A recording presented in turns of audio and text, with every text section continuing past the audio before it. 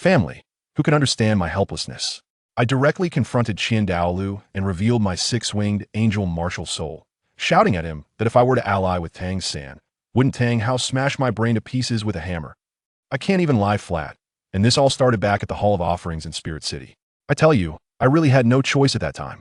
I charged straight at that old man Dalu and showed him my martial soul, a stunning six-winged angel. I yelled at him. With this face, if I were to go to Tang's San, that father of his who can even bear to kill his own wife, Tang Hao, that crazy hammer, wouldn't he smash my brains out? Family, who understands, I just want to lie flat, but my strength doesn't allow it. Sai, forget it. Let me start from the beginning. This needs to be rewinded. The story begins at the Hall of Offerings in Spirit City. I tell you, that place is quite magnificent, with a gigantic statue of a six-winged angel in the center. Kneeling beneath the statue is an old man, Dalu. He is the legendary 99th level limit Douluo, invincible in the sky, the top boss of the Spirit Hall. He was there pretending to pray when he heard me running over again. It had been several days, and he frowned, probably cursing in his heart.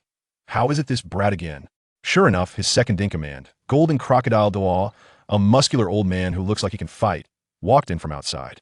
Dalu didn't even lift his eyelids and directly asked, "Is it that brat again?" Golden Crocodile Douluo had a helpless look and nodded. I tell you, I had been shouting at the Hall of Offerings every day to see this old man, like a mobile loudspeaker, and I don't know how I hadn't been kicked out by security. Dalu sighed and asked, "Can't you just give him some money to send him away?" Goodness, Golden Crocodile Douluo's expression was priceless. He said, "It's useless, and that brat has a sharp tongue," even brought up seat god Douluo Poseidon. He said, "Meeting you is harder than ascending to the heavens. No wonder Poseidon looked down on you back then. You deserve it." Dalu fell silent. The next second, he exploded. "Bring that brat in." A minute later, I was dragged in. At that time, I was less than 3 meters tall, with white hair and red eyes, a little handsome guy. When Dalu saw this little one, the anger in his heart surprisingly extinguished. He cleared his throat and put on a high and mighty demeanor. "I am Dalu, the grand offering of the Spirit Hall. Brat, it's you who insisted on seeing me? That aura, I tell you, made my calves tremble. But who am I? I can't lose face." I steel myself and took 2 steps forward. "Meeting you is indeed quite difficult, huh?" Next to me, Golden Crocodile Douluo was not having it and shouted at me, "Brat, show some respect. This is the grand offering." I rolled my eyes. "What are you shouting about? Do you think I'm afraid of you?" Then the scene became very awkward, because my upper body was composed and unyielding, while my lower body was shaking like a sieve. Both Dalu and Golden Crocodile, who were nearly 300 years old combined, were almost unable to hold back their laughter. Dalu then realized he had forgotten to retract his 99 level pressure. He was using his power to bully the small. Once he retracted his pressure, I immediately came back to life, straightened my back, and continued to mock. "You're quite the player. No wonder Poseidon looked down on you." Golden Crocodile Douluo was coughing madly beside me, giving me a look that said, "Little ancestor, don't say any more."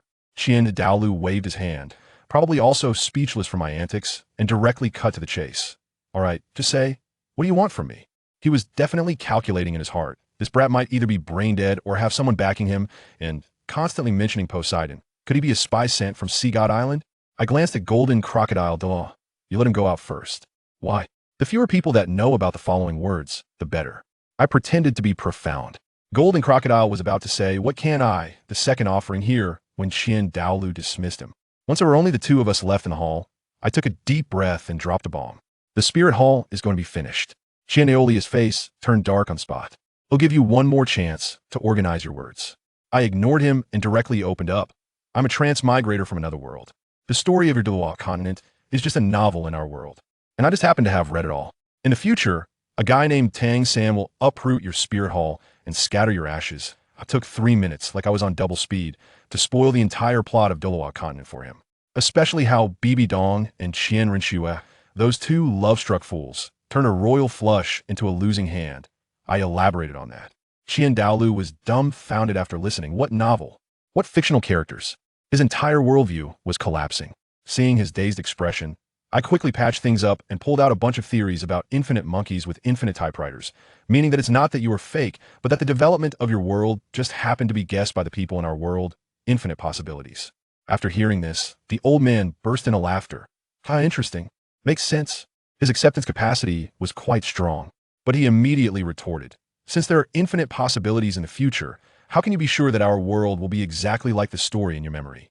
I was gritting my teeth at that moment. Family, who understands? I directly laid it all out. Because I'm a reincarnator in this world. I'm currently replaying the game. NG mode, you understand? Dalu was completely stunned. Exactly. The more I spoke, the angrier I got. In my last life, I also thought the plot would have changes. And what happened? That guy named Tang kept cheating. Time and again, he escaped from death. Those people from the spirit hall kept making foolish mistakes. This entire situation is a massive skill issue. I couldn't hold back and took action myself. Guess what happened? The old schemer, the Shura god, came down personally. Shura god? Daoli's expression changed. Yes, one of the 5 god kings of the divine realm, the most shameless law enforcement god. I was about to start ranting when Dalu covered my mouth. Goodness, this old man was afraid I would curse the gods and get struck by lightning.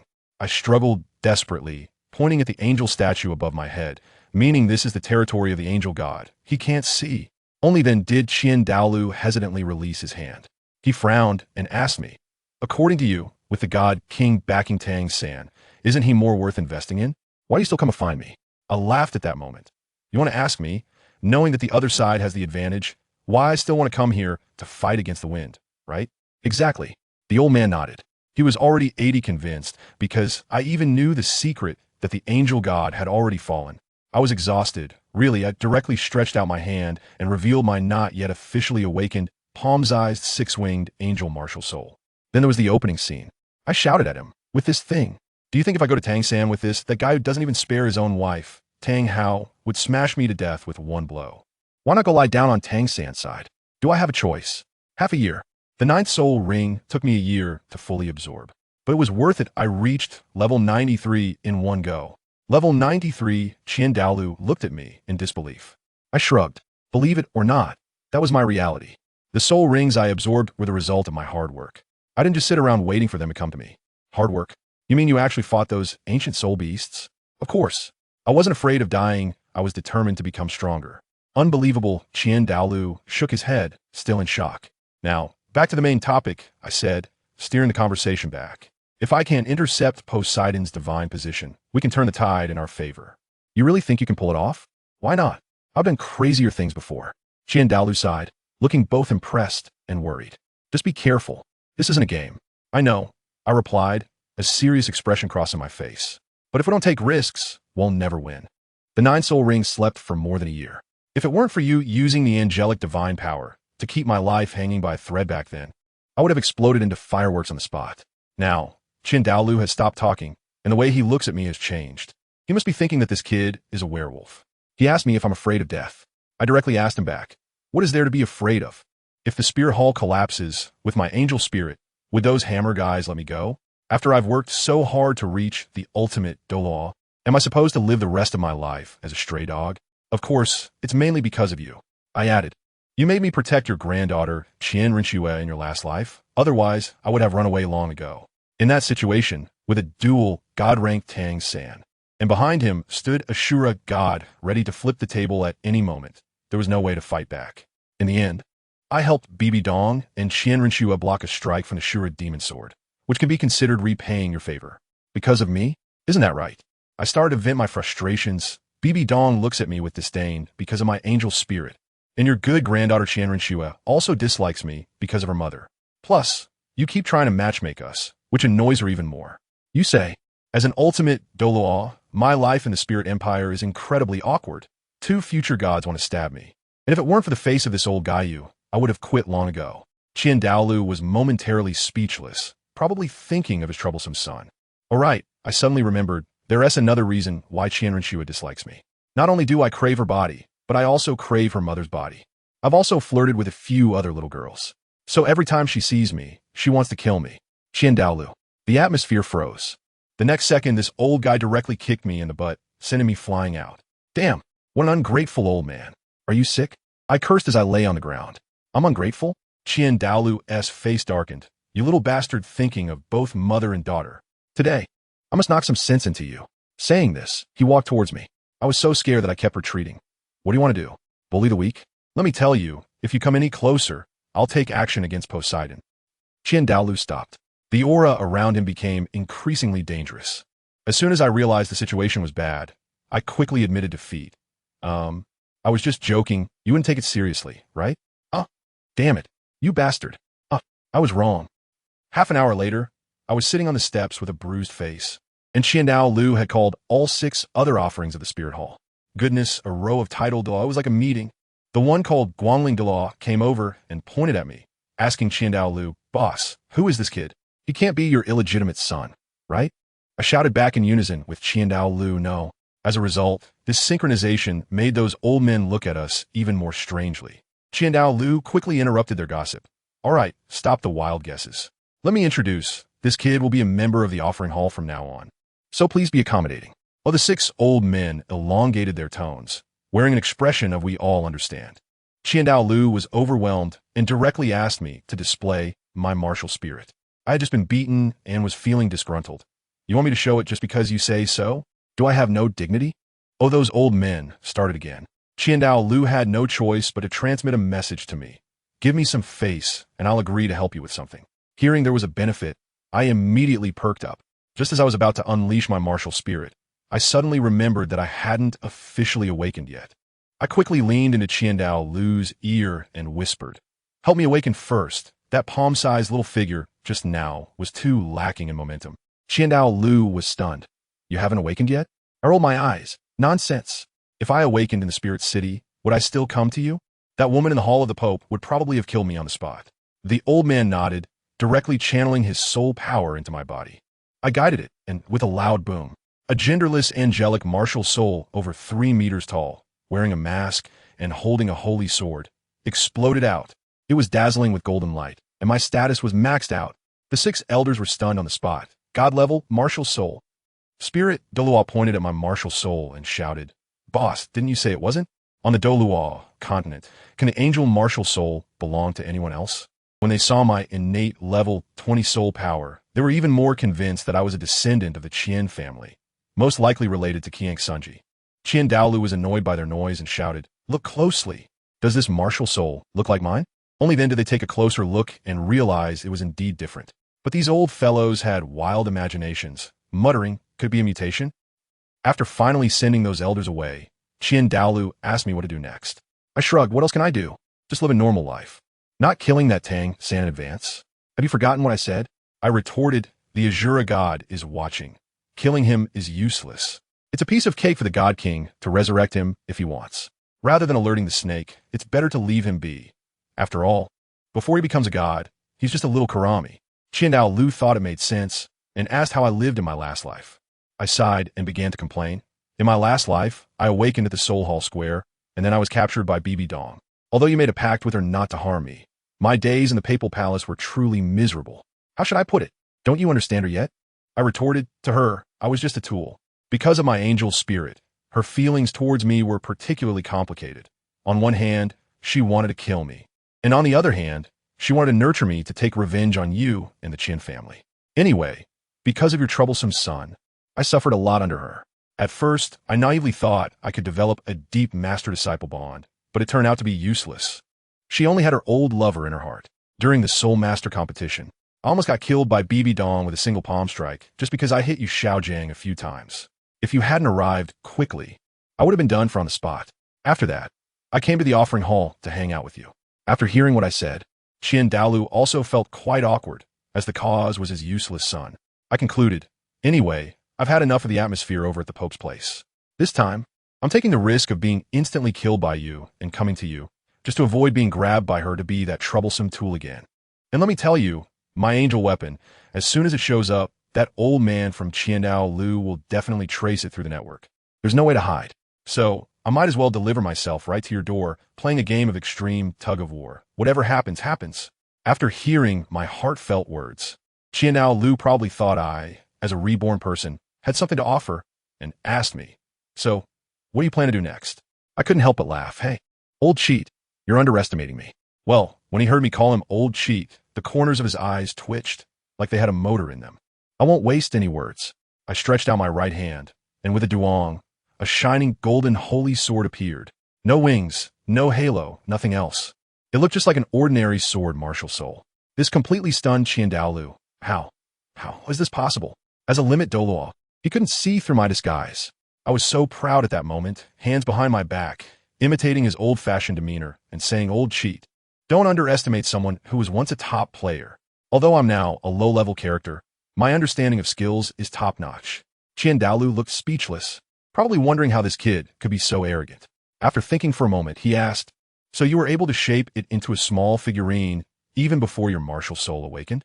Of course. I nodded but had to be honest. There are drawbacks to this approach. I can only use up to 30% of my strength, or else this disguise won't hold. Just as he was about to ask something else, his expression suddenly changed, and he looked sharply towards the entrance of the offering hall. Suddenly, a loud shout came from outside. "Bibi Dong, what do you want? This is the offering hall." Let me tell you, the moment I hear the name Bibi Dong, my DNA reacts. Without thinking, I quickly dashed behind Dalu and tightly grabbed his thigh. "Old Qian, protect our ADC. You have to keep me safe." Dalu looked down at me, his face full of black lines. Is it really necessary? I thought to myself, how could that be? That crazy woman could take me out in an instant. I firmly told him, she really would kill me. You have to believe me. Dalu still wanted to argue with me, saying that she doesn't know me now. How could she go all out against a little brat? Family, who understands? I understand too well. That woman, aside from her fake daughter Hulaina and her biological daughter Qianrenchua, only has that little brat Yu Xiaojing left in her heart. For everyone else, she could kill them without even blinking. She's just a slightly rational lunatic. I don't want to gamble on whether she'll suddenly decide to kill me for fun. I was in the middle of explaining when suddenly there was a loud bang, and the door of the worship hall was blasted open by a surge of black-purple energy. Bibi Dong stood there fiercely at the entrance. At that moment, Daolu's face turned completely dark. Without saying a word, he unleashed the pressure of a limit Douluo, directly slamming it against Bibi Dong, who was sent flying out of the entrance with a loud bang. I was dumbfounded at the time. Isn't your approach a bit too harsh?" Dalu said coldly. "She came to my door. Should I still give her face?" In the distance, Bibi Dong crawled out of the pit, wiped the blood from the corner of her mouth, but her gaze showed no signs of backing down, and she spat out, "Humph. You two father and son are truly cut from the same cloth. He's a beast, and you know better. Old ragged hair." The entire place fell silent in an instant. I watched in disbelief as the overwhelming anger on Daolu's face suddenly extinguished. He looked blankly at Bibi Dong, probably wondering, has this woman taken the wrong medicine? Has she gone mad from cultivating too eagerly? He even sighed, a hint of pity in his eyes. Bibi Dong felt disgusted by his gaze and exploded. "Old hairy guy, don't look at me with those eyes." Dalu shook his head and turned to explain to the nearby golden crocodile doll. It might be that she's been too eager in her cultivation and has gone mad. Bibi Dong heard this clearly from a distance and was so furious she nearly jumped. "You are the ones who are mad. I'm not mad." At that moment, I felt something was off. Her aura fluctuated wildly, like a bad internet connection. Later, I learned that there were two souls inside her at that time.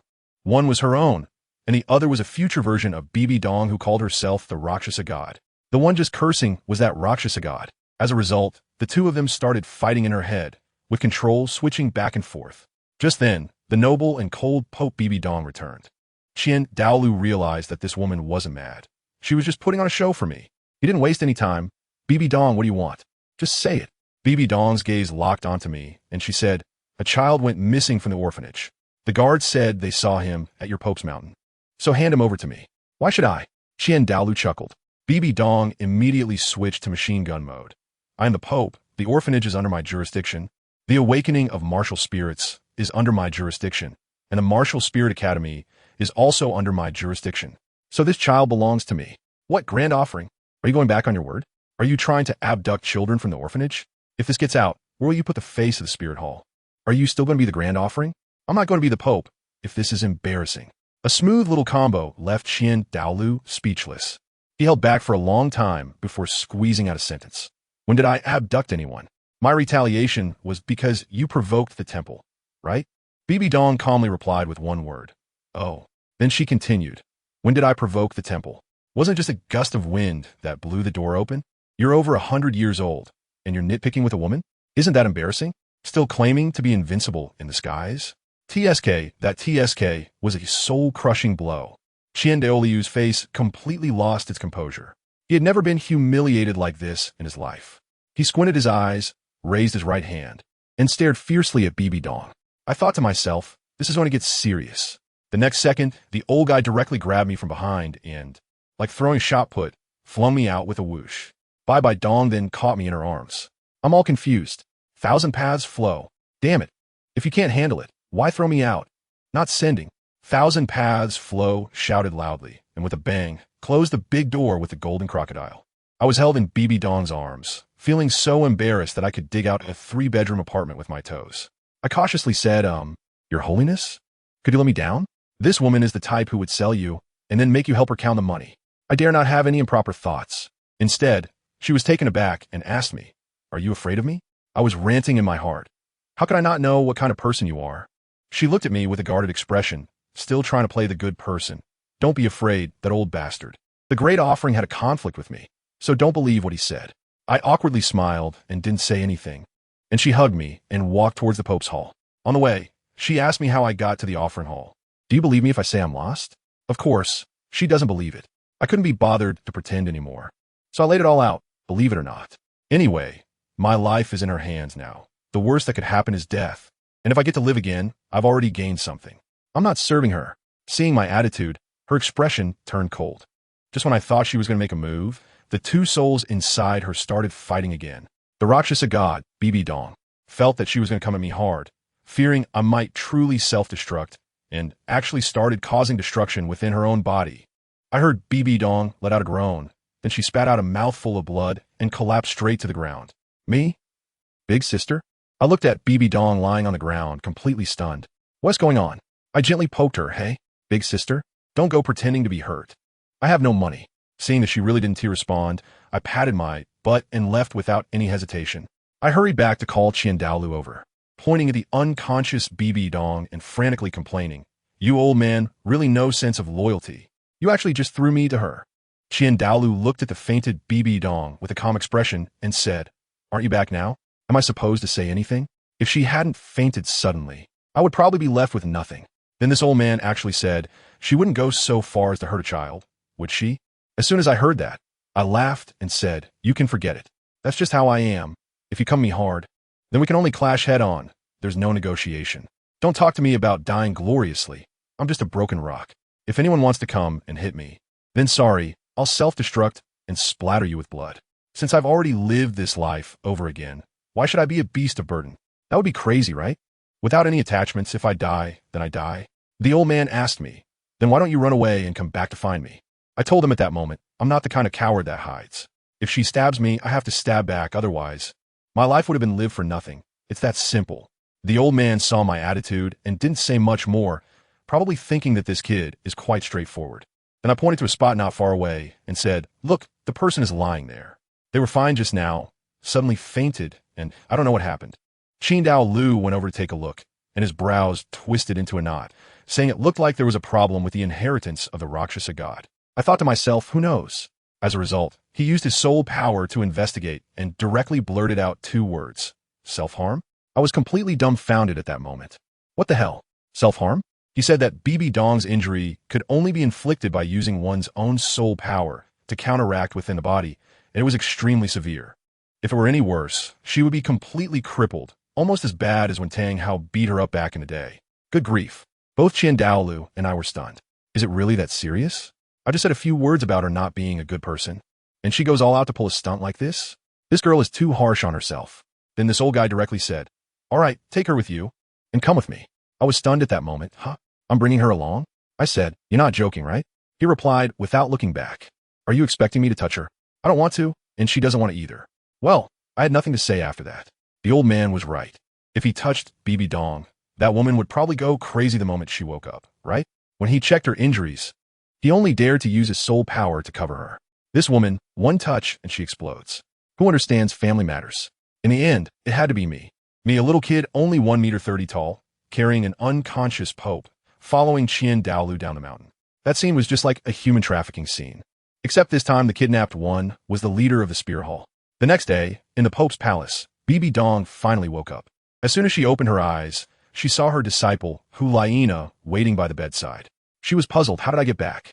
Hulaina quickly said, Teacher, it was the grand offering who brought you back and even found a healing soul master to treat your injuries. Upon hearing the words, grand offering, BB Dong's face immediately darkened, her disgust evident. He would be so kind? Hulaina was scared into silence. BB Dong didn't explain much. Turning to ask, was there a child following? Hulaina said, yes, yes. That child is the one you were looking for, right? He carried you back. BB Dong was even more confused. I carried her back? The atmosphere between us was almost about to explode. Why would I care for her? Then she sat there in a daze, actually chatting with the Rakshasa god in her mind. She asked, didn't you say he would run away? What's going on? Her cyber friend lazily replied, oh, I forgot to tell you, he's actually a bit of a soft-hearted person. When he sees the weak and sick, he can't just walk away. You were so badly injured at the time, he definitely couldn't ignore it. BB Dong pressed on. What exactly is your relationship? The Rakshasa god sighed and said, he's like a half-disciple. I am indeed his teacher, but he doesn't listen to anything I teach. I said the limit for the first soul ring is 423 years. He stubbornly absorbed a 4,200-year one, almost dying on the spot. I said the limit for the second soul ring is 764 years. He immediately went for nearly 8,000 years, lying in bed for a month. Good gracious, a pure rebellious son, always against the so-called master's theories. The more she talked, the angrier she got, because I constantly slapped that so-called master's theories in the face. She found me increasingly displeasing. After hearing all this, BB Dong fell completely silent. She realized this kid was a super potential stock that she absolutely couldn't offend. After thinking for a long time, she called Hulaina over and started to paint a big picture. Laina, help your teacher out. Go up the mountain and bring that child down. As long as you cultivate well and reach soul sage, I will make you the saintess of the spirit hall. Little Fox couldn't resist this, and she was easily tricked. The next day, she went up the mountain to find me. However, this girl got lost on the mountain. There was a huge maze between the Pope's palace and the Grand Offering Palace. She wandered inside, and as night fell with a few wolf howls around, she completely broke down, squatting on the ground and crying, thinking she was going to die there. I happened to pass by and heard someone wailing loudly. When I went over to take a look, it was her. I immediately warned her in annoyance, stop crying. If you dare to cry, I'll leave you here to feed the wolves. She instantly held back her tears, looking very wronged. I asked her what she was doing here, and she honestly said that the teacher sent her to ask me to come down to thank and apologize to me. I couldn't help but laugh when I heard that. Apologize? BB Dong would apologize? That's like the sun rising in the west. I told her to go back and tell her that it wasn't necessary. I didn't need her fake apology anyway, since she would never change. After saying that, I led her down the mountain. And then, family, the most outrageous move happened. Just as we walked out of the maze, I turned around, and this little fox seized the opportunity to launch her second soul skill, Fox Charm, directly at me. She wanted to control me and forcibly take me away. I almost laughed out loud at that moment. My buddy has a spirit that grants immunity to mental attacks. And here you were trying to spray my skin? I pretended to be affected, and when she picked up my little body and started to run, I directly activated my spirit and pressed my holy sword against her neck.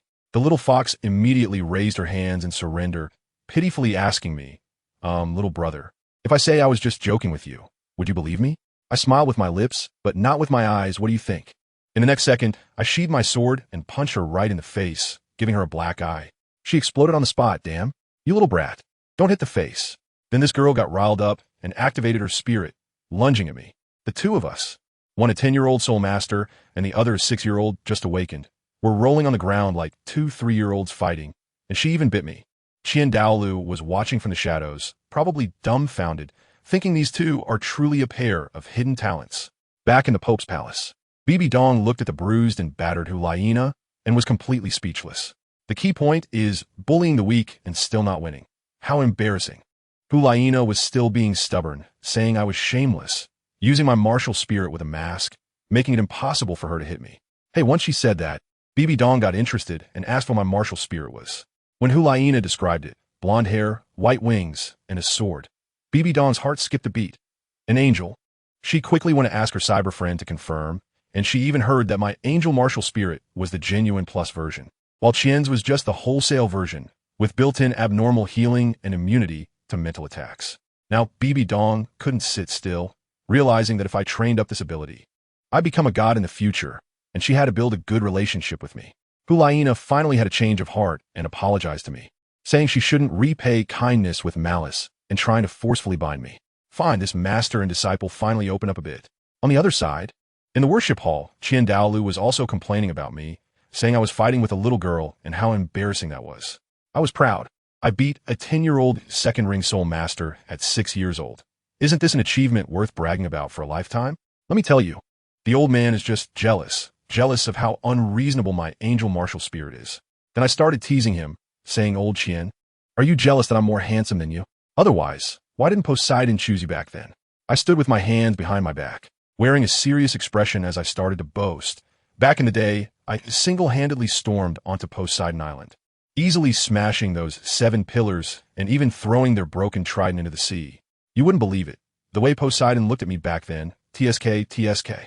It was so full of affection that he almost wanted to elope with me on the spot. Dalu's face turned green. He must have been cursing me as a lunatic in his heart, thinking that Poseidon probably wanted to slap me dead. I was still showing off there, old cheat. Are you jealous? I'm the man that Poseidon has been thinking about. No, I'm the man that the entire sea god island has been thinking about. Slap. This old guy really couldn't take it anymore and slapped me flying out. At the same time as I flew out, the door of the offering hall just happened to open, and Qian, who had just returned from Tiando City, collided with me in a twist of fate. Slap. Another slap sent me crashing into the wall. I tell you, I was completely dazed at that moment. As soon as I opened my eyes, I felt a big white rat, no, a figure, charging at my face. Instinctively, I blocked it and bam, I was sent flying. The blonde girl who attacked me innocently asked, "What was that?" "Good grief, thank you. You're the real problem." Then, the old man next to me, who was kneeling, stood up gracefully and turned to his granddaughter, saying, "Just a brat who needs a good beating." I instantly understood. These two are putting on a show for me. The grandfather and grandson are working together. One playing the good cop and the other the bad cop, right? Dalu, you sly old fox. I was wearing a pig's head, peeling myself off the wall, pointing at him and cursing, "Dalu, you." As soon as the words left my mouth, I caught a glimpse of the blonde girl next to me. "Qian." I instantly swallowed the second half of my sentence. I can tell you that privately I can argue with Dalu all I want. But in front of Qian, I dare not act recklessly. This silly girl really can draw her sword and attack at the slightest disagreement. I immediately put on a smile. While comforting myself, I asked insincerely, have you eaten?" Dalu, that old fellow, seemed to appreciate it and replied slowly, "Not yet." See, he falls for this. Giving him face in front of others is better than anything. Qian pointed at me, looking curious. "Who is he?" Just as Dalu was about to introduce me, "You, the new one from the offering hall, consider him." I immediately answered, 8 offerings. Just kidding, we can't mess up the hierarchy. I was making crazy faces at Dalu. Didn't you say I could be the 8th? At this moment, not only Qian, but also Dalu were confused, their faces filled with what the heck. I directly switched to the voice chat mode in my mind and started outputting to Dalu. "Didn't you promise?" "When did I promise?" This old man still wants to go back on his word. We all know his little schemes. He just wants to matchmake me with his granddaughter and tie me to the war chariot of the spirit hall, right? You want me to call him Grandpa? Dream on. You don't acknowledge it, huh? Fine, I'm packing my bags and go to Sea God Island to retire. I'm going straight for a threat. Go ahead. Hey, this old man isn't falling for it. He looks indifferent. Anyway, you've already made a deal with the Azura god, and you'll have to fight sooner or later. In the end, you still have to come back. It's not like this little bit of time matters. Goodness, he's got me under his thumb. He knows I can't swallow that anger. Losing is fine, but I can't lose so miserably. That old sly fox, the Azura god, I must get back at him. Just as we were exchanging fierce glances, it seemed like Qian was also having a mental chat with someone, mumbling away. Anyway, I don't know what she's thinking. But the next second, Dalu suddenly broke the rules of martial ethics. He cleared his throat and said to Qian, "Little Shui, let me introduce you to your child husband, Imoyu." Huh? I tell you, at that time, it wasn't just me. Even Qian was stunned. Child bride? Me? Who understands what my family is thinking? I'm only 6 years old. You want to arrange a marriage for me? And a child bride at that? What kind of retro vocabulary is this that you can still hear in 2025? Dalu was there, seriously analyzing. God level angel martial soul. Innate level 20, the same talent. Aren't they a match made in heaven? Nonsense. My eye was twitching madly. We are not compatible at all. Can you not randomly pair us up? No way. The old man's attitude was resolute. He was afraid I would run away in the future and wanted to tie me down with his granddaughter. The calculation was almost hitting me in the face. Then something even more ridiculous happened. Qian actually agreed right away. Okay, I want this child bride. Hey. The person involved is still here. Can I refuse? I weakly raised my hand. No, the two of them said in unison, leaving me with no temper at all. Qian Renshua even half squatted down, holding my face, rubbing it with both hands, asking me, am I not pretty? Pretty. What can I say? She is indeed pretty, but her heart is as dark and ruthless as her mother's. Then why do you refuse? It's not suitable. I push her hands away. What's not suitable? She held my face again, winking at me. I'm only 6 years old. I'm still a child. I was desperately struggling. It's okay, I'm only 15. A mere 9 years is nothing for a soul master. She smiled as if it were all so casual. I'm completely at a loss. These two, the grandfather and grandson, are simply cut from the same mold. It was the same in my previous life. Only this time it was ruined by Bibi Dong, and now I'm all alone. Unless you can give me a reason that's convincing enough. Qian Renshua saw that I was speechless and issued me an ultimatum. Are you sure? I raised an eyebrow. A reason? My reason is absolutely explosive. I immediately straighten my face and clear my throat. Then listen carefully, I'm craving. I hadn't finished speaking when that old bastard Qian, Dalu, covered my mouth tightly. The look in his eyes was dangerously intense, as if he was saying, you really want to die, huh? We started another mental voice battle. Why are you covering my mouth? Isn't she the one who wants a reason? Is that a reason? That's the path to death. Oh, the path to death. You learned that pretty quickly from Tang-san. Huh? I'm just speaking the truth, letting her see my true self. I'm just a bastard with a human face and a beast's heart. Honesty is one of my few virtues. How can you be so shameless? The old man is about to go crazy. Is this your first day knowing me? I'm quite justified. In the end, the old man still lost to my shamelessness. He let go of me and said to Qian Renshua, let's talk about the child husband thing later. He wouldn't dare let me say that out loud. Otherwise, his precious granddaughter would draw her sword and chop me right then and there. Just as this matter was settled, Qian Renshua suddenly ran off to whisper something to Qian Dalu, saying she wanted to take me to Tiando City. As soon as I heard it, I exploded. Going to Heaven-Do City? Playing house with her? What a joke. One person from the Spirit Hall, wasting time is enough? Don't drag me into this. My talent shouldn't be wasted on such nonsense. Qian Dalu hesitated, but his granddaughter was quick with her words, saying something about how the early bird catches the worm. Fearing that if I stayed in Spirit City, Bibi Dong would fool me into a mess. She even pointed at me and said, Grandpa, look, this kid doesn't seem very smart. Can he withstand that woman's sweet talk? Thank you very much. You're the one who's not smart. As a result, Qian Dalu was really convinced and came over to persuade me. I'm laying it all on the table. Old man, don't bother. Your granddaughter is too cunning, and I can't get along with her. It's too exhausting. Don't worry, I will definitely help in the divine battle in the future. Once he run away, there's no need to tie me down in this way. As soon as I said that, Qian Dalu became a bit embarrassed. He probably didn't expect me to be so straightforward. He left, and Qian Renshua came over. This girl seemed to be angered by my rejection and threatened me right away. Are you sure you want to refuse me? Do you believe that from now on? Everyone you like I will, Before she finished her sentence, she suddenly clutched her heart and squatted down, blood trickling from the corner of her mouth. Goodness, is this some new type of extortion tactic? One moment, she was a domineering CEO, and the next she was like Lin Dayu. She shot a fierce glare at the air, then stood up, wiped the blood, and casually said, if you don't want to, then forget it. After saying that, she turned around and left, leaving me alone in the wind, confused. This flippant attitude was faster than flipping a book. I completely couldn't understand. Forget it.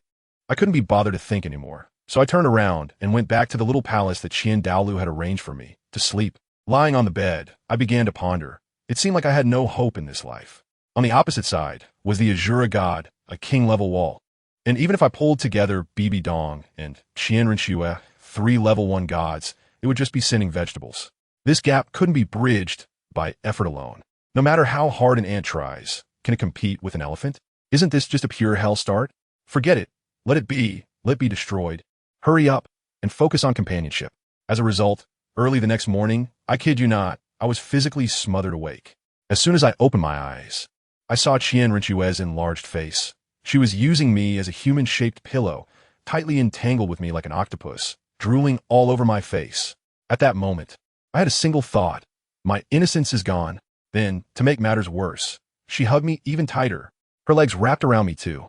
I felt like all the bones in my body were singing taunt. Who understand the family? Is this a hugging sister kill? This is definitely a hugging me kill. With her soul king strength, my small frame, if she puts in a bit more force, I'll be seeing the real angels. Ugh, I desperately tilted my head back. gasping for life-saving air, and shouted angrily at her face, "Sister, you're killing me." Only then did she wake up in a daze. And upon seeing me nearly rolling my eyes from being choked, she instantly snapped to attention and hurriedly let go. I tumbled out of bed, gasping for breath. 8 feet away from her. That was too close. Just a hair's breadth away. But this girl had a truly unusual way of thinking.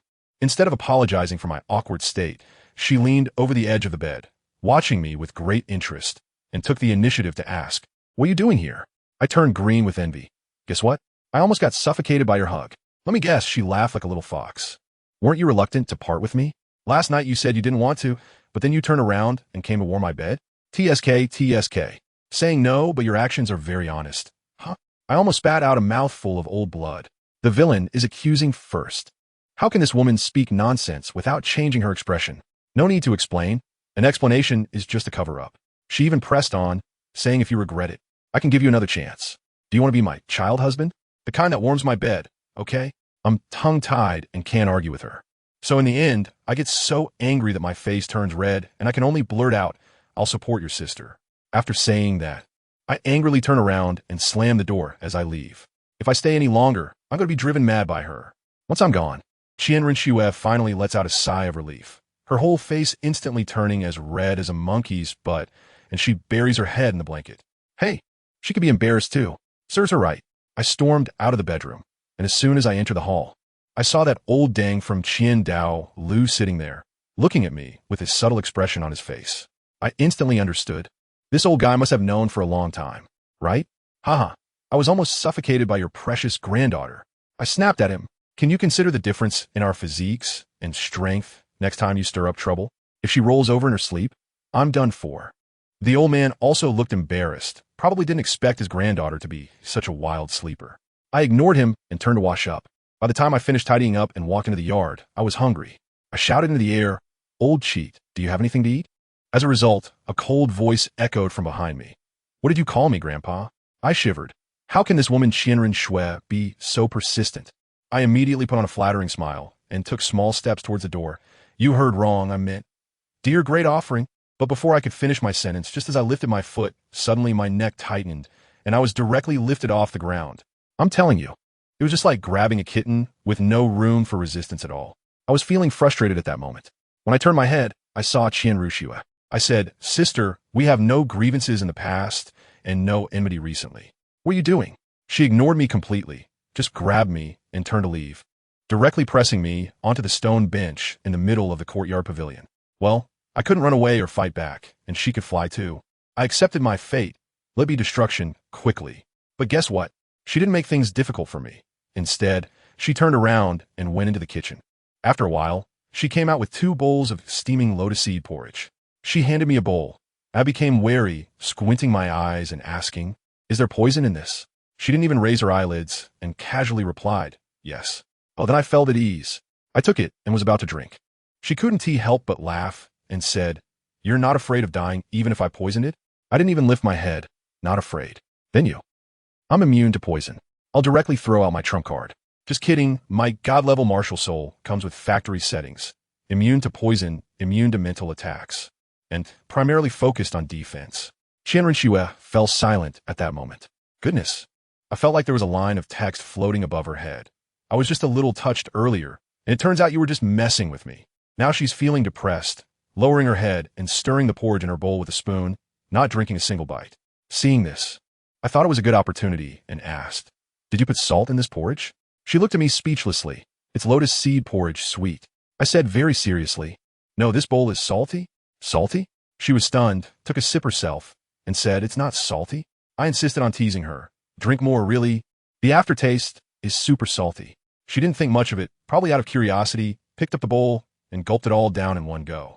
After finishing, she wiped her mouth and confidently told me, "It's not salty at all." I immediately raised my bowl and drank it all in one go, then looked at her sincerely. "Oh, maybe there's something wrong with my tongue. It tastes good, thank you." Qianren's expression instantly froze. Who understands family? Her expression was as if she had just realized she had been scammed, but it seemed she wasn't really angry. A flash of complex emotions crossed her eyes, probably because apart from her grandfather, no one had ever cared about whether she had eaten or not. Just as the atmosphere became a bit subtle, a voice came from outside the courtyard. Dalu sounded impatient. Why are you here again? Wow, Bibi Dong is here. She directly confronted Dalu. I want to. Can you control me? I'm not going to your worship hall. Dalu was furious. Then why are you here? MOU is now one of our worship hall's people. Bibi Dong said in a calm tone. I'm not here to take anyone away, just to deliver something and apologize for what happened before. As she spoke, she pulled Hulaina inside. As soon as I took a glance, I thought, I need to hurry outside. As soon as I stepped out, Qianrenxue followed me out as well. This is great. When enemies meet, they are especially hostile. When Bibi Dong saw Qianrenxue, the disdain in her eyes was evident. Like a knife, Qianrenxue's slightly eased mood immediately plummeted back to freezing point. That look was truly too hurtful. Qianrenxue's eyes turned red instantly. Unable to comprehend why her mother had always hated her so much, even wanting to kill her when her martial soul awakened. Bibi Dong opened her mouth and said, What are you back for? Did you complete the mission in Tiando City? Qianrenxue was just about to explain, and tears were about to fall. I said, Stop. Enough. I rushed right between the two of them, unable to take it anymore. Really, when these two argue, the atmosphere gets so tense. It feels like the finale of some tragic drama. I pointed at the yard and said to Dalu, What you said before, this territory is now under my control. Then I turned to the mother and daughter and said, If you want to argue, go outside. Don't affect my feng shui here. Dalu was more than happy to agree, quickly nodding. Bibi Dong took a deep breath, probably thinking it was pointless, and directly pulled out Hulaina from behind her. Laina, go ahead. Hulaina looked completely confused. Her expression seemed to say, Didn't we agree that you would go first? And the atmosphere isn't right either. I looked at her still swollen panda eyes and thought to myself, Isn't this little fox the one who loves beauty the most? How could she go out looking like this? Hulaina took a deep breath, as if she were heading to the gallows, pulled out a purple gift box from behind her, walked up to me, and with a thud, did a 90-degree bow, shouting, I'm sorry. However, she lacked experience and miscalculated the distance, so the gift box brushed past the tip of my nose and landed squarely on my chest. My eye twitched at that moment. Was this an apology or an assassination? She lowered her head, sincerely saying, I really know I was wrong about what happened yesterday. If you're still angry, you can hit me or scold me. I absolutely want to retaliate. She weakly raised her head. Can we not slap my face? Looking at her pitiful state, I actually couldn't get angry anymore. Ungrateful? Not really. This little fox was only thinking about her teacher's orders at that time. Whatever Bibi Dong told her to do, she did, a typical tool. I deliberately asked her with a stern face, Do you really know you were wrong? As long as it's not a slap to the face, can it be anywhere else? She was taken aback for a moment, then gritted her teeth, closed her eyes, and stuck out her butt. Go ahead. I held back my laughter and teased her. Am I really coming? Am I really coming? She was so nervous. But after waiting for a long time, the anticipated pain didn't come. Instead, a hand pressed on her head, and a gentle soul power flowed in, healing the bruises on her face. When she opened her eyes, she saw me retracting my hand and giving her a lesson. If you truly recognize your mistakes and can change, then this matter can be put behind us. If you're just playing along, then I have no reason to hold on to it. After all, in the end, the only one who truly cares is me. And it's a waste of time. So let's forget about this. As soon as I said this, the atmosphere between Bibi Dong and Qianrenxue became even stranger. Dalu, that old man, was very shrewd. Sensing that something was off, he immediately pulled me and Hulaina aside, leaving space for that mother-daughter pair. Then, what I'm about to tell you is outrageous. The two women suddenly changed their aura, as if they had unlocked some hidden personality. They looked at each other, and their eyes were filled with stories. After a long silence, Bibi Dong spoke first. You're back too? Qianrenxue nodded. I lost. Bibi Dong had a knowing expression on her face. Then they began to talk in some jargon that I couldn't understand, mentioning things like the god of Shura, the god of Rakshasa, and the god of angels. Suddenly, Qianrenxue's expression changed, as if she had become a different person, and she excitedly shouted, Mom? Bibi Dong's eyes instantly softened, radiating a kind of affection that I bet Qianrenxue had never seen in her life. She also replied, Xiaoxue. Damn, in the next second, these two actually hugged and cried together. The old man, Qiandolu's eyes were almost popping out, muttering, Is the sun rising from the west? I telepathically complained to him, Hey, aren't you ashamed? Peeping again?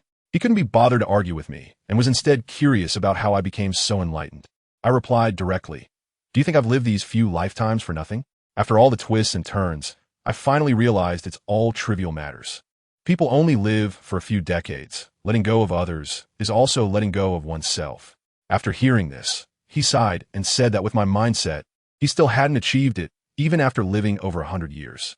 I thought to myself, if you had also died twice like me, you would be able to let go. While we were chatting, Dalu suddenly asked me, by the way, when do you plan to go get your soul rings? I said any time is fine. I had been pondering whether the first soul ring could directly be a 10,000-year one. But now I've figured it out. It's unnecessary, and my body can't handle it anyway. The key point is that my martial soul has a unique aspect. The strength of the soul skills is linked to my soul power output, and it doesn't relate much to the age of the soul rings. The first 6 soul rings mainly focus on elemental immunity. He was stunned when he heard this. It has such a feature? Then he asked me what attribute I planned to obtain first. I replied naturally, it must be the light attribute and the fire attribute. Why? Isn't your precious granddaughter both light and fire attributes? I have to exempt these two, otherwise, who can stand being chopped by her every day? Dalu was left speechless at that moment, probably pondering how many times his granddaughter had chopped me. On the other side, that mother-daughter pair finally finished their lovey-dovey moment, but it seemed like that cold-faced BB Dong had reappeared, forcefully making Rinchua forget what had just happened. However, Rinchua's mindset was good now, looking as sweet as honey. Her face flushed, and her gaze at me was off. She walked over with a smile, scooped me in her arms, and started rubbing my face vigorously. Let me tell you, at that moment, I understood why my cat always wanted to scratch me. Who can handle this? I was just about to lose my temper, but when I saw the look in her eyes, I immediately changed my mind. Sister, you really are beautiful. She happily gave me a kiss on the cheek before letting me go. As soon as she released me, that little fox Holiana hugged me from behind, imitating Rinchua and rubbing her face against mine. I was furious at that moment. Damn, are you women ever annoying? If you touch me again, I'm going to charge you.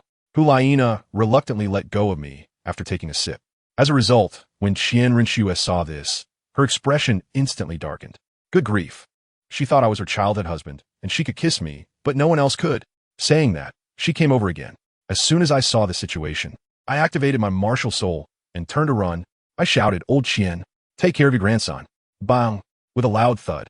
I was so busy dodging behind that I didn't pay attention to what was in front of me and bumped right into a soft embrace. I was frozen at that moment, this familiar smell. It's BB Dong. Oh no, I'm done for. I'm still in a martial soul possession state. If she sees my angel wings, she'll probably format me on the spot. I stiffly lifted my head and forced a smile. I didn't mean to. And guess what? BB Dong surprisingly didn't explode in anger. She just looked down at my little wings, her expression softened, and said, thank you for carrying me back to the Pope's palace earlier, Xiaoyu. Huh. I was stunned, but quickly followed the steps down. Oh, it's nothing, it's nothing. Then she took out a purple crystal ring from her bosom and directly put it on my finger, saying, this is a storage soul guide, 30 cubic meters, and it can store living things. Consider it a thank you gift.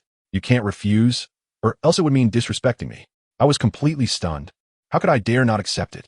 As soon as I accepted it, I instantly felt 2 scorching gazes behind me, as if they were about to breathe fire. Hulaina looked shocked and jealous. She only had 10 cubic meters. Rinchua was fuming. She didn't have anything at all. Just then, Dalu returned and, seeing me being sandwiched by these 2 girls, looked completely bewildered. I tell you, BB Dong's hand is too high. Just one soul guide device. And it directly worsened my situation. 3 hours later, we had flown over the Stardow Forest. Dalu was with me, and Rinchua, and BB Dong was sticking to us like gum. Dalu stopped and asked, somewhat helplessly, why are you following us? BB Dong replied confidently, is it wrong to be curious about how powerful a god-level martial soul is? Dalu looked doubtful and said, you're not trying to play dirty, are you? And guess what? Not only Dalu, but even I and Rinchua replied in unison. Exactly. BB Dong's face turned dark. She probably didn't expect her character to be so deeply ingrained in people's minds. In the end, Dalu had no choice but to bring us into the forest together. He and BB Dong took turns acting as bodyguards, while I and Rinchua strolled in the middle. Dalu even used telepathy to ask me why I didn't look for a multi-attribute soul beast to achieve immunity all at once. I said I had thought about it, but it wouldn't work. The system has a bug fix that absorbs mixed soul rings, only taking the strongest attribute for immunity. So we searched and searched until it got dark. Then a really awkward question came up. Where to stay? Dalu, this old man, has lived for over 100 years and didn't even bring a tent when he went out. I immediately snapped. You're really unreliable. His old face flushed, and he said, how about we go back first and come again tomorrow? I said, forget it. If we have to sleep outdoors, then so be it. Ringshu also said it was fine, just as we were getting ready to use the sky as our blanket and the ground as our bed. Bibi Dong walked over to a flat area, waved her hand, and with a swoosh, pulled out a luxurious camping tent from her high-tech ring and started setting it up for herself. I was petrified when I was with Ringshu. Family, what were we hesitating for? I immediately defected, running over eagerly with a flattering face. Sister Pope, do you need help? I can set up a tent. Bibi Dong didn't even look at me. She gently kicked the tent laid on the ground, and the tent frame instantly stood up by itself. In less than 10 seconds, a luxurious big tent was formed. Wow, this tent is fully automatic? This is high-tech. I was dumbfounded. Bibi Dong asked me to go inside, but I wasn't going. I'm used to my freedom. I flapped my little wings and found a crooked tree that looked nice to lie down on. Guess what happened next? Ringshu hesitated for a moment and flew up too, landing on the branch next to me. Even that old man, Dalu, quietly found a tree to lean against. Wow, the whole family had to stay together, leaving Bibi Dong all alone in the empty house. The scene was simply striking, highlighting the sense of incongruity. Ringshu lay next to me, probably bored, and asked me, you said you used to sleep on the streets. What does that mean? I rested my head on my arm, not even opening my eyes, just like that. For the past 2 years, I'd been wandering outside, and it was only half a year ago that I was picked up by the people from the spirit hall. In the past, when I was thirsty, I drank dew. When I was hungry, I found bird eggs, and occasionally I could scrounge some food from others. Life was quite exciting. Let me tell you, when I first crossed over, I didn't even know this was Douluo Continent. I thought it was some medieval alternate world, dreaming every day of traveling around the world and being a top-notch adventurer. It wasn't until half a year ago, when I was grilling fish by the river, that I got caught by a team of soul masters from the spirit hall. After a round of questioning, they found out I was an orphan and immediately recruited me without a second thought. My grand dream of being an adventurer was shattered on the spot. But thinking back now, it's actually a good thing I was caught by the spirit hall. If I had awakened a 6-winged angel martial soul while wandering outside, and happened to run into some sect like the 7 Treasure Glazed Tile School or the Blue Lightning Tyrant Dragon Clan, they would probably have seen the spirit hall's iconic martial soul and immediately tried to physically exorcise me, sending me back to reincarnate. Ringshu was shocked after hearing this. You mean you were wandering alone outside when you were just over 3 years old? Pretty much, I replied nonchalantly. With my physical fitness, I wouldn't have survived otherwise. When I was a little over 3, I had my first fight with a big rooster in the village, and I almost didn't win. That chicken was fierce. She hesitated and asked, what about your family? None, I answered decisively. Since I can remember, I've been lying in a pile of ruins with no memory at all. I probably encountered a soul beast or an evil soul master. Anyway, the original owner is dead, and I took over. Luckily, I don't have any psychological burdens. Ringshu looked at me with sympathy. I'm sorry. Hey, what's there to be sorry about? I laughed. If I forgot, then I forgot. At least I'm still alive. I can run, jump, and eat delicious food. That's better than being a cold, rotten, stinking corpse, right? It's already lucky enough to live again. What more could I want? Do you think it's only us chatting awkwardly outside? Inside the tent, Bibi Dong is having a blast. Her ears are sharp, and she overheard everything we said. Then her mind went straight into battle mode. Now, Bibi Dong was directly criticizing her future self. Is this it? This is what you call important person? You don't even know what he did before. And here you are acting all mother-son emotional? Self-indulgence? The future Rakshasa god didn't back down either, launching a counterattack. How are you better than me? That useless coward you Xiaojiang. You go crazy for him. Do you think he ever cared about you? Oh, as soon as those words came out, they hit the mark, and Bibi Dong exploded. I won't allow you to say that about him. TSK, these 2 women, it's something else. Outside, Dalu probably felt the atmosphere was too heavy and quickly came out to mediate, asking me, Xiaoyu, what direction do you plan to take in the future? Assault type or control type? I thought this didn't need to be asked. Let's just lay it all out. I want everything. Ringshu thought I was bragging at the time, saying that I would be mediocre in everything, unable to excel in anything. I shook my head, too lazy to explain. As a result, the future version of her directly taught her a lesson, telling her, don't doubt it, he really did it, and he's ridiculously strong. What does that mean? The future me, at level 98, faced off against Dalu at level 99, both of us giving it our all, fighting for nearly 3 hours in the offering hall. In the end, Dalu lost. Does anyone understand? A level 98 defeating a level 99 is like a soul emperor withstanding a title Daluo's ultimate move and even counterattacking. It's completely unreasonable. But then the question arose. Qianrenshua asked, then, why doesn't he have a divine position? This left everyone in silence.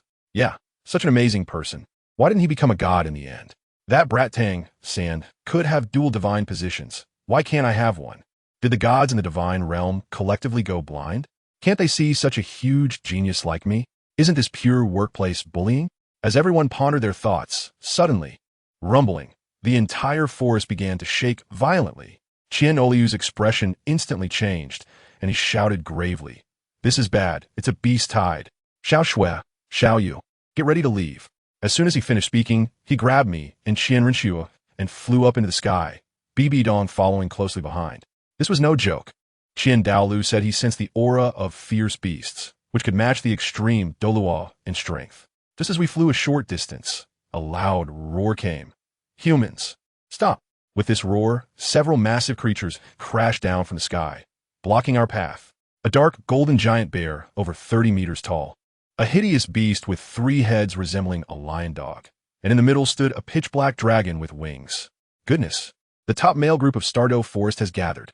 And it wasn't over yet. The next second, a terrifying cold wave swept over the area, freezing the surrounding forest into ice sculptures, and a vague figure appeared behind the black dragon. Qianoliu's muscles tensed, protecting us tightly. The black dragon, also known as Ditian, spoke in a deep voice. "We, the offerings of the angel god, have no intention of starting a war." Dalu sneered. "So what does this mean? Are you throwing a party?" Ditian raised his massive dragon claw, pointing directly at me. "Hand over that child, and you can leave."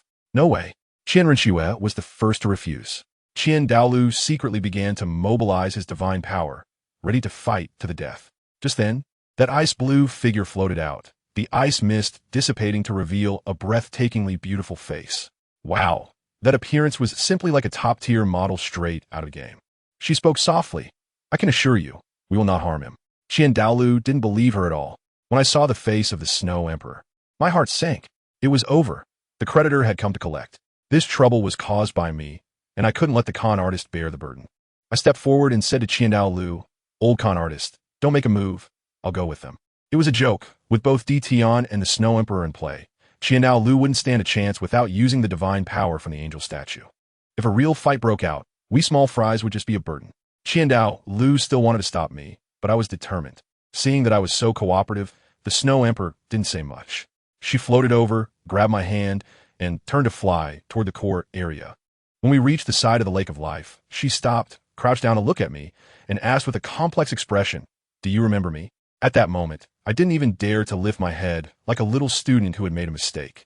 After holding it in for a long time, I could only squeeze out 2 words. "I'm sorry." "Sorry for what?" The Snow Empress's icy expression melted, and she suddenly smiled. "I promised to take you to ascend to the divine realm, but I'm sorry. I really couldn't face her." As a result, the Snow Empress directly reached out her hand, gently cradling my little head, making me look her in the eye, "But we voluntarily chose to die with you." Then, she dropped a shocking revelation on me. "Moreover, we could be reborn, and it was all thanks to you." I was stunned at that moment. "Me?" "Yeah." The Snow Empress pointed at my little wings. "Your martial soul contains the power of time and space. We are not really reborn. It is your martial soul that has reversed time." "Time? Reversed?" My mind buzzed at that moment. "Is my martial soul that incredible?" She explained that before I died, I had given the Silver Dragon King a piece of the source of life, right? The Silver Dragon King took that thing and witnessed the entire world's time starting to reverse. Her injuries also worsened. Everything was going backwards. I'm completely bewildered. Isn't this a bit too ridiculous? So, stop blaming yourself. The Snow Empress tenderly picked me up, and since you call us sisters, of course, sisters have to support their brother. I twitched the corner of my mouth. "Wasn't it you who asked me to call you sister back then?" The Snow Emperor's expression was subtle, but how could I remember it differently? "Wasn't it you who cried out for mercy and called me sister while being chased and beaten by Ice Girl? Didn't we agree not to mention that incident?" My face turned dark. That is my lifelong black history. Once we cleared up this misunderstanding, the atmosphere instantly became relaxed. I asked her why she didn't go to Soul City to find me and insisted on blocking me here. She said it was because she was afraid of being discovered by Dalu, and also, she wanted to see if the Silver Dragon King was the same as them. Most importantly, there are good things here. As soon as I heard it, I laughed. I took her to sneak into the Lake of Life. And you were talking about that big meat worm from Tianming, right? Yes, that's the one. Let me tell you, this guy really has terrible luck. Back then, he was basically a giant power bank. In order to awaken the Silver Dragon King, he got completely drained.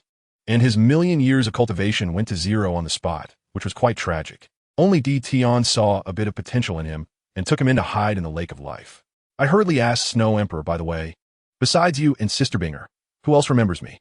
Snow Emperor replied, everyone remembers you. Even Emperor Tian and the others remember.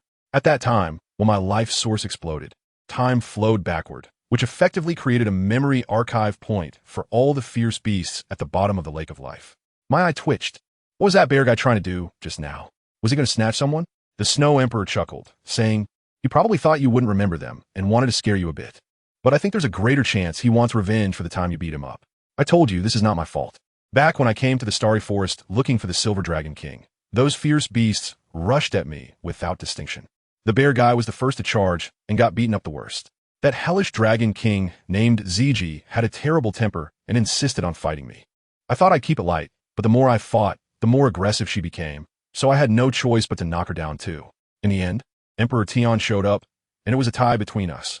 The result was that this incident became a lifelong psychological shadow for Emperor Tian, because once I reached level 99, the three of them couldn't even handle me together and ended up getting completely wrecked. Those three just now were probably holding a grudge. My heart skipped a beat. So, that guy Tianming remembers me too?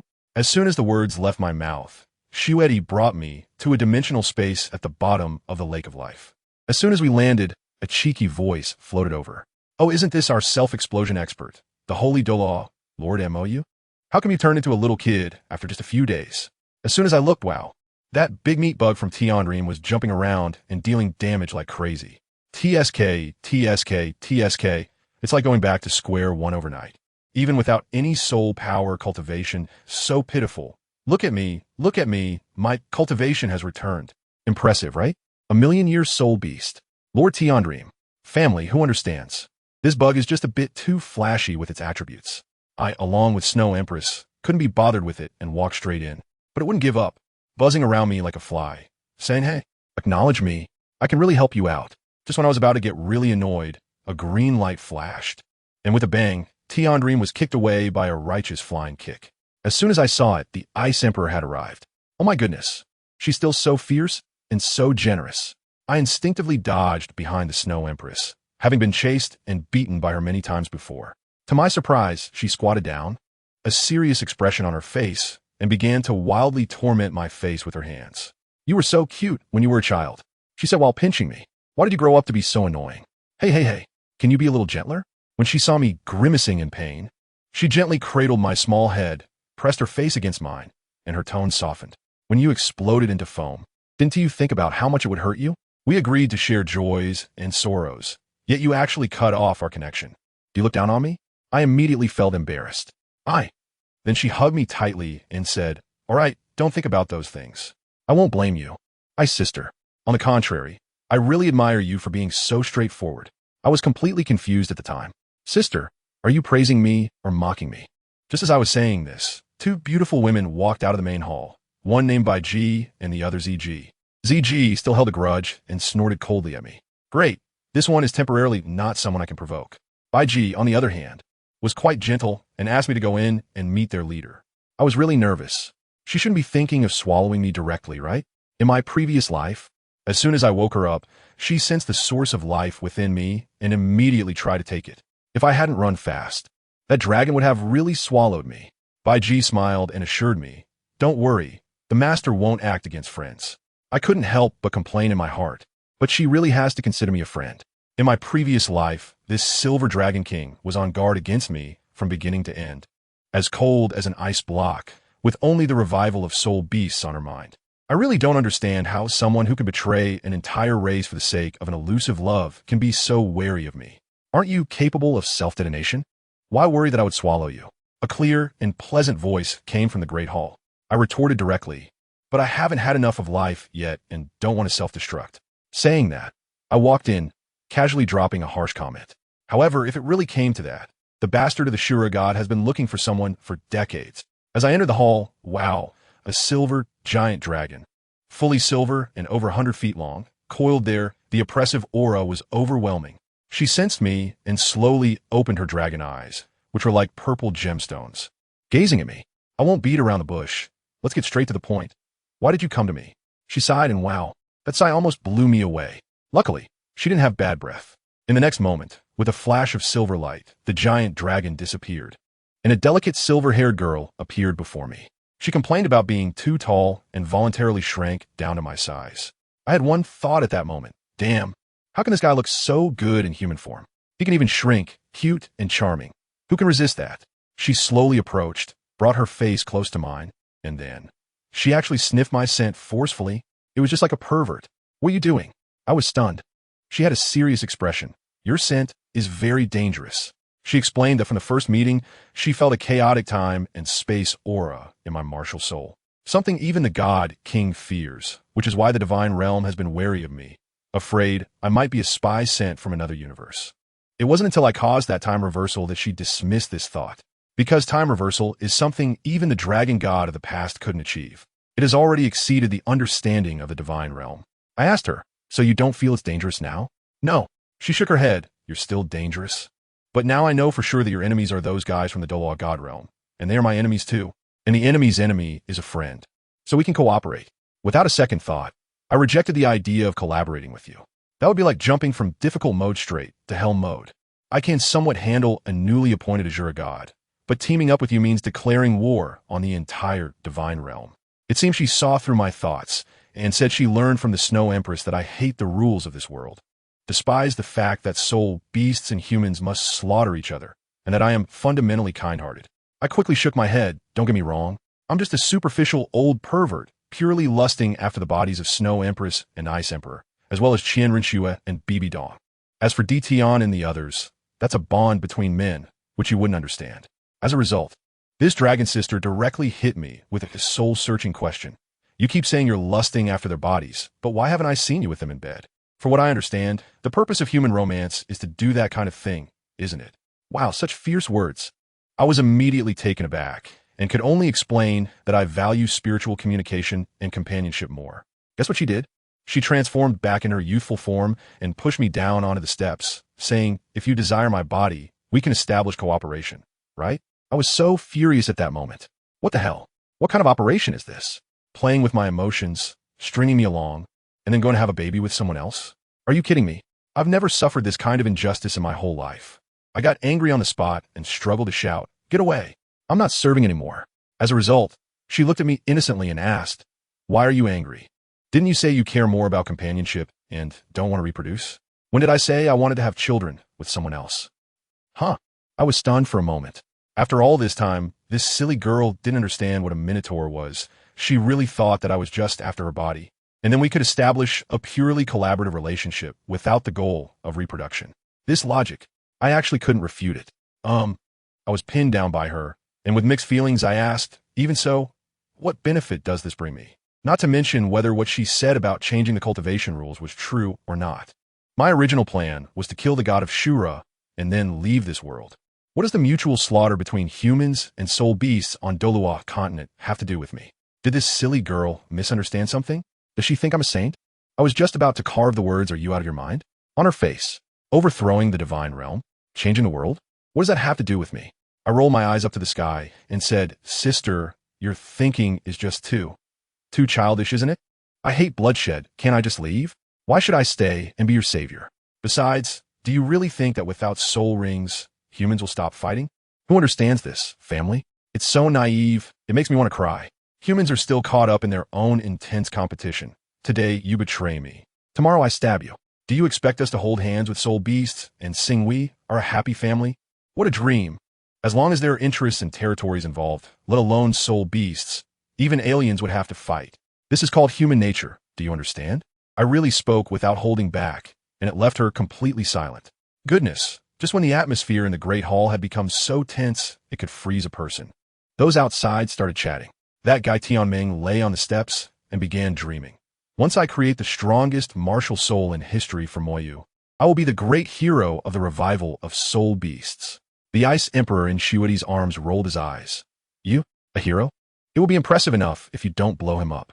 Let me tell you, Ice Emperor's sarcasm is spot on. My angel martial soul is ridiculously high in specifications. And Tianming, a million-year soul beast, is still just a mortal creature at the end of the day. Want to create a second martial soul of the same level for me? That's like trying to assemble a Gundam with bicycle parts. It's not even in the same dimension. But this guy Tianming has his own little schemes. He has been a tool for them, getting exploited by Emperor Tian every day, and he has long since wanted out. Sacrificing himself for me? That's just him trying to cling to a powerful ally. He bets that if I become a god, I might help him out, directly upgrading him from a million-year power bank to a divine beast Tianming. He thinks this investment is a sure win. Plus, he has secretly eyeing Ice Emperor. Oh, that little scheme of his, thinking I wouldn't notice? Seeing that Ice Emperor is on good terms with me. He has tried to save himself by becoming an extraordinary good brother, while also finding a way to backtrack, saying things like there are plenty of fish in the sea. TSK, tough on the outside but sad on the inside. Just as he was getting all sentimental, I kicked the door open and came out, nearly scaring him to death. The Silver Dragon King was chasing after me, shouting, "Didn't TU say that humans and soul beasts cannot coexist?" I was really speechless, and turned to yell at her, "Yeah, it's all the same rubbish. Don't soul beasts kill each other? Is the Star Doe Forest playing out like an animal world every day? Can you say that D. Tian has never eaten other soul beasts? Or that ZG has never killed anyone? Even Tang Ming, this weakling, has killed other bugs. So what? I have to help you exterminate all humans? Am I crazy or are you crazy? I'm a human too, you know? Your logic is even more abstract than my robotic vacuum's planning route. Pure self-deception. Just when we were about to have a real-life PK, a little furball, that Emperor Beast suddenly pounced on me. Oh, I tell you, that little guy was so fluffy. Hugging me and calling me Brother Xiaoyu. It melted my heart, and I had no temper left at all. I stood up holding it and confronted the Silver Dragon King. Enough. There's no need for cooperation. If you want to heal, let's talk about it when I reach Title Douluo. But she still wasn't giving up, grabbing me and saying we could avoid destroying humanity, but we had to cooperate. I was really puzzled and asked her, "Why do you think I can help you? Just because I'm stubborn? I almost couldn't take down a Shura god, and you want me to go against the entire divine realm? 5 divine kings? I've already delivered a head once with the Snow Emperor and Ice Emperor. Do you think I can do it again? Right now, I just want to develop steadily and see if I can become a sea god and live a stable life." At this point, the Silver Dragon King had nothing to say. She knew she had no leverage. Why should I risk my life to help her gamble on an uncertain future? She sighed and turned back to her palace. At that moment, that guy Tianming came over, rubbing his hands and asking, "So, are we still going to proceed with that god-making plan?" Me? His addiction to acting has come up again. Standing in front of me, he clapped his hands, as if he had activated a special effect, and loudly announced, "Of course it's me, your dream brother, with a million years of cultivation. I will create a martial soul for you." I was stunned at that moment. Dude, did you pick up the wrong script? ISNT this the protagonist's line from next door? How did it end up here with me? He saw me hesitate and directly transmitted his thoughts to me. Sounding so humble. "Brother you, real brother. I don't want to be a power bank anymore. Take me out to see the beautiful world. I beg you." I glanced at him sideways and said, "Aren't you still thinking about the Ice Emperor?" He immediately stood straight and replied, "Nonsense. We're brothers. A brother shouldn't betray his brother's wife. I understand that. All right, since we've come this far in the conversation, I reminded him that if I fail to become a god, he'll also be done for. As a result, this guy, full of loyalty, patted his chest and said, "We're brothers. A man would die for his confidant. I'm with you to the end. What else can I say? I can only agree. After all, his million years of cultivation is a tremendous help to me, especially in enhancing my mental strength and the age of my soul rings. It's like a timely assistance." Bai Ji and the others also said, "This is the Silver Dragon King's intention, a kind of early investment to have me heal her wounds sooner. Here I come." As Tianming's voice fell, 10 golden rings suddenly lit up on his body, and the scene was like having a premium membership. He wants to give me the second martial soul of extreme ice, and also hinted that the Ice Emperor and Snow Emperor have to make sacrifices as well. I quickly interrupted him. "Wait. First, make sure if the martial soul you created is good enough for my angel martial soul. If the quality is too low, it might just be treated as a snack." Tianming was stumped right there. He didn't know either. I said, "Forget it. Let's not worry about the second martial soul for now. Just give me your energy, and let's get the immunity going." Then, the sacrifice began. The next second, I can tell you, the feeling was like someone took an industrial-grade water pump and started pouring stuff directly into my brain. My sea of consciousness, which was originally just a small pond, instantly expanded into the Pacific Ocean. The key is my angel martial soul is unreasonable. It immunizes against all mental attacks. And the energy from Tianming was treated as free drinks, gulping it all down. It was still competing for more. Tianming couldn't even stop. Boom. My angel martial soul shot up like it was on adrenaline, instantly growing to over 10 meters tall. Wow, it really turned into a giant, didn't it? As Tianming transformed into a massive golden soul ring, a problem arose. The martial soul embryo he created with his cultivation was too weak, and my angel martial soul didn't even look at it, intending to digest it like junk food right on the spot. Tianming's consciousness shouted anxiously in my martial soul, "Damn, it's going to be gone. We can't coexist." Just then, the Silver Dragon King rushed out from the hall, probably unable to bear it any longer. Gritting her teeth and pouring her creation divine power into my body, trying to forcefully preserve that martial soul embryo. What happened? My martial soul had a terrible temper. Who are you to touch my stuff? With a retaliatory wave of a more terrifying pressure, she sent the already heavily injured Silver Dragon King flying, causing her to spit blood and fall unconscious, adding insult to injury. However, her action did have an effect. That martial soul embryo wasn't swallowed, but instead fused with a holy sword in my hand, forcibly splitting away from it while the angel martial soul was in frenzy. When I woke up, exhausted to the bone, with a thought, I found a stunning silver longsword in my hand, becoming my second martial soul. I looked at the unconscious Silver Dragon King beside me, feeling a headache. This silly girl. I wanted to use my angel martial soul to heal her. But that martial soul was quite proud. Sensing that it was her, it immediately shrank back and refused to cooperate. Along with that unfortunate Tianming. My angel martial soul packed him up and stuffed him into the sheath of the new martial soul, locking him up. Family members. This is what it means to fail to steal a chicken and lose the rice, trying to be an external aid, but ending up as a mere ornament. Once I recovered, I wanted to reassure the old gambler and the others who had been waiting outside all night. But my newly acquired mental power was like an uncalibrated laser cannon. I let out a shout without aiming, directly knocking everyone present, including Qian Renxue, unconscious. Oh, that scene was extremely awkward. When they came to, the looks they gave me were like those of enemies. They said nothing and turned to leave. Finally, at the bottom of the lake of life, the old black dragon, Emperor Tian, began to scheme to gather a full set of elemental immunity for me. His gaze fixed intently on Xiong and Qi Wang. Those two immediately exploded in anger. What are you looking at me for? I'm not making a sacrifice. Emperor Tian looked disdainful, thinking, what a nice idea. I told you to find a suitable one, not to offer yourselves. What do you mean by offer? Let me tell you, these big shots are very clear in their minds. They know that as long as they lie down and say, "Shall you sacrifice?" My buddy Mo, you would definitely close his eyes and accept it. But isn't that moral coercion? So it needs to be done slowly. Emperor Tian directly assigned a task to Xiong. Wasn't there a mad bright unicorn recently? Go and communicate with it. Good heavens, upon hearing this, Xiong turned pale. That guy's been mad for over 20,000 years. How could he possibly sacrifice? Moreover, with Mou's small frame, absorbing 5,000 years is already a limit challenge. Asking him to absorb 20,000 years? Are you trying to get him to die on the spot? Emperor Tian didn't even bother to raise his eyelids, completely indifferent. Has he gone completely mad?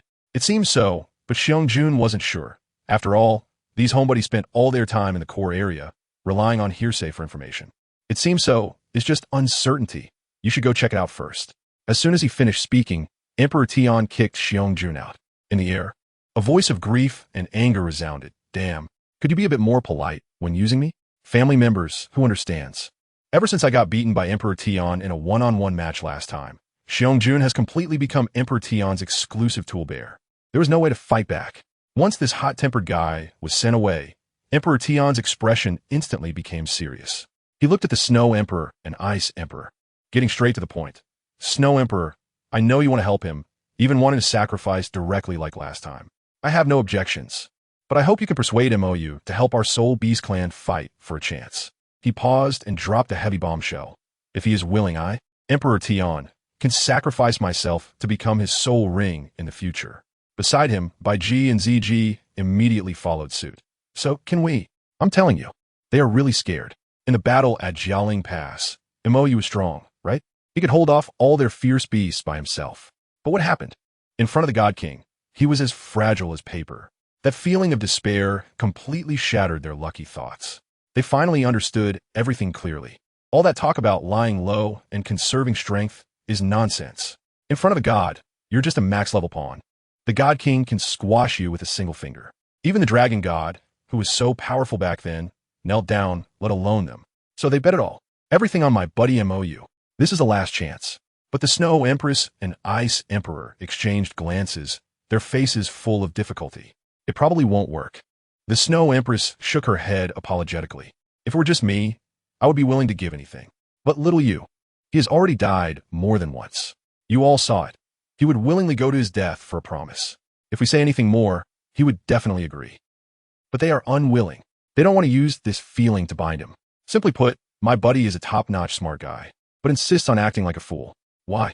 Because life is too clear, too tiring. This world is bloody and painful to watch, and he can't change it. So he wants to not see it and not be bothered. He usually acts carefree.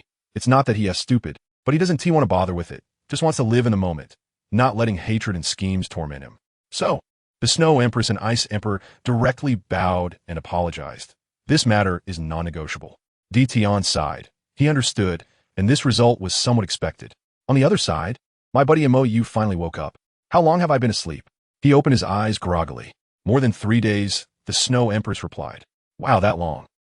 MOU sat up, and the first thing he asked was, So, how's the Silver Dragon King doing? Before he fell asleep, he tried for a long time. His angelic martial soul was throwing a tantrum and refused to come out. It's probably angry because it was forcibly split from its holy sword earlier. The Snow Empress said, The injuries have worsened, and he's still in a coma. As soon as MOU heard this, he felt overwhelmed. He hated being in debt to others the most. Just as he was about to say he might help her, suddenly he heard Tianmeng's wailing in his mind. MOU, bro, let me out. It's so dark in here, it's so oppressive. MOU, looking confused, took out the split holy sword. Wow, there's so many silver patterns on the sheath. He pulled the sword out, and a small black shadow suddenly darted out from his sheath.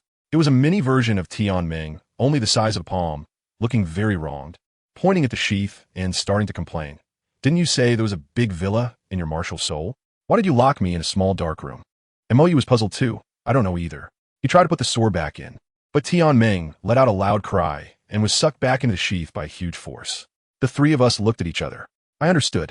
This is definitely revenge. The angel martial soul is avenging the culprit Tianmeng. Tianmeng was crying inside, lamenting, Why? I'm helping you. Why are you only targeting me? MOU felt helpless too.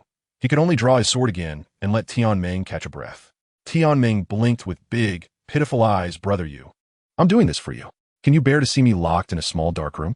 But I can't summon the angel martial soul right now. MOU spread his hands, indicating he was powerless to help.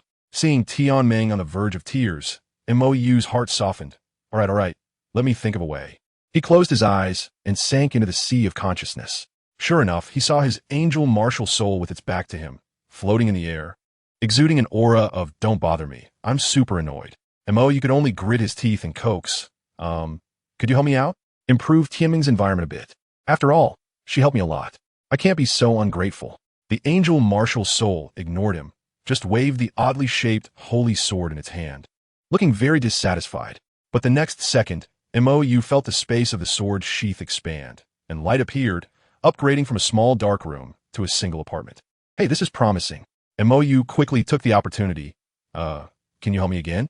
Can you heal the Silver Dragon King? She's also in a bad situation. Her mind was already not functioning well, and now she's even more injured. She helped me too. I can't repay kindness with malice, right?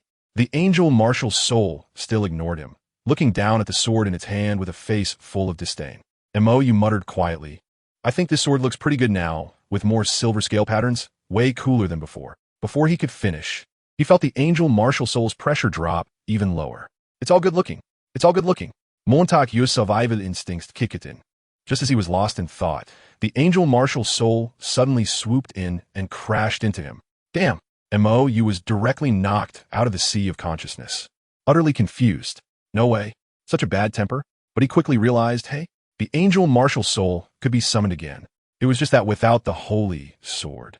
This martial soul crossed its arms in front of its chest, looking haughty.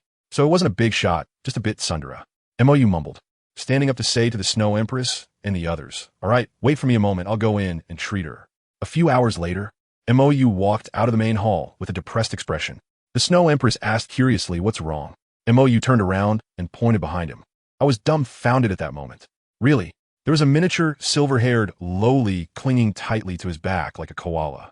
What is going on? The Snow Empress couldn't help but laugh. I was treating her injuries, and, while I was at it, she shrank. Then she clung to me and wouldn't let go. Montague was in despair. Now he couldn't move. He wouldn't have to take Tiaming's place as the new tool person here, right? That little thing seemed to find the position on his back uncomfortable and crawled in front of Mou, finding a comfortable spot to continue hanging on. Montague. What the heck? You're picky too? At that moment, the Ice Emperor returned, and upon seeing this scene, was stunned. I just went out for a bit. And you two have already had a child? Mou retorted, "Sister, you give birth so fast?" The Ice Emperor walked over and pinched the little lowly's face. "Let me see who you look like." Why do you look so familiar?" "She is the Silver Dragon King." Mou reminded him in despair. The Ice Emperor was so scared that she jumped back, immediately bowing 90 degrees. "I didn't mean to."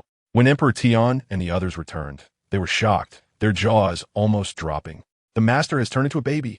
Bai Ji hurriedly came up to check, looking puzzled. Strange, the heavy injury sensation on the master is gone. Mou was almost crying, seeking help. "Can anyone help me get her down?" Bai Ji looked troubled. This wasn't something you could just grab. It was locked with spatial power. None of them could unlock it.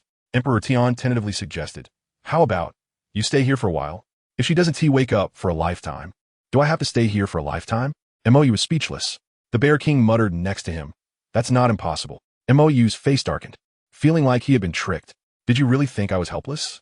He directly summoned the angel martial soul, picked up the split holy sword, and held it against the little Silver Dragon King's neck, saying fiercely, "Hey, little silly dragon, if you don't let go, I'll hold back." The little Silver Dragon King seemed to sense the threat and whimpered in grievance, crying, help." Mou lowered his voice, "I'll count to 3. 1, 2.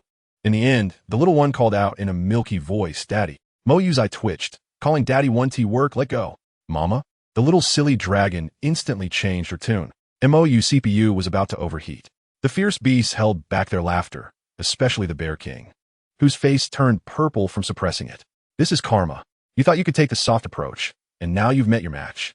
In the end, Mou was completely at a loss, helplessly retracting his sword. "Forget it. I'll consider it a debt to her."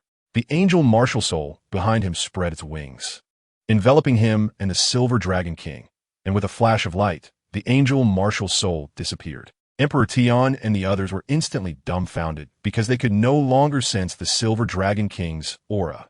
She was clearly right in front of them. "I sealed her aura in the special space of my martial soul. Even the gods can't sense it." Mou explained. "Don't believe me? Try it." Saying this, he started to walk out. Emperor Tian stopped him. "I can't risk it." Mou was furious. "Aren't we supposed to cooperate? You don't even have this little trust? If I'm discovered, I'll be finished too, all right. One word, believe it or not." Emperor Tian struggled for a long time, but finally lowered his hand. He took the gamble. Mou, with his new accessory, focused on close companionship, flew out directly. However, a few seconds later, he flew back again. In the puzzled gazes of the fierce beasts, Mou awkwardly cleared his throat and walked to the Snow Empress's side. "Ahem, let us go out together." "Damn, I forgot this is the bottom of the lake." The Ice Emperor helpfully added, "Little you can't swim." Mou's face turned red for being exposed right there. "Sister, can you not expose my weaknesses so easily? Didn't you see that bear already getting ready to pounce?" A minute later, everyone nervously surfaced at the life lake. Without saying a word, Mou shouted at the sky, "Ashura, I curse your ancestors." 10 seconds passed, and nothing happened. "See, I told you nothing would happen," Mou said, looking relaxed. Emperor Tian and the others were stunned. "Bro, you're our real brother. What if the Ashura god really hears it?" But seeing no reaction, Emperor Tian also sighed in relief. Now that the safety issue is resolved, Emperor Tian asked, "What's next?" Mou shrugged. "If you're not at ease, you can come along." He had resigned himself, hanging on to the master. What else could he do? "Thank you." Emperor Tian was sincere. "Wait, don't rush to thank me." Mou interrupted him. "I just don't understand. I've already lost once.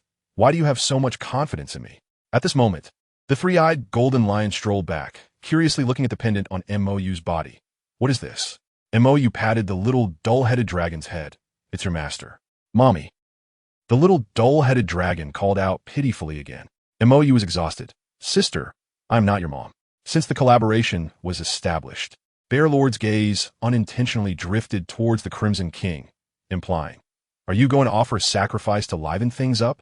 No. Mou quickly stopped him. There's no rush for the sacrifice. What I need most now is elemental immunity. Let's talk about it after I reach the title Dalu. For now, just add soul rings to this newly arrived sword. Light and fire attributes will do. The Ice Emperor was puzzled. Isn't it necessary to fully add one first for a twin martial soul? Mou explained. My situation is special. The energy from Tianming is released slowly, no pressure. Moreover, with so many of you willing to sacrifice for me, I have to find a good place for you to stay, right? As soon as he finished speaking, Tianming suddenly shot out from the sword sheath and confronted Mou. This isn't fair. Why do I have to stay in a small black room while they get to stay in a big villa? I also want to see what it's like inside. Emperor Tian silently walked over, lifted the palm-sized Tianming, narrowing his eyes. I'm also planning to sacrifice in the future. Do you want to live with me? Tianming turned pale. No, absolutely not. Good night, Lord Emperor Tian. Saying this, he escaped back to his little room at lightning speed. Meanwhile, in the Spirit Hall of Spirit City, Pope Bibi Dong had a dark expression as she looked at the mountain of petitions, feeling murderous. After just a few days of leisure, her workload had doubled. She had been working herself to the bone for 3 days, and there was still so much left. Next to her, titled Duo Yueguan didn't dare to breathe. Yueguan, how much longer? Bibi Dong glared at him with red eyes. Yueguan replied softly, at your current speed. Probably half a day more. Half a day. Bibi Dong slammed the table. She took a deep breath and held it back. The path I chose, I must complete it even if I cry. Your Holiness, how about you take a break? Yueguan suggested. Rest? Bibi Dong sneered. If I rest, who will do this? Tomorrow's plus today's, I'll have to work overtime. Or are you tired? Yueguan was so scared that he quickly shut his mouth. Bibi Dong had no choice but to continue working hard. But in her mental space, she was venting to another self who was leisurely lying in a rocking chair. Can't you help me handle this? That Rakshasa god Bibi Dong lazily opened her eyes. That's your job, not mine. If it weren't for your reckless actions, would I have wasted so much time? Bibi Dong was furious. After all that effort, she ended up with nothing but injuries and a pile of unfinished business. The Rakshasa god Bibi Dong felt a bit awkward. After all, it was indeed her fault. Fine, I owe you one. She stood up. Let me take over, you take a break. As soon as she took over the body, she used divine power to eliminate all fatigue, then stood up. Yueguan, at. Bibi Dong pointed at the petitions on the table, speaking in an undeniable tone. You come help me handle these things. Yueguan was stunned. Huh? Bibi Dong frowned. You can't handle this small matter? Yueguan was internally complaining. I'm a titled Dalu, not an all-purpose secretary. How would I know this? But I outrank you in authority. Let me tell you, I just made a phone conference and called all the old bishops responsible for filtering the petitions over. I clear my throat, imitating your holiness's expression of don't mess with me, and repeated back the original words verbatim. You handle these, I'll come back to check in the evening. If you can't manage it, all of you go sweep the streets. After saying that, I left without looking back. That was so cool. Goodness. The feeling of shifting the blame was simply too satisfying, leaving those old men in disarray, probably cursing. How did this work come back around again? It's a cycle, huh? On the other side, our absentee Pope Bibi Dong casually changed clothes and wandered around Spirit City. To be honest, her life was practically a template for tragedy. Since childhood, she was a cultivation fanatic, and just when she finally got into a relationship, she encountered someone as bizarre as Yu Xiaojiang. I'm telling you, now that she's been reborn, Bibi Dong's mind is much clearer. Back then, she was purely a love-struck fool, thinking that Yu Xiaojiang, a great soul master, daring to call her by her name as a soul Emperor Sanus, was so special and unpretentious, simply pure as a lotus flower. Looking back, who understood her family? That wasn't called having backbone. That was called being rude, acting like a big shot just because she was from the Blue Lightning Tyrant Dragon family. How could a useless person kicked out by her family have the face to act like that? Back then, she actually wanted to betray the Spirit Hall for such a thing, directly rubbing her teacher, Qian Xuanji's face into the ground. Do you think Qian Xuanji was anxious? That old beast was a scoundrel, but you can't say he had no feelings at all, just pure lust. Bibi Dong didn't believe that herself. After raising a disciple for 20 years, treating her like a daughter, in the end, to break with him for an outsider, he had plenty of methods to use. Why did he have to use the most stupid and despicable one? Unless he was driven mad. Standing on the city tower, Bibi Dong looked down at the prosperous spirit city, her heart filled with mixed feelings. She murmured, "Xiao Yu, do you think this is my own doing?" And I, MOU, at this moment, was on my way back to Spirit City, being carried through the air by the Snow Empress. That's right, carried. I had just secured 2 soul rings, one from a 20,000-year-old bright unicorn and another from a 40,000-year-old flame giant lizard. And guess what? I had just leveled up to level 25. Why? Because I had a little ancestor clinging to me, that tiny silver dragon king, just after I absorbed the soul rings. My soul power hadn't even warmed up yet. She suddenly woke up with a cry, opened her mouth, and started absorbing like a bottomless pit, instantly draining me dry, leaving me unable to move. I'm telling you, I'm now a human-shaped power bank, and a fast-charging, quick-discharging, reusable one at that. The Snow Empress looked at me in this half-dead state, both amused and heartbroken, asking if she should supplement my soul power. I quickly waved my hands. No, no, no. Please don't. This ancestor just fell asleep. If you charge me, she'll wake up right away, and then she'll continue to absorb. I can't take it. Fortunately, she had a bit of conscience, leaving me with 20 power. Otherwise, I would have crashed on the spot. Just as I was complaining, a cold and eerie voice suddenly emerged. What about a sword? I was startled. Goodness, it's Purple Princess. How did this hot-tempered lady come here? Didn't Tion and the others say they still needed to arrange things for the Stardew Forest? I was just complaining to Ice Emperor and Snow Emperor, saying that if it weren't for that cute little dragon cub, I really wanted to. Cough, cough, now I've been caught. How awkward. Tion and his crew are currently having a headache, mainly because of the 3-eyed golden lion. That's an imperial beast, and leaving it in the forest as a clueless little baby is worrying. If they take it out with its 1,000 years of cultivation, it can't even take human form. Wandering around in the appearance of a soul beast in the human world, isn't that a living target? So Tion, the old father, is really conflicted right now, having a meeting to vote on his daughter's future. But then there's Purple Princess. Her efficiency is incredibly high. I asked her how her clan arranged it, and guess what she said? I told the Hell Dragon clan to all go back and enter seclusion. Anyone who dares to come out, I'll kill them. Me. Ice Emperor, Snow Emperor. As expected of you, Sister G. Tough, and not many words. I thought her fierce aura was too eye-catching, so I asked her if she wanted me to help cover it up, and added, you can't stay too far away from me, or it won't work. The latter part was just nonsense. I was actually worried that this sister would get too far from me and start a fight over a disagreement. She's the type who directly takes action against anyone she doesn't like. As a result, ZG gave me a faint glance and said, no need. If someone causes trouble, just fight. My crazy inner thoughts. Big sister, I'm just afraid you'll get into trouble with others. I can only earnestly advise.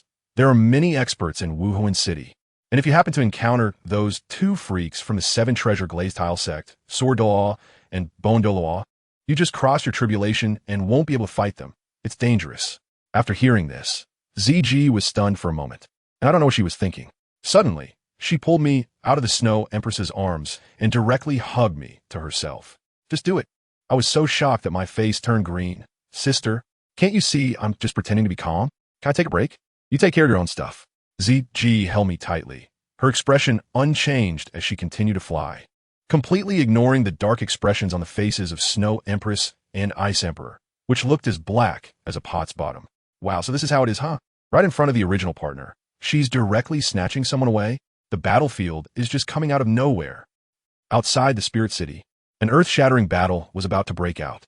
On one side was the Hell Demon Dragon King, ZG, and on the other side was the Ice Emperor, one of the 3 kings of the extreme north.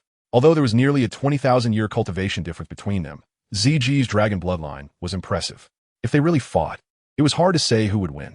And I, as the catalyst for this war, was comfortably lying in the Snow Empress's arms, enjoying the coolness. Mediate? What a joke with my small frame. Wouldn't I just be asking for a beating? Besides, with the Snow Empress as the ultimate powerhouse, even if they really win at it, a slap from each of them would put an end to it. Why should I be worried? The Snow Empress looked at me, feeling a bit speechless. Are you really not going to mediate? I confidently retorted. Is my advice effective? Besides, isn't it only natural for me to rely on you? If possible, I want to enjoy this for a lifetime. Isn't striving just for the sake of relaxing? I'll cut to the chase. As a result, the 2 over there felt awkward. If they hit me, they were afraid I wouldn't be happy. If they didn't hit me, it would be embarrassing since the situation was already set up. The two of them were frantically signaling me. Why don't you say something and give us a way out? As soon as I saw it, I understood and immediately shouted, come on. The sooner we finish, the sooner we can get into the city. I've been hungry for several days. After shouting, I lay back in the Snow Empress's arms, feeling cool and comfortable. Just then, Bijia also arrived. I explained to her that it was fine. I had already greeted Dalu. The offering hall wouldn't intervene, and no one else could defeat those two. I pulled Bijia and started walking towards the city, saying, let's go, let's not worry about them for now. It won't be over anytime soon. You still need to help me check on my ancestor here. If anything happens to her, I'll have to rely on you. We were chatting about the three-eyed golden lion over at Emperor Tian's place. It said that the little guy is crying and throwing a tantrum, insisting on coming over to see the human world, which is giving Emperor Tian quite a headache. I suddenly remembered something important and asked Bai Ji, I have a question for you. You clearly saw in the future that I lost. So why are you still willing to bet everything on me? Where does that confidence come from? Bai Ji paused for a moment and replied honestly, actually, we don't have much confidence either, but we don't want to miss this unique opportunity with you. You have shown us that mortals can challenge the God King. Even if you fail, will there be another genius like you among humans? And even if there is, will he help our soul beasts? We don't want to gamble on that elusive future. We would rather take a big risk with you now. The Snow Emperor also comforted me. Plans are made by man, but success is determined by heaven. Don't feel too much pressure. If it comes to worst, we can all die together, neatly, and that's not so bad. I patted the little dragon cub on my chest, but I haven't had enough of life yet, and I don't want to take you all to your deaths. Goodness, this pressure left me speechless. Just as I was feeling emotional, we turned a corner and saw Bibi Dong standing there in a daze, muttering to herself, her expression changing constantly. I was stunned. Is she possessed? Biji observed for a moment and whispered her mental state might be problematic. Di Tian had reminded me that due to the time reversal incident, she and Qian Rushua likely split into two consciousnesses. I understood in an instant. No wonder Bibi Dong's attitude towards me is so inconsistent. It turns out she's split. Two souls reside in one body, the current her and the one carrying memories from her past life. This is a big problem. Just when I was feeling a headache, it seemed that the consciousness of the Rakshasa god in her body took over, and she came back to her senses and saw me. Shall you? When did you come back? Just now. I shrugged, deciding to play dumb for now. This situation is too complicated. If we lay everything out, it would be awkward for everyone, so I might as well hold off for now. But my mind was already racing. Two consciousnesses. Qianren Xue is manageable, but Bibi Dong is going to be troublesome. Yu Xiaojiang Tang San Shura God. If I want to win in this life, I can't just be a virtuous person anymore. To deal with petty people, I have to use their own methods. My plan is to let Tang San inherit the position of the Shura God. When he is at his weakest, I will have the Silver Dragon King create trouble in the divine realm to hold off the other gods. Meanwhile, I will gather the Rakshasa God, the Angel God, along with the recovering Silver Dragon King. The three of us will take on a newly ascended god who is just a rookie. I will also find a way to steal the Shura sword. Isn't this a guaranteed win? Little San, don't blame me for being ruthless. I really don't want to lead them to death again. At this moment, Bibi Dong had already walked up to us. She glanced at the Snow Empress and Bai Ji. Her eyes filled with scrutiny. Who are they? I calmly introduced, Biji, my friend. Shiwadi, my sister. Shiwadi nodded in agreement. Bibi Dong had a skeptical expression on her face and pointed at the small baby lying on my chest. And what about her? I was seriously talking nonsense. I picked it up on the road.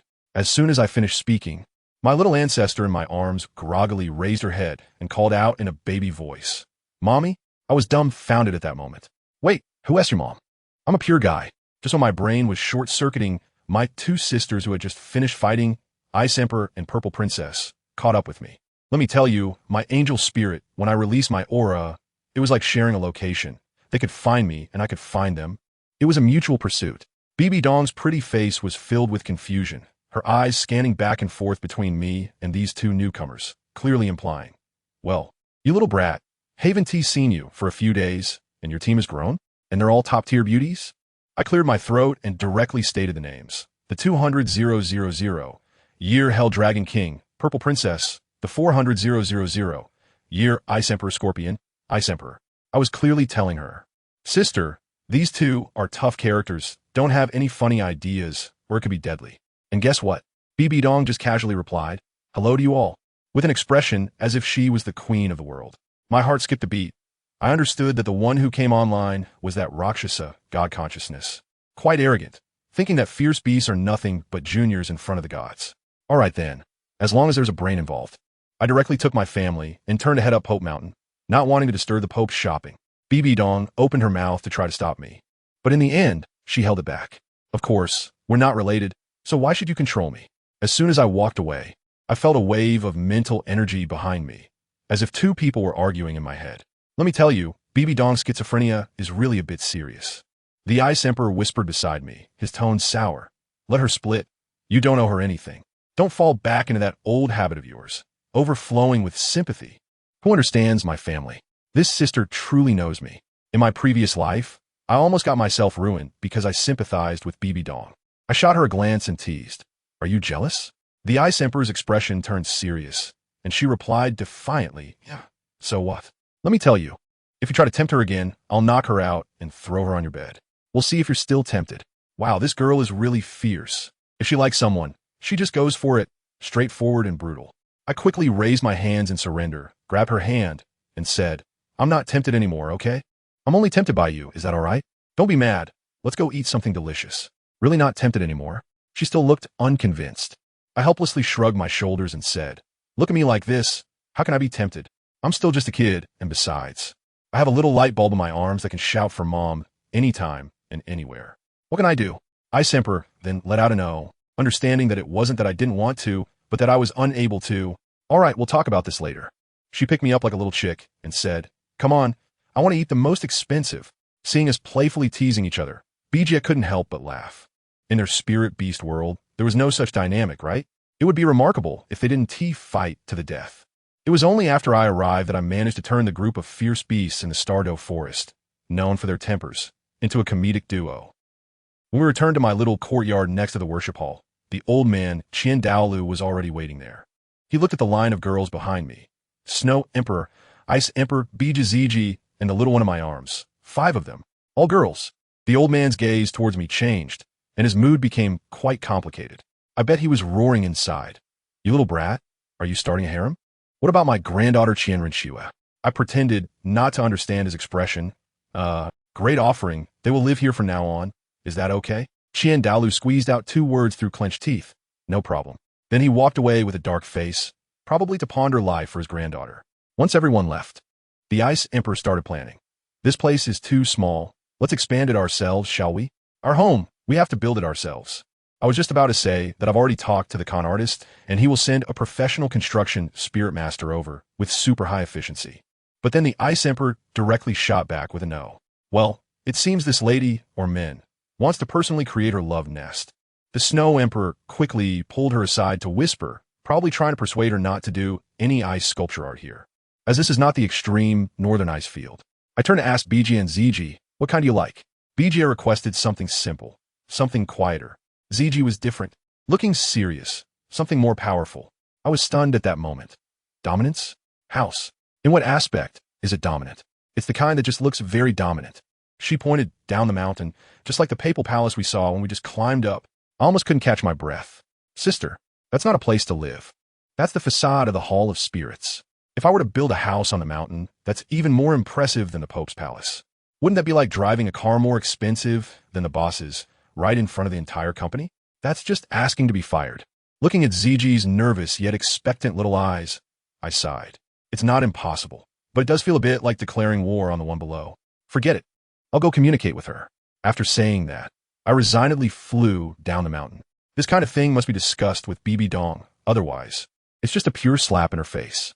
I really don't want to create trouble for myself. Being universally opposed and all that, in my opinion, is somewhat lacking in common sense. When I arrived at the government hall, Bibi Dong was sitting in a high position handling documents. Let me tell you, this person is just destined to be busy. She was like this in her previous life too, taking care of everything herself and making herself as busy as a dog. After I entered, I slightly bowed and went straight to the point. Your Holiness, I want to build a house on the mountain. ZG wants something more imposing, which might clash with your papal residence. So, I came to ask if you mind. Bibi Dong didn't even lift her head.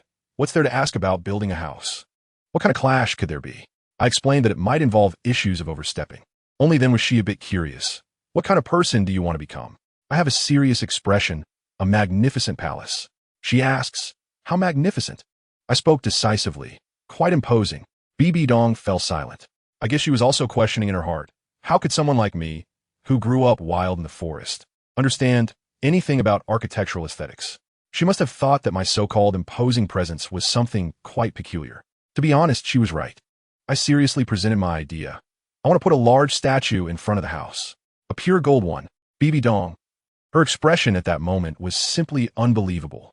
It was as if she was saying, I knew it. After a long silence, she finally waved her hand with a face full of despair. Go ahead. I quickly took the opportunity and hinted wildly, this statue might require a lot of gold. Bibi Dong helplessly held her forehead, feeling overwhelmed. I will have someone provide it for you. The money provided is still not enough. We need to form a design team. Let me tell you, she's just afraid that my aesthetic sense is lacking and that I'll end up building a thatched hut next to the Pope's Hall.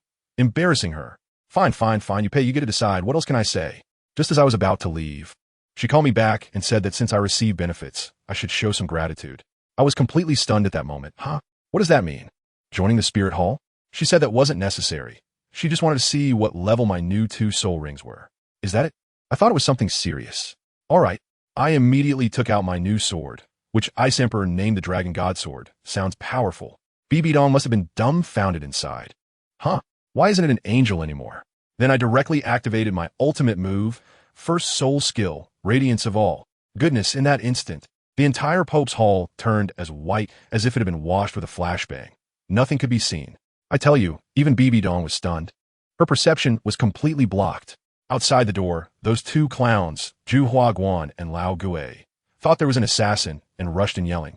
Their spirit abilities fully activated, with 18 soul rings flashing like a disco ball. But the next second, they were completely dumbfounded. As I raised my sword and slung it over my shoulder, the 2 10,000-year soul rings shone brightly. Those 2 guys immediately hit the brakes, kneeling in unison right in front of me. Family, who understands this? They came up shouting for forgiveness. I was completely at a loss. I was wondering, has that old man, Dalu, already agreed to let me be the old 8? I muttered to myself, and, as a result, these 2 heard me and bowed their heads even lower, saying, forgive us, 8 offering. It's hilarious. These 2 really have a bit of workplace judgment, but not much. Bibi Dong up there was speechless, telling them to get lost. But these 2 cowards didn't dare to move, fearing that I, a level 96 boss, would slap them to death. In the end, it was only when I spoke that they scrambled away. I asked Bibi Dong about those 2, and she said they regarded me as the titled Douluo with a twin martial soul. Indeed, which great soul master starts with soul rings that are 10,000 years old? She was also curious about how I obtained my soul rings. After all, she had witnessed me absorbing a few 1,000-year soul rings, which was like going through a tribulation, with blood bursting out all over and then recovering, resembling some kind of cyborg transformation surgery. I just laid it all out. One was a 20,000-year soul ring, and the other was a 40,000-year soul ring. I tell you, her expression at that moment was just like when she heard me say, I won 500 million in the lottery. She was completely stunned. Can it be played like this? Once she came to her senses, she asked me what the effect of the first skill was.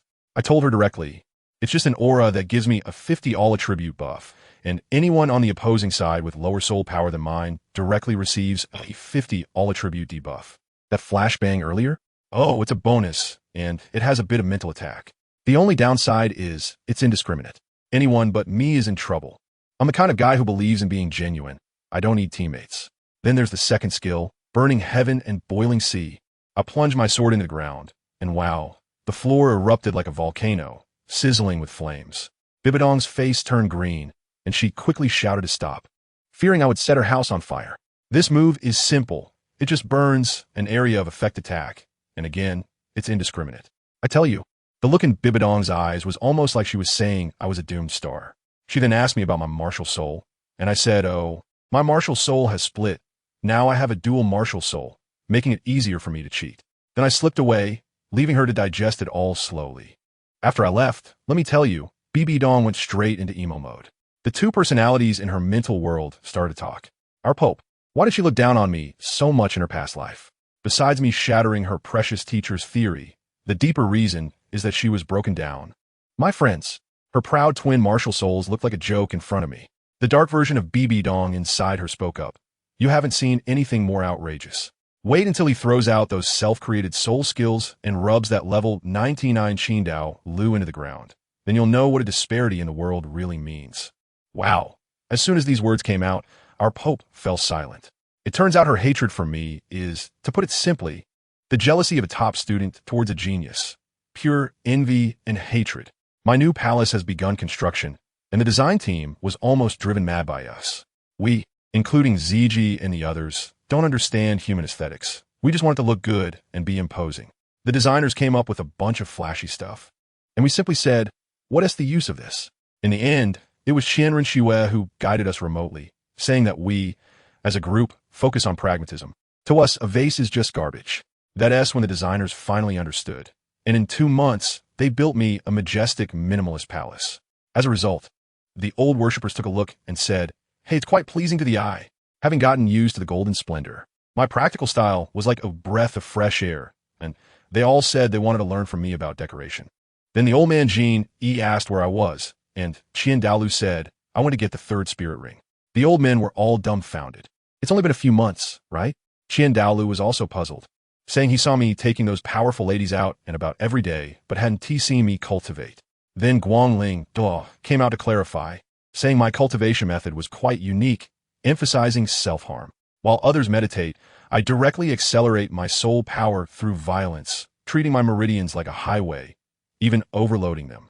My entire body's meridians are bursting every minute, and then I rely on my martial soul's healing ability to recover. Who understands this, family? It's like playing myself to pieces while piecing myself back together, forcibly pushing my body to evolve. After hearing this, all the old men fell silent. Dalu probably thought to himself, no wonder I could defeat him across levels in my previous life. This is all paid for with my life. Meanwhile, Bibi Dong is quite busy as well. The dark female protagonist inside her body reminded her that the divine power of the Rakshasa god is suspicious and may have been tampered with by the Shura god, advising her not to use it recklessly. They plan to cheat directly, connecting to the original source of the Rakshasa god's divine position to grant themselves a divine gift spirit ring, achieving it all in one go. I managed to get a 50,000 year soul ring, but I ended up being drained. That silver dragon king in my arms is like a bottomless pit. I only leveled up twice with the 50,000 years of energy, and the rest was all consumed by her.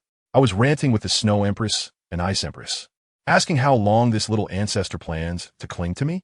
They comforted me, saying maybe she'll wake up when I reach Soul Sage. Soul Sage?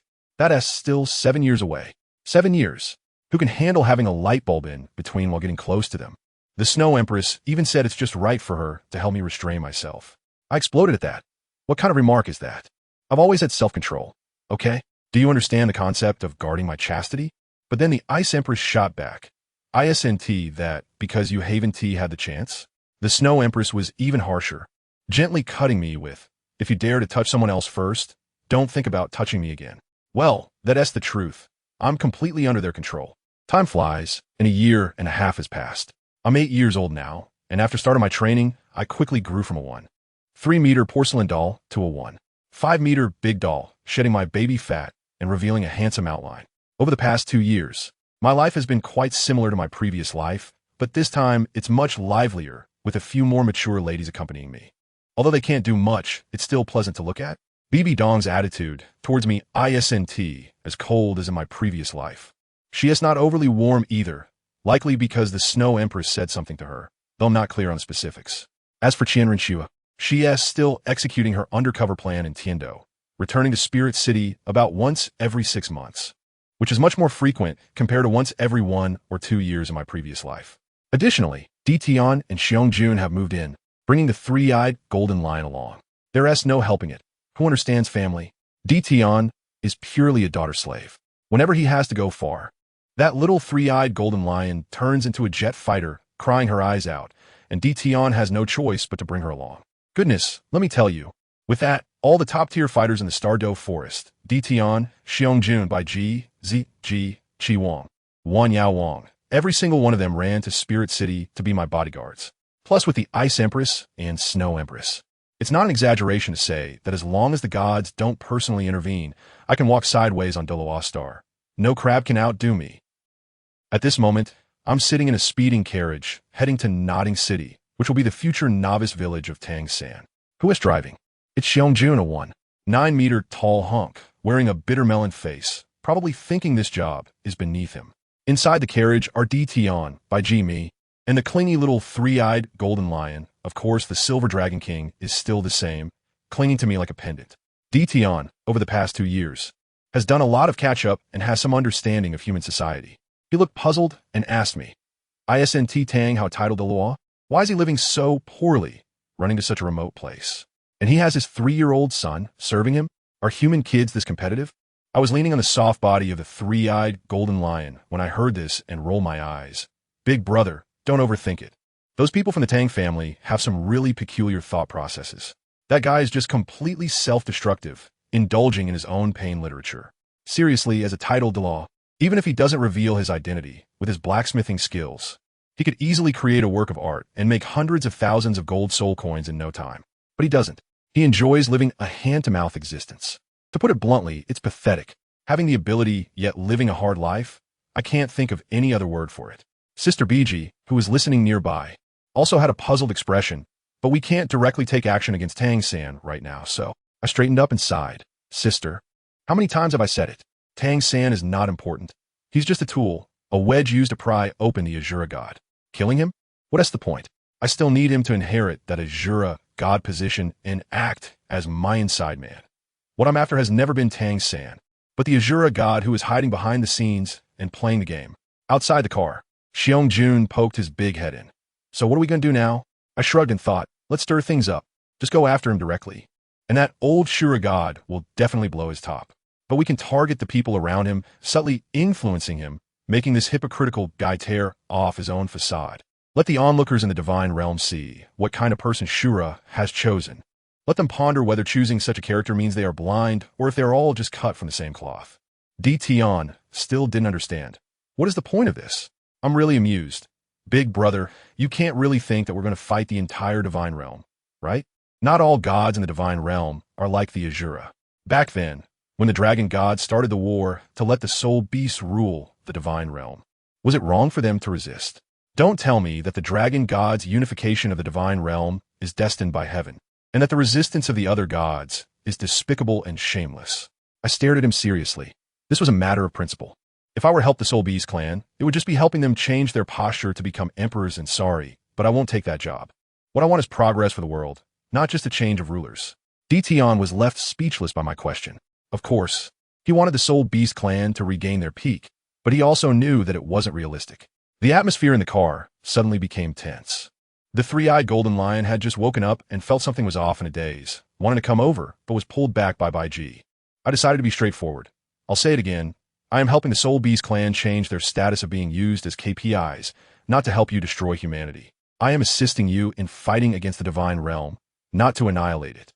What does it mean to criticize others for being disgusting while doing something even more disgusting yourself? If we end up becoming what we once hated the most, wouldn't that just be a boomerang hitting ourselves in the face? Now, it was Tion's turn to be silent. I directly threw out the ultimate question. What do you really want, peace or to become the new rulers? Previously, I had been confusedly cooperating with them because the Silver Dragon King risked everything to save me, and I never had the chance to clarify. Now, seeing Tion's attitude, there are serious issues that must be addressed. Goodness, the pressure in the car was so low it could sustain a deep-sea fish. Tion really knows how to hold back. He didn't say a word. When we arrived in Notting City, I couldn't be bothered to ask any further and just got out of the car. I'm now level 42. Unless Tang Hao pops up, I can walk around this small city without a care. As soon as I walked away, Xiong-jun couldn't help but ask Tion, "What's wrong with you? You're acting all shy." Tion then sighed and admitted that he felt guilty. In his heart, he regarded me as a friend, but he also acknowledged that the way Silver Dragon King handled things had elements of moral coercion, knowing that I wouldn't turn a blind eye. He felt uneasy about scheming against a friend. On the other hand, Sister Baiji had followed us. I had stored the three-eyed golden lion in a soul-guiding device that could contain living beings. As we walked, Baiji suddenly said softly, "I'm sorry. We really did something wrong in this matter." I stopped in my tracks and turned to look at her. "Do you know where you went wrong?" She lowered her head, feeling ashamed. "We shouldn't have used the name of friendship to scheme against you." "No, that's not it." I shook my head. "You and Dalu made the same mistake. You don't trust me. Dalu is afraid I'll run away and wants to use his granddaughter to bind me. You are the same. Even without the Silver Dragon King incident, you would find other ways to make me owe you a favor, right?" Biji buried her head even deeper. I'm really a bit angry. You're always calculating the gains and losses, but you forget, do I care about those? Even if you do nothing, I will still try to change the current state of the world because I want to do it. Not because I owe anyone or am forced to do it. It's been almost 2 years, and you have all been playing dumb, making me almost think I was being overly sentimental. Just now, Tion's hesitation made me see your guilt. What do you really take me for? I thought we were friends, but your actions make me feel like a fool being played, a clown. I really don't understand why it is like this. Just because I don't care doesn't mean I'm a fool. BG is about to cry, wanting to say sorry. Can you not apologize? I interrupted her directly. I hate this the most. Is it useful? If someone is killed, can saying sorry bring them back to life? I walked up to her, looked up into her eyes, and said word by word, what I want is for you to be a little more honest. I don't want to have to guard against my own people while calculating others. It's not about gains or losses. It's just that it makes me look like a pure clown, and I really, really hate that feeling, you know? BG avoided my gaze, but in the end, she nodded heavily. I understand. Can you promise me to speak your mind directly in the future? BG nodded seriously, and I have to tell you, I just launched a surprise attack and stole a kiss on her cheek. She was taken aback. Weren't we discussing serious matters? I smiled and took her hand to walk forward. As long as you understand, that's enough. As for this, consider it your mental compensation to me. Knowing your mistakes and being able to correct them is what matters. There's no need to hold on to it. I'm letting myself off the hook. All right, let me share something funny. That woman, BB Dong, secretly followed us too, lurking in the shadows like a cyberstalker. The future Rakshasa god inside her is even arguing with her, complaining about her lingering feelings for Yu Xiaojang. Anyway, they are now sharing an account and are already at level 98. Even if Tang Hao comes, they could treat him like a son and beat him. We didn't go directly to the Nodding Academy. We first came to the Spear Hall branch. I needed to confirm if Tang San had arrived and find a local person to guide us, to avoid wasting my breath on someone who wouldn't recognize the importance of the situation. When we arrived at the entrance of the Spirit Hall, the guard stopped us, and I directly pulled out the token from the offering hall. The 2 guards were completely stunned. They didn't recognize it. They had to rush inside to find the person in charge. Inside the hall, the person in charge of the Nodding City Spirit Hall branch, Matthew No, was reviewing documents with the legendary blind Daw, Su Yuntao, lamenting that there were no promising talents this year. Su Yuntao mentioned that there was someone with innate full spirit power, but unfortunately, their martial spirit was blue silvergrass. And they thought reporting it would just be a joke, definitely leading to punishment for falsely reporting military information. At that moment, the guards rushed in, saying that a distinguished guest had arrived outside, holding a token with only an angel pattern. Upon hearing only an angel, Matthew No turned pale. And when the guards added that the angel was also holding a holy sword, both he and Su Yuntao nearly fainted. The offering hall's token, a legendary figure. When the 2 leaders rushed out, I was sitting on a small bench at the door, chatting with BG out of boredom. What were we talking about? About Xiao Wu's rabbit. BG said she had seen it thousands of years ago, and I replied that this rabbit was different. The big one had already been killed by BB Dong, and this one was the smaller one. Just then, Matthew No and Su Yuntao suddenly kneeled before me, shouting for my forgiveness. I thought to myself, dude, I'm not dead yet. What is this about? Are we a grave? I urged them to get up quickly and not embarrass themselves at the door. Once inside the hall, I briefly instructed them to keep it confidential and casually mentioned that the Pope had also arrived, which made them even more nervous. Then, I had Su Yuntao take us to Nodding Academy, under the pretext of understanding the people's sentiments. On the way, I used telepathy to tell Bai Ji, let's go directly to find that little rabbit later. She's also a soul beast, and even though she has transformed, she should contribute to her clan. I didn't tell Bai Ji that this rabbit would one day be the mother-in-law of the Silver Dragon King. As for this rabbit, I can only say that she has learned the essence of humanity. After her mother died, she didn't seek revenge, and even when her clan was exterminated, she stayed silent. A pure, refined egotist, if you know what I mean. Just as I was thinking about this, I heard someone shout, stop. Well, the classic scene has arrived. At the entrance of Nodding Academy, an old man and a little kid were confronting the gatekeeper, while a scruffy-looking middle-aged man rushed out. It was none other than Tang San of the Path of Death and his treasure-hunting master, Yu Xiaojang.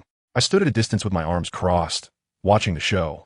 Yu Xiaojang first apologized, then excitedly took Tang San's Spirit Hall certificate, and upon seeing the words innate full spirit power, he was almost in tears, feeling that he was finally going to change his destiny. After calming down a bit, he noticed us. As soon as Yu Xiaojang looked up and saw the beautiful girl BG next to me, His gaze was so intense it could almost fry an egg. And with a big smile, he asked, "Miss, are you also here to attend school?" I was feeling extremely uncomfortable in my stomach and dragged BG towards the academy, not wanting to stay even a second longer. The guard, seeing that we were brought by Su Yun Tao, didn't dare to say a word. Yuxia Gang, who was being ignored, looked quite embarrassed, but all he could see now was Tang San, this precious gem. And that kid Tang San didn't even pay him any attention. Instead, he was attracted to BG, probably sensing some friendly aura. Poor Yuxia Gang, being ignored twice in a row, was almost losing face, but he endured it for his great theory. "What's wrong?" BG, seeing my expression as if I had eaten a fly, looked like she wanted to laugh. "It's a bit disgusting," I commented. Honestly, after seeing the various dignified old men in the worship hall, looking at a greasy and untidy middle-aged man like Yuxia Gang is really hard to bear. You haven't seen the handsome old guys from Dalu. Each one either has a celestial aura or exudes dominance. That's what style is. And then you look at this Yuxia Gang guy with unkempt stubble, looking like he hasn't bathed in months, greasy enough to be directly thrown into a frying pan. I'm telling you, you can be unattractive, but you can't be dirty.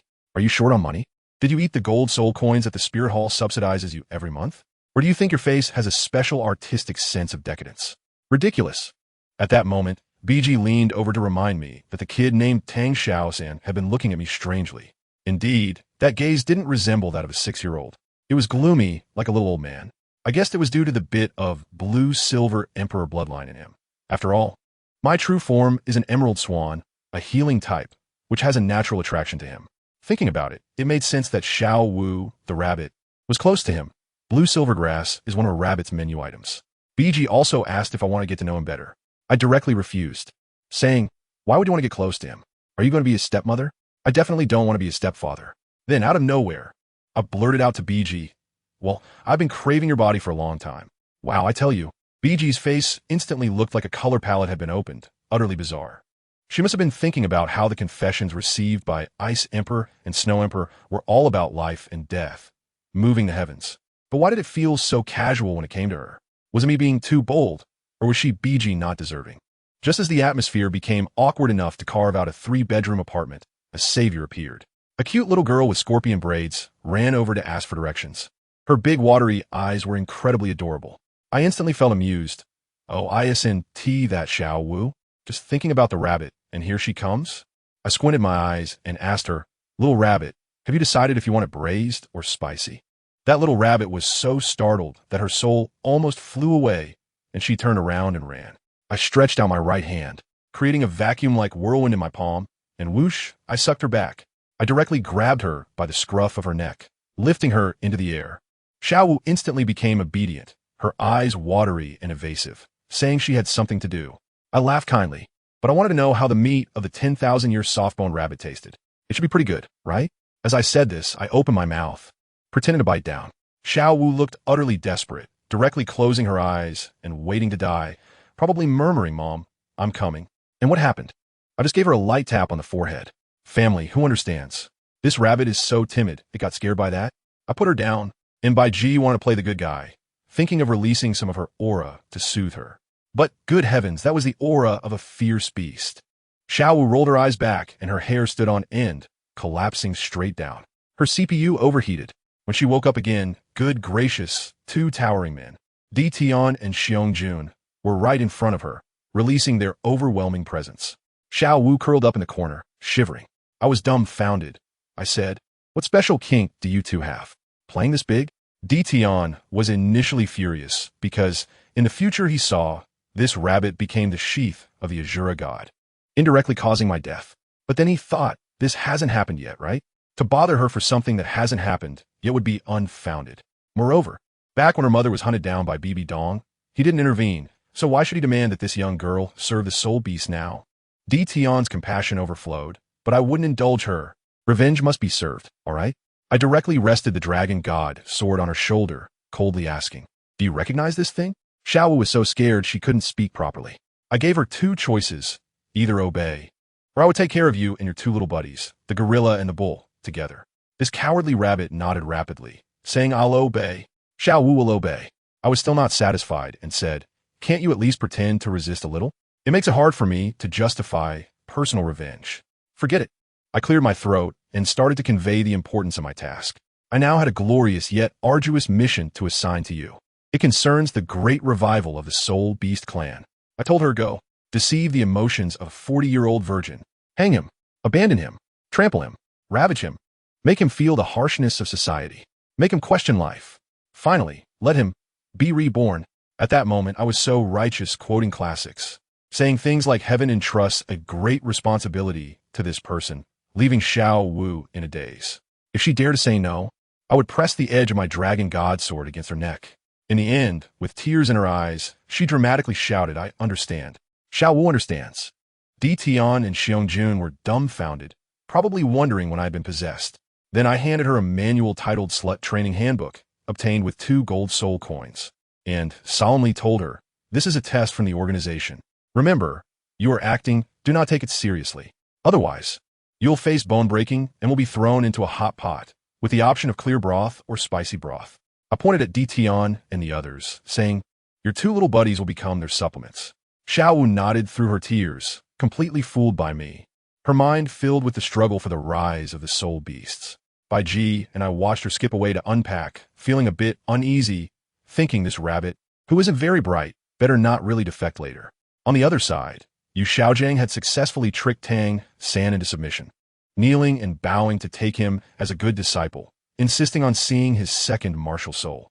Goodness, when the Haoyan hammer appeared, Yu Xiaojiang's eyes widened, calculating that this kid probably had some romantic debt with the Haoyan sect and was not a proper disciple, so taking him imposed no risk. He pretended to remind Tang San earnestly to never expose his second martial soul, or the spirit hall would come looking for trouble, and then who would verify his theory? Tang San was deeply moved, feeling that this new father was truly looking out for him. Then Yu Xiaojiang began to ask about us. Tang San, the filial son, thought his teacher had taken a liking to Bai Ji and wanted to play matchmaker. Just then, I happened to stroll back and heard them gossiping behind my back. So I directly confronted them. She's old enough to know better, yet you're just a kid without any sense. Seeing a pretty girl and getting all fantasy-driven. And you call her teacher? Truly ridiculous. Tang San exploded, saying, I can let that slide, but how dare you insult my teacher? He quickly drew an arrow from his sleeve, ready to attack. I glanced at him and sneered. Want to make a move? Little friend, you better think carefully. After saying that, I unleashed the pressure of my soul sect. Tang San collapsed to the ground, limbs weak, unable to lift even his hidden weapon.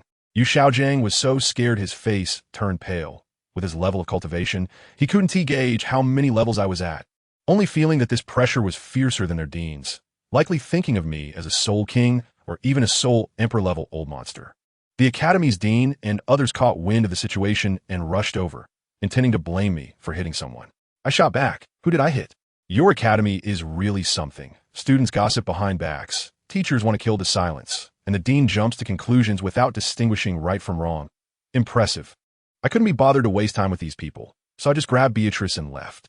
I didn't expect that Tang San, the future killing god, would have such poor mental fortitude. He was scared stiff just from my glare, which was really disappointing.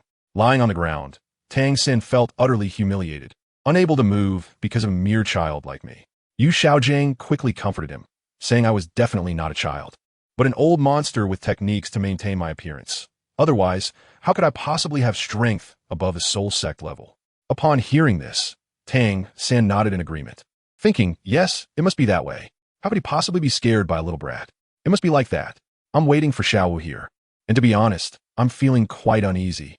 I'm rubbing Guyu Na's face in my arms and asking Bai Ji, do you think this rabbit will really develop feelings? To be honest, I'm really afraid she might get too involved and end up going down the same old path. Bai Ji sees me like this and isn't sure either. I sigh. Human emotions are too complicated and I just can't understand them. I'm not being soft-hearted. I just feel that if I know she might fall in too deep and still indulge her, what does that make me? I'm telling you, it's like I deliberately put a piece of cake in front of a child and say, don't touch it or I'll punish you. But deep down, I know he will most likely touch it. That cake is the bait I've set, and I'm intentionally leading him to make a mistake. Once he actually makes the mistake, I jump out and sternly point my finger at him, scolding him and saying he needs to be punished. Does anyone in the family understand? Am I really trying to stop him from making mistakes? Or am I just waiting for him to mess up so I can justifiably deal with him? To put it bluntly, this mistake is something I've created myself. And in the end, the blame is all placed on a child? What kind of nonsense is this? I admit that I feel a bit twisted inside. It's not that I can't take action, but I've suddenly realized that I'm becoming the kind of person I despised in my past life. To win, I'm starting to resort to all sorts of dirty tricks. BG probably noticed something was off with my expression and gave a light laugh, saying, "Haven't you already said that you're not a good person?" Well, her words caught me off guard completely. I am indeed not a good person. I can do anything. But what I have to do now is truly disgusting. Morality, to put it bluntly, is just an ornament. It has no use other than to move oneself, and it is simply a constraint. Human nature is inherently about the survival of the fittest. Saying that human nature is inherently good is nonsense. Not having the ability to do evil is what is called innate goodness. So, I still have to do what needs to be done. In the past, when I was alone, losing was just losing, and dying was just dying. Being a gentleman was at least comforting. But this time is different. I want to win. A complete win. A gentleman? Bah. Only those who win are qualified to be gentlemen. If you lose, you're just a clown. Look at Dalu, who upheld his promises all his life. What happened in the end? The spirit hall is gone. The angel god is shattered. He became a gentleman. And in the end, he was nothing. As soon as this thought crossed my mind, a little rabbit jumped out, hopping around. Hey, there was also a little tail behind it. A thin and small boy with slightly dark skin, Tang-san. I was stunned at that moment. Just a few minutes, and Xiao Wu had already hooked up with Tang-san. The efficiency is too high. Seeing my puzzled expression, Xiao Wu quickly ran over and whispered to me to take credit. "Brother you, I just had a fight with him in the dormitory. And now I'm the boss of the 7th dormitory." I saw he didn't have a quilt, so I thought. I couldn't help but laugh and raise an eyebrow at her. Not bad. You've really learned from that bad girl handbook, focusing on the idea that practice makes perfect, right?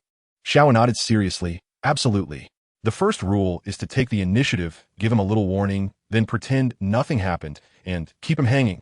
I tell you, this little rabbit is truly talented. First, she beat up Tang-san to establish her position as the boss, and then, in her role as the leader, she gives him little favors. With such differential treatment, how can Tang-san, this love-starved middle-aged virgin, not feel suspicious? Next, as long as Xiao Wu ignores him, he can come up with a 1,000-word essay in his mind. Isn't that self-strategy? Perfect. I gave Xiao Wu an approving glance. She truly deserves the title of a 10,000-year spirit beast. Her comprehension is incredible. Come on, I'll take you shopping. I put my arm around Xiao Wu's shoulders and led her towards the commercial district of Nodding City, with Bai Ji cheerfully following behind. The good show has only just begun. Without looking back, I shouted, "Hey, you little black guy at the back, keep up." Tang-san froze right there. Little black guy? What are you talking about? It was Xiao Wu who understood the situation, turning back to shout at him, "Xiao-san, keep up. If you don't, it would mean you're not giving sister Xiao Wu face." This guy probably remembered the fear of being dominated by Xiao Wu's soft skills and slowly caught up. Xiao Wu even specifically introduced, "Yuga, this is my new little brother, Xiao-san." I nodded expressionlessly. "I've seen him. It's Xiao Wei." Tang-san frowned. "It's Tang-san. All right. I don't want to waste my breath with him. Let's consider what happened just now as past. But remember, when you're out, keep your mouth clean. This time you were lucky to encounter someone as easy to talk to as me. If it were someone with a bad temper, do you think he would still be standing? I'm not trying to scare him. In this world, the survival of the fittest is real, and being careless with your words can truly lead to death." Tang-san felt a shiver in his heart under my cold gaze, and he probably realized that this world is not as simple as he thought. He awkwardly muttered, "Sorry, I misunderstood you." I waved my hand dismissively, not caring about the apology, and got straight to the point. "However, for a long time to come, I would need you to keep a close eye on Xiao Wu. She tends to cause trouble." Tang-san was taken aback. "Sister Xiao Wu? You can see that we are not ordinary people." I started to set a trap for him. Think about it. With innate full soul power, how can he be an ordinary student? Our family has encountered some problems, and Xiao Wu can't stay at home. Let me tell you, Tang-san was from the Tang sect in his previous life. Upon hearing this, his mind raced faster than a windmill. In an instant, he conjured up an epic drama of 80 episodes featuring fierce internal conflicts among noble families, sects chasing after them, and talented children forced to live in the countryside. When he looked at Xiao Wu, his gaze was incredibly complex, filled with sympathy, understanding, and a hint of admiration.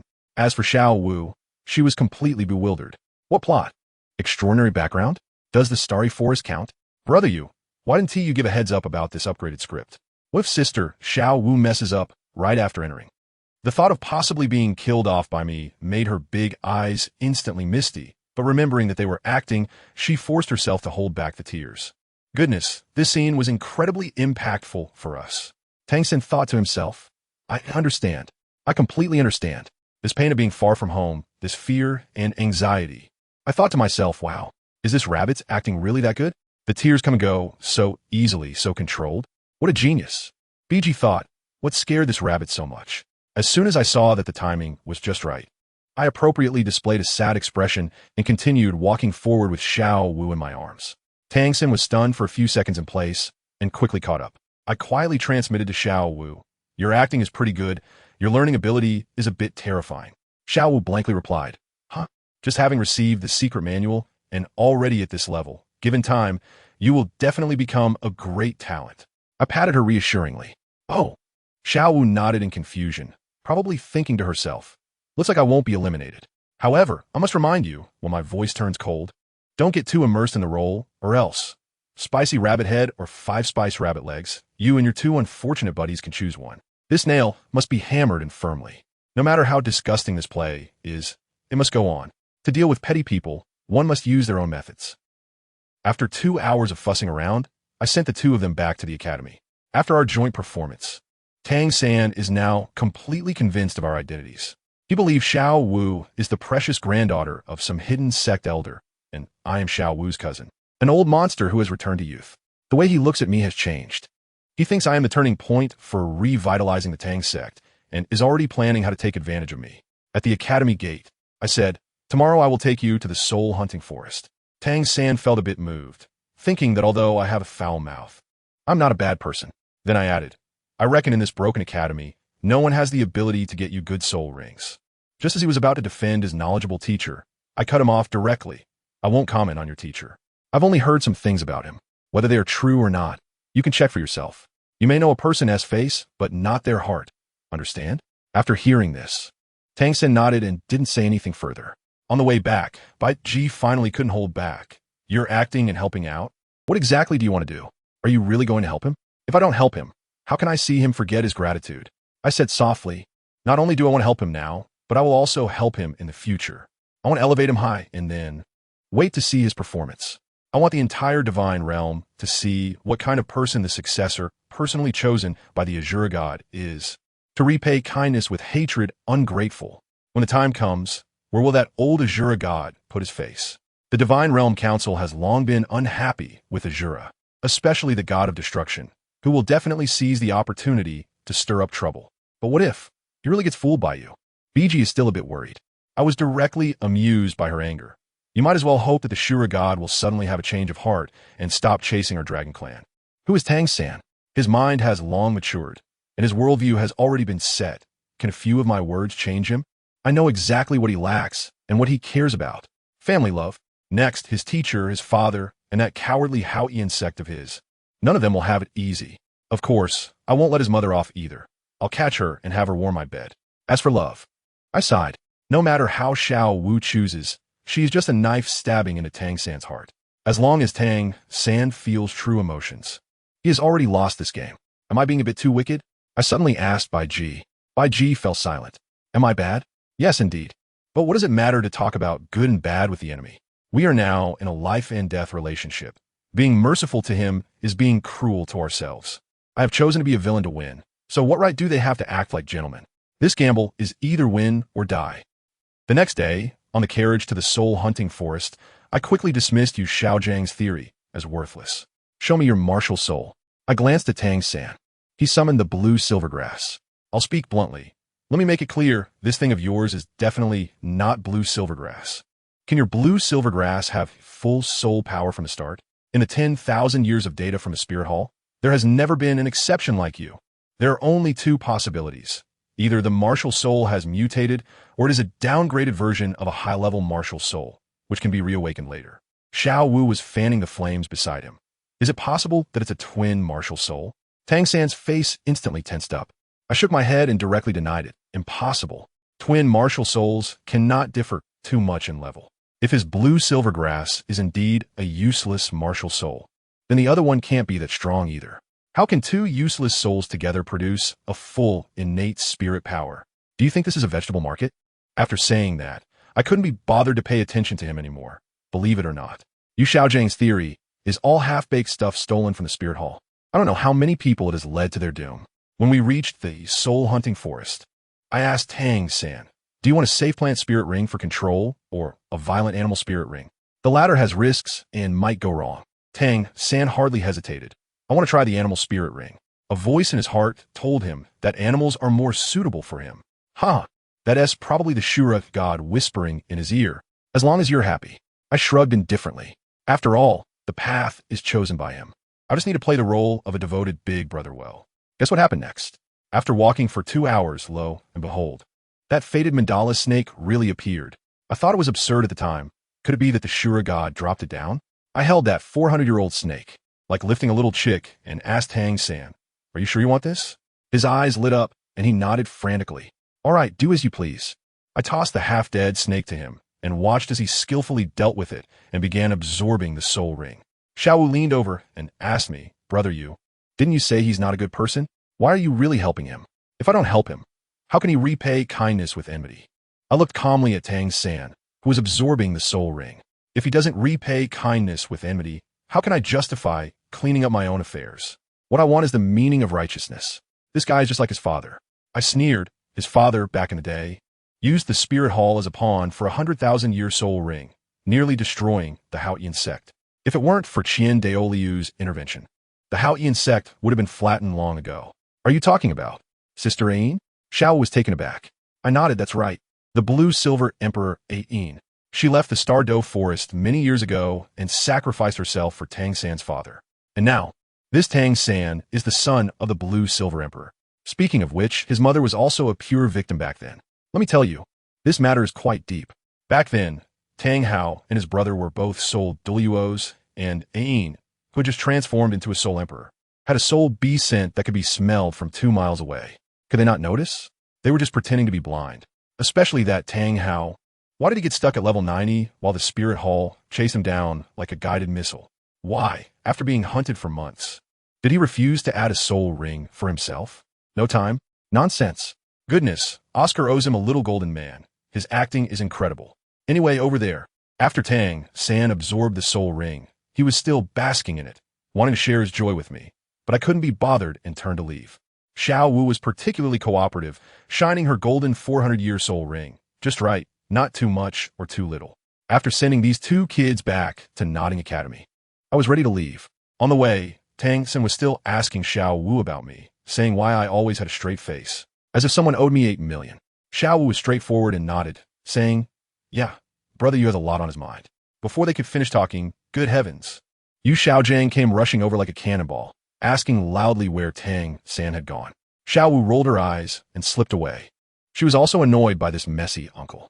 As for Tang-san, he was honest and immediately said, teacher, we want to hunt for soul rings. As soon as those words came out, Yu Xiaojiang's face turned black, as dark as a pop bottom. Let me tell you, he was not angry because Tang-san acted on his own and was in danger.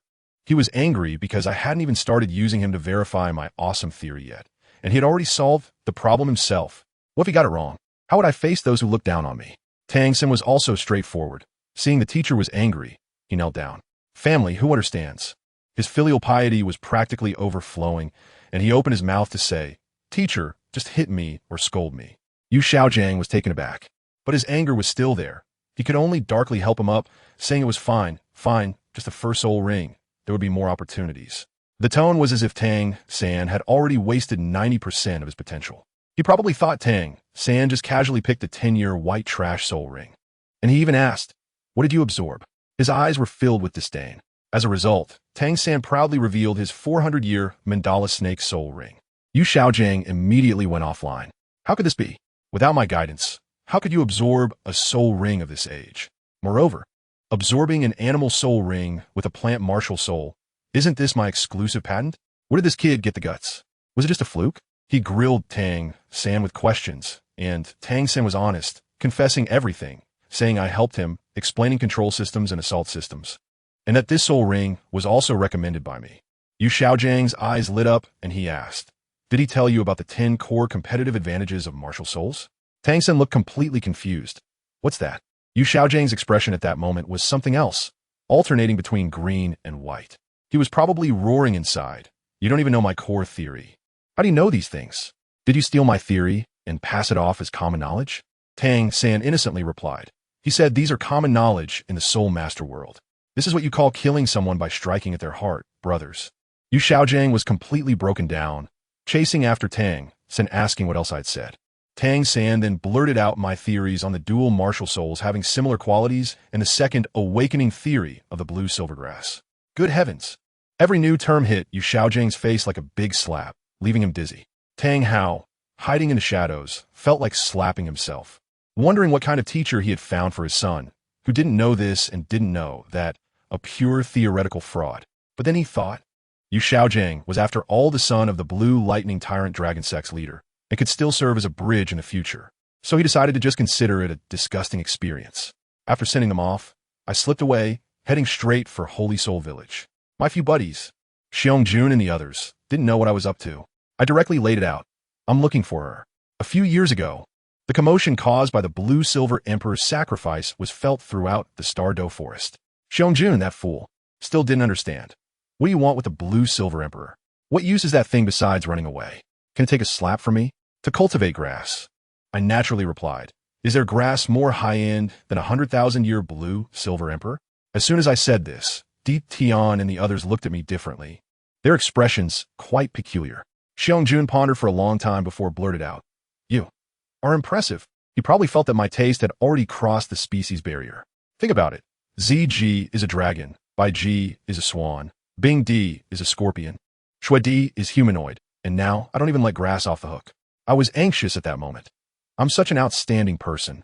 What's wrong with just being a little lecherous? I'm not breaking any laws. Compared to those lunatics who easily commit massacres and start wars, I'm practically a good person. Okay, Emperor Tian actually agreed, saying that the strong inherently have the right to possess everything. But Xiong Jun kept fixating on the issue. Being lecherous is fine. But you can't just be lecherous, right? What good offspring can you produce with just a blade of grass? I was speechless with him. After all this time, are you guys discussing breeding? Can we open our minds a little? I couldn't be bothered to waste words with them. Once I arrived at Spirit Village, I immediately used my mental power to search thoroughly and found the barely alive Blue-Silver Emperor behind the waterfall in no time. BG looked quite pained. After all, they had been sisters for hundreds of thousands of years. While digging Blue-Silver Emperor out of the ground, I couldn't help but complain. Who can we blame for this?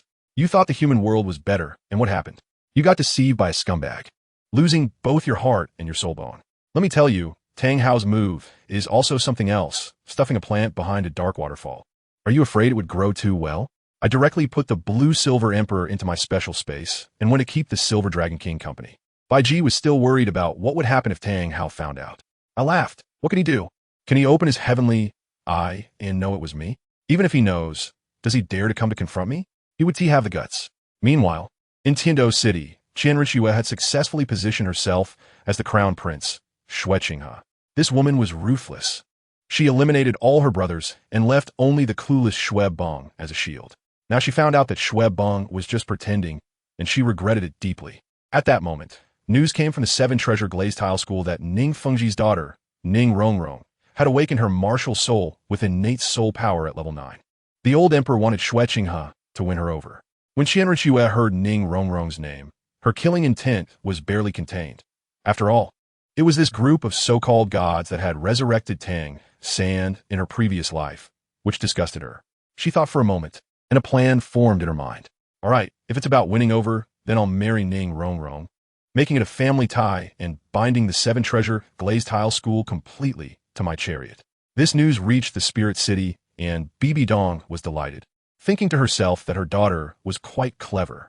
She had always hated the food god and the nine-color goddess for their role in the resurrection of the divine light, and had no fondness for the Seven Treasure Glazed Tile School. Initially, she wanted to send Hulaina with some people to make a gesture, but then she reconsidered. If she wanted that old fox Ning Fengji to willingly marry off his daughter to her daughter, she needed to apply enough pressure. She directly called out to Yu Eguan, who was about to leave. Forget it, I'll go too. Let me tell you, Bibi Dong's thoughts at that time were very simple. She just wanted to show off her strength. You Ning Fengji have two powerful titled Douluos as bodyguards, right? Fine, I'll beat those two old men in front of you. So you can see that the so-called upper three sects are just a joke in front of my spirit hall. By then, won't you hurry to find a strong ally to cling to? I received this news too, but to be honest, I'm not interested at all. After all, Ning Rongrong was killed by me in my past life, and I was the one who led the team to destroy the 7-treasure glazed tile school, taking down Ning Fengji, Chen Xian, and Gu Rong all at once. And then there's the blue lightning tyrant dragons Yu Yuan Jun, the Hao Ian sect people, and Dai Mubai from the star Luo Empire. Wow, when I think about it, I really didn't die in vain in my last life. It seems I've offended the main characters completely. Old Qian Dalu still wanted to pull me to support Qian Renchua, saying I should go to the 7-treasure glazed tile school to show off and demonstrate the dominance of the younger generation of the Spear Hall. I directly refused, telling him that I'm already exhausted worrying about the future divine battle and have no time to play such childish games with you. The old man had no choice but to leave with a sigh.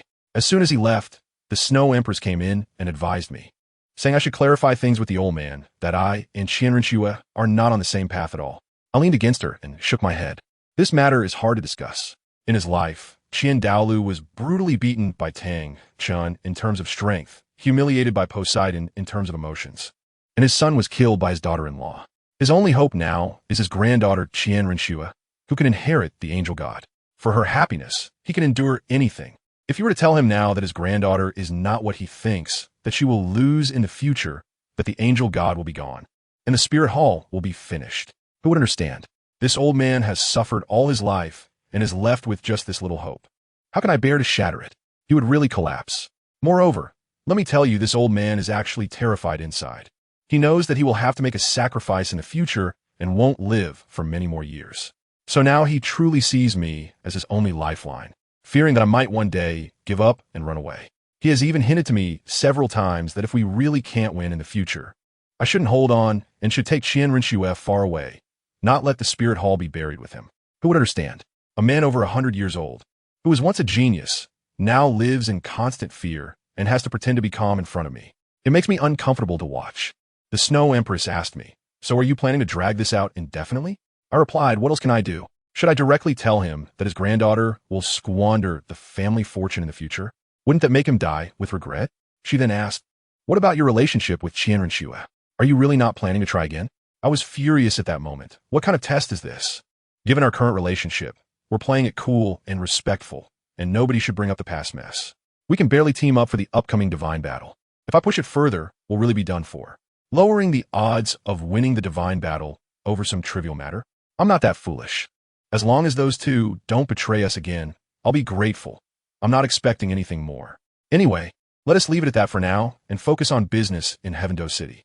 But as soon as we arrived in Heavendo City, there was a little incident. We went to the Royal Academy to catch someone, targeting Dugabo's granddaughter, Duga Yin. Before I could make a move, I turned around, and lo and behold, Ziji had already captured her. The way she was tied up, I tell you, I was dumbfounded. The rope was looped around her neck, tied in various knots across her chest and back, twisting all over. Does anyone understand? ISNT this the legendary tortoise shell binding. Ziji still innocently asked me. I learned it from a book. Is there a problem? I thought to myself, what book are you reading, sister? Can a serious bookstore sell this? Look at that little girl. Her face is as red as her neck, both shy and angry, thinking we're going to abduct her. I could only cough lightly and compliment her, saying she has a nice figure, then got straight to the point. Where's your grandfather? This little girl is quite stubborn. She opened her mouth and said her grandfather is Dugabo, known as the fighting god. Ziji glared, and the dragon scale longsword was directly pointed at her neck. The killing intent was much stronger than her grandfather's level 90 aura. The little girl was so scared she almost wet herself, trembling as she said her grandfather went to the 7-treasure glazed tile school.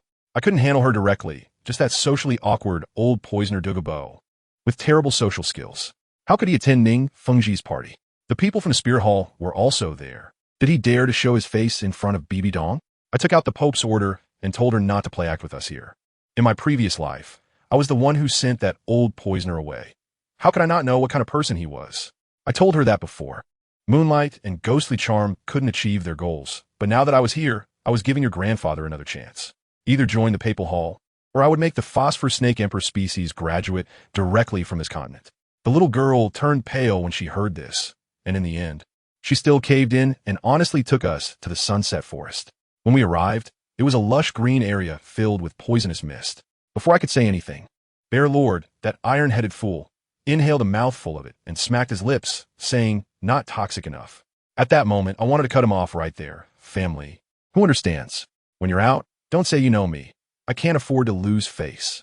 I raised my hand and created a gust of wind, tearing a path through the poisonous mist and letting her continue to lead the way. Before long, the main character arrived. A giant green snake head burst out of the forest, and that old man Douluo shouted, "Who are you, little brat? Get out of my territory." But as soon as he finished speaking, he saw Douluo wrapped like a dumpling. His eyes turned red immediately, and he stared fiercely at our tallest and most imposing figure, Tion, roaring, "Pervert!" Tion was stunned at that moment. That expression was pure bewilderment, like an old man staring at a smartphone. I thought this blame was way off the mark. I quickly jumped out and said, "Hey, over here, I'm the main character. Your granddaughter is in my hands." But the old man completely ignored me and continued to scold Tion, making me furious. Does this kid's body have no rights? Bearlord couldn't stand it anymore, annoyed by the noise, and with a swift slap, so fast I couldn't even see it, he sent Douluo straight into the ground. I'm telling you, he couldn't be dug out. Douluo let out a desperate scream. "Grandpa!"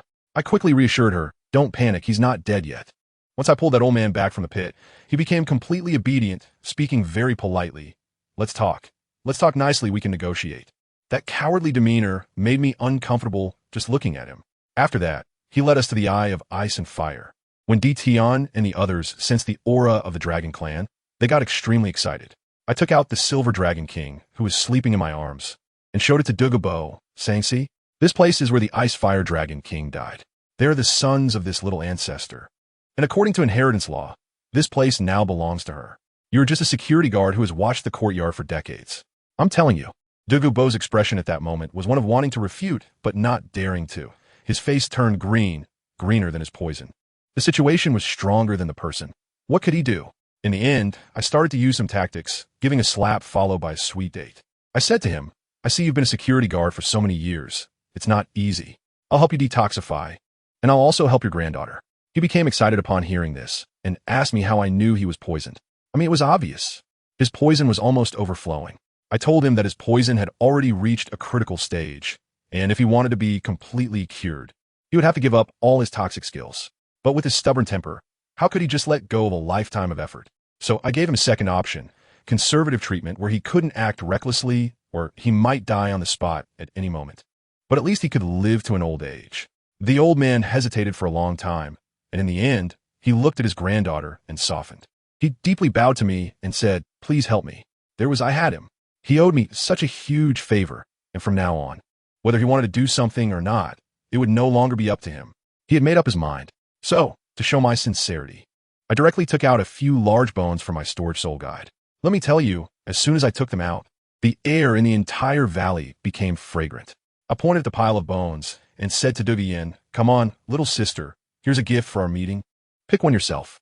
As soon as I finished speaking, the old man beside us, Douluo, looked like his eyes were about to pop out. His mouth opened wide enough to fit an egg, and he exclaimed in shock, 10,000 year soul bone. I felt so proud inside, seeing how naive you are. 4 pieces, all starting from 10,000 years, a 20,000-year-old unicorn skull, a 40,000-year-old fire lizard right arm, a 50,000-year-old purple lightning tyrannosaurus left leg, and finally, a grand finale, an 80,000-year-old dragon eagle torso bone. Douluo was also stunned, her little face turning pale as she stammered, For me? Her expression was as if I had handed her a bomb. "Of course, it's for you. Let me tell you, I have a quirky habit of not liking to have someone else's bones on me. It makes me uncomfortable.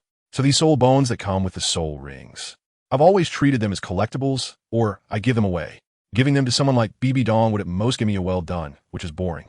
But giving them to a girl like this, I could gain a devoted little fan. And that transaction is a huge profit."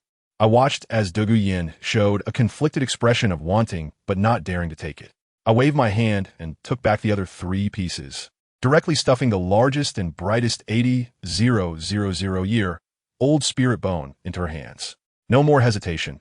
This one has the highest age and the best quality. Hurry up and absorb it. But what happened? Old Douluo rushed over in one swift motion, snatched the soul bone from his granddaughter's hands, and returned it to me. "Sorry, we can't accept this item." I was not happy at the time, and I said, "Hey, I'm giving this to your granddaughter. What does it have to do with you?" He looked serious and said that this thing is a time bomb that could bring disaster upon us, and that the 2 of us wouldn't be able to handle it. Who among the family understands? Giving a gift is so troublesome. He was also worried that I would use this as leverage to control them in the future. I'm really speechless about how handsome I am. All right.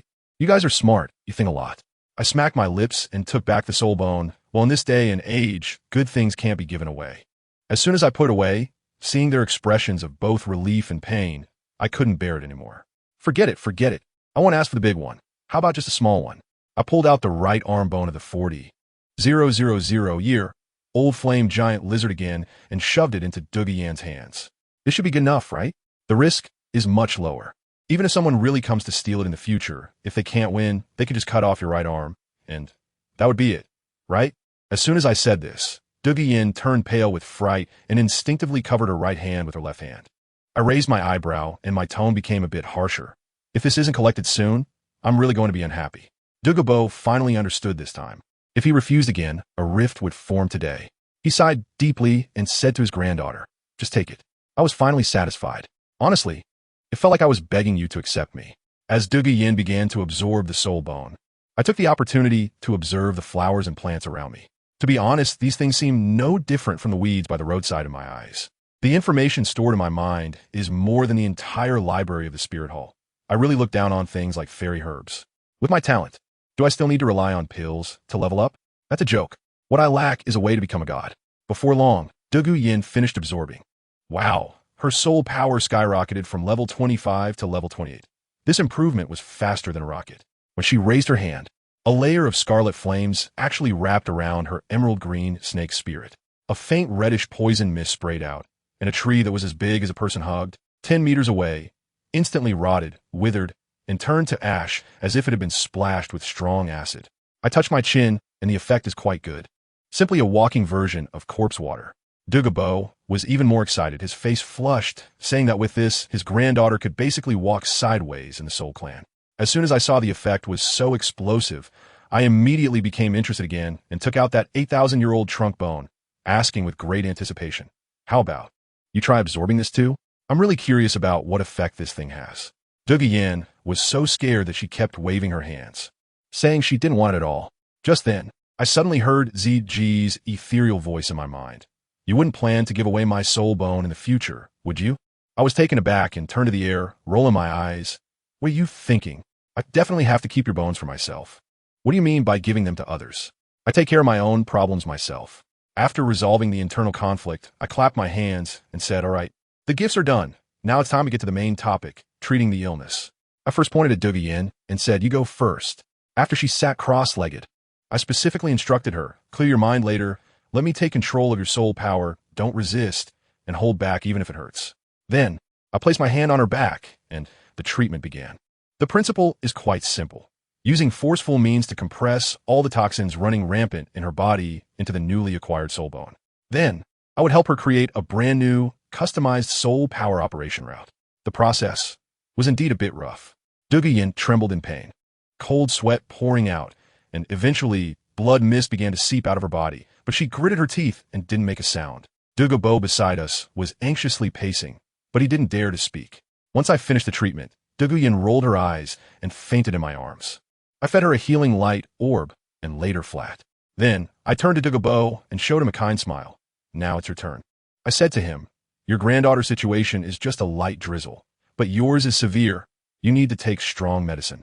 Get mentally prepared, old poison." His face turned green at that moment, but he still gritted his teeth and sat down. As soon as my hand touched him, his scream, like a slaughtered pig, echoed throughout the valley. I frowned and said, "What do you mean? Your granddaughter hasn't called either. Hold it in. Damn it. Xiong-jun, give him a slap." Smack. The world became quiet, and he fainted. I continued my operation. After a while, he was awakened again by the pain. Smack. Family, who understands?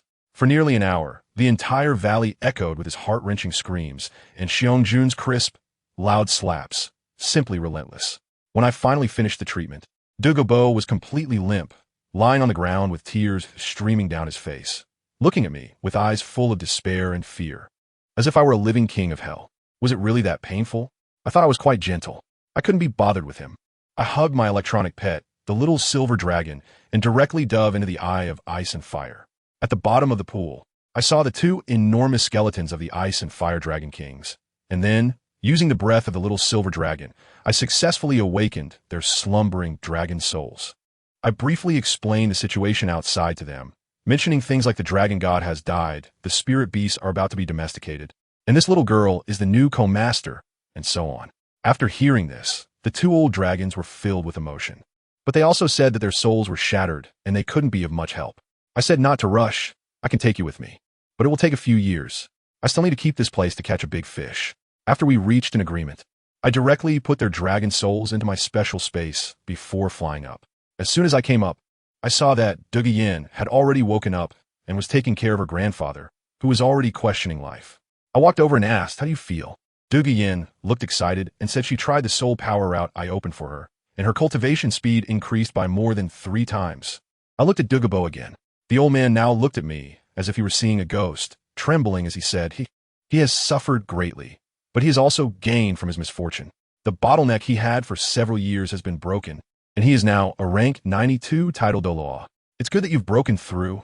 I nodded, then solemnly warned him. But I must remind you to use poison less in the future. Although I have cleaned the toxins out of your body, if you continue to act recklessly like before, the toxins will return. If you're lucky, it will revert to the old state. If you're not, the toxins in your soul bone could explode. And since it's a head soul bone, you could die on the spot.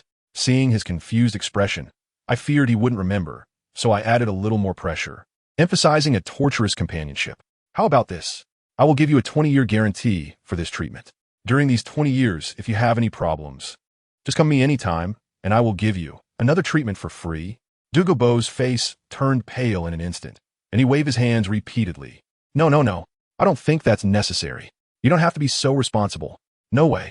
I firmly rejected him, saying, I said I would cure you, so I must take responsibility until the end. You can still act recklessly. Don't worry, as long as I'm here you won't die. Finally, I directly used his granddaughter to hold him down. Old poisoner, to be honest, you wouldn't want your granddaughter to be all alone, suffering and bullied, right? He was completely speechless, with a look of constipation on his face, probably thinking about what sins he had committed to encounter me. Seeing that I had him completely under control, I was quite satisfied and pulled out a plant that looked like a golden sweet potato from the side, handing it to Douluo. By the way, you should eat this. Douluo held the herb with a bewildered expression. Her grandfather had told her since she was little that everything here was highly toxic, and she must not touch anything carelessly. Let me tell you, this is not just random messing around. This is giving you a cheat. This thing is called Sweet Potato Golden Dragon. It sounds rustic, but the effect is explosive. Your Bylan Snake Martial Soul, to put it bluntly, is just a lower-level little brother of a dragon. Eating this will directly elevate your bloodline, and at the very least, you'll become a Bylan Snake Emperor. As soon as I finished speaking, old man Douluo was still there saying, no, not that. And Douluo, this girl was really sharp, directly asking me, is it really just gnawing like this?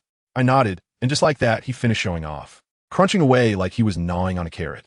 The expression on Douluo's face was one of wanting to say something, but holding back. He was probably roaring inside.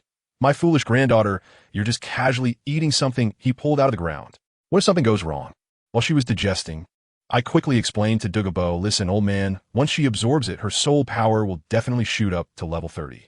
Don't rush to give her a soul ring that's 1,000 or 2,000 years old. It wouldn't be worthy of her. Let her stabilize first. And once the medicine is fully absorbed, test her physical strength. If her martial soul really evolves into a dragon type, give her a soul ring of 7 or 8,000 years directly for the 3rd ring. The old man's eyes almost popped out. He exclaimed, are you crazy? 7 or 8,000 years for the 3rd ring. You want my granddaughter to die on the spot? I shrugged and said, believe it or not. In fact, I didn't dare to tell the truth. If I really evolved into a dragon, it's not impossible to challenge the 3rd ring after 10,000 years. But that sounded too scary, and I was afraid the old man couldn't handle it. Just after eating the fairy grass, Douluo wiped her mouth and stood firmly on my side. I believe him. Yin. Douluo got anxious. This is not a joke. If the soul ring absorption fails, it would ruin a lifetime. I nodded in agreement and said, he's right. Absorbing soul rings really requires caution. After all, everyone's physique is different. What I can handle might really be fatal for someone else. I turned to Douluo and said, you should think about it. The effects of the medicine still need some time to wear off. If you really trust me, I'll personally help you sort out later. And guess what? This girl blushed instantly, looking like a ripe tomato, and stammered, why, you'll personally help me? I was puzzled at the time. wondering if this sweet potato Jinlong had such side effects. Looking at her blushing and heartbeat racing, I thought I should remind her again. By the way, you should keep your distance from that Yuqianheng. The blue electric Tyrannosaurus Rex family, let me tell you, is bound to be doomed in the future. Mixing with her family won't end well. As for Du Guyan, I don't know what she was imagining, but her face turned even redder, and she nodded heavily. I will remember.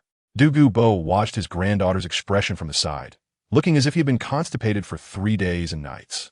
It's over. He probably thinks his granddaughter is also in trouble. Once everything was settled, I bid them farewell and declared my ownership. Old man, you stay here for now. If there's anything in the future, I'll find you. But all these flowers and plants on a mountain are mine now. So don't mess with them. What did Dugubo say? I saved his life, so he could only nod in agreement. I had just left when Dugubo pulled his granddaughter aside and asked seriously, Yin Yin, tell me honestly, are you interested in that boy? Duguyan was taken aback for a moment, and then surprisingly nodded. I tell you, this girl is really bold. She thinks I gave her soul bones, helped her detoxify, and tailored a cultivation method for her. Plus he is handsome. Who wouldn't he be moved? Dugubo sighed and began to analyze. I don't oppose it, but think carefully. That boy is not an ordinary person. Those 2 big guys around him could easily slap me, a title Doa, into a photo. They are definitely super Douluos at level 97 or 98. To have such people under his command, his status is more terrifying than the Pope.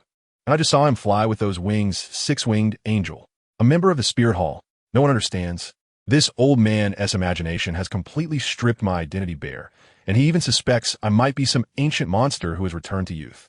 Anyway, once things were settled over there, I leisurely returned to Spirit City. As soon as I entered the city, wow, the streets were filled with newspapers floating like snow. The front page headlines were all about Bibidon's friendly visit to the 7 Treasure glazed tile school. Something like the Pope exerting pressure on the 7 sects. And the sword Bon Douluo suffering a setback. I'm familiar with this kind of clickbait. When I flipped to the last article, the tone changed completely. The untold stories between the Prince of Tiando, Xue Qinghe, and the little princess of the 7 Treasure glazed tile school. I directly exclaimed, what the heck? This editor knows how to attract traffic. He deserves an extra chicken leg. Just as I returned to the worship hall, I heard Grandpa Golden Crocodile sighing, saying that Bibidong's actions were too much, pressing the 7 Treasure glazed tile school's face into the ground, and he was afraid it would turn everyone into enemies. Guess what Dalu said? Let her be, do as she pleases. This old man has completely given up. His mind is filled with the final divine battle, and he is too lazy to care about these trivial matters in the mortal realm. Grandpa Golden Crocodile then said that Xue hoped I could show my face in Tiando City to help her deal with that old fox Ningfengji.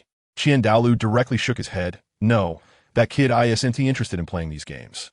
If you annoy him, I estimate he could directly have those ferocious beasts flatten the 7 Treasure glazed tile school. Hey, my big worshipper understands me. If you can act, don't just talk, this is my style. Just as I was thinking about this, while watering the flowers in the backyard, I suddenly sneezed. Who's talking about me again? When I turned around, that blue silver emperor actually woke up and asked me who I was. I put down the shower head and said, I'm robbing you. She looked confused and asked, what are you robbing me of? I replied, don't think about that broken hammer of yours anymore. From now on, you're mine. Once I'm tired of playing, I'll smash that hammer and take back your soul bone, and you'll be my bed-warming maid. At that moment, BG also came over. Seeing her silly expression, we exchanged glances and were speechless. We started interrogating her, each saying a line. You're 100,000-year soul beast. And the Tang Hao brothers couldn't he figure it out? Just when he reached level 90, you got discovered. What a coincidence. The Spirit Hall has been chasing you for over 5 months, and he didn't have time to get a single soul ring? Are 10,000-year soul beasts extinct in the Stardow Forest? Also, why did you just run around the forest? You could have just gone in and finished it. Guess how she responded? Brother Hao said, we are humans now, and soul beasts want to help us. Brother Hao wouldn't he do that? Folks, I really can't believe it. Pure self-deception. Late-stage love-struck brain, no saving it. I was furious at the time and confronted her directly. Do you know how many people your so-called love has harmed? That bastard Tang Hao blew up my entire village just to escape. I directly unleashed my martial soul. Showing her the scene for back then, I had just arrived in this world, my eyes still not fully opened, when suddenly a huge hammer fell from the sky. If it weren't for my powerful martial soul, I would have been done for right from the start. No way. He wouldn't do something like that. She was still there denying it. I was so angry that I laughed. So you mean to say that the villagers who were crushed to death by him deserve it? I just opened my eyes and almost got smashed by a hammer. I was dizzy for over half a year. I guess that's just what I get, right? After talking to this love-struck idiot, I was so mad that my liver hurt, so I went to Tiando City to cool off. I complained to BG, saying that I used to think fools were in the minority in this world, but now I realize that normal people are the rare species. Let us not talk about facts, shall we? What do I care about your nonsense? On the other side, Duga Yin returned to the academy, feeling quite pleased with herself. Her soul power shot up to level 30, and her martial soul evolved into a dragon, growing claws and dragon horns, leaving her best friend Yi Lingling stunned. However, this girl also started feeling insecure, wondering if there was another meaning behind the precious gift I gave her. Hey, little girl, you think a lot. She even tackled someone onto the bed, joking about dragon saliva, making me feel flustered. In the end, she confidently declared that the team leader Yu Tianheng should be replaced because now she is the strongest. The news of my arrival in Tiando City has reached Shuer as well. Just after dealing with the old emperor in the palace, Qianren Xue returned to her newly renovated prince's mansion. Miss, along with her, there's also the honorary offering named by Ji, said Siju. The Snow Empress and Ice Empress didn't come, did they? Qianren Xue asked. According to news from Wuhuan City, only by Ji came this time, Siju replied. That's good. Qianren Xue nodded. I tell you, as soon as Qianren Xue nodded, she immediately made a new move and directly told Cyan, sister is going out shopping. If someone asks, just say the crown prince is in disguise for a private visit. Got it? Cyan was extremely respectful and bowed before retreating. Goodness, as soon as the person left, Qianren Xue quickly removed her mask and soul bone, revealing her stunningly beautiful face. She was mumbling there, saying something like, I can't compete with those two. The Snow Empress and Ice Emperor. But what about these little fairies that came later? Can't I have a place too? Family, who understands this sour tone. She also knew she was being difficult. Originally, she could rank first in MOU's heart. Even her Pope mother had to take a back seat. But now? It's all her fault for being foolish back then. Speaking of which, that guy MOU always talks about being tempted by her mother, but in reality, he feels nothing but pity for her mother compared to Bai Bai Dong, and is angry at her for not fighting back. While sympathizing with her, he also disapproves of her romantic mindset, constantly arguing with her mother over trivial matters related to Yu Xiaojiang and her deceased father. Let me tell you how toxic MOU's mouth is. He used to be a bit restrained, but ever since he almost got slapped to death by BB Dong and spent a few months recovering in the offering hall, that guy has completely unleashed his true nature. As soon as he opens his mouth, it's all about calling people idiots and fools, and he is not exactly a good person himself. The way he curses is simply exhilarating. In the past, he would at least try to reason during arguments, but now, it's purely for the sake of cursing. MOU's exact words. Reasoning? I've spent years trying to reason with a dog that has become a spirit. And you think I can reason with a hopeless idiot? I'm done serving you. This bastard was cursing right in front of the citizens of Wuhuan City at the entrance of the Pope's palace, pointing fingers. While cursing, he even started fighting, but of course, back then he couldn't win, so every time he would just hit a couple of times and run back to the offering hall. A few days later, he would come back to continue the cursing. A few times it got even crazier, directly bringing all those old men from the offering hall over. When the 6 major offerings stood there, he charged in to curse, and if BB Dong dared to make a move, it would have turned into a wild brawl to save him. Seriously, Qianren Xue couldn't figure out how MOU became such good buddies with those old men. They all called him brother and even referred to her as grandpa, directly calling her Qian Ge. It made her so angry. While I and my body, they pretended to be on uncle level with me, and they even had the audacity to call it discussing things separately. Damn it, that bastard just wanted to take advantage. Hiss. On the other side, MOU, who was shopping in Tiando City with Bai Ji, suddenly felt a chill at the back of his neck. Good heavens. Someone is plotting against me. This feeling, let me tell you, is practically ingrained in my DNA. It's just like when Qianren Xue transformed in her martial soul and chased after him with that 40-meter-long sword, trying to chop him. What's wrong? Bai Ji asked, puzzled. I have a bad feeling. MOU's expression was serious. When Qianren Xue was about to chop me, it felt just like this. My angelic instinct DNA is activated. In his past life, he not only tried to reason with BB Dong, but also with Qianren Xue. What happened? Every time he finished reasoning, Qianren Xue would get hot-headed and go find BB Dong for a showdown, only to get scolded by her mother. Then Qianren Xue would blame everything on him. And what awaited him was angelic punishment. When he was flirting with a girl outside, he would inexplicably run into Qianren Xue disguised as Xue Qinghe. And what happened then? Angelic punishment. When he argued with BB Dong. Angelic punishment. When he fought BB Dong. Still angelic punishment. The worst part was when Qianren Xue was chopping him. The 7 old men from the offering hall were right there watching, so he couldn't fight back at all. If he did, it would immediately turn from a one-on-one to a group fight. So he was really traumatized. This isn't a good place to stay. Mou frowned and pulled Bai Ji toward the safe zone. The idiot who caused the avalanche at the Tiando Royal Academy could cause trouble in the city center. And with Bai Ji's face, it would be hard not to attract trouble.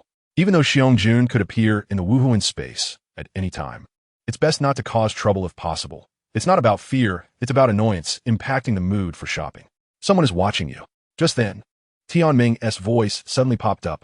Over the years, Tianming had been thriving inside Mou's sword sheath, helping other sacrificial soul beasts evolve their consciousness and had become the nominal big brother.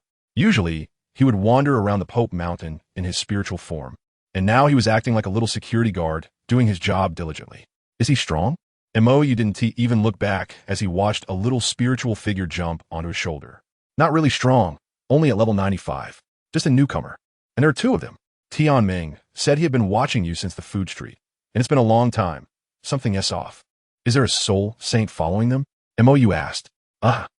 How do you know that? Tianming was shocked. Mou nodded. Then I know who it is. Good heavens, the 3 rascals of the 7 treasure glazed tile school.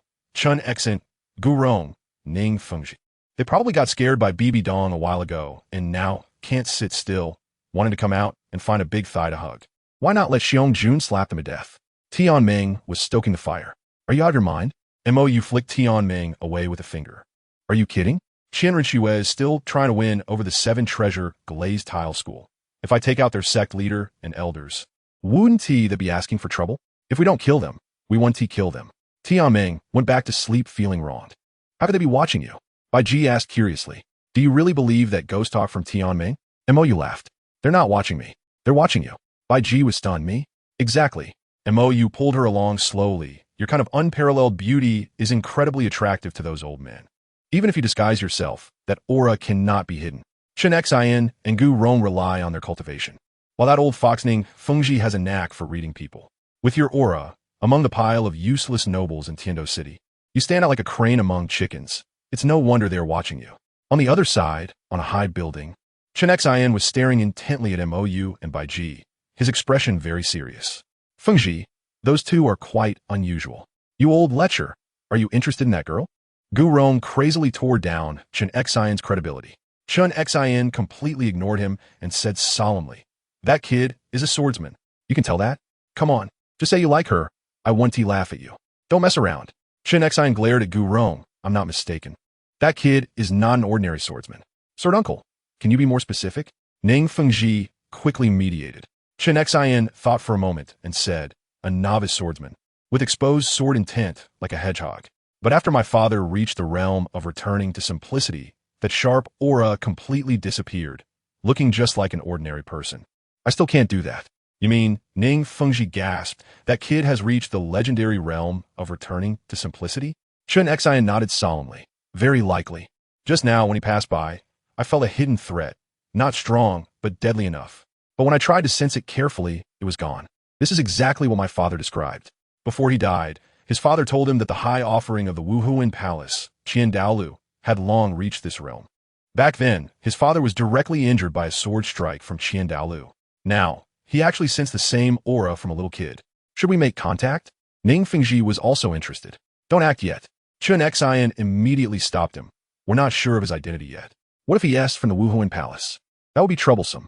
He analyzed clearly. There's only Dalu in the world who has reached this realm, and this kid is likely his disciple.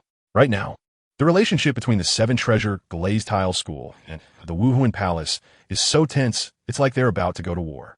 Approaching someone from the Wuhuan Palace now would be courting death. Sword uncle, we haven't torn our faces yet. There's no need to be so sensitive. Ning Fengji advised. Besides, with Bibi Dong already so strong, if another genius emerges from the younger generation, our 7 treasure glazed tile school might really need to change its path. He was feeling bitter. The Wuhuan Palace was at its peak. The 2 great empires were decaying.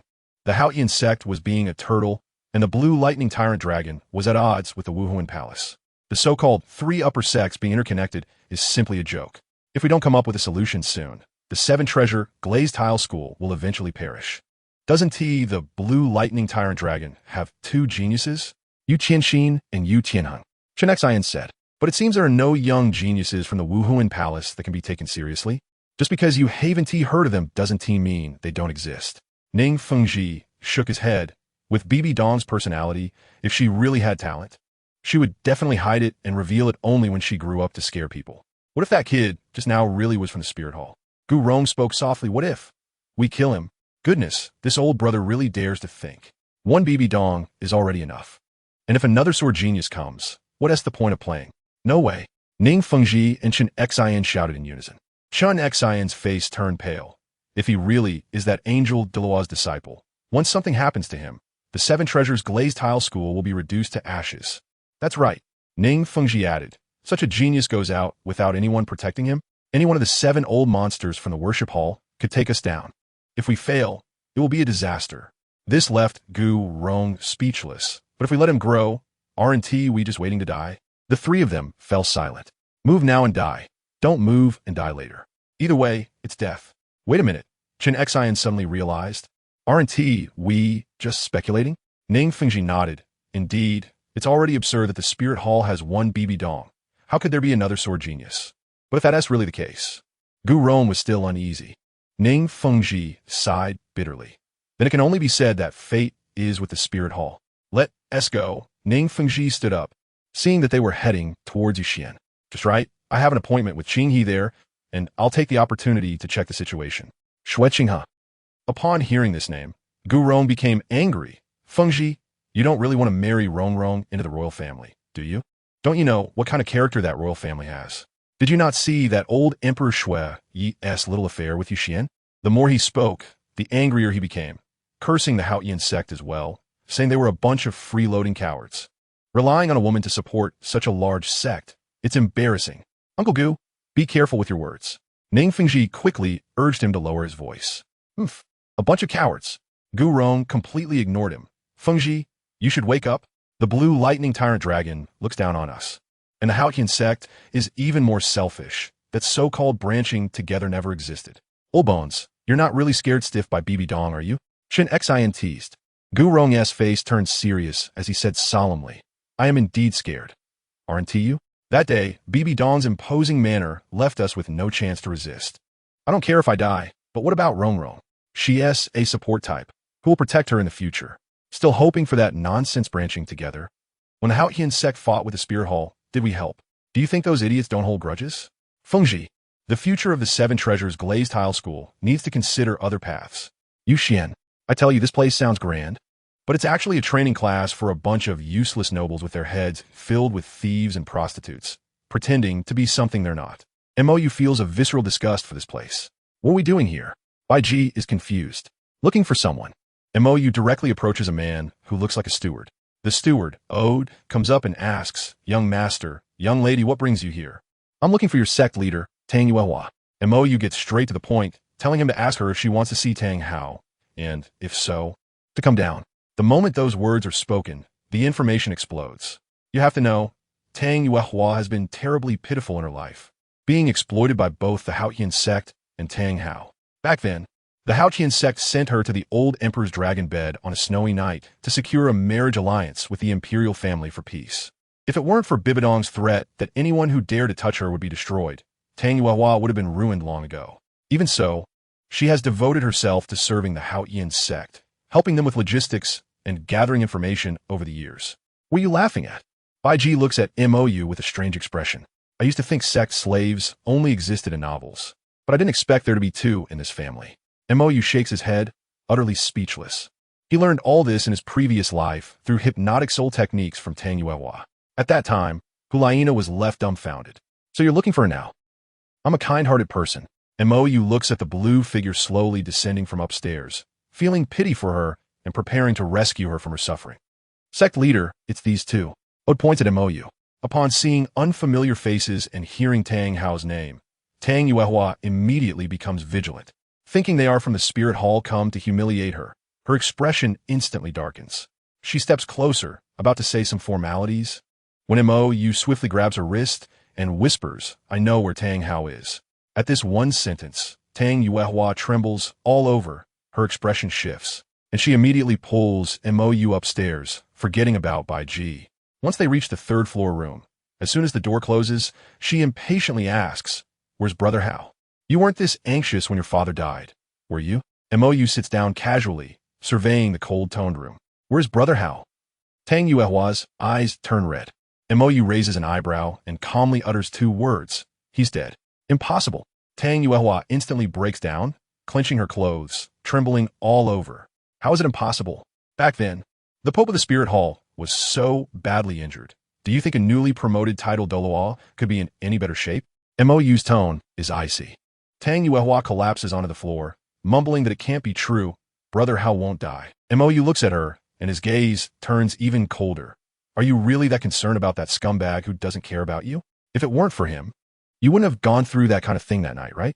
As soon as these words leave his mouth, I tell you, Tang Yuehua's face instantly can't hold up anymore. She still tries to act tough, saying, "I don't know what you're talking about." But her eyes are panicked, almost screaming the words, "How do you know?" on her face. I stood up directly from the chair, walked step by step to her, leaned my upper body forward, stared in her eyes, and asked in a lowered voice, "How does the bed on a snowy night feel?" Hey, this time she completely dropped the act, her gaze cold enough to frost over. I simply couldn't be bothered to beat around the bush with her anymore. So I laid all the cards on the table. I said, "If word gets out that the renowned Haotian sect actually packaged the sister of their own sect master and sent her to the emperor's bed for a deal with the Tian-Do royal family, and that this was all planned by the entire elder council, while her brother Tang Xiao just watched like a blind man and tacitly approved. I mean, if this news breaks, how can they still have the face to stand tall as the Haotian sect?" After a series of words hit her, she froze right there, completely dumbfounded like a wooden puppet. I looked at her dazed expression and couldn't help but laugh. I reached out and patted her cheek, saying, "Your reaction hasn't changed at all. In my previous life, I used to tease her like this, and she would have the same blank expression. It was really dull. What do you want to do?" She finally came to her senses, her voice trembling. This was related to the reputation of the Haotian sect, and she couldn't afford to be careless. "What I want to do?" I stroked my chin, imitating the behavior of those spoiled rich kids from Avalanche, and was about to say a classic line, "Master of Moonlight Pavilion, you wouldn't want this matter to spread." Creak. The door just opened like that. When I looked up, standing at the door was none other than Xue Qinghe. Let me tell you, in that moment, my family, who understands? My DNA reacted violently. My calves almost cramped up on the spot, and I nearly sat back down on the coffee table. That damned reflex. In my previous life, I had been caught by Qian Renshua too many times, so now, whenever I see her putting on that fake smile that looks more like a business facade, I get the chills, as if I've been caught red-handed. "What does it have to do with you?" I blurted out before I could think, directly firing back. "Oh no." Qian Renshua, and now Xue Qinghe, had a strange smile on the corner of her lips. "Little brother, did you just do something bad?" I watched this scene that expanded my psychological shadow infinitely, and in a flash, I hid behind BG, shouting at the top of my lungs, "Don't wrong the good people. I didn't do anything. Damn it. It's all that old man Qiandao Lu's fault. In my last life, he made me be her punching bag since I was little, and now look, he's directly put a bloodline suppression on me. As soon as her aura opens up, I'm done for. Qiandao Lu, you've really made me suffer." The atmosphere in the room was so awkward it could be dug out with my toes. On the other side, Tang Yuehua saw the situation and was almost scared out of her wits. To save the little bit of face for her Haotian sect, she didn't care about anything else and hurriedly found an excuse to slip away, fearing we would expose her little secret. Qian Renshua just stared at me and asked what I was looking for Tang Yuehua for. I hid behind Bridget, feeling quite confident.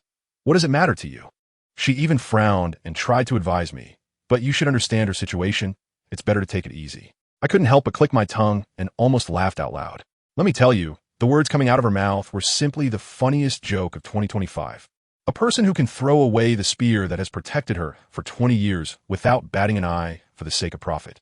A person who can sell out Yueguan and Gue Mei, who have dedicated decades to the Spirit Hall, along with a bunch of elders, just to win over Tang San. Does she really think she can talk to me about being easygoing? Is she even worthy? It's disgusting how a heartless and ungrateful person pretends to be deeply affectionate and loyal. I was too lazy to say another word to her, so I pulled Bijia and turned to leave. Before I left, I tossed her a remark. "Your Highness, save your genuine feelings for someone more valuable. Don't waste them on me. I don't deserve it." Talking about feelings with someone who prioritizes benefits above all? Have I lost my mind? Once outside, I told Bijia, "I'm really scared I am.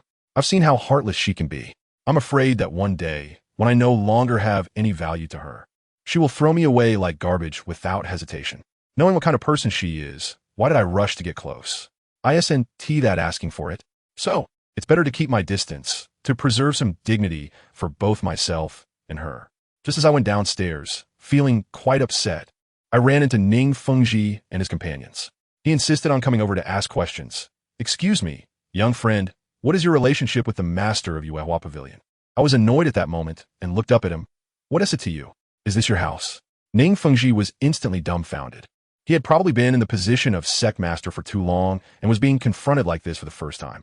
The old man beside him, named Gurong, was not pleased and wanted to assert his seniority. Kid, didn't your family teach you to respect your elders? I shot back directly. Elder? Who are you? Just kidding. The only one in this world who can act like an elder in front of me is that old man Dalu. Even that ancient thing, Tian, who's lived for hundreds of thousands of years, calls me brother. So what do you few who have only lived for a few decades count as? That old man was also left speechless. I couldn't be bothered with them, so I pulled Bijia and walked away in another direction. I'll tell you, just as I left, Qianren came down and started intensifying things for Ning Fengji and the others. She first admitted she knew me, and then began dropping bombshells. Teacher. When I met him 2 years ago, he had 4 titled Douluos by his side. Ning Fengji was dumbfounded on the spot. Qianren continued to unleash. The girl with him just now is a healing type titled Douluo. This time, Ning Fengji's expression changed. A healing type titled Douluo? He had never even heard of such a thing in the continent. Qianren added a final blow. By the way, teacher, he really does have a sword martial soul. And at just 10 years old, he is already a soul zone. Goodness, after these 3 strikes, Ning Fengji, that old fox, along with the 2 titled Douluos by his side, were completely stunned. A 10-year-old soul zone with 4 soul rings? They must have already conjured up an epic fantasy drama in their minds, imagining hidden families, soul bones as a staple food, and backing forces comparable to the Spirit Hall's offerings. Let them think. The more they think, the further they are from the truth. I, being interrupted by Qianren, couldn't be bothered to tease Tang Yuehua anymore, so I decided to get down to business. I headed straight to the Tiando Royal Academy with Bai Ji, as I needed to check on how Gu Yan's martial soul evolution was progressing. To be honest, I was just a bit curious whether that sweet potato golden dragon could really help her by Lin Snake shed its skin and truly transform into a dragon. How could this be considered an experiment? I'm simply doing her a favor, with no risk involved. It's just a way to satisfy my curiosity. Besides, I'm quite familiar with repairing defects. When my angel martial soul reached its peak, my ability was no longer just healing. It became restoration. Whether it's a martial soul curse or a congenital defect, I can fix it for you. While I was lost in thought, I had only taken a few steps into the academy when I heard a loud shout. Stop! I glanced back and recognized that it was the idiot Avalanche. I couldn't be bothered to deal with him and continued walking forward. That fool, however, was relentless and had his lackeys come over to fawn over him. Just as those 10 or so guys were about to unleash their martial spirits and make a move, a cold figure appeared. What do you want? Dugu Bo glared at the group of thugs like a gatekeeper. When Avalanche saw it was Poison Daw, he not only wasn't scared but was actually quite pleased, as Dugu Bo was a subordinate of his uncle, Prince Xueshing. Dugu Bo then turned to glance at me, confirming that I wasn't angry, before turning back, his gaze sharpening as he directed a single word at Avalanche. Scram. Avalanche wanted to say something more, but Dugu Bo directly emanated killing intent. Do you want to die? I tell you, that kid Avalanche instantly got scared, panicked, and ran away, leaving even his gang behind. Dugu Bo chased after him and apologized to me, saying that the atmosphere here is not good. I waved my hand and said lightly, I know, but if you had come a few seconds later, I might not have been able to hold back. Well, an Avalanche is still a prince. Dugu Bo reminded me. What's the big deal? I said nonchalantly. At worst, I'll wipe out the entire Tiando royal family and forcefully support Xueshing to the throne. If that doesn't work, I was pondering more exciting gameplay while Bai Ji slapped the back of my head. Don't use that move. Oh, let me tell you, that kid MOU acted as if nothing was wrong and nodded. Good guy. Do you know what he was just about to do? His million-year soul skill, called absolute freezing, can turn the entire continent into the Arctic in 1 second as long as he has enough soul power. With his current level, freezing the entire Heaven Do City into an ice sculpture exhibition would be a piece of cake. If he really used it, what difference would it make from that old Poison Master's poison gas bomb? Over -100 degrees, family, anyone below soul, Saint would die on the spot. and even soul saints can't hold on for long. Heaven Do City would instantly become a giant ice coffin. I glanced at the side at Douluo, whose old face turned pale. He was probably cursing our ancestors in his heart. I quickly changed the subject. Where's your granddaughter? That kid Mo has also been acting strange lately. His destructive urge is off the charts, always wanting to test the power of his big moves. And as for casualties, he seems to have no concept of that at all. I thought he wasn't like this before. Why is he becoming more and more like an emotionless killing machine now? Yin Yin is tidying up things. Douluo lied without blinking. Tidying up what? I could tell with my toes that his precious granddaughter was definitely busy with her makeup. It's been over an hour. This is the first time I've seen Douluo Yin care so much about her image. A woman decorates herself for the one she loves, you know? Mou, still clueless, asked, what is she tidying up? We're coming back soon. The old poison master stammered for a long time. She's a girl. Fine, Mou. This straight guy finally understood, probably recalling how Hulaina would dawdle when going out. But I thought, Hulaina was going out to have fun. We're going to hunt soul rings, dear. Are you putting on full makeup to send off soul beasts? On the other side, in the prince's residence, Qianren Xue was almost drained dry by that old fox Ning Fengji. As soon as she returned, she peeled off her disguise and flopped in a bed, exhausted. I tell you, Ning Fengji was interrogating her about Mou's information without any blind spots. You might as well have asked her to recite everything she ate since she met Mou. The key was that she couldn't refuse to answer because Mou was currently a hot commodity.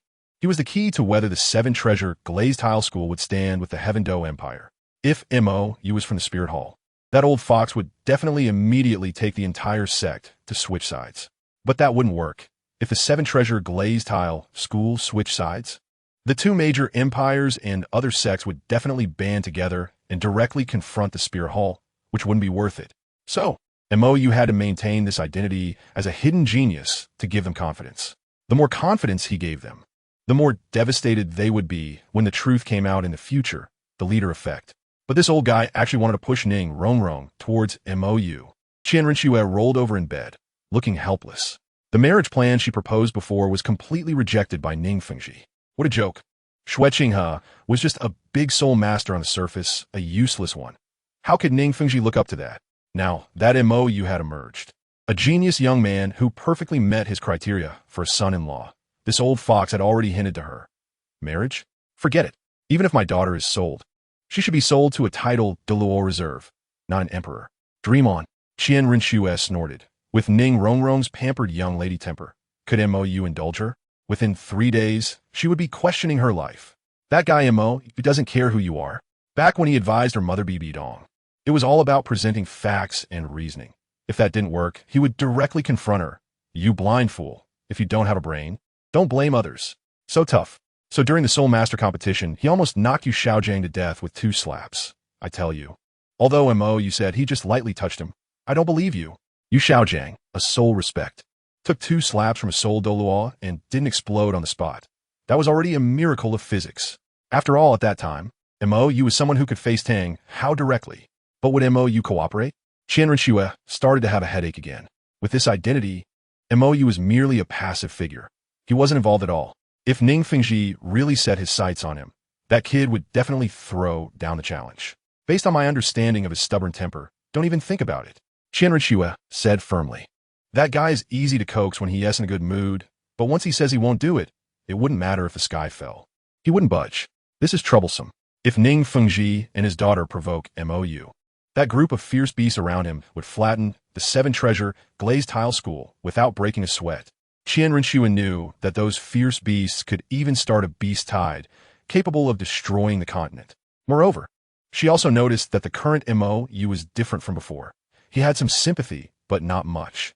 The indifference towards life, he carried wasn't that high and mighty kind. It was pure, cold indifference that had nothing to do with him, making people feel uneasy. Sigh. I hope I can find a chance to persuade him. Qianren Xue sighed. It's tough. In the soul-hunting forest, Douluo quickly led us to the territory of a 10,000-year soul beast. Are you sure Yin Yin can absorb an 8,000-year one now? The old poison master was still not at ease.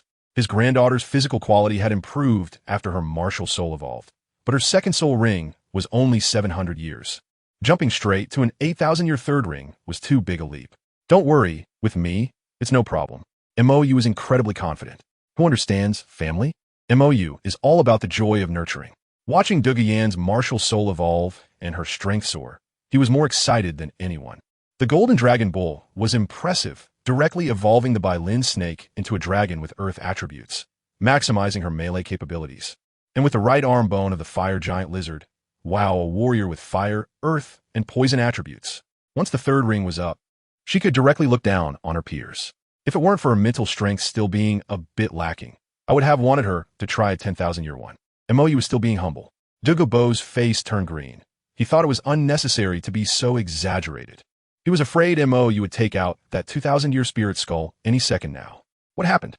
This 2,000-year spirit skull's age was too low. Otherwise, he would really want you to try it. Douluo was completely speechless. You really want to give it? Yin was about to say something when Moyu interrupted her. Don't think too much. If I want to give it and you want to accept it, that's enough. Once I give it to you, it's yours. Don't feel any psychological burden. He truly didn't think that much. Using a bunch of things he couldn't use to exchange for a good mood. This deal was a huge profit. Yin nodded, blushing. Douluo watched on the side, feeling his heart bleed. It was over. His granddaughter was completely gone. He used to look down on those who threw money around. But now seeing Moyu use soul bones like that, he understood. Who could withstand this? Forget about his granddaughter. He was almost unable to withstand it himself. Soon, we found the target area. Douluo suggested looking for a dragon-type soul beast. After all, Yan's martial soul still had a snake foundation. She should focus on increasing her strength now. Poison should just be an accessory. Don't make it like you, disliked by everyone. Moyu directly mocked him. This may sound rough, but the reputation of the Bailin snake soul master is indeed terrible. Who would want to hang out with a walking poison gas bag? Douluo had mixed a title Dalu. Half of it was based on strength, and half was because others feared his poison. Those who could fight were afraid of being poisoned to death, and those who couldn't fight would definitely die. It was that unreasonable. Douluo's old face stiffened, but he acknowledged it. His granddaughter had finally escaped the fate of the backlash from her martial soul. She couldn't follow his old path again. I'll listen to you. As a result, Yin didn't even look at her grandfather, her eyes fixed intently on Moyu. You say which type to absorb, and I will absorb that type. Moyu exclaimed, goodness. Old poison, I'm not dead yet. Moyu was momentarily taken aback, feeling that the girl's level of affection was a bit off. He hadn't even started flirting yet. Could it be that his charm was already so irresistible? Then let us find a toxic, earthy, or fiery subdragon. Just to be safe. Moyu set the tone. Douluo resignedly went to find a soul beast, while Bai Ji also entered the space, leaving only Moyu and Yin in the forest. The atmosphere instantly turned ambiguous, and just as Yin was about to speak, Moyu directly laid down on her thigh, his posture incredibly familiar. Some things are best understood internally. Don't act impulsively. He looked up at the sky and said leisurely, the future is long. First, I need to see clearly what I want and also understand what kind of person I am. Yin's cheeks flushed, and she softly responded. And one more thing, I need to clarify. Moyu suddenly sat up straight, his expression serious. I'm quite a scumbag. I don't fall in love with everyone I see. But when I see pretty girls, I do tend to have thoughts. Of course, it's just thoughts. Whether it develops depends on the other person. I'm not into love at first sight.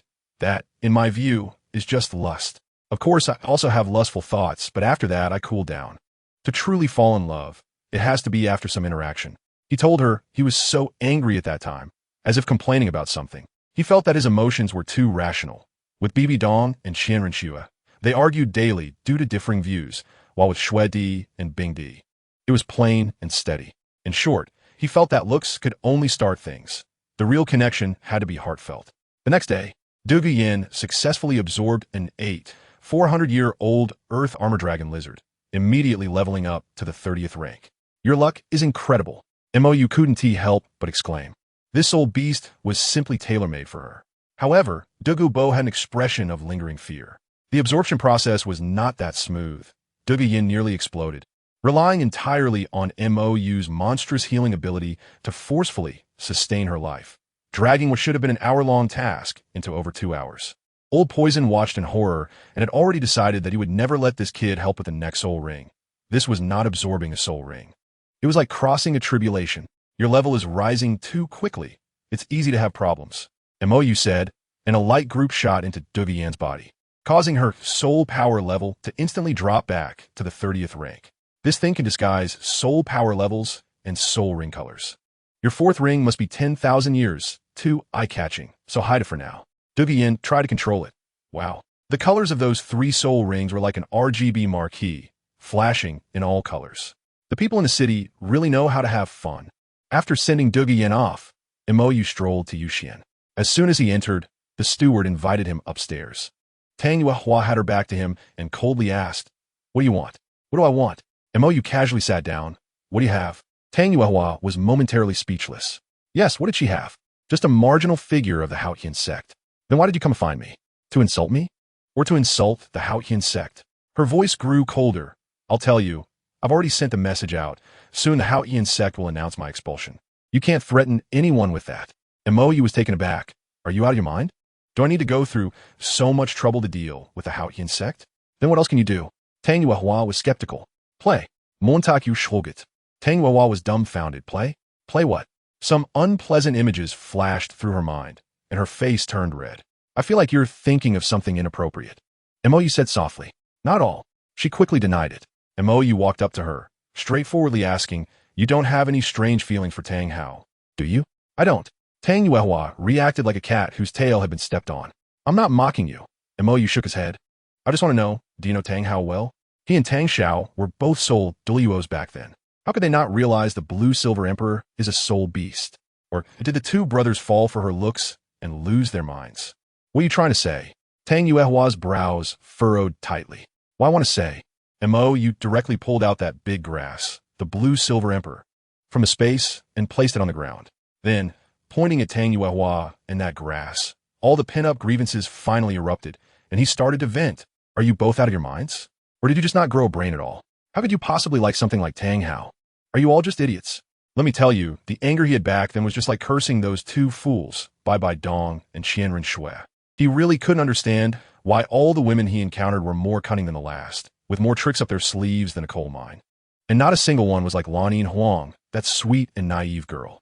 Other protagonists have beautiful women throwing themselves at them. But for him, each one was like Zhuge Liang reincarnated, guarding against him as if he were a thief. Isn't this double standards? This damn world has a problem with him, right? Tang Yuehua and that grass were both dumbfounded. Watching Imoyu sulking over there, his expression 3 parts displeasure, 7 parts grievance, and 90 parts sourness. "Are you okay?" Tang Yuehua asked tentatively. "I'm perfectly fine." Imoyu snapped back, turning around to sit down and start devouring the snacks on the table. In Angel Space, Bear Jun poked Bai Ji. "Aren't you going to comfort him?" Bai Ji felt a little guilty, isn't it? Inconvenient for me? She also remembered that she had been wary of Imoyu for a long time, only considering him a friend after he self-destructed at Jialing Pass. Imoyu is just like that. He doesn't care what you think of him. He only cares about what you do. If you say you love him, but then stab him in the back, in his eyes, you are an enemy. If you say you want to kill him, but help him everywhere, then he will treat you like a brother. Bear Jun stretched lazily and turned over to sleep. He couldn't understand why. Despite Imoyu being handsome, talented, and having a strong background, the first reaction of all these women upon seeing him wasn't admiration, but rather assessing his danger level. Sure enough, brothers are better. Women's hearts are as hard to read as a needle in the ocean. But these two in front of me have love struck written all over their foreheads, and they are afraid others won't notice. I told you, I was really at my wit's end. I pointed at the glowing grass on the table and vented to Tang Yuehua. I said, "Look at her, clearly manipulated by that scumbag Tang Hao. And yet she's willing to sacrifice herself, pretending to be naive and sweet. And you grew up with Tang Hao. Don't you know what kind of person he is? And yet, in your eyes, he is just light, just electricity, the only myth." I was almost pointing at their noses and scolding them. I said with their intelligence, "Who is the fool if not them? And what are they talking about? This is love. Love my foot. Love is a two-way street, not a one-sided charity, you know? Good grief, when it comes to them, it turns into ignoring the facts and just charging in for love. It's ridiculous. To be honest, if it weren't for my craving, if it weren't for my desire to change their minds, I wouldn't bother with this nonsense." And what is the result? A waste of breath. I ranted for ages, and Tang Yuehua was still being stubborn, saying that brother Hao must have his reasons. I threw the fact that Tang Hao flattened several innocent villages to escape right in her face, and guess what she said? "I don't believe it. There must be a misunderstanding." "Oh, right. He has his reasons, and those villagers who were crushed deserved it. Dying under the Haotian hammer was their fortune. Is that enough?" I'm truly speechless. Talking to someone like this is like trying to communicate between a chicken and a duck. I state the facts. She talks about reasons. I've figured it out. She doesn't care about others' lives at all. She only cares about her so-called righteous brother Hao. Fine. Since reasoning doesn't work, let us not bother with it. I waved my hand and said, Xiong-jun, come out. As soon as I finished speaking, a 2-meter-tall, muscular man appeared out of thin air next to me. I was feeling bold at that moment and pointed to the door, say, go. Help me take care of everyone in this Yuxian. Xiong-jun was taken aback for a moment, then nodded, saying, killing a few humans? No problem. Wait a minute. Tang Yuehua suddenly stood up and blocked the door. Unfortunately, Xiong-jun completely ignored her and raised his hand to push her aside. I added, except for her, leave no one alive. We'll visit your Heoshanzong tomorrow. They are innocent. Tang Yuehua exclaimed anxiously. I laughed at that moment and retorted, innocent? What does that have to do with me? Tang Hao can indiscriminately kill innocents for his ridiculous grievances. So why can't I kill a few people just to feel better? Just when Xiong-jun was about to leave, another one showed up. The Crown Prince Xue Qinghe, also known as Qian Renxue, was directly blocking the door. Now Xiong-jun was in a dilemma, a future angel god, a comrade, but was neither right to fight nor to back down. Qian Renxue said to me seriously, the people in Yuexian are too widely connected. We can't take action. I was so angry at that moment. I didn't even look at her. I just went for whoever was involved. It wasn't a big deal. What's wrong with you? She still wanted to play the emotional card with me. I retorted directly, what does it have to do with you? Go ahead. No. Tang Yuehua grabbed my arm tightly. You can make me do anything. Just don't kill the innocent. Qian Renxue also stood firmly in front of Xiong-jun. You can't do this. At that moment, I was really completely blown away. I raised my head and looked at her for the first time, sneering coldly. You, talking to me about innocence? Do you even deserve it? Wasn't it you who killed Xue Qinghe? All these years, to disguise him, how many companions, maids, and wet nurses who have been by his side since childhood? Are they not innocent? Oh, when it comes to you, anyone who stands in your way deserves to die. And anyone you want to kill is just carrying out divine justice? How are you any different from Tang-san? As soon as I said that, Qian Renxue's face instantly froze. No more pretending, it's time to lay it all out. Before, everyone was playing dumb while knowing the truth. But today I'm not in the mood to play anymore. I stood up directly and stepped closer to her. Did you think that by starting over, everything you did would be erased? It's been 2 years. Isn't my attitude clear enough? I've been avoiding you, getting annoyed with you, just to keep you away. And what happened? You keep coming back again and again.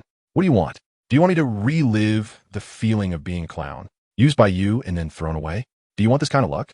I didn't mean that. She wanted to explain. Don't talk to me about misunderstandings. I interrupted her directly. Don't you know who I am? Don't you know if I would misunderstand? You still did it. You did it without even a word of explanation. Now you're telling me it was a misunderstanding? Do you think I'm some dog that can be summoned and dismissed at will? I'm too lazy to talk nonsense. So I directly order Xiong-jun, do it. If she tries to stop me again, I'll take action myself.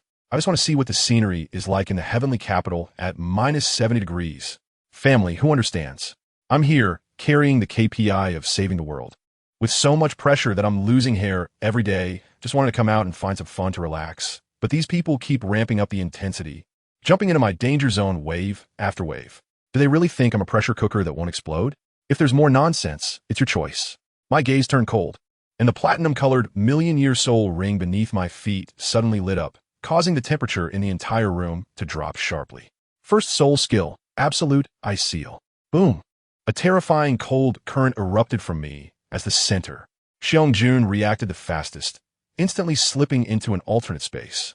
Qian Renxue also panicked, directly unleashing her angelic power, trying to contain this force within the room. Xiaoyu, calm down a bit. I ignored her completely. With your current soul power, can you really withstand a million-year soul skill? As soon as I finished speaking, cracks began to appear on her golden shield.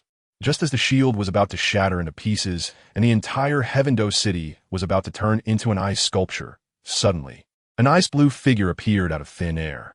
She simply waved her hand lightly, and the destructive cold wave instantly vanished. The Snow Empress had returned. She immediately hugged me. Her voice particularly soft. Don't be angry, relax, I'm here. In that moment, the tension that had built up in me finally eased, and I withdrew my soul rings. Leaning in her embrace, I said, I'm sorry. The Snow Empress held me even tighter, saying, the one who should apologize is me. I shouldn't have been away for so long. I sighed, casually throwing out 2 healing orbs to Qian Renxue and the already fainted Tang Yuehua on the ground. Grabbing the Snow Emperor and heading outside, leaving behind a remark. Don't interfere in my matters anymore. It's already quite difficult for me to maintain this attitude. What we didn't know was that not far away in the hotel, those three old guys from the Seven Treasure Glazed Tile School, Ning Fengji, Sordo, and Bon Doa, had just been so frightened by those two bursts of power that they almost crushed their teacups. These three were quite imaginative and immediately began a brainstorming session. A peerless Douluo. That kid has a peerless Douluo at level 99 behind him. Hiss. Fengji, we can't afford to mess with this kid. And guess what? The more they analyzed, the more outrageous it became, and they concocted an elaborate scenario. They said I must be the heir of some hidden super clan. And this time, I made a grand appearance to unite the three upper sects and the Tiando Empire, specifically to go against the Spirit Hall. Everyone I had interacted with was within my calculations. That earlier burst of energy was just to show them a warning. Goodness.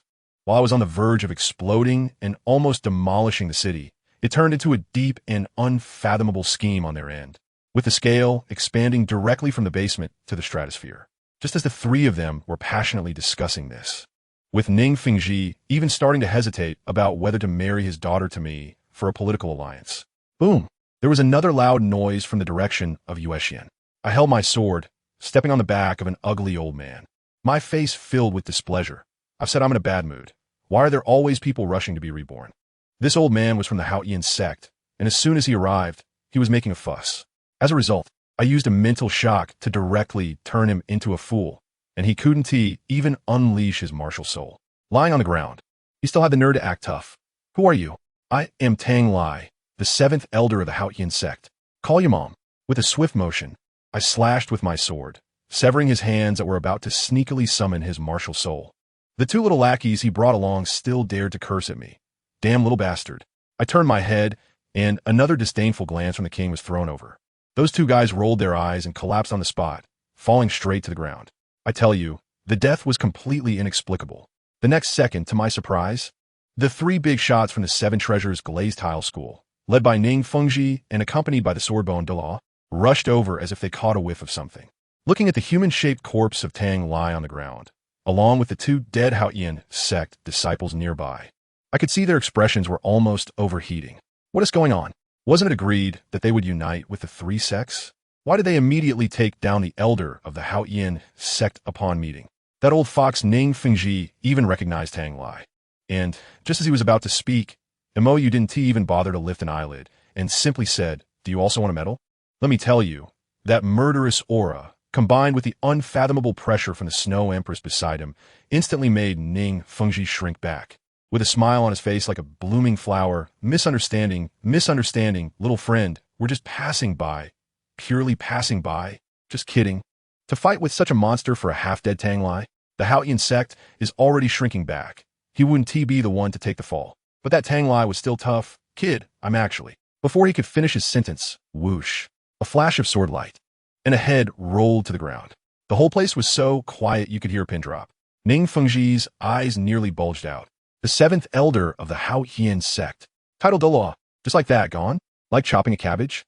As for Mou, he acted as if nothing had happened, sheathed his sword, feeling quite refreshed as if he had chopped down a hammer, and pulled the Snow Empress away. No one dared to stop them throughout, of course. Who would dare? How did those two Soul Kings die just now? They were just glared at, and that was it. Where would they go to reason about this? This incident was truly enormous. An elder of the Haotian sect was publicly killed by a kid in Tiando City, and the news spread like wildfire. The old emperor of Tiando, Shui, already had a grudge against the Haotian sect, feeling that these guys were taking his resources and flirting with the enemy. Not only not suppressing them, but also fanning the flames. Just wanted to see the Haotian sect's joke. On the other side, Ning Fengji and the others were completely stunned. This kid wasn't here to unite. He was here to make enemies. They genuinely felt that if they said one more word, that sword would be aimed at their necks. Meanwhile, in Yuexian, Tang Yuehua silently collected Tang Lai's body. She didn't cry, because there was no time for sorrow. She was truly scared now. A titled Dalu could kill at will, and annihilating their Haotian sect was not just a joke. Just as she returned to her room, guess what? Mou had already snuck into her room, casually eating her snacks. Tang Yuehua's face turned pale. Do you really have to make a move against the Haotian sect? Of course. Mou didn't even look up. Why? Do you need a reason? Mou shot back. What about your brother Tang Hao back then, randomly smashing villages and killing those ordinary people. If he has his reasons to kill indiscriminately, why can't I? Tang Yuehua wanted to argue. My brother Wunti. Stop. Mou interrupted directly. I'm not here to debate with you. I'm targeting the Hao Ian sect for one reason. I'm willing. Tang Yuehua was dumbfounded. Then what's the difference between you and him? No, big sister. Are you mistaken? Mou laughed. When did I say I was a good person? Which of my actions resembles those of a good person? Who understands family matters? You can reason with a good person, but how do you morally bind someone who is clearly a villain? Tang Yuehua was completely speechless, her heart like dead ash. Then what are you here for? To kill me first? Kill you? What value is there in killing you? Mou's words struck deep. He looked at Tang Yuehua's lifeless expression and slowly said, I'll give you a chance. Save your sect young people. I don't like killing. But Tang Xiao and your elders must die. Understand? If the old thing's thoughts are stagnant and not cleaned up, they will only breed new filth. On the other side, in the prince's palace, our prince, Qian Rinxue, was close to depression. She just couldn't understand what the other self had done to make Mou so angry. Just as she was worrying, a figure in ice blue flashed directly in front of her. It was the Snow Empress. The Snow Empress didn't waste words and directly called out the Qian Rinxue with memories. As the two switched, the Snow Empress got straight to the point. I'm here to talk to you about the conflict between you two. Do you think that if you get another chance, all the bad things you did before will be wiped clean? Qian Rinxue's face turned pale, and she didn't speak. He just died, eyes closed and opened. And now he is here. For him, you two change faces faster than flipping a book. 1 second, you were indifferent to him. The next you're asking about his well-being. Are you CPU-pewing here? Don't you find it disgusting? The Snow Empress's words were like knives. To put it bluntly, you are too self-centered, too proud. Even in your emotions, you carry a sense of superiority. What are you feeling superior about? What do you think he is?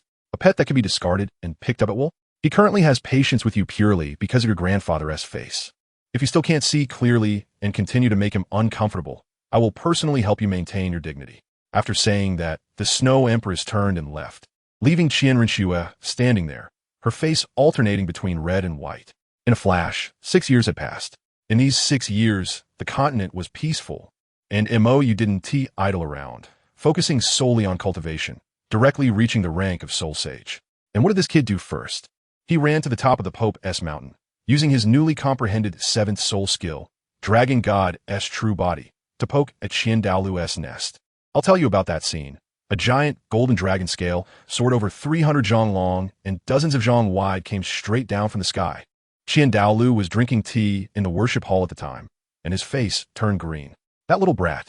This is too much. Goodness. Whose martial soul, true form, looks like this? The momentum is even more exaggerated than when this limit Douluo opened his martial soul, true form. He quickly activated his angel true form to meet it.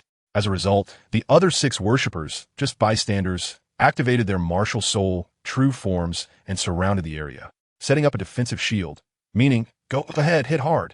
We got you back. Qian Dalu was so angry inside. If he didn't show his true abilities now, he would lose all his face. Seeing that someone was supporting him, Mou became even more excited. He loaded all 5 soul skills, fire, thunder, wind, earth, onto the giant sword, forming a terrifying elemental storm. Qian Dalu saw this and thought, good grief, this sword is a feint. The real killing move is the elemental storm. He didn't dare to be reckless and fully opened the angel domain to disperse the storm. Qian Dalu was so furious that he jumped up. Get down here. You little brat. Seeing that things had gone awry, Mou chuckled. Hey, Brother Qian, I suddenly remembered I have something to do. Let us chat another day. After saying that, he directly opened a black hole. Tiger, the wind is tight, and dove right in, disappearing in an instant. His 6th soul ring was from that unfortunate dark demon evil god tiger in the Stardow Forest, which was sacrificed for 60,000 years. Let me tell you, this tiger is quite clever. When Emperor Tian and the others finally caught it and asked it to sacrifice, it pretended to agree, but halfway through, it used its space skill to escape. Goodness, it left Emperor Tian and Xiong Jun speechless on the spot. They spent another half-month catching it again, going back and forth with it, beating it up and healing it, until in the end, the tiger was crying and begging Mou to accept its sacrifice, truly not wanting to be beaten by the dragon and bear combo again. After Mou slipped away, Guangling and the others surrounded him. Boss, how do you feel? Qian Dalu wiped his sweat and said, let us put it this way. Generally, a titled Douluo can't withstand it head-on. This kid's martial soul, true form amplification is at least 3 times. Guang Ling and the others gasped. If paired with his twisted, self-created soul skill. What was it called? Layered Storm, that power. The brothers Qianjun and Jiangma's faces twitched at the sound of that name. They had suffered great losses before. I'm telling you, that move is really ridiculous. Mou spins around with his sword like a top, and with each spin, his speed and attack power increase by 1% on top of the existing base. It may sound small, right? But it adds up quickly. I tell you, at the beginning, they spun around 10 times or so, and those two Dalu were still pretending to be experts, looking all confused. But after spinning 100 times, their expressions changed. They started whispering to each other. By the time they hit 200 spins, wow, their faces were pale. In the end, Mou spun 500 times before striking down, and those two guys, using their martial soul true forms, tried to take it head-on. What happened? Whoosh, they disappeared, directly blasted away, with 3 ribs broken. Why? Because this thing grows exponentially, brother. 500 spins, each spin at 1, you do the math. The power multiplied by over 100 times. Which family has such a freakish soul skill? Moreover, this isn't even the limit. Theoretically, as long as Mou is in good shape, he could spin until the end of time. Infinite stacking. When those few offerings thought about this, if Mou unleashed his martial soul true form at over 300 zhong and did a Thomas full spin. That scene is too beautiful. I can't bear to look. The entire Soul City would be flattened. Anyway, those two guys were left with psychological scars. As for our protagonist, after provoking Dalu, Mou directly used the space jump of his tiger and made a quick escape. The next time I saw him, he had already wandered to the edge of the Star Doe forest, casually strolling with a 3-eyed golden lion the size of a small cat. He came out this time for a serious matter, specifically to wait for his little cat. However, the 3-eyed golden lion in his arms was unhappy and asked in a childish tone, "Little you Gidge, didn't you just adopt a little tiger? Why do you want to raise a cat again? The sisters at home said you're a playboy, always wanted to bring home pretty girls. Family, who understands? Just because my little you Gidge is handsome, the sisters at home keep telling the 3-eyed golden lion that he's a scumbag and to be careful not to be CPU'd. I thought, in these past few years, he has either been training or fighting, busy as a donkey in a production team. When would he have time? Mou also looked righteous. Nonsense. When have I brought anyone home in these past few years? Just as he was saying this, there was a commotion in the woods ahead. 2 beautiful women, one in front and one behind, were playing a game of cat and mouse. The one running in front looked disheveled, while the one behind, accompanied by several henchmen, was leisurely trailing along, wearing a smile that seemed straight out of a palace drama. These 2 are the sister flowers of the Zhu family in Xinghua, the elder sister Zhu Zhuyun and the younger sister Zhu Zhuqing. The younger sister Zhu Zhuqing had been chased for 3 days and nights and finally couldn't take it anymore. She did a backflip and jumped onto a tree. Panting as she asked, "Sister, that coward Dai Mubai has run away. We've already lost. Why won't you let me go?" Her sister Zhu Zhuyun just laughed. "My dear sister, are you silly? Our family's rule has only one outcome, and that is either you die or I die. I told you." Mou was just holding the little 3-eyed golden lion and watching the show while giving me a lecture. He said this internal competition method created by the Xinghua Empire sounds impressive, but is actually incredibly stupid. It turns people into heartless beasts, and in the end, the whole country ends up in chaos. No wonder they can't compete with the Tiando. While he was saying this, a masked guy under Zhu Zhiyan made a gesture of cutting his throat, meaning to eliminate the second young lady right there. Zhu Zhuqing was immediately filled with despair. She was only at level 27, facing all those Soul Sect members. What could she do? Zhu Zhiyun even pretended to be kind and advised, "Xiaoqing, come back with your sister. I can at most cripple you, which is better than dying." Crippled? Wasn't that just like her aunt, kept as a pet by the emperor in the palace? Zhu Zhuqing's eyes turned cold, and she unsheathed her claws, looking defiant and unyielding. Just then, the sister waved her hand, and several henchmen were about to take care of her sister. But Mou, holding the cat, strolled out casually. Those people even warned him not to meddle. Guess what Mou said? He said, it's fine, you all continue. I'm just passing by, enjoying the scenery." This left those people completely baffled. In the end, a Soul Sect member who looked like a hyena got anxious and came up with his soul rings displayed. "Kid, I see you want to be a hero, saving the beauty." Huh? And Mou spread his hands innocently. "You all really misunderstood. I actually want to wait until you kill her, and then..." He paused for a moment and smiled, adding 2 words, "Take advantage." I tell you, as soon as those words were spoken, The air seemed to solidify. The two sisters turned pale, thinking to themselves, how could such a handsome guy be so twisted? The elder sister, Zhu Zhuyun, exploded on the spot, pointing at Mou and shouting, "Kill him!" And what happened? Mou didn't even move to attack. He just took 2 steps forward, and the soul rings under his feet popped out. 5 black ones, 2 red ones, 7 rings. The thug's eyes nearly popped out, their legs trembling. 100,000-year soul ring. A soul sage? Mou didn't even pay them any mind, walking straight up to Zhu Zhuyun, lifting her chin with one hand and lightly asking, "Do you like my soul rings?" Zhu Zhuyun was so scared her soul almost flew away, stammering, "Why, yeah, it looks good." This wasn't just a soul sage. With this configuration, he was definitely a titled Douluo with twin martial souls. Mou was still not satisfied. "If it looks good, why aren't you looking at me?" Just as Zhu Zhuyun was mustering the courage to say something polite, Mou glanced back at the 4 thugs who were about to run away. The next second, with a whoosh, those 4 were crushed in a meat paste by an invisible force, blood splattering everywhere. Zhu Zhuyun and Zhu Zhuqing turned pale all at once. Mou then slowly turned back. "What did you just say? Looking for what?" And then, a dramatic scene unfolded. The younger sister, Zhu Zhuqing, not knowing whether she was scared silly or what, suddenly grabbed the 3-eyed golden lion that Mou had thrown to her, putting her claws on the little guy's neck, and shouted at Mou, "Let her go." Wow, I was completely stunned at that moment. What kind of logic was this? The guy just saved you, and you turn around and kidnap his pet? Mou also looked confused. He didn't even want to waste words, his gaze sharpened, and a wave of mental power surged forward, causing the 2 sisters to roll their eyes and faint. Then, he casually slung the 2 fainted cats, one big and one small, over his shoulder and said, "All right, let us go while it's hot." The scene shifted, and we found ourselves in a carriage heading to Soto City. Once the 2 sisters, Zhu Zhuyun and Zhu Zhuqing, woke up, they sat there like quails, kneeling straight across from him, not having eaten or drunk anything for 2 days, not daring to let out even a peep. It was the 3-eyed golden lion that couldn't take it anymore and asked, "Aren't you tired?" The 2 little cats lowered their heads, not daring to speak. Of course, offending a titled dog meant their family would be finished. Mou, with his eyes closed, asked, "Are you tired?" The 2 answered in unison, "Not tired." "Are you hungry?" "Not hungry." Just as the last word fell, there were 2 rumbling sounds, a duet. Unbelievable, especially Zhu Zhuqing, who had been chased for 3 days and was already starving. Mou seemed to ignore it, casually saying, "Then continue." The 2 sisters' faces turned awkwardly red. In the end, Mou softened and tossed 2 packs of beef jerky from his soul guide over, complaining, "Don't let me hear that embarrassing sound again. It makes me feel like I'm abusing you."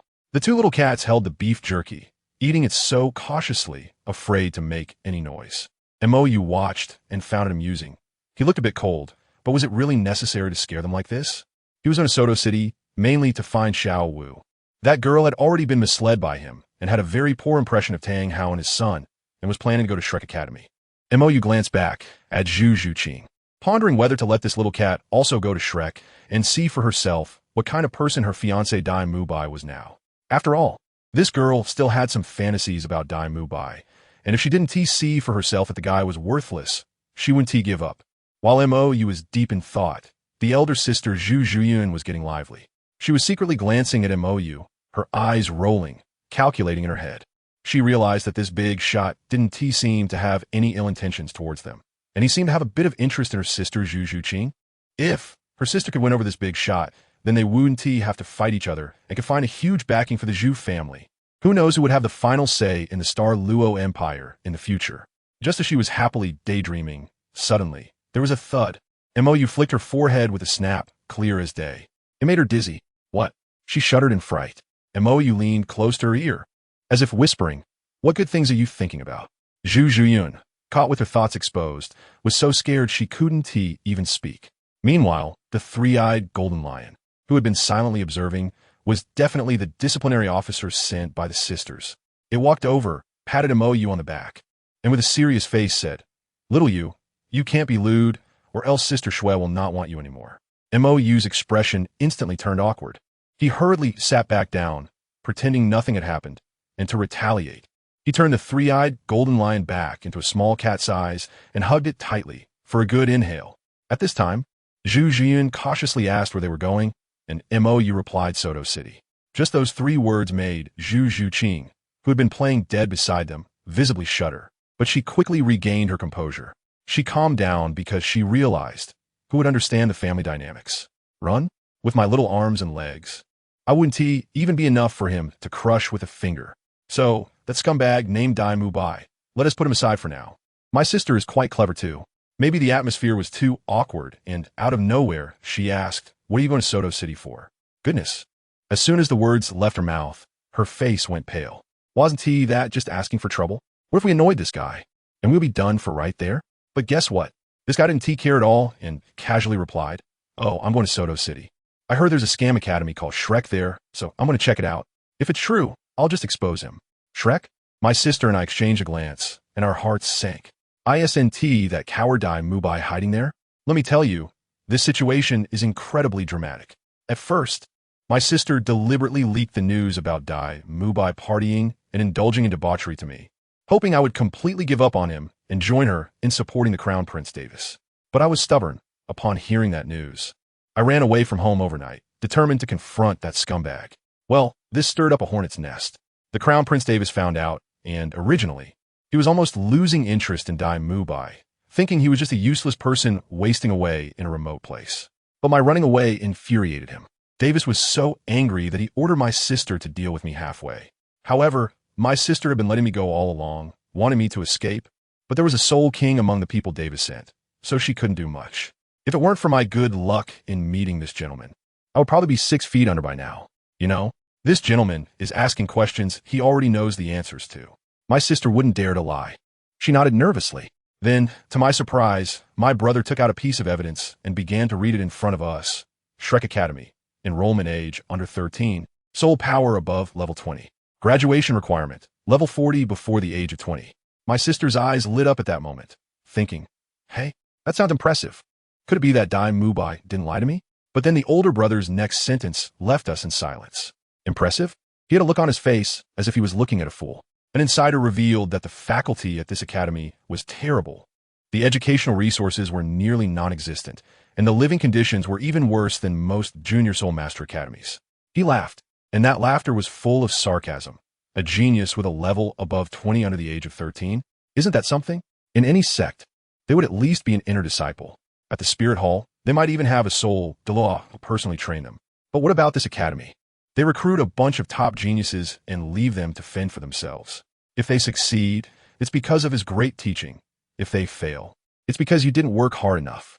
I directly burst into laughter. Family. Isn't this just pure cyber voodoo? The Big Brother is still going on. The data says that Shrek has admitted 62 geniuses, but only 14 have graduated. What about the other 48? Did they just vanish? They shamelessly insult those 48 as useless while praising the 14 graduates, claiming that the best one is now an elder of the Spirit Hall, second only to the Pope. Speaking of this, he couldn't help but laugh. Let me educate you. There are only 3 types of elders in the Spirit Hall. First, titled Douluo. Second, honorary elders with significant contributions. Third, soul saints with over 30 years of service, and they're just given that title out of courtesy. But Shrek has been around for less than 20 years. Where are they going to find an elder who's over 30 and second only to the Pope? Can someone shake one out for me on the spot? After my sister and I finished listening, the only 2 words in our minds were, scammer, a pure fraud group. But my younger sister still didn't give up and weakly asked then, why did you smash it? Then, with a loud slap, a token was thrown into my sister's hand. We both focused our eyes and saw, wow, a 6-winged angel, a papal token. This person is from the Spirit Hall. The Big Brother, with righteous spirit, spoke up, using the name of our Spirit Hall to swindle. Do you think I wouldn't smash it? If he can't find that elder for me today, I'll let him know why the flowers are so red. My sister was so shocked that her heart sank. She trembled and asked, Are you an elder of the Spirit Hall? My brother shook his head and replied, no. My sister just breathed a sigh of relief. But the next second, my big brother said, I am a worshiper of the Spirit Hall, which directly fried our CPUs. What does being a worshiper mean, folks? It's like being a VVIP among the P, a peak boss at level 95 and above. Don't even think about us getting killed. Even if you were to do it in front of the Star Luo Emperor, that old man would have to smile and say, boss, enjoy yourself. It's over now. There's no hope left. Seeing our cowardly looks, my big brother probably found it boring, leaned back, and leisurely said, can you guess why I killed those people in the forest? Looking at your martial souls, I knew you were from the Zhu family of Star Luo. I'm not a fan of getting into trouble, So killing people to silence them is the easiest way. At that moment, I was silently complaining. Is that what you call having no choice? You can kill them as casually as swatting a few flies, all right? Now, both of you belong to me. His voice wasn't loud, but every word struck us hard. Anyway, no one in Xinghua knows you are in my hands. Of course, you can try to escape. It's been a long time since I played the game of cat and mouse. The scene shifted to the streets of Soto City. A girl in a pink dress was complaining irritably to a boy in blue beside her. Xiao-san, is your teacher reliable or not? I've heard that Shrek Academy is in terrible shape. Xiao Wu was practically speechless. Let me tell you, in the past few years, Xiao Wu has been living a high-quality life thanks to MOU support. Tang-san is still there washing for his teacher. Xiao Wu, you can't judge a book by its cover, and the academy is the same. Xiao Wu rolled her eyes and said, come on. Brother, you already said that you should overcome challenges when there are no conditions. If there are conditions and you still seek out suffering, isn't that just being a fool? Anyway, I don't care. If that place is really that broken, I'm not staying. The more Xiao Wu talked, the angrier she got, and Tang-san started to have doubts in his heart as he listened. I tell you, Xiao Wu's internal complaints are almost overwhelming. This Tang-san, clearly being treated as a practice guinea pig by that master named Yu Xiaojiang, is being made to practice with things he isn't even sure about. What if something goes wrong? Has he thought about it? And yet, this Tang-san still worships him like a god. What a big fool. On the other side, on the streets of Soto City, MOU is holding a little girl in a milk-white princess dress in one arm, walking out of a clothing store. That's right, it's my sister and me. I tell you, just because my sister felt that MOU was looking at her strangely on the carriage, thinking he was eyeing her body, she launched into a passionate speech about standing firm against oppression. The next second, bang, we were both turned back into our childhood forms, becoming two little girls under one. 3 meters tall. Our clothes disappeared too, and we could only let him carry us to buy these extremely embarrassing princess dresses. At that moment, I really wanted to find a crack in the ground to hide in. My sister is about to cry too. Your Majesty, can you turn me back? MOU raised an eyebrow. Turn back? If I turn you back, won't you just say I'm being a rogue again? My sister's face turns bright red with just a little brush, and she buries her head in her skirt, too shy to speak. I'm more open-minded than she thinks. Since I can't resist, I might as well learn to act like a little girl and cling to his neck, acting cute. I figured it out. This guy just likes to have fun, and the more you resist, the more he gets into it. Before long, we arrived at a place called the Rose Hotel. When I saw that flashy name, my heart skipped a beat. Could it be that this guy really has some special preferences? MOU seemed to see through my thoughts and said directly, I'm weird, but not as weird as you think.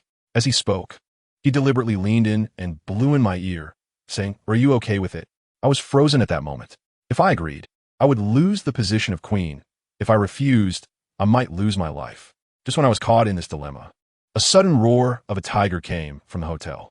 The three of us looked inside, and wow, there was someone using blue silver grass fighting against a soul master with a white tiger martial soul. That was Daimubai. I was stunned. When my sister heard that name, her pupils shook, and she stared intently at the person inside. It really was him. That fiancé who left her alone to wait for death. As for MOU, he completely ignored us and was telepathically communicating with Xiao Wu. What's going on? Xiao Wu's voice rang directly in his head. Yugo? We came in to book a room, and the waiter said there was only one left. Just as we were about to leave, this yellow-haired guy jumped out and said he had booked the room and told us to get lost. Can I stand for this? Just let the third party teach him a lesson. But it seems like the third party can't handle him. Yugo, how about I slip away first? MOU was confused. What do you mean slip away? Xiao Wu replied assertively. If the third party can't win, they'll definitely tell me to run fast. So why not skip the middle step and go straight to the point? Besides, being taken advantage of by this lustful tiger, I'm the one who's at a loss. At that moment, MOU must have been speechless, thinking about how his rabbit had turned into such a sly character. The fight ended quickly. That guy Dai Mubai pretended to be generous and gave up the room, leaving with a pair of twins in his arms. MOU gave Xiao Wu a few instructions, then took us both to the Soul Hall in Soto City, directly showing the token, and the bishop hurriedly arranged everything for us clearly. As soon as we entered the room, my sister couldn't sit still any longer and looked at me seriously. Xiaoqing, do you want to never be chased and killed again in the future? I was stunned. What do you want to say? She got straight to the point. You should have noticed that patron is interested in you. Xiaoqing, seize him, no matter what means you use. As long as you cling to this big leg, even the Star Luo Emperor won't be able to do anything to you. I was furious at the time. You want me to seduce an old man whose age I don't even know? If you want to do it, go ahead. I said coldly. Don't think I don't know what you're thinking. It's just that if I do this, Dai Mubai won't have the qualifications, and you can secure your position as queen, right? So what? My sister didn't feel the slightest bit embarrassed. Do you still have any expectations for that coward? Don't you want freedom? By getting close to this person, your freedom is within reach. In the future, when I become queen, you'll have to treat me with respect. Stop holding back. Compared to a peak Douluo as your backing, your little modesty means nothing. I was speechless from her rebuttal, but still unwilling. Anyway, I'm not going. If you want to go, you go by yourself. Xiaoqing. My sister grabbed my shoulders and shook me hard, asking why I would refuse such a good opportunity. Do you really want to be tied to that coward, fighting with me to the death in the future? Are you forcing me to kill you with my own hands? Huh? Or do you want to kill me? That's not what I meant. I lower my head, my mind a jumble of confusion. Let me tell you, these big shots gather together and don't do anything serious. They just love to stir things up. Dalu over there is so angry he might have a stroke, saying he wants to catch MOU and give him a beating. But this guy, instead of panicking, is thinking about going to Shrek Academy for some fun. He patted the shoulder of the nearby Guang Ling and said, Brother Ling, with your youthful appearance, you're just perfect for infiltration. Who is Guang Ling? He's the fifth elder of the Spirit Hall, over 80 years old, but looks like a bright and sunny teenager of 15 or 16. When he heard that, he got excited. All right, I haven't been a student for many years. Let's see what the current kids are capable of. Goodness. Two guys whose ages add up to nearly 100 are going to impersonate 12-year-old kids to enroll. Who would understand this? Zhu Zhuqing was completely baffled. Isn't there an age test for enrollment? Guang Ling waved his hand nonchalantly. Fooling a Soul Emperor is just a piece of cake, right? But here comes the problem. MOU, standing at 9 meters tall, with a muscular build and an aura as cold as a Siberian cold wave, has nothing to do with the words 12 years old. He shrugged and said, I can't pull off this image. Guang Ling pointed at Zhu Zhuqing. Well, then I'll team up with this little girl. What about the other two? MOU directly laid it out clearly. Family members accompanying, inspecting the teaching environment. Makes sense, right? Saying this, he pulled Zhu Zhuyun over, smoothly taking advantage of the situation. With the roles set, how to address each other became a new issue. MOU took the lead without hesitation. Of course, with my aura, I must be the big brother. Guang Ling chuckled and turned to Zhu Zhuqing, little girl. Call out brother for me to hear? Zhu Zhuqing was stunned. Having the fifth elder of the Spirit Hall call her sister felt like too much luck. But who is Guang Ling? He's MOU's close friend and casually patted her shoulder. Call me brother, and you can walk proudly outside. Except for those few immortals, I fear no one. On the other side, Zhu Zhuyun was getting bold and wrapped her arm around MOU's, instantly switching to role-playing mode, batting her eyelashes and saying, Well, my fiancé, let me tell you, that feeling was like breaking free from shackles. In that ghostly place of the Xinglua Empire, she felt like she was being tortured every day. But now that MOU had kidnapped her, she felt alive again. MOU quickly gave her a warning. It's acting, don't get too touchy. But Zhu Zhuyun, emboldened, suddenly leaned in. After successfully catching him off guard, she laughed. It's fine to be a little touchy, right? MOU looked helpless. Sister, your heart rate is off the charts. With that one sentence, Zhu Zhuyun was instantly flustered. MOU sighed and decided to spoil the surprise. Don't think about that, Davis. The Xinglua Empire is about to go down. What you have isn't called a relationship. It's a business partnership, understand? The Spirit Hall wants to unify the continent and end this war that's been going on for over 1,000 years. Zhu Zhuyun panicked then. What about our Zhu family? MOU couldn't give a definite answer, but tapped her on the head. Why worry so much? You're just a kid. Why take on such burdens? Learn from your sister. Spend more time training. Look at you, 19 years old and still not a soul master. I reached Soul Sage at 14. Am I being proud? Goodness, this wave of subtle bragging burned Zhu Zhuyun's CPU. How can people compare? This guy is simply a freak. Seeing her aggrieved expression, MOU added another jab. Ever since that coward Dai Mubai ran away, you and Davis probably thought you were safe and started slacking off? Zhu Zhuyun was completely speechless because everything MOU said was spot on. Now let's talk about Shrek Academy. It's basically a budget version of a scam. The registration fee is 10 gold soul coins, and only after paying do they tell you. Too old? Eliminated. Incorrect soul ring? Eliminated. Insufficient soul power? Eliminated. What about the money? No refunds. Want it back? Sure, beat Dai Mubai. But when that 3-ring soul sovereign stands there with a soul emperor teacher backing him up, who would dare to make a move? You can only consider yourself unlucky. MOU's face turned dark. He couldn't stand these schemes that prey on the lower class. Let me tell you, those 10 gold soul coins could be several months' worth of food for an ordinary family. His murderous aura was about to explode. and Guangling quickly held him down. Bro, calm down. Don't go on a rampage here. Mou took a deep breath and suppressed his anger. It was their turn to register, and the old man in charge, Li Yusong, asked them to show their martial spirits. Zhu Zhuqing's ghostly spirit cat appeared, nothing special. When it was Guangling's turn, he revealed his ice bow martial spirit, and an overwhelming pressure erupted from deep within his bloodline, causing Zhu Zhuqing's little cat spirit to meow in fear and retreat. Li Yusong's eyes nearly popped out. Top-tier martial spirit. Mou quickly transmitted a voice message. Bro, tone it down. This isn't how you show off. Guangling awkwardly smiled and withdrew his pressure. He also forgot that he was now a peak Daw at level 97, and his martial spirit had evolved twice. That kind of pressure was something ordinary people couldn't withstand. Li Yusong was quick to flip his attitude. One moment he was indifferent. The next he was smiling like a blooming chrysanthemum. Congratulations to both of you. Exempt from the exam. Directly proceed to the 4th round. As soon as he finished speaking, the little princess of the 7-treasure glazed tile school, Ning Rongrong, bounced out, revealing her 7-treasure glazed tile tower, also earning an exemption. Then they let Dai Mubai lead the way. Let me tell you, when that guy appeared, his eyes were like radars, scanning the most attractive parts of the Zhu sisters. It was ridiculous. Ning Rongrong and Zhu Zhuqing looked at him with disdain. Halfway through, Li Yusong stopped them again, pointing at Mou and Zhu Zhiyun. Family members, stop here. The rest is Academy confidential. Mou didn't give him a second glance. His voice cold enough to freeze. Oh, then let's go to another academy. After saying that, he turned to leave, and Guangling and the others followed without hesitation.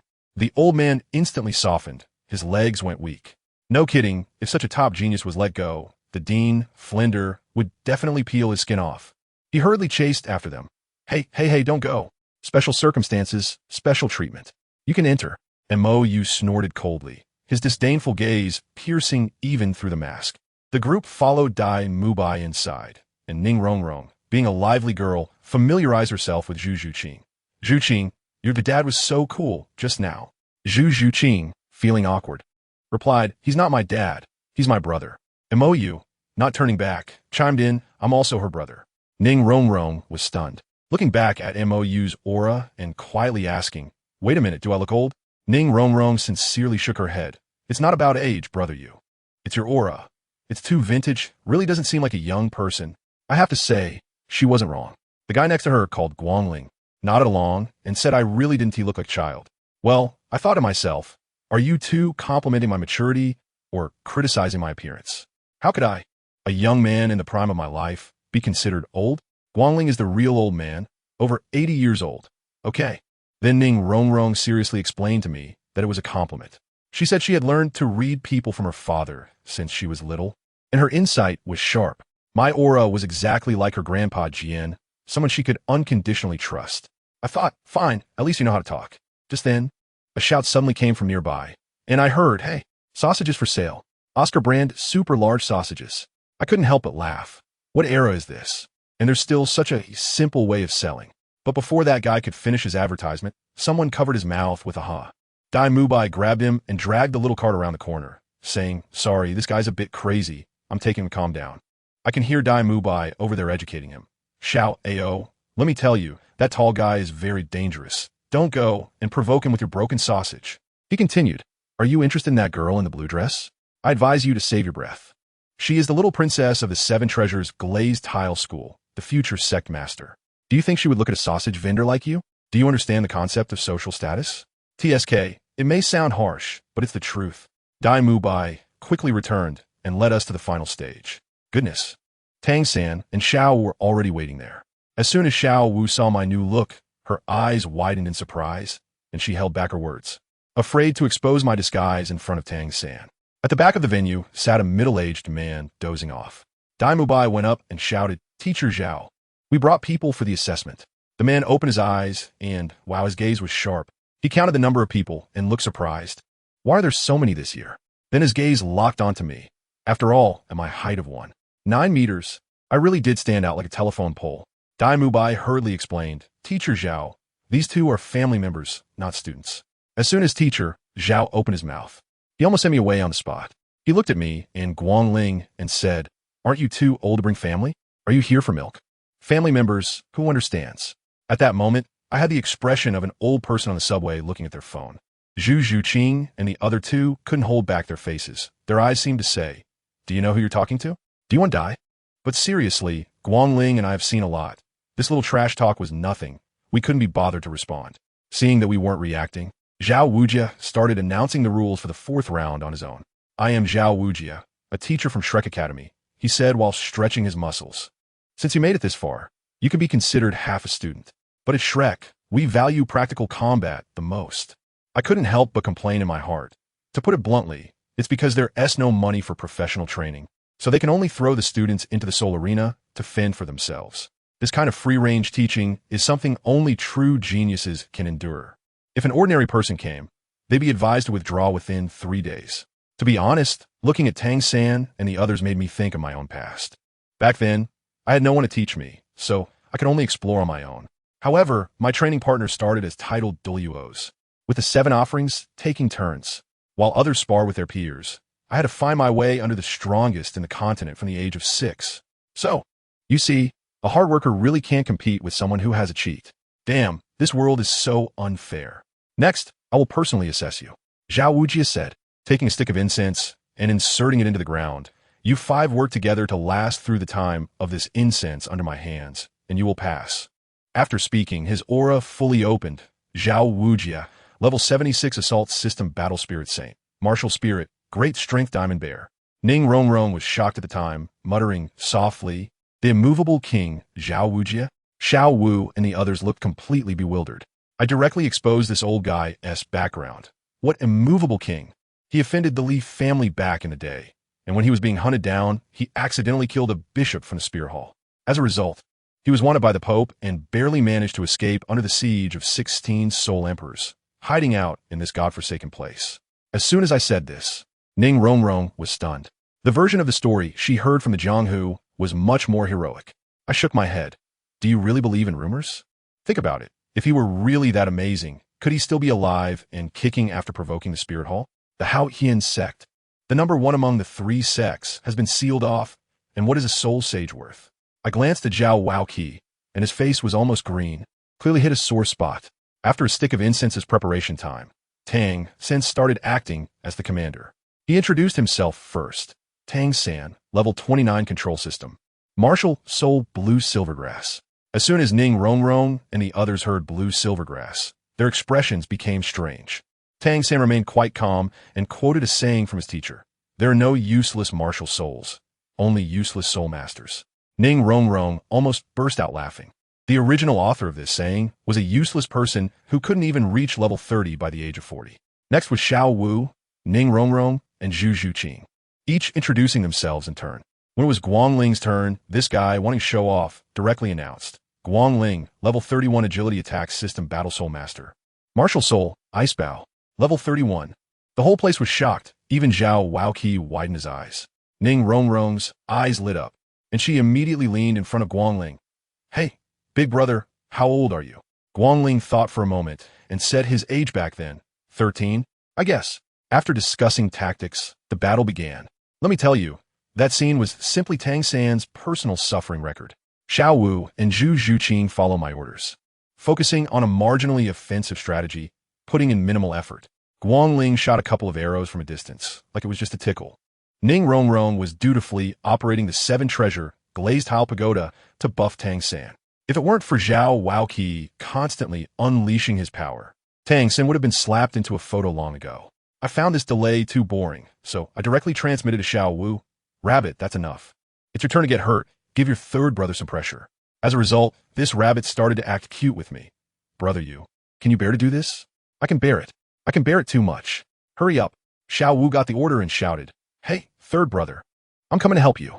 She charged towards Zhao Wujia like a little cannonball. Zhao Wujia was already prepared, grabbing her ankle and casually tossing her towards Guangling and Ning Rongrong. Goodness, with that toss, he even knocked into Zhu Zhuqing, who was slacking off.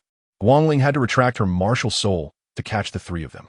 Zhao Wujia's move killed 4 birds with 1 stone, clearing the battlefield, leaving only Tang San to face him one-on-one.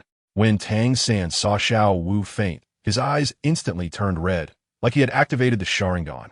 With a furious roar, He unleashed all the hidden weapons he had accumulated over the years, bombarding Zhao Wujia like a storm.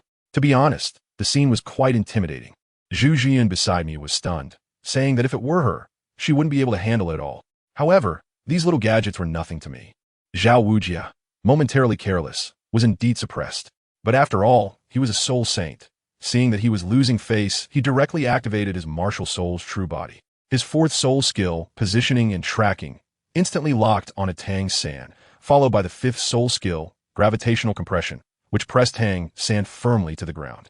Tang San was pinned down and unable to move. When he looked up, he saw Xiao Wu over there chatting happily with Zhu Zhuqing, completely unscathed. The anger in his heart instantly deflated, and he just lay down. The battle ended, and the incense had just burned out. Zhao Wujia cleared his throat and awkwardly said, "Ahem, although the timing was a bit off, you all still passed." I finished watching the play, stretched, stood up, and patted Zhu Zhuqing's head. "Well done." Zhao Wujia's old face twitched. I continued, "All right, it's getting late. Let's head back to the city for dinner." As I was getting ready to leave, Zhao Wujia quickly stepped in to block us, saying they have already passed the assessment. They're students of Shrek Academy now. I laughed. So what? Did I ever say I wanted them to enroll? Zhao Wujia's face stiffened. What do you mean? What I mean is, I brought them here to see, and I found out that your academy is too shabby. I shook my head. I couldn't bear to let my sister suffer in such a broken place. It hurts my heart. Zhao Wujia's eyes twitched, and he quickly signaled to Dai Mubai. Dai Mubai was also anxious. We'll renovate right away. I'll sponsor it. Sorry, the first impression is already very bad. I grabbed Zhu Zhuqing and was about to leave. Zhao Wujia was really anxious this time, directly dropping a harsh remark. Anyone who passes the assessment is my student. If I say you can't leave, then you can't leave. As soon as he finished speaking, the powerful King Kong bear martial soul manifested, and he looked like he wanted to use force. I wasn't aiming for you, but if you insist on looking for trouble, then don't blame me. I shrugged and took a step forward. In the next moment, I disappeared from my spot and reappeared right in front of Zhao Wujia. I clenched my right fist and threw a punch at his chest. Boom! Zhao Wujia didn't even have time to react. He was blasted away like a cannonball and crashed directly into a nearby chicken coop, causing a commotion among the chickens. If you don't have the ability, don't try to play tough. I retracted my fist and said lightly, it's easy to get beaten up. I didn't use my full strength with that punch. It was merely a warning. Zhao Wujia not getting up from the chicken coop immediately indicates that the other party understood this warning. Don't forget, he knocked Zhao Wujia, who was infused with martial soul, flying with one punch without activating his own martial soul. What if he had activated it? Zhao Wujia wasn't a fool. Faced with an opponent whose strength was unknown but definitely above his own, it was better to pretend to be dead and avoid further conflict. After all, this was the academy, and if a real fight broke out, even if the opponent was just a soul sage like him, the destruction caused would be extremely terrifying. The students of Shrek Academy were still here. Mo took Zhu Zhuqing and the others away, while Ning Rongrong hesitated for a moment, her gaze lingering on Tang San for a long time before deciding to stay. Although Zhu Zhuqing and Guang Ling were geniuses, seeing the battle prowess of their older brother Mou, it was likely they came from some major force she had never heard of, and she had little hope of winning them over. However, Tang San, through the earlier chat with Xiao Wu, she already knew they had no background. Coupled with Tang San's amazing hidden weapon technique that could briefly suppress a soul sage despite the soul sage letting him win badly, she figured that at least he wouldn't have any problems dealing with a soul master. Thus, comparing both sides, she could only choose to stay in this broken academy.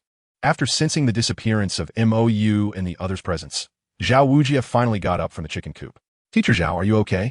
Oscar, who had been hiding in the shadows, ran over holding a sausage. Zhao Wujia brushed off the dust from his clothes and shook his head. "I'm fine. That person didn't mean it." "Teacher Zhao, why did you let them go?" Dai Mubai asked, somewhat frustrated. Zhu Zhuqing walked away with that unidentified person. "That was his fiancée. What kind of situation is this?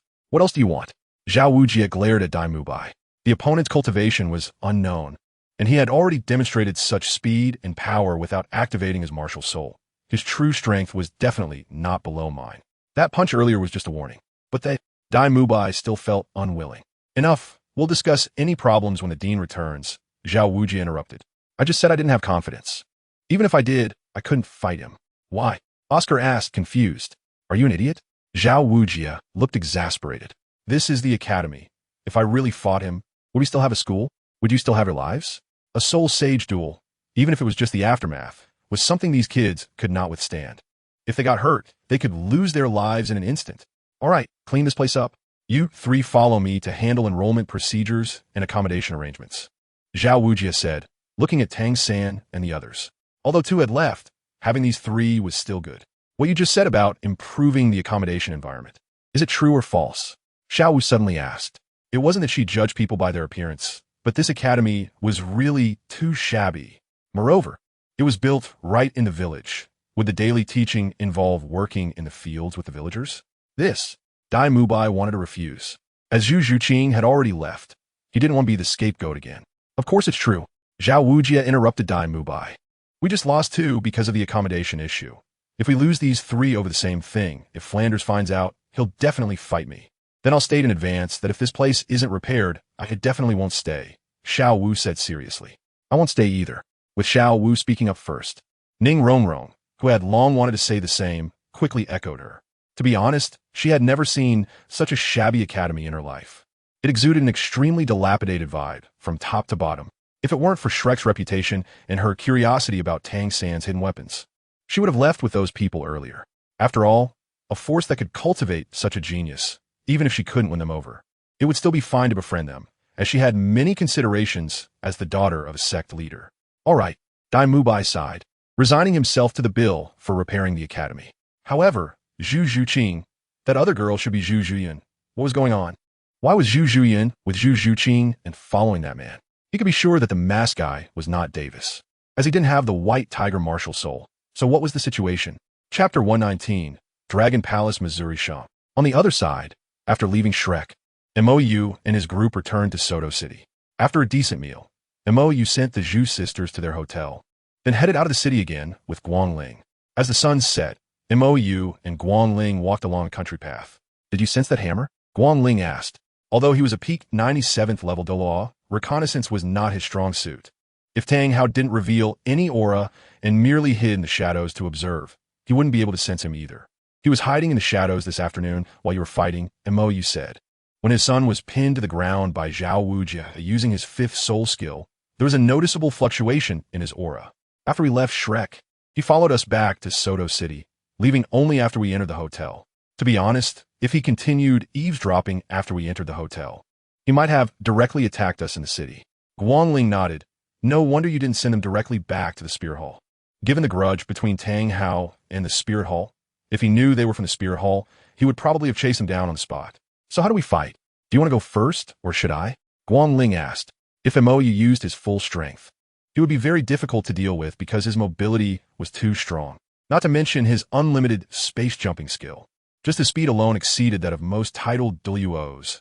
At least his arrows wouldn't be able to aim at Mou. He was too fast. And Tang Hao was a strength-type titled Duo.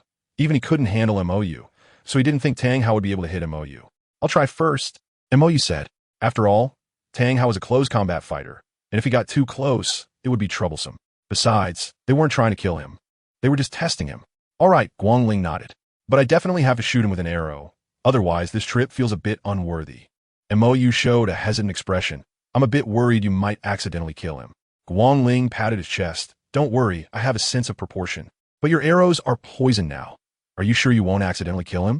Montague questioned. If he's really too weak, then I can't be blamed, right? Guangling suddenly felt uncertain. Mou pondered. That's also true. They've already held back. If Tang Hao still can't take it, then it's no one's fault if he dies. Dalu, you two are really a pair of clowns. Under the night sky, a shadow broke into the teacher's lounge at Shrek Academy, and Zhao Wujia, awakened and frustrated from having nowhere to vent his anger from earlier, leaped out to follow. However, on second thought, was it a bit too much for me to act against him? Guangling, who was ambushing outside Shrek, suddenly asked. He is far above Tang Hao in terms of age and soul power, and he could even be considered a generation above Tang Hao. So it seems a bit like bullying. Bullying? Mou pointed to Tang Hao, who was currently giving Zhao Wujia a beating in the forest. He has a title, though bullying a soul sage. What do you call that? Besides, I'm going to make the first move in a bit. I'm a soul sage and only 14 years old. Isn't he also bullying me? Guangling nodded, agreeing. Those who bully others will always be bullied in return. Then I'll leave my son in your hands. After a round of lofty preaching, Tang Hao said something similar to what he used to say to Yu Shaojiang.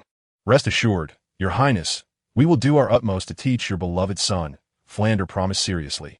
Then I thank you in advance, Tang Hao said, clasping his hands and nodding slightly. I didn't expect the Haotian Douluo to be a high-ranking person who enjoys bullying the weak. A voice rich with sarcasm floated out from the forest, and the three of them turned to see a tall man with a white mask adorned with silver patterns walking towards them. Is it you?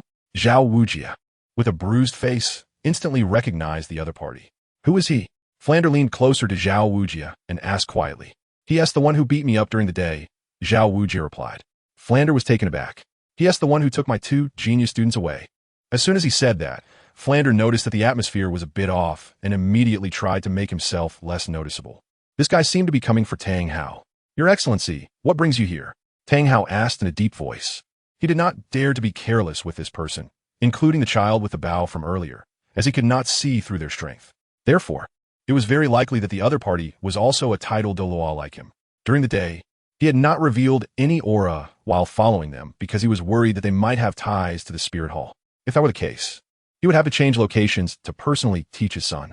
I'm curious about what the youngest titled Douluo on the continent is capable of, Mou said, shrugging. May I ask who you are? Dang Hao Ingui? Mou paused slightly. Dragon Palace, Missouri, Sheng title. Dragon God. Tang Hao was taken aback. Dragon Palace? What kind of force is that? I've never heard of it. Also, Mo Sheng, title Dragon God. Dragon-type martial soul? The other party had already revealed his identity. So Tang Hao had to respond, Tang Hao, title, Hao Ian. After all, if this person was from the Spirit Hall, there was no need to waste words with him. They could just fight directly. Please give me guidance. Mou stopped talking and extended his right hand, indicating for the other party to make the first move. However, Tang Hao did not want to clash with an unknown title Douluo. Your Excellency, if you want to determine the outcome, I'm afraid I cannot accompany you, he said. They were not far from the Spirit Hall in Soto City, and once his whereabouts were exposed, the title Douluo from the Spirit City would quickly come to investigate. If they discovered something unusual about his son, it would be disastrous. If you're worried about exposure, we can change the way we do this. Mou guessed Tang Hao's thoughts, which were simply to avoid revealing his location. What way? Tang Hao asked, puzzled. Without using soul rings or soul skills, Mou replied. Without using soul rings or soul skills. Tang Hao was taken aback. ISNT, that just like in the City of Slaughter? Yes. The rules are the same as what you know about that place, Mou said. If he were to use soul skills, he really wouldn't be confident in defeating Tang Hao, especially since this guy had 20 more levels of soul power than him. But if he didn't use soul skills, he had only taken a month to quickly pass through the City of Slaughter back in the day. To quickly pass through the City of Slaughter, he had to bring Dalu along as a sort of threat and intimidation, forcing the King of Slaughter to quickly arrange enough participants for him. He had thought that this way, he could attract the attention of a Shura god, and thus receive a new Shura god trial. However, he was almost on the verge of killing everyone in the inner city of the City of Slaughter. The Shura god didn't react at all, even after he obtained the domain of the God of Slaughter and returned to the City of Slaughter. Seeking the Shura demon sword from the King of Slaughter, there was still no reaction. What was even funnier was that the Shura bastard seemed to be worried that he would take that broken sword away, so he placed restrictions on it, preventing him from touching the Shura demon sword. To be honest, the Shura's operation was almost like saying outright, my divine position is already taken, don't come near. It really made him laugh to death, so he kindly destroyed the entire Hell Road, and from then on, the City of Slaughter could only be entered and not exited. Seeing that scene, the King of Slaughter's dead bat almost died laughing. However, Tang San later actually obtained the domain of the God of Slaughter, which was ridiculous. How did he get out of the City of Slaughter? After all, the Hell Road had been completely destroyed by him. Can Tang San also fly? Chapter 120, Battling Tang Hao, the Great Deceiver, is back online. Since that's the case, Tang Hao will experience your high-level moves. With the restriction of not using soul skills, Tang Hao no longer wasted words, raised his hammer, and prepared to fight. After all, he was one of the gods of slaughter who had passed through the City of Slaughter. Not using soul skills actually gave him an advantage in front of this unknown opponent. However, the other party definitely knew something about him, and proposing such a rule was either based on some confidence or sheer arrogance. Here I come. The corner of Mou's mouth slightly lifted beneath his mask. Without using soul skills, you're in for it. I can beat you like a dog. Whoosh. A violent sound of breaking air rang out, and Mou instantly disappeared from his spot. appearing in front of Tang, just like how he had treated Zhao Wujia during the day, and deliberately threw a punch. Boom! Tang Hao, who had been prepared, hurriedly raised the Haotian hammer to block the punch, but he was still sent flying over 10 meters, his legs sinking into nearly half a meter deep into the ground. What great strength! Tang Hao, no longer casual, looked at this monster who hadn't even used his martial soul with a serious expression. Zhao Wujia beside him gasped. This guy really hadn't been serious when he hit him earlier. If he had taken that punch head on, he would have been out cold on the spot. Still okay? Mou shook his hand, asking cheerfully. The way he operated his soul power, which violently damaged his own body, had the greatest benefit not in the speed of cultivation, but in the significant enhancement of his physical strength. To adapt to his violent usage method, his body had to evolve forcibly.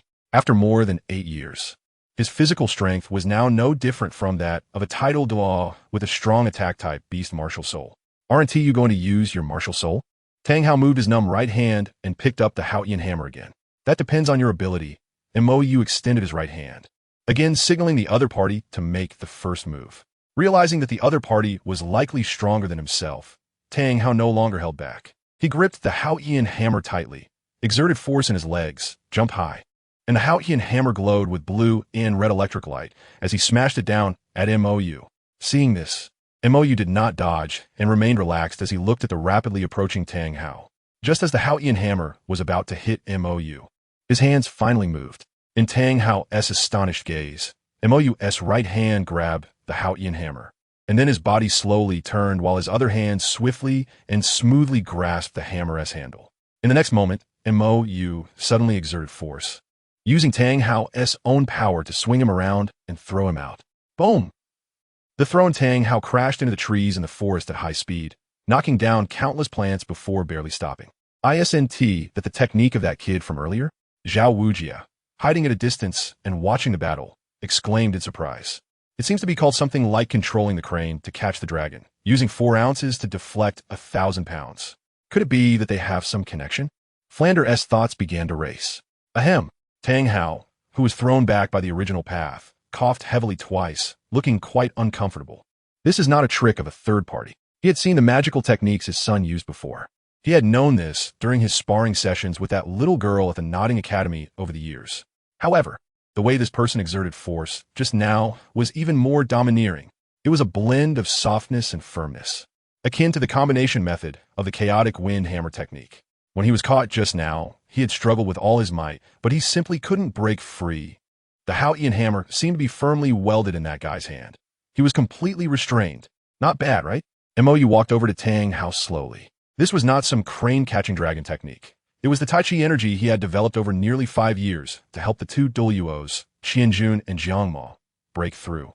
As long as he caught someone, they wouldn't be able to escape. His soft energy would lock onto whatever he grabbed like a thick sludge, making it harder to break free the more the opponent struggled. And then the firm energy would return all his own strength as well as that of the opponent. As long as he could catch this thing, he could send it back. In other words, the more aggressive the opponent was, the worse they would suffer. Senior, may I ask why you wish to fight me? Tang Hao stood up, leaning on the Haotian hammer. From that previous strike, he had clearly assessed the gap in strength between himself and his opponent. He couldn't win. That strike just now seemed insignificant, but in fact, his internal organs had suffered some damage, and he knew he couldn't break through his opponent's technique in a short time. If this continued, he would die. Senior? A strange expression appeared on Mou's masked face. This term of seniority seemed humble, but was, in fact, quite arrogant. As Tang Hao thought that anyone stronger than him must be much older than he was, he still considered himself invincible among his peers. However, weren't you the one who followed me during the day? Mou countered. Me? Tang Hao paused. So the other party was indeed provoked by him during the day? I was just out for a walk, picked up 2 little girls, and took them for some fun, yet you actually followed me. Mou maintained a casual demeanor, but Tang Hao could sense the dissatisfaction hidden in his words. I merely acted out of curiosity. I meant no harm. I hope Senior will forgive me. The adaptable Tang Chue said straightforwardly. Curiosity? Montaku chuckled. Then what about your son? The little girl in my home seems a bit off. Little girl? Tang Hao was slightly taken aback, quickly recalling relevant information. Xiao Wu, right? Mou, Mo Sheng. Both were mysterious individuals he couldn't see through, and their aura and appearance were simply carved from the same mold. May I ask, Senior, Are you referring to Xiao Wu? Tang Hao probed. Who else could it be? Mou retorted, his tone already showing clear dissatisfaction. Tang Hao straightened up. May I ask, Senior, who is Mou? An unaccomplished younger brother, Mou said casually. In his plan setup, Mo Shang was the leader of the Dragon Palace. Xiao Wu was the daughter of an old friend. And Mou was the unaccomplished younger brother who liked to act like a child despite his age. Then there was Mo Chun, the third brother who interacted with the prince of Tiando City, but this younger brother liked to use his second brother's name to flaunt. Relying on the disguise ability of the angel spirit and the time ability of the tiger, they created 3 identities. Mo Shang was responsible for showing off, Mou for bestowing favors, and Mo Chun for causing trouble. To fool someone, a detailed plan was necessary rather than acting recklessly. Although he set this up on a whim, it was all to deceive Tang San into becoming an assistant. After revealing their identities, it naturally became a pre-designed deception. The Hidden Light Feather watched with great interest. Mou's ability to deceive was truly remarkable, endlessly entertaining. Crafting stories came easily to him, and before they arrived, there was no setup for the Dragon Palace. Mou crafted the narrative based on previous situations, making it logical and reasonable. There were many problematic areas, but Mou chose not to mention them, allowing the other party to imagine, fill in gaps, and refine the story themselves. In short, Mou's brilliant mind was sometimes astoundingly clever, deceiving anyone, and at other times he could be foolish, deceiving anyone. It seemed there was no limit, but when he was foolish, there was also no bottom line. Not turning back until hitting the south wall is already a compliment. What's even sillier is hitting the wall and still not turning back, insisting on knocking it down. This novel can be downloaded through the open-source free Starstring downloader developed by Xingyu. If you obtain this novel file through a proxy download and the merchant did not provide the software source code or open-source address, please request an immediate refund and report the merchant. Author's email, xingyvoutlook.com. Author's QQ, 201-759-3710. Official QQ group, 149050832. Official TG group, https://t.me FQ tool. Chapter 121, Light Feather and Haotian Sect. Half an hour later, after being deceived by Mou, Tang Hao, although battered and bruised, left with a sense of joy. The Dragon Palace, a new force to contend with the Spirit Hall. Moreover, his son had already formed a deep bond with that Xiao Wu. Although that little girl had a bit of a temper, the third party would tolerate her. However, who was it that took Ayin away? Your ability to deceive has grown. On the way back to Suatuwa City, Light Feather couldn't find the words to describe his feelings. To be honest, if he hadn't watched Mou grow up and knew what kind of person he was, he might have been worried about when he would be deceived. This kid was too natural at deceiving people. It was hard to guard against. I'm just stating a bunch of facts and adding a bit of guiding information. The specific deception is all in his imagination, Mou said with righteousness. He merely provided some clues and didn't say too much because saying more could lead to mistakes. Only by offering some subtle hints for the other party to discover and imagine would they believe in those things wholeheartedly. This was the true essence of deception. Because everything he said was true and everything the other party saw was also real. The falsehoods were merely the other party's imagination, and he simply didn't deny them. Just like with the Dragon Palace, he never indicated he was opposed to the Spirit Hall. It was something Tang Hao assumed. Previously, in Tiando City, Ning Fengji and the others were the same. He hadn't said anything. If anyone had a problem in this matter, it was undoubtedly those self-righteous, clever people, as everything was conjured by their own imaginations. However, I do feel a bit regretful that I couldn't shoot him with an arrow tonight. Light Feather sighed. He really wanted to teach those Haotian sect folks a lesson because, in his youth, that sect was truly arrogant beyond measure. At that time, the leader of the Haotian sect was Tang Chun, a genius who was on par with the Pope of the Spirit Hall, the current Grand Offering Dalu, and even later narrowly defeated the peerless Dalu of the Grand Offering. Therefore, Haotian sect members, even a small, ordinary disciple, dared to show a tough attitude towards the Spirit Hall. He had been quite displeased back then, but he couldn't afford to offend the rising Haotian sect. Later, when Tang Chun went missing, the Haotian sect fell into decline, gradually fading and becoming known as one of the top 3 sects along with the Blue Lightning Tyrant Dragon and the 7 Treasures Glazed Tile sect. Otherwise, when Tang Chun was still around, the Haotian sect could stand shoulder to shoulder with the Spirit Hall as a top sect, and there was no such thing as the top 3 sections. Later, as he grew older and joined the Spirit Hall, he still felt quite dissatisfied with those arrogant folks from a Haotian clan. Previously, He thought that the grand offering would let them take revenge for Qian Sunji's death because of Tang Hao. But he didn't expect that his stubborn leader would stick to the agreement and not allow any action. So just now, he really wanted to secretly shoot an arrow at Tang Hao. These people were really too annoying. Next time, when I can defeat old Qian, we could go visit the Haotian clan, Mou said. Guangling raised an eyebrow. You could defeat the boss? When will that be? He didn't doubt Mou's ability to achieve this. After all, with his current progress and his capability to fight above his level easily, it was certain that he would surpass the grand offering in the future, but the question was, would he still be alive by then? I'm afraid I won TC that day, Guangling sighed. He wasn't young anymore. In a few years, he would be 90. Although he had luckily broken through to level 97 with Mou's help, he knew very well that he could no longer make further progress. His life was nearing its end. At most, he had another 20 or 30 years. You will see it within 10 years, Mou assured. Guangling chuckled. Then I'll wait and see. However, defeating the boss isn't enough. You also need to give that hammer that bullied me back then a good beating. When he was younger, he had indeed been bullied by Tang Chun, and it was also when he met Qian Dalu. But his martial spirit was just an ice bow. Not only was he suppressed in cultivation, but once he was approached by the Haotian hammer, he couldn't fight back at all. If it weren't for the grand offering, he would have probably been crippled by Tang Chun. Now, Tang Chun is no match for old Qian, Mou said. He had heard Guangling talk about his embarrassing moments with Tang Chun before, so they shared a common experience of being hit by the hammer. Guangling was stunned. What do you mean? Tang Chun is currently in the city of slaughter, controlled by the nine-headed bloodbat, and his consciousness has fallen into a deep sleep. Montague explain it. When I go to grind in the God of Slaughter domain later, I'll take you to see. Those who obtain the God of Slaughter domain could freely enter and exit the city of slaughter and could take others in as well. Moreover, there was a bug. As long as one passed the Hell Road, they could obtain the God of Slaughter domain, regardless of how they passed. He had used this bug to take Hulina and the little cat into the city of slaughter, then flew over the Hell Road. Anyone who left the city of slaughter via the Hell Road would automatically possess the God of Slaughter domain. Furthermore, his angel martial spirit had the ability to expel evil thoughts, even clearing out the private goods mixed in by the Shura god within the God of Slaughter domain.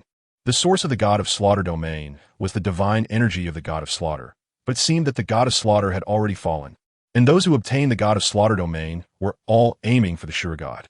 Thus there had been no new successor to the God of Slaughter to this day. Of course, the position of the God of Slaughter was absolutely not considered, because this position was a lower divine rank of the Shura god, inherently under Shura's control. Once one became the God of Slaughter, they would be nothing more than a tool for Shura. They'll have to take a look, Guangling pondered.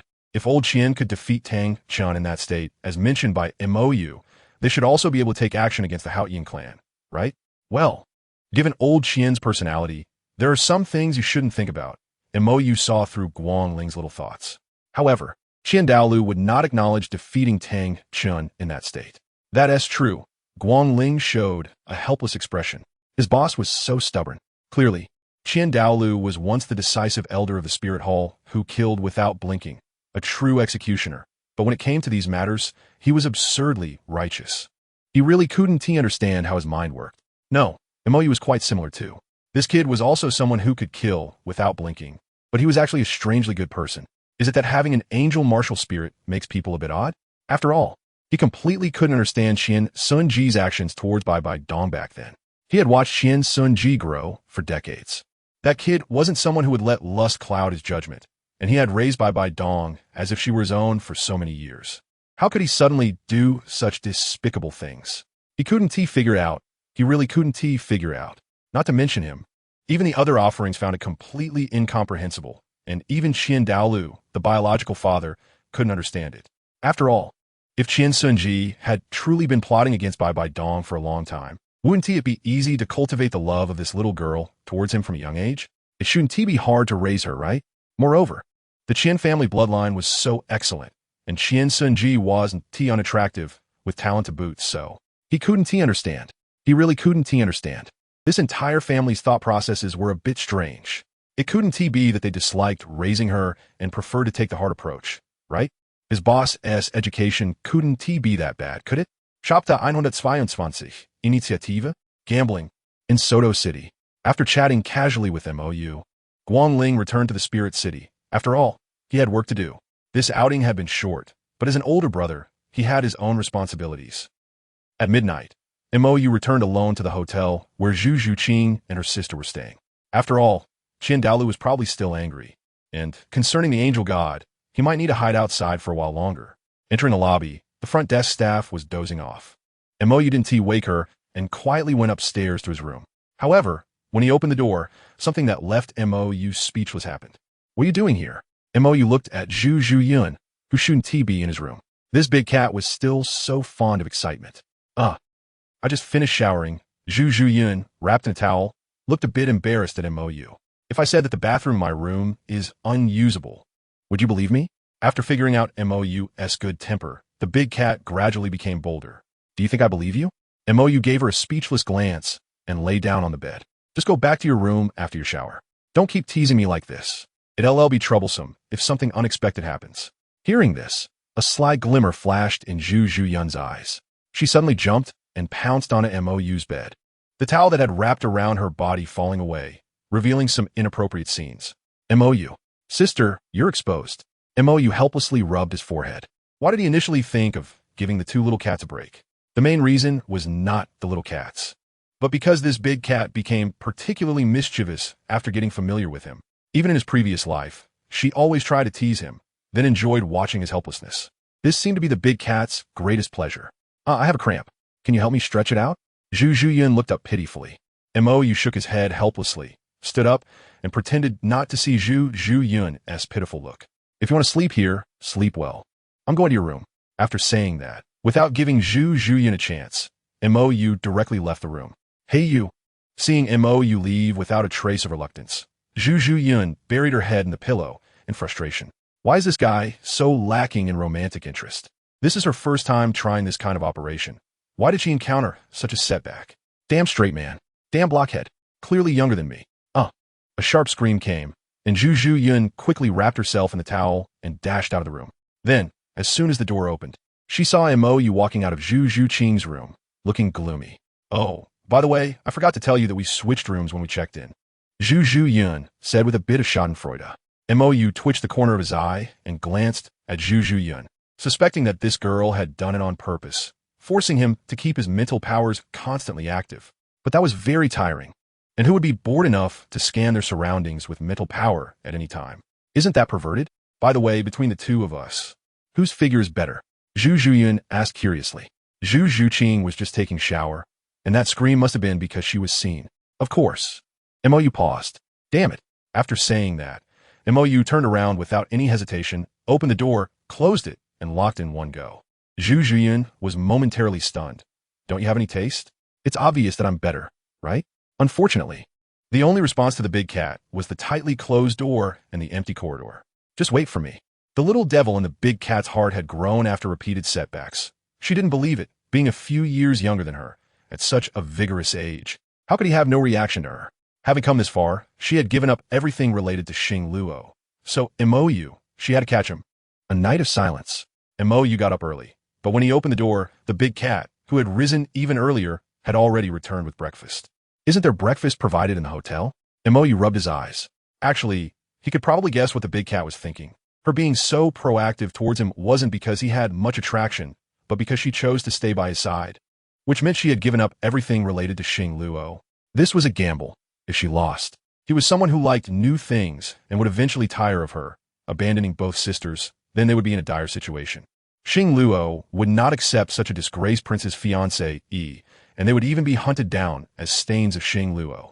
Therefore, everything Zhu Zhiyun did was driven by her urgent desire for a substantive status. At the very least, she needed his response, or else she would feel insecure.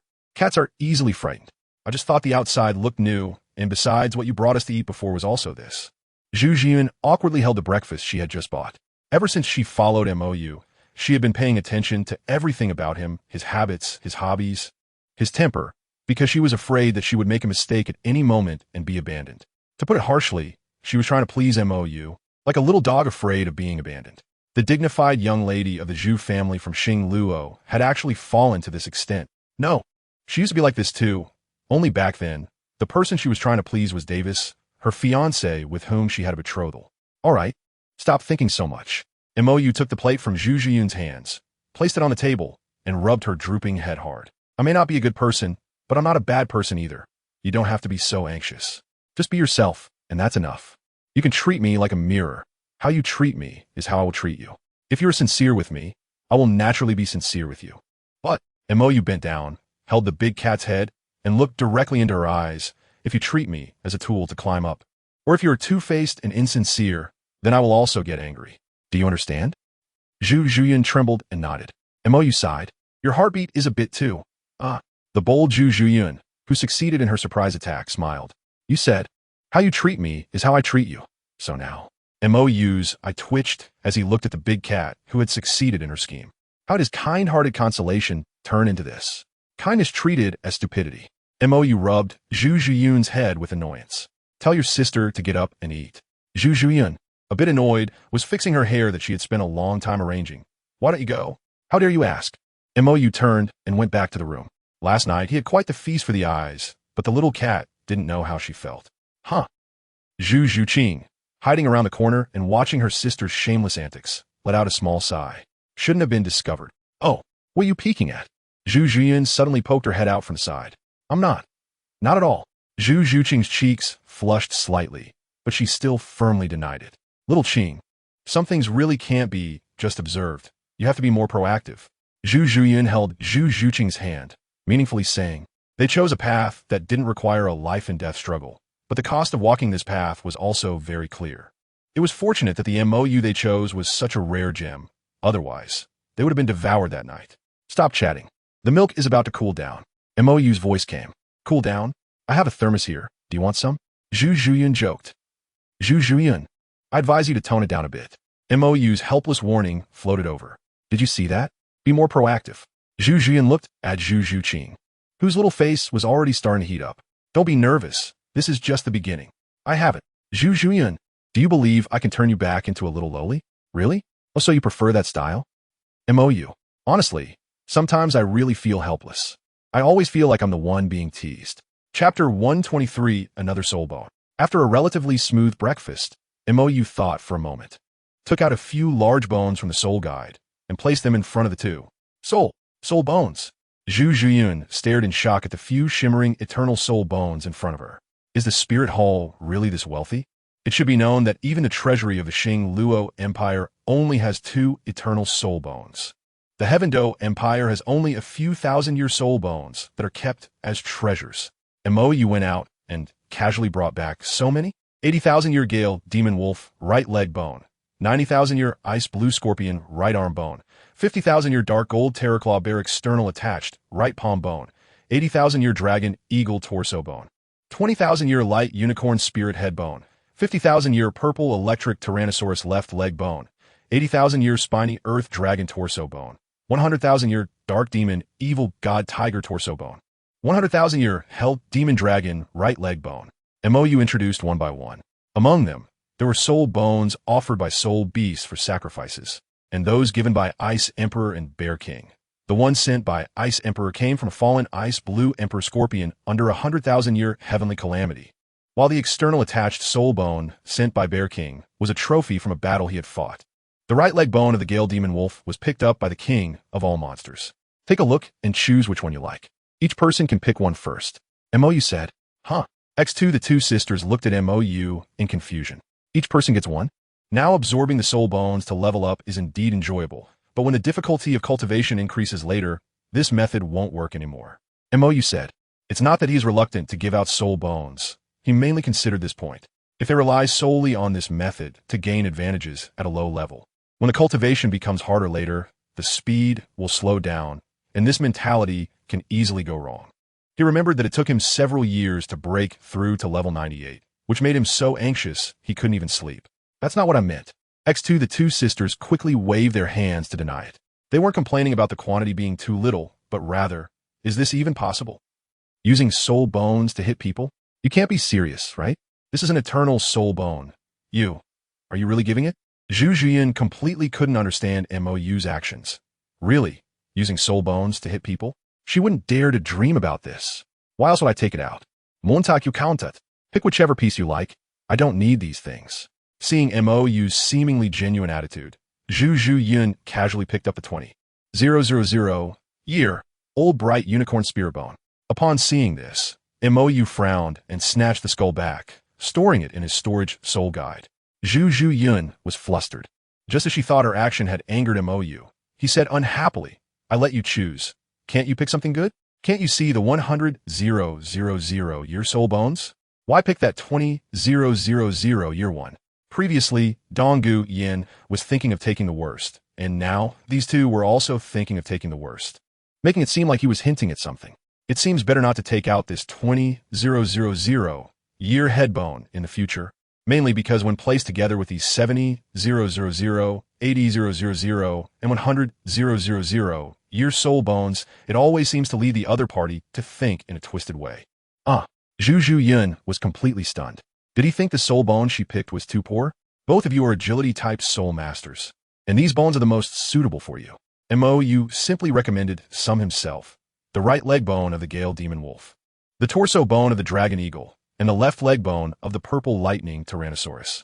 Additionally, the torso bone of the Dark Demon Evil God Tiger is also suitable, but it's a bit dangerous. It contains the power of an evil god, and I currently have no way to remove it. I'm not sure what effects it has, so I don't really recommend it. Then, there's the right leg bone of the Hell Demon Dragon. It has water attributes and a bit of shadow attributes, so it's also not suitable for you too. Of course, the superiority of the 100,000 year soul bones can overlook this point, absorbing it won't be harmful, so it's up to you how to choose. The two sisters stared blankly at MOU, not speaking, because it seemed that MOU was really planning to throw the soul bones at them. This was too exaggerated, right? Hey, did you hear what I said? MOU raised his hand and waved it in front of the two sisters' eyes. Why was there no reaction at all? How about, forget it. Zhu Yin lowered her head, a bit guilty. I can't accept such a gift. Zhu Qing also closed her eyes and bowed her head. You two don't think I'm testing you, do you? MOU asked suspiciously. No X2, the two sisters shook their heads in unison. It was precisely because they felt that MOU was serious that they really didn't dare to accept it. They had known each other for less than a week in the Stardow Forest, and they had only formally known each other for less than 3 days. Strictly speaking, the atmosphere only became somewhat normal after the arrival of the light-winged Douluo, and that was just yesterday. Having known each other for such a short time, giving out soul bones, they really didn't dare to accept it. Not taking it is just not giving me face. MOU's expression fell. What's strange about it? Why does he always act like this when giving gifts? Dong Guyan was like this, and now these two are the same. He's giving soul bones, not some common item. Why would they refuse such a precious gift? Old MO, can your emotional intelligence be any lower? Tian Ming's somewhat disdainful voice sounded. A palm-sized, chubby, translucent silkworm suddenly jumped onto the soul bones in front of the group. MOU was slightly taken aback. My emotional intelligence is low? Can you have a bit of self-awareness? Tian Ming sneered. In the years he had been bored, he often went to the Pope's palace to chat with BB Dong. Wanted to learn about MOU's embarrassing moments from his previous life. In the end, he concluded that if MOU had even half the brains of his, he wouldn't have ended up in such a relationship with those two women. This guy often can't be said to have low emotional intelligence. Rather, he has none at all. Although MOU is very smart, in terms of emotions, he's what humans call a straight man. A steel straight man. He takes things too seriously. Moreover, he doesn't know how to date. He doesn't understand what women are really thinking. To be honest, if it weren't for his good luck in encountering pure-hearted girls like Snow Emperor and Ice Emperor, he would definitely die alone. His feelings are too pure and too stubborn, devoid of any impurities, leading to situations where he easily feels out of place with others. Human emotions are not as pure as MOU thinks. All right, you two don't need to have any psychological burden. This guy is just like that. When he says he wants to give something, he really just means to give something, nothing else. Tian Ming looked at the Zhu sisters. Normally, giving gifts or items is a form of reciprocal trade behavior. Subconsciously, one hopes for a response from the other party, either hoping for them to give something back or hoping that the gift can deepen their relationship. But MOU is quite amazing. When he says he is giving something, he means it, and he doesn't think about whether this action will bring him any returns. In simple terms, for uncertain things, he has no expectations. This is a kind of subconscious pessimism. He really can't imagine what MOU has experienced that made him develop such a subconscious pessimism, because he truly has no expectations at all, just like gambling. He starts with a mindset of losing for sure. Winning is whatever. Losing is just to be expected. This is true pessimism, not the kind that still has a glimmer of hope and sighs when losing or rejoices when winning. This guy is really like an old man. Chapter 124, a fortuitous encounter with Ning Rongrong. With Tianmeng's help, Zhu Zhuqing and Zhu Zhuyan ultimately accepted this overly generous gift. At the same time, under Tianmeng's teasing, the two sisters gained a deeper understanding of MOU. Then, they both coincidentally developed the same doubt. Does such a person really exist in this world, who acts solely based on preference without considering benefits or losses? Under Tianmeng's explanation, MOU's thought process is quite unique. He treats you well, but he doesn't expect you to treat him well in return. In MOU's view, treating you well is his business. How you treat him is your freedom. He doesn't think that if he treats you well, you have to treat him well in return. He only thinks if you treat him well, then he will naturally treat you well. MOU never makes any demands of others, and he sincerely believes that there is no such thing as should be in this world. In Tianmeng's view, BB Dawn's evaluation of MOU is the most accurate. Water.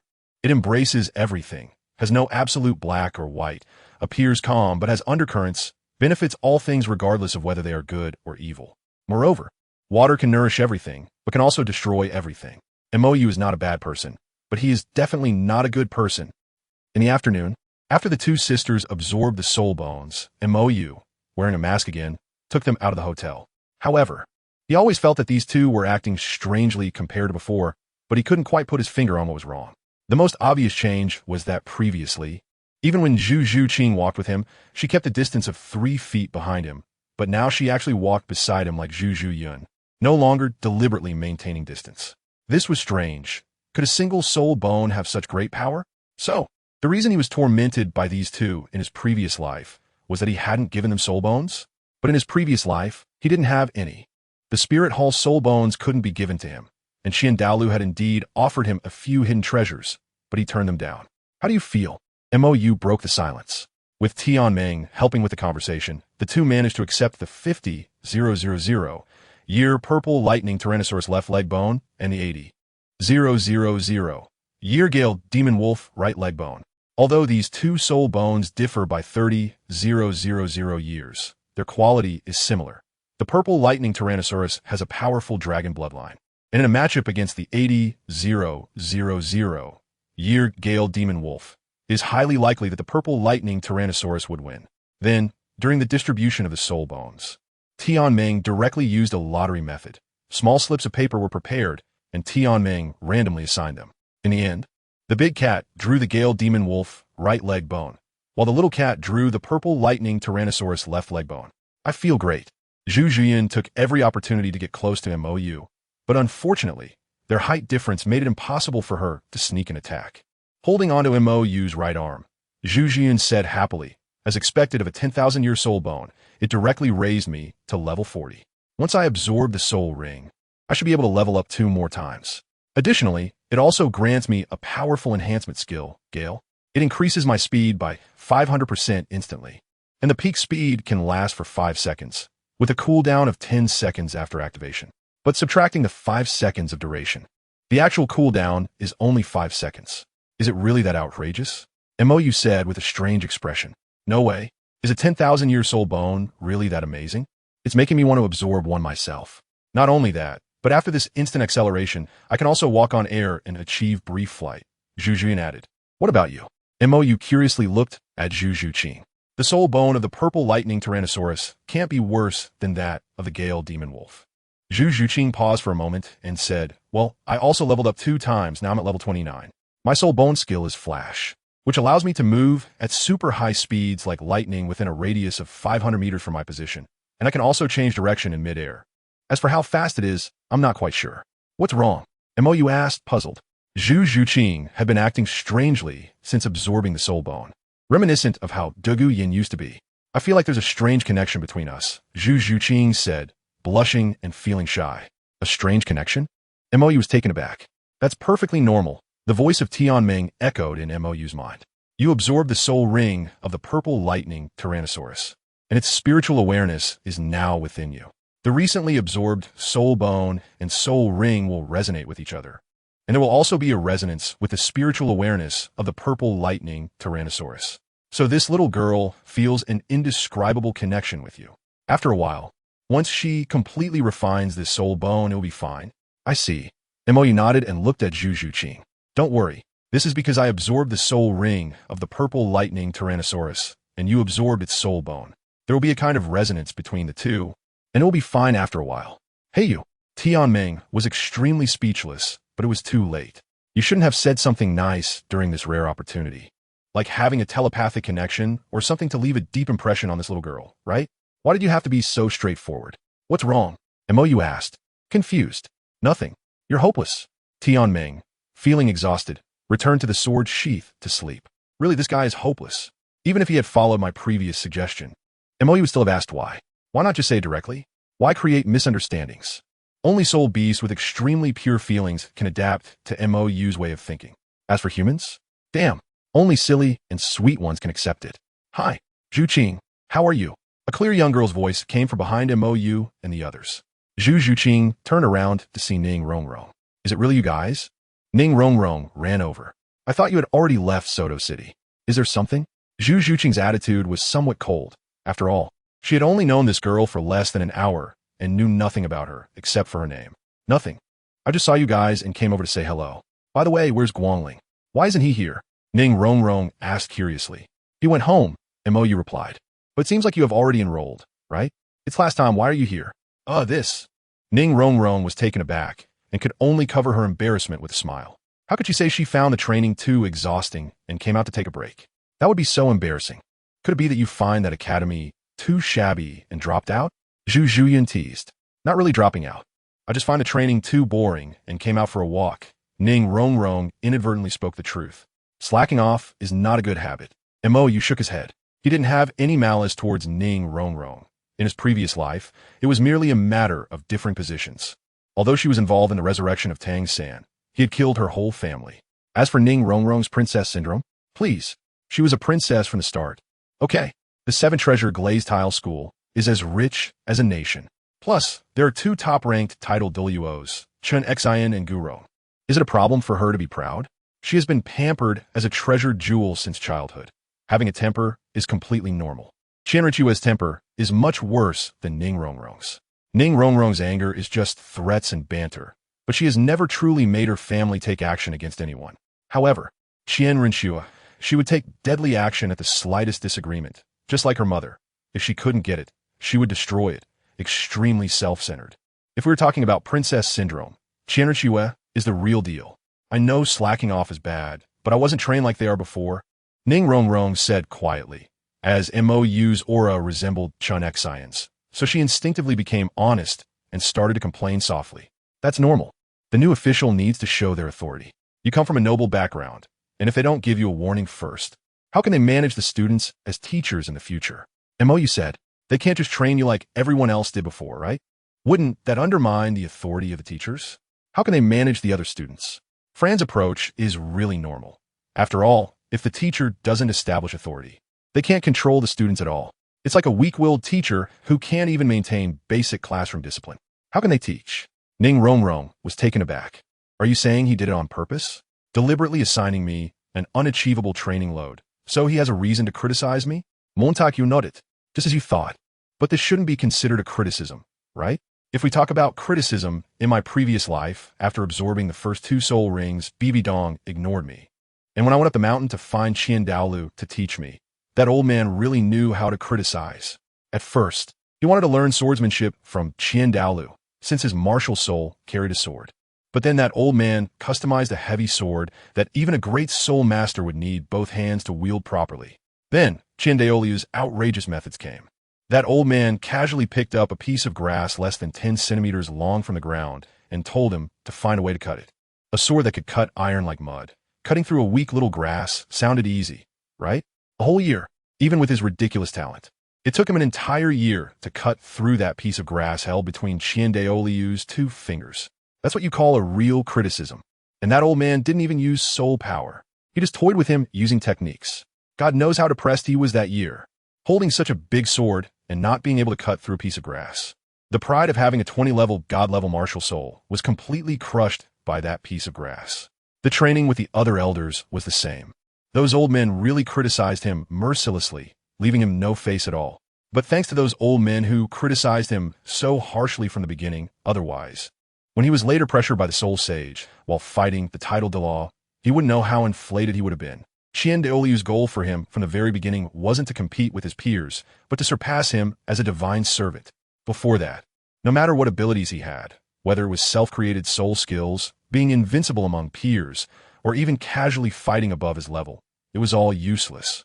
If he couldn't even defeat Qian Daolu, how could he become a god? That's what Qian Daolu said to him most often. That old man had always hoped he could become a god through his own abilities, surpassing Tang Chun. Chapter 125, Honesty. Under the reminder of MOU, the already clever Ning Rongrong suddenly understood what Flinder was trying to do. But her pride as a member of the Seven Treasure Glazed Tile School made her very resistant to this method. Her father, her sword grandpa, and her bone grandpa never treated her like this. Flinder is just a soul sage. What right does he have to act so high and mighty? Thus, an angry Ning Rongrong, after a brief farewell, hurried back to Shrek Academy outside the city. She wouldn't be going back to argue, would she? Zhu Junyun, well-versed in the world, doubted. Most likely, MOU agreed. A proud daughter from a noble background, it would be strange if she didn't react to such deliberate suppression. Unfortunately, that guy Flinder dared to treat Ning Rongrong this way. He absolutely wouldn't believe it if there wasn't some tacit approval from Ning Fengji. Does he really think that Chen Xian and Gu Rong are just decorations? Moreover, Ning Rongrong had been secretly followed since she sneaked away from home this time. In the past few days, he had sensed at least 3 soul sage auras, and they had been changing positions. The one closest to her had a concealment ability that could outdo many soul Douluos. So after Ning Rongrong joined Shrek Academy, Ning Fengji must have already given Flinder the go-ahead. While there is still time before the Great Soul Arena starts fighting with Montaku Pauzit. Although Zhu Juyin was at level 40, Zhu Zhuqing was also at level 29. If they went to obtain soul rings now, they would have to go again after a while. It's troublesome. It's better to wait until Zhu Zhuqing reaches level 30. Anyway, it won't take long. But this fairy grass, how should these two divide it? There is only one water immortal jade bone. They can't just take the heartbroken red, right? It's not that he is reluctant. It's just that what do these two have to do with him? By the way, there seems to be a dark attribute nether flower at the Eye of Ice and Fire. He doesn't know if these two can absorb it. Shall we go shopping? Zhu Jiyun suddenly hugged MOU, who was lost in thought. I haven't shopped in many years, and neither has Xiao Qing. When she was in Xingluo Imperial City. Apart from training, she spent most of her time helping Davis handle relationships, with no time for herself. Her younger sister didn't even dare to leave the Zhu family a step. Otherwise, the tragic death of the second prince was still fresh in her memory. All right then. Montaku nodded. I also haven't eaten outside in a while. He had just returned from obtaining a soul ring, and his 7th soul ring was obtained when ZG took him to the Hell Dragon clan. Because news had come back from her clan that the vice clan leader, who had been helping ZG manage clan affairs, was preparing to face the 100,000-year tribulation. But ZG felt that her vice clan leader Tool Man would likely not survive this tribulation, so she took him to watch. ZG's plan was that if the tribulation was successful, then her vice clan leader would sacrifice to him, and if it failed, he could forcibly absorb the soul ring at the moment the opponent failed, and their cultivation began to dissipate, while also gathering their spiritual consciousness into the angel space. Moreover, in that situation, the opponent's cultivation would stabilize at 100,000 years, just like the Ice Emperor's soul ring was 400,000 years. Even though the Ice Emperor did not survive the 400,000 year tribulation. This should be a bug of the tribulation. However, fortunately, since they brought the little 3-eyed golden lion with them, plus he infused the heavenly dream as heavenly origin power into that vice clan leader's body, helping them successfully pass the 100,000 year tribulation. Then, ZG urged this vice clan leader, who hadn't even had the time to be happy, to sacrifice to him. She practically had a knife at his neck to persuade him. At that time, it left him dumbfounded. One can only say, as expected of ZG, having such a clan leader, the Hell Dragon clan really has to bow down. Let us go then. MOU extended his right hand, looking at Zhu Zhuqing. Looking at the large hand in front of her, Zhu Zhuqing hesitated. Had she really thought this through? Seeing this, MOU helplessly shook his head and was about to withdraw his hand, but Zhu Zhuqing held it with both hands. Thank you, Zhu Zhuqing said sincerely. From a moment MOU gave her a choice, and she chose to stay. She had already made her choice. It was the first time in her life that she had made a choice herself. On the other side, Ning Rongrong, back at Shrek Academy, angrily ran to the place where they had gathered in the morning. FL. Just as she was about to call out to Flinder to ask him something, Ning Rongrong suddenly stopped. No, Flinder hadn't targeted her yet. If she directly used this reason to argue with him, wouldn't that be unreasonable? No way. Even if she caused a scene, she had to have reason and evidence. With this in mind, Ning Rongrong simply found a shady corner to sit down, meditating and waiting for the evening gathering. Soon, the others who had completed their training arrived at the agreed gathering place at noon. The first to arrive, Tang San and Xiao Wu, looked at Ning Rongrong, who was meditating in the corner, both showing confusion. Was the dean supposed to have a run? Why is she sitting here meditating? Dai Mubai and Ma Hongjun, who arrived later, also didn't quite understand Ning Rongrong's actions. After a while, Oscar, who had finished running the laps Flinder assigned, returned with a heavy heart and looked at the meditating Ning Rongrong. What should he say later? After everyone gathered, Flinder, who had been hiding in the shadows, slowly walked out, first giving a bland praise to the two new students, Tang San and Xiao Wu, followed by a smile that was a critique of Ma Hongjun, but was actually meant to spur him on. Finally, Ning Rongrong, Flinder shouted loudly, finally bringing out the highlight of the day. What is it? Ning Rongrong stood up, looking up. Did you finish the 20 laps of training I assigned you? Flinder asked knowingly. No, Ning Rongrong straightforwardly admitted. Flinder was slightly taken aback. This wasn't right. How could this young lady so readily admit that she couldn't complete the training? Oscar, how did I arrange today's training? Flinder had no choice but to shift the attack. Dean, you arranged for the two of us to run 20 laps around Shrek Academy, and we are not allowed to use soul power. Oscar replied honestly. Heard that. Flinder looked at Ning Rongrong. I heard. Ning Rongrong replied, without changing her expression. Flinder's eye twitched. Then what did you do? Report to the dean. I ran half and my feet hurt, so I couldn't run anymore. So, I went into the city to buy some medicine, and after I came back, I just meditated and practiced here. Is there a problem? Ning Rongrong retorted confidently. Flinder was momentarily speechless. Is there a problem? It seemed like there was no problem, but there was a big problem. You didn't complete the training task I assigned. And you still ask me if there's a problem? Flinder adjusted his glasses. Do you think you can act special in the academy? Can you ignore my training plan and do your own thing? If so, why did you come to Shrek Academy? Isn't it better to cultivate at home? Let me tell you, since you've entered this academy, you must follow my rules. You have to do as I arrange. Ning Rongrong snorted lightly. Then what does it mean for the dean to deliberately assign me an unachievable training load? Is it to give me a warning? You know very well that I can't complete the training indicators you gave, but instead of finding a way to arrange a more reasonable training plan for me, you want to use this to suppress me and establish your authority. Is this your way of teaching? Do you care more about whether I can learn something or whether you can establish your prestige through me?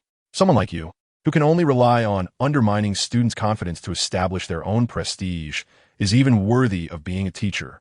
Chapter 126. Ning Rongrong's crazy output after being bombarded with criticism. Flinder's expression became extremely unpleasant, while the others felt an inexplicable sense of empathy towards Ning Rongrong's defense. Although it was true that Ning Rongrong did not complete the training tasks assigned by Flinder, she didn't slack off either, right?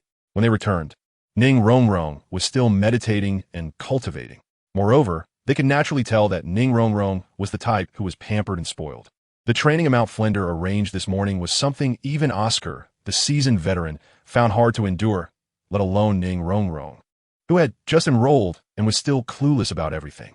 However, knowing this, Flinder still deliberately assigned Ning Rongrong an excessive training load. What was the purpose of that? Enough. Flinder's expression hardened, interrupting the chaotic thoughts of everyone. Truly worthy of being the little princess of the Seven Treasures glazed tile school. She managed to divert the focus of this matter with just a few words. It was clear that Ning Rongrong had slacked off and failed to complete the training tasks he assigned, secretly running off to shop and rest in Soto City. He saw it with his own eyes. Yet before he knew it, that little girl had inexplicably returned and was meditating in the square. What Ning Rongrong said earlier was merely using her position as a student to shift all the blame onto him, her teacher. However, her position made these students naturally empathize with her. As a result, it turned into a situation where it seemed like he was deliberately giving Ning Rongrong a hard time. Don't try to divert the topic. Don't think I don't know what you did today. Your words may have deceived them, but they won't deceive me. Flinder asserted forcefully. Ning Rongrong shrugged. Then may I ask, Dean, was there any falsehood in what I just said? Didn't I run away? Didn't I buy medicine? Didn't I come back to meditate and cultivate? You. Flinder's expression froze. What Ning Rongrong said was indeed true. but it was mixed with many problematic elements that he couldn't point out because it was too easy to find excuses for those parts. What do you mean, what? Are you saying you couldn't tell whether I could complete the training load you assigned? Did I disappoint you? Ning Rongrong replied sarcastically. I'm truly sorry. I really didn't expect that you, as a teacher, would be completely unaware of your student-specific situations. You really are responsible. Flinder's face completely fell. Due to Ning Rongrong's excessive output, Tang San, who had a mysterious insistence on respecting teachers, stood up. Ning Rongrong, the dean is also meeting us for the first time. So naturally, he doesn't understand our situation. But the training tasks he arranged definitely won't exceed your limits too much. I believe you know this as well. Moreover, many of the things you just mentioned have a lot of loopholes.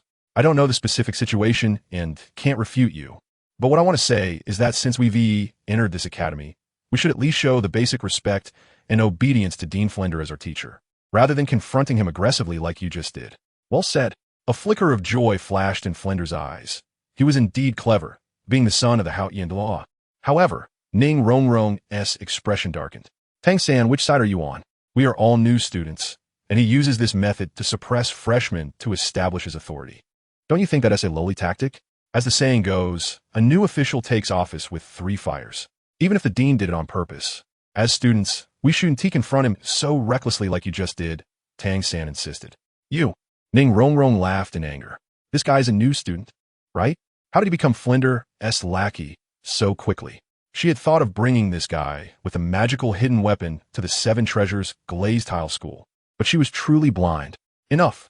With Tang San's help, Flinder regained the upper hand. Ning Rongrong, now I give you 2 choices. 1, pack your things and leave immediately. For someone like you, who disobeys discipline, our Shrek Academy cannot accommodate you. You don't deserve to be a member here. The other option is to prove to me that you have the qualification to stay here and the determination not to violate the rules in the future. Humph. Ning Rongrong snorted coldly, showing disdain. Flinder, who do you think you are? Just a little soul sage, and you want to expel me? You want me to prove myself? Why? Do you even qualify? Let me tell you, today, it's not you who expelled me. It's I who looked down upon your broken academy. You can't accommodate me? I don't care. After saying that, Ning Rongrong swaggered back to her dormitory under the astonished gazes of everyone. Not long after, she came out again with a small package. By the way, Flinder, let today's tuition be your reward for me. I don't want it. You keep it to improve their accommodation conditions. With that, Ning Rongrong walked directly towards the gate of Shrek Academy. Ning Rongrong, stop right there. As Ning Rongrong was really about to leave, Flinder's expression completely collapsed. Ning Fingji had just written to him, urging him to properly educate his little princess. And now she was leaving? What was going on? TSK, what a reputation for Shrek Academy. But the teachers are like this, and the academy is built like a slum. The students who were fooled into coming here are truly unlucky. Ning Rongrong's mocking voice floated back. Meanwhile, the 3 soul sages hiding in the shadows, responsible for protecting their young lady, exchanged glances. I think what the young lady said is not unreasonable, said the soul sage who had been closest to her. This Shrek Academy is shabby, and the dean has this attitude. The young lady has never endured this kind of grievance in her life. Even the 2 elders of the Swordbone have always spoiled her. If they find out that the young lady is being bullied in this broken academy. This soul sage didn't finish his sentence, but the other 2 knew what would happen. If the Sword Elder found out, he might let it go after teaching Flinder a lesson. But if the Bone Elder learned that his little princess suffered such grievances, Flinder might not live to see another day. Watching Ning Rongrong's departing figure, the fastest soul sage said, should we report back to the sect master? After all, the young lady running around like this isn't right. Let us wait and see. Maybe the young lady will come back after she cools off, said the soul sage responsible for ensuring Ning Rongrong didn't sneak out. After all, this kind of situation wasn't rare, and I think Flinder will likely go to persuade the young lady. Otherwise, if this situation is exaggerated when she reports to the Bone Elder and she cries, I feel like not just Flinder, but the entire Shrek Academy won't be able to stay. The other 2 soul sages exchanged glances and nodded in agreement. The young lady's acting skills and tears are a powerful weapon against the 2 elders of Sword and Bone, especially the Bone Elder. If the young lady shows any signs of being wronged by Flinder, even if it's fake, Flinder will surely suffer. If the young lady's acting skills erupt again, the students of this academy will probably be implicated. Chapter 127. Brave? Stupid. As night fell at the end of Soto City South Food Street, After a terrifying 4-hour eating performance by MOU, Zhu Zhuqing and her sister finally became numb. This guy can eat so much. In the first hour, they initially accompanied MOU in eating, but after more than an hour, they realized something was off. It seemed like MOU's stomach was an endless pit. It couldn't be filled. The two of them together don't even come close to what MOU eats. So, you're so strong because you can eat? Zhu Zhuyin said strangely. Even as a soul master, she really couldn't understand where all the food MOU consumed went. You got it wrong. MOU sighed. It's been a long time since I could eat like this, almost half a month. My body is constantly undergoing high-speed soul power operation. And this activity requires a lot of energy support. Otherwise, my soul power operation would have to stop. Zhu Zhuyin was taken aback. High-speed soul power operation? Isn't this something that only happens during battles? Moreover, it can't last too long. Otherwise, it would cause great damage to the body's meridians. This is also my unique training method. It's just a bit life-threatening, hard to describe, but I can demonstrate it to you when I have time, MOU said. His method of forcibly evolving his body is something most people can't learn, as it must start from a young age when the body is still highly malleable, guiding the body to evolve through constant destruction and healing. At the beginning, it will be very painful, like having your whole body cut open with knives. But the benefits are obvious. The training speed is greatly increased, and the strength of these meridians will keep getting higher, allowing him to withstand the increasingly exaggerated control of soul power. Normally, soul masters cannot train to enhance the strength of their internal organs and meridians. Even title Douluos focus on external defense. So once their defense is breached and an attack hits the internal organs, even a peak Dalu at level 97 would be severely injured. However, with his training method, the strength of the body is enhanced from the inside out, which is also the main reason he can withstand the terrifying centrifugal force on his body when layering the Storm Soul skill. If others used his soul skill, they would start to experience massive internal bleeding after just 50 spins. If they could spin 100 times, their brains would probably turn to mush. Of course, that soul skill isn't practical. After all, who waits to finish stacking buffs before fighting? Oh, what a coincidence, you guys are here to eat too. Ning Rongrong, who had stormed out of Shrek Academy, ran over holding 2 skewers. Zhu Qing, do you want to eat? The roasted meat here is quite delicious. Saying this, Ning Rongrong offered a skewer of roast meat that she hadn't eaten yet to Zhu Qing. Looking at the skewer in front of her, Zhu Qing glanced down at her slightly bulging belly and waved her hand to refuse. Thank you, but I can't eat anymore. Seeing MOU eat so deliciously, she couldn't help but eat a bit more, and now she felt a little stuffed. Oh, Ning Rongrong also noticed that the 3 of them seemed to be full. So, it's a guy, who are you? Ning Rongrong suddenly looked at MOU, who hadn't put on his mask yet, with a strange expression. Although this figure looked very familiar, she still wanted to confirm again. After all, the face under this mask looked so young. She had thought that this masked big brother was at least in his 30s or 40s. After all, he had sent Zhao Wujia, a soul sage, flying with 1 punch. That level of cultivation was at least soul sage, or above, likely a soul Dalu. But this face, no matter how she looked at it, seemed to be only in his 20s. You're the first person to call me handsome. In an instant, MOU felt a little touched. Finally, someone noticed his looks. Finally, there was someone who didn't guard against him at first sight. Huh? Ning Rongrong was slightly taken aback. Then should I call you handsome uncle? Her grandfathers, Sir Grandpa and Bone Grandpa, were both in their 70s or 80s, but looked only in their 30s or 40s, so is this person also quite old? MOU twitched the corner of his eye. I'm her brother. You're the same age as her, and yet you call me uncle?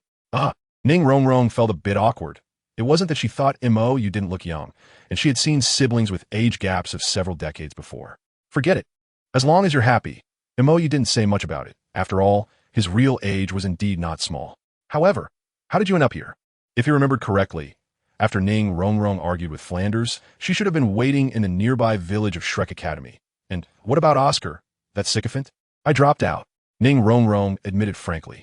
The principal of that academy wanted to suppress me from the first day, and when I spoke up for everyone as a new student, not a single person helped me. That Tang San was even worse, becoming Flanders' lackey right after enrolling.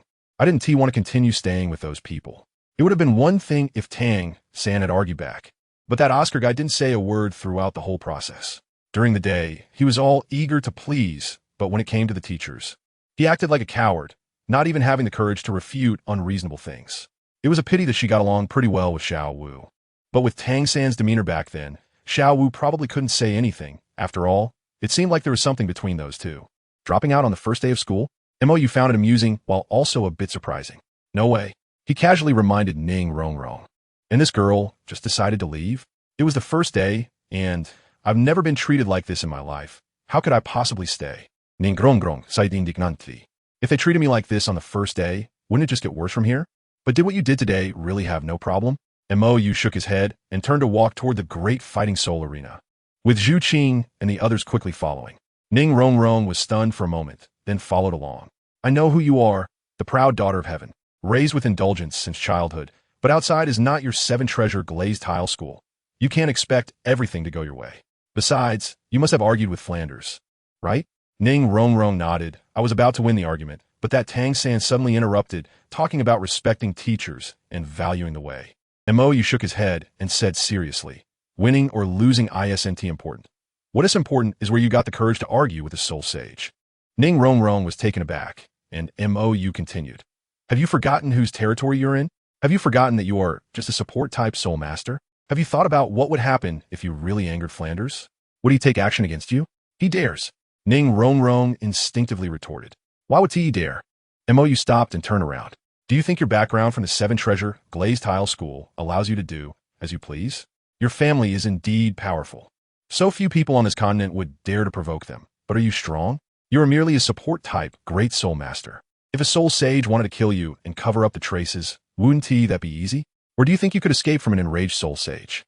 Ning Rongrong was stunned, her expression gradually falling. Montak Uzite. You kids who have never experienced the harshness of society don't understand that this world has not only calculations of pros and cons, but also many impulsive fools who act without thinking. You're just a great soul master, and without any preparation, you actually dared to point your finger at a soul sage's nose and shout? That's not called bravery. It's foolishness. Your seven-treasure glazed tile school values face. You value face. Doesn't a soul sage value face too? If today Flanders really got angry and acted against you in a fit of rage, what do you think you could do? Besides waiting to die, what else can you do? Do you think the seven-treasure glazed tile school will avenge you? But if you're dead, even if your corpse is torn to pieces and fed to chickens, and your bones smashed to pieces and fed to dogs as a defenseless little girl, if you were to be incapacitated and fell into the hands of a group of old men, think about it. Could you have a good death? Ning Rongrong, who was frightened by the description, suddenly pounced on Mo. Don't say that. I don't want to die. I definitely don't want to die in such an ugly way. Mo's I twitched, extremely disgusted as he pressed down on Ning Rongrong's head, trying to push her away, but unfortunately, she held on too tightly. Damn, you've gotten oil from your hands and mouth all over me. I don't want to die. I don't want that old man. Tears streamed down Ning Rongrong's face as she was truly scared. Seeing this, Mo felt even more disgusted. You're still crying? What the hell are you crying for? I just changed into this outfit this morning. Let go. Zhu Zhuyun, Zhu Qing. This. As expected of you. Chapter 128, The Great Soul Arena. At Mo's gesture, Zhu Zhuyun and Zhu Qing worked together to pull the frightened Ning Rongrong away. Looking at the oil stains on his black outerwear, Mo wore a gloomy expression. I'll give you 3 seconds to calm down, otherwise, I'll throw you into the brothel right now. If you're lucky, you might see your classmates from today again. Tearful Ning Rongrong looked at Mo in confusion. She was like this, and he didn't know how to comfort her? 3. Mo began to count down directly. Hey, what do you mean by that? Ning Rongrong saidangriri. 2. Mo rolled up his sleeves. Wait a minute, there are so many people here. Do you dare to make a move? Seeing the expressionless mask on Mo's face, Ning Rongrong started to panic. 1. The sensible young lady quickly covered her mouth and signaled with her eyes. I'll behave. TCH, I thought you were so brave. Mo lowered his sleeves, and a faint white light flashed across his body, cleaning off the oil stains that Ning Rongrong had gotten on him. Ning Rongrong, still with tears in her eyes, saw this miraculous scene and couldn't help but ask, can you help me with mine? Mo glanced at her, causing Ning Rongrong to shiver, but the next second, Mo threw out a small light orb, which floated onto Ning Rongrong, instantly making the oil stains and tear marks disappear. In the future, when you go out, use your brain more. Don't rely on your family. First, think about whether you have the ability to protect yourself. Staying alive is the most important thing. Mo shook his head and continued walking towards the Great Soul Arena. Ning Rongrong had withdrawn from Shrek, and it would be difficult to hang out with Tang San again, so this girl was not his enemy. The Seven Treasures Glazed Tile School was an auxiliary sect, not a necessary enemy to eliminate, so he didn't need to treat this little girl as an enemy. Stunned in place, Ning Rongrong watched Mou and the others walk away, thought for a moment, and then jogged to catch up. The three soul saints watching this scene in the dark exchanged glances. Can you feel what kind of cultivation that person has? The fastest soul saint asked. The other two shook their heads, completely unable to sense anything. However, seeing his demeanor, he didn't seem to have any ill intentions towards the young lady. It's just, the soul saint responsible for Ning Rongrong's security hesitated to speak. It was the first time they had seen someone who could handle their young lady. That miraculous scene of not crying when told not to cry was something they had never even dared to imagine before. After all, even their sect leader couldn't do anything about this little ancestor, and the two elders of the Swordbone were extremely doting so. The young lady had encountered her nemesis, Soto Great Soul Arena. By the way, have you been to the Soul Arena before? Mou suddenly asked. No. Zhu Zhuqing and Ning Rongrong shook their heads. One had never left home since childhood, fearing being schemed against, and the other had been protected within the sect since childhood. So naturally, she had never been to such a place. I've seen it, but I've never participated personally, Zhu Zhiyan said. It wasn't that her strength was insufficient, but as the eldest daughter of the Xinglua Zhu family, participating in such competitions would be somewhat embarrassing. After all, to put it bluntly, the soul masters participating in the soul arena competitions were merely tools for these nobles to make money and have fun. She didn't need to lower her status to take part in such activities. If she needed sparring partners, she could just say so. I've actually been here quite a few times. Mou led the group to the registration desk. After all, money really comes fast here. Money comes fast? Ning Rongrong looked puzzled. Mou didn't seem like someone who lacked money. You're not going to participate in the death matches and bet on yourself to win, are you?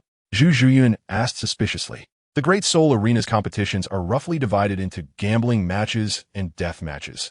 Gambling matches endanger lives and are limited in scope, but the returns are also relatively low, due to the lack of spectators compared to the death matches. The odds for betting on wins and losses are generally not very high. However, the prize money and odds in the death arena are very high.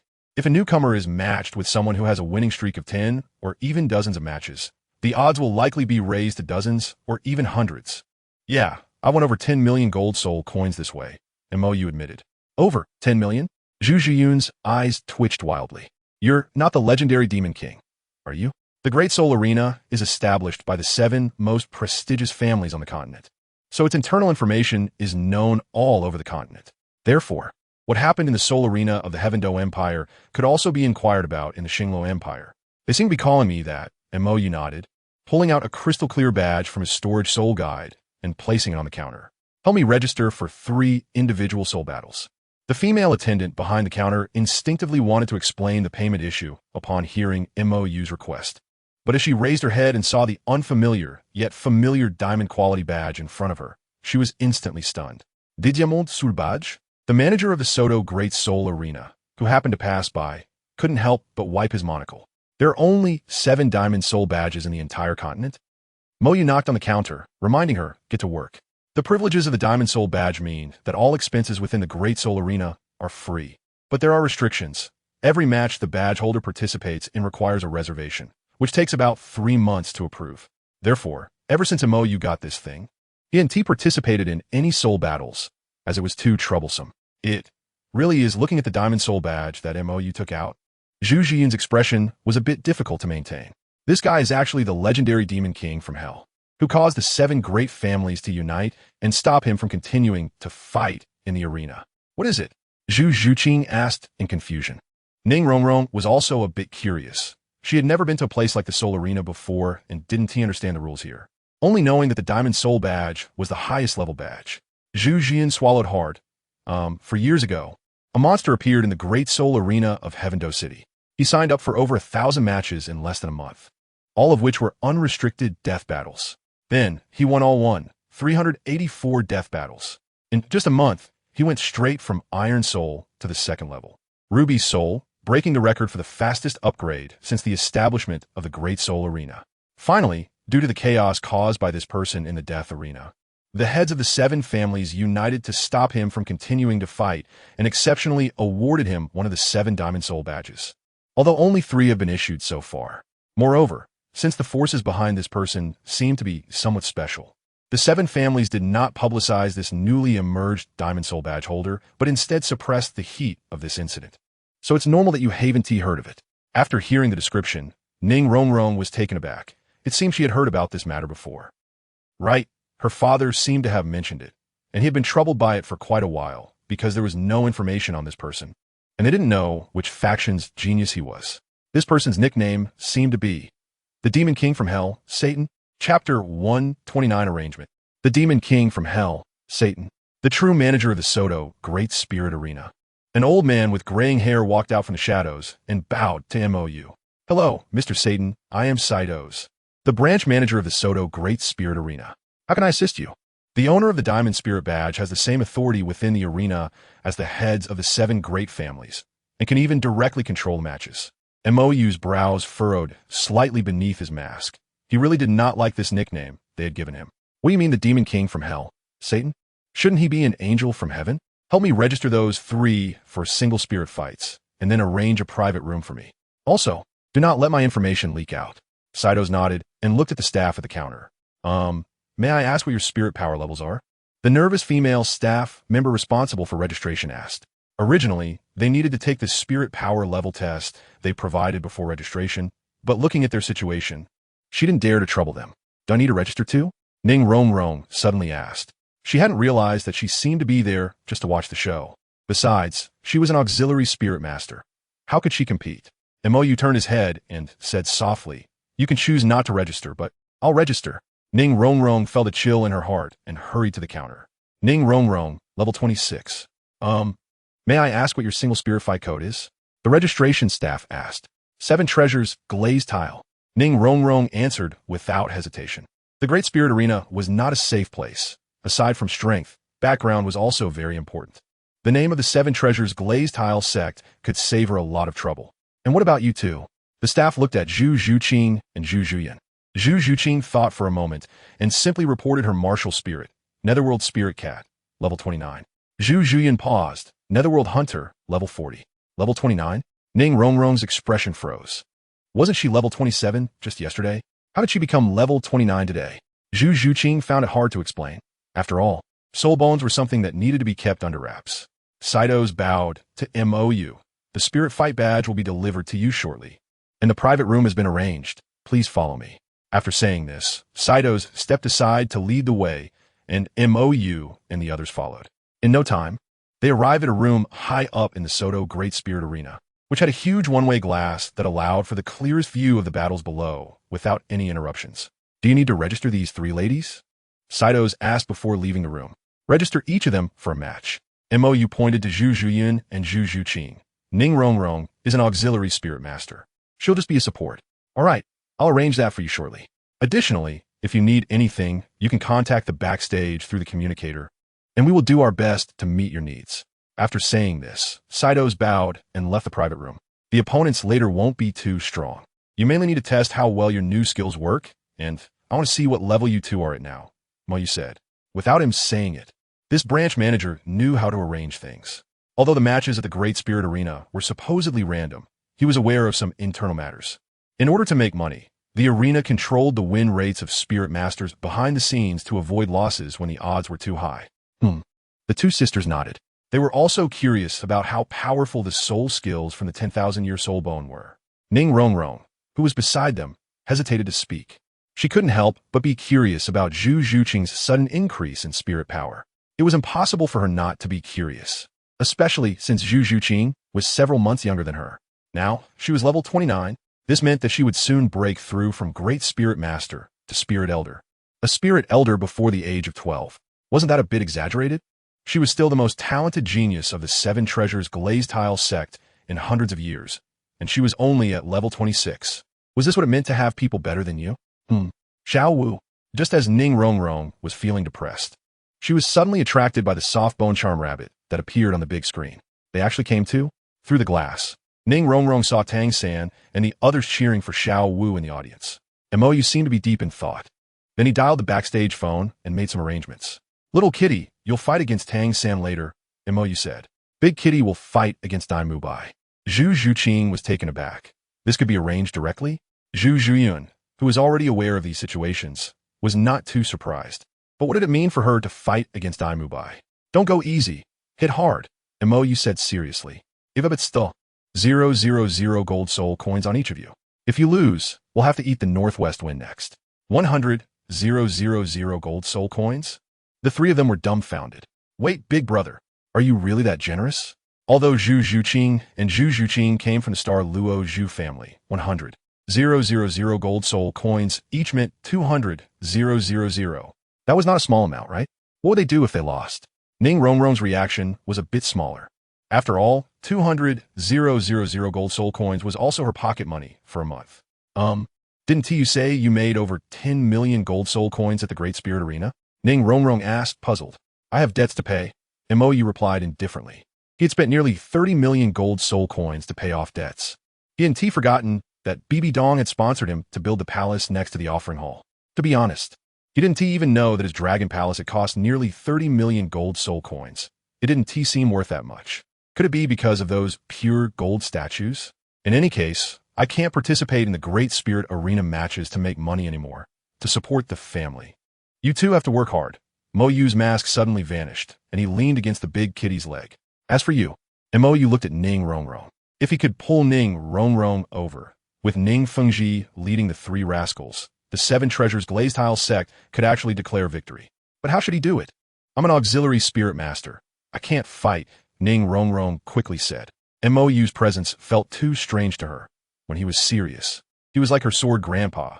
When he was angry, he was like her bone grandpa. And now, in this situation, she felt like she was facing her father. It was too strange. I know. I don't expect you to make money to support me, Mo Yu said lightly. Ning Rongrong felt mocked, but couldn't pinpoint what was wrong. However, if you plan to continue staying by my side, you should at least do something, right? When did I ever stay by your side? Ning Rongrong's heart tightened, and she quickly retorted. No. Then what are you doing here now? Mo Yu asked. He had never let Ning Rongrong follow him. He had only helped her register a spirit fight badge, and he hadn't expected this girl to be so honest. Ning Rongrong's gaze shifted, finally landing on Zhu Zhuqing, who was peeling grapes for Mo Yu. I'm following Zhuqing. I'm not following you. Zhu Zhuqing was taken aback. Were they very familiar with each other? It seemed they had only briefly been teammates yesterday. Are you two very familiar? Mo Yu asked. Zhu Zhuqing shook her head. Ning Rongrong clenched her hands tightly, just about to lose her temper, but when she met Mo Yu's cold gaze, she unconsciously became honest again. I thought we were friends. Ning Rongrong lowered her head and let out a whimper of grievance. Seeing this, the cold-hearted Zhu Zhuqing felt a bit of pity. But before she could say anything, Mo Yu had already grabbed her. He wasn't buying this.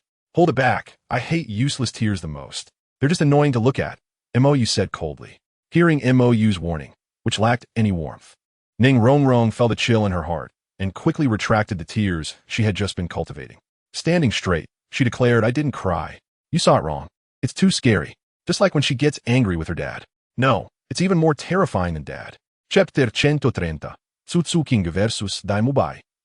As Ning Rongrong settled down, Mo Yu's expression returned to normal, although he still looked a bit frightening. In other words, unless Mo Yu actively maintained a kind demeanor, his image didn't resemble that of a good person at all, completely opposite to how he was as a child. This was also the main reason why Mo Yu was used to wearing a mask when going out. It wasn't because his looks caused a stir, but because when strangers saw him for the first time, they wouldn't think of him as a good person. The first impression was that this person was dangerous. Speak plainly. What do you want to do with me? Mo Yu asked. Ning Rongrong lowered her head. I ran out because I was angry with my family. If I go back like this, I want to be able to hold my head up. Then why are you following me? Mo Yu asked, puzzled. Not going home is one thing, but what does following him mean? Ning Rongrong put her hands behind her back. Her expression conflicted, but she still replied honestly. Didn't your previous words remind me? I'm a support-type soul master walking alone outside, without even the basic self-defense ability. If I'm unlucky enough to run into someone reckless, wouldn't I be done for? Mo Yu's eyes twitched. So, you think of me as a free bodyguard? Seeing that I can knock Zhao Wujia, a soul saint, flying. You have confidence in me, right? Not really. Ning Rongrong raised her head, hurriedly waving her hands to deny it. I was thinking I could pay, but later I saw you didn't seem like you were short on money, casually pulling out a few 100,000 gold soul coins. So I didn't dare to say anything, afraid you'd get angry and chase me away. Mo Yu looked at her oddly. Something was off. Why was Ning Rongrong being so honest? This wasn't T her character. Because he had blurted out something. Ning Rongrong hadn't been struck down by Flender yet, and she didn't even think there was anything wrong with how she interacted with others. If it weren't for Zhu Zhuqing and Zhu Zhuyun having higher soul power than her, and Zhu Zhuqing being even younger than her, this young lady's attitude wouldn't be so good at all. However, why was Ning Rongrong's attitude towards him so timid? Could it be that she was genuinely scared by his words? Knock knock. Mr. Satan, the match between Lady Underworld Hunter and Mr. Dai Mubai will begin in 5 minutes. If it's inconvenient now, do you need us to postpone the match? The voice of Saito's rang from outside the door. No need. Mou straightened up and took out a white mask with silver patterns from his soul guide device. Of course, it was a full cover style like his. Not the kind of playful mask some people wore. Is this a couple set? Zhu Zhuyan laughed as she took the mask and put it on her face. It fit perfectly. It's a parent-child set, Mou said irritably. Hearing this, Zhu Zhuyan leaned in ambiguously towards Mou. If you like that kind of thing, I can. Bang. Ouch. Justice's head never misses. Hurry to your match. Mou turned in another direction and lay down on Zhu Zhuqing's lap. Unromantic. Zhu Zhuyan stood up angrily and left the private room. This dead straight man. She's being so proactive. Is it that easy? Ning Rongrong, who was shocked but didn't quite understand, had a strange expression. Wasn't he talking about being a brother? The atmosphere between these three doesn't seem like siblings at all. Could it be similar to Xiao Wu and Tang San's situation? Brotherly love? Sisterly love? Sit if you want, just don't act like I'm not letting you sit. Mou remarked as he looked down at the competition arena. Oh, Ning Rongrong didn't say much and directly walked over to sit down. She had already exceeded her exercise quota for the day. Her waist and back ached, her feet hurt, and she still had to be frightened by this unromantic man. In the competition arena below, Zhu Zhuyan and Dai Mubai had already entered the competition area. Referee, she's level 40, and I'm only 37. Why am I matched with her? Dai Mubai voiced his pre-match doubts. The host, who had already received the backstage message, flew to the competition stage and explained. It's like this contestant was level 39 at registration, but during her rest in the lounge, she temporarily broke through to level 40 and has yet to acquire her 4th soul ring. Moreover, this Lady Underworld Hunter is participating in her first soul fighting match, so naturally, the arena cannot arrange for her to face an opponent above level 40. Temporary breakthrough? Not just Dai Mubai, but Tang San and the others in the audience were also stunned. What a coincidence. That's the situation. So, if you don't want to participate in this match, you can choose to forfeit, the host said. The matches in the Great Soul Arena are arranged based on the number of soul rings. If the soul power is achieved, but the corresponding soul ring has not been obtained, the participant is assigned downwards. This has always been a clearly stated rule of the Great Soul Arena, but such situations are rare, so people tend to overlook this point.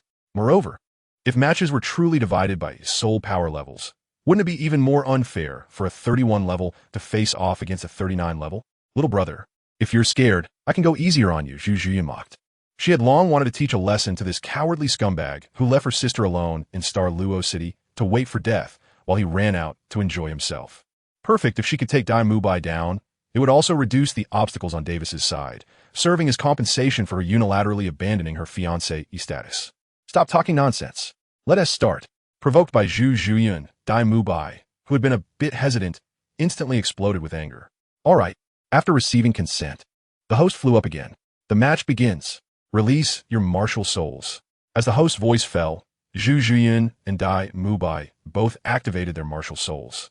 In the moment Dai Mubai saw the underworld spirit cat martial soul, he instantly recognized the opponent's identity. Zhu Zhuyan? Why are you here? Where's Zhu Qing? And who is that man? Dai Mubai bombarded her with questions. Zhu Zhuyan ignored Dai Mubai. She just wanted to test her Millennium Soul Bone skill and give this coward a good beating. Whoosh. First soul skill, Underworld Piercing. Zhu Zhuyan took the initiative to attack. And with Dai Mubai caught off guard, a bloody wound was instantly torn open on his arm. Damn it. Dai Mubai glared angrily at Zhu Zhuyan, who had ambushed him. Second soul skill, White Tiger Raging Light Wave.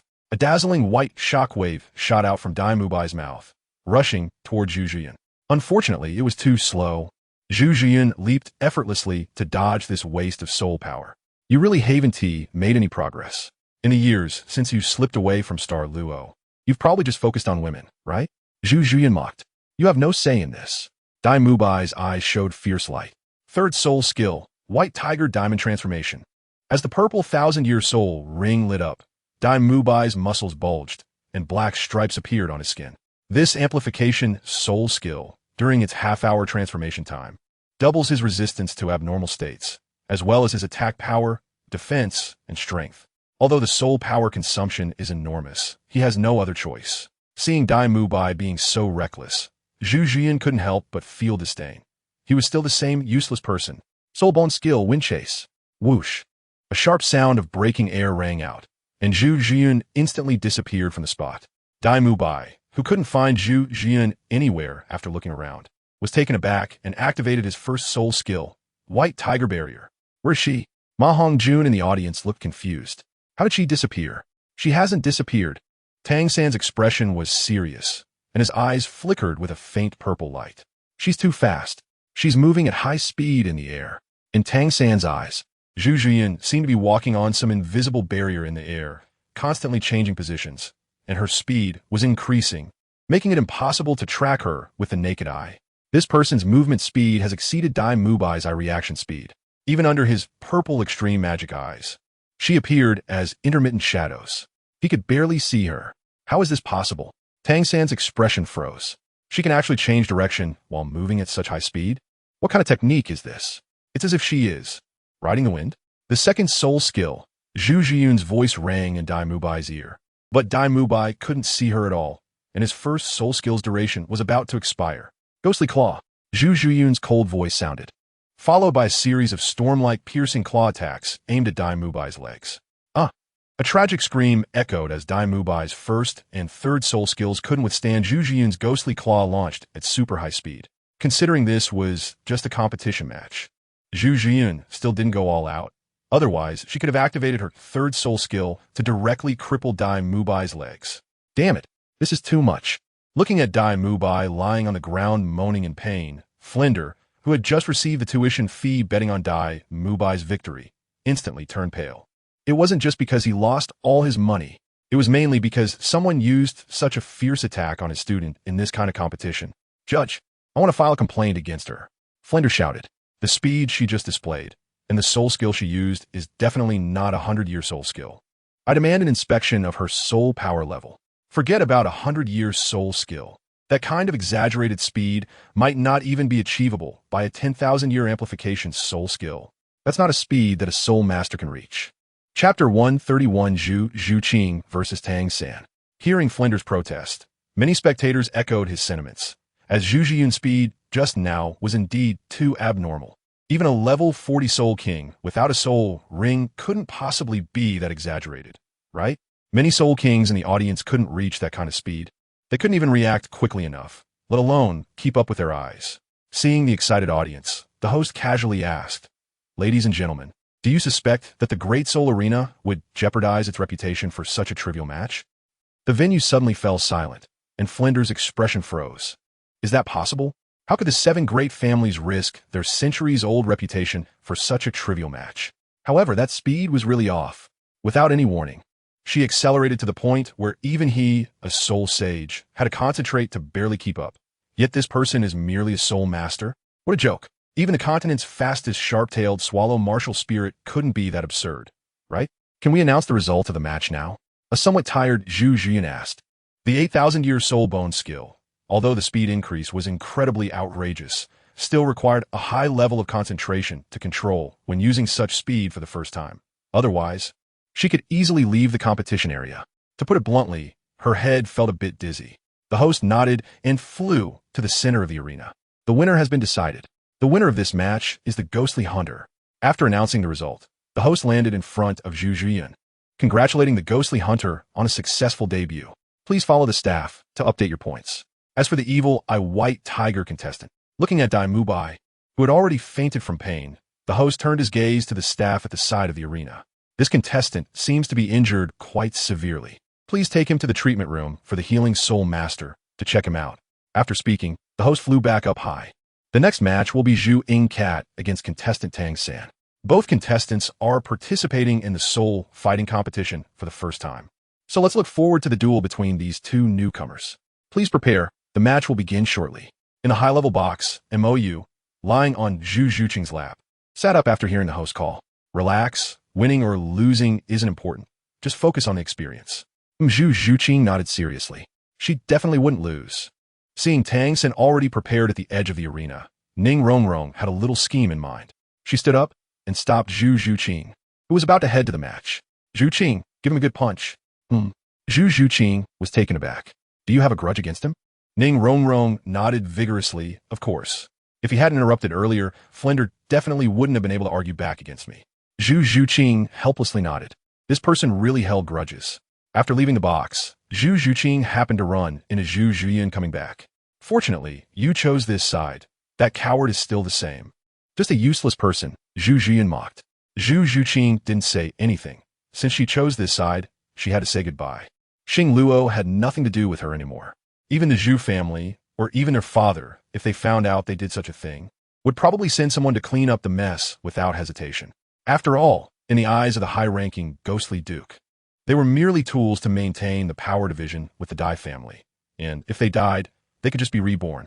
Seeing Zhu Zhuqing's indifferent reaction, Zhu Zhuyan breathed a sigh of relief.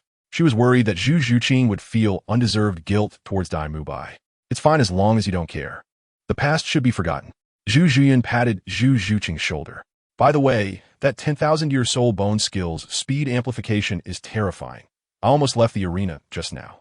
Be careful later. Your instant speed seems to be even faster than mine based on the description. Don't rush straight out of the arena. Zhu Zhuyan reminded. Zhu Zhuqing nodded and walked towards the competition arena. In the box, alone, Ning Rongrong looked at Mou lying on the sofa across from her, her heart unconsciously racing. To be honest, she was a bit scared. It was her first time being alone with a man outside her family. Although she felt Mou shouldn't be a bad person, but I'm not interested in little flapboards. Mou said leisurely. Ning Rongrong was stunned. Her cheeks quickly flushed. How could someone as knowledgeable as her not understand what Mou meant? But is she too young? Not really. It's Zhu Zhuqing and the others who are too big. Yo, it's only been a few minutes, and you're already starting to tease little girls? Zhu Zhuyan opened the door and walked in, sitting next to Mou. I'm not interested in little kids. Mou changed his position again, lying on the soft lap. If it weren't for the inappropriate setting, he would have wanted to release the three-eyed golden lion. She was truly comfortable, soft, and plump. I'm not a little kid. Ning Rongrong retorted angrily. Mou turned his head, and his gaze lingered on a certain uncooperative part. TSK. Ning Rongrong. He was mocking me, right? Right? On the competition stage, seeing this familiar figure, even though Zhu Zhuqing was wearing the mask Mou had given her, Tang San still recognized her. After all, they were teammates just yesterday, but only for the duration of a stick of incense. Please prepare, the match begins. With the host command, Tang San and Zhu Zhuqing instantly summoned their martial souls. Having understood Zhu Zhuqing's fighting style from yesterday's battle, Tang San immediately began to unleash his blue-silver vines on a large scale. Speed was an advantage for agility-type soul masters, but the drawbacks were also evident. Their attacks required distance and time to assist. As long as the activity range of agility-type soul masters was restricted, they would find it difficult to make effective attacks. This meant that control-type soul masters were the natural nemesis of agility-type ones. Zhu Zhuqing, who had been warned in advance, naturally noticed this point. However, she was here today to test the soul bone. Soul bone skill, lightning flash. ZZ. With a crisp sound of electric current, accompanied by a flash of purple lightning, Zhu Zhuqing, who was originally standing at the other end of the arena, suddenly rushed in front of Tang San. In less than half a meter of eye contact, not to mention Tang San, even Zhu Zhuqing herself was momentarily stunned. So fast, but with such a great opportunity, such a perfect distance, and her own tremendous inertia, Zhu Zhuqing naturally would not let this chance slip by. She immediately twisted her body at high speed and executed a spirit cat flying kick. Although Tang San, relying on his purple extreme demon eye, barely managed to see Zhu Zhuqing's attack move, he wanted to dodge, but his body couldn't react in time. At this distance and speed, Tang San could only watch helplessly as he was kicked away by Zhu Zhuqing. The entire process took less than a second. What the hell is going on? Flender, who had just checked Dai Mubai's condition in the treatment room, had just arrived at the spectator area when he saw Tang San being knocked out of the arena by the Soul Eater's thrust. What kind of speed is this? Not to mention Tang San. Even he might not be able to react in time. Are young people nowadays really this ridiculous? The audience at the scene was also stunned. What just happened? Is this really not a crushing match between a Soul Emperor and a Great Soul Master? Who can react to this speed? Moreover, looking at Tang San, who had just been kicked out of the arena, Zhu Zhuqing standing on the stage was also a bit taken aback. Is this strong now? No. Is this soul bone really that terrifying? It directly allows her to crush within the same rank. Chapter 132. The Origin of the Demon King. Zhuqing, is she really this strong? Ning Rongrong stared blankly at the lightning fast into the battle. It can't be, right? Is this really the speed of a Great Soul Master? Just now, Zhu Zhuqing's kind of invisible high-speed movement she could attribute to the advantage of the Soul Sect, but Zhu Zhuqing is just a Great Soul Master. A level 29 Great Soul Master. It really can't be, right? It seems she is still not accustomed to this speed increase, Zhu Jian said.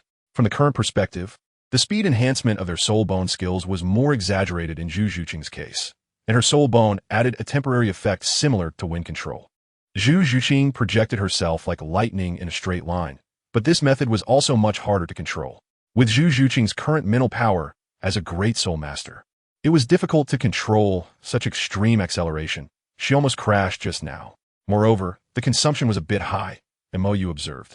Just now, when Zhu Jian faced Ai Mubai, she had to accelerate 3 times in the air to adapt to that speed, which consumed nearly 10% of her soul power.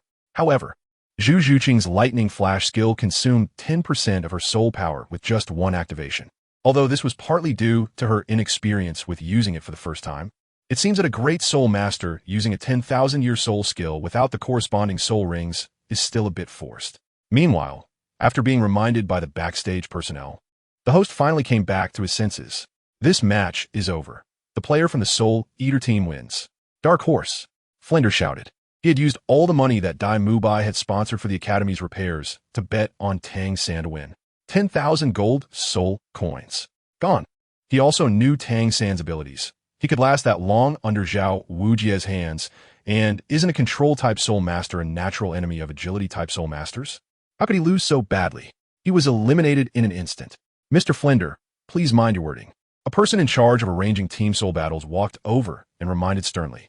Flender was a regular at the Great Soul Arena and also a soul sage, so they did not want to offend such a strong person. However, Dark Horse, such words could greatly damage the reputation of the Great Soul Arena. Both players were newcomers who had just registered tonight, and their soul power levels were the same. So, Mr. Flender, where is the Dark Horse? The person in charge said sternly. That little girl's speed, just now, is not something a Great Soul Master can achieve. Or even a Soul Sage might not be able to reach that speed. Can't you see such an obvious problem? Flender argued firmly. So, the person in charge rebutted. You should know that the rules for arranging competitions in the Great Soul Arena are based on the number of soul rings. The opponent is a 2-ring Great Soul Master. So no matter how strong he is, it's within the rules. Flender was momentarily speechless. So, do you have any other questions? The person in charge asked. No. Flender shook his head. He originally thought that being a bit tough would make the other party give in, but it seemed that he wouldn't be able to get back even a single gold soul coin tonight. Observing Flender's dejected mood, the person in charge, who understood that he probably lost money again, approached and spoke in a low voice. Mr. Flender, if you have any other thoughts about the Soul Eater and Soul Eater Spirit Cat player from just now, I suggest you let it go. Flender was taken aback. He did intend to find those two later to see what was going on because that speed looked wrong. As for whether he would offend someone, he thought about that.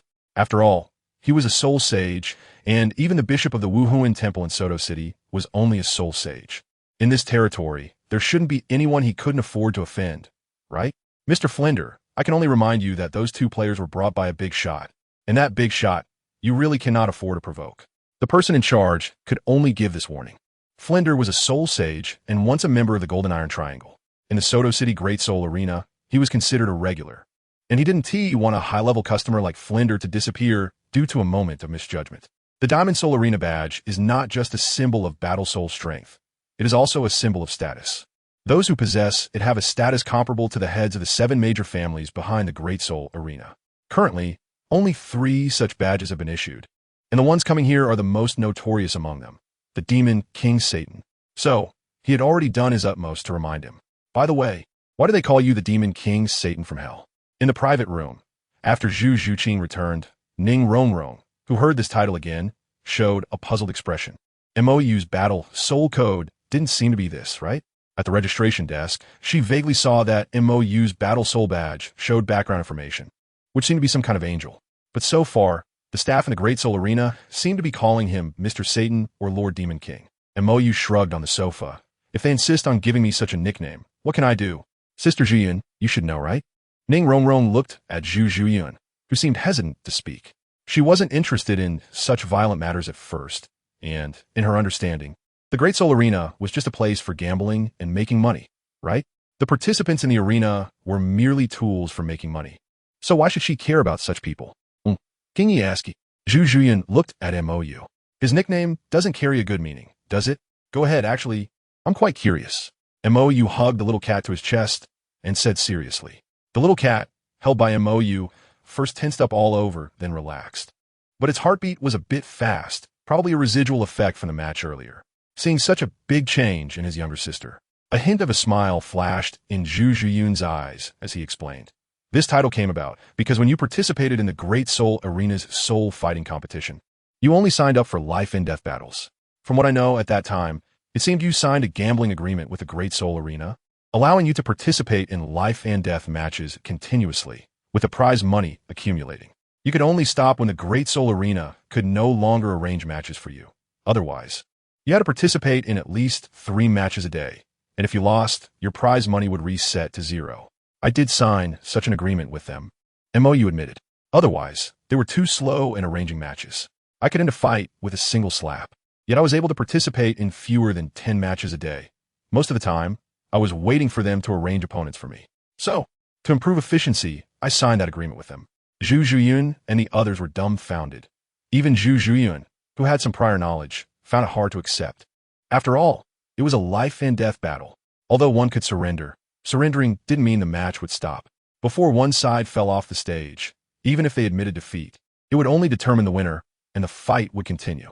The victor could do whatever they wanted to their opponent, who hadn't escaped the arena. This was also the fundamental reason why the prize money and viewership for life and death battles far exceeded that of gambling matches. In the life and death arena, the ugliness and darkness of human nature were displayed in all their nakedness. Those things were always the most captivating. Moreover, MOU was participating in the Great Soul competition of the Tiando Imperial City, where there were many nobles who loved to watch powerful soul masters fight like beasts and perish. They could enjoy the thrill of being high and mighty, pulling the strings behind the scenes.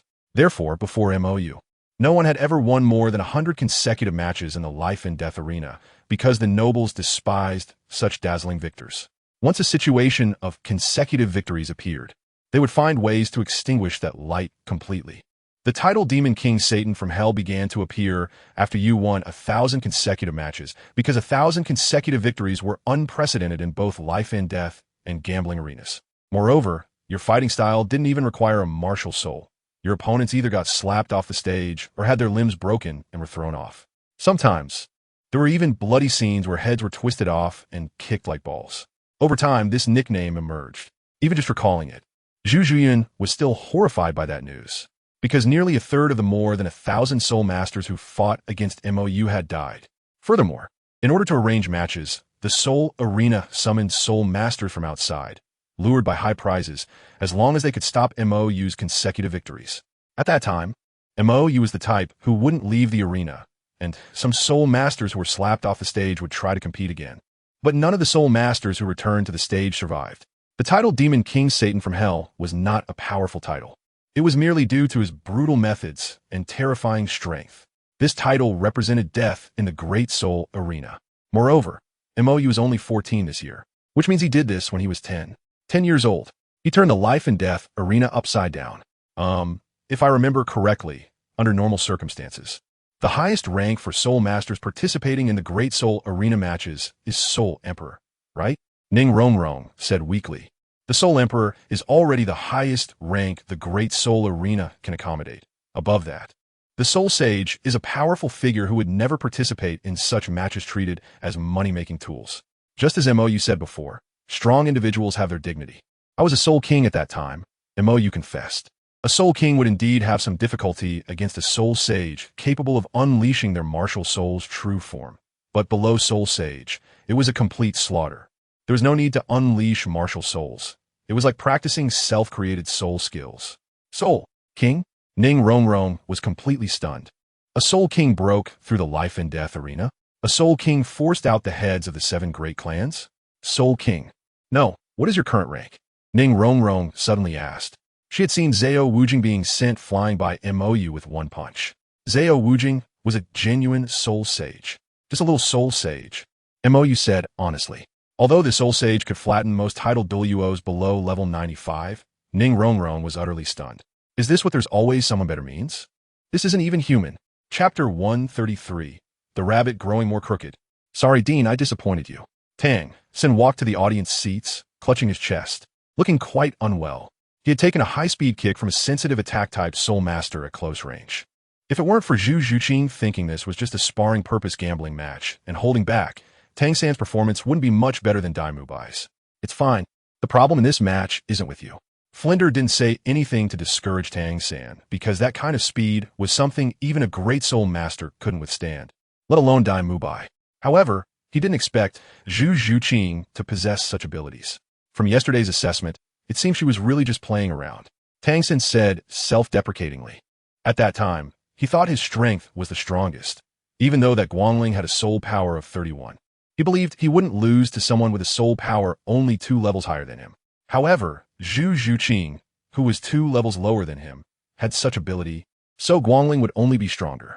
It seemed that after staying in Notting City for so many years, without exposure to outside Soul Masters, he had become a bit arrogant.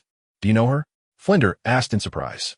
She is one of the 2 people who came to the academy to register yesterday and left after passing the assessment. Tang Sin explained.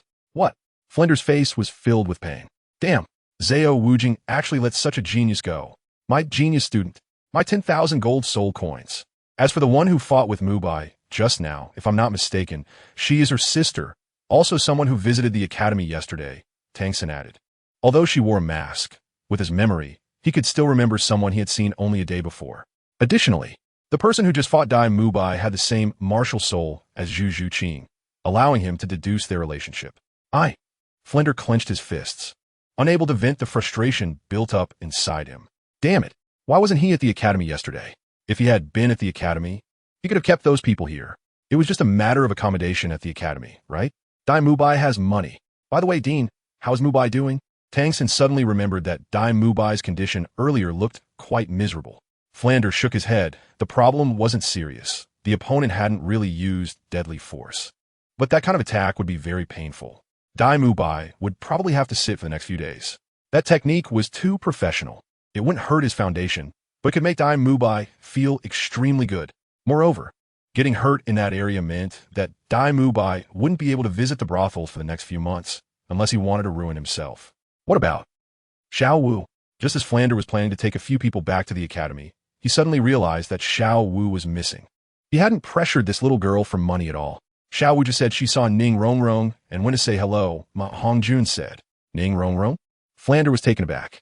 He had spent half the day looking for this little ancestor in Soto City, and she had actually come to the fighting arena. Where is she? Flander asked. This morning, when he woke up, a letter from Ning Fengji of the 7 Treasure Glazed Tile School was on his desk, asking him to discipline the child properly without too much concern or special treatment. But in the afternoon, this ancestor ran away. How was he supposed to explain this to Ning Fengji? Moreover, if this matter attracted the attention of those 2 titled Dalu from the 7 Treasure Glazed Tile School, he would definitely be in trouble. I didn't see her. Xiao Wu said she saw her and told me.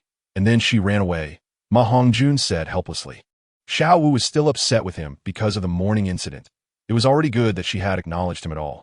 You guys. Flander showed a helpless expression. Xiao Wu wasn't someone stable either. Previously, Yu Xiaojing had informed him that this little girl couldn't be dealt with harshly, or would only backfire.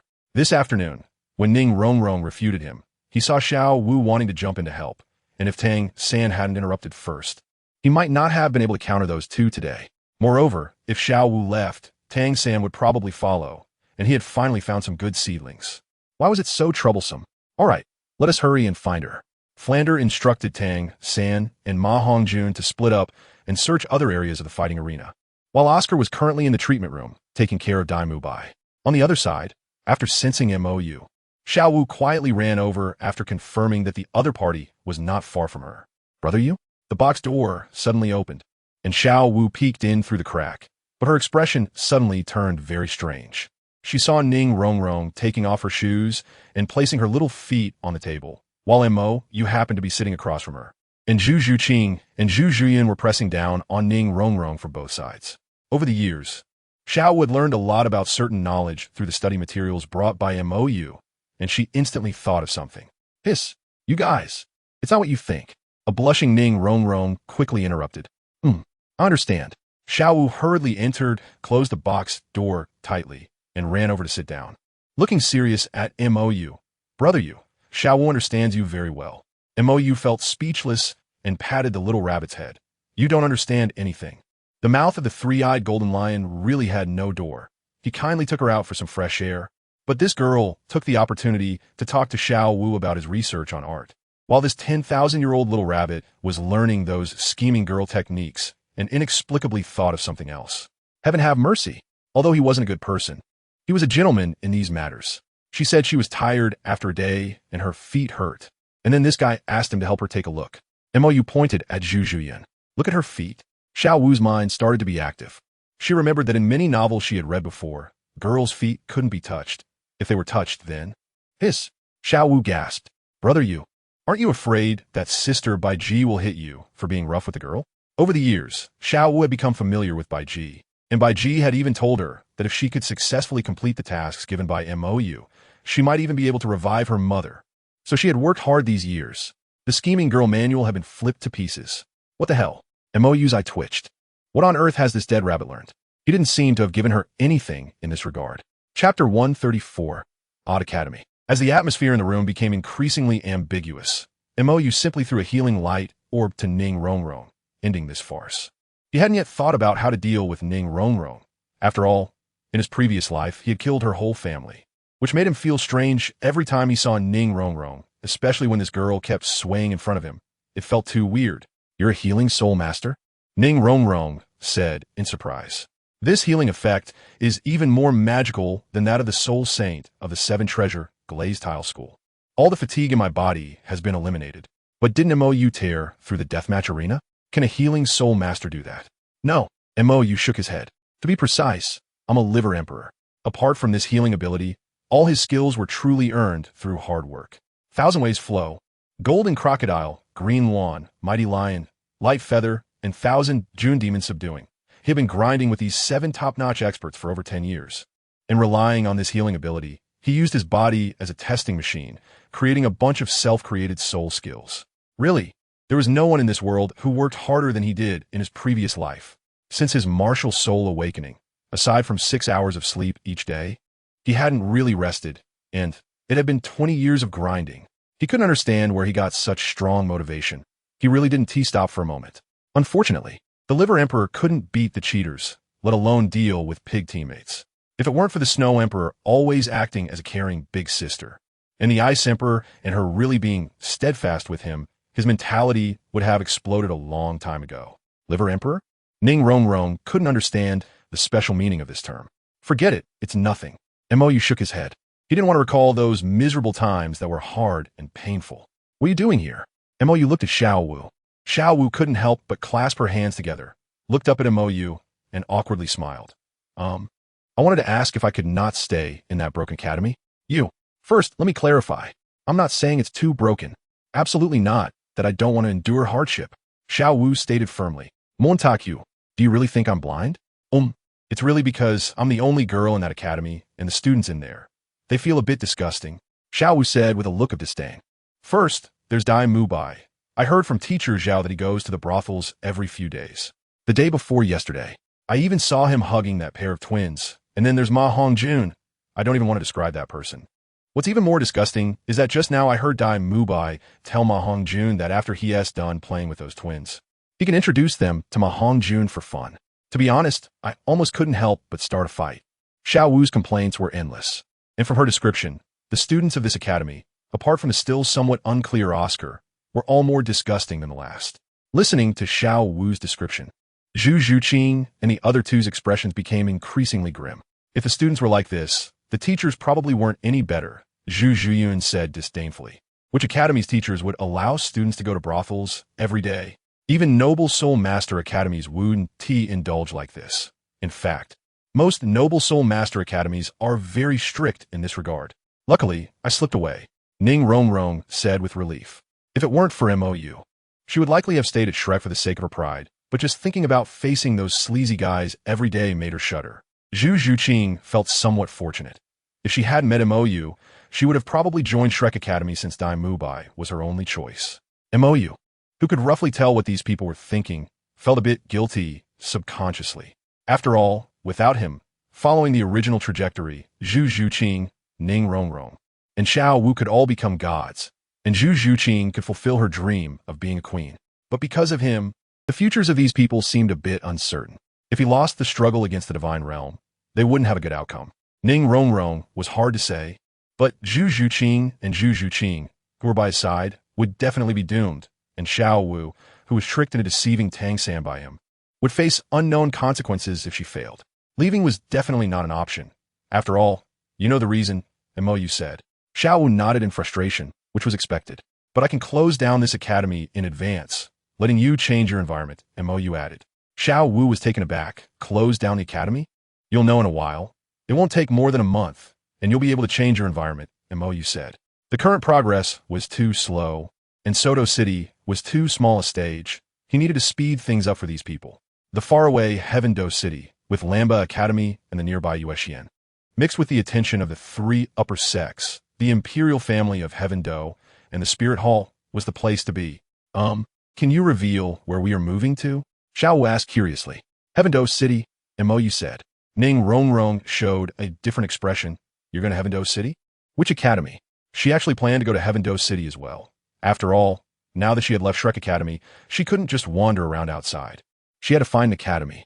There were many choices in Heaven-Do City. First of all, the Four Elements Academy had enrollment there. And then there was the Royal Academy of Heaven-Do, which she could easily get into. Initially, she wanted to go to the Water Academy. But if she hadn't heard about the supposedly amazing Shrek along the way, she would have probably already arrived in Water City. Lamba Academy, MOU said. What kind of academy is that? Ning Rongrong asked, puzzled. She had never heard of this academy, so it shouldn't be a powerful one. A peculiar academy in the imperial city of Heaven-Do that refuses to enroll noble children, MOU described. Lu Erlong's operation was actually quite foolish. Her refusal to enroll noble children was similar in nature to those noble academies refusing to enroll commoner soul masters. She thought she was resisting the high and mighty nobles. But in reality, she was widening the gap even more. Noble academies looked down on students coming from Lamba Academy because being able to enter this academy meant they were all commoner soul masters, while students from Lamba Academy, influenced by Lu Erlong, also looked down on students from noble academies, thinking they were all useless. But is that really the case? Soul master cultivation depends on talent, and talent is most commonly inherited. The reason nobles maintain their status is that their talent is almost always online. Children born to high-level soul master couples can cultivate to the soul king even with the lowest talent, while most commoners, even if lucky enough to have a child with soul power, generally have innate soul power of only 2 or 3 levels. Not to mention the quality of their martial souls.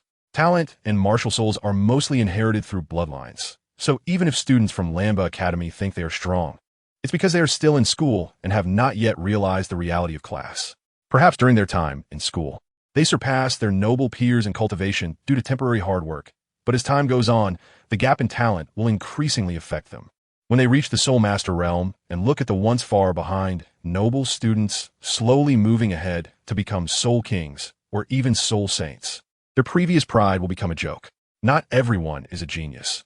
The world of soul masters is not just about strength. It is filled with choices and human feelings. And soul masters must also face the realities of life. If Lu Erlong really wanted to help commoner soul masters, she shouldn't deliberately reject noble children. Instead, she should enroll them equally, allowing the children of commoner soul masters to have opportunities to socialize with these nobles at an age where interests are not the only concern. That would be the most meaningful help for them. The world of soul masters is not just about cultivation. There are also the harsh realities of life. Most soul masters cultivate merely to provide a better life for themselves and their families, rather than to become stronger, defeat someone, or leave their name in history like those glamorous geniuses. The life of a soul master is very realistic. Chapter 135, The Embarrassing Flander. Xiao Wu. Where did you just go? After leaving MOU, Xiao Wu successfully reunited with Tang San and the others. Looking for Ning Rongrong, Xiao Wu said. She actually got along quite well with Ning Rongrong, so when Ning Rongrong confronted Flander during the day, she almost stood up to join in. It was only because Tang Xin spoke first that she didn't find it convenient. Didn't that fat guy tell you? Xiao Wu asked. She had even greeted Ma Hongjun before leaving. Xiao Wu, we're all classmates. Don't call me that, Tang San said awkwardly, as Ma Hongjun was right next to them. I haven't forgotten his glorious achievements this morning. Rongrong didn't want to stay at the academy, and he's also quite a problem, Xiao Wu scoffed. This morning, as soon as they got up and left, they encountered that fat guy bothering the village girls. And after they distracted him, once the girl left, that fat guy actually set his sights on the two of them. If Dai Mubai hadn't intervened, she would have definitely beaten that fat guy into a fat pig. I was just joking. Ma Hongjun scratched his head awkwardly. How was he supposed to know that those two were new students? He was having fun outside during enrollment yesterday. Joking? Huh. Xiao Wu shot him a sidelong glance and stopped talking. She wasn't unaware of what these people were thinking. At that moment, that fat guy's gaze didn't seem like he was joking. If she and Ning Rongrong weren't soul masters, but ordinary people, she could guess what that fat guy might do. Ahem. All right, let's just let the past be the past. Flander, who had been listening in the dark for a long time, came out to mediate. Xiao Wu, where's Ning Rongrong? What for? Xiao Wu was quite unwilling to deal with this dean. If it weren't for him driving Ning Rongrong away, she wouldn't have been stuck in this broken academy alone. Fortunately, Mou said she would be able to change places soon. She paid the tuition, so she is a student of the academy. Now that she's throwing a tantrum and running outside, as the dean, how could I not care? Flander explained. At first, he thought Ning Rongrong was just throwing a tantrum in the nearby village, but when he let Dai Mubai take these people away and went to look for her, there was no trace of her at all. So, he searched around Soto City for a while, even asking acquaintances in the city to help him keep an eye on her. Who knew that Ning Rongrong actually ran all the way to the Great Soul Arena by herself? Hearing this, Xiao Wu's impression of Flander improved quite a bit.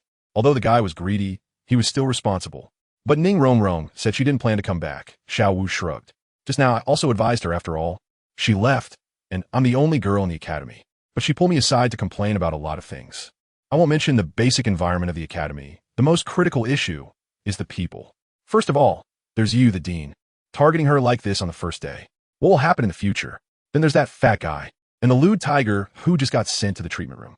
Rongrong heard those two discussing how Dai Mubai planned to have some fun with the previous pair of twins, and then let that fat guy have a go. Just hearing it makes me sick. What did you say? Flander's face instantly fell, looking unfavorably at Ma Hongjun. Is what she said true? Twins? And a go?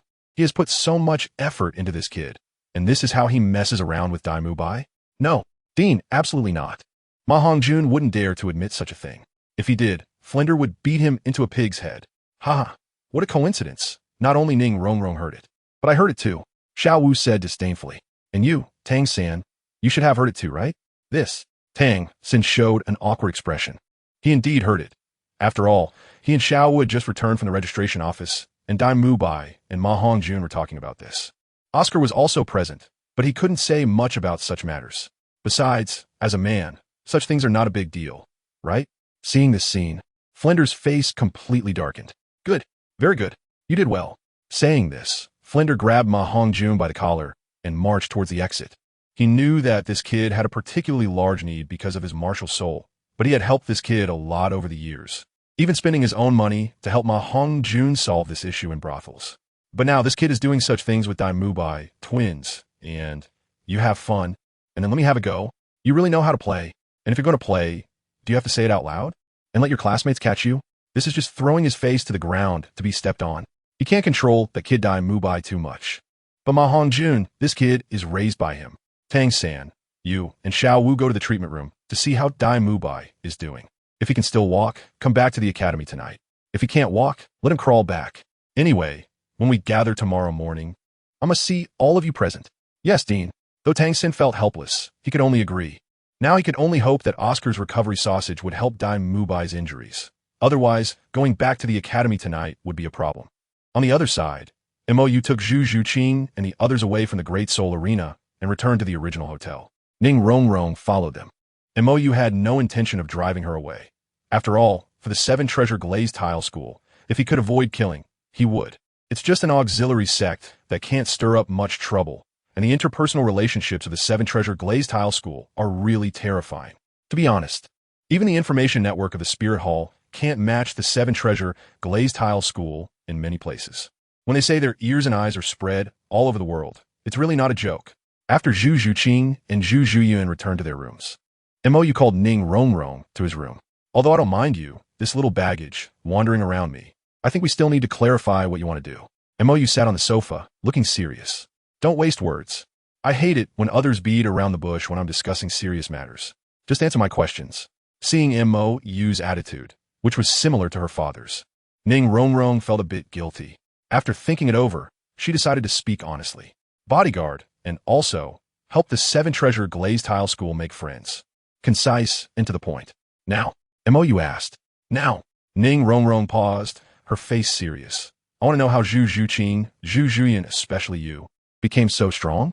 Soul King level, sweeping through the death arena in a month, forcing the heads of the 7 families to personally step in to settle things.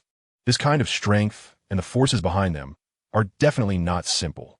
If it was just Mo alone who was so outrageous, she could comfort herself by saying it was a talent issue. But Zhu Zhuqing and Zhu Zhuyan are also so outrageous. The kind of strength they showed in the Great Soul Arena, crushing soul masters of the same level, is just not right. So, she wants to know how these people achieve that, and can she do it? This time leaving home, she wanted to prove to her father that even without the support of the Seven Treasure Glazed Tile School, she could achieve something, and now, MOU is her best opportunity to prove herself. Even if she can't learn those things from MOU, helping the Seven Treasure Glazed Tile School befriend such a terrifying genius is also her ability. Originally, her top priority was Tang San. After all, she had witnessed that guy suppressing a released soul sage in a short time, and that kind of skill would undoubtedly be of great help to the auxiliary Seven Treasure Glazed Tile School. But that guy actually stood up to confront her today, which made her very unhappy.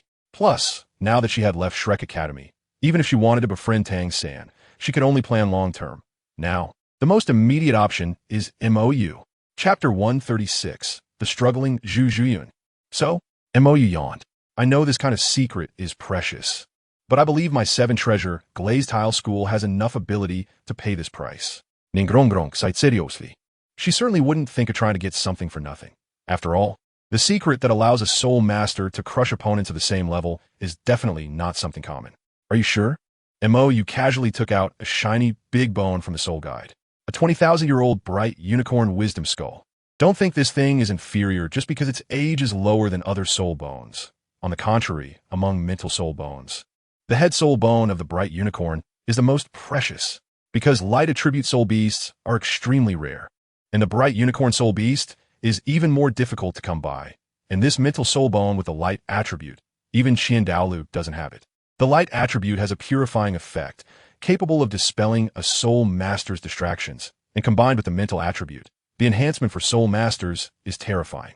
Therefore, this 20,000-year-old soul bone is actually second only to a 100,000-year soul bone in terms of rarity.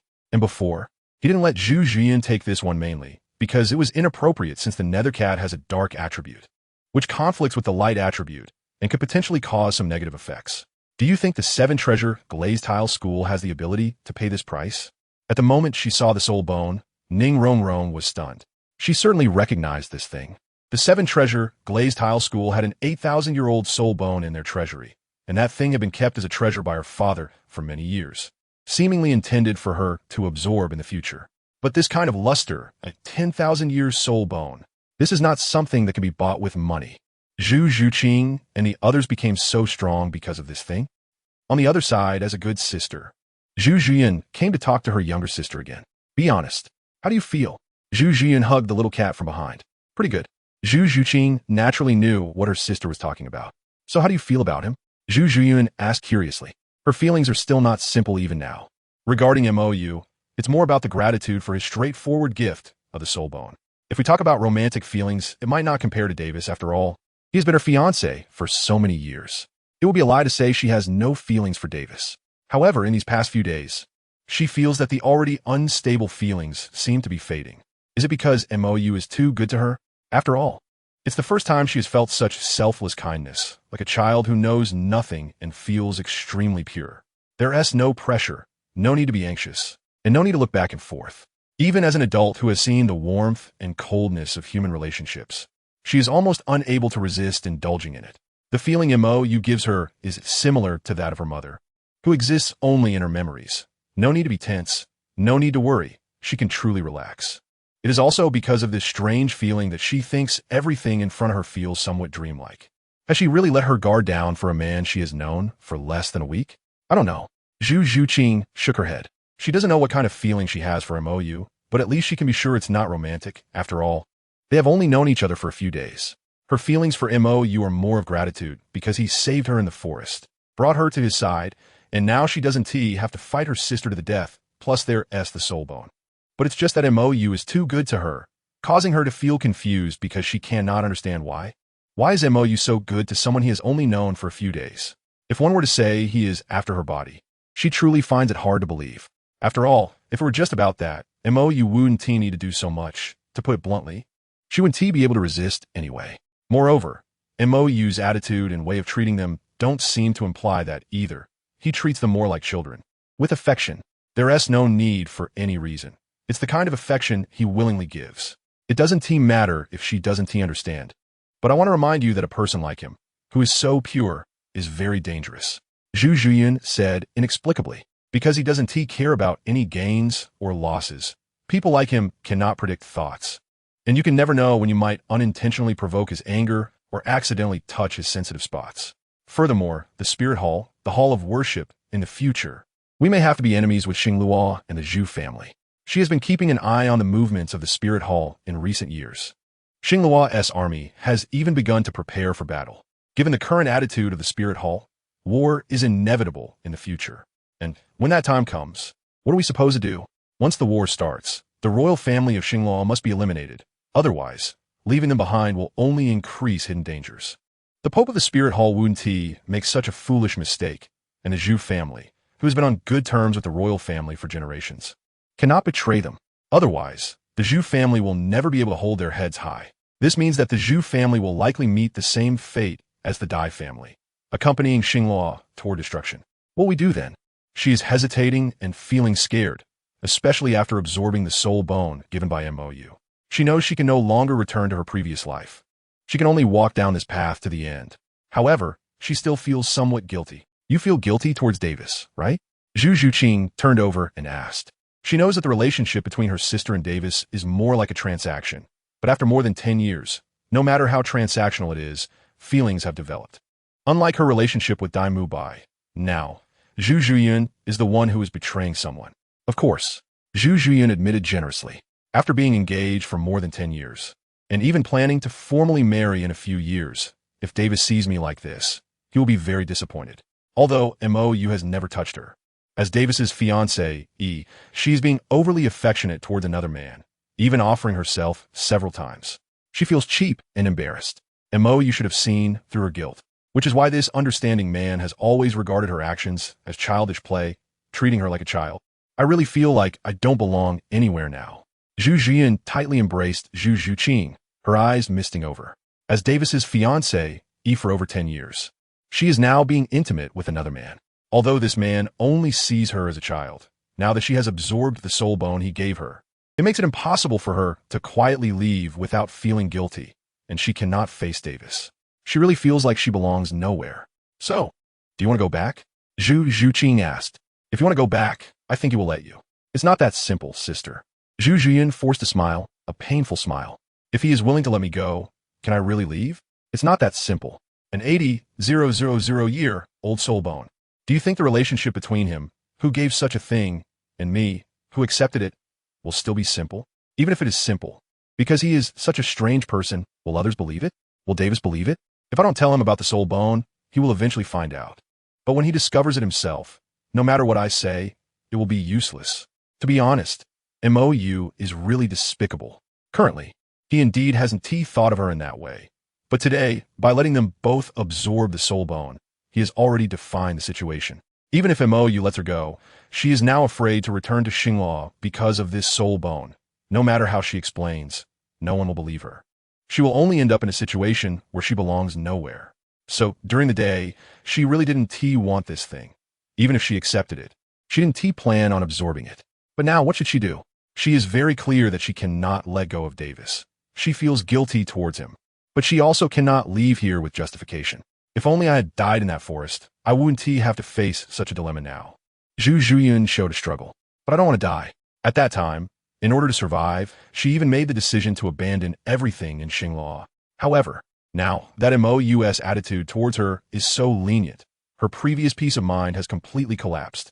Because she does have a choice. She has the right to choose. Chapter 137, Adaptive Training. The next day, Zhu Zhuyan got up early as if nothing had happened and prepared to go out to buy breakfast. However, today, someone was even faster than her. Good morning, Sister Zhuyan. Ning Rongrong, who had just returned from buying breakfast, greeted her. What's this? Zhu Zhuyan showed a puzzled expression. The young lady of the seven-treasure glazed tile school, who could leave in a huff because of a school-less authority, is actually doing such a thing. She could see clearly that this little girl has no romantic thoughts towards MOU at all. Although MOU is very handsome, this guy's looks really give a dangerous feeling. If it weren't for MOU wearing a mask first to soften the impression, this girl might have thought of MOU as some kind of villain. No, he is. I have to do something since I'm staying by his side. It wouldn't be appropriate to give him money, so I can only do what I can. Ning Rongrong explained. But Zhu Zhuyan is not buying it at all. She can't tell that this girl has ulterior motives. Could it be that MOU took out his soul bone again? What did he say to you last night? Zhu Zhuyan asked. He didn't say anything. Ning Rongrong's eyes involuntarily dodged. After all, she could tell that the relationship between the three of them was unusual. If she caused a misunderstanding, it would be disastrous. Seeing Ning Rongrong's reaction, Zhu Zhuyan had already confirmed that this guy MOU, with his twisted way of thinking, must have revealed the soul bone. Did this big brother treat a 10,000-year soul bone like a cabbage by the roadside? You should be more careful. Zhu Zhuyan shook her head, considering it a piece of advice for the little girl. MOU was not a good person. Although he was emotionally straightforward, his mind was anything but simple. When she was being crafty, MOU could see right through her. Meanwhile, at Shrek Academy, at Flinder's insistence, even though Dai Mubai was severely injured, he was carried back from Soto City last night with the help of Oscar and Tang San. With the assistance of the healing soul masters in the fighting arena, Dai Mubai had only managed to recover a little. Now, standing on the playground with Tang San and the others was largely thanks to Oscar's big sausages. However, there was a silver lining. After being moved around all night, the brotherhood among Dai Mubai and the other two had strengthened considerably. Hongzi, what happened to you? Dai Mubai asked, looking at the late arriving, bruised Ma Hongjun with confusion. It seemed Ma Hongjun hadn't participated in the fighting yesterday evening. Don't mention it. You ruined me. Ma Hongjun walked dejectedly to Oscar's side and asked for 2 recovery sausages. He had really been beaten badly last night. He had even been punished to kneel for a whole night just for a few words of discussion. He felt so wronged. He hadn't even touched those twins yet. Dai Lauda, the dean found out about your discussion regarding the twins last night, Oscar reminded. Upon hearing this, Dai Mubai's originally pale face, due to the intense pain, subtly darkened. How did the dean find out? Damn it. Didn't he just exchange a few polite words with that fat guy? How could he possibly introduce a woman he had slept with to this fat guy? If this guy didn't mind, he would find it disgusting. Oscar's gaze unconsciously drifted toward Xiao Wu, but because of Tang San's obstruction, Dai Mubai thought Tang San knew about this matter. Xiao San, do you know? Dai Mubai asked. Tang San hesitated. If he mentioned Xiao Wu, it would definitely affect their future relationship as classmates, so? The dean went to find Ning Rongrong last night. So, Tang San said ambiguously. After all, this matter was indeed related to Ning Rongrong. So he wasn't completely shifting the blame. Upon hearing Tang San's explanation, Ma Hongjun also did not dare to refute further. He didn't want to offend Tang San. So pushing this matter entirely onto someone who had already left was the best choice. That dead old hag again. Dai Mubai's face darkened. If I meet her, I will definitely kill her. Who are you going to kill? Flinder's voice floated over from not far away. Dai Mubai immediately stood at attention. No, not at all. If he offended Flinder, that guy would really kick him out of Shrek Academy. After all, how could an academy in the Heaven Do Empire dare to recruit a prince from the Star Luo Empire? Flinder, who had been scolding Ma Hongjun all night, didn't want to bring up that matter again. Although you lost last night's fight, and it was a terrible loss, at least it made you realize that there are always people better than you. Don't always think you're the best in the world, Flinder said. Including you, Xiao Wu. Even though you won, it was because you were lucky. If you had encountered Tang San's opponent, you might not have one either. At this point, a hint of regret unconsciously appeared on Flinder's face. That was originally his genius student. Dean, I'm level 30 now. Oscar weakly raised his hand. The moment Flinder heard this news, his previously grim expression immediately brightened. Ahem, good. Oscar is the second among you to break through level 30. In that case, tomorrow, Teacher Zhao will lead you all to the Stardow Forest to hunt for spirit rings. This is also a training for you. Huh? Dai Mubai's expression fell. Dean, what about me? You have to go too. Flinder's face darkened again. Even if you have to crawl, you will crawl there with us. It's all that little brat Dai Mubai who led Ma Hongjun astray. In the past, Ma Hongjun had to go to the brothel out of necessity. But now this brat is even playing with twins. It's simply outrageous. He hasn't even done it himself. After finishing, Flinder ignored Dai Mubai's increasingly ugly expression and looked at Oscar. Now, we will continue today's lesson, Xiao Ao. Hearing Flinder's words, Dai Mubai and Ma Hongjun's faces changed slightly, and their gazes shifted to Tang San and Xiao Wu with some playful intent. They probably guessed what was going to happen. Okay, Dean, Oscar replied, and then began to prepare his recovery sausages on the spot. Having already seen this many times last night, Tang San was somewhat prepared, but for Xiao Wu, who was seeing this for the first time, her expression immediately fell. She realized what this old guy was planning. Today's lesson is to eat the big sausages made by Xiao Ao. You have to eat at least one whole sausage. Report, Dean. What happens if we don't eat? Xiao Wu immediately stood up. If you don't eat? Then, Flinder was about to say that if they didn't eat, they would leave the academy, but suddenly stopped, feeling that if he said that, he would likely lose these two new students immediately. Ahem, this is a training exercise. Flinder decided it was better to introduce these things to them first. In the future, if you had to choose between life and face, what would you choose? Although Oscar's soul skill is a bit strange, his food-type martial soul is undoubtedly the best I've ever seen. During your time in the academy, you will face tests together. If you can't even accept each other at the most basic level, you will lose your best supporting partners. This is also psychological training for you. When you encounter a crisis, there won't always be good food for you. At that time, don't say sausages. Even rats, cockroaches, and earthworms you will have to eat. Chapter 138. Xiao Wu's Realization, BB Dong's Plan. After listening to Flinder's impassioned speech, Tang San's expression softened. Having experienced those days in the Tang sect, he naturally had a deeper understanding of Flinder's words.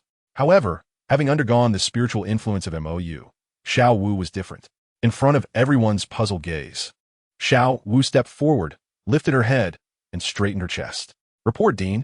First of all, regarding face and life, my brother, you said, life is what I desire. Dignity is what I desire. The two cannot be had simultaneously. Those who give up life for dignity are fools. I would rather die standing with dignity than live without dignity. Living without backbone is not truly living. Moreover, I am here to study at this academy, and I know nothing about these classmates. You can't expect me to entrust my life to a bunch of ignorant people.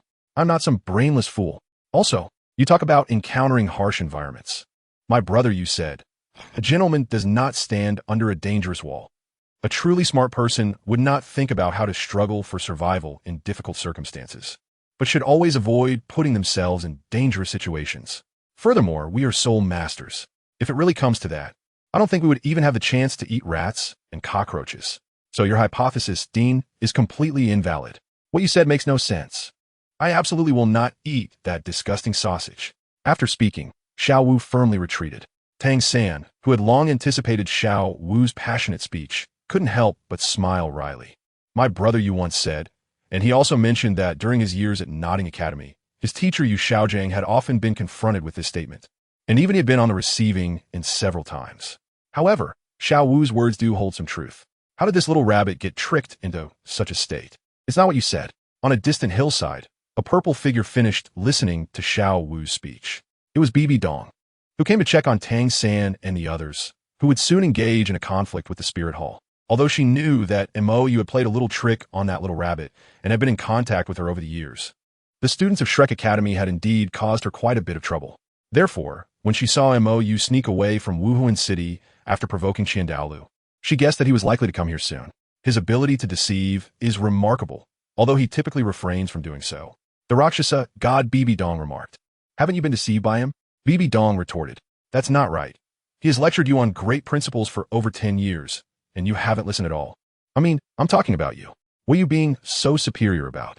The Rakshasa god BB Dong was momentarily speechless. If it weren't for her help in dispelling the resentment interference of the Rakshasa god power, and subtly conveying the things Mo you had advised her back in the day. How much better could she be now? At least he speaks to me with a decent attitude. Bibi Dong chuckled. When Mo Yu talks to her, and Qian Renshua, as long as their consciousness changes, his attitude instantly flips. With her and Qian Renshua now, although Mo Yu's attitude isn't as enthusiastic as another version of himself described, it's still a normal conversation between friends. However, once their divine consciousness comes online, Mo Yu shows no mercy at all. His expression can change in an instant. If it weren't for my persistent advice, would you have done anything without me saying much? The Rakshasa god Bibi Dong sneered. Doesn't she know her former self? Without her interference, it would be a miracle if this guy could calmly talk to Mo Yu for a few more words now. Ahem, let us talk about the current situation. Bibi Dong coughed lightly, skipping this topic. She still has a rough idea of what she would have done in the past. The number of people is off, where that little girl from the Seven Treasure Glazed Tile School and the little girl from the Star Luo Empire. Bibi Dong questioned. They must have been tricked away by him. The Rakshasa god Bibi Dong speculated. I'm not sure about the one from the Seven Treasure Glazed Tile School. After all, Moisnt very interested in her, and he doesn't get along with Ning Fengji, so he probably wouldn't target Ning Rongrong. However, the little girl from the Zhu family of the Star Luo Empire, Mo Yu treats her like a daughter. For her, he directly shook up a few old men in the offering hall, rushed to the Star Luo Imperial City, beat up their emperor, and even lit fireworks for Dai Mubai right there. When it came to Zhu Zhuqing, the Rakshasa god Bibi Dong's tone sounded a bit strange, but she seemed unaware of it. However, Bibi Dong noticed, but didn't plan to say much. So now, what do we do? Should I just use the Rakshasa demon scythe for a large-scale bombardment and wipe out Shrek? Bibi Dong proposed. Are you out of your mind? The Rakshasa god Bibi Dong looked dumbfounded. If killing these people would solve the problem, Mo you would have already scattered their ashes. Would we still have a chance? Mo Yu's personality in this life is clearly different from the last. In his previous life, he avoided killing unless absolutely necessary. Even when participating in the Spirit Hall's soul-hunting operations, he only truly targeted the leadership of the top 3 sections. For instance, Ning Fengji of the Seven Treasure Glazed Tile School, Gu Rong, Chun Exine, Yu Yuan of the Blue Lightning Tyrant Dragon, and the leader of the Haoyan School, Tang Xiao, along with that bunch of elders. Additionally, he also casually killed a Dugubo in Heavendo City, but she had never seen Mo Yu kill anyone otherwise. However, in this life, she could clearly feel that Mo Yu was not as merciful as before. So what are we here for? Bibi Dong was somewhat puzzled. The Pope is very busy, although she has gradually started to delegate the Pope's work to Hulaina over the past 2 years to help her learn to manage. Most decisions still require her input. You mustn't forget what the Snow Empress said earlier. Bibi Dong reminded. Although the Snow Empress seems gentle, just like Bai Ji, she can clearly feel that, for the Snow Empress, only Mo Yu matters. For Mo Yu, the Snow Empress can do anything. Of course, I haven't forgotten, but Xiao Yu is just impatient with me. He won't be with you. The Rakshasa god Bibi Dong said. Bibi Dong was taken aback. What do you mean? The Rakshasa god Bibi Dong explained. He's under a lot of pressure right now, so he came out to relax, in other words, to have some fun. And his greatest joy, Tang San and Yu Xiaojiang, Bibi Dong understood. Over the years, another version of her had talked a lot about the conflicts between Mo Yu and her, as well as the conflicts with Qian Renshua. In summary, it boils down to a few points. First, her obsession with Yu Xiaojiang and the conflict with Qian Renshua. Mo Yu and her had the most arguments about this. Secondly, she easily loses her mind on issues related to Yu Xiaojiang. Qian Renshua also became mindless after meeting Tang San, even creating many misunderstandings in front of Mo Yu to win over Tang San. But she knows very well that Qian Renshua's attempt to win over Tang San is to provoke her, because Mo Yu had hinted at many things from the past with Qian Renshua. And the connections with Qian Xuanji and Tang Hao could be traced back to Tang San, who was born when Tang Hao was being pursued by Qian Xuanji. However, Mo Yu mistakenly believed that it was Qian Renshua who had taken a liking to Tang San, and after her daughter learned of the misunderstanding, she didn't want to explain. Even if Mo Yu argued with her because of this, she remained indifferent. To be honest, she couldn't quite understand Qian Renshua's actions either. Especially later, when Qian Renshua exposed her identity, or more accurately, revealed it herself, to win over Tang San, she even abandoned the And, who had been by her side for over 20 years, as well as those elders and bishops from the Spirit Hall who had participated in the pursuit of Tang Hao. She declared that as long as Tang San was willing to join the Spirit Hall, she would let them handle everything. And she could even provide an initial sum as a gesture of goodwill. And that scene was witnessed by Mo Yu. According to this report, Mou directly rushed up to fight with Qian Renxue, cursing her as an idiot and a fool. While Qian Renxue was merely a soul sage at the time and couldn't possibly defeat Mou, who had already reached Super Douluo. A proud daughter of heaven was pinned to the ground by Mou in the plaza of Heavendo City in front of both her allies and enemies. It was also because Mou was so irritated by Qian Renxue at that time that he nearly got into a fight with those two old fellows, Chun Xian and Gu Rong from the Seven Treasure Glazed Tile School. If it weren't for Qian Dalu being worried and personally checking the situation, Mou would have almost been taken away by the desperate Chun Xian. Ever since then, Mou has never shown Qian Renxue any good face again. Even Qian Dalu, who knew the inside story, couldn't bring himself to say anything, as Qian Renxue had indeed gone too far that time. Whether she was serious or not, she shouldn't have said such things to an enemy of the Spirit Hall, to the son of her half-killer father, to Tang San, who had just slaughtered a branch of the Spirit Hall not long ago. So, do you still want to try? See if you can ease your relationship with him? Bibi Dong asked. The Rakshasa god Bibi Dong sighed. Because of past events, he didn't believe I would change, nor did he believe Xiao Xue would change. No matter what we did, in his eyes, it was just a performance, insincere. However, Tang San and Yu Xiaojiang, these two people, these two key contradictions, if I took action against Yu Xiaojiang, could it prove my change? Bibi Dong fell silent for a moment. So, he actually still cares about you, right? If Mayu didn't care, he wouldn't have gotten angry with another version of himself. He would just treat it like an ordinary passerby. But Mayu's deliberately double-standard attitude shows that he is still quite displeased. The Rakshasa god Bibi Dong sighed again. I no longer expect him to return to his former attitude. Now, I just hope he can be a little happier. If I, the person involved, take action against Yu Xiaojiang, it should ease some of the anger in his heart. Chapter 139. Master Xiao Wu. After Xiao Wu's impassioned speech, Flander looked quite uneasy, because what Xiao Wu said was indeed reasonable. If a soul master really fell into that kind of situation, there would be no chance to eat any rats or cockroaches, and once a life-and-death battle unfolded, it would definitely be a fight to the death, with no chance to escape. However, his main focus today was to help these two quickly integrate into the academy. The most basic thing was to trust their classmates. If they couldn't even do this, how would he teach teamwork in the future? If they couldn't even accept Oscar's soul curse, wouldn't that mean they would lose support in team battles? And was Oscar, as a food system support soul master, really going to be excluded? How could that be possible? However, Flander had a strong premonition that once he said anything about not eating and leaving, Xiao Wu would be even more resolute than Ning Rongrong was yesterday. And once Xiao Wu left, Tang San would definitely leave too. They had just recruited two talented students, and now they would be left with nothing. Flander was caught in a struggle. If he enforced the demand, the students would be gone. If he didn't force them, teaching would become a joke. After hesitating, Flander still couldn't bear to lose these two talented students, so he had to announce an early dismissal, calling Tang San aside. You talk to Xiao Wu about this. Oscar's sausage is not a problem. If she can't even accept this kind of thing, what will she do during teamwork in the future? Tang San smiled bitterly. Dean, Xiao Wu's temper is quite stubborn, and once it's something that you just said, it's impossible to persuade her. If I said a few more words before, I would have been beaten. To be honest, even now, if he didn't use powerful hidden weapons, he wouldn't be able to defeat Xiao Wu at all. He used to be beaten often. As long as he dared to refute what Mayu said, he would get kicked in the waist in no time. You can't even persuade her? Flander asked in confusion. Yu Xiaojiang had also mentioned this person in his letter and advised him not to be hard on Xiao Wu, mainly because of this person. It seemed these two were from some unknown major force. That night, Tang Hao came to beat Zhao Wujuan. And then that person claiming to be from the Dragon Palace beat Tang Hao as well, mentioning Mayu at the time, saying he was an unworthy younger brother. Come on, put in some effort. You've witnessed the effects of Oscar's sausage. It would be too regrettable to give up such a high-level support over this minor issue. Flander patted Tang San on the shoulder and, after reminding him, walked away. There was no other choice. That night, that Mayu could pin Tang Hao to the ground, which meant the other party was at least a titled Douluo, someone he couldn't afford to offend. After some thought, Tang San sought out Xiao Wu. Xiao Wu, Oscar's sausage actually has no problem. It's just the soul curse is a bit disgusting.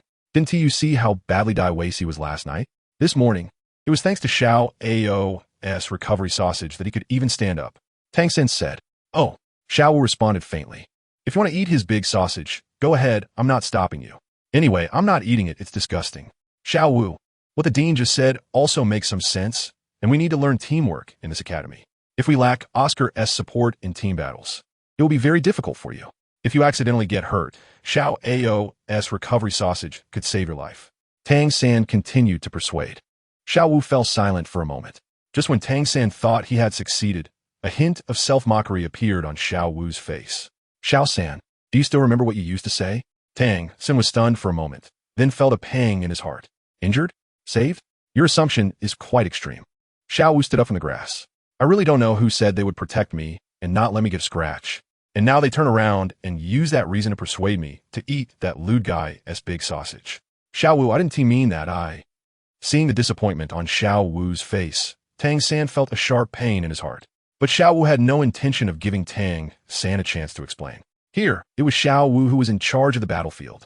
Xiao San, you could told me that soul curses are largely influenced by the soul master themselves. That Oscar's soul curse is so disgusting. It shows his heart is even more lewd. What was he thinking when he made that sausage? You're a man. You can't guess. I just risked being expelled from the academy to refuse it because I didn't want to be disgusted by that guy. And I didn't want you to be disgusted by him. And now you actually turn around and persuade me? A bitter smile appeared on Xiao Wu's face as she shook her head, saying no more, and slowly walked away. Tang San, who was left stunned in place, felt a wave of regret in his heart. Xiao Wu had refused that kind of thing because of him, but instead of helping, he turned around and criticized her. Injured? Saved? Why should he let Xiao Wu face that kind of situation? Moyu was right. A gentleman should not stand under a dangerous wall. If Xiao Wu didn't want to accept that kind of thing, then he should just ensure that Xiao Wu would never get hurt. Xiao Wu, I know I was wrong. Please don't be angry. Realizing this, Tang San got up and chased after her. This was his responsibility. The responsibility he had said he would bear long ago. Hiss. This little rabbit, Bibi Dong, who was watching in the dark, was bewildered. No way. The little rabbit who was so obedient to Tang San, even willing to sacrifice everything for him, had now become such a master of PUA, and that Tang San, who could achieve dual divine positions, had now turned into a simp. What on earth had Mayu taught her over the years? Bibi Dong fell into deep thought. Mayu could actually turn that pure and brainless little rabbit into such a master of PUA? Did Mayu really have this kind of ability? No, wait. If Mayu had this ability, how come he couldn't even fool her? No joke, there aren't many who can withstand the PUA of the initiator. And she was originally a romantic brain. With Mayu's ability, it shouldn't be that he couldn't fool her. In the spiritual space, Bibi Dong looked at another version of herself with disdain. After a long time, it wasn't that he was foolish. It was you who were foolish. Mayu wasn't brainless. And he wasn't incapable of fooling people. But in front of her, that guy had always been unwilling to use any tricks to fool her. He always faced her head on, wanting sincerity in exchange for sincerity. But instead, he got a wolf-hearted and dog-lunged response. How many times have I said this? At that time, I wasn't clear-headed. Even if it were you, it wouldn't be much better. The Rakshasa god Bibi Dong retorted. Who knows? Bibi Dong neither admitted nor refuted. After all, she really lacked confidence. When facing that silly boy Mou, her first thought wouldn't be to calculate and use him. After all, such a sentimental fool is the easiest to control. Chapter 140 Heartbeat. Did you cry last night? After lunch, Mou took Zhu Zhuqing and the other two to the uninhabited area outside the city for training. After arranging things for Zhu Zhuqing and Ning Rongrong, Mou and Zhu Zhuqing found a crooked tree to rest. What are you crying about? Zhu Zhuqing's performance showed no flaws at all. Mou leaned against the tree, stating once again, if you want to leave, you can do so at any time. The things I gave you are yours. Don't feel pressured over Soulbone. In his previous life, he had already flirted with the big cat, so how could he not understand her feelings? Even if they were just an unmarried couple in a cooperative sense, after more than 10 years, she was not like Bye Dong. How could she have no feelings at all? But can I leave now? Seeing that Mou had directly laid things out, Zhu Zhuqing also laid down. At first, I thought if Xiao Qing could follow you, then I would go back to be the queen of Xing Luo, using your light. Perhaps I could have a say in Xing Luo in the future. But who would have known you were such a big shot in the Spirit Hall?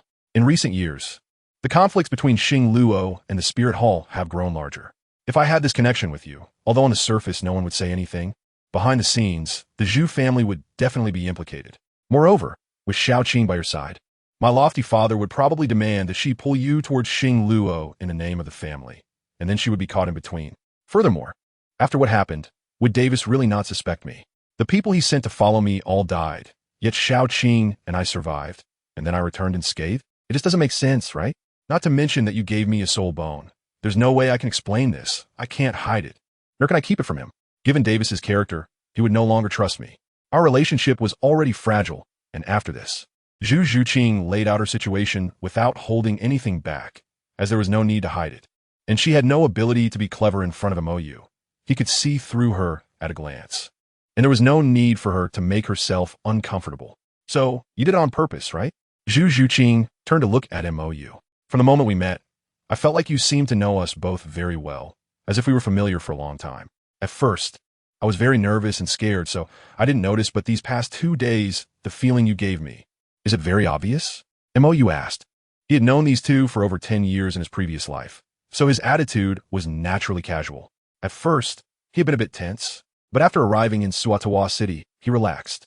Of course, it was obvious. Zhu Zhuqing raised an eyebrow. You didn't just see through me. It seems you had anticipated many of my subconscious habits, which isn't something that can be done by just reading someone. It's because of this sense of familiarity that you gave me that I fell into a struggle. Otherwise, according to the conditions you mentioned before, even if I proactively declared I wanted to leave, it wouldn't matter. But this strange feeling made it impossible for me to leave with a clear conscience. I always felt there was something I couldn't let go of. If I said this was a memory from a past life, would you believe me? Mou asked. You, this dense person, would say such things? Zhu Zhuqing laughed. A lover from a past life? Although it sounds like a cliché love line, coming from Mou, who is so oblivious to romance, it feels exceptionally fresh and unique. By the way, Zhuqing, what is your relationship with him?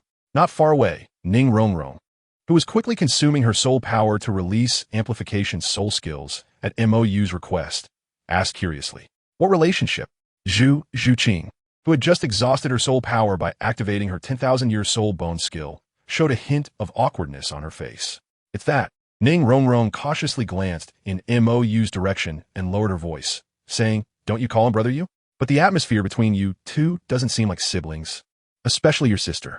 Many times, it doesn't feel like a conversation between a sister and brother at all. It's nothing. You must have misunderstood. Zhu Zhuqing felt a bit guilty.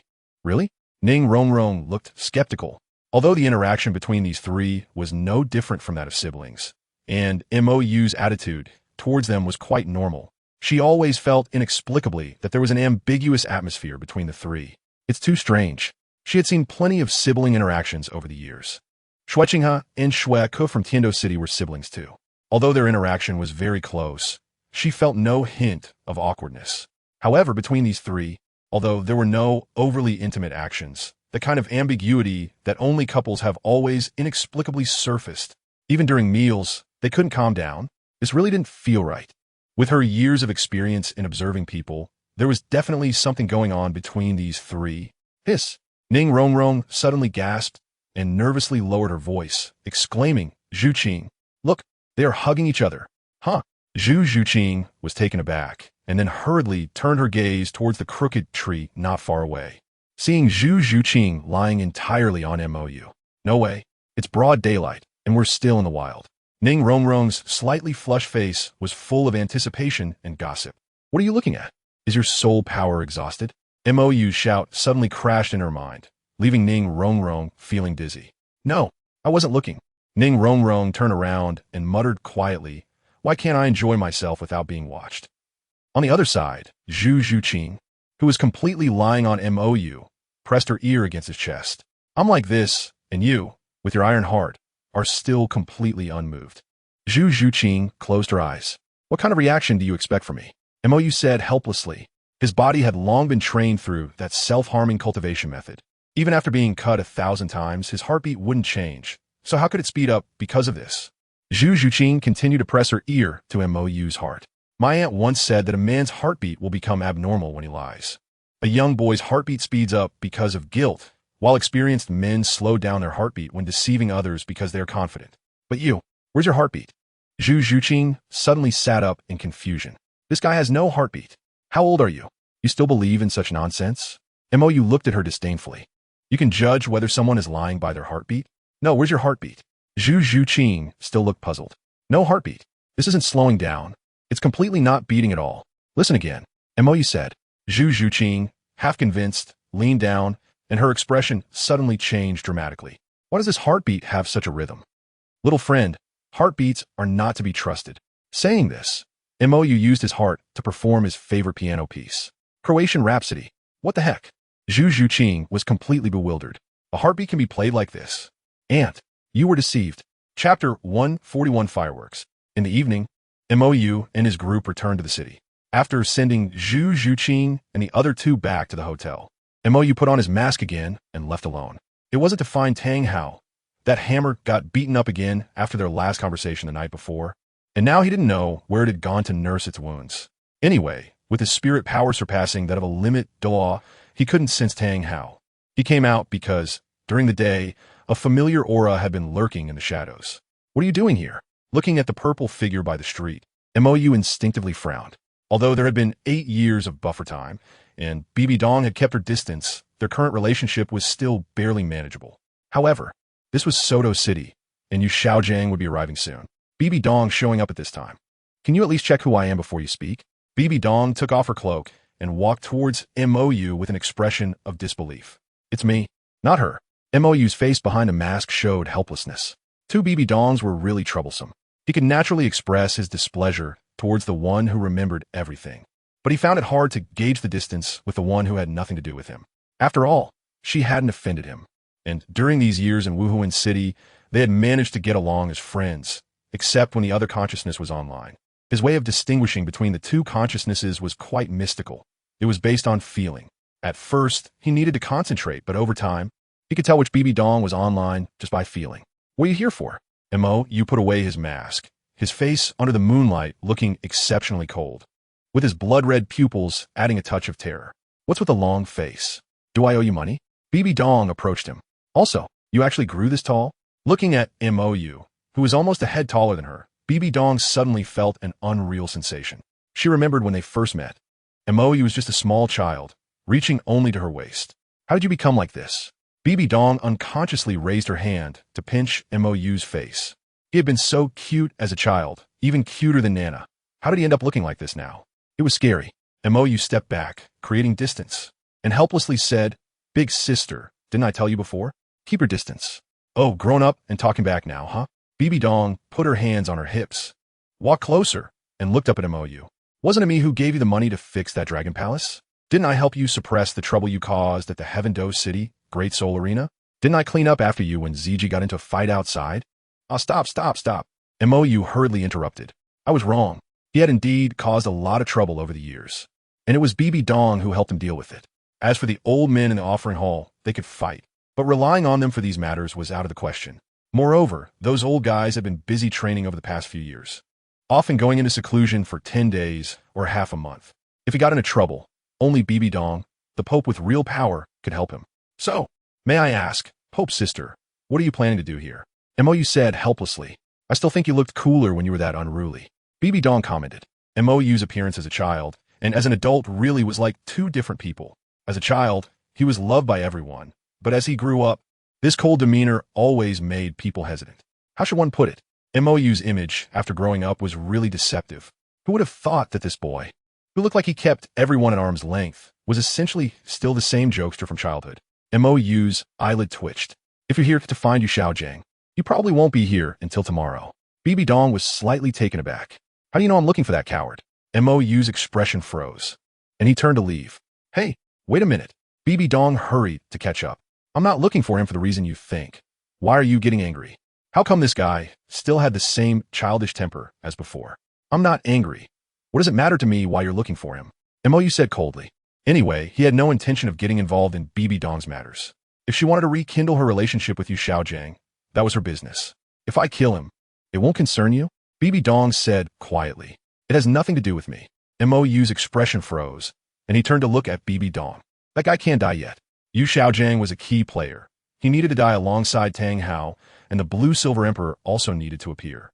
Finally, with Xiao Wu's betrayal, that would deliver the deepest blow to Tang San. The reason he had held back from directly teaming up with Guangling to take out Tang to hammer back at Shrek was this very reason. If he died now, the bond between Tang San and Yu Xiaojiang wouldn't be deep enough. Waiting a few more years wouldn't have much impact, which wouldn't be worth it. But I really can't stand him, and this guy is my biggest stain. I want to wash it away myself now, Bibi Dong said earnestly. Can you wait a bit to wash it? Mou said somewhat helplessly. Bibi Dong had already reached the limit of 99th level Dalu ahead of time, and she could perfectly control the power of the Rakshasa god. Bibi Dong was now the person closest to becoming a god on the Douluo Continent. Earlier, Tian had vaguely judged that if he fought Bibi Dong, she might get seriously injured under his dragon god claw, but Tian would definitely die. So, he had to appease this big sister for now, because if she really wanted to do something, they wouldn't be able to stop her. Why? Didn't you hate that coward? Bibi Dong asked. But he still has value. I need him to live for a while longer, and he can't die easily. It has to be a spectacular death. Mou replied. Setting off fireworks? Bibi Dong guessed. Mou was slightly taken aback. She really told you everything. Setting off fireworks was his original technique. Forcefully injecting excessive high-concentration soul power from high-level soul masters into low-level soul masters, then throwing it into the sky. At the moment of severing the connection to the soul power, the excess violent soul power would run rampant within the low-level soul master. And then, boom! It was somewhat similar to a soul master absorbing a soul ring beyond their capacity and exploding. However, his soul power had multiple elemental attributes, so it could present various colors. After the explosion, it would create a dazzling fireworks effect.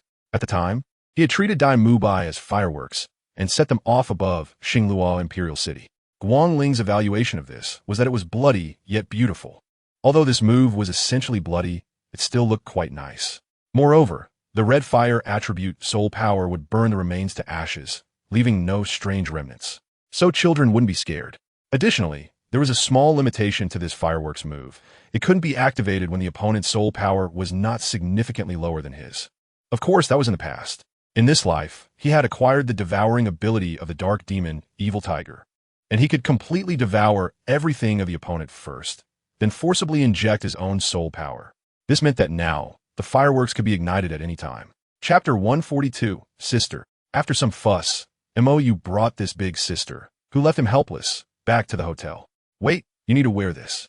Mou took out a mask he had made out of boredom from his soul guide.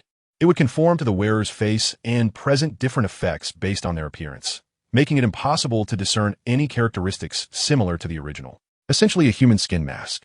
Bibi Dong's soul power has now been completely consolidated. She can even connect to the Rakshasa secret realm through the Rakshasa magic scythe to replenish her Rakshasa divine power anytime. This means that aside from not having officially inherited a divine position, she is no different from a god. No one can perceive her strength. And even those who possess divine power cannot detect her aura at all. Bibi Dong took the mask and put on obediently, as Tang Hao was nearby, Tang San. And if she were seen, it would inevitably disrupt Mou's plan. By the way, if you don't want me to argue with you, don't let her out. Mou reminded.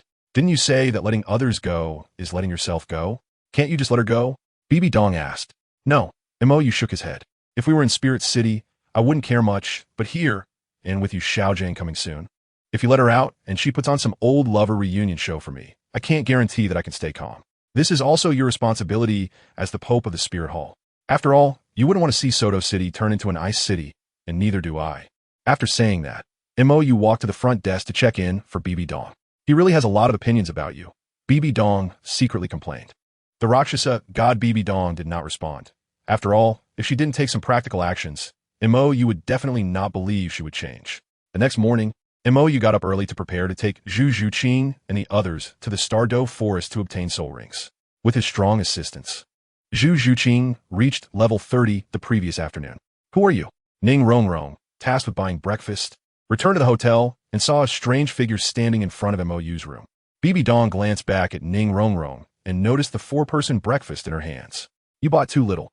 Saying this, Bibi Dong shook the 8-person breakfast she was holding.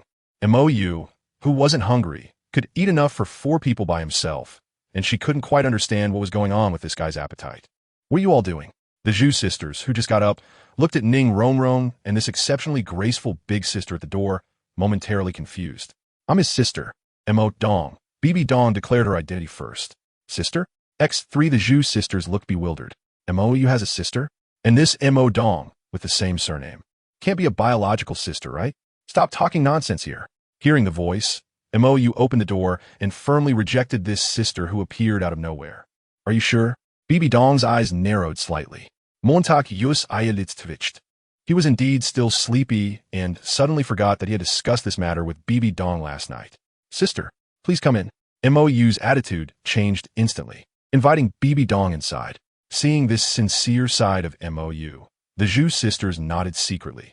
This kind of pressure can only be possessed by a biological sister. Meanwhile, at Shrek Academy, Tang San and the others were preparing to set off, but due to Dai Mubai's injury, the process was delayed. Moreover, Flinder was also concerned about having a burden in the group and didn't want to waste an opportunity for these students to bond. So he painfully spent a lot of money to rent a small car from a nearby village, intending for Tang San and the others to take Dai Mubai along. He also planned to go with them to ensure that Zhao Wujin could keep an eye on things. Due to this delay, Yu Xiaojiang, who was supposed to just miss them, arrived at the academy just as everyone was about to set out. Xiao Gong. Upon seeing this familiar figure, Flinder immediately gave him a big hug and then introduced him to Dai Mubai and the others as the renowned master of the continent. Under the banner of the Spirit Hall, Dai Mubai and the others immediately felt a deep respect for this master, as he was certified by the Spirit Hall. Although they had not heard of him before, anyone who could teach Tang San must be an extraordinary person. Xiao Gang. I was just planning to take them to the Star Doe Forest to hunt for soul rings. You should come along too. It would be good to offer them some advice, Flinder said. This, Yu Xiaojiang hesitated. After all, with his Grand Soul Master level, going to a place like the Star Doe Forest could be a pure burden if anything happened. Although he had a soul power level of 29, his combat ability was even lower than some soul masters of over 10 levels. If he embarrassed himself during this trip, how would he teach these proud and ambitious genius students in the future? Seeing Yu Xiaojiang's worries, Flinder lowered his voice and said, "Don't worry. With me and Zhao Wujin here, 2 soul saints, it's enough to ensure safety for this trip. You can also showcase your skills to prepare for the upcoming teaching." All right, after weighing the options, Yu Xiaojiang agreed. After all, Flinder was right.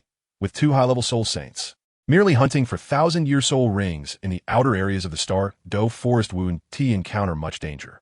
Thus, under Flinder's arrangement, Zhao Wujin took the lead, pulling the small cart with Dai Mubai, while he and Yu Xiaojiang rented a horse-drawn carriage to follow behind at a distance. Reuniting with an old friend naturally called for more communication. On the other side, Mou took out his large carriage from the soul guide again. Because the storage soul guide Bibi Dong had a large space and could store living things. Mou put the large carriage he had specially made for 10 people into it, along with a horse that would pull it. Seeing Mou take out such a large item from the soul guide, the Zhu sisters, who had seen it once before, were shocked but not overly surprised. However, Ning Rongrong, who was seeing this for the first time, was astonished. The storage soul guide could be used like this? To fit such a big carriage, the storage space must be at least over 20 cubic meters, right? And it can even store living things. Such a soul guide. Even our 7-treasure glazed tile school can't buy it. It should be known that a single storage soul guide with an internal space of 4 to 5 cubic meters is already considered very exaggerated. Those claiming to have storage capacities of over 10 or 20 cubic meters are usually bracelets, necklaces, or belts, which combine multiple storage soul guides, with their internal spaces being separate. A super large storage soul guide, like MOU's, with over 20 cubic meters of space, would have a starting auction price of at least 5 million gold soul coins. Not to mention that this storage soul guide could even store living things. If your storage soul guide were put in an auction, I feel it wouldn't go for less than 10 million gold soul coins. Ning Rongrong said seriously. Such large storage soul guides are incredibly precious. Even our 7-treasure glazed tile school doesn't have one. Those wealthy nobles would definitely not hesitate to spend money to buy such a treasure. At the very least, she could be sure that if her father encountered such an item, he would definitely take action to acquire it for no less than 20 million gold soul coins. Is this thing that expensive? Mou was a bit bewildered. The things I gift you, do you think they're cheap goods? Bibi Dong replied leisurely. This storage soul guide was her treasured possession. She hadn't even given it to Hulaina at the time to ease relations with Mou. And since this kid was in front of Dalu, if she casually took something out, she would definitely be ridiculed by Dalu. However, this large storage soul guide was something even her offering haul could not produce. Its value could even be said to be second only to soul bones. Ah, that's not it. Mou felt a bit embarrassed. He really didn't know how precious this thing was at the beginning.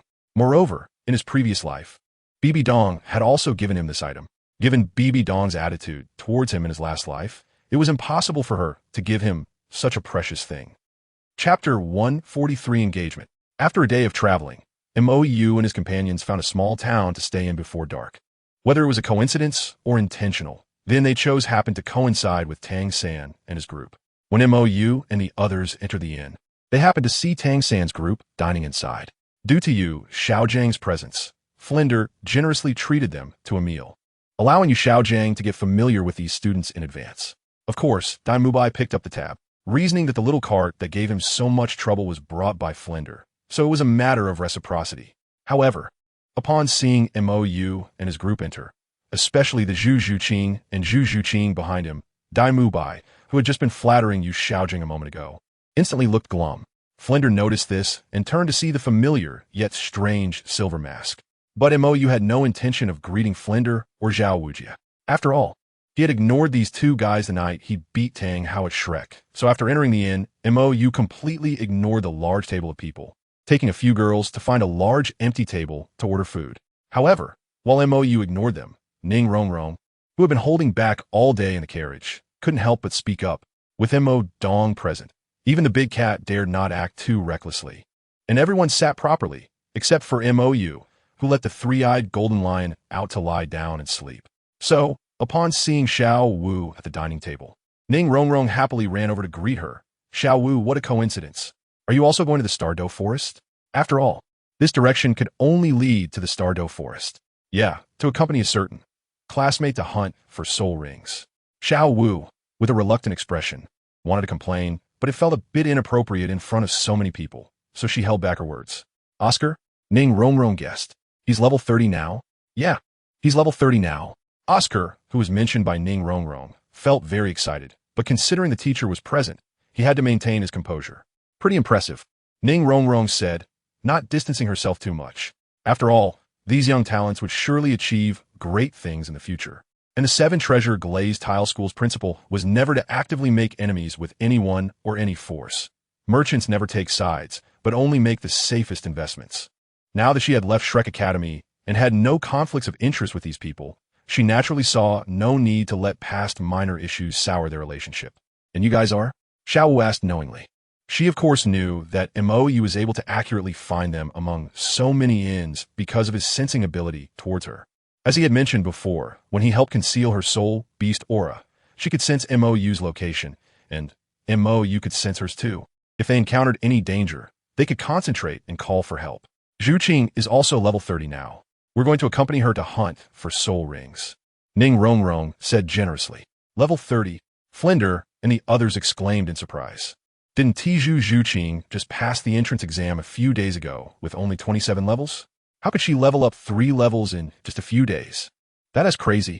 Enough chatting. Let's eat, Mou called out. Coming. Ning Rongrong responded and greeted Xiao Wu before running over. Seeing Flinder and the others' astonished expressions, Xiaojing looked puzzled. Flinder, what's wrong? Cough, cough. Flinder lowered his voice. Xiao Gang. That Zhu Zhuqing over there is the one I told you about, who had already passed the entrance exam, but didn't want to enroll. Just a few days ago, she was only at 27 levels. And now it's only been 3 days. How could she possibly? 3 levels in 3 days? Xiaojing's expression was one of shock. How is that possible? Even someone like Tang San, who has full innate soul power, would take nearly a year to level up 3 levels. 3 levels in 3 days? What a joke. Wait. The knowledgeable Xiaojing quickly realized. Normal training can achieve 3 levels in 3 days. But there is one extreme situation that could lead to such results. Soul bones. High-quality soul bones. Thinking of this, Xiaojing looked at Zhu Zhuqing with envy in his eyes. If only he could absorb a high-quality soul bone, he could definitely break through level 30. Flinder, I think I know how she did it, Xiaojing said calmly. You know, not only Flinder, but even the other students, except for Xiao Wu, turned their eager gazes towards him. 3 levels in 3 days. If they could achieve such speed, wouldn't they be on the path to becoming title Daluos? Under the heated gazes of everyone, Xiaojing's vanity was greatly satisfied. But he still took a sip of tea under the eager eyes of everyone and said solemnly, Soul bones. Soul bones. Everyone was stunned, their previous expectations instantly vanishing. Who didn't know that absorbing soul bones could quickly enhance soul power? The question was, do you have any? Only Dai Mubai's expression turned perplexed. Soul bones? How could she possibly have soul bones? The Xingluo royal family does have a 1,000-year hereditary soul bone. But that thing is kept secret in the treasury by his father, Dai Tianfeng. No one besides the emperor can access that place. How could Zhu Zhuqing get a soul bone? Dai Mubai, you seem to know her? Ma Hongjun asked. Dai Mubai's face was somewhat unnatural. Actually, Zhu Zhuqing is my fiancé. Fiancé. Everyone was stunned. Even Ning Rongrong at the table across, who had been eavesdropping curiously, looked at Zhu Zhuqing in surprise. However, the moment Dai Mubai said this, Zhu Zhuqing's expression instantly darkened. How could this scum dare to mention this after escaping in fear and leaving her behind in Xingluo to attract fire and wait for death? If she hadn't encountered Mou in the forest earlier, she might have been dead by now. A fiancé, as the name suggests, is still unwed. Mou said leisurely while removing his mask to drink tea. It's just an engagement. It's not like it can't be dissolved. Ning Rongrong nodded upon hearing this. That was indeed the case. It was just an engagement. She remembered her father had taken her to the Tiando Imperial City before, saying he would introduce her to someone who might be her fiancé, but something happened later, and he never mentioned it again. When Dai Mubai heard Mou's casual remark, he scoffed. Dissolve an engagement? This is a marriage bestowed by the emperor of the Xingluo Empire. Do you think it's like the trivial matters in your village? The emperor of Xingluo? Ma Hongjun and the others were taken aback. At this point, Dai Mubai no longer concealed his identity, declaring loudly, I, Dai Mubai, am a third prince of the Xingluo Empire, and Zhu Zhuqing is from a Zhu family of Xingluo. We have had an engagement since childhood. A prince? Ma Hongjuan's eyes lit up with excitement.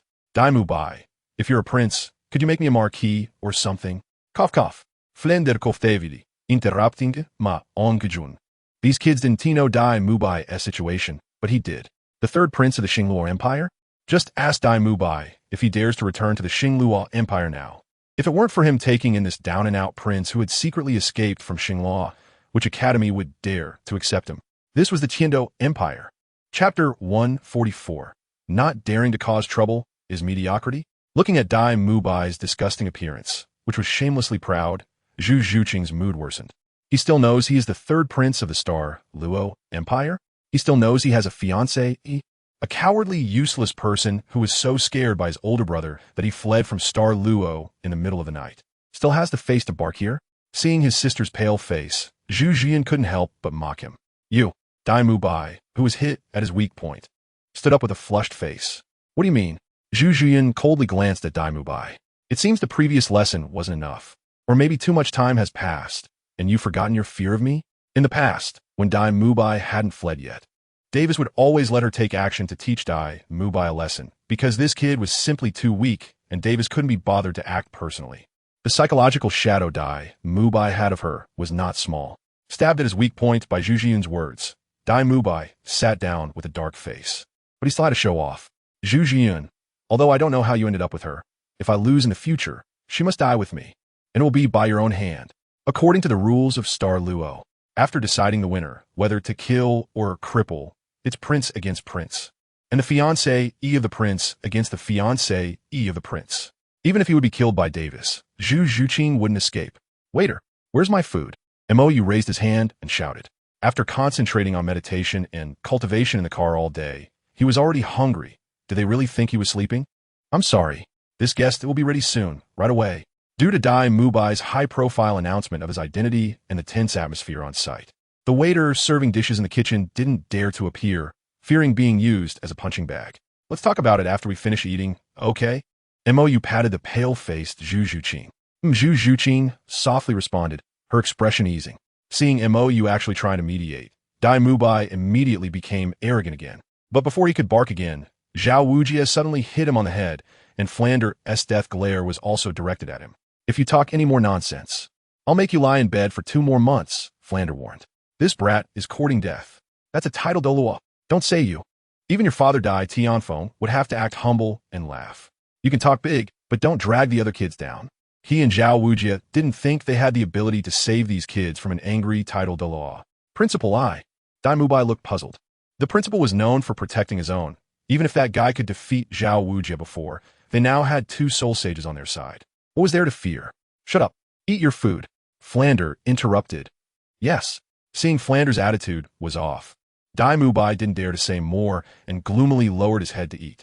Tang San and the others also noticed something was off and fell silent, quietly eating. Meanwhile, Bibi Dong, sitting next to Mou, was very puzzled. Mediating? That's not like Mou's temperament. As long as he isn't the one provoking. The resolution of this conflict is not up to the other side. What's wrong?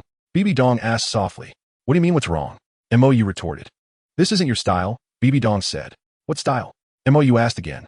You disrupt things without reason and don't spare those who are in the right. Bibi Dong said matter-of-factly. In his previous life, Mou was like this, and in this life, the obviously colder Mou couldn't possibly have a good temper. First of all, this is their own business. It doesn't concern me. Besides, I can't just beat a dog to death because it barks at me on the street. Mou said. I'm not you. Bibi Dong was momentarily stunned. She was just showing concern, and he had to fight back? A small Tsanghui Academy. What are you being arrogant about? Dai Mubai's mocking voice suddenly rang out. After being vented on Zhu Jiyun earlier, he was now looking for someone to vent on. Flander and Zhao Wujia had no intention of getting involved in this childish conflict. Meanwhile, Ma Hongjun, who had become friends with Dai Mubai and now knew his prince identity, didn't hesitate to join in the mockery. Yes, just a small Tsanghui Academy. What are you being arrogant about? Now, the students from Tsanghui Academy couldn't help it, clearly. That fat guy was the one who first provoked their female classmate. Just as one student was about to stand up to refute, their teacher stopped him. Oscar, sitting next to Tang San, couldn't help but chuckle at this scene, thinking it was going to be fun. What fun?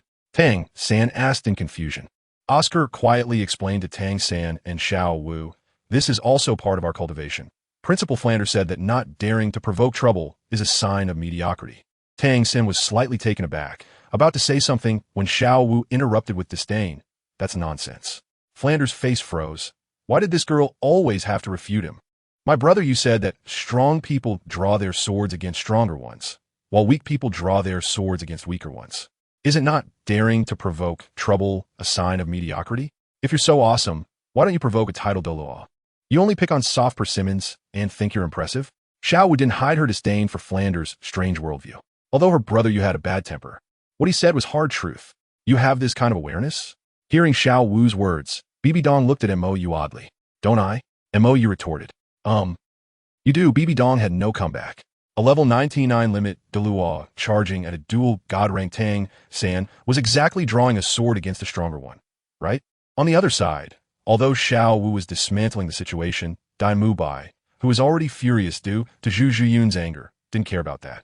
After asking Oscar for 2 recovery sausages, he directly unleashed his martial soul, turning the dining area of the hotel into a mess. Anyway, even if he couldn't win, he had the principal to back him up. But this resentment had to be vented tonight. Other guests in the restaurant, seeing this scene, hurriedly got up to flee. They didn't dare to join in a soul master fight. Are you crazy? Mou's furious voice rang out. The next moment, a crisp slap echoed, and the originally aggressive Dai Mubai, who had his martial soul activated and was glaring fiercely at the students of the Tsanghui Academy, instantly vanished from the spot, flying out through the restaurant's door, lying motionless outside, looking peaceful. Can't you just eat without causing trouble? If you want to fight, go outside. Mou stood up and reprimanded, having slapped Dai Mubai from afar. Boss Dai. Seeing Dai Mubai fly out, Ma Hongjun hurriedly ran out to check on him. Your Highness, please calm down. The kids are just being ignorant. They offended your Highness, and Flander is here to apologize. Seeing Mou showing signs of anger, Flander couldn't sit still any longer and quickly got up to bow and apologize. When the teachers from Tsanghui Academy heard Flander's title, their faces instantly turned pale. Your Highness? What other Your Highness could it be? Only a title Douluo who has been conferred and crowned can be called Your Highness. How could there be a title Douluo in this poor countryside? Chapter 145. 8 Spider Spears the next day. The atmosphere was heavy as Flander and his group set off again towards the Stardow Forest. After Flander apologized last night, Mou, who was in a bad mood, naturally had another round of sarcastic remarks, and Flander didn't dare to retort, maintaining a forced smile throughout. Seeing the state of their dean, Tang San's respect for his teacher almost resurfaced, but under Zhao Wujia's obstruction, Tang San and his master couldn't bring the atmosphere to a climax. Now, the one responsible for dragging the pig-headed Dai Mubai lying on the small cart was Ma Hongjun, who had caused the subsequent conflict by boasting about the female students of Tsanghui Academy. Flander, who exactly is that person? Last night, Flander was mocked in a strange manner. And afterwards, Yu Xiaojing couldn't say much. Now, seeing they were close to the Stardow Forest, Yu Xiaojing finally couldn't help but ask. Flander had told him that Tang Hao had come to the academy to find him on the night Tang San enrolled, which meant they had a hidden top-ranked title Daluo on their side. But why was Flander so timid last night? Flander paused, lowered his voice, and said solemnly, Xiaojiang, there's something I didn't tell you before. Besides Tang Hao coming to find us, that guy also came last night. And Tang Hao had no power to resist against him. Who knows how great the pressure he felt last night was? That is a monster that can pin the Hao Yi Douluo to the ground without using a martial soul. What? Yu Xiaojiang was shocked. The Hao Yi Douluo had no power to resist. How is that possible? Tang Hao had just advanced to title Douluo and had killed or injured 3 veteran title Douluos from the Spear Hall. How could there be someone who could suppress Tang Hao? I saw it with my own eyes, and it seems Tang Hao was also injured. Flander said with a serious expression. If it weren't for the fact that Tang Hao's backing was completely useless, why would he act like this? At his age, would he still care about his face? Moreover, this person seemed to have some strange relationship with Xiao Wu, Flander added. If it weren't for hearing that guy mention Xiao Wu when he talked to Tang Hao that night, he wouldn't dare to say much. He could only hope that the other party wouldn't make a move against his old bones because of Xiao Wu. Xiao Wu? Yu Xiaojiang was taken aback. Could it be related to Mo? Yes, that person seemed to be named Mo Sheng. He proclaimed himself as the dragon god. So his martial soul should be a dragon-type beast martial soul, Flander said. Generally, the titles of title Douluos are related to their martial souls or attributes, like the poison Douluo as poison or the sword Douluo as sword. Additionally, there are also inherited titles like the Hao Yin Douluo, where each generation's strongest title Douluo can carry the title of Hao Yin Douluo. Dragon-type beast martial soul? Yu Xiaojiang frowned. Besides the blue lightning tyrant dragon, are there other dragon-type beast martial souls on the continent? Moreover, being able to defeat Tang Hao indicates that this dragon-type martial soul must be of very high quality. But why has he never heard of it? There is no record of this in the Spirit Hall's data room. Alright, for the upcoming trials. Unless we encounter soul beasts over 1,000 years old, we won't intervene. Everything relies on you. As they approached the Stardow Forest, Zhao Wujie began assigning tasks. Tang San and Xiao will be responsible for clearing the path, while the others will stay in the middle. Our teachers will cover the rear. Originally, Dai and Mubai, who has the highest spirit power, should have been responsible for clearing the path, but now that this guy can't even protect himself, it's better not to force it. Also, Dai Mubai's current injured state serves as a simulation for you to experience future dangers, where companions get injured, and you must support each other, Flander added. However, let me remind you first, I don't want to see you disregarding your injured companions, nor do I want to see you abandon Dai Mubai when you encounter danger in the Stardow Forest. Although Zhao and I are covering the rear, you need to simulate a situation as if we are not present. Don't think of throwing your classmates to the teachers when danger arises. But Xiao Wu wanted to retort, but seeing Flander's grim face, Tang San quickly pulled her back. Ancestor, can you just say a little less? Didn't you see how Flander was treated last night? The pulled back Xiao Wu pouted, but didn't say more. After all, Flander had voluntarily stepped forward under such pressure for the sake of the students. She found that somewhat pleasing. At least he didn't abandon them and run away after offending a title Douluo. On the other side, Mou and the others had also entered the Stardow Forest. Mou and Bibi Dong were leading the way, while Zhu Zhuqing and the others followed obediently behind. By the way, do you want Tang San's 8 spider lances? Mou suddenly asked telepathically. 8 spider lances? Bibi Dong was taken aback. Mou indeed does not absorb soul bones, but this external soul bone should be fine, right? I don't want it, Mou said bluntly. My angel wings look so beautiful. I don't want his broken thing. I actually plan to destroy it, but since you are here, I'll see if you want it. Although external soul bones can grow alongside soul masters, he felt something was off about this one. How could a 2,000-year-old human-faced demon spider produce such top-tier equipment? To be honest, a growing external soul bone is even more valuable than a 100,000-year-old soul bone. But this thing just happened to appear on a small 2,000-year-old human-faced demon spider? Is that reasonable? Although he also has one. The external right palm bone of the dark golden terraclaw bear that Xiong gave him was born under extremely harsh conditions. First of all, the dark golden terraclaw bear has the bloodline of the Baiman beast, a terrifying bloodline that could rival the dragon clan in ancient times. Secondly, when Xiong obtained this external soul bone, it was born during a life-and-death duel against a fellow clan member, betting everything he had. Generally, soul beasts of the same clan do not engage in such life-and-death battles, especially not such evenly matched ones. But back then, Xiong and another dark golden terraclaw bear fought a life-and-death battle just to prove who was the true king of their clan. And it was under such a high emotional state that this external soul bone was born. It can be said that this kind of situation is unique.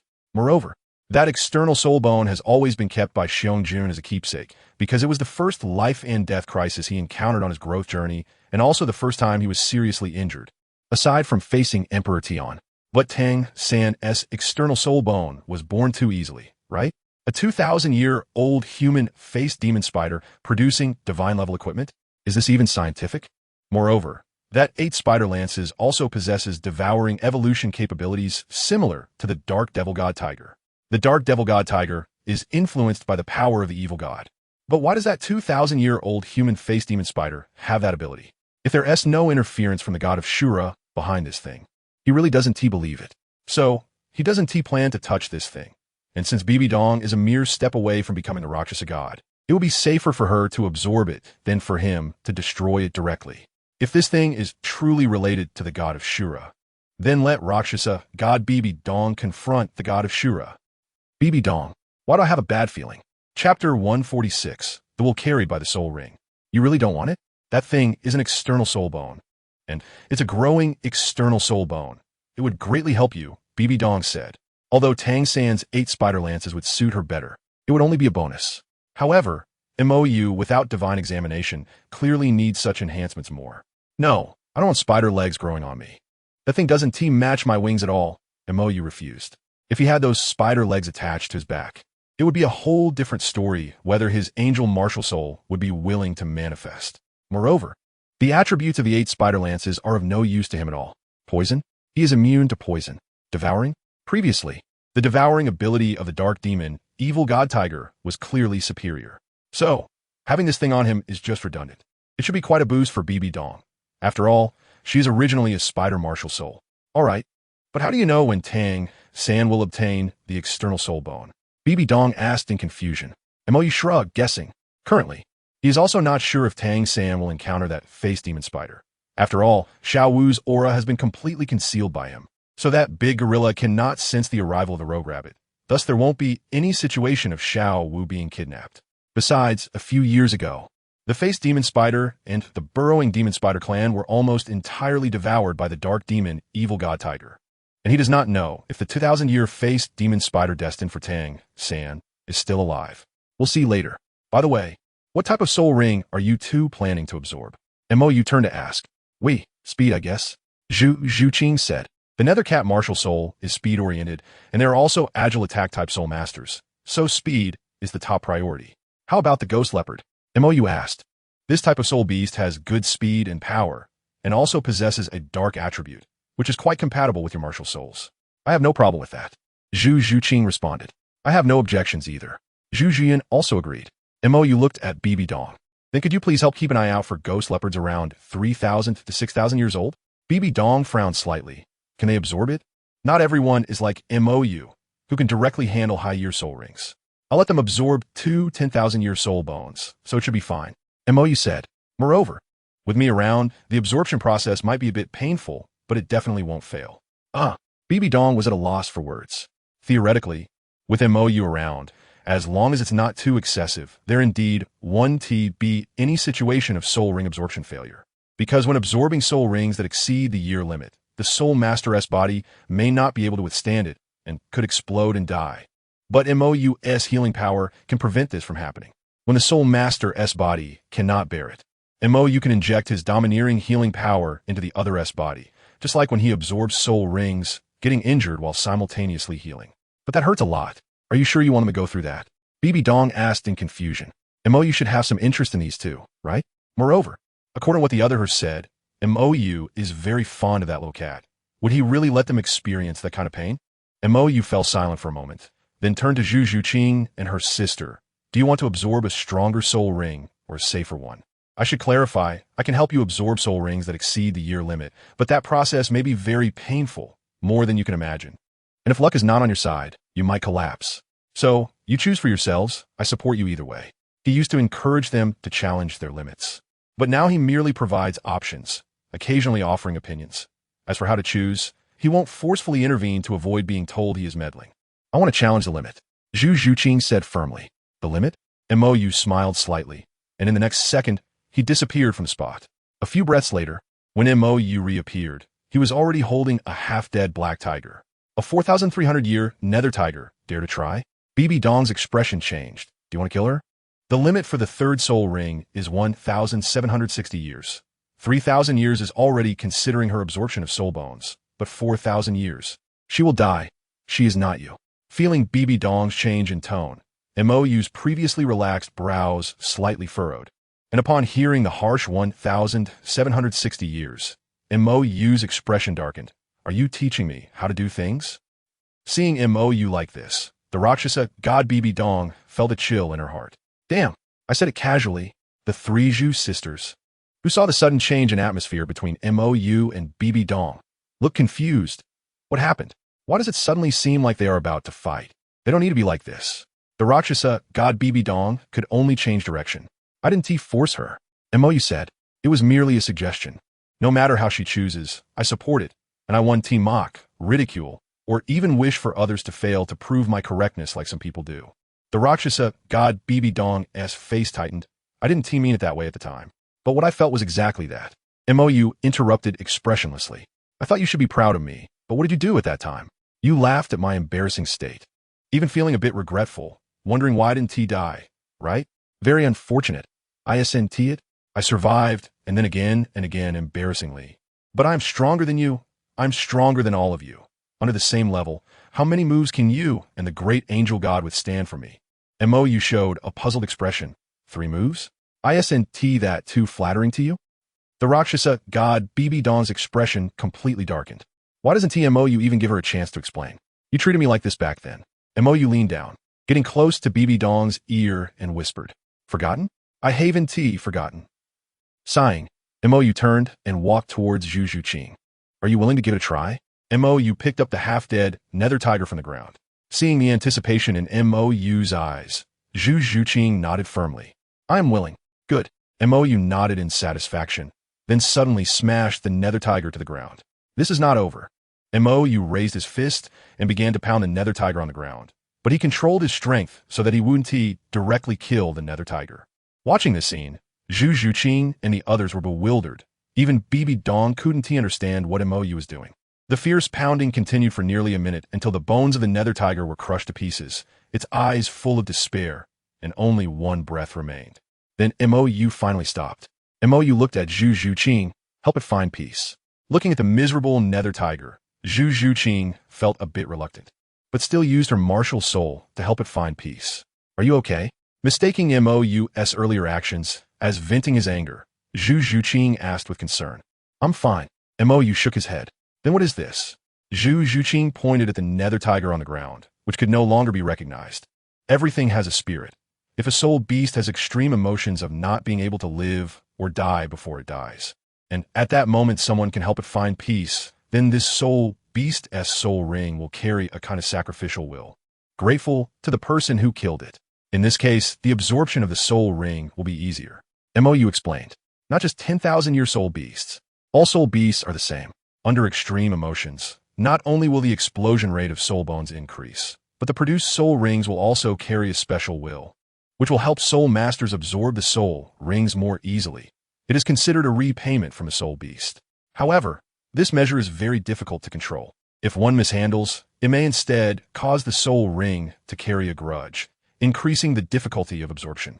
His sudden violent beating just now didn't give the nether tiger time to think, and he secretly used his mental power to interfere and guide the nether tiger's thoughts, making it genuinely believe that Zhu Zhuqing helped it find peace. All right, you can start now. If you can't bear it later, I will help you. Just remember not to resist. MOU said. MHM. Zhu Zhuqing nodded, and sat down to begin absorbing the soul ring. You mustn't let your family members imitate this. MOU smiled at the contemplative Ning Rongrong. The difficulty of this method is quite high. If not controlled properly, it can easily cause the soul beast to develop a grudge. Even if a great soul master absorbs an ordinary 1,000-year soul ring, strange situations can occur. So, don't imitate it casually, okay? MMM. Looking at the forced smile on MOU's face, Ning Rongrong felt a chill and could only nod vigorously. I won't say anything. I absolutely won't say anything. This method seems very wrong. Who would think about torturing a soul beast before absorbing a soul ring? Isn't that sick? That's good. Mo nodded and then turned his attention to Zhu Zhuqing, who was absorbing the soul ring. The fact that soul rings carry the remnants of soul beasts was something he sensed when he broke through to Soul Sage in his previous life and could use the angel true body. Most people's soul rings carry a grudge. Generally, the higher the age of the soul ring, the stronger the grudge. It's not just the 10,000-year soul rings that have this. A small number of people's soul rings carry a sense of gratitude. After realizing this, he observed many people's soul rings and also watched many hunting scenes for soul rings. Then he experimented with some soul beasts and finally confirmed that not only 10,000-year soul beasts carry the impact of grudges. All soul beasts do. But those below 10,000 years have insufficient soul strength to produce a soul impact. The will and grudges they had before dying would be permanently preserved in the soul ring. He could rely on the ability of the angel martial soul to clearly sense this will. In this life, if it weren't for establishing cooperation with Tion and the others, as well as by Ji and the others, he initially planned to use this method to increase his success rate in absorbing soul rings and to lighten the burden. But now, it's not appropriate. He could only take action against these ferocious and bloodthirsty soul beasts. For the other soul beasts, he had to consider Tion and the others' feelings. Chapter 147 Opportunity. After the 4,000-year Nether Tiger's soul ring was drawn to Zhu Zhuqing, the energy carried by the soul ring quickly surged into Zhu Zhuqing's body, and, as expected, she let out a painful, suppressed sound. Under the impact of soul power that exceeded her body's limit, Zhu Zhuqing felt a tearing pain throughout her body, and a faint smell of blood gradually arose. This doesn't seem right, does it? Ning Rongrong paused upon smelling the blood. Isn't the process of absorbing a soul ring different? How does this blood smell so much like the legendary explosion death? She isn't you. Bibi Dong walked over. I can do it. Why can't she? Mou retorted. As he spoke, a warm white light lit up in Mou's hand, shining on Zhu Zhuqing. With the help of this healing power, the struggle on Zhu Zhuqing's face eased somewhat. I have confidence in the suggestions I give, and besides, this is her choice, Mou said lightly. But she doesn't need to do this. Can you bear to see her suffer? Bibi Dong asked in confusion. Mou absolutely cared about Zhu Zhuqing. Otherwise, he wouldn't have the audacity to go to the offering hall to stir things up with those 3 old guys for the Star Luo Empire. But since he cared, why let her suffer this? Bear to see her suffer? Mou's eyes flickered slightly. What if I can't bear it? Right now I can protect them. But what about in the future? What if something happens to me? Can they protect themselves? I can only say that I will do my best within my sight. But what about beyond my sight? I am not omnipotent. I have even failed once before. Unrestrained pampering will eventually lead to backlash. I don't want them to be unable to do anything after leaving me. So within my control, I will try my best to help them improve. As for this bit of pain, it's nothing. He was merely preparing for risks. After all, he wasn't confident he could win now. What if he lost? In fact, he initially thought about not intervening and letting them follow their original path. Even if he lost, they wouldn't suffer much. However, he was unwilling because of his selfishness. Their fates had changed, and the originally safe path was no longer available. As compensation, he could only do his best to help them improve. Time passed second by second, and Zhu Zhuqing's struggles continued. Even with Mou's healing power, that pain had to be endured by her alone. As long as she persisted, that pain would not stop. Finally, after struggling for nearly half an hour, Zhu Zhuqing successfully absorbed the 4,000-year soul ring that far exceeded her body's limit. I did it. Zhu Zhuqing, drenched in sweat, managed a forced smile as she tried to stand up, but fell backward due to exhaustion. Mou quickly reached out and caught the weak Zhu Zhuqing. You did well. Rest well. Zhu Zhuqing softly replied and fell asleep in Mou's arms with a smile. Although Zhu Zhuqing absorbed a soul ring that required level 40 to absorb, Ning Rongrong, who watched the entire process, felt no envy, only deep admiration.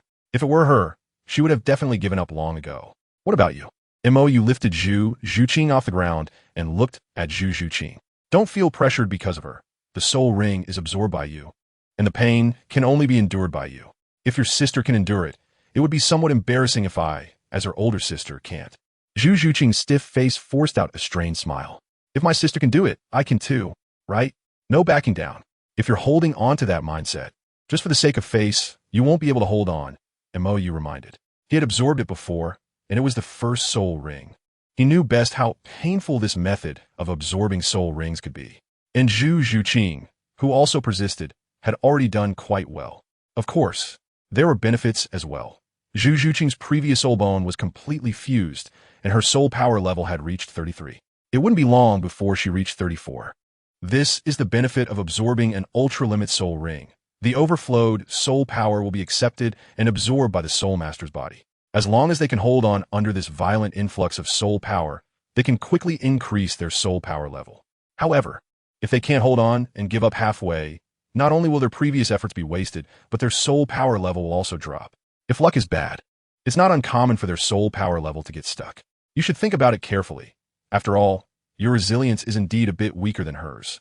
Mo said honestly. Just right, there aren't any suitable soul beasts nearby. To find a suitable soul beast for you, we have to continue deeper.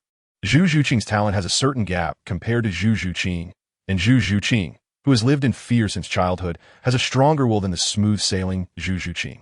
This is an objective fact. Zhu Zhuqing didn't put on a brave front. Having watched the entire process, she indeed felt a bit weak now. Then, just as Mou was about to lead the group deeper into the Stardow forest, he suddenly turned his gaze in another direction. What a coincidence! Looking over, he saw a flying snake escaping toward them, with Tang San and his group chasing from behind. It must be the smell of blood that attracted that snake. Bibi Dong said, a high-age soul beast body is a good thing for low-age soul beasts. This phoenix-tailed coxcomb snake looks like it's only a bit over 1,000 years old. It's normal for it to be attracted to the corpse of this 4,000-year nether tiger. Let's go. Mou shook his head, not intending to pay attention to this group. However, the phoenix-tailed coxcomb snake has appeared, so the 2,000-year-old human-faced demon spider shouldn't be far behind. Next, I need to keep a certain distance from Tang San. No, the human-faced demon spider was injured by Long Gong and Shipa, so following them will obviously bring me closer to the human-faced demon spider. As for whether Long Gong and Shi Pu are willing to cooperate at that time, your 8 spider spears may need to exert some effort on their own. Mou looked at Bibi Dong, the Pope of the Spirit Hall, a level 99 limit, duh. I believe those 2 old guys aren't fools. Otherwise, killing and robbing is quite common in this world. You finally want to talk to me properly, said the Rakshasa god Bibi Dong with a sigh. Really? Mou asked. Bibi Dong stepped forward. I know you won't easily trust me again, but at least, I hope you can. Not force me to control my emotions when I need to be calm. Mou interrupted, signaling Zhu Zhuqing in his arms with his eyes. She needs to rest. Bibi Dong sighed, her eyes flickering, and she switched to another person. Can't you give her a chance? Bibi Dong said helplessly. She could see that Mou cared about her. Otherwise, he wouldn't have such an obvious reaction. If Mou really wanted nothing to do with her, based on his character, he would treat her as a passerby and wouldn't waste a bit of emotion. If she is willing to share even 1/10 of her past escapades with you, you should know how incredible it is for me to endure and not involve you. Mou said lightly. Also, I'm out for a walk to relax, not to put pressure on myself. If you don't want me to treat you the same way, it's best not to meddle in this matter. Bibi Dong sighed, all right.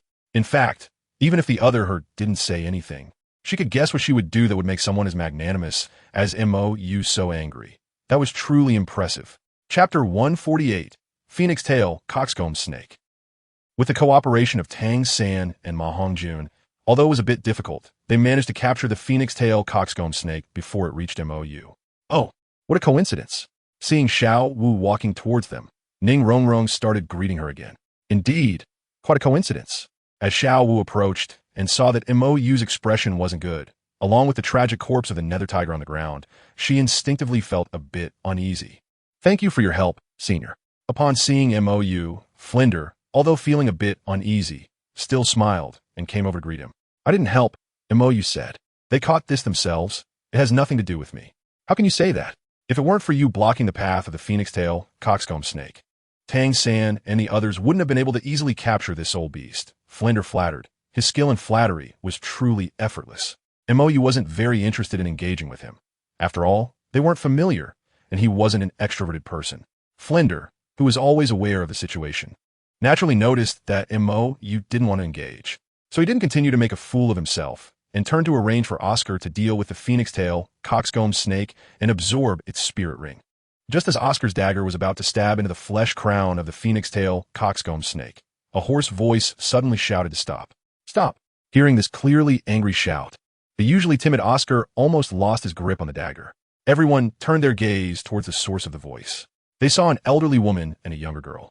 The old woman looked to be in her 60s or 70s, with white hair, holding a 3-meter-long snake-headed cane in her right hand, and 6 spirit rings floating up and down around her. Clearly a soul emperor-level powerhouse, and the cane was likely her martial soul. Beside this elderly woman was a beautiful girl, with short hair that reached her ears, looking about 16 or 17 years old. She also held a snake-headed cane similar to the elderly woman's, but it was only about 2 meters long, and 2 yellow spirit rings quietly circled around her. The sudden appearance of the elderly and young pair startled Flinder and the Shrek team, but upon realizing that the other party was merely a soul emperor, Oscar and the others immediately breathed a sigh of relief. After all, they had 2 soul saints on their side. However, when they saw the 7 bright spirit rings dancing around Zhao Wujin, who had just helped Tang San suppress the phoenix-tail coxcomb snake, the elderly woman's expression changed. Soul Saint. What terrible luck! Although she was also a soul emperor, with only 1 spirit ring difference. She knew very well that she had no chance of winning because in soul master cultivation, Soul Saint is a watershed. After reaching Soul Saint, soul masters can unleash their martial soul true forms, instantly enhancing their strength several times, which is something that soul masters below Soul Saint cannot contend with.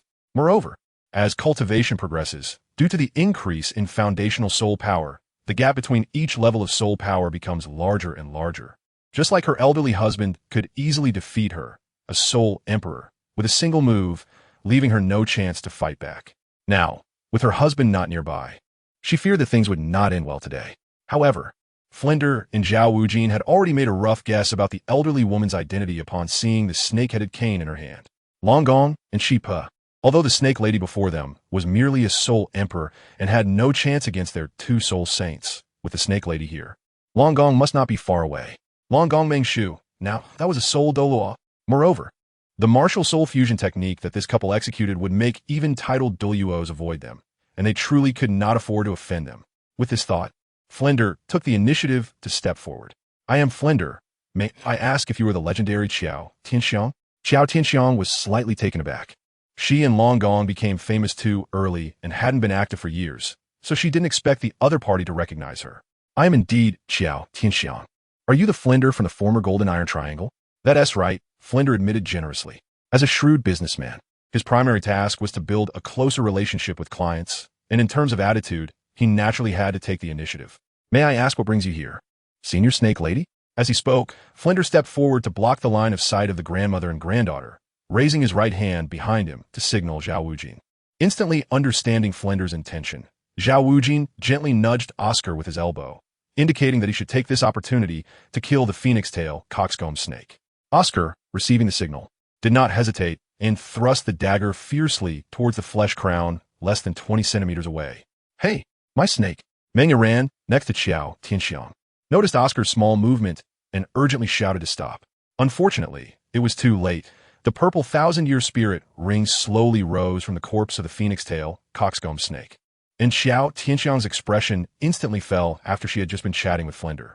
Flinder, you dare to bully me like this? Qiao Tianxiang was furious.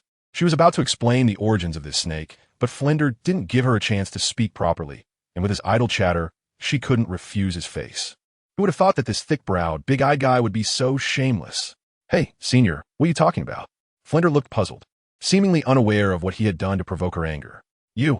Qiao Tianxiang's anger surged, and with Meng Yiran's support, she barely steadied herself. You, Flinder. We'll see.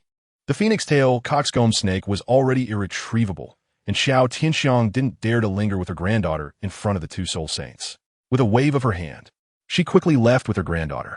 After all, in the world of soul masters, killing and silencing witnesses was not uncommon. As a soul emperor, if Flinder truly intended to silence her, the 2 soul saints were enough to ensure that she and her granddaughter would never wake again.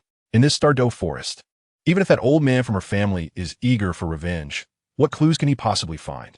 As expected of the dean, he easily sent the soul emperor away with just a few words. Ma Hongjun is daily flattering. All right, enough nonsense. Xiao Ao, hurry up and absorb the soul ring. It's not safe to stay here. Flinder turned around and said seriously, offending this old lady. If Long Gong comes later, they will be in trouble. Although he had just thought about teaming up with Zhao Wujie to bury these 2, after all, it was a remote wilderness, and destroying the body would be simple enough. It would also serve as a lesson for these students. However, There were not only them and Ko Xiangxiang, but also the unpredictable Mo Shang. If they took action and this fellow suddenly came to help, they would be finished. The Gaishi Longxi family is not a small force. Offending such people would mean the end of Shrek Academy. So just now he used some shameless means to muddle through. Even if the other party comes looking for trouble later, he can still spin a story. After all, there are two soul saints on his side. If they really wanted to turn hostile, wouldn't it be easier to just eliminate them? And the Gaishi Longxi wouldn't start a big conflict over a small 1,000-year-old phoenix-tailed coxcomb snake with his two soul saints. It's not worth it. Mou, who saw Flinder's maneuver from the side, was somewhat speechless. You've offended this old lady, and when her man comes later, you'll have something to cry about. Originally, he thought he could witness Tang San's skills in flirting with women using hidden weapons. But who would have thought that because of Flinder's shamelessness, Tang San's fleeting romance was completely missed? Bastard. Just as Oscar was absorbing the soul ring, Dai Mubai, who had been slowly catching up with Yu Xiaojiang, exploded when he saw Zhu Zhuqing resting in Mou's arms, with a faint smile on her face. Hearing that harsh word, the expressions on Mou and the others instantly fell. Last night, Zhu Zhuqing and Zhu Zhuyan had explained Dai Mubai's achievements, and Ning Rongrong, who always stood up for the downtrodden, was instantly filled with negative emotions towards this irresponsible, cowardly tiger. Meanwhile, the sensitive Bibi Dong was also filled with negative emotions upon hearing about the scum behavior of leaving his fiancée to attract firepower in Star Luo while he sneaked out to have fun by himself. If it weren't for the impact on Mou's plan, Dai Mubai would have completely disappeared last night. But now, was this guy asking for a long life? Chapter 149. Luo San Pao. After hearing Dai Mubai's curse, Flinder's expression also fell. Is this brat blind? Can't he see that they can't afford to offend this person? As long as he is alive. Mou looked at Zhu Zhuyan. Although he was quite unhappy, it was best for Zhu Zhuqing, the person involved, to handle Dai Mubai's matters herself. He wouldn't meddle further. Zhu Zhuyan nodded and then activated her martial spirit, using the soul bone skill, pursuing wind, and her whole person instantly disappeared from the spot. Flinder wanted to stop her, but under Mou's gaze, he could only stand there obediently. Help! He didn't want to risk all the students here. So, the wretched screams echoed incessantly. Zhu Zhuyan didn't hold back, because she understood what Mou meant by as long as he is alive. As long as there is a breath left, isn't that considered living? However, since Flinder and Zhao Wujia, the two teachers, didn't intervene, Tang San and the others, as classmates, couldn't just stand by. Flinder had warned them when they first entered the Star Do forest not to abandon their companions. And now that Dai Mubai was being bullied by Zhu Zhuyan, they naturally couldn't just watch. Thus, blue-silver entanglement was activated, and Tang San fell. Phoenix Fire Line was activated, and Ma Hongjun also fell.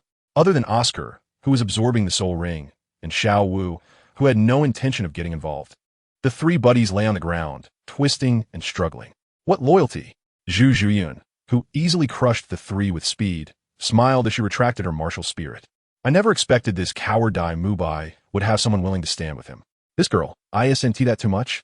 Seeing his student Tang San in such a miserable state, Yu Xiaojiang couldn't bear it anymore. Too much. Zhu Zhuyan showed a puzzled expression, gently moving her foot, and the heel of her high heel perfectly stepped on the palm of the exhausted Tang San. Zhu Zhuyan thought Tang San would scream just like Dai Mubai and that fat pig, but unexpectedly, this kid gritted his teeth and endured. Zhu Zhuyan smiled. Look, this little brother is fine. He doesn't even yell or cry. Saying this, Zhu Zhuyan pressed her heel down harder and feeling the intense pain.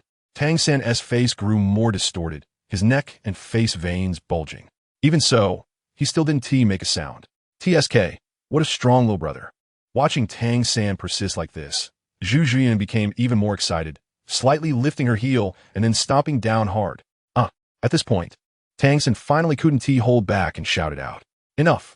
Yu Xiaojiang finally couldn't hold it in any longer, summoning his pig-head martial spirit. Farting like thunder, the earth-shattering Luo San Pao. Seeing this oddly shaped little pig head, Zhu Zhuyan didn't dare to be careless and quickly retreated. Thus, the yellow mist that was originally aimed at Zhu Zhuyan accurately hit Tang San. Farting? Zhu Zhuyan was shocked and looked disgusted. How could there be such a disgusting attack method? Little San, the accidentally injured Tang San Yu Xiaojiang hurriedly ran over, disregarding the foul smell from the Luo San Pao attack, and hugged the severely injured Tang San. Enough, Dai Mubai has learned his lesson. Isn't that enough? Seeing his students in such a miserable state, Flinder felt heartbroken, but also somewhat gratified. Although they didn't fight, at least they valued their companions. Zhu Zhuyan, stop hitting. It's disgusting. Mo you didn't want Zhu Zhuyan to fight with that pig that only knew how to fart. It was too smelly. How could there be such a disgusting martial spirit? Ning Rong said with a face of disdain, using farting as an attack method. How twisted must this person's heart be? It should be known that martial spirits and soul skills are largely influenced by the soul master's thoughts. And this thing is a reflection of the soul. It can't be disguised. She previously disliked Oscar because she heard that guy's disgusting soul skill and judged that his heart was definitely more twisted than this soul skill. And this master's soul skill is actually farting. How dark must his heart be? Even combat has to be disgusting. Yu Xiaojiang, who usually didn't want to reveal his martial spirit due to its flaws in front of outsiders, turned pale upon hearing this mockery. His expectations for Tang San rose to the highest at this moment. He must cultivate Tang San into a talent. Let those who look down on him pay the price. Let us go. Mo you also didn't have the leisure to waste time with these guys, and after calling out, he took Zhu Zhuqing and continued deeper into the Stardow Forest. Just a few minutes after Mou left, Oscar also successfully absorbed the soul ring of the phoenix-tailed coxcomb snake. But before he could feel happy, he saw the three miserable brothers lying in front of him. Stop looking. Hurry up and get some recovery sausages. Zhao Wuji urged. Oh. Oscar didn't dare to delay. After all, these three looked worse than each other, especially Tang San, whose hand was almost ruined. With Oscar's full output to produce recovery sausages, Dai Mubai and the others barely regained their ability to move. Those two bastards. I'm still cursing. Flinder interrupted Dai Mubai, who was just a little angry and was about to get himself into trouble again. Dean, why did you stand there and watch? A hint of resentment flashed in Dai Mubai's eyes. If Flander and Zhao Wujin were willing to help, he could definitely teach that bitch Zhu Zhuqing a lesson. Flander sneered twice. If Zhao and I hadn't stood by, we'd all be finished here today. Do you think you'd still be alive? Dai Mubai and the others were taken aback. What do you mean? Is it possible that even you and teacher Zhao can't handle that guy? You little brat. Do you know who that person is? Flander's anger boiled over. That's a title Douluo, let alone me. Even your father, the Star Luo Emperor, would have to treat a title Douluo with respect. To be able to pin Tang Hao to the ground, his strength is likely above the legendary level of 95 or more, the peak Douluo, not to mention him. Even the Seven Treasure Glazed Tile School and the Blue Lightning Tyrant Dragon Clan wouldn't dare to offend him easily. The destruction and threat posed by a peak Douluo who appears and disappears without a trace can only be barely dealt with by the Spear Hall, which has multiple peak Douluo as protectors. Others and other forces don't even think about acting like you did just now. Even if you have to kneel and act like a grandson, you have to kneel. Title Douluo? Dai Mubai's expression was blank. Zhu Zhuqing actually clung to the thigh of title Douluo. No wonder she was unwilling to join Shrek and be with him. Bitch, clinging to the thigh of a title Douluo. Even the Star Luo royal family wouldn't dare to offend her easily. In the future, when facing Davis, he'd be the one to die alone. Bitch. Chapter 150. Over the Limit Soul Ring? Alright, offending a title Douluo and being able to stay alive is already good enough. Don't think about anything else. Flander interrupted the oppressive atmosphere. Moreover, with your talents, you will surely become a title Douluo in the future, and you might even surpass that guy from earlier. Of course, this was purely a consolation, as that was a monster capable of treating the Hao Yan Douluo like a grandson. His true strength might have already reached the legendary level of 97 or even 98. Although these kids have good talent and high innate soul power, reaching the peak Douluo level requires more than just good talent. Tang San, with his innate full soul power and twin martial souls, might have a chance, but for the other kids, don't even mention reaching that guy's level. Even reaching the title Douluo level is very slim for the other kids. Oscar is a food system soul master, and cultivating is much more difficult than for an auxiliary system soul master. In the future, barring any accidents, becoming a soul Douluo is not a problem. But for a title Douluo, it will require some opportunities. As for Ma Hongjun, if this kid's martial soul defect cannot be resolved, let alone a title Douluo, even becoming a soul sage is in jeopardy. Moreover, as he ages, the after effects brought by the evil fire will consume him more and more. He is really worried that Ma Hongjun will end up getting himself killed in bed because of this. Finally, there's Dai Mubai. This kid has big problems. clearly gifted. He managed to reach level 37 at 15 while only thinking about women. If he focused on hard training, he might even be able to fight his brother. However, this kid has a cowardly character that fears the strong and bullies the weak. If he can't change this, he will most likely die at the hands of his brother Davis in the future struggles within the Douluo royal family. If he is lucky, he might end up crippled. However, for a soul master, being completely crippled and becoming a powerless person is a blow worse than death.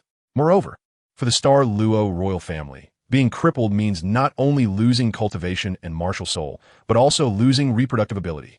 Otherwise, what if the descendants of the losers turn out to be exceptionally talented? Would it not cause chaos in Douluo? Dean, can we also become titled Douluo? Hearing Flander's consolation, Ma Hongjun felt a fire ignite in his heart. That woman dared to treat him like that. Once he became a titled Douluo, he would definitely cripple that bitch and kill her. Of course, you can, as long as you work hard and honestly complete the training tasks given by your teacher.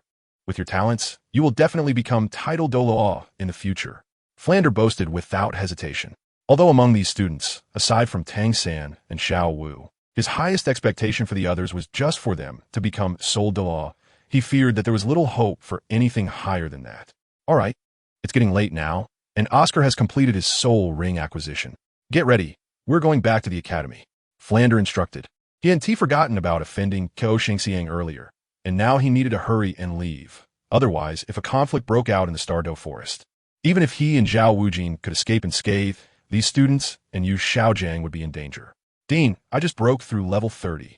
After eating the recovery sausage and adjusting his breath, Tang San suddenly said, What, you're also level 30? Flander showed surprise. A 12-year-old soul master. No wonder he is the son of the Haotian Law. However, this means they have to continue searching for soul beasts. The Dragon King and Snake Lady. His trouble is not small. Forget it. At worst, they could report Tang Hao's name.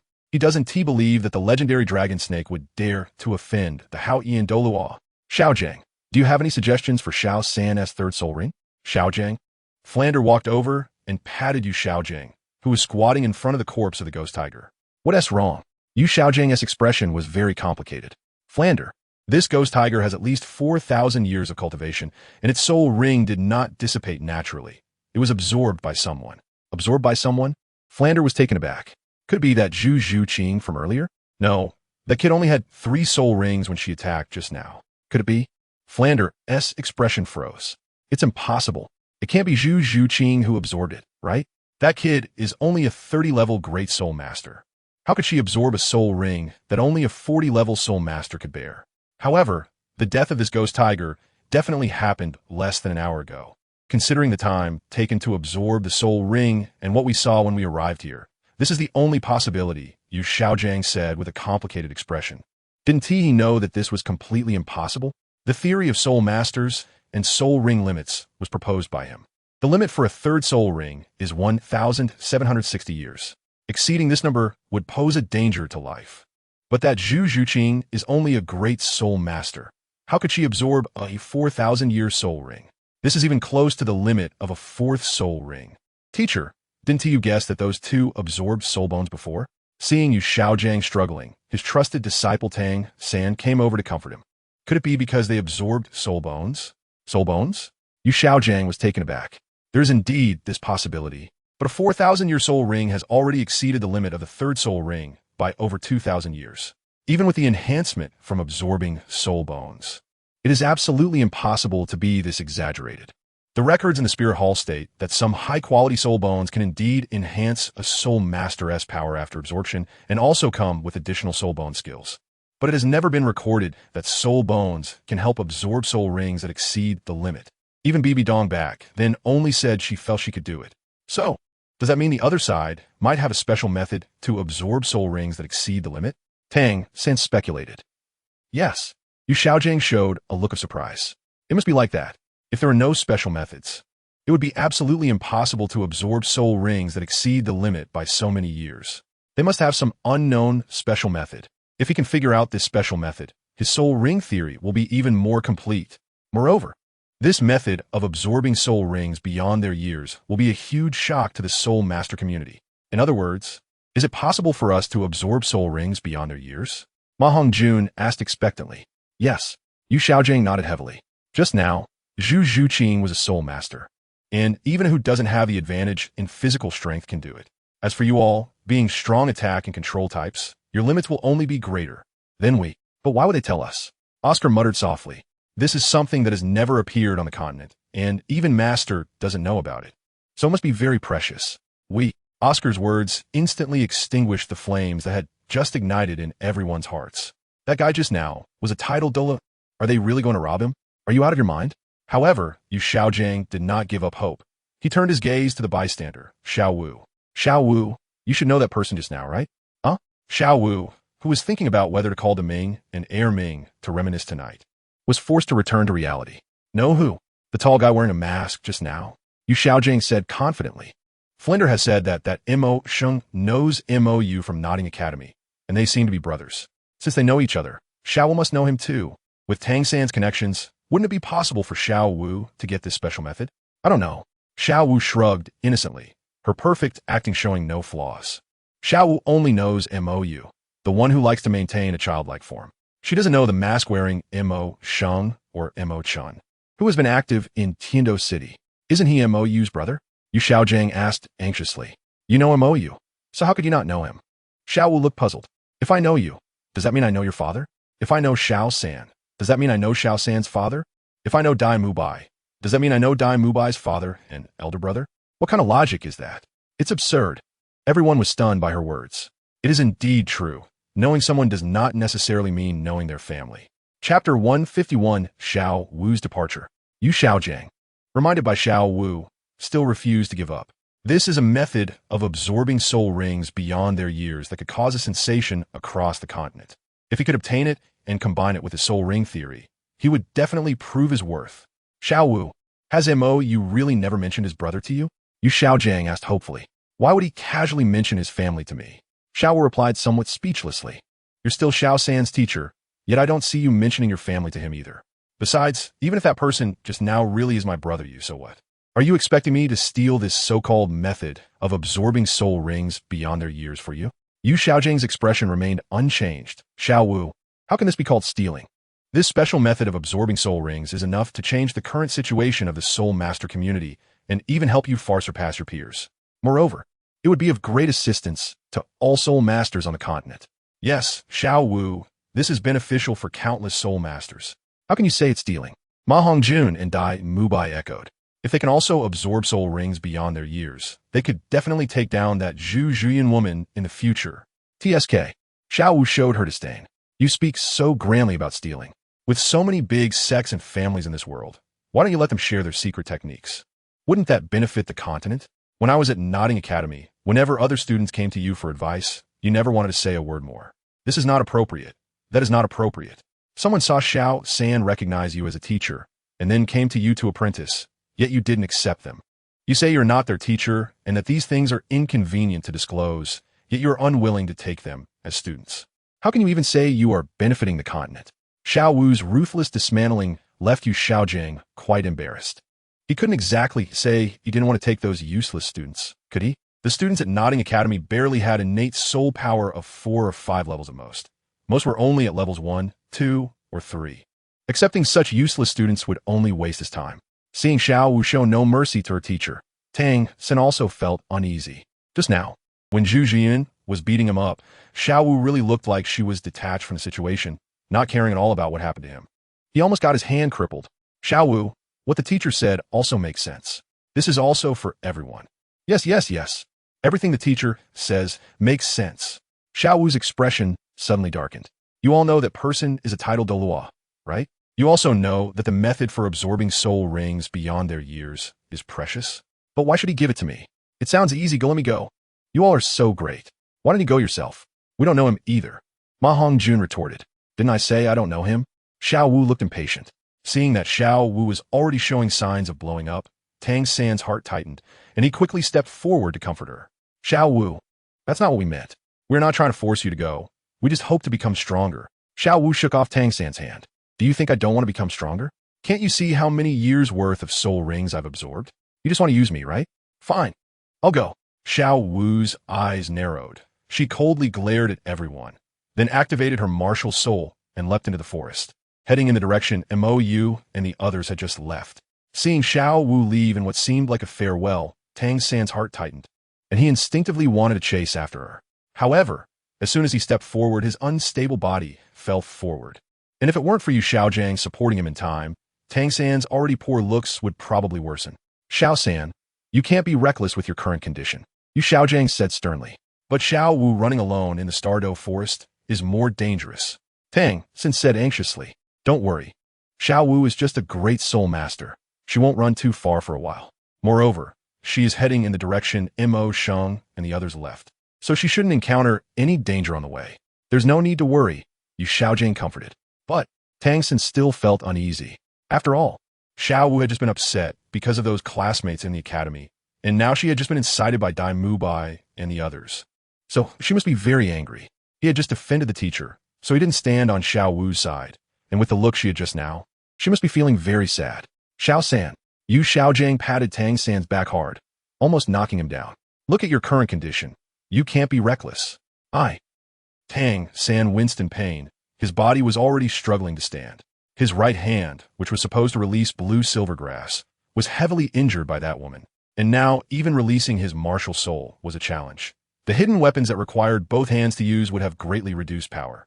Xiao San, you still have your teacher and classmates, Yu Xiaojiang said with righteousness. Flinder, finally mentioned, nodded in agreement. That's right. We will catch up to Xiao Wu, so don't worry. Moreover, she is currently angry, and if we follow too closely, it will only backfire.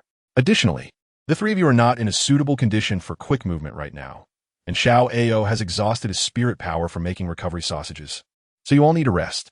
Yes, Xiao San and Xiao Wu should have some connection with that person. She should be fine. That's right. Let's let her calm down first. Under Flandra's leadership, Dai Mubai and the others began to persuade Tang San. However, Flandra considered from the perspective that an angry woman needs time to calm down.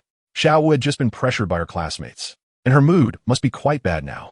Recklessly following her might provoke greater conflict, so maintaining a certain distance is important. Dai Mubai and the others purely hoped Xiao Wu could catch up with Zhu Zhiyun and find out the method to absorb the super-aged spirit rings. That way, they could also become stronger. But is it really that simple? On the other side, Xiao Wu, familiar with the Stardow Forest, quickly caught up by relying on her perception of Mou. As soon as they met, she started ranting about Yu Xiaojiang and those Shrek students, complaining about their so-called righteousness and countless soul masters, saying she had never been so disgusted in her life. It was truly nauseating. Even a rabbit would want to vomit. They are interested in the method of absorbing super-aged spirit rings. A malicious smile appeared on Mou's face. Yes, they even want to force me to ask you for it, Xiao Wu said displeased. How long have I known them? I haven't even exchanged a few words with them, and we had quite a few conflicts before. And now, the moment they heard there was something good, they immediately looked at me with sparkling eyes. Who do they think they are? Especially that master, so shameless, leading the charge with claims of contributing to the continent's soul masters, Xiao Wu emphasized. Back in Nodding City, I didn't see him say even a single word to ordinary students. Even when someone came to ask him, he would just brush them off, first hinting that they needed to become his disciple, and then when they really came to pay their respects, fulfilling his vanity, he would say they had no fate as master and disciple. It made me want to vomit so many times. Xiao Wu's complaints just kept pouring out, and whenever the spirit hall was mentioned, Bibi Dong would unconsciously avert her gaze. She knew it was embarrassing. Xiao Wu, I think normal people wouldn't want to experience that kind of pain, Ning Rongrong said with lingering fear. When Zhu Zhuqing absorbed the spirit ring, she was enveloped in a mist of blood, and her whole body was trembling. Plus, with Mou saying that his white light has healing effects, she could roughly understand the principle behind absorbing super-aged spirit rings. Just endure it. Chapter 152, You Are Not a Good Thing Either. As the sky gradually darkened, Mou and his group still couldn't find a suitable spirit beast for Zhu Zhiyun, so they settled down in a place. By the way, Xiao Wu, you've been gone for so long. What about Tang San and the others? Ning Rongrong still thought there was a relationship between Xiao Wu and Tang San. If they wanted to catch up, they would have come already, Bibi Dong said lightly. Flandra has been keeping a stable distance from those students, probably judging the time and distance based on the traces we left while crossing the forest. So impressive. Ning Rongrong was a bit surprised. Tracking could be played like this? Wait, why aren't they catching up? Xiao Wu is left. As teachers and classmates, why do they need to deliberately maintain distance? They are waiting for me to complete the task, Xiao Wu said while fiddling with the campfire. They are looking forward to me obtaining the method to absorb super-age spirit rings and then sharing it with them. So how could they recklessly come forward to interrupt? Ning Rongrong's eyelid twitched slightly. They might be disappointed. MOU's simple and crude method requires a powerful healing type soul master to assist. And during the absorption of the spirit ring, one cannot be disturbed. If the healing assistance is not done properly, the absorption of the spirit ring will be interrupted. So the requirements for the healing type soul master are very strict. Not only must their healing ability be strong, but their control over soul power must also be meticulous. To be honest, even if she knew this method of absorbing super-aged spirit rings, she wouldn't dare to imitate it. Because during the absorption process, the soul master has no ability to resist at all. If the healing type soul master has any ulterior motives, the lightest outcome would be a failed absorption. And the worst could lead to complete disability. She wouldn't dare to gamble, completely entrusting her life and future to someone else. That kind of trust. Aside from her father and Grandpa Jian and Grandpa Gu, she couldn't trust anyone else. Therefore, she couldn't understand why Zhu Zhuqing could so readily trust MOU. After all, if something went wrong, it could ruin her life. If they ask you again, just tell them the truth. Anyway, I don't think they'd dare to imitate it, MOU said. And to be honest, this method cannot be imitated by anyone except me. The energy he uses to heal the body is pure healing power, containing no impurities, and is a healing power even stronger than the 500,000-year-old Emerald Swan of Bai Ji. Otherwise, how could that thing help the Silver Dragon King recover? Moreover, the healing soul skills released by healing-type soul masters actually mix a lot of their own soul power, which is not pure, during the absorption of super-aged spirit rings. The soul master's meridians are severely damaged. If any external soul power is mixed in, things could get interesting. So, even if this method spreads, it would be useless because the most critical point in absorbing super-aged spirit rings is him. But I feel they probably won't believe it, Ning Rongrong said. They can believe it or not, Xiao Wu said displeased. Sister Xiao Wu is already giving them face by being honest. I'm not familiar with them. Even now, just thinking about Dai Mubai and their expressions makes her feel nauseous, especially that master. How shameless he is to say such things as if it were completely justified. Don't you have anything to say? MOU left the campfire and approached Bibi Dong, who had been standing far away since the beginning. It's strange. The one controlling the body now should be the Bibi Dong who has nothing to do with him. Yet she seemed indifferent to Xiao Wu's earlier complaints about Yu Xiaojiang. Something's not right, right? In his previous life, Bibi Dong, who had shown no change for over a decade, was now so easily letting go of her obsession with Yu Xiaojiang. What are you talking about? Bibi Dong asked in confusion. Your old lover, MOU smiled. To be honest, this Bibi Dong gave him a very strange feeling, as if she really didn't care about Yu Xiaojiang, completely different from the Bibi Dong he knew. To put it bluntly, this Bibi Dong is clever, while the one he knew in his past life was not. Are you looking for a beating? Bibi Dong kicked him. I lost interest in him long ago. Yu Xiaojiang is just a coward who is insecure, vain, and timid. If it weren't for the heavy cultivation tasks given to her by Qin Xuanji since she was young, and the fact that she had never left the spirit hall, having never seen many men, the people around her all treated her with utmost respect because of her status as a saintess. There was no one with whom she could communicate equally. At that time, only Yu Xiaojiang, who suddenly entered her world, seemed so unique. She was young then and impulsive, clouded by what she thought was love, and ended up making a mess of her life. If only she could have been a bit calmer back then, she wouldn't have had any interest in Yu Xiaojiang. Over the years, the shock that MOU has given her has been more than enough. When this kid practiced with Guangling, even a basic attack was a self-created soul skill. Most people can only develop 1 or 2 self-created soul skills that fit their own martial soul in their lifetime. But MOU? He comes up with a new one all the time. Different soul rings, different scenarios, adapting to the situation. This kid has really left her feeling utterly defeated. With someone like MOU constantly in front of her, how could she possibly be interested in anyone else? Does she think she's blind? Are you really Bibi Dong? Montak you questioned. It can't be possession, right? I'll possess your sister. Bibi Dong kicked again, and MOU skillfully dodged. Watching this version of Bibi Dong, MOU really felt uncomfortable, even though he had faced this kind of Bibi Dong in Wuhan City for years. The Bibi Dong I know is completely different. Montak you zait. You might have a bad temper, but at least you're still a person. She, TSK. Hearing MOU's words, Bibi Dong felt a bit strange. Was this kid praising her or insulting her? Is it possible that I've always been like this? And she is too? No. Montak you film ni dinit. The BB Dong I know has no brains, can't listen to others, and never cares about people. All that fills her head is her old lover and the stupid thought of making the world suffer like her. Even when she waged war, it wasn't for unifying the continent. She just wanted war itself. All she thought about was completely destroying the Wuhuan Hall that has been inherited for thousands of years. Her Wuhuan empire never sought victory. From the start, she just wanted everyone to perish together. She didn't care about the consequences of her wars or how to minimize losses. She was never the empress of the Wuhuan Empire, nor the pope of the Wuhuan Hall. She was just a god looking down from on high. Watching the thick resentment radiating from MOU, BB Dong was a bit dazed. The level of resentment he emitted was almost enough for her to transform it into Rakshasa divine power. No, what exactly did you do? BB Dong asked herself in her mind. Didn't I tell you? The Rakshasa god BB Dong felt extremely complicated. MOU was just a straightforward person. A lot of situations back then were actually misunderstandings, but she didn't want to explain at that time, and MOU kept asking, wanting an accurate answer. At that time, her mind was filled with the resentment and anger brought by the Rakshasa divine power. How could she have the mood to explain things to MOU?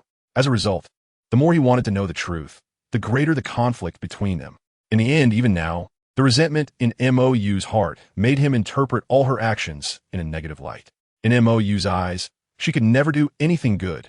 No matter what she did, it would turn into something else in his eyes. Well, is there any possibility that you misunderstood her? BB Dong said. Misunderstanding?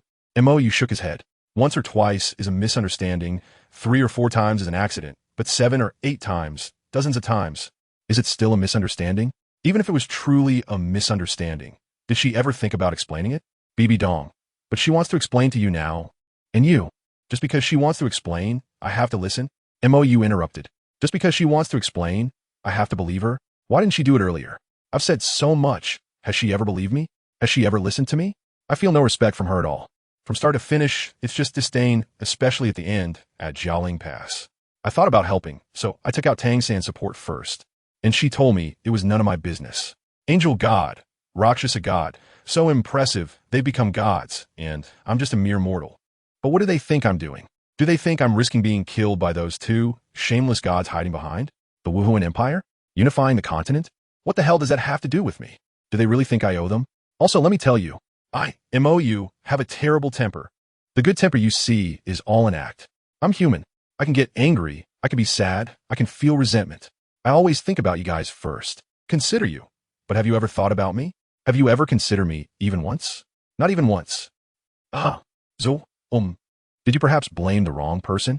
BB Dong said with an innocent face. I haven't done anything to you, right? MOU paused. Am I not allowed to have feelings? You and she have the same face, and sometimes you even switch roles. Am I not allowed to vent my anger? Hey, you kid, dragging the innocent into this? BB Dong was suddenly speechless. Was it her who wanted to switch roles? She had no choice. And this is her body. You're innocent? You're not a good person either. Damn, you're pushing your luck, aren't you? When did I ever offend you? Your face offended me. You brat causing trouble, huh? I'm just causing trouble. What can you do about it? Chapter 153. The appearance of the man-faced demon spider. Are you all okay? Looking at the bruised MOU and the one with panda eyes, Dong, Zhu Zhuyun, and the others looked confused. Wait, why did it suddenly turn into a fight? And such a heavy hand? It's nothing, just a little sparring, MOU said. Sparring. Xiao Wu's eyes twitched. Getting beaten like this is really just sparring. When MOU asked her to take Lord DT on and the others home, Deming and Erming were beaten badly. He even said something about guidance, but when Lord Xiong-jun acted, he was clearly filled with anger. By the way, we only have 2 tents here. So later you guys sleep in one, and I'll sleep in the other. MOU said while recovering. Why?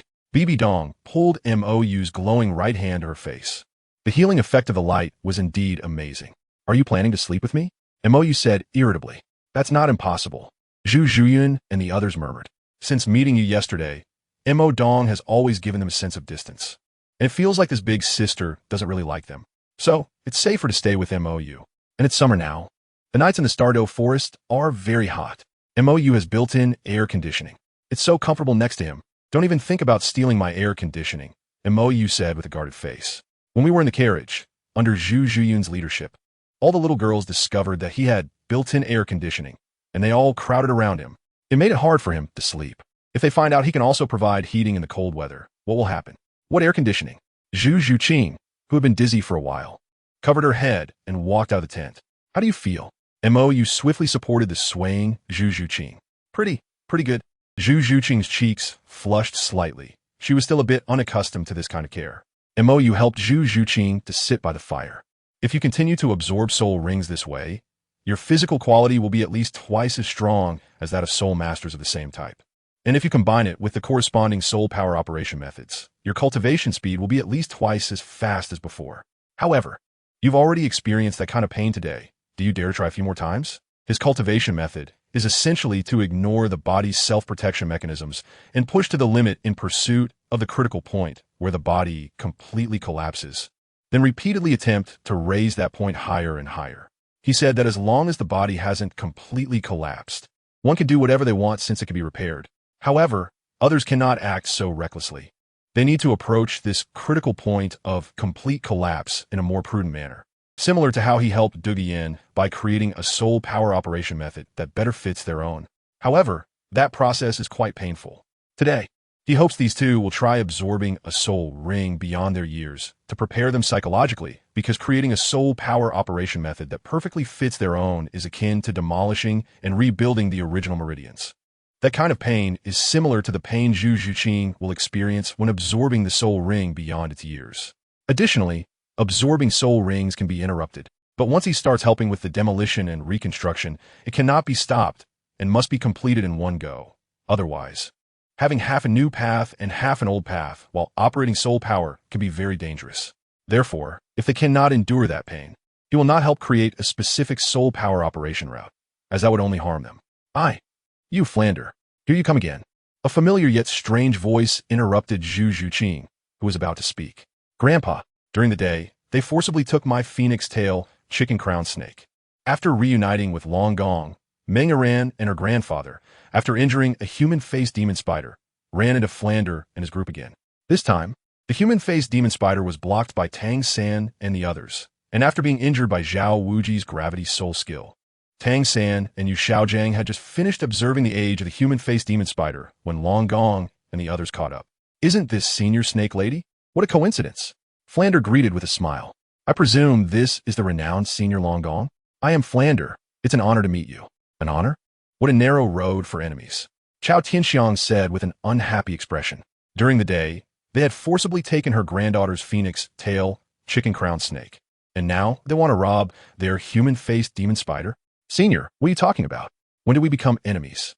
Flander said with a puzzled expression. Shameless. Meng Iran said with an unhappy face, turning to look at the tall, thin old man beside her. Grandpa, this guy is just stalling for time. During the day, he used this method to forcibly take my phoenix tail, chicken crown snake. Upon hearing this, Long Gong Meng Shu's eyes instantly became sharp, with 2 yellow, 3 purple, and 3 black soul rings pulsating above him. A powerful pressure from the soul, Dalu, surged towards Flander and his group. Seeing that the newcomer was not friendly, Zhao Wuji and Flander immediately revealed their soul rings, both having the optimal soul ring configuration of 2 yellow, 2 purple, and 3 black. And they combined their high-level soul saint aura to forcibly block the pressure coming from Meng Shu.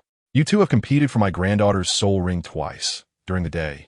While I was away, you tricked and seized the phoenix tail, chicken crown snake. And now, this human-faced demon spider is much more precious. Flander, shouldn't you give me an explanation? Meng Shu's expression was unfriendly. Senior Long Gong, what do you mean by trickery? Flander asked. In the Star Do Great Forest, soul beasts are essentially unowned. Whoever seizes them owns them. Senior has roamed the world for many years. How could you not know this principle? Moreover, the phoenix-tailed chicken crown snake from earlier was captured by my students working together. Senior Snake Lady arrived too late. How did it become us tricking and seizing? You shameless one. Seeing Flander's shamelessness, Meng Iran couldn't help but speak up. During the day, my grandmother clearly wanted to tell you about the origin of that phoenix-tailed chicken crown snake, but you, good for nothing, distracted my grandmother, allowing your student to kill the phoenix-tail chicken crown snake directly, and you still have the face to rebut? Iran. Meng Shu raised his hand to block Meng Iran. What Flander said is right. The soul beasts in the Star Do Great Forest are indeed unowned. Whoever seizes them owns them. Senior Long Gong understands reason. Flander immediately flattered. So, this means that I have to put in some effort to seize this human-faced demon spider. Meng Shu's eyes narrowed, and his aura instantly heightened.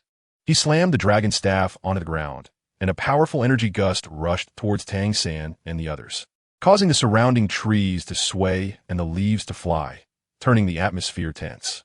Watching Flander's unyielding attitude, Meng Shu was truly puzzled. Flander is only a soul saint. He cannot be unaware of the huge gap between him and a soul Douluo, even though the person beside him is also a soul saint. Two soul saints are not a match for him, especially considering that he and his old partner can use their martial soul fusion technique to battle against the title Douluo. Where does Flander get his confidence? Chapter 154. Seizing the Human-Faced Demon Spider. Senior Long Gong, please calm down. Let's talk this out. Seeing that Long Gong seemed to have reacted, Flander stepped forward again. The human-faced demon spider is indeed precious, but it also needs to be suitable, doesn't it? What do you mean? Meng Shu asked, puzzled. Flander retracted his aura and looked at Tang San and Yu Xiaojing, who were standing beside the human-faced demon spider. Senior, the age of this human-faced demon spider is clearly too high. Dean, this human-faced demon spider's age has already exceeded 2,000 years, making it unsuitable as a third soul ring, Tang San said after observing. Moreover, the soul ring energy of a human-faced demon spider is more violent than that of ordinary soul beasts. Although this one is only 2,000 years old, it can be regarded as nearly 3,000 years old, Yu Xiaojing added. The implication was that it was indeed a good item, but they were not destined to have it. You say it's been years, so it has been years? I don't believe it, Meng Iran retorted. Grandpa, they just want to seize it again. What reason are they looking for? Iran. After careful observation, Meng Shu shook his head. When they fought earlier, he didn't look closely. This human-faced demon spider's age indeed exceeds 2,000 years, making it unsuitable for absorption. He knew Meng Iran's situation. Soul beasts around 1,500 years old were most suitable for her, and this human-faced demon spider clearly exceeds 2,000 years, which is too risky.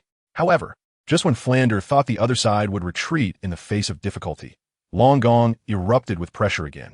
Whether it can be absorbed or not is our business. But this human-faced demon spider, even if I have to kill it wastefully today, I will never hand it over. Flander's expression stiffened. Why was he not listening to reason? Senior Long Gong, this human-faced demon spider is a rare soul beast.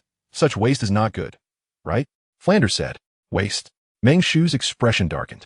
My granddaughter is level 30, and that kid over there seems to be level 30 as well. The things my granddaughter cannot absorb, yet you all appear determined to have them. What does that mean? Do you mean to say you can absorb it? That was the strangest part for him. Flander would never take the risk of clashing with him, a soul Douluo, for a soul ring that cannot be absorbed.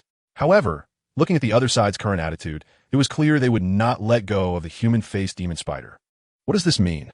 Do they dare to absorb this 2,000-year-old human-faced demon spider? Senior, you must be joking. This 2,000-year-old human-faced demon spider has already exceeded the limit for a third soul ring, so my student naturally cannot absorb it, Flander said with a forced smile. Then what do you mean? Meng Shu asked. You say it cannot be absorbed, yet you insist on competing with me? Are you intentionally opposing me? As he spoke, Meng Shu's expression completely darkened. Two soul saints leading the team, and the rest are just a bunch of great soul masters who seem to have just been injured, yet they still insist on provoking them? Senior Long Gong, we have other uses for this man-faced demon spider. Moreover, Flander took 2 steps forward towards Meng Shu and transmitted his voice. Do you know the Haotian Douluo, Senior Long Gong? Meng Shu was startled, and Flander continued. If Haotian Douluo's son wants this man-faced demon spider, would you still dare to snatch it? What do you mean? Meng Shu asked through voice transmission. To be honest, the kid who just spoke is Haotian Douluo's son. He wants this man-faced demon spider. Otherwise, why would I be so reckless as to offend a senior? Flander said helplessly. Having just recognized that the man-faced demon spider was beyond the acceptable age and sensing 3 rapidly approaching auras, one of which was clearly stronger than himself. He wanted to let the man-faced demon spider go and let those 3 continue their pursuit. However, before he could say anything, Tang San declared that he had a connection with this man-faced demon spider, and Yu Xiaojing, who had been stubbornly insisting on his soul ring limit, strangely did not refute, which forced him into this risky confrontation with Long Gong. Otherwise, he would be crazy. How can you prove it? Meng Shu was quite skeptical. Haotian Douluo Tang Hao disappeared after killing the Pope of the Spirit Hall, and even the Haotian sect was forced into seclusion without a trace. How could he suddenly reappear? And he has a son? If Senior Long Gong wants to see Tang San's Haotian hammer, That can be arranged, Flinders said. Meng Shu fell silent. Since he dared to mention something like the Haotian hammer as a guarantee, what Flinders said was most likely true. After all, one cannot fake a martial spirit. If he insisted on checking its authenticity and something went wrong, then the conflict would undoubtedly be unavoidable. Senior Long Gong, don't think about killing to silence me or destroying the evidence, Flinder reminded. I know I am no match for you, but it wouldn't be easy for you to keep me here, right? I have the Flying Eagle martial spirit. Even if I can't win, I can escape. And once Tang Hao finds out about this, we all know what will happen. You want to leave them behind and run? Meng Shu said in a deep voice. It's not that I have no choice, Flinder said with a bitter expression. If I were to confront you head-on, the outcome is obvious. So I can only resort to this desperate measure. However, you wouldn't want to take the entire Longxi family down with me, would you? Tang Hao is a madman who dares to kill even the Pope. So if something happens to Tang San, as the dean, I definitely can't escape, but the instigator, Long Gong Meng Shu, and your Longxi family shouldn't think of staying safe. Meng Shu's expression froze. He really didn't dare to gamble. For just a mere man-faced demon spider and a bit of face, he would risk his entire family. Absolutely impossible. Thinking of this, Meng Shu's face gradually softened. Since it was Hao Yi and Douluo's son, he naturally couldn't offend him. After all, that was a madman who even dared to kill the Pope of the Spirit Hall. A madman who disregarded his own Hao Yi sect. He certainly wouldn't care about the Longxi family. Since I can no longer absorb this man-faced demon spider's soul ring, I will give this item to you all as a gesture of friendship. Meng Shu smiled. Just now when he released his soul power pressure, he also sensed the soul power fluctuations of these students. To be honest, he was a bit surprised that Flinder could find so many talented students. Since he couldn't keep these kids here, he could only make friends with them. Seeing Meng Shu's attitude change so drastically, not only Tang San and his group were confused, but Meng Yaran and Chao Tianxiang also completely couldn't understand. Grandpa, why? They have already taken my phoenix tail, chicken crown snake. Now why do they want to take my man-faced demon spider? Meng Yaran said angrily. Yaran, you can't absorb this man-faced demon spider either, Meng Shu said helplessly. If only this man-faced demon spider had been a few hundred years younger, he would never have so easily given it away. Just because I can't absorb it, I have to give it to them? Meng Yaran said with an indignant look. And didn't you just say that you wouldn't leave it to them, even if you killed it casually? How come you change your mind now? Iran, in the world, having one more friend is better than having one more enemy, Meng Shu said in a deep voice. In short, he couldn't afford to offend that madman Tang Hao. But Meng Yaran still couldn't accept it, and Meng Shu had no choice but to inform Chao Tianxiang of the truth, letting her comfort his granddaughter while he stepped forward to chat with Tang San, trying to test the truth of Flinder's words. Moreover, even if this kid planned to absorb the man-faced demon spider soul ring, he had to watch from the side. At the very least, he wanted to see the Hao Ian hammer, but Tang San and the others might disappoint Meng Shu. Tang San indeed felt that he had a connection with this man-faced demon spider, but Yu Xiaojiang, who had a pathological insistence on his theory, was willing to let Tang San try this, which actually put hope on Xiao Wu, who was not far from here. Flinder's tracking ability was well known to him. Xiao Wu and the others must have sensed the situation here. As long as Xiao Wu spoke about the method of absorbing the soul ring exceeding the age limit, Tang San would definitely be able to easily obtain this 2,000-year-old man-faced demon spider. Although he had considered letting Tang San absorb a soul ring of higher age, firstly, he was still unsure of the method of the other party, and he didn't dare to take risks lightly. Therefore, a few hundred years over the limit of 1,760 years, even if it failed, the impact on Tang San wouldn't be too great. Also, the man-faced demon spider was an extremely rare soul beast. The soul ring from a 2,000-year-old man-faced demon spider was even better than that from a typical 3,000 or 4,000-year-old soul beast. Therefore, this man-faced demon spider was the first step towards a higher level in his soul ring theory. At this moment, Yu Xiaojiang seemed to take it for granted that Xiao Wu would absorb the soul ring exceeding the age limit. All right, stop arguing. I want this man-faced demon spider. Just as Meng Shu was about to witness Tang San's Hao Ian hammer, a casual male voice rang out from the forest. MOU and Bai Bidong, along with Xiao Wu and others, walked out from the dense forest. At the same time, Bai Bidong, who was too lazy to say more, directly released her soul rings. 1 yellow, 2 purple, 5 black, and 1 red.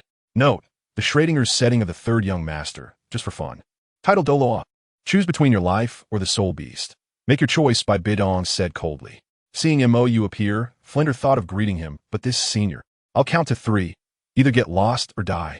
Bai Bidong interrupted. 3. As soon as the words fell, Meng Shu swept up Zhao Tianxiang and Meng Iran and sped away. At the same time, Flinder and Zhao Wujia also hurriedly took their students and the dragon Yu Xiaojiang behind them and fled rapidly. Chapter 155. The Shield. Damn it. Fists are indeed more effective than words, Mo complained. If he were to intervene, he could only slap one person at a time. After all, with his 5 black and 2 red soul rings and his soul power fluctuations above level 70, it wasn't enough to scare these people away. All right, take your things and go. Seeing these people so sensible, Mo turned and walked towards the previous camp. Although Zhu Zhiyun and the others were curious why a titled Douluo was still interested in a 2,000-year-old man-faced demon spider, since Mo was not here, they didn't dare to linger. Mo Dong is actually a titled Douluo? Upon seeing those 9 bright soul rings, the girls were all shocked. Although they had thought that Mo's sister's cultivation wouldn't be too low, looking at the other party's appearance, she should be quite young. Yet she was also a titled Douluo. What on earth is going on with this family? After Mou and the others left, Bibi Dong did not waste any time and directly killed the faceless demon spider, pulling out the external soul bone through the power of the Rakshasa god. It really did explode from a 2,000-year-old faceless demon spider. Looking at the 8 spider spears in her hand, Bibi Dong felt a strong sense of unreality. How can external soul bone appear so easily? Could it really be, as Mou thought, that the Shura god was behind this? On the other side, the Shrek group, who had escaped, found a relatively safe place to stop. Damn, when did there become so many titled Douluos? Flinder looked terrified. He had never paid attention to the new woman beside Mo Shang before, thinking she was at most a soul sage, but this was a titled Douluo? In half his life wandering the continent, he had never seen a titled Douluo. And now, there were 3 in such a short time. Tang Hao, Mo Shang, and that woman whose situation was unknown. When did there become so many titled Douluos? Xiao Gang, it seems that the faceless demon spider is hopeless. Flinder said regretfully. Xiao Gang, are you okay? Looking at the dazed Yu Xiao Gang, Flinder thought he was scared by the titled Douluo earlier. Yu Xiao Gang shook his head. I'm fine, it's just that the soul ring of that titled yellow, purple, black. I've only seen one person with this soul ring configuration. Bibi Dong. Could that person be Bibi Dong? But why would she be with Mo Shang? Also, if that person is Bibi Dong, why did she speak to him in such a threatening tone earlier? Xiao Wu is really something. Why didn't she help just now? Ma Hongjun complained. If she could have helped to speak, we wouldn't have had to leave that faceless demon spider behind. Yeah, Xiao San. And if Xiao Wu could get away to absorb soul rings beyond their years from their side, that faceless demon spider would be yours. Dai Mubai said regretfully. Hearing this, Zhao Wujia frowned slightly. Have you guys gone a bit overboard? That S.A. title, Xiao Wu said before that she didn't know her. Are you expecting her to stop a title Douluo? He had already wanted to complain about these kids' inexplicable expectations of Xiao Wu. She had only been in school for a few days. Even if she could find a way to absorb those soul rings beyond their years. What does it have to do with these kids? There has never been a secret technique that has appeared on the continent. Even a knowledgeable master has never heard of it. How could such a thing be casually passed around? Moreover, if this news leaks, the resulting uproar would probably be no less than the past battles between the Haoyan sect and the Spirit Hall. What if they knew that these people had noticed this and came to silence them? It was also why Flinder, as the dean, had been silent. Otherwise, he would have said long ago, how could these kids only see the benefits and not the risks? But isn't Xiao Wu always talking about Yuga? Since you said that Mou and that person are brothers, why can't? Why can't what? Flinder interrupted. You little brats really think about that method of absorbing soul rings beyond their years? He had remained silent because of Xiao Wu's relationship with Tang San. So if Xiao Wu could get it, at least Tang San would have hope. But what were the rest of these kids thinking?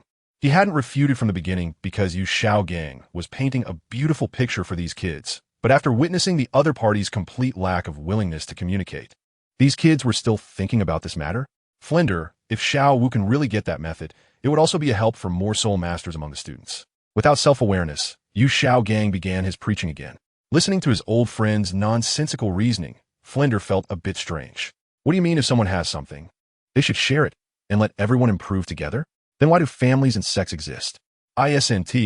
Because they have some special and efficient cultivation methods and secret techniques to varying degrees. So why not share it? What kind of thinking is this? Why should they share their things? On the other side, Bibi Dong easily absorbed and completely integrated the 2,000-year-old 8 spider spears. And since she herself was a spider martial spirit, her control over the 8 spider spears quickly became effortless. At the same time, she also received the information from the soul bone of the 8 spider spears. Extreme poison, devouring, and a terrifying 50% overall enhancement. This is an external soul bone from 2,000 years. Are you kidding me? Even a 100,000-year soul bone might not have such an exaggerated enhancement. Could it be that this is really a cheat given to Tang San by the Shura god? Bibi Dong began to have some doubts. Something's wrong. This thing is really too abnormal. This thing is more exaggerated than the 6-winged purple light wings I obtained from the 10,000-year purple winged spider king in my previous life. The Rakshasa god, Bibi Dong said. Moreover, being able to devour energy and convert it into one's own soul power, this ability. If this thing is really a cheat given to Tang San by the Shura god, then am I being targeted? Bibi Dong suddenly realized. She had been a bit puzzled earlier, although there was no resentment between her and MOU like with another her. It would definitely be a lie to say their relationship was good. So, could this kid be using her to attract the attention of the Rakshasa god? Damn, using her as a shield.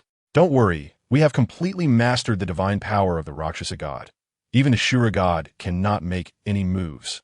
And he won't come down to act against a divine successor who is only one step away from becoming a god for just a soul bone. The Rakshasa god, Bibi Dong said. So, you thought from the beginning that he intended to use us as shields? Bibi Dong questioned. Isn't that obvious? The Rakshasa god, Bibi Dong retorted. The effect of this 8 spider spears is so outrageous. Even if he is unwilling to absorb it, can't he give it to others? Don't talk about whether it's suitable or not. This external soul bone comparable to a 100,000-year soul bone is suitable for anyone. So you're deliberately making him use it as a shield and dragging me down with you? Bibi Dong was speechless. You don't lose anything. The Rakshasa god, Bibi Dong shrugged. This thing is much better than the 6-winged purple light wings I was originally going to absorb. And if we start to harmonize now, maybe we can evolve this thing into a divine artifact similar to the Rakshasa magic scythe. The Rakshasa magic scythe was originally transformed from the soul bone on her body. It evolved into a divine artifact because it had accumulated too much Rakshasa divine power. She was planning to infuse Rakshasa divine power into the soul bones of this body to create the Rakshasa magic scythe in advance. Even those ordinary soul bones on her body can evolve, so it's even easier for this external soul bone that can evolve. Chapter 156, The Wrong Xiao Wu. After some communication, Bibi Dong walked towards the camp with an unhappy expression. Couldn't this kid have told her in advance that he was using her as a shield? Although it posed no danger to her. The feeling of being manipulated was really unpleasant. However, after returning to the camp, before she could say anything, she saw Zhu Zhuyun absorbing a soul ring. 8,000-year ghost leopard. No way, you really came? Bibi Dong was speechless. Was this guy's thought process? Their sea god's assessment? Can't he take these little girls to exploit the sea god's resources in the future? Why must he use such an extreme method now? The divine assessment can certainly help improve, but relying on the divine assessment, like Qianren Xue, is an example. The Rakshasa god, Bibi Dong said. After I became the Rakshasa god, I brutally defeated Tang San, who became the sea god. After Qianren Xue became the angel god, she was also ruthlessly defeated by Tang San. Isn't this enough to illustrate the problem? The divine examination is indeed a good thing. But Qian Daoliu's reliance on the divine examination means he will never surpass Tang Shun. Qianren Xue also relies on the divine examination, resulting in her angel god being just as fake, and her abilities are quite lacking. To be honest, based on the power MOU displayed at the Jiaoling Pass, Qianren Xue might not be able to defeat him easily. How weak must one be to not even be able to defeat a rank 1 god, or even a limit Douluo? Although at that time, many rank 2 gods probably wouldn't be able to win against MOU, she really couldn't understand this guy's battle power. He was clearly using only soul power, yet he could exert such strength. The next day, under MOU's guidance, Xiao Wu returned to the Shrek team, and Tang San absorbed a soul ring from a cave magic spider at night, which happened to match the year of the previous human-faced magic spider with no issues arising. This made Yu Xiaojiang fall into self-doubt. Could it be that his theory was wrong? Tang San didn't use any special methods, yet he had no problems smoothly absorbing the 2,000-year cave magic spider. So, was that child named Zhu Zhuqing relying solely on her own body? Or could it be that soul bones really provide such a significant enhancement? What Yu Xiaojiang was thinking was unknown to everyone. But seeing Tang San successfully absorb a soul ring beyond the theoretical age limit of soul rings from the cave magic spider, Dai Mubai and the others began to have lively thoughts. Could it be that they had previously lacked confidence in themselves? In fact, they could also absorb soul rings beyond the age limit. After all, if Tang San could do it, why couldn't they? Even after seeing Tang San's soul power rise by 1 level to 31 after absorbing the over-limit cave magic spider, they felt a pang of regret for having previously absorbed soul rings within the age limit so obediently. However, what they didn't know was that the cave magic spider Tang San absorbed was actually a remedy given by a shameless god king.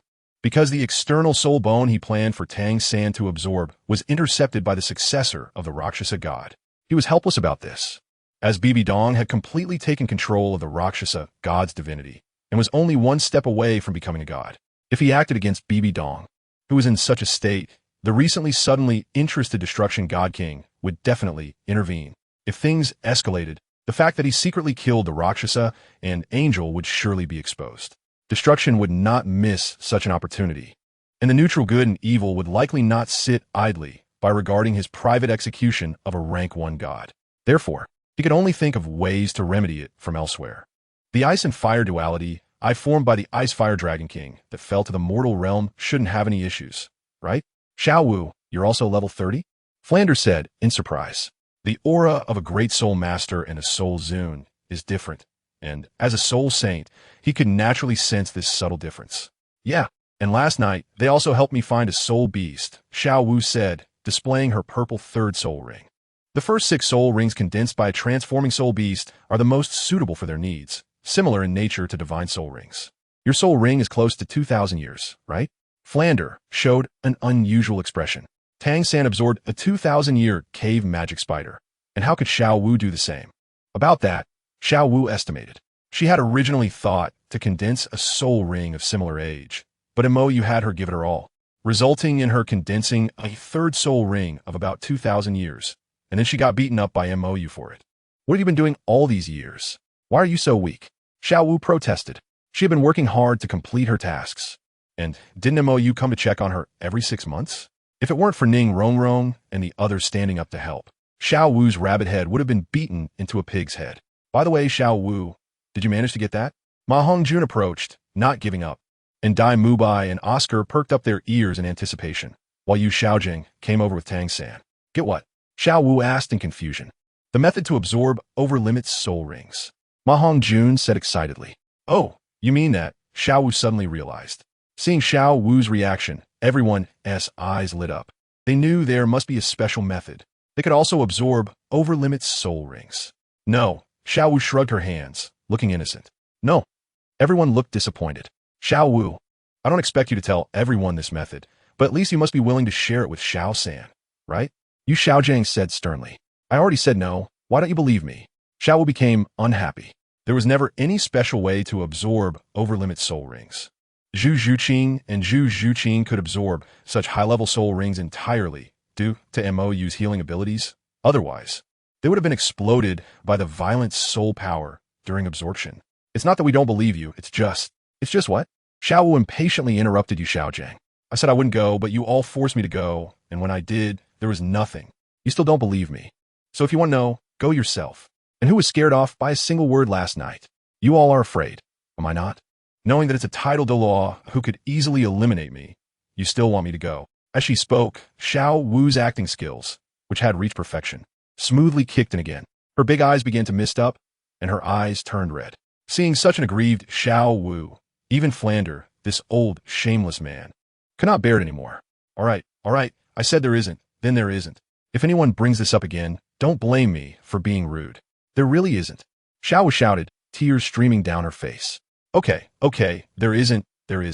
Seeing Xiao Wu actually cry, Flander felt helpless.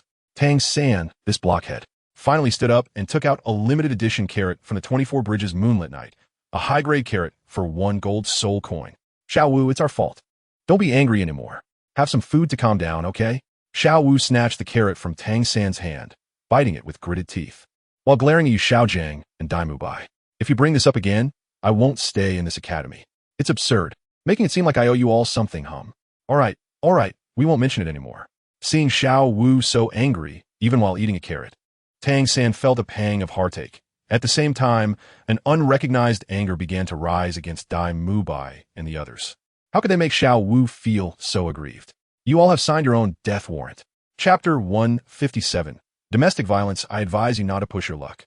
On the carriage returning to Suatuwa City, Mou looked helplessly at Zhu Zhuqing, who was leaning against him with a weak expression. It hurts, Zhu Zhuqing said with a face full of grievance. You said a break through the limit, and you really did push me to my limit. 8,000 years. Many people only manage to get that for their 5th soul ring, and you gave me the 4th soul ring. Do you know how much it hurt last night? It still hurts now. As she spoke, Zhu Zhuqing leaned closer to Mou again.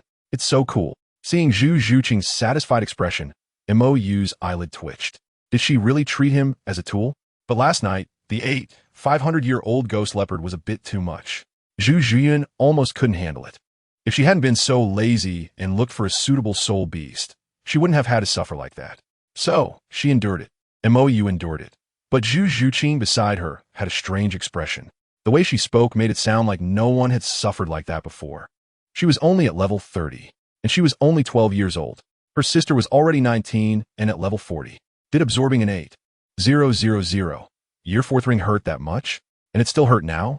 Are you kidding? Clearly, it didn't hurt anymore after absorbing it. Cough, pay attention. There are other people here. Bibi Dong lightly coughed twice, reminding her. Hearing this, Zhu Zhiyun seemed to want to hold back. After all, her sister was here. What's it to you? Mou raised an eyebrow and pulled back Zhu Zhiyun, who was about to leave, along with the nearby little cat, into her arms, causing the other to blush but not resist. I'm holding her. What are you going to do about it? Mou provocatively said. Bibi Dong, have you forgotten that you used me as a shield yesterday? No wonder this kid's attitude towards her has been much better these days. It turns out there was a pit waiting for her to jump into, and after she jumped, just kick her away. I just shielded you. What are you going to do about it? Mou was extremely arrogant. The arrows are already blocked. What's the shield still for? At least he knew that using the divine air to indirectly deal with Tang San wouldn't have much effect. After all, the Rakshasa god and the angel god were probably the sharpening stones Shura prepared for Tang San. So as long as the two didn't involve life and death, Shura wouldn't intervene, or rather, couldn't intervene. Although he had considered taking action himself, as soon as the thought arose at Shrek, he clearly felt a threat, not from Tang Hao, but from that Shura divine power that caused him to self-destruct. It seemed that the frequent sacrifices of soul beasts had made Shura wary of him. But when Tang San's right hand was almost crippled by Zhu Zhuyan in the forest, nothing happened, meaning that as long as it didn't endanger life, there wouldn't be a problem. If that's the case, he could have some fun. I think you're getting a bit carried away. Bibi Dong moved her arms, stood up, and looked down at Mou. What do you want to do? Mou instinctively shrank back. Right now, he really couldn't beat Bibi Dong. Even in hand-to-hand combat, which he was most advantageous in, there was a reversal due to the huge difference in soul power. Now Bibi Dong was far superior to him in both speed and strength. My hands are itchy, let's spar a bit. And I want to see if your poison immunity is truly complete. As she spoke, 8 shiny spider legs appeared behind Bibi Dong. External soul bone. Ning Rongrong looked surprised. No way. Mou casually gives out soul bones. And his sister even has the legendary external soul bone. What kind of family is this? Just as it seemed these two were about to explode into family conflict, Zhu Zhuyan and Zhu Zhuqing wisely slipped away. Mou, what the heck? So ungrateful? You better think it through. 30 years in the east and 30 years in the west. Don't bully the poor youth. Mou threatened. He really couldn't beat Bibi Dong right now. He got beaten up last night. Well, you're right. Once you develop, I might not really be your opponent. Bibi Dong nodded, acknowledging Mou's abilities. In the same level, she really didn't think there was anyone who could match Mou, but there's an old saying, strike the younger brother early, or else you won't be able to beat him later. As soon as she finished speaking, Bibi Dong's fist smashed towards Mou's face, while the 8 spider spears behind her spread out, blocking Mou's escape route. Bang! Once again, Mou, who was hit and sporting panda eyes, broke down. Damn, old woman, do you really think I can't do anything about you? Do you have a way? Bibi Dong had a subtle expression. She was now the closest person to becoming a god on Douluo Continent, a quasi-Rakshasa god. Even that old guy, Qin Dao, couldn't do anything about her using angelic power. And the rest, like Emperor Tian and the Snow Emperor, although they were all strength above extreme Daw, still couldn't defeat her. Don't forget, even if they all teamed up to gang up on me, I could still run away, Bibi Dong reminded with a teasing smile. Mou, shameless. Bang. I'll show you shameless. I'll show you how to act. Let me tell you, show some respect to me. If I offended you, I didn't offend you. Just wait for me. Bang. I'll wait for your head. Watching you being beaten up by Bibi Dong, Zhu Zhiyun, and the others shivered, not daring to interject. This is domestic violence, right? On the other side, in Suatawa City, after receiving news about MOU, the current captain of the Royal Battle Team, Dugi Yin, quickly gathered her team members and headed towards Suatawa City. As for the reason, do you not want to hear what the captain said? Do you want to get beaten up? After the evolution of her martial soul, Dugi Yin's combat power skyrocketed. Her emerald phosphor dragon snake martial soul combined the powerful strength of a dragon and the deadly poison of a snake. The sharp claws could transmit her poison into the opponent's south body in close combat, and even from distance. She could release toxic mist from the dragon horns on her head, making it a perfect martial soul that combines both close and long-range combat. Additionally, after Dugi Yin enhanced her talent with the Sweet Potato Golden Dragon and MOU tailored a set of soul power operation routes for her. Her training speed was also very fast. Now, Dugi Yin had become a level 58 Assault-type Battle Soul King with a soul ring configuration of 2 yellow, 1 purple, and 2 black. Of course, due to the exaggerated speed, Dugi Yin used the disguise ability given by MOU, appearing externally as a 39-level Soul Master, which also helped coordinate with her teammates in group battles. Your Highness, why are you interested in Suatawa City? On the streets of Suatawa City, the Tianshou Prince Xue Qinghe was walking with the leader of the Tianshou Royal Battle Team, Qin Ming. The reason Dugi Yin could so easily persuade Qin Ming to bring them to Suatawa City was also thanks to the efforts of this prince. It's not that I'm interested in Suatawa City, but I heard some internal news from the Great Soul Arena a few days ago that the Demon King appeared here. Xue Qinghe said, Demon King. Qin Ming's expression tightened. The Demon King who slaughtered his way through the Great Soul Arena in Tiando City 4 years ago? Your Highness, with such a dangerous character appearing here, you shouldn't come, right? Qin Ming said worriedly. The reputation of the Demon King Satan in Tiando City was terrible. Not only did he have brutal methods in the life and death arena, but many nobles who tried to make trouble afterward were found with their limbs broken and dumped at the entrance of the Great Soul Arena. And although everyone knew he did it, there was no evidence. Even nobles couldn't take action against the star of the Great Soul Arena without evidence. So during the time the Demon King swept through the life and death arena in Tiando City, all the nobles became obedient, and even a certain prince became humble and polite. And Qin Ming, who had watched the matches at that time, felt deep fear towards this unknown Demon King. After all, he had seen heart extraction with bare hands, skull tearing with bare hands, and various gruesome bloody scenes. Anyone who had witnessed such scenes would not want to contact this Demon King of unknown origin. The Demon King Satan from Hell is not an exaggerated nickname. It's a record. Chapter 158 Help. Teacher Qin, don't be nervous. Although the Demon King's reputation is bad, he didn't kill innocents when he was in Tiando City. Xue Qinghe said. Moreover, you know what kind of people participate in the life and death arena? Qin Ming nodded. The matches in the Grand Soul Arena may seem to be more heated in small cities, but the more prosperous the city, the more it enjoys bloody life and death battles. The Soul Masters who have long been active in life and death arenas are not exactly clean individuals. Many of them are even fugitives on the wanted list of the 2 great empires and the Spirit Hall. They have abandoned their previous identities and have fallen into the role of thugs in the Grand Soul Arena, doing those dirty jobs that cannot be openly discussed. The reason the Demon King was so popular back then was that he had killed too many death warriors raised by the aristocrats of the Grand Soul Arena and Tiando City.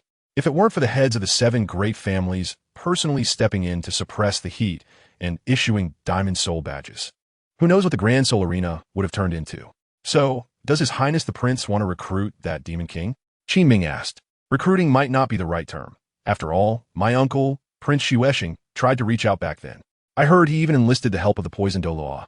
But the Demon King did not respond. Xue Qinghe said, so, my interest this time is more out of curiosity.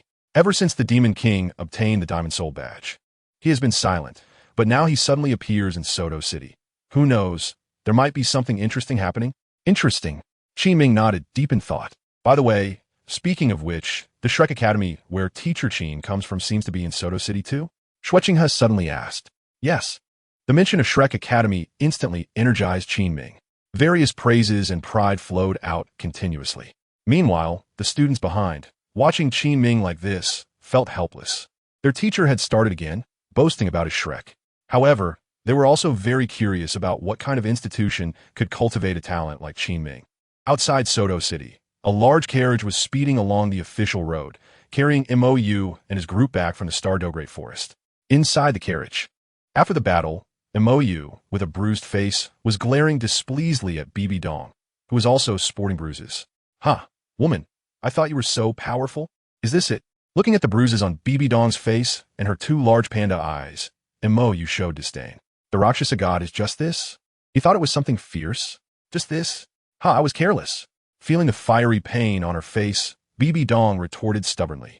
Without using soul power and divine power to suppress, and only relying on close combat, she really wasn't Mou's opponent. Although she had advantages in speed and strength, this guy's arms were longer than hers. Moreover, she couldn't use Rakshasa divine power for defense because Mou's attacks had a holy attribute. If she used Rakshasa divine power to enhance herself, the holy attribute from Mou's angel spirit would inflict burn damage on her. Damn, this kid counters her.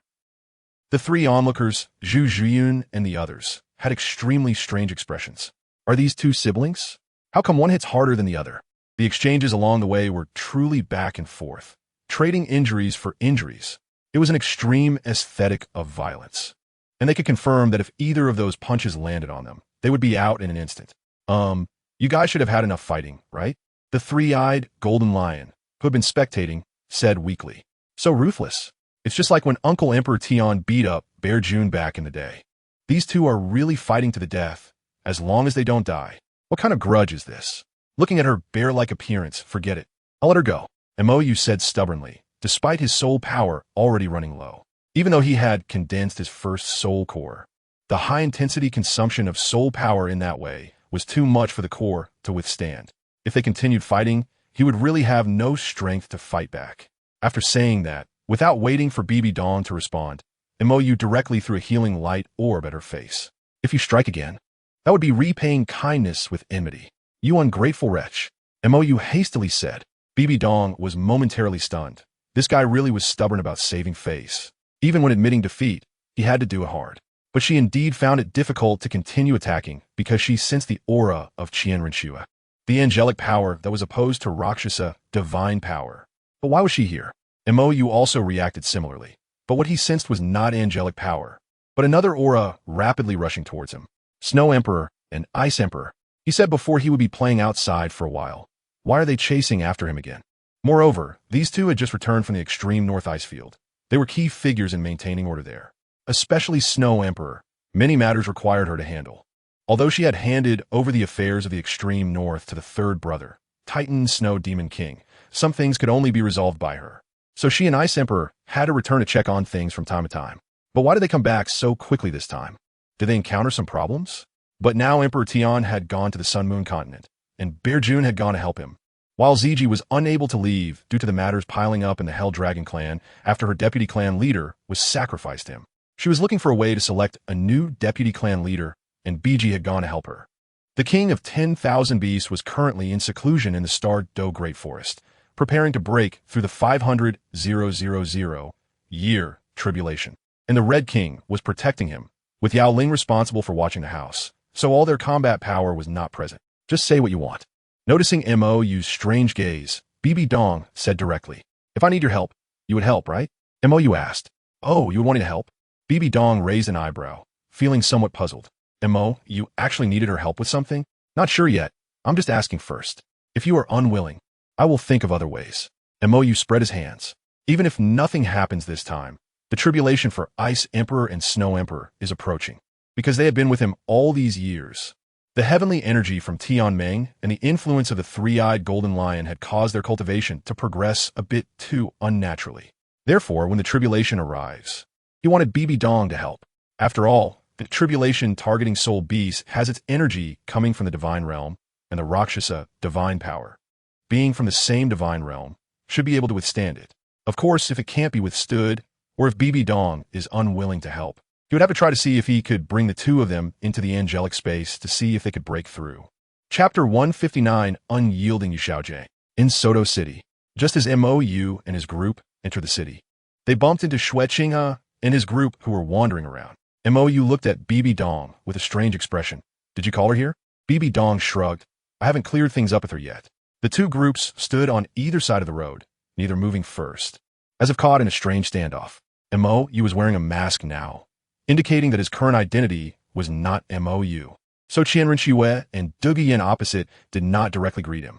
Meanwhile, Qin Ming and the other students of the Imperial Fighting Team were overwhelmed by an invisible pressure that MOU inadvertently exuded. Finally, due to MOU's uncertainty about why Qian Renxue had come, coupled with the increasingly close auras of Snow Emperor and Ice Emperor, he took the initiative to step forward. Who? After MOU left, Qin Ming and the others let out a heavy sigh. What kind of pressure is this? It's not soul power, but it is even more terrifying than the pressure that Poison Douluo gave them before. How can there be such a person in Soto City? You all go back to rest first. I'll go pick up 2 people. MOU said to Zhu Zhiyun and the others. The girls nodded. After sitting in the carriage all day, they were already tired. After MOU left, Ning Rongrong curiously looked at Bibi Dong. Sister Dong? Who is you going to pick up? Bibi Dong glanced at Ning Rongrong and her 2 older sisters. Sisters? The 3 girls were slightly taken aback. Does you have so many sisters? She can't be a violent maniac like this Dong, right? Sensing the strange thoughts in the hearts of the 3 girls through the power of the Rakshasa, Bibi Dong narrowed her eyes. What are you thinking? Nothing. X3 Zhu Zhiyun and the others quickly surrendered, drenched in cold sweat. Terrifying. Too terrifying. Seeing the horrified expressions of the 3 little girls, Bibi Dong was slightly taken aback. Am I really that terrifying? No, it must be the mask that MOU gave her that has a problem. After all, she is the most approachable pope of the year. On the other side, the Shrek group had also returned to the academy. Although MOU and the others took a carriage, they took the official road, making quite a detour, while Flender and the others returned by having Oscar make flying mushroom sausages for Tang San and the others to eat, allowing them to take a shortcut back. Not only did Tang San and the others' bodies not fully recover and were not suitable for long-distance travel, but Flender also thought it would be a good opportunity to train Tang San and the others' flying abilities. Moreover, Xiao Wu, out of her interest in flying, rarely refused the flying mushroom sausage. Of course, there were still restrictions. Oscar couldn't make the sausage in front of her, otherwise she absolutely wouldn't eat it. Although this request seemed a bit unreasonable, Flender didn't say much, considering that these students had just 4 Xiao Wu. Instead, he let Oscar practice the storage ability of the sausage, since if Oscar's sausage could be stored, it would greatly help everyone in future training. Xiao Gong, you aren't still thinking about that method, are you? After arranging the students, Flender took Yu Xiaojiang to the teacher's lounge. Seeing Yu Xiaojiang's serious expression, Flender, familiar with his strong thirst for knowledge, naturally guessed what he was thinking. Flender, although Tang San's 2,000-year spirit ring exceeds my theoretical limit for spirit rings, it doesn't exceed by much and can be classified as an exception. However, that girl named Zhu Zhuqing with a 4,000-year spirit ring, this definitely has problems. Yu Xiaojiang said solemnly. The absorption of spirit rings beyond their age limit. He had seen Bibi Dong's 2nd spirit ring before, so he could classify such a slight excess as an exception. He even felt this was an advantage of their dual spirit souls. Bibi Dong has a dual spirit soul, and so does Tang San, allowing them to absorb spirit rings beyond the limit. But what about that Zhu Zhuqing? It can't be just because of a spirit bone that she has such a terrifying enhancement, right? Could it be that spirit bones can help spirit masters absorb higher age spirit rings? If only there was a spirit bone he could experiment with. Xiao Gang, if there's a problem, then there's a problem. What else can we do? Flender said somewhat helplessly. Over there are 2 titled Douluos, and they're titled Douluos of unknown origins.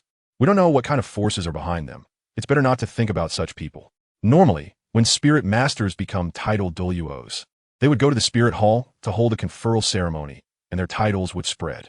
However, that Mo Sheng, called the Dragon God Dalu, had never been heard of, and neither had the woman beside him, 2 titled Douluos with no prior wind. Not to mention them, even the spirit hall wouldn't dare to act recklessly. Flender, you don't understand. The way of absorbing spirit rings beyond their age limit has unimaginable impacts on the spirit master world. Yu Xiaojiang said seriously. Tang San merely absorbed a 3rd spirit ring that exceeded the limit by over 200 years, and his spirit power rose by 1 level. What if he could absorb even higher age spirit rings? Is it possible to rise by 2 levels, 3 levels, or even more? Flender was taken aback, and Yu Xiaojiang continued. If that's the case, then this method of absorbing age-exceeding spirit rings not only accelerates the cultivation speed of spirit masters, but also allows more people with insufficient talent to achieve greater accomplishments. A spirit master of innate level 7 has a future achievement starting from Spirit Sage, with Spirit Douluo being possible, but title Douluo is basically hopeless. However, if this way of absorbing age-exceeding spirit rings exists, and each absorption can increase spirit power by 1 or even 2 levels, then the probability of that spirit master achieving title Dalu would greatly increase. Flender, do you know how significant this method would be for the spirit master world? Yu Xiaozhang's emotions became more and more excited. More spirit masters could break through to title Dalu, and lower-level spirit masters could reach higher realms. This would be a tremendous help for all spirit masters. Moreover, if they could obtain this method of absorbing age-exceeding spirit rings, Tang San's speed in achieving title Dalu would also greatly accelerate. At that time, using the same method to attach high-age spirit rings to his second martial soul, Tang San might surpass that great offering of the Spirit Hall. And he, who taught Tang San, would become an immortal monument in the history of spirit masters by promoting this method of absorbing age-exceeding spirit rings. Those who once looked down on him would all regret it. The Spirit Hall and the Blue Lightning Tyrant Dragon Clan, everyone, they would all regret having looked down on him, a genius in the spirit master world. But Xiao Wu has already been there. Isn't that a failure? Flender said helplessly. If he could, he certainly wouldn't want these kids to achieve less. However, that's title Dalu. If it weren't for the relationship between Xiao Wu and that MOU, whether Xiao Wu would come back after running over last night would be another matter. They might even face death if they knew the other party might have this method. After all, if they released this news, it would cause a stir across the entire continent. Who wouldn't want to absorb higher-age spirit rings? Higher-age spirit rings represent stronger soul skills, and, as Yu Xiaozhang said, this method can accelerate the cultivation speed of spirit masters, allowing them to reach higher realms. This temptation would be hard for the Spirit Hall to refuse, right? No, Xiao Wu can. Yu Xiaozhang asserted. Over the years in Nodding City, I found that Xiao Wu has a good relationship with that MOU, and if Mo Sheng is really MOU's brother, then MOU must also know this method. So, just because it doesn't work with Mo Sheng doesn't mean it won't work with Mo Yu. Chapter 160, Yi Lingling. On the other side, after meeting with the Snow Empress and Ice Empress, MOU returned to the hotel, introduced the two to Zhu Zhuyun and the others, then went out with the Snow Empress. Since it was getting late, it was already evening, so Zhu Zhuyun and the others went to rest early due to fatigue. The room was left for the Ice Empress and Bibi Dong. What are you doing here? The Ice Empress looked at the unmasked Bibi Dong with an unhappy expression. What does it matter to you what I'm doing? Bibi Dong was quite displeased with the Ice Empress's condescending attitude. The Ice Empress is the ruler of the extreme north, and she is also the Pope of the Spirit Hall, the true Rakshasa god. No one can give her orders. Did you injure MOU? The Ice Empress's gaze was somewhat dangerous. Although she knew that Bibi Dong had two consciousnesses on the surface and wouldn't pose any real danger to MOU, she didn't like this woman at all, regardless of which consciousness it was. She knew very well what kind of personality this woman had. Unlike that idiot who couldn't recognize her feelings, Qian Rinxue, when it came to MOU, she absolutely wouldn't develop any real feelings. Even if there were, they would definitely be feigned to achieve her unknown goals. Moreover, the Rakshasa god is the evil god that controls evil thoughts. Bibi Dong, who can inherit and control the power of the Rakshasa god, is definitely not a good person. For that dim-witted angel Shan Qian Rengshu, she could tolerate it. After all, that girl was just a bit foolish. But as for Bibi Dong, she absolutely couldn't be trusted. What? You want to help him get revenge? Bibi Dong laughed. Can you beat me? If it were when they first met, she wouldn't have been confident about defeating the nearly 400,000-year-old Ice Emperor Scorpion. But now she was already a quasi-god, far beyond what this little fierce beast could compare to. Oof. The Ice Emperor coldly snorted. I may not be able to beat you, but don't think about having any bad intentions towards Xiaoyu. What bad intentions could I have towards him? Bibi Dong didn't understand. From the moment she met MOU until now, her attitude had always been fine. However, the Ice Emperor's attitude towards her had always been this way, as if she was constantly thinking about harming MOU. On the other side, MOU and the Snow Emperor, who hadn't seen each other for nearly a month, were cuddling together. As the sun set, the lights in Soto City gradually came on, and MOU, as usual, was pulling the Snow Emperor towards the food street. Why did you guys come back so soon this time? Is there a problem? MOU asked. The Snow Emperor shook her head. It's nothing, just a small conflict between Ice's clan and the Titan Snow Demon Ape clan. I stepped in and gave him a slap, and the matter was resolved. MOU was slightly taken aback. A slap from the Snow Emperor was no ordinary slap. It could shake the entire extreme North Ice Field. But what about you? How did you break the angel statue of Qian Dalu? The Snow Emperor laughed. Not many things can break through Qian Daoliu's defenses. Aside from Qian Renshue, only the angel god could do it. But Mou is always dancing wildly in two dangerous zones. Qian Renshue's side was understandable, so Qian Dalu couldn't do anything about it. However, the angel god on this side couldn't tolerate it anymore. That's his problem. How would I know that a limit Douluo couldn't even withstand an attack from a soul sage like me? Mou said with righteous indignation. Besides, that angel statue has been there for hundreds of years. He didn't even think to renovate it. If an earthquake were to come and topple those statues, it would be embarrassing for him. I consider this a warning in advance. The Snow Emperor showed a strange expression, based on her understanding of Mou. This time, it was definitely intentional. After all, Mou's understanding of Qian Dalu probably exceeded Qian Dalu himself. Mou had learned all of Qian Daolu's abilities, and the other few offerings were almost the same. So, Mou was very clear about how capable that old man was. And the elemental storm he launched this time was definitely aimed at the angel statue from start. And more than 300 zhong of martial soul, true form. Over 1,000 meters. Making such a big commotion, Mou definitely had other thoughts. Plus, with all the news she had heard about gods and ghosts. Alright, don't think too much. It's not easy to get out for a walk. Mou interrupted the Snow Emperor's thoughts.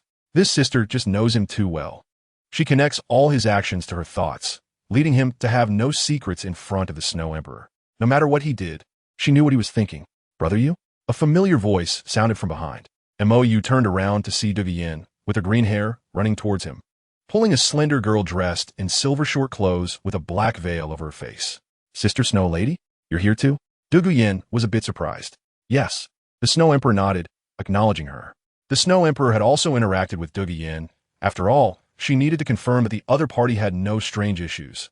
Otherwise, she wouldn't allow Mou to continue interacting with her. Aren't you going to the Soul Arena? Mou asked. Qin Ming brought them to Soto City. They were definitely going to the Great Soul Arena to fight. Although Duguyen was the captain, with Qin Ming's personality, he wouldn't let her get special treatment. Right? What's soul to fight? If I fight a few more matches, I'll be forced to upgrade to a Gold Soul Arena. Then I'll have to match with teams of Gold Soul Arena with Yu Tianheng and the others. I can't carry them. Duguyen complained.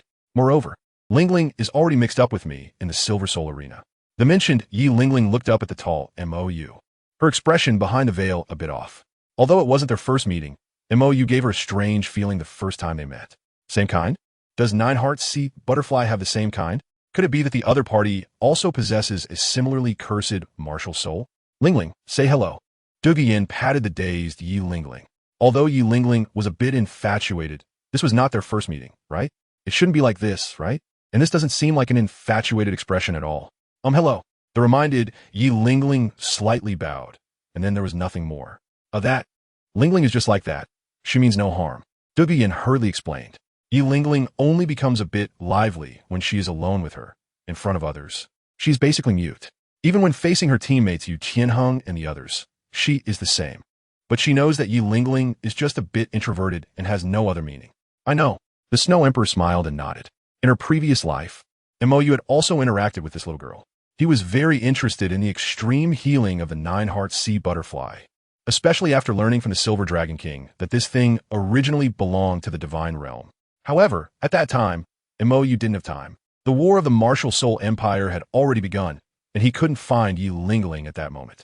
But this time, Mou would definitely not let go of the extreme healing range of the Nine Hearts Sea Butterfly, because the complete healing of a Nine Hearts Sea Butterfly is very close to Mou's healing power from the Angel Martial Soul. In terms of the purity of healing power, the Nine Hearts Sea Butterfly even surpasses the 500,000-year-old Emerald Swan, according to the Silver Dragon King.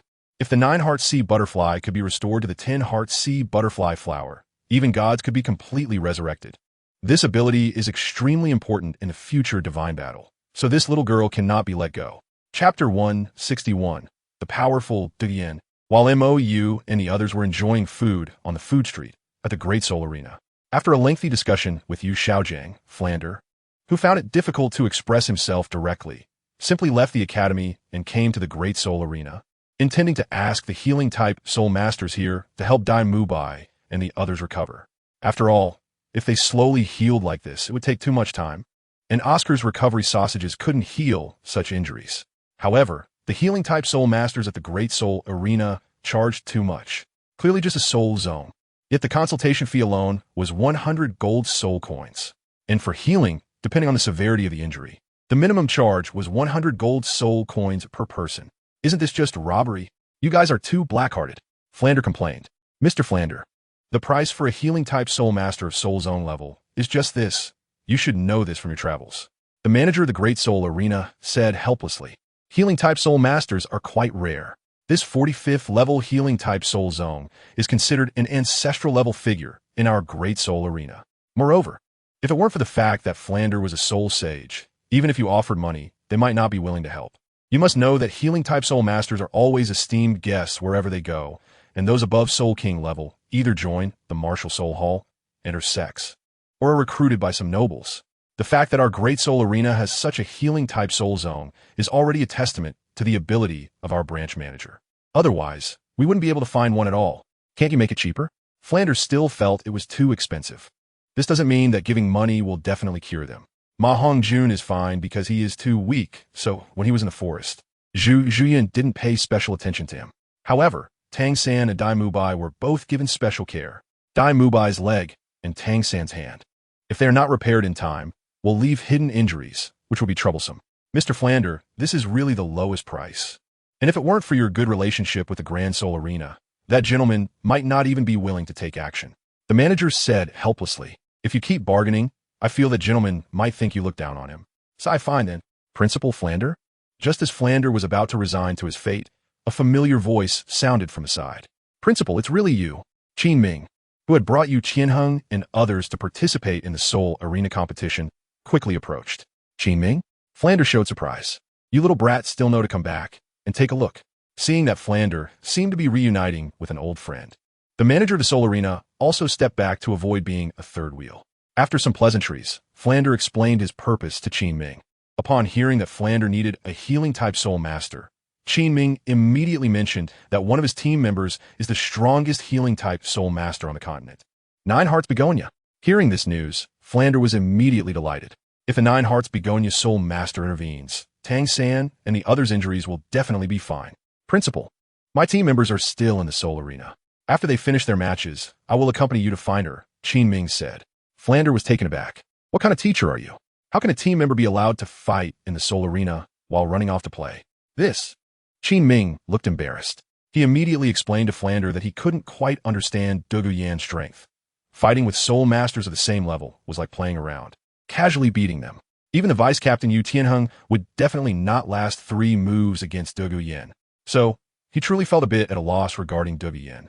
The tasks he assigned, Douluo Yan could easily complete, and she didn't neglect teamwork just because of her superior strength. In fact, if Douluo Yan hadn't been holding back, he felt that girl could have already advanced to the Purple Gold Soul Arena. She really could just play around below level 40. Even Yulingling was brought to the Silver Soul Arena by Douluo Yan. If they continued to compete, they would be forced to advance to the Gold Soul Arena, which Yu Tianheng and the others couldn't keep up with right now. Moreover, if Yin Yin were here, Tianheng and the others would be under a lot of pressure. Qin Ming said with a bitter smile. Since Douluo Yan's martial soul evolved, her temperament has changed, and she has become the big sister in the team. Her words are more effective than mine as the team leader. Hearing you say that, this child is truly a monster, Flander said in surprise. However, the student you taught. Hey, Principal, please don't say that. Qin Ming quickly interrupted, realizing what Flander was implying. Douluo Yan's abilities were not taught by me. I don't even know where she learned those fighting styles. To be honest, if I were at the same level as her, I would probably just get beaten up. You're being modest. Flander patted Qin Ming's shoulder, thinking this student was just being humble. If this student is strong, then it must be because the teacher taught well. Principal, I'm really not being modest. After all, if I really had that ability, Tianheng and the others wouldn't be unable to defeat Douluo Yan even if they combine their strength. Qin Ming sighed. What? Flander was taken aback. The 6 of them couldn't even withstand a stick of incense in Douluo Yan's hands. Qin Ming said with a bitter smile. You should be able to understand how much psychological pressure Tianheng and the others face against Douluo Yan, right? To be honest, if it weren't for the fact that Douluo Yan is their captain, experiencing this kind of situation of being beaten back in a 6-on-1 would leave a huge shadow in their hearts. 1 against 6? Hearing about Douluo Yan's glorious achievement, MOU's expression was somewhat strange. Sister, can you tone it down a bit? Why do you only restrain your soul power? MOU communicated. Huh?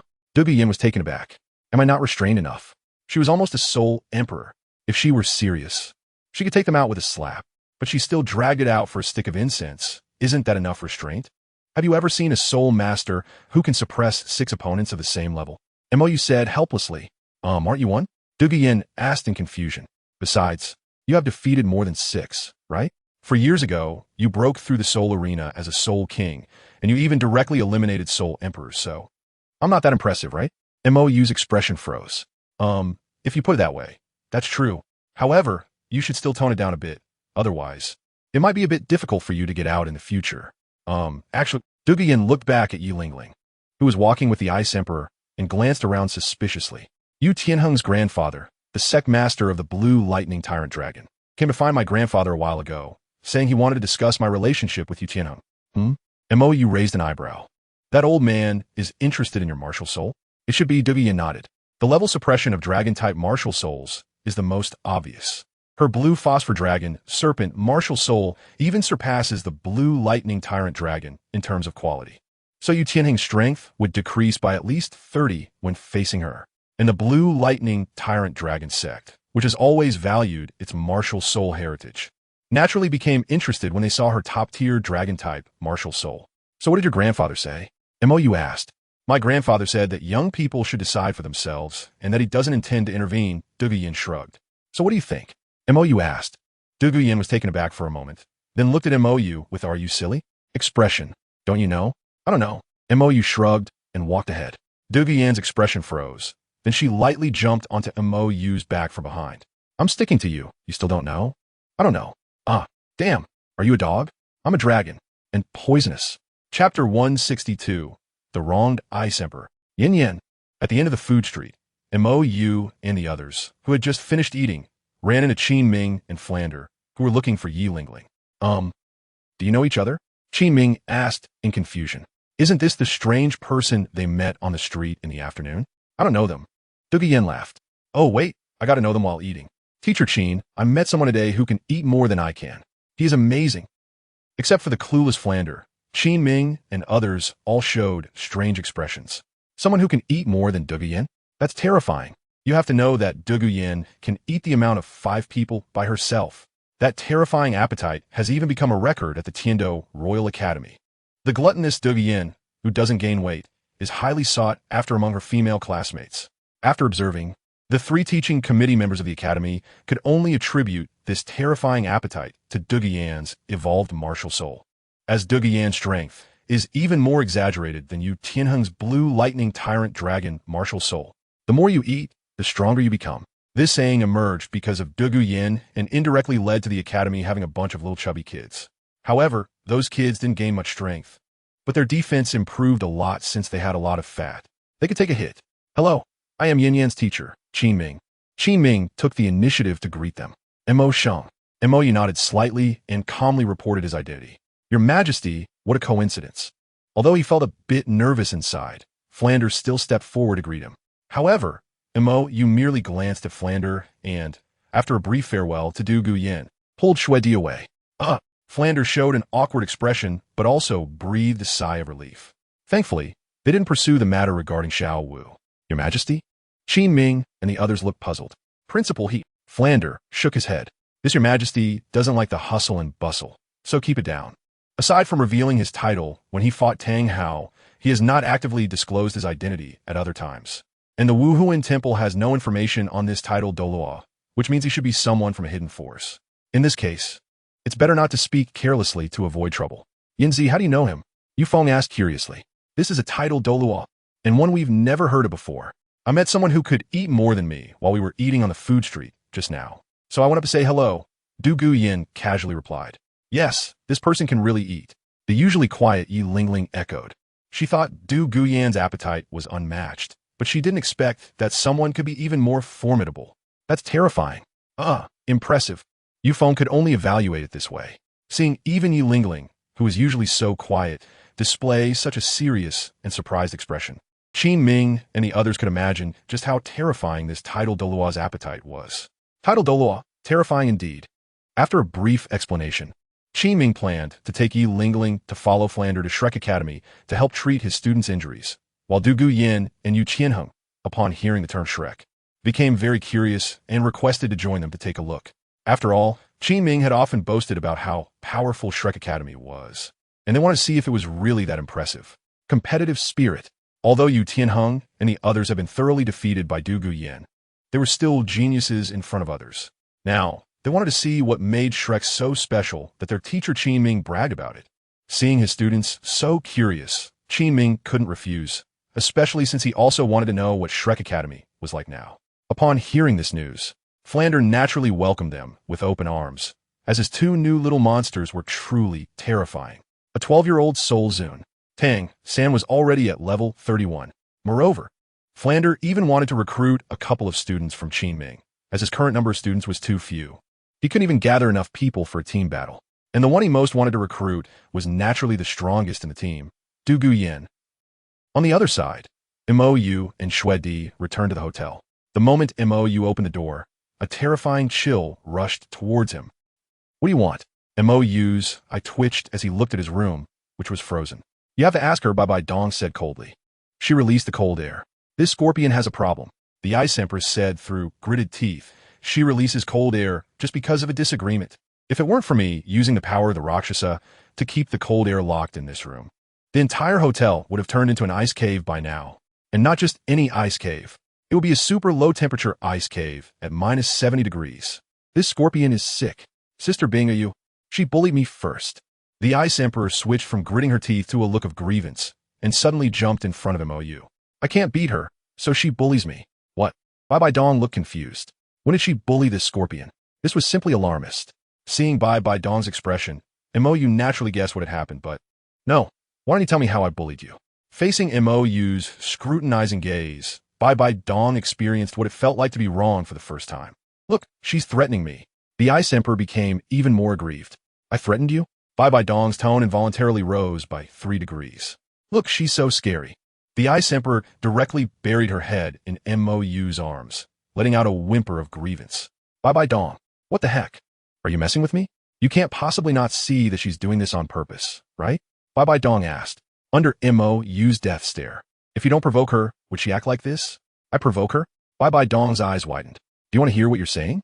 Since she met this scorpion 8 years ago, she had never provoked her, yet this scorpion's attitude towards her had always been like this. "Don't go too far." Mo gave Bai Dong a deep look, holding the mischievous Ice Emperor as he walked to the next room.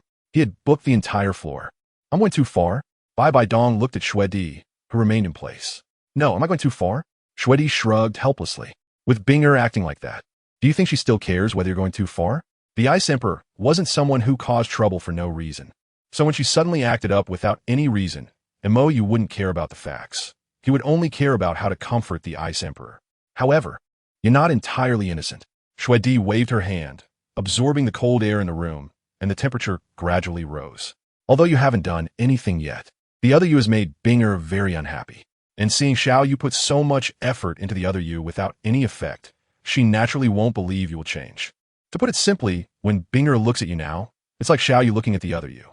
The better your attitude towards Xiao Yu, the more you care for him, the more Binger will dislike you, because she won't believe you have any good intentions. She will only think you're digging a pit or have some unknown scheme." Bai Dong was momentarily speechless. Wasn't this unreasonable? What do you mean she has some scheme? What scheme could she have? However, Xue Di nodded slightly, showing a thoughtful expression. "To be honest, I don't really believe you either. After all, can a person really change so much?" Bai Dong was taken aback, and Xue Di continued. "Xiao Yu spent so long and still hasn't been able to change you, yet the other you easily persuaded you? That seems a bit off, right? To put it plainly, how could you let go of your obsession with that Yu Xiaojing so quickly? You went insane because of him, were chosen by the Rakshasa. And in your previous life, you even attempted to destroy the entire continent for him. Can someone like you really be changed?" Upon hearing this, Bai Dong's expression became somewhat strange. Xue Di waved her hand, setting up a barrier, and walked in front of Bai Dong with a serious expression. "Are you really two souls? I've had my doubts for a while. Your change is too rapid. Qian Rinchue's change is also too fast, and the differences in your consciousness when occupying the body in front of Xiao, you are becoming smaller and smaller. If you really have two independent consciousnesses, this situation wouldn't occur. Especially you, to be able to complete the Rakshasa divine test so quickly. If you really have two souls, how could the Rakshasa divine test not notice? Your control over the Rakshas's power is just as perfect now as it was back at Jialing Pass. In your previous life, you spent so many years truly mastering the Rakshas's power, but this time, you only spent a mere 6 years. What do you want to say? Bye-bye Dong's expression changed slightly as she lowered her head. Snow Empress leaned close to BB Dong's ear. You must be the same as us, right? You and Qianren are not actually two souls in one body, but rather a split personality. Because you've returned to this point in time, you don't know how to face him. So your struggling thoughts have led to the birth of an ignorant persona. With the help of divine power, these two personalities have formed two consciousnesses in your mind, and you believe this without a doubt. How can you think like this? BB Dong's expression was perplexed. Because of Qianren, Snow Empress smiled and slowly paced around BB Dong. Her two consciousnesses are unstable, likely because she has too little angelic power to construct two independent consciousnesses. From my observations over the years, she only presents these two states when it involves matters related to Xiaoyu. At other times, she is just one consciousness. She is avoiding, and so are you. Because of fear and not knowing how to face it, you created a persona to take the blame, allowing you to face Xiaoyu with a calm attitude. Am I right? Chapter 163, BB Dong's Complaints. BB Dong was silent for a long time, then looked up with a complex expression. You really are clever. You noticed something even he never doubted.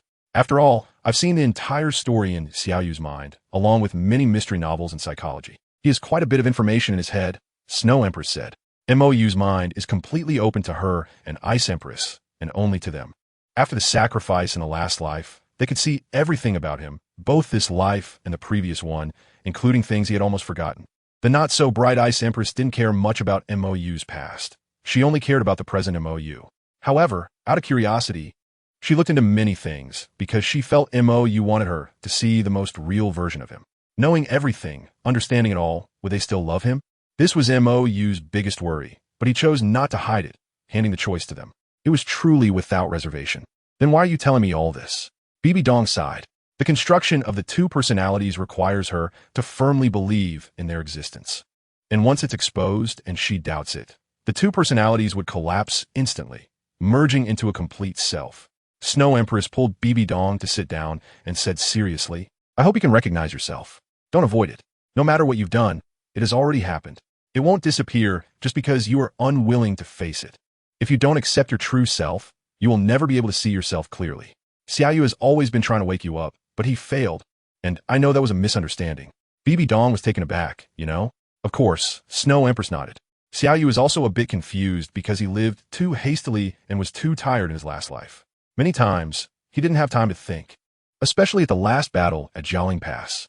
You don't know how afraid he was of dying. So you don't understand the feelings he had when he made the decision to send himself to death. Also, he went to die with me in Binger. At that time, the psychological pressure he bore was something you couldn't understand. However, your reckless actions just happened to hit his sensitive spot. Snow Empress's expression grew serious. When you saw Xiaoyu had not ascended to godhood and had not been touched by divine power, I know you felt a sense of glee. You were happy that you finally surpassed Xiaoyu, especially since he had previously dealt you such heavy blows. So, you ascended while he did not, and, at that moment, you felt an excitement for being ahead of him, but that excitement came at the wrong time. He believed he was about to die. He risked certain death to go to Jialing Pass, and you felt happy? He bet everything on it, yet you were thinking of showing off your might as gods. To him, that behavior was not a joke but mockery. Your joke came at the wrong time, and later, because of your and Qian Rinxue's cleansing actions against the Spirit Hall before the battle, it led to internal discord within the Spirit Empire. If it weren't for the two gods stationed there, your army would have been in chaos long ago. I heard that after that incident, Xiaoyu had an argument with you. But at that time, you thought it was insignificant. As long as you won the subsequent war, the problems of the Spirit Empire could be solved slowly. Then, the resurrection of the divine light shone upon the world, and Ashura god Tang San was born. Upon seeing that expected situation, Xiaoyu warned you to be careful. As the divine power of Ashura god is not on the same level as the sea god, you should have also sensed the danger. So you argued with him again, wanting him to leave because the battles of gods are not something humans can participate in, even if he was a limit Douluo at that time. However, the pressure on him was too great. He couldn't just leave you behind, as Qin Dalu had entrusted him before his death, and he had promised.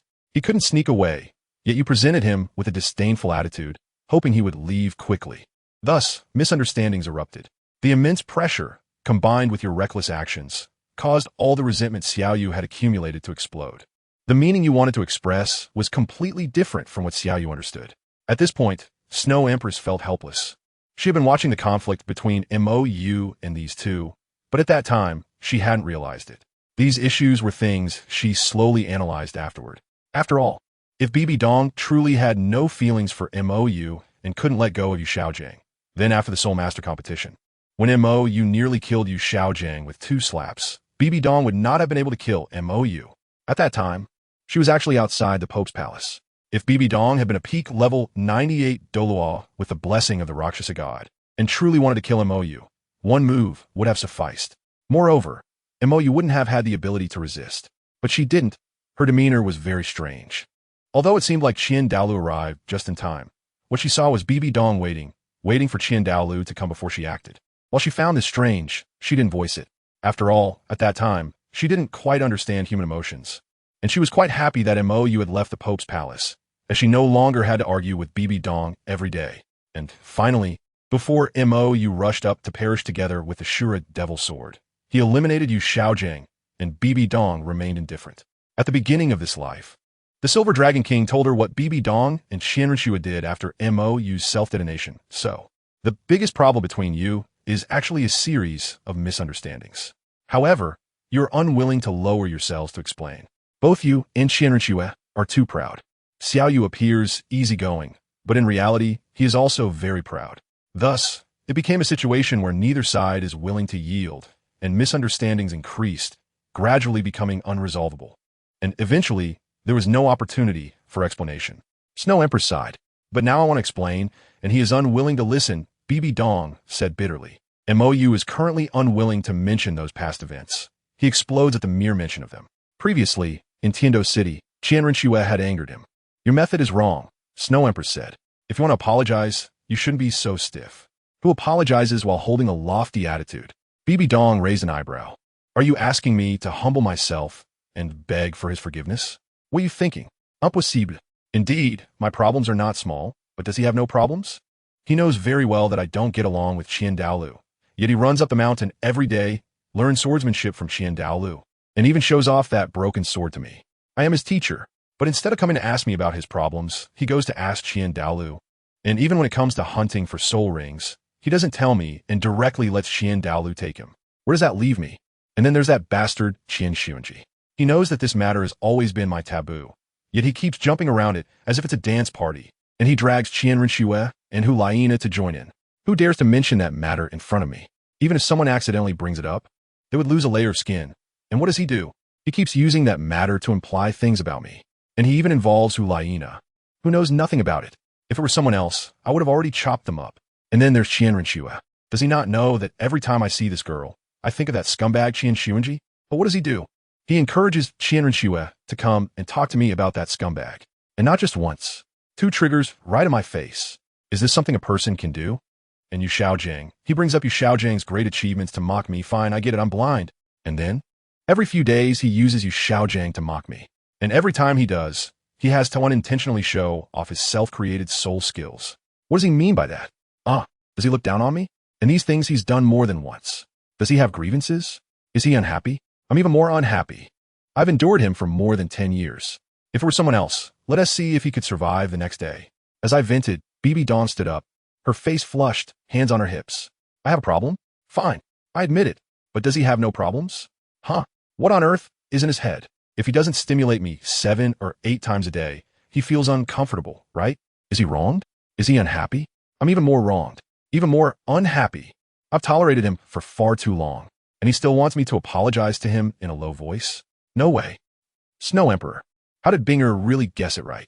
Chapter 164 Healing Injuries. Shrek Academy. Because Flander was worried about Tang San and their injuries, did not wait until the next day, but directly led Qin Ming and others under the moonlight towards Shrek outside the city. On foot, knowing Flander was stingy, Qin Ming had to say this trip was for running exercise, and seeing his teacher's awkwardness, Yu Qianheng and others didn't expose it, because the closer they got to Shrek, the more strange their expressions became. Broken. Too broken. Even under the embellishment of night, it was still ridiculously dilapidated. Is this really the academy? Looking at the shabby little village in front of them, and the 5 large characters Shrek Academy fixed at the village entrance with simple wooden strips. Yu Qianheng and others couldn't believe their eyes. Is this the legendary Shrek Academy? Are you kidding? Qin Ming must have been fooled. Cough. One cannot judge a book by its cover, and the academy is the same. Qin Ming awkwardly helped Flanders smooth things over. Although he was also confused, didn't he send a sum of money to the principal to repair the academy before? Why is it still the same? No. How is it even worse than when he graduated? Yu Qianheng and others, who had always respected Qin Ming, didn't say much. Perhaps it really is a case of not judging a book by its cover. Flander walked ahead, leading them towards the student dormitory. Speaking of which, principal, how are the new students you recruited? Qin Ming took the initiative to break the increasingly awkward atmosphere. Now you've hit the nail on the head. Speaking of this, Flander, who had been embarrassed by the academy's environment, instantly perked up. This year we have recruited 2 geniuses at Shrek. How genius? Qin Ming played along. Cough. A soul master at 12 years old. Isn't that genius enough? Flander pretended to be calm. A 12-year-old soul master? Qin Ming showed surprise. That's even more impressive than when he was young. In his team, even the most outstanding Douluo Yin only broke through to soul master around 13 years old. And that was after jumping several levels, with his martial spirit evolving as well. However, Douluo Yin's situation had poisoned Dalu around, so while they were curious, they couldn't pry into it if she didn't take the initiative to speak. Yes, just a few days ago, we went to the Star Doe Forest to hunt for the 3rd soul ring, and we just returned this afternoon. Flanders said. While speaking, Flanders' gaze was fixed on these children, expecting to receive a look of surprise, but he was somewhat disappointed. Why no reaction? Cough, principal, they have a special situation. Qin Ming found it hard to explain. A 12-year-old soul master is indeed a genius, but cultivation level doesn't represent combat power. Although Douluo Yin is still a 39th level soul master, many soul masters above level 45 are not her opponents. And having been suppressed by Douluo Yin for so many years, Yu Qianheng and the others were not particularly concerned about cultivation levels. Yu Qianheng could also defeat many soul masters below level 45. Flander?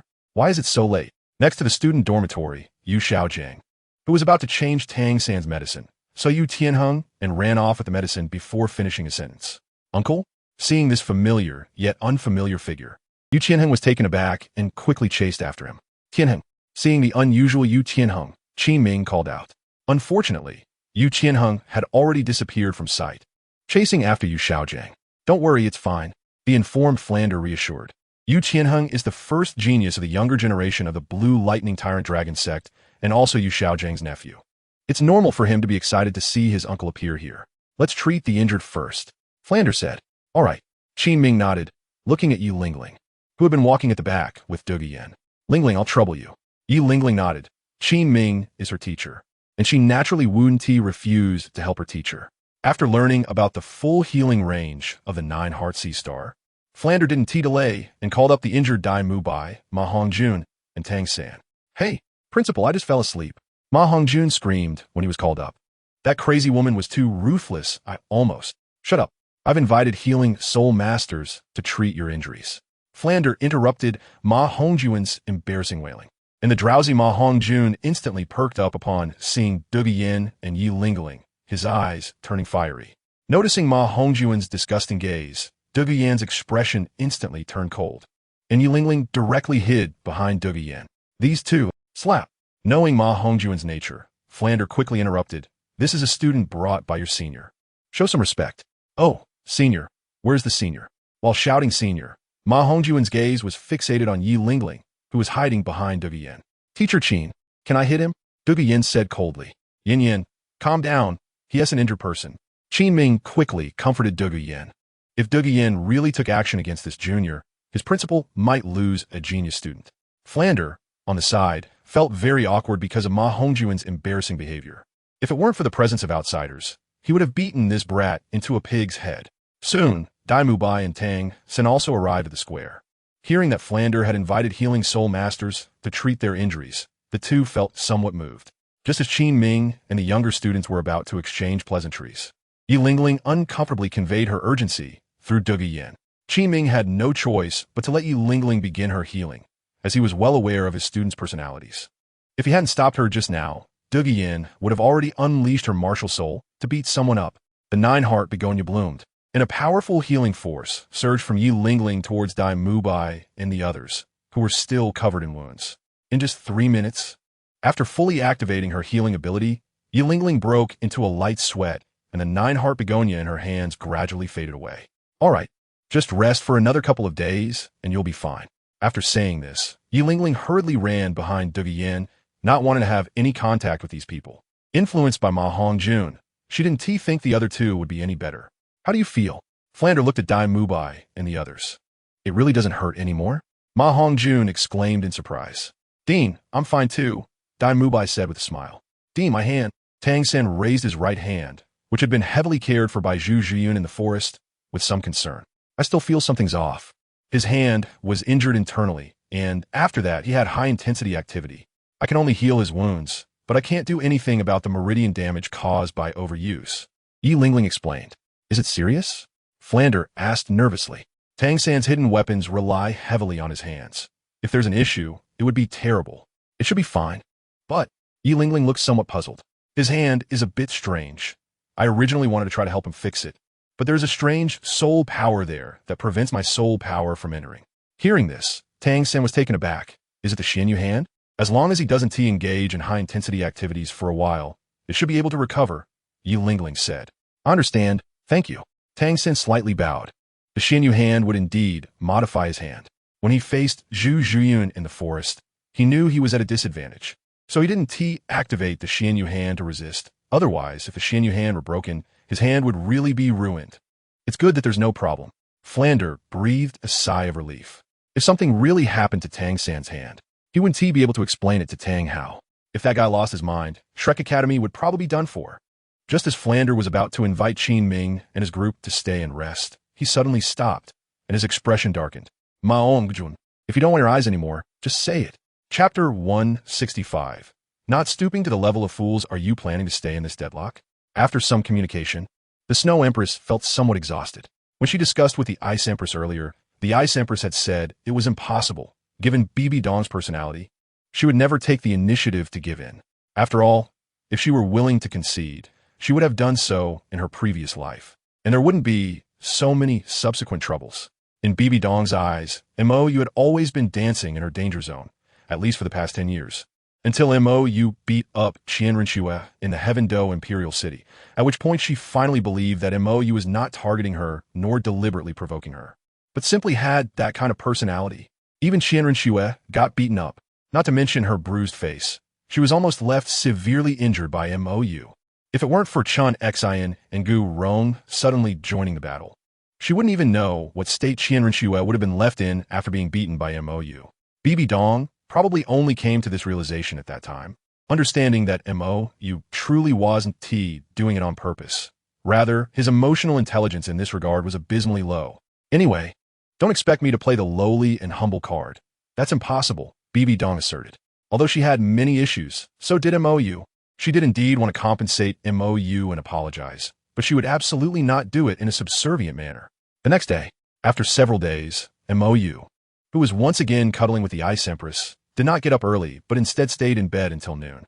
Anticipating this, the Snow Empress had already instructed the dining hall staff to prepare lunch, waiting for the two Lazybones to wake up. At the dining table, the Snow Empress observed Zhu Zhiyun and the others in secret. Aside from Ning Rongrong, they all knew each other from the previous life, so she had no major objections to Zhu Zhiyun and her sister. After all, she had already observed them, and her main focus was now on Ning Rongrong. If she could bring this little girl from the Seven Treasure Glazed Tile School over, it could greatly reduce casualties in the future. At least the Seven Treasure Glazed Tile School wouldn't need to be destroyed anymore. Moreover, with Ning Fengji's abilities and connections, if he aligned with the Spirit Hall, it would not be an exaggeration to say that it could directly reduce more than half of the conflicts when the Spirit Empire launched a war in the future. So, you didn't leave? Looking at Bibi Dong, who had put on a mask and was pretending to walk by, the Snow Empress was somewhat surprised. Communicating through spiritual power. Why would I leave? Bibi Dong retorted with her consciousness. Aren't you unwilling to give in? The Snow Empress asked, puzzled. If Bibi Dong didn't take the initiative to back down and lower her stance, there would be no possibility of reconciliation between MOU and her. Moreover, once MOU discovered that Bibi Dong now only had one consciousness, they probably wouldn't even have the chance to communicate. I want to try other methods, Bibi Dong said. The Snow Empress was taken aback. Your old flame? The greatest conflict between Mou and Bibi Dong, aside from her relationship with Qian Renxue, was Yu Xiaojiang. Aside from this, there was probably no other way. I have no choice, Bibi Dong said helplessly. Qian Renxue has already resolved her conflict with her, so I can only take it out on Yu Xiaojiang. Although this somewhat implicated the innocent, she wasn't exactly a good person either. After all, Mou wasn't fond of that guy. But why are you concerned about my conflict with him? Bibi Dong was somewhat confused. Didn't I say before? I hope he can be happy, the Snow Empress replied. Xiaoyu still gets angry because of you too, which shows he actually hasn't let go of you. Otherwise, his attitude towards you wouldn't be so extreme. He has some pent-up feelings, so I hope to help him resolve these troubles and make him a little happier. Of course, there was another reason. The relationship between Mou, Bibi Dong, and Qian Renxue was not one of romantic love. Their relationship was very strange. It was truly very strange. Even now, she couldn't find a suitable word to describe the bizarre feelings among these three. But it was certain that their relationship was absolutely not the kind of love between men and women. Rather, it was a kind of entanglement that couldn't be described in words. She could be sure that both Bibi Dong and Qian Renxue loved Mou. But their love was definitely not the kind of love between normal men and women. It was a bizarre love born from the peculiar interactions between Mou and them. Why are you still here? Mou pulled the Ice Empress over to the dining table. Upon seeing Bibi Dong for the first time, Mou was momentarily taken aback. Something fell off. Which consciousness is online now? Bibi Dong turned her head, looking displeased. Are you just going to use me and throw me away? Isn't that what you taught me? Mou retorted. I call this applying what I've learned. When did I teach you that? Bibi Dong asked. She didn't throw anyone away, did she? Mou was slightly taken aback. It seemed. He hadn't No. This woman must have done a lot behind his back. Forget it, I taught myself. Mou pulled the Ice Empress to sit down. You. Bibi Dong was quite displeased and was about to make Mou clarify his words, but the Snow Empress held her back. Just give him a break. The Snow Empress communicated. You're being so confrontational. Do you even want to ease the relationship? Am I supposed to give in to him? Bibi Dong was taken aback. Has this bastard ever given in to me? Mou indeed persuaded her for over a decade, guided her for over a decade. But, do you know how this bastard persuades? Salting the wound, dancing on a minefield, volcano raves, whatever stimulates, he does it. When he's being subtle, he's sarcastic. When he's being direct, he's indirectly insulting. When he's unhappy, he directly points at her nose and scolds. She doesn't even know how she endured those 10 years. Understand that. Shuadi pulled the agitated Bibi Dong. You know what his temperament is like. He's not doing it on purpose. He's just a bit silly. Are you really going to argue with a fool? Wouldn't that make you even more foolish? Upon hearing this, Bibi Dong took a deep breath and held it in. Fine. She won't stoop to the level of a fool. After dinner, Shuadi took Bibi Dong out of the hotel, and Bingdi followed them. Although Mou didn't know what these two were planning, he didn't ask much and turned to Li Zhuqing and the others to train outside the city. Looks like I guessed right, Bingdi said. She knew Bibi Dong wouldn't take the initiative to give in, after all, with so many opportunities in the last life. If Bibi Dong could have softened even once, even given in once, the relationship wouldn't have become so strained. You really are talking without feeling the pain. What kind of person is Mou? Will my giving in even matter? Bibi Dong asked. How do you know it wouldn't help if you haven't tried giving in? Bingdi said with a laugh. Can't you see it? Little Yu's personality is like a mirror. However you treat him, he treats you back. If you refuse to give in, he won't give in either. And if you come hard, he'll come hard too. A mirror? Bibi Dong was taken aback. Right? Bingdi sighed. I figured this out in just a few years of knowing him. And you, having known him for so long, can't see this? Her relationship with Mou wasn't good at first either. In fact, when they first met, she chased him for 3 days and nights. But later, Mou didn't hold a grudge. A simple apology was all it took to resolve things. You don't think that because he has a tough personality, if you give in first, he'll push for more, do you? Bingdi asked in confusion. Wouldn't he? Bibi Dong retorted. Today he takes 5 cities, tomorrow 10 cities. That's what Mou himself said. Bingdi and Shuadi exchanged glances, looking helpless. If he were really that kind of person who takes advantage, do you think he would come back to die for a promise to Qian Dalu, given the stiff relationship he had with you two before leaving? Shuadi said wearily. You have fundamental misconceptions about him. Time flies, and in the blink of an eye, a week has passed. During this week, Mou has been guiding the training of the 2 little kittens while also advising the uncertain Ning Rongrong. Meanwhile, Bingdi and Shuadi have been getting close to Bibi Dong, not knowing what they were up to. However, Mou guessed that these two might be trying to get Bibi Dong to help them when they undergo their tribulations in the near future. After all, the tribulations come from the divine realm, and the Resetsu divine power that Bibi Dong possesses also comes from the divine realm, which might weaken the power of the tribulations. Additionally, during this week, Mou didn't slack off. Following the method he had previously given to Duguyen, he tailored a soul power operation method for the two little kittens. Of course, these two suffered again, but fortunately, due to their earlier experience of absorbing soul rings beyond their years, their resilience to this tearing pain has increased significantly, and nothing unexpected happened. Moreover, after skillfully using this soul power operation method, the energy that had accumulated in their bodies from absorbing soul rings beyond their years was completely digested, and they both leveled up. Now, Zhu Zhuqing is at level 34, and Zhu Zhuyan is at level 45. Meanwhile, Ning Rongrong, who had been watching the terrifying progress of these two from the side, was feeling a bit overwhelmed. Too fast, right? She had only known Zhu Zhuqing for half a month. She witnessed this girl, who is a few months younger than her, soar from level 27 to level 34. If this upgrade speed spreads, the whole continent will go crazy. Although she doesn't think many people would have any thoughts about this terrifying upgrade speed after understanding the brutal way these two leveled up. However, Zhu Jian is fine, since she's 7 years older than her, but seeing the sudden huge gap between her and Zhu Zhuqing, who is her peer, Ning Rongrong felt a bit broken. She still remembers half a month ago when Zhu Zhuqing was only one level higher than her. What's wrong? On the way back to the city in the evening, Zhu Zhuqing looked at the dejected Ning Rongrong walking beside her and couldn't help but ask. Thanks to Mou, Zhu Zhuqing no longer had to worry about the pressure from Xing Luo, and she reconciled with her sister. Coupled with this recent smooth and rapid upgrade, her personality has become much brighter. Moreover, Ning Rongrong has been her first friend since her martial soul awakening, so she didn't treat her too coldly. Zhuqing, I feel so useless, Ning Rongrong said dejectedly, struck by Zhu Zhuqing's exaggerated upgrade speed. In the 7 Treasure Glazed Tile School, she has always been an absolute genius among her peers, reaching level 26 soul power at the age of 12, breaking the record that hadn't been surpassed in hundreds of years. But since leaving the sect and entering the outside world, first encountering a bunch of monsters in Shrek who were not inferior to her in talent, and then witnessing the incredible upgrade speed of Zhu Zhuqing and Zhu Zhuyan, she felt truly hit. This so-called genius of the 7 Treasure Glazed Tile School seems to be nothing in the outside world. Zhu Zhuqing didn't know how to comfort Ning Rongrong. After all, her upgrade speed was all thanks to Mou. If it weren't for Mou giving her a soul bone, helping her absorb soul rings beyond their years, and tailoring a soul power operation route for her, she wouldn't be where she is today. Although the 2 instances of help, apart from absorbing the soul bone, made her feel unbearable pain, it was also because she went through that kind of suffering that she could truly be reborn. If Ning Rongrong was feeling down because of her upgrade speed, she really had nothing to say to comfort her.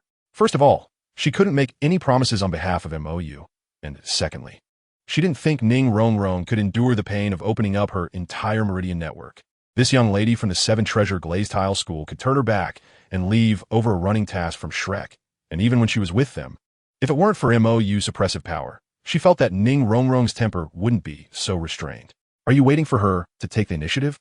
Zhu Zhuyan, walking in front of Mou, asked quietly. What initiative? Mou had his hands behind his back, resting his head, waiting for this next sect master of the 7 Treasure Glazed Tile School to take the initiative to crawl into bed. Zhu Zhuyan said seriously. I can see the momentum of the Spirit Hall in recent years. At most in another 10 years, they will definitely start a war. If the 7 Treasure Glazed Tile School, which is rich enough to rival a nation and has spies all over the world, could take the initiative to pledge allegiance. Stop. Mou raised his hand to interrupt. That's not something I should worry about. I'm a worshipper. At most, I'll just fight a few battles. These matters of alliances and suppression are what the Pope should be concerned about. He doesn't care about Bibidong's war. As long as that guy doesn't think of wanting killing, he won't interfere. Moreover, he's not an expert in these matters, so there's no need for him to worry unnecessarily. He has his own priorities. However, Zhu Ziyun still wanted to say that if Mou could bring Ning Rongrong over, then the 7 Treasure Glazed Tile School, a top power second only to the Spirit Hall, would be within reach. All right, these matters are for the Pope to worry about. He is the professional. Mou pinched Zhu Ziyun's face. If you're interested in these matters, how about I take you to the Pope's palace? No. Zhu Ziyun shook her head vigorously and wrapped her arm around Mou's right arm. I've already made up my mind to stick with you. How could I let go? If she were still interested in these power struggles, she could have gone back to Xingluo when Mo Yu was willing to let her leave to be her queen again. But she had already made her choice. From the moment she ruthlessly abandoned everything in Xingluo, she was no longer the Zhu Zhuyan of the past. You made the same choice, after all, and Mo Yu sighed. Although the timing was a bit earlier, Zhu Zhuyan still made the same choice as in her previous life. Both little kittens had seen their unavoidable fate since childhood. To fill the emptiness in her heart, Zhu Zhuyan turned her interest towards power, while Zhu Zhuqing, influenced by her sister's downfall and confinement, yearned for freedom even more. It's just that she got caught up in his troubles. In the Great Soul arena. Since Yi Lingling helped treat Dai Mubai and the others last time, Flanders started to have thoughts about the team led by his student Qin Ming. His Shrek Academy currently only had 5 students, and he and Yu Xiaojing planned to let these kids form a team to participate in the Soul Master competition jointly held across the continent, meaning they were still short 2 people. Therefore, after observing that the students in Qin Ming's team had decent talent and their strength surpassed that of most Soul Masters at the same level, Flander had some inappropriate thoughts. However, how could Qin Ming, who came from Shrek, not see the little thoughts of his dean? Dean, if you're trying to poach people, then don't even think about it. Qin Ming said directly. Cough, what poaching? Flander felt a bit guilty. Dean, not only am I unwilling, even if I were willing, you still couldn't poach them. Qin Ming said seriously. I know you value Yu Qianheng, Duge Yin, and the support type Yi Lingling, but among these 3, Tianheng might have a slight chance because of the master, but Duge Yin, as the team leader, would never abandon her teammates. Lastly, regarding Yi Lingling, her father, the head of the 9 Hearts Si Tang, has made arrangements with the 3 committee members of the Tiando Royal Academy. Moreover, to say something unpleasant, Dean, when my junior brother went to Shrek Academy for treatment last time, he left a very bad impression on Duge Yin and Yi Lingling. That night, if Flander hadn't directly scolded Ma Hongjun, he was sure Duge Yin would definitely have made his lecherous junior brother experience what cruelty was. Additionally, to be realistic, the kids in his team are at least of noble birth. How could they be willing to join a shabby academy like Shrek? Of course, the most crucial point is that Shrek Academy does not have formal educational procedures and has not registered with the Spirit Hall. So the Academy's qualifications are insufficient and are not recognized by the Spirit Hall and the 2 empires, making them unqualified to participate in the Continental Soul Master Competition in 2 years. The Soul Master Competition is the best opportunity for young Soul Masters to showcase their strength and earn honor under the attention of Soul Masters across the continent. How could the kids in his team give up such an opportunity? Chapter 167, Yu Qianheng's Withdrawal. What? You want to withdraw? In the resting area of the Soto Great Soul Arena, Qin Ming looked at Yu Qianheng in disbelief. Although he had had such worries after learning about the relationship between Yu Qianheng and that master, he never expected Yu Qianheng would actually do such a thing. I'm sorry. Teacher Qin Ming. Yu Qianheng lowered his head in shame. He knew that his behavior was very inappropriate. After all, their team had been training together for nearly 6 years, and they were preparing to participate in the Continental Advanced Soul Master Academy competition in 2 years. Choosing to withdraw at this time was a significant blow to everyone. However, Yu Xiaojing, his uncle, needed him. Tianheng, Qin Ming looked at Yu Qianheng with a complex expression. He was very angry, really very angry. Not only because Yu Qianheng had betrayed him as a teacher, but also because this kid disregarded his teammates. Yu Tianheng left. What about Duge Yin and the others? The original 7-member team had now become 6. They had trained together for nearly 6 years. The Soul Master competition was just around the corner. He couldn't just find a new team member to fill Yu Qianheng's position. Could he? Sigh. Qin Ming looked at Yu Qianheng with immense disappointment, turned, and left. He really couldn't find the words. Dean, you really know how to play. Watching Qin Ming's retreating figure, Yu Tianheng felt quite guilty. But thinking about being with his uncle in the future, that guilt lessened significantly. Sorry, Teacher Qin Ming, I might have to be even more excessive. In the private box's resting room, Duge Yin and the others, who were receiving encouragement from the Crown Prince, looked puzzled when they saw Qin Ming walk in with a distressed expression. Teacher Qin Ming, what's wrong with you? Xue Qinghe asked in confusion. Qin Ming lowered his head. After a long while, he raised his head in shame and deeply bowed to Duge Yin and the others, saying, I'm sorry, Yin Yin. I've let you down as the team leader. Teacher, what's wrong? Seeing Qin Ming's unusual behavior, Duge Yin and the others approached with concern. Qin Ming, feeling very complex, shared the news that Yu Qianheng planned to withdraw from the Tiando battle team and join Shrek Academy. What? Duge Yin's expression darkened. He wants to escape at the last minute? Yin Jia, calm down, calm down. Maybe Tianheng just acted on impulse. Yufeng quickly comforted. It's not impulsive. Tianheng has already submitted his withdrawal procedures from the Tiando Royal Academy to me. Qin Ming sighed. Huh? Yufeng was stunned. No way, is he that resolute? Upon hearing this, De Guyen left the resting room with a suppressed expression. Yinjia, don't act impulsively. Yufeng hurriedly called out. No one come. Otherwise, don't blame me for being merciless. De Guyen said coldly. She had led this team for so long without choosing to leave, running off to mix with MOU, and it was all because she didn't want to let down these teammates. That bastard Yu Tianheng, he doesn't even care about his face.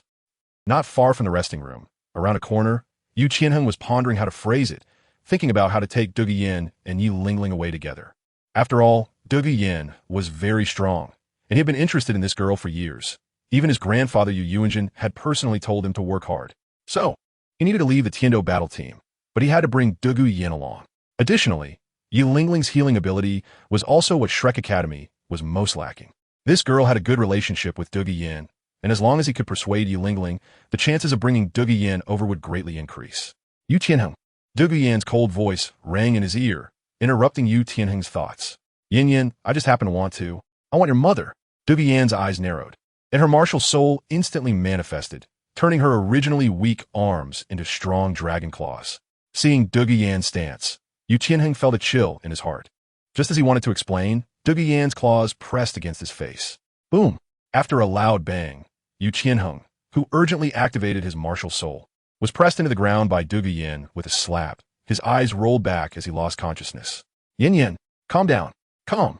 Qin Ming, worried that De Guyen might be too furious, chased after her with a group of teammates. However, just as they turned the corner, they heard another loud noise, saw the broken floor, and found Yu Tianheng lying inside. Qin Ming, is Yin Yin really that terrifying now? After some twists and turns, Yu Tianheng ultimately left the Tiando battle team, and Qin Ming didn't say much about Yu Tianheng's choice. Everyone has their own aspirations. One cannot force it. In the lounge, looking at the emotionally suppressed Yu Feng and others, Xue Qinghe spoke to comfort them. But these kids are affected. In 2 years, the continent's Senior Soul Master Academy competition will take place, and now they're missing a person. I can't find another one for them in the short term. Qin Ming sighed. The biggest impact of Yu Tianheng's departure wasn't on him, but on the remaining 6 kids. How could he find a suitable soul master of a similar age and strength in such a short time? Is Yu Xiaojang that flashy? After hearing De Guyen's complaints, MOU was somewhat surprised. Yu Tianheng actually joined Shrek? Would Yu Tianxin join as well? Isn't that shameless? De Guyen said unhappily. He is so blatant about poaching people. Does he have no shame? The Soul Master competition is coming up. How are they going to compete now? The biggest impact of Yu Tianheng's departure on this team is not strength but morale. The vice captain was poached. What the hell are they supposed to do now? Don't be angry. It's a small problem. MOU tried to soothe De Guyen. Yu Xiaojang's flashy move made me think of another strategy. If Yu Tianheng is pulled over, and then Yu Tianxin is also pulled over, both of the Blue Lightning Tyrant Dragon's top talents would be ruined by this sex rogue. Then Yu Yuanjin. Hiss. A father and son in harmony. Exciting. So what do you two plan to do? MOU looked at De Guyen and Yi Lingling. Are you waiting for Qin Ming to find you a new teammate? If you have expectations for Qin Ming, then you might be disappointed. De Guyen paused, confused. What do you mean? Do you remember I said that Shrek is a wild chicken academy? MOU stated. This academy's qualifications are insufficient. It's not recognized by the 2 empires and the Martial Soul Hall, so it can't participate in the Senior Soul Master Academy competition. If it were before, they would have planned to participate in the Soul Master competition 7 years later, but now, with Yu Tianheng's joining, they have to participate in the competition 2 years later. Yu Tianheng is about to turn 20. If he doesn't participate in the Soul Master competition 2 years later, by the time it's 7 years later, he will be over 25 and won't be able to compete anymore. The Blue Lightning Tyrant Dragon has high hopes for Yu Tianheng, with innate level 9 soul power. He is bound to become a titled Douluo in the future. Such a genius must leave some honor and legend in his youth, or it would be unjust. Now, since Yu Xiaojing lured Yu Tianheng to Shrek Academy, if anything goes wrong, or if Yu Tianheng cannot represent the Blue Lightning Tyrant Dragon to shine, Yu Yuanjin wouldn't be able to protect Yu Xiaojang. The elders led by Yu Lumian would definitely tear Yu Xiaojang apart. So, De Guyen still hadn't processed it. Are you stupid? MOU tapped De Guyen's little head. A Shrek Academy without competition qualifications and a Tiando Royal Battle Team that has competition qualifications but lacks members. Do you think these 2 academies will not mix due to Qin Ming's connection? Then, Shrek would gain the qualification to compete and also get a complete roster. Your side has assault, support, defense, and you, a control type. Given the character of those people from Shrek, you're fine since your strength is there. Yi Lingling's issue is not big either, as she is an irreplaceable healing soul master, but other teammates will likely be marginalized and become a backdrop for Shrek. To put it harshly, a cuckoo occupying a magpie's nest is about to unfold. Chapter 168, The Powerful Martial Soul Hall Battle Team. After hearing MOU's explanation, Douluo and the others, who understood their leader well, fell into silence. They didn't want to believe that their teacher and leader would do such a thing, but they had a bad premonition. Moreover, MOU's words were not slander. Would Qinming do such a thing? The answer is yes. In the original story, he could abandon Yu Qianheng and the others and resolutely follow Flender, which indicates that in Qinming's heart, his dean and teachers come first. So what do? Douluo said sadly. I don't want to team up with those guys, nor do I want to share my honor with a bunch of strangers. The contact with those Shrek students that night had already made her very unhappy, and now they were even poaching people from their team. She didn't think those teachers would have good morals. Besides, Yu Qianheng had actively left the battle team. If he brings a bunch of people back after a while, what would that count as? You can quit too. MOU shrugged. This so-called continent-wide Senior Soul Master Academy competition is essentially an arms race, allowing various forces to gauge their future through competition among the younger generation. Therefore, the Martial Soul Hall must win this Soul Master competition. Quit. Douluo showed a look of refusal. I don't want to. I also want to compete for the championship. Well, although you are very strong, you should give up on the idea of winning the championship. It's impossible, MOU said frankly. The strength of the Martial Soul Hall's team is beyond your imagination. How strong can they be? I'm already a level 58 Soul King. In 2 years, I'll definitely be a Soul Emperor. Douluo retorted. But the Martial Soul Hall's team already has 2 Soul Kings and 1 Soul Emperor. And that Soul Emperor is a high-level Soul Emperor who will definitely reach Soul Sage in 2 years, MOU said. This is because Bibi Dong completed the Rakshasa God exam early, being just 1 step away from godhood, and she has completely mastered the divine energy of the Rakshasa God. Therefore, she can modify the content of the Rakshasa God exam at will, meaning the Rakshasa Secret Realm has directly become an accelerator for Bibi Dong to train students. Hulaina, Xiaoyu, and Yin are all participating in the Rakshasa God exam under Bibi Dong's operation, and among them, Hulaina's progress is the fastest, having reached level 67, Xiaoyu at 59, and Yin at 57. Moreover, the martial soul fusion skill that Hulaina and Xiaoyu launched can now directly contend with a soul sage who has activated their martial soul true body. Coupled with the little advantages he gave them, to be honest, Douluo really cannot fight. She is indeed strong, but she is just one person. Is it that exaggerated? Douluo looked confused. If she remembered correctly, the people from the Martial Soul Hall team seemed to be only 2 years older than her, right? She had this progress thanks to the immortal herb and MOU's help. The Martial Soul Hall. No, MOU is from the Martial Soul Hall. They wouldn't be taught by you, would they? Douluo questioned. No, MOU shrugged. He just tailored a special soul power operation route for Hulaina and the other 3 and occasionally came down to crush them. Other than that, it's none of his business. It's Bibi Dong who is teaching. Didn't I tell you before? This Soul Master competition is very important for the Martial Soul Hall. They cannot lose, so the Pope naturally gave them a little advantage, MOU said. To defeat the enemy without fighting, the best way is to demonstrate one's own powerful military might, strong enough to make the opponent not even have the heart to resist. 6 years ago, Bibi Dong showcased her martial strength at the 7 Treasure Glazed Tile School, representing the combat power of this generation of the Spirit Hall. There is no doubt that she crushed all her peers. As the golden generation of the Spirit Hall, Hulaina and her companions also need to achieve what Bibi Dong did. Currently, and in the future, being completely suppressed by the Spirit Hall is a significant blow to the morale of those sects that have not yet submitted to the Spirit Hall. At that time, as long as Bibi Dong expresses her tough stance again, many unnecessary conflicts can be avoided. Don't think about it. I will never participate in such childish games. Looking at Douluo's expectant eyes, MOU refused without hesitation. Huh? Douluo looked disappointed. She was thinking that if MOU was willing to participate, he could easily win. What are you talking about? MOU patted Douluo's head. In 2 years, I will be able to reach the title Douluo level. If I participate in such a childish competition, those old men in the offering hall will laugh at me to death. In his previous life, he didn't participate in such competitions because they were completely meaningless. If he went on stage, it would be a complete dimensionality reduction strike. A title Douluo fighting against a bunch of kids who aren't even soul saints. He wouldn't even need to use his martial soul. Just releasing his soul power pressure would be enough to end the battle. Well, I don't mind, but Lingling will be disappointed. Douluo pushed Yi Lingling forward. She is the next head of the 9-heart sea butterflies. If she can't showcase the power of the 9-heart sea butterflies in such a grand competition, how regrettable would that be? Yin Yan I. Yi Lingling, pushed to MOU side by Douluo, turned red. It's too close. What are you guys doing? Ning Rongrong and Zhu Zhuqing, who had just finished their two-person soul fighting, walked into the lounge. From their perspective, it looked like MOU and Yi Lingling were about to kiss. Upon hearing Ning Rongrong's voice, MOU turned his head and had a different thought. Why don't you guys team up for a match? The current Tiendo team, along with Ning Rongrong, Zhu Zhuqing, and Zhu Zhuyun, could have a match. What match? Zhu Zhuyun had just returned from her individual soul fight. I mean, why don't you three join the Tiendo Royal team to participate in the Soul Master competition in 2 years? MOU asked. Us? Ning Rongrong didn't mind.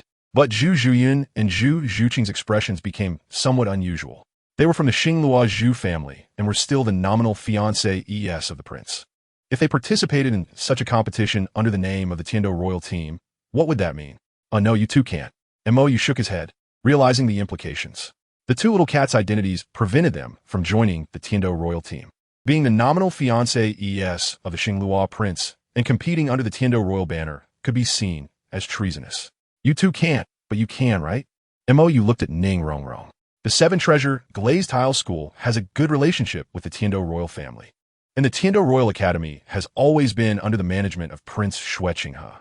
If Ning Rongrong joined the Tiendo team, it would be reasonable. Me? Ning Rongrong was taken aback. How would I participate? Did you forget? I'm only at level 26. Even in 2 years, I'll just be a newly promoted Soul Master. If I go on stage, wouldn't I just be a burden? Although she was reluctant to admit it, it was indeed the case.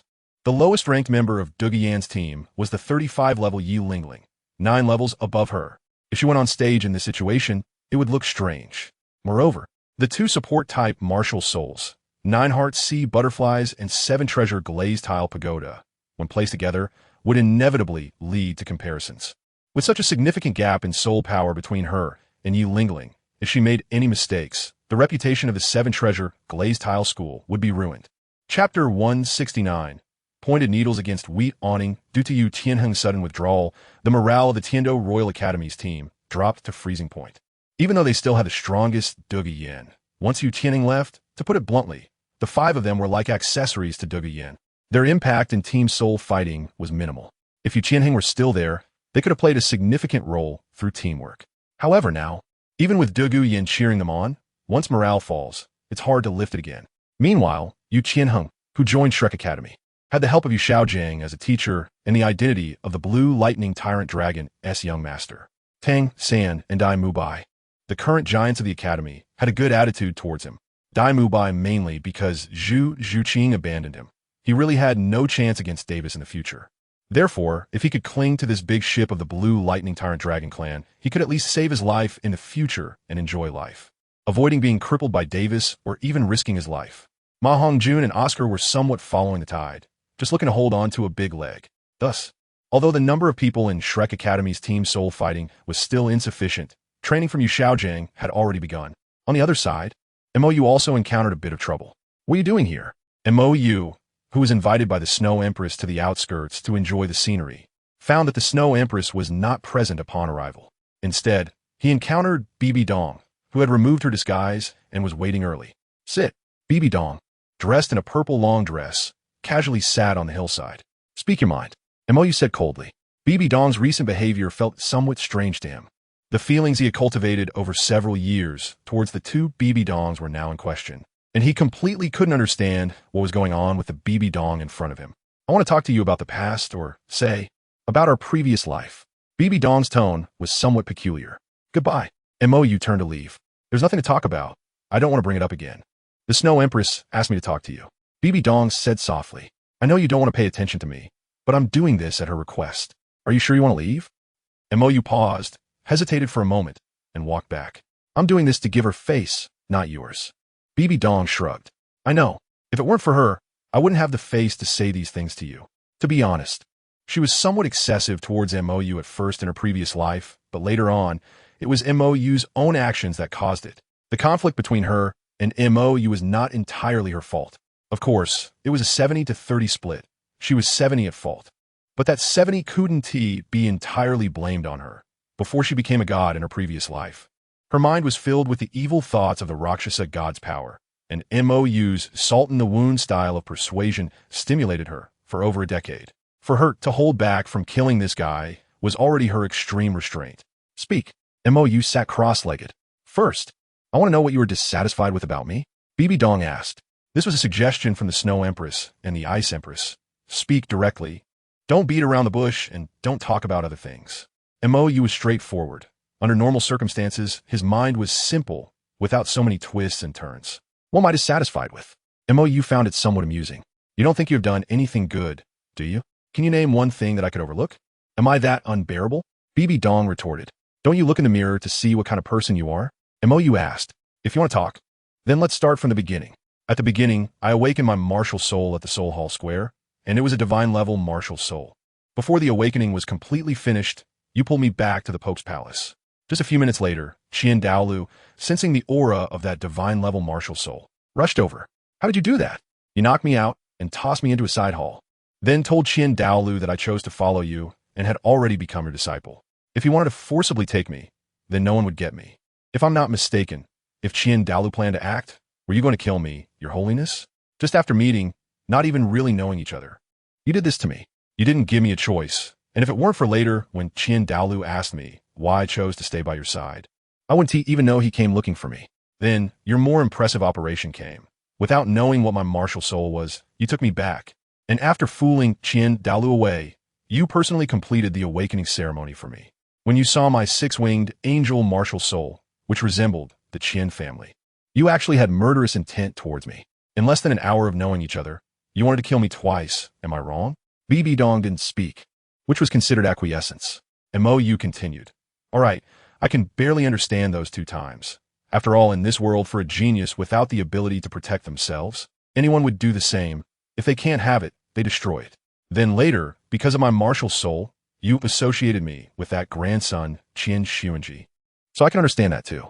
But then, when I successfully absorbed the first soul ring of 4,000 years and was lying on the ground, half dead, what was your attitude? Do you remember? I remember. You were actually laughing at me, ridiculing my overestimation of myself. What the hell? Did you know you were my teacher back then? Did you know your student was forcibly taken by you? Also, for the second ring of 8,000 years. I almost died. All right, this time you didn't laugh at me. Or maybe you did, but I was out cold and didn't know anything. And you brought me back to the Soul Hall and tossed me into the treatment room. And that was it. I lay alone in that cold treatment room for a month. And you? I know you're the Pope. You're very busy, but for a month. Couldn't you at least have looked in on me once? What do you take me for? A student? Even a dog picked up from the roadside should be checked on after a month, right? But you didn't even pretend. I couldn't hold back. I want to hit her. The Ice Emperor, hiding in shadows with the Snow Emperor, was getting angry. The Snow Emperor pressed her back down. Can you at least let her finish? What the hell? With this, why does she get to be a teacher? Moreover, she forcibly kept Xiaoyu. Not because Xiaoyu chose to stay, but because she wanted him as a student and is indifferent to him. What is she? The Ice Emperor said angrily. Bang! The Snow Emperor gave the Ice Emperor a knock on the head. Listen first, don't make a scene. I do have issues with those 2 matters. BB Dong couldn't refute that. But don't you have issues? Didn't I warn you before absorbing the soul rings? But you didn't listen. You insisted on absorbing those 2 soul rings. If you hadn't brought up your ex-lover, do you think I'm an idiot? Wanting to risk my life? MOU interrupted. And the limit of soul rings? Are you blind? You're a title Douluo. I'm innate level 20. I have a divine level martial soul. And you use a theory for a big soul master to teach me? Who is the one with the brain problems here? Fine, that is my problem. BB Dong still had no way to refute. She was indeed a bit foolish at that time. But later, when you lay in the treatment room for a month, it was the doctor who said you needed to rest. So I didn't let anyone disturb you. Nana wanted to go, but I stopped her. And who told you I didn't go to see you? I went every day. Okay. MOU was stunned. You went? How come I didn't know? I was busy as hell during the day. Where would I have time? BB Dong said. I went at night. MOU was just a 6-year-old kid. Although this kid provoked her authority as a teacher as soon as he arrived and completely disregarded her words. She wouldn't neglect a child.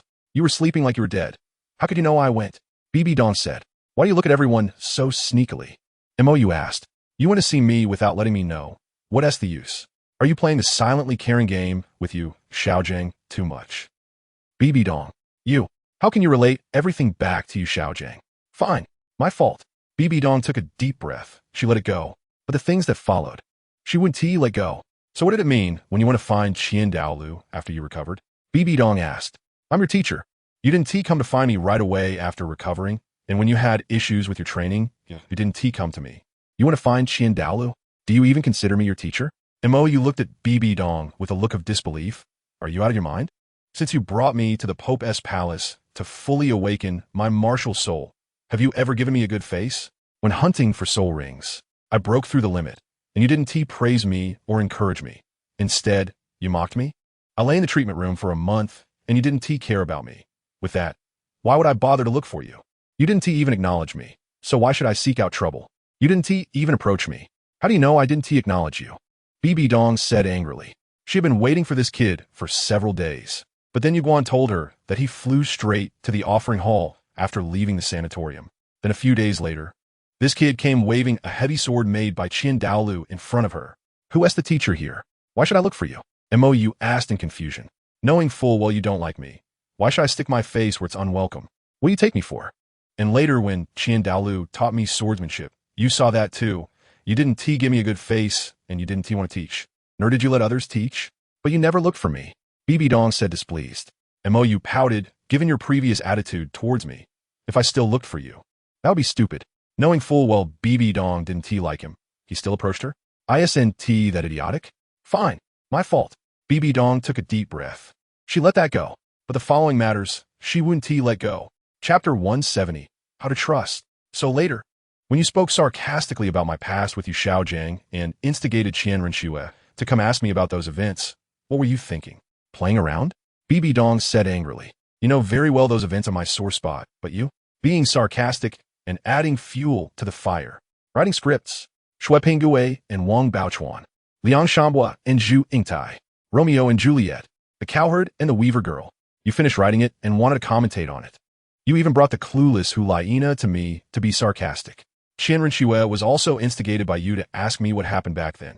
And not just once. You came every few days. Do you know? You practically told them outright that I was an idiot back then.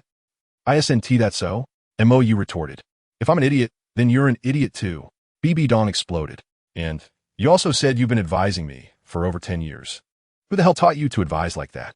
Pouring salt on wounds is advising? Adding fuel to the fire is advising?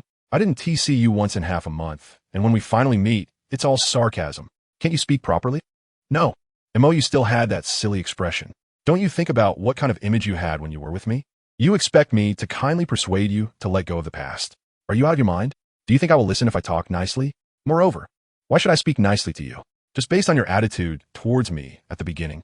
It would be good enough for me to give you a couple of pointers out of pity for Qianren, and you expect me to teach you step by step? Pointers? BB Dong clenched her fists tightly, fire igniting in her eyes. What pointers? Bang. Finally, BB Dong couldn't hold back anymore and once again engaged in a brawl with Mou, disregarding her image. You're just playing on purpose. Pointers? Who do you think I am? Damn it. You shrew. Do you think I will listen if I talk nicely? Can you even understand human language? You idiot. You're the idiot. You're the big idiot. Even if I'm an idiot, it's because of your idiocy. In the shadows, watching these two fight and curse at each other, not just the Snow Emperor, even the Ice Emperor fell silent. Each held their ground, with neither willing to back down. The conflict between these two truly wasn't just one person's issue. Both had significant problems. This is a feud. After 3 hours of mutual fighting, night fell, and Mou was completely exhausted, while BB Dong also stopped. A man and a woman, bruised and battered, lay on the grass, looking at the stars. After a long silence, Mou spoke first, saying, after saying so much, what do you want? Apology, BB Dong replied calmly. Is that how you apologize? Mou was a bit speechless. I've admitted my mistakes. I've taken the beating. Don't expect me to beg you. BB Dong said firmly. Oh, Mou responded lightly. He had never expected that. He knew what kind of person BB Dong was. The only things that could make her lower her head and beg were Hulaina and Qianren. Once, even Yu Xiaojing could. But he never. BB Dong had only valued his talent from the beginning. and that was understandable. After all, no one would put effort into a stranger who was useless. If he were just an ordinary kid, Bibi Dong wouldn't care about him. Hulaina wouldn't care about him. The Ice Emperor and Snow Emperor wouldn't pay him any attention. He wouldn't be able to interfere with Zhu Zhuqing's fate, nor would he have any interactions with Di Tian and the others. By G, ZG, Silver Dragon King. All the same, everything he possessed was based on his strength, his talent, his effort. He was always very clear about this, and he didn't think there was any problem with it. After all, if it weren't for Bibi Dong and the others being beautiful, he wouldn't care, just mutual interests. But it can't always be because of these, right? He couldn't just rush in with his eyes closed because someone was pretty. He had never done that. Even with Bibi Dong and Qianren Xue, these two really made him furious, but he also knew that he had his own problems. But so what? He had died once, and now he had even died twice. He absolutely couldn't indulge anyone, except for the Ice Emperor and Snow Emperor, because they had always indulged him. And they had stayed with him during his most fearful and helpless moments, never thinking of leaving, even willing to accompany him to death. Could Bibi Dong do that? Could Qianren Xue do that? He was very clear that he had a lot of resentment towards these two, mostly because he had invested more thought into them. But their responses, compared to the Ice Emperor and Snow Emperor, were simply incomparable. No comparison, no harm. It was precisely because of this comparison that his anger towards these two grew stronger. He knew that this anger was somewhat unreasonable because these two didn't know him anything. But so what? He was human, an ordinary human. He wasn't a saint. He could be jealous. He could be angry. He wanted to be favored. He could be impulsive. He could make unreasonable scenes. But why is it that when others make unreasonable scenes, he has to be tolerant, and when he makes unreasonable scenes, he has to reason? Why? Others can make mistakes, but he can't. Others can cause a ruckus, but he can't. Others can be favored for no reason, but he can't. Others can be jealous, but he can't. He had really been very restrained. He had truly practiced being strict with himself and lenient with others. But he didn't understand when this had become a given. Did he have to be a good person? Does it hurt? Bibi Dong's voice quietly sounded. You don't know you're the one hitting? Mou retorted. I meant absorbing the soul ring. Bibi Dong sat up from the ground. Aren't you asking knowingly? Mou turned over. He was in so much pain, he could almost die, still asking if it hurt. Then why did you insist on being strong at that time? Bibi Dong asked. Because you pissed me off, Mou replied irritably. Everything is what the master said, what the master said. If your master is so powerful, go find your master. How was I supposed to know you had such a big opinion of him? Bibi Dong said, somewhat speechless. Then you yourself are yellow, purple, and black. Do you look down on me or the divine level martial soul when you want me to absorb two yellow ones? Mou asked. I have absorbed soul rings beyond the age limit. I know it hurts a lot, so I didn't want you to mess around. But who knew you were so easily stimulated? Bibi Dong said helplessly. Huh, you don't want me to mess around? You just want to help your old lover prove something, right? Mou sneered. Everything is what the master said. That is what the master said. Is Bibi Dong, a title de law, really a useless person?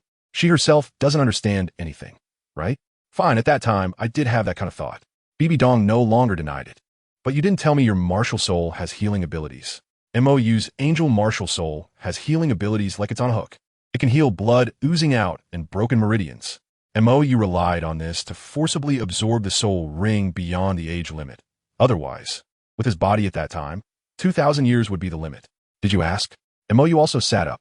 Since you snatched me back from the papal hall, have you cared? When you saw my angel martial soul, you had a cold face. Am I blind? Knowing you didn't look down on me, why would I shamelessly come up? Then what did it mean when you shamelessly came to me later? Bibi Dong said unhappily. Mou relied on his deceptively cute appearance, telling little stories now and then, teasing her. By the time she reacted, this kid had long run away, and he wasn't alone in outputting. He was dragging Hulaina and the residents of Spirit City along with him. I was a bit indirect, and you were even disgusted? Mou showed displeasure. Do you know how much effort I put into making those little stories? Wasn't it to wake you up a bit? Kind is treated as a donkey's liver and lungs. What the hell? Bibi Dong suppressed her anger, sarcastically teasing her. Still kind? I don't care about you at all. Fine. My fault. Bibi Dong took a deep breath. She would endure. We'll let it go. Then, did you take the wrong medicine? Mou interrupted. Up until now, Bibi Dong had retreated several times. This was not something she could do. You don't need to act with me. Mou exhaled softly, stood up, and after resting for so long, relying on the soul core, his soul power had recovered quite a bit. Anyway, you won't change, and I won't believe it. There's no need. After saying that, Mou threw a small healing light orb to BB Dong and turned to leave. BB Dong got up and grabbed MOU, asking, "What would it take for you to believe me?" "I don't know." MOU shook his head. "I only know that I've been disappointed once. If it happens again, I don't know what I would do. Maybe I would kill you. Then let's gamble once." BB Dong said seriously. MOU was slightly taken aback, turned around, and said, "You know I don't like jokes." "I don't like them either." BB Dong looked up at MOU's eyes. "I don't believe it." MOU turned his head. "I don't need to gamble with you. It doesn't benefit me at all, ma." MOU. Snow Empress, Ice Empress. Shut up. Chapter 171. Raid Shrek? To be honest, I really didn't expect you to do something like this. In the hotel room, Snow Empress and Ice Empress sat in front of BB Dong with serious expressions. They thought that helping BB Dong resolve the conflict would make MOU happy, but this woman actually stole home. Right in front of them. She made her move. What does that mean? Ungrateful. I just wanted to show my determination at that moment. BB Dong said, somewhat guilty. Does showing determination need to be like that? Ice Empress said, displeased. She always thought BB Dong had no feelings for MOU, and Snow Empress thought the same, which is why they were willing to help. But who knew this woman was hiding it so deeply? At that moment, not to mention MOU, even they, as bystanders, were dumbfounded. Who could have thought that BB Dong actually had ulterior motives towards MOU? If I hadn't done something stimulating at that time, he wouldn't have listened to me. BB Dong said helplessly. If she hadn't made a direct move, MOU would have left. After saying so much tonight, MOU's attitude towards her had finally softened a bit. If she didn't seize the opportunity, once he calmed down, she would have taken a beating for nothing. And who knew if there would be such an effect next time? Stimulating? We were also quite stimulated. Ice Empress said disdainfully. At that moment, this woman's sudden attack directly shocked both her and Snow Empress. MOU had just regained a bit of soul power, and it had all turned into healing power, leaving him with no ability to resist, and, as a result, he was held by this woman and bitten. When they finally pulled him away, MOU's eyes were already vacant. Tears were coming out, and this woman still nonchalantly said, "I will take responsibility for you. I don't need you to be responsible." Does MOU need you to take responsibility? Won't the two of them take responsibility? So, what do you really mean by that? Snow Empress said seriously. Clearly, under her observation, BB Dong had no feelings for MOU in that regard. And MOU didn't have feelings for BB Dong either. Even in the previous life, MOU's main focus was still on Qian Renshue because he thought this little girl was very pitiful. If it weren't for Qian Renshue's insistence on pulling Tang San, which reminded MOU of the entanglements between these two in his memories of the original plot, she and Ice Empress wouldn't have had any chance at all. Because up until that time, the relationship between them and MOU was primarily a cooperative one. Unable to transcend the tribulation and become gods, they relied on MOU, a person with extraordinary talent, to ascend to the divine realm. The relationship between them and MOU actually began to develop in that direction after arriving at the Stardew Forest. Before that, they were merely partners. And now, MOU is already under a lot of pressure in Bibidong's move. Get ready, Raid Shrek. In the Spirit Hall of Soto City, MOU, who was feeling disturbed by BB Dong, decided to take action directly. Shrek Academy had a bad reputation around Soto City because it had been operating for over 20 years, cheating countless people. Every year, a large number of young soul masters were swindled out of gold soul coins by Flander. If it weren't for his soul sage strength, he would have been besieged by surrounding academies long ago. Now, the Spirit Hall stepped in, exposing Shrek's previous abuse of the Spirit Hall's name to harm civilian soul masters. Those who had been cheated previously all stood up to denounce Shrek and voluntarily provided testimonies. Some soul masters who had been beaten and left disabled while trying to forcibly reclaim their registration fees even considered themselves as physical evidence, with both witnesses and evidence present. Under the leadership of two soul saints, for soul emperors from the Spirit Hall and the city lord of Soto City, the law enforcement team of the Heaven Do Empire and the enforcement team of the Spirit Hall arrived at the village where Shrek Academy was located, bringing a large group of soul masters and witnesses. Early in the morning, a grand procession surrounded the entire village, and the villagers, unsure of what was happening, obediently stayed at home, not daring to make sound. Bishop Lotties, is it a bit of an overreaction to mobilize such a large force for this small matter? The city lord of Soto City, Soul Emperor Li Changfeng, asked quietly. He had always known about the things Flander was doing, but since he was just a soul sage engaging in such minor matters, he turned a blind eye. After all, this academy had only swindled less than 50,000 gold soul coins in its 20 years of establishment. Just 50,000 gold soul coins. How big of a deal is that? Is it worth such a huge operation? If he really wanted to be ruthless, he could make more than that in a month. After all, Flander was just a soul sage, which was quite generous of him. City Lordly, what do you mean by overreacting? Lotties asked solemnly. Do you know I've been living in fear because of this lousy academy for almost a month? I've been assigned to Soto City for less than 5 years. In these 5 years, I've worked diligently without wasting a single day. I finally cleaned up the mess left by the previous bishop. And then a decree came down from above, asking me to investigate this so-called Shrek Academy, which almost cost me my head. Heaven have mercy. I've been in Soto City for 5 years. I've never heard of such a crappy academy here. And what happened? The previous bishop took the back door, and the city lord of Soto City did something shady, almost pinning it on me. The worshippers personally intervened. I've really been living with my head on the chopping block for the past month. And overreacting? Damn it. Almost got killed by this lousy academy. Isn't this embezzled money just 50,000 gold soul coins? Li Changfeng leaned closer and said, moreover, this matter doesn't seem to fall under the jurisdiction of the Spirit Hall, right? The Spirit Hall can't manage these private academies. At most, they just help register the qualified ones, report them, and then go through the approval of the Heaven Do Empire to determine if this academy qualifies to participate in the Advanced Soul Master Academy competition. Other matters, like Shrek's random charging and fraud, the Spirit Hall has no say in. City Lordly, I'm not here for those 50,000 gold soul coins today. I'm here for the reputation of the Spirit Hall. Lottie's emphasized, this Shrek Academy is deceiving money under the banner of the Spirit Hall. Those civilian soul masters who were cheated will only turn their resentment towards the Spirit Hall because they came for the name of the Spirit Hall. This is damaging the reputation of the Spirit Hall. And City Lordly, don't blame me for not reminding you. Your problem is also not small. The embezzled money by Li Changfeng and the troublesome matters he's caused over the years, if they were placed in the Spirit Hall. 10 heads wouldn't be enough to chop off. Cough, Bishop Lotties, you can't say such things casually. This city lord is diligent and honest, and loves the people like children. Li Changfeng said, stroking his long beard with a serious expression. To be honest, if it weren't for the Heaven Do Prince Shui Qinghe coming to Soto City, he wouldn't have come at all, worried that this young prince might overreact with the Spirit Hall people. After all, strictly speaking, the mess at Shrek Academy was his responsibility, because this Shrek Academy was established on his territory. But this matter really isn't a big deal. It's just 50,000 gold soul coins, right? Why bring so many troublemakers to cause a ruckus? If this isn't resolved well, it could be bad if the prince has a problem with him. Chapter 172. The Spirit Hall can't manage. Principal, something happened. Early in the morning, after noticing the situation outside the village, Yu Qianheng quietly inquired about it and quickly learned that the enforcement team from Soto City and people from the Spirit Hall had come to trouble Shrek Academy. What happened? Yu Xiaozhang, who had gotten up early to prepare breakfast for Tang San and others, walked out upon hearing the commotion.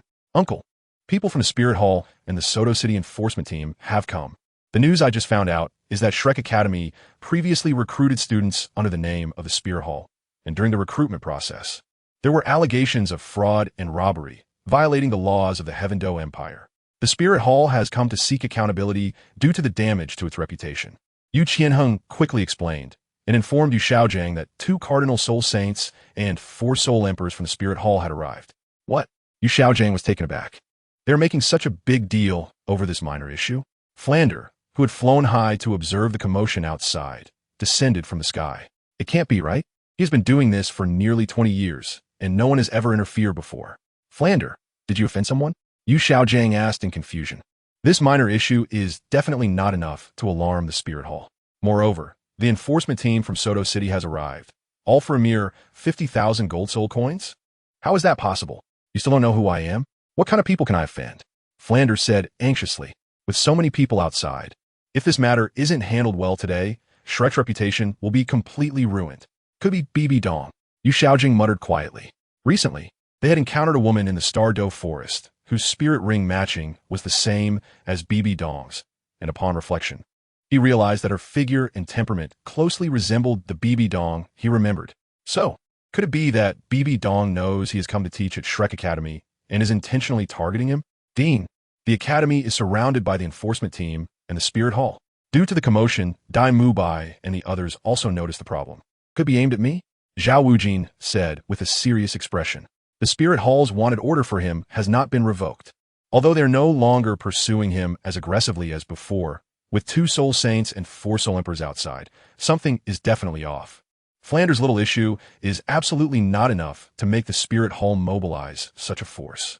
Hearing Zhao Wujin's words, Dai Mubai and the others showed expressions of doubt.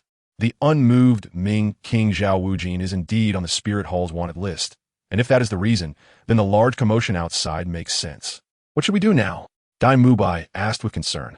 If Shrek Academy is forcibly disbanded because of this, then I'm finished. Don't worry.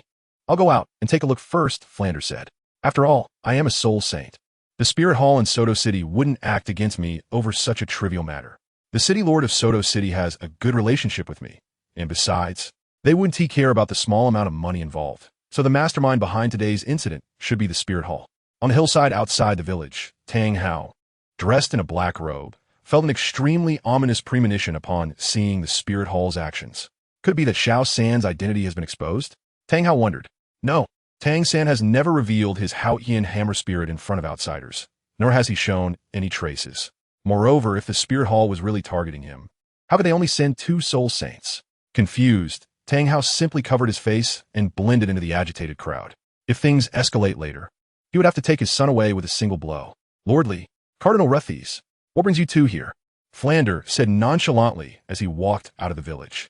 Li Chongfeng was about to chat with Flander to downplay the situation, but Ruthes stepped forward with a cold face. Flander, you have been flaunting the Spirit Hall's name to swindle and defraud, stealing nearly 50,000 gold soul coins. On behalf of the Spirit Hall, I am issuing a warning and revoking the Spirit Hall's previous permission to operate, and I demand that you publicly apologize. If you refuse, I will issue a capture order against you according to the laws of the Spirit Hall. What about our money? The villagers who followed in confusion asked. Yes. What about our money? My 2 children were defrauded of 20 gold soul coins. We are too. The crowd gradually became agitated because, as Ruthes said, the Spirit Hall seemed only to be asking Flander to apologize and had no intention of returning the money. Silence. Ruthes shouted. Everyone, I apologize. While I understand your desire to reclaim your funds, the Spirit Hall has no jurisdiction over Mr. Flanders' fraudulent behavior. Although the Spirit Hall is powerful and has the most soul masters on the continent, ultimately, it is a religious organization and does not have law enforcement authority over such matters. However, since Shrek Academy is established on the land of Soto City, according to the laws of the Heaven Do Empire, Shrek Academy is under the jurisdiction of the Heaven Do Empire, which means that Lordly of Soto City can handle this matter. Ruthes shifted the responsibility onto the silent Li Chongfeng, the city lord. Upon hearing Ruthes' statement, the voices of the villagers gradually diminished. Let Li Chongfeng handle it. They would probably have to pay again afterward. Why can't the Spirit Hall manage these matters?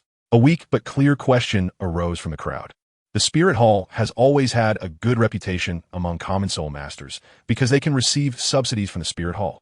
And this subsidy for soul masters below level 40 has a vast coverage. More than half of the soul masters on Douluo Continent are actually below level 40. As most people's innate soul power is only 1 or 2 levels, and their lifetime achievement stops at soul master at most. If innate soul power can reach level 4 or even 5, it is already considered a genius among most people. Levels 6 and 7 can be cultivated as elite disciples in most sects, while innate soul power of level 8 or even 9 is almost only born in major sects or the Spirit Hall, as these individuals' parents are high-level soul masters, which allows for the possibility of awakening innate soul power of 7 or 8. As for commoners, having any soul power is already a stroke of luck. I'm sorry, the Spirit Hall has no jurisdiction over these matters, Ruthes said regretfully. Although he also wanted to address these issues, unfortunately, this is a matter of the Heaven Do Empire, and the Spirit Hall cannot intervene because it is a church-like soul master organization and does not possess the enforcement authority of the 2 great empires. The Spirit Hall can only manage Wuhuan City and some surrounding areas, and that is under the strong deterrence of the current pope. In the past, outside of Wuhuan City, the Spirit Hall basically had no jurisdiction and could only manage the issuance of soul master subsidies. Under Ruthes' explanation, the pressure shifted to Li Chongfeng. Normally, he wouldn't have to handle this. These people wouldn't dare to ask him for anything. At most, Flander would give him 20,000 gold soul coins as a gesture, but now it's different. The Heaven Do Prince Xueqinghe is in Soto City. This prince, known for his benevolence, would not ignore such matters if he hears about them. Moreover, The relationship between the Balak Kingdom and the Heaven Do royal family has not been good in recent years, making it difficult for him. The Balak royal family provides for him, and if he appears too weak in front of the Heaven Do prince regarding this matter, the Balak royal family would not treat him kindly. But if he offends the Heaven Do prince in this matter, the Balak royal family would certainly deal with him. Damn it. He had no idea what kind of temperament this prince had, and he couldn't grasp the balance at all. He didn't want to offend Flander, this soul saint. Mr. Flander, please quickly clarify the false information about the Spirit Hall that Shrek Academy previously spread and publicly apologize. Otherwise, it will be very difficult for me, Bishop. Lottie said softly. Normally, he wouldn't make such a fuss with a high-ranking soul sage like Flander over such a trivial matter. But now the Spirit Hall is involved. Even the Pope has come. He is not going to back down. He actually hopes that Flander will confront him. The trouble this guy caused has kept him on edge for a month. He has long wanted to beat this guy up, even if he, with 2 soul sages and 4 soul emperors, can't take down Flander as long as they start a fight. The Pope and the Spirit Hall will definitely not sit idly by. A title Douluo makes a move. A mere Flander, what is that worth? Chapter 173, Yu Xiaozhang's Plan. After some twists and turns, due to the sheer number of people causing trouble on the scene, Li Changfeng had no choice but to symbolically order Flander to surrender the ill-gotten gains and impose a severe penalty of 10,000 gold soul coins. With people from his Spirit Hall present, Flander could only accept this sum, but a public apology? Admit that he has been deceiving people? How can he continue to run Shrek Academy then? Does he still want to save face as a soul sage? Moreover, once he admits to this, both current and past graduates from Shrek Academy will be doomed. What kind of good can come from graduates of a fraudulent academy? Shrek's reputation will be completely ruined. Bishop Lotties, I can accept the fine, but do you have any evidence that I have deceived people in the name of the Spirit Hall? Flander said sternly. The Spirit Hall cannot act against him just based on some rumors. Everything must be based on evidence, and coincidentally, he has never publicly advertised any of these matters in black and white. This information was spread by people he hired. He never said it himself. Evidence? With so many witnesses present, does that count as evidence? Lottie said coldly. Witnesses? Where are they? Flander said innocently. Where? Where are the people? Lottie's turned around and found that the villagers who had just been watching had all quietly dispersed. After just announcing the punishment for Shrek, Li Changfeng came over, having sent the enforcement team to drive away the onlookers. Ahem, Bishop Lotties, the fine has been imposed. That should be enough, right? It's really not worth making such a big deal over a small matter.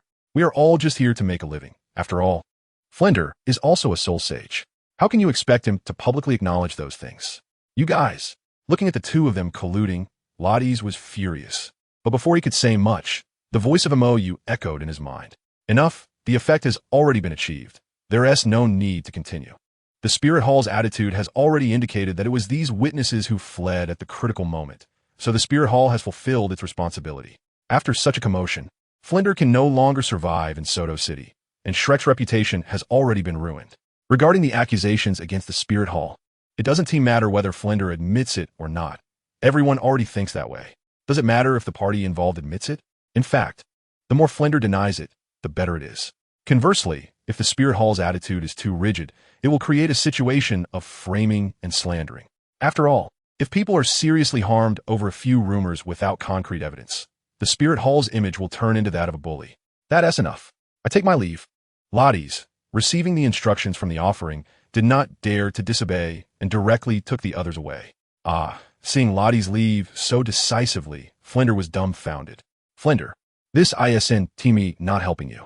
Li Changfeng sighed. Originally, the two of them planned to leverage their tacit understanding and thick skin to force Lotties to take action, allowing them to characterize this incident as a setup by the Spirit Hall. If a few civilians died in the process, they could talk about it extensively. The Spirit Hall has never stopped demonstrating against the two great empires over the years.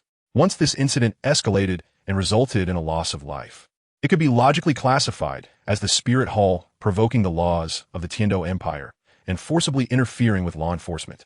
But now Lotties has left directly, and the earlier accusations are now fixed.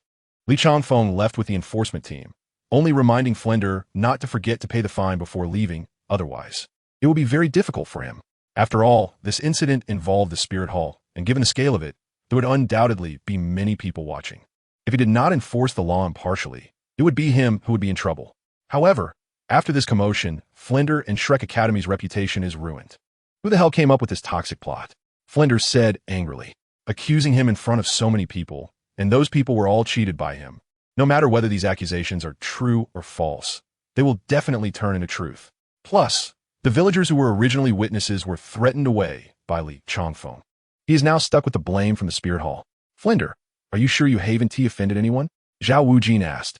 If the Spirit Hall really targeted him, they wouldn't need so much nonsense. They could directly accuse him of harboring a wanted criminal, and the Spirit Hall could justifiably take action. Who could I have offended? Flinder was depressed. After this commotion, Shrek Academy's reputation would soon be completely ruined in the Soto City area. What's worse, the Spirit Hall intervened and sent 2 Soul Sage bishops and 4 Soul Emperors. With such a large scale, there will definitely be many people paying attention. Moreover, since it concerns the Spirit Hall, those who are secretly watching will investigate even more thoroughly. After all, something that could provoke such a large response from the Spirit Hall and yet end so abruptly cannot be a trivial matter. Soon, Shrek Academy's dirty laundry will be aired. Xiaojiang, at least in Soto City, we can't survive anymore. Flinder sighed. After this commotion, Shrek will soon be universally condemned, and his academy definitely cannot continue. Xiaojiang, do you have any way out? Xiaojiang? Flinder patted Xiaojiang, who had been dazed since the beginning. Are you okay? If Shrek Academy has a problem, the main responsibility lies with me. Don't worry, it won't implicate you. He knew that Xiaojiang cared most about his reputation. He absolutely could not bear the stigma of being from a fraudulent academy. I'm not worried about that. Xiaojiang shook his head. He was just thinking about what exactly was going on.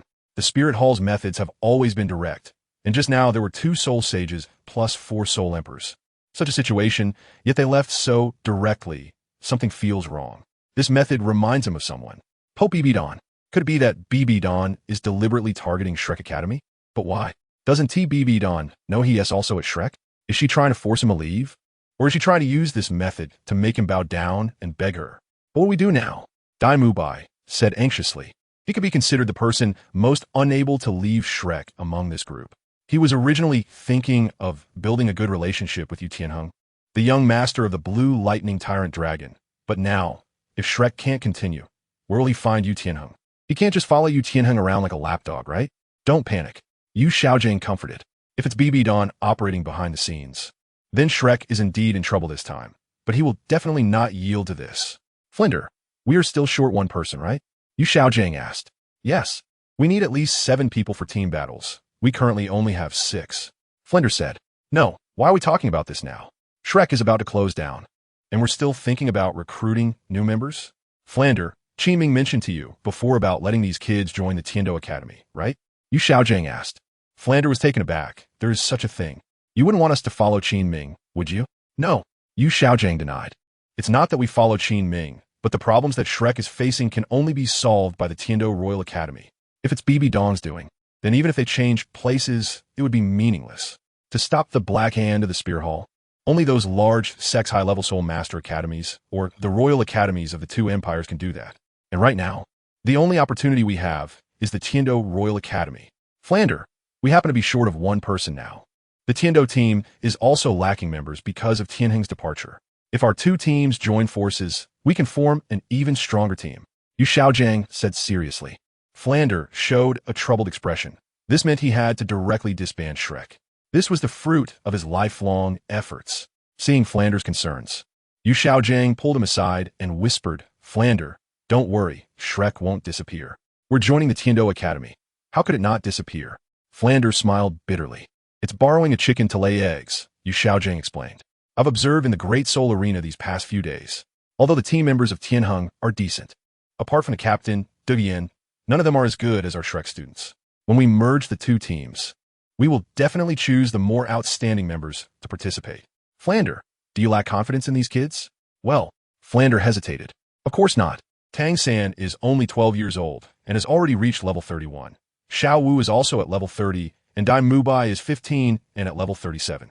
Although those kids in the Tiando team are at a higher level, they're at least 5 or 6 years older than Tang San, with a 5 or 6 year gap. I naturally believe these kids can catch up. Moreover, don't forget, Shrek Academy doesn't have the qualification to participate in the high-level Soul Master Academy competition. As long as we take these kids to join the Tiando team, even if we can't make it to the Soul Master competition in 2 years, These kids will definitely shine in the competition 7 years later, Yu Xiaojiang said firmly. Additionally, you can also talk to Qin Ming about keeping Shrek's roster. We just need to dig one person from the Tiando team like we did with Tianheng. Day. Flander felt a bit guilty. Is it appropriate to dig a team member from our own students? I already felt guilty enough when Tianheng was pulled over by Yu Xiaojiang. How can I face Qin Ming if we dig again? Flander, this is all for these kids. Besides, digging the top talent from the Tiando team might not be a bad thing for them, Yu Xiaojiang stated with righteous indignation. Our students are clearly better than theirs. They are benefiting from our light. Chapter 174, Deliberate. In the top VIP lounge of the Great Soul Arena. Since being forcefully kissed by Bibi Dong, MOU had been hiding here, and since that night, he hadn't taken off the mask that came with his martial soul. The door of the lounge slowly opened, and a disheartened Du Guyan dragged Yi Lingling inside. What happened? MOU asked. Du Guyan rushed into MOU's arms and, with a displeased expression, spoke about Shrek joining the Tiando Academy. How can they be so shameless? Du Guyan said indignantly. And teacher Qin Ming, doesn't he know that Shrek's reputation is terrible right now? What are we going to do if he lets these people in? Shrek Academy is now a scam academy that everyone is denouncing. Influenced by the dean and the academy's reputation, the students of this academy won't be good either. In this situation, Qin Ming actually plans to accept this group of scammers. Where does that leave our team? Are they not shameless? Wronged, angry, unwilling. Du Guyan poured out her grievances all at once, with Yi Lingling, who was pulled along, occasionally agreeing. As Du Guyan's closest friend, she was naturally upset about this matter. Or rather, everyone else was also upset, but they endured it because of Qin Ming. The most ridiculous part is that bastard Yu Qianheng actually came to be a mediator, wanting me and Lingling to join Shrek. Du Guyan said angrily. And a young master of the blue electric tyrant dragon? To easily abandon teammates he has been with for 6 years, and even help outsiders dig the wall. What kind of young master is that? And he talks about friendship with her. Does he deserve it?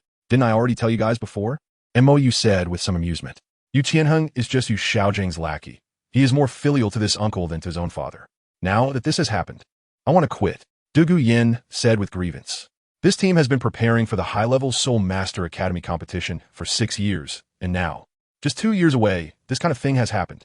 Didn't you want to shine in the Soul Master competition? MOU pinched Du Guyan's pouting little face. Although you don't have much hope for the championship, the runner-up is definitely not a problem. Are you encouraging me or mocking me? Du Guyan showed a strange expression. Who talks about the runner-up before the competition? Shouldn't it be to encourage for the championship?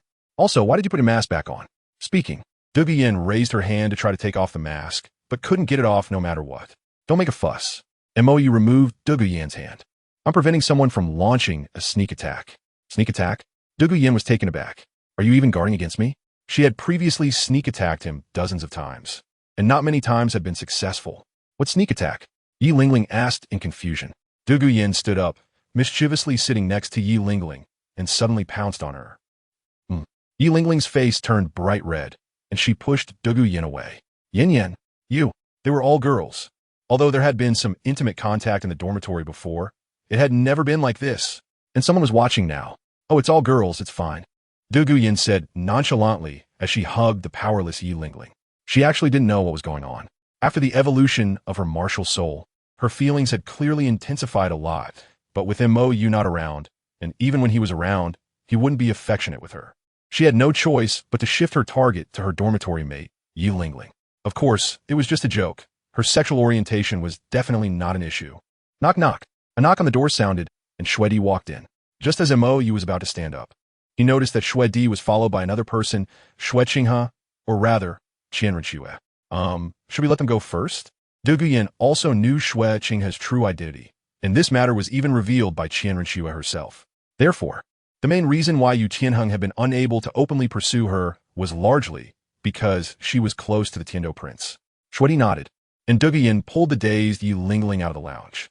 MOU and the other two sat in silence, and the atmosphere in the room fell into silence.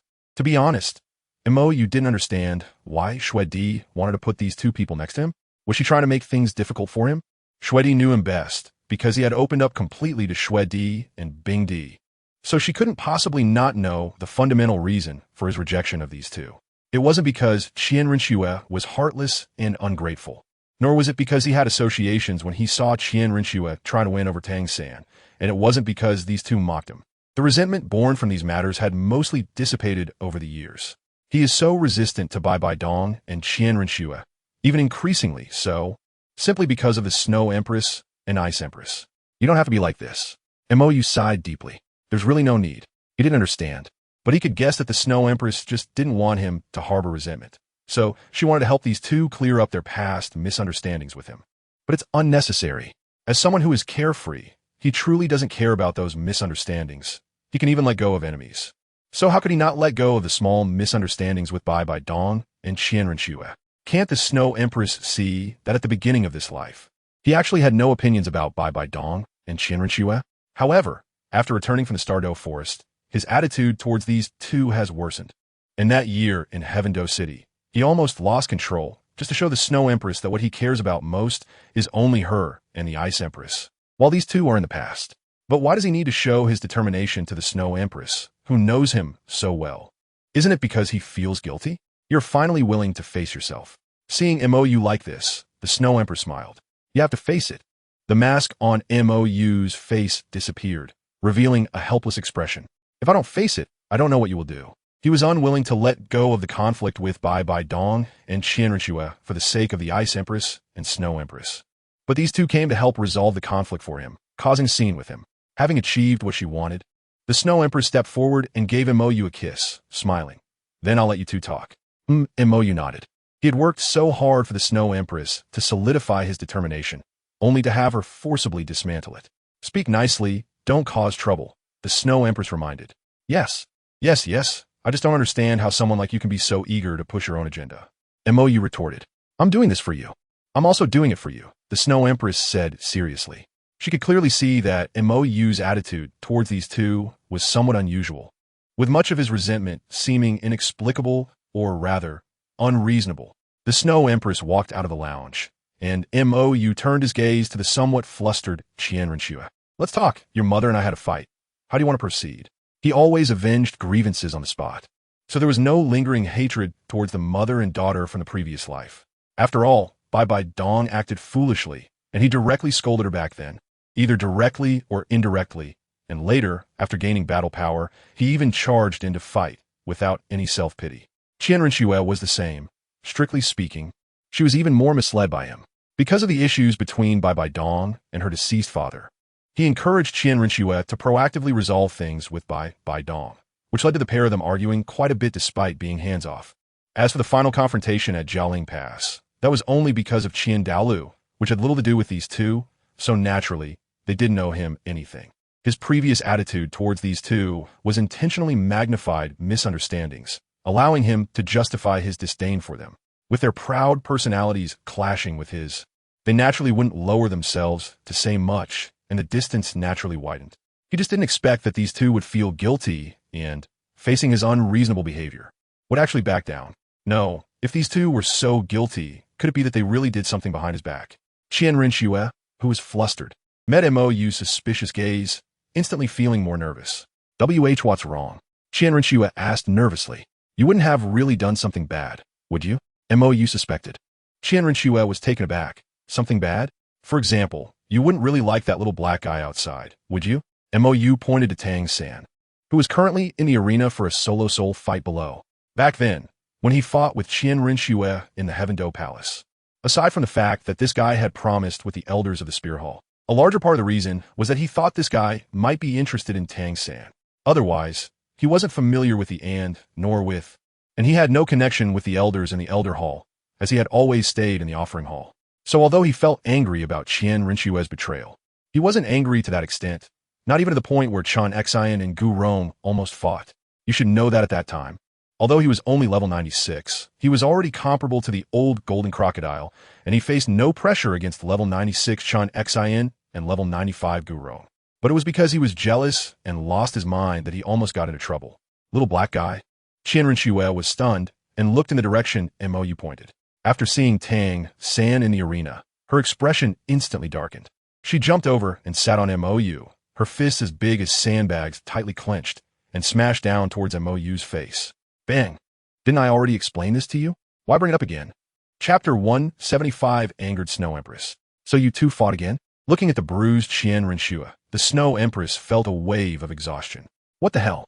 She had finally persuaded Bai Dong to ease up and let MOU off a bit and to smooth things over. After Bai Dong finally opened up, MOU also stopped bottling things up like before.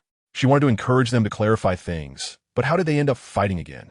He still doubts that I have feelings for Tang-san. What can I do? Qian Renxue said indignantly. She had already explained so many times. But this guy wouldn't listen at all. He doesn't believe that she had such grand intentions in bringing Tang-san in. Why did you have to be so enthusiastic about Tang-san back then? The Snow Empress said helplessly. He only liked you back then. Even I, Binga, and those two sisters were just good friends. But you kept provoking him, and, at that time, he had already told you that the relationship between Tang-san and the Spirit Hall was irreconcilable, yet you still acted that way. He only liked me? Qian Renxue snorted coldly. He has flirted with so many girls, even my mother. Do you think I believe that? But has he actually touched anyone? The Snow Empress asked. He. Qian Renxue's expression froze. Has he? The Snow Empress asked seriously. Even Ulina, who grew up with him in Spirit City, he hasn't touched. And those two sisters he wanted to bring back from Xing Luo Imperial City, he hasn't touched either. You don't really think he can't, do you? MOU may seem flirtatious, but in fact, he hasn't touched anyone until now, keeping his distance. Even when someone throws themselves at him, he still maintains his distance. He has always been waiting for you, but what has he waited for? The Snow Empress sighed deeply. You have no idea how much he suffered that day in Heaven Do Palace. Nor do you know how much it hurt him when he beat you in the plaza of Heaven Do Palace. You only know that he rubbed your face on the ground in front of so many people and almost ruined you. But why don't you think about it? Did he ever lay hands on you before that? How many times did you hit him? Did he ever get angry with you? Why? Well, he saw you beaten like that. Did even Qian Dalu, who usually favored you, not say much? Have you thought about it? Because of you. He almost died in Heaven Do City that day. He has always been thinking for you, but why can't you think for him? Yes, he was indeed a scumbag this time. But do you think this kind of him was created by whom? I said, let you sincerely apologize to him and take a step back, considering how much he has let you go in the past. But you still act like this. You know very well that you did something wrong, yet you can't let go of your pride, and you always hold your head high. At this point, the Snow Empress, feeling upset, stood up and turned her back to Qian Renxue. In the end, Xiaoyu isn't that important to you. At least, she isn't as important as your face. Are you angry? Under the moonlight, on the hillside outside Swoto City, MOU was holding the Snow Empress, who had just left Qian Renxue, looking at the moon. The Snow Empress nodded gloomily. Who told you to meddle in this matter? MOU said with a smile. It's rare to see the Snow Empress in such a depressed mood. Even he was seeing it for the first time. I did it for you. The angry Snow Empress looked like a child, or rather, this was the Snow Empress that MOU knew. Her usual image of a caring big sister seemed more like a disguise. After all, she was the boss of the extreme north, and she had to maintain her prestige.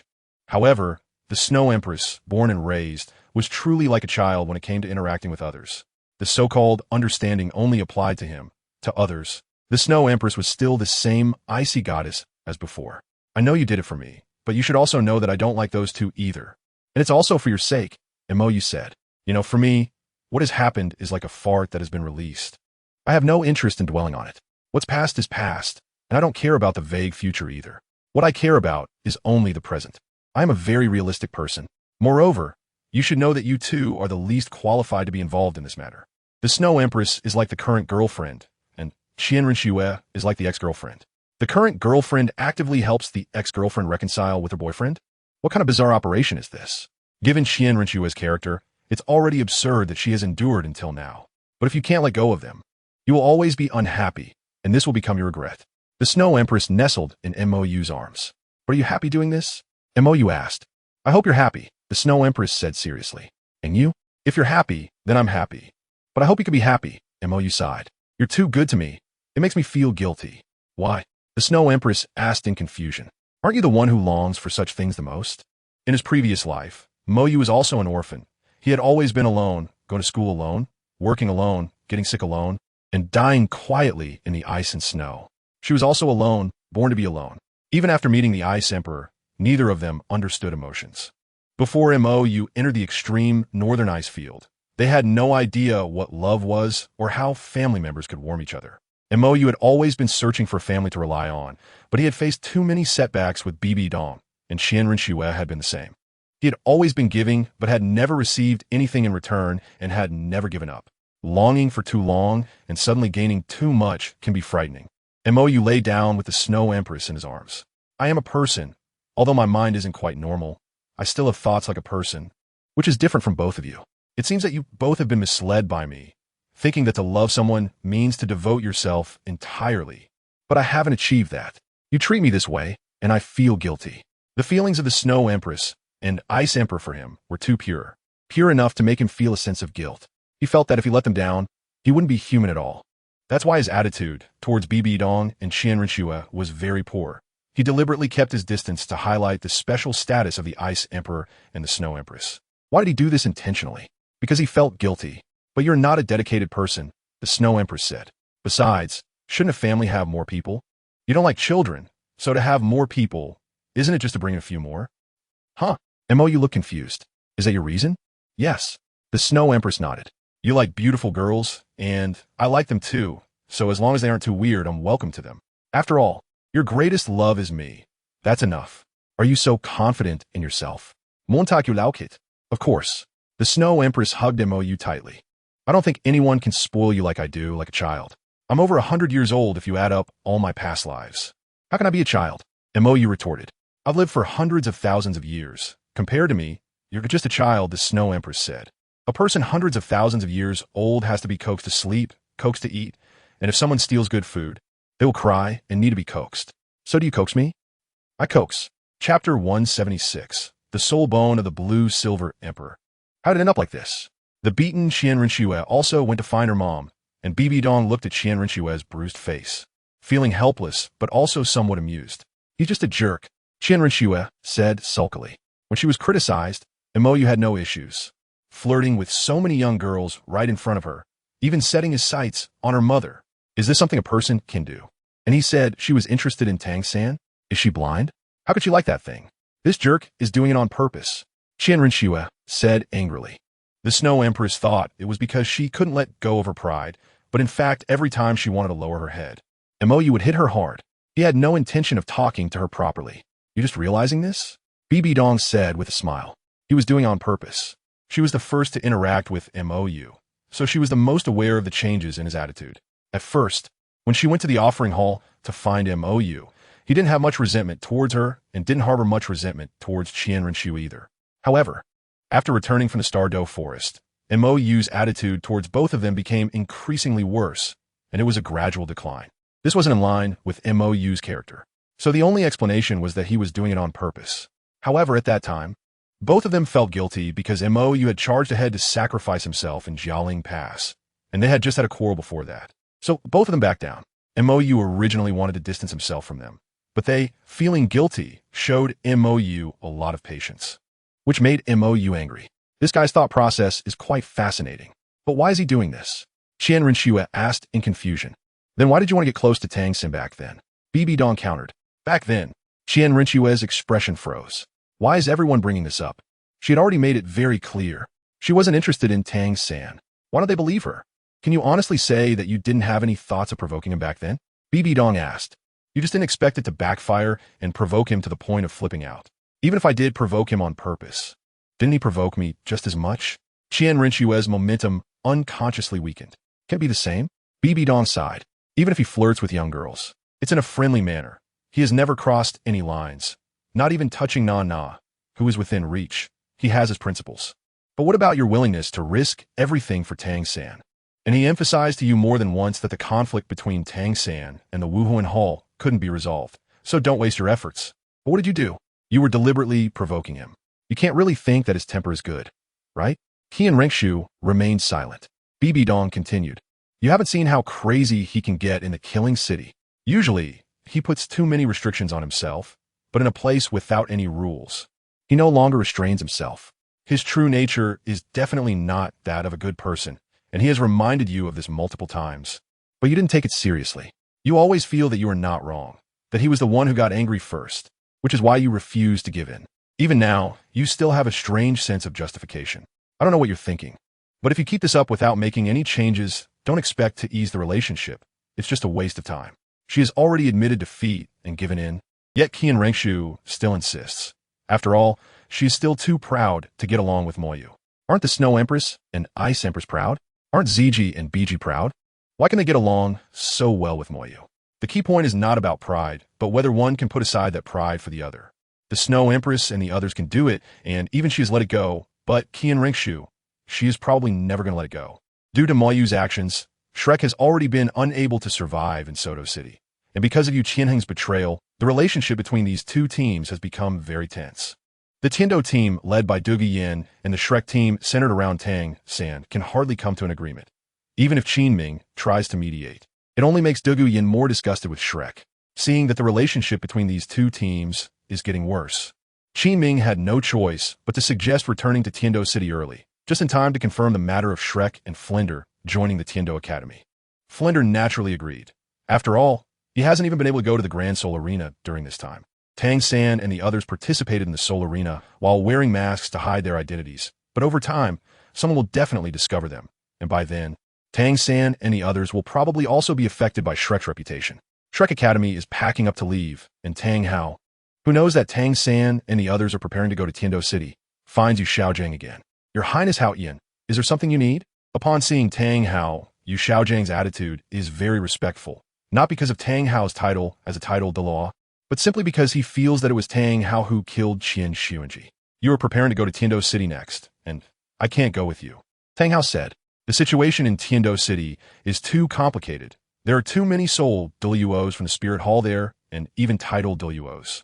If I go with you and my whereabouts are exposed, it will be very troublesome. Of course, this statement carries a bit of an excuse. He is unwilling to go to Tiando City mainly because Tang Yuehua is there, and he feels guilty. Your Highness Hao Yin, please rest assured. We're going to the Tiando Royal Academy this time, and the Spirit Hall cannot reach in. Xiao San will be fine, Yu Xiaojiang assured confidently. I hope so, Tang Hao said, feeling an ominous premonition. But I will still be acting around Tiando City. If anything happens, inform me in time. After saying this, Tang Hao turned to leave. Wait, Your Highness Hao Yin. Yu Xiaojiang hesitated and stopped Tang Hao. Is there a problem? Tang Hao asked, puzzled. Yu Xiaojiang hesitated several times. But for Tang San's sake, he still spoke up. Your Highness Hao Yin, do you have any spare soul bones? Soul bones? Tang Hao was taken aback. This is for Xiao San, Yu Xiaojiang explained in advance. Previously in the forest, Yu Xiaojiang explained to Tang Hao about Zhu Zhuqing absorbing the soul ring beyond its limit and the high probability that she absorbed a soul bone, and finally proposed his guess that soul bones can help soul masters absorb soul rings beyond their limit. If Tang San could absorb a high-quality soul bone now, perhaps he could break through the limit with his fourth soul ring. Soul bones can help absorb soul rings beyond their limit? Tang Hao was puzzled. What kind of theory is this? Although it is not certain yet, I have a strong confidence, Yu Xiaojiang said firmly. In that case, Tang Hao fell into silence. He indeed has soul bones. He has the right leg bone of the blue-silver emperor, which he has been carrying all along. When Ain sacrificed herself, he filled up on soul bones, so he didn't absorb it. He initially planned to give this soul bone to Tang San, so it's not impossible to do it a bit earlier now. However, if the 10,000-year soul bone is exposed, the Spirit Hall will act immediately, and moreover, Tang San's identity will be revealed. Chapter 177, Tiando Royal Academy. A month later, under the leadership of Qin Ming, Flinder and the Shrek group arrived at the Tiando Royal Academy. The reason for the delay was that Tang Hao hesitated several times about letting Tang San absorb the blue-silver Emperor's soul bone. It wasn't that he was reluctant, but he was worried that Tang San's possession of this soul bone would cause significant trouble. Ultimately, with Yu Xiaojiang's persuasion, in order to allow Tang San to get ahead of his peers as much as possible, Tang Hao took out the blue-silver Emperor's soul bone for Tang San to absorb. However, due to Zhu Zhuqing and the others' previous experiences, Yu Xiaojiang had already educated Tang San and the others about the preciousness of 10,000-year soul bones. Thus, Tang Hao could only inform Tang San a part of the situation, which naturally included that the Spirit Hall is their number one enemy. This was also to prevent any unfortunate events from happening if Tang San encountered people from the Spirit Hall in Tiando City. After absorbing the 10,000-year right leg bone of the blue-silver Emperor, Tang San's soul power rose by 5 levels, directly reaching level 36. And even the blue-silver grass martial soul underwent some changes, faintly showing signs of evolving towards the blue-silver king. Moyu, who learned this from Xiao Wu, was very happy. Your soul bone will be back soon. In Tiando City, in the room of Yuxian, Tang Yuehua, Moyu released the mostly restored blue-silver emperor. Do you really have to go after my child? After 6 years of getting along, the blue-silver emperor has come to understand Moyu more, and with BG's gentle persuasion. The Blue-Silver Emperor's previous blind love for Tang Hao has finally shown cracks. However, she still feels that her child, Tang San, is innocent. If I don't kill him, he will kill me, and everyone I care about will die. Do you think I cannot take action against him? Moyu retorted. The Blue-Silver Emperor's character is really too naive. Even though BG has made their relationship with Tang San very clear, this brainless being still hopes that everyone can sit down and have a talk. Perhaps there is hope for peaceful coexistence? She even said she could persuade Tang how to let go of his hatred, and she could also let go of the hatred from being hunted down. She hopes that everyone can avoid this life and death struggle. How should I put it? Naive. So naive that it is exasperating. But the Blue-Silver Emperor still hopes to prevent this conflict. Even if Tang Hao came for her soul ring and soul bone back then, he later loved her. And they have a child.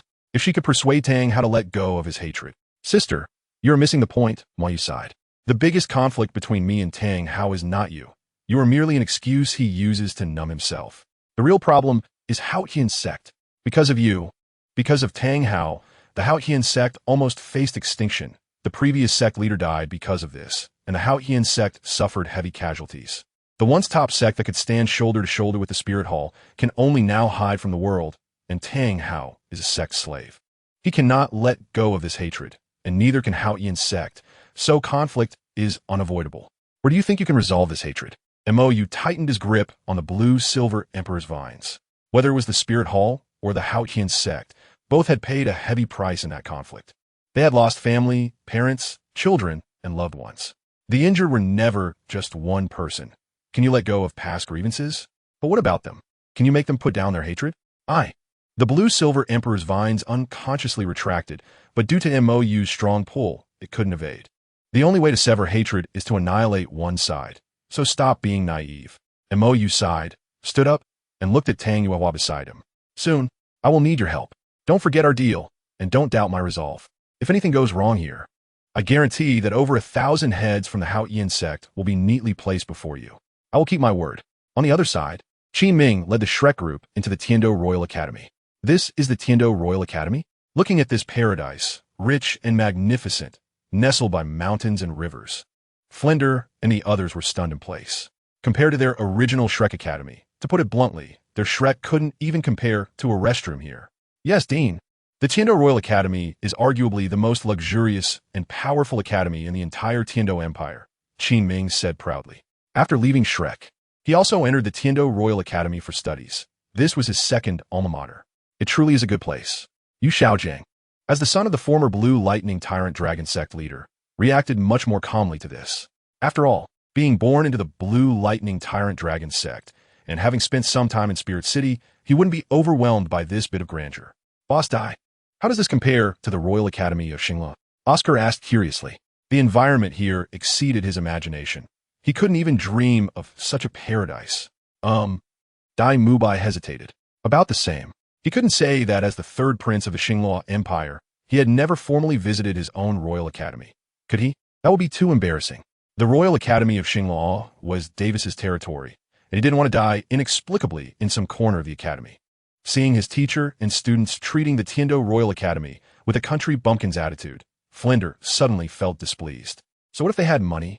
Can money cultivate strong individuals? Clearly, my Shrek is superior to the Tiando Royal Academy. Hearing this, Qin Ming understood and agreed.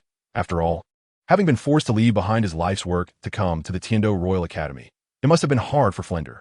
Teacher Qin Ming, Sister Yin and Lingling plan to withdraw from the Tiando Academy. You should go take a look. Yu Feng, with his martial soul activated, hurriedly flew over. Under the leadership of Prince Xueqinghe, Dugi Yin and the others had left Swoto City early and returned to Tiando City with MOU about half a month ago. What? Flender and the others were shocked. Why? Qin Ming asked anxiously. Yeah, why suddenly withdraw? Yu Qianheng was also anxious. Well, the out-of-breath Yu Feng's gaze drifted toward the Shrek group behind Qin Ming. This matter shouldn't need further explanation, right? In Swoto City, Dugi Yan's attitude had already been quite displeased. Coupled with Yu Qianheng's repeated attempts to persuade Dugi Yan and Yi Lingling to join Shrek for a strong alliance, Dugi Yan's attitude toward Shrek had grown increasingly negative. This time they returned to the Tiando Academy early. Dugi Yan and Yi Lingling hadn't appeared recently, and today, having just returned, the two had already written their withdrawal applications. preparing to find the 3 committee members to withdraw. Dean, I'll go check it out first. You all take a look around.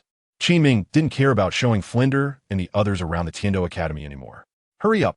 We'll follow you later, Flinder said, not insisting or saying anything about them going along. After all, this matter was sparked by Shrek. I'll go too. Yu Qianheng followed Qingming toward the committee office. What would he do if Dugu Yin left? His grandfather had emphasized that he must capture Dugu Yin. Huff. Watching Qingming leave, Flinder felt a bit guilty as he let out a sigh of relief. This Tiando battle team, to put it bluntly, had been dismantled by them. However, there were still some in Shrek who were pleased with Dugu Yan's intention to leave, such as Yu Xiaojiang. There was no helping it. Dugu Yin was too strong. Previously, when they were still in Suodo City, Qingming had wanted Dugu Yin to interact with the Shrek students to ease relations. But that child single-handedly defeated all 6 Shrek team members, including Yu Tianheng. It was a complete and effortless crushing. The worst off was his student Tang San, who didn't even have time to use his hidden weapons before being knocked down by Dugu Yin with a slap. Then a kick to the stomach rendered him unconscious. That terrifying power left a psychological shadow on the Shrek students. Having such an outlier leave might not be a bad thing for Shrek. Moreover, if Dugu Yin really joined Shrek, Tang San's position would certainly be threatened. His role as the tactical core might even need to be handed over. So, stop. Who are you? How dare you trespass into the Tiando Royal Academy? The Shrek group turned to see a crowd surrounding a young man with a playboy appearance walking toward them. Even if it wasn't the same time, the fate of being beaten by an avalanche would not be missed. Chapter 178. Dugu Yin also wants to withdraw. Meanwhile, at the committee office of the Tiando Royal Academy, Dugu Yin and Yi Lingling directly threw their withdrawal applications onto the desks of the 3 committee members. What does this mean? The thin old man sitting in the middle, Meng Xinji, the chief of the committee, looked puzzled. As you can see, Lingling and I plan to withdraw. Dugu Yin stepped forward and said, "Withdraw." The short and stout old man, Bai Baoshan, sitting to Meng Xinji's left, opened the 2 letters on the table. Why? The 3rd committee member, Ji Lin, asked in confusion. You know that in less than 2 years, the Continental Advanced Soul Master Academy competition will take place. Why would you withdraw at this time? Even if you want to withdraw, shouldn't you at least wait until after the competition? They weren't trying to stop Dugu Yin and Yi Lingling from withdrawing. After all, it wasn't early graduation, and there were soul power requirements. They couldn't intervene in the students' voluntary withdrawals. It was just that the timing was inappropriate, right? In 2 years, the Continental Advanced Soul Master Academy competition would occur, and Dugu Yin, as the captain of Team Tiando, was quitting at this time? If Team Tiando is falling apart, what use is it for me to stay as captain? Dugu Yin replied irritably. Falling apart? Meng Xinji's expression turned serious. What is going on? Did that kid Qingming get into some trouble? Didn't you receive Yu Tianheng's withdrawal letter? Dugu Yin asked. Yu Tianheng's withdrawal letter? The 3 committee members exchanged glances, their faces full of confusion. When? Since a month ago, when Qingming took Team Tiando and Prince Xue Qinghe away, they hadn't received any news. Not received? Dugu Yin was taken aback. Oh, it should have been him who was stopped, but it doesn't make much difference. Yu Qianheng has already left Team Tiando, and teacher Qingming has even brought in a Shrek team from outside. Team Tiando is likely to be disbanded by him soon. I don't want to wait until that forced disbandment, so it's better for me to leave on my own. Disband? Meng Xinji's expression tightened. Teacher Qingming only explained that Shrek is his alma mater, and that its dean and teachers are very capable. The current students are all talents not weaker than him. He never mentioned anything about disbanding Team Tiando. Yin, could it be that you misunderstood? Qingming is not that kind of person, Bai Baoshan said. Qingming has been at the Tiando Royal Academy for over 10 years, so they know this young man well. He would never do something like disband his own team. It's not teacher Qingming who wants to disband, it's that Shrek that wants to disband, Dugu Yin said indignantly. Yu Tianheng has already left, and previously in Soto City, Yu Tianheng was even encouraged by that academy's teacher to get me and Lingling to join too. I didn't want to, and Lingling didn't want to either. Moreover, our team's morale has already scattered, not to mention that we can't find someone to take Yu Tianheng's place in a short time. Even if we could, I wouldn't be in the mood for it. There is just over a year until the Soul Master competition, and at this time, it's impossible to find new team members who match their progress. Furthermore, team cooperation and coordination take a long time to cultivate. Originally, because Yu Tianheng left, the morale of this team was already a problem, and now the team leader Qingming has brought in Shrek, which caused all of this. Anyway, she can't stay any longer. Is that the kid? At the height of the Tiando Royal Academy, Mou and Dugu Bo were observing the Shrek students who were clashing with Xue Bing and his group from above. Yes, that's Tang San, Mo affirmed. Tang Hao's son. Tang Hao shouldn't be here, right? Dugubo expressed concern. He is no match for Tang Hao. That guy is a madman who could take on 3 opponents as soon as he entered the title Douluo realm, and even beat the Pope. Although he has made progress in his soul power cultivation over the years, due to the resolution of the biling snake poison problem, reaching level 90, he is still not a match for Yuguan. Just based on that, he could be sure that Tang Hao could beat him down. Why are you being a coward?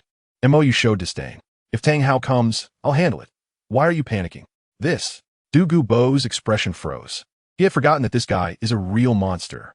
A soul sage. To have him, a dignified title Dalu beaten down on the ground. And he has no power to retaliate. The most shameless thing is that this kid is immune to poison. His poison is completely useless. Tang Hao could take on 3 opponents back then. Although you're strong, you might not be able to take him down, right? Dugubo worriedly said. Indeed, if that guy were to fight for his life, I really wouldn't be his opponent, Mo admitted. But am I just one person?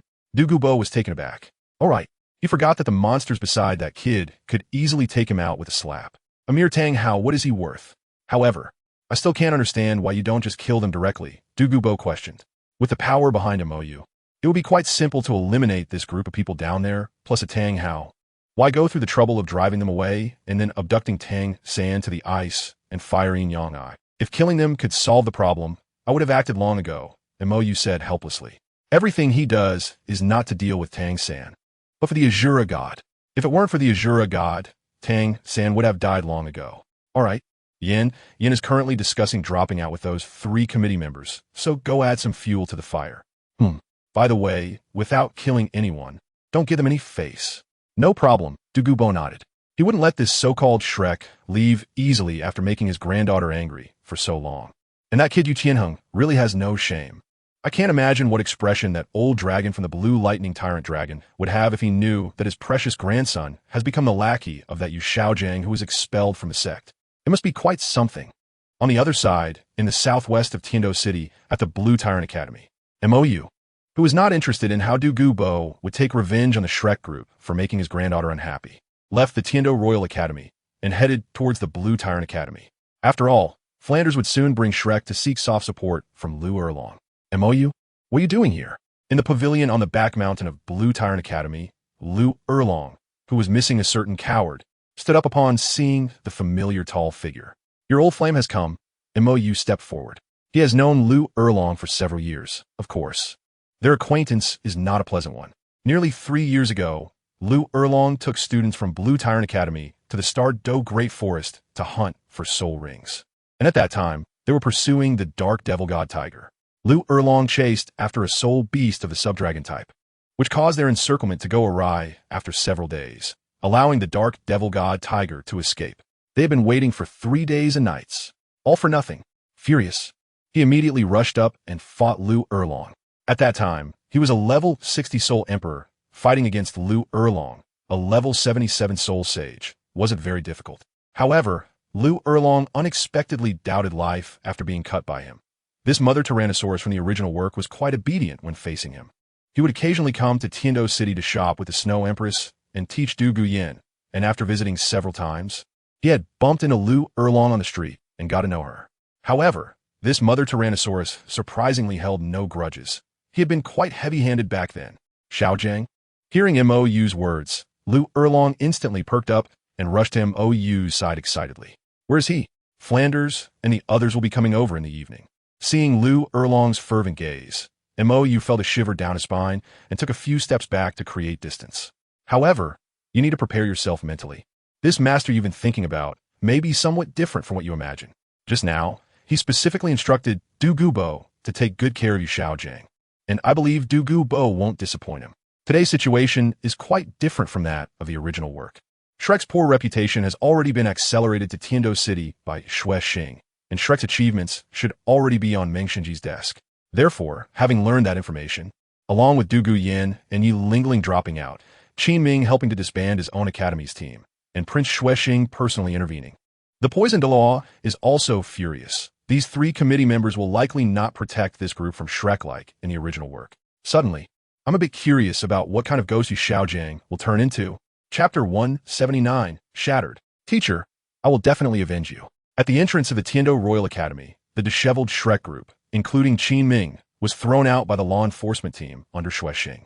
Due to the vice-captain of Team Tiando, Yu Qianheng, being poached, and the team leader Du Guyan and support Yi Lingling having their mindset messed with, along with the pile of troubles that Shrek had in Soto City, the impression of Shrek among the 3 committee members of the Tiando Royal Academy had reached rock bottom. Therefore, after Prince Xue Xing made his entrance with Du Gubo, the 3 committee members, having a very poor impression of this group, did not help, and thus, Shrek's nightmare began. What happens when a title Douluo faces a soul sage? Setting aside some special circumstances, this battle will be an absolute crushing defeat. Flinder has fallen. Zhao Wujia has fallen, and the rest of the Shrek teachers have also fallen.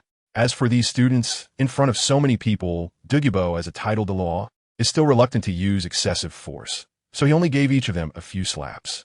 And regarding Qin Ming, who brought such academic failures into the Tiando Royal Academy, which led to the disintegration of the Tiando team, unlike in the original work where he left voluntarily. This time he was driven away. The only difference is that he had been the leader of Duguyan for so many years, so Dugubo didn't go too hard on him. The main event at the end is the root cause of all this, Yu Xiaojiang.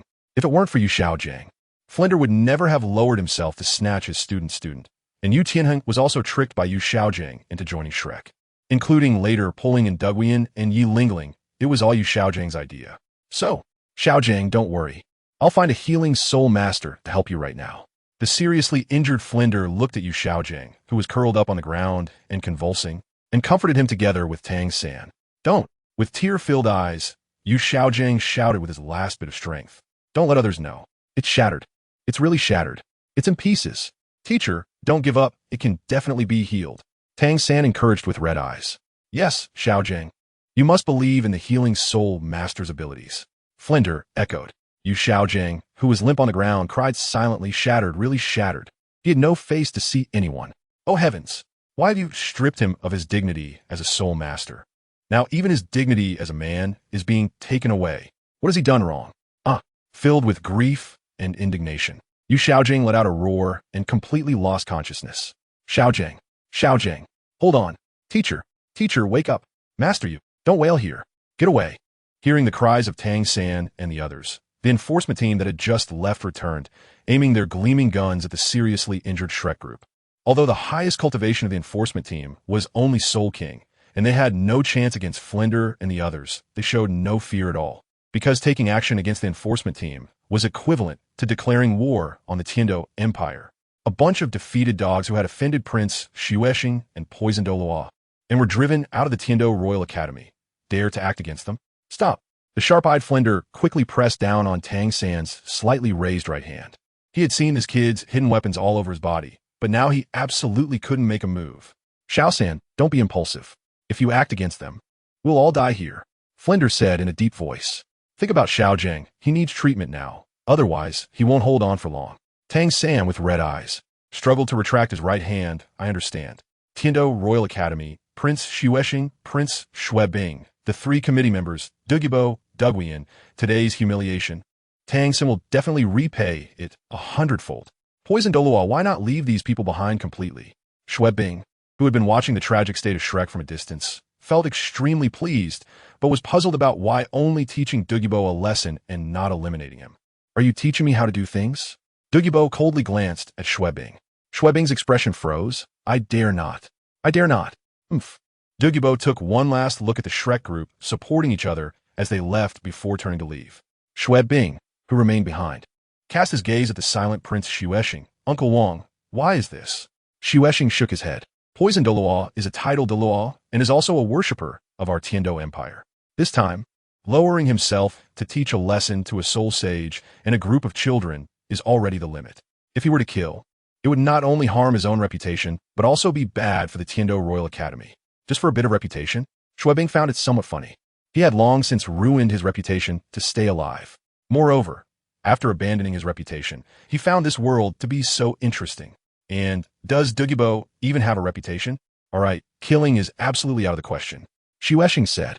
Not to mention that Yu Tianheng is the young master of the Blue Lightning Tyrant Dragon.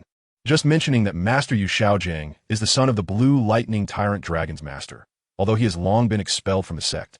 He is still the son of the master. Killing him would be hard to explain. And that kid with the white tiger martial spirit, he seems to be from a Star Luo royal family. How could a prince from Star Luo appear in Tiando Empire's territory? Shrek Academy. Why do I have a bad feeling? Did your grandfather shatter his egg? At dinner time, Ning Rongrong, Xiao Wu, and their companions, who had been shopping all day, met up with Douluo and others in a big restaurant on the food street. Mou also brought Xue Di and Bing Di along. Listening to Douluo recount the entire conflict with the committee this afternoon, Mou's expression was somewhat strange. Shattered egg? Douluo seems a bit ruthless, right? It's a matter of honor. He never thought of using such methods. This was actually suggested by Yin Yan.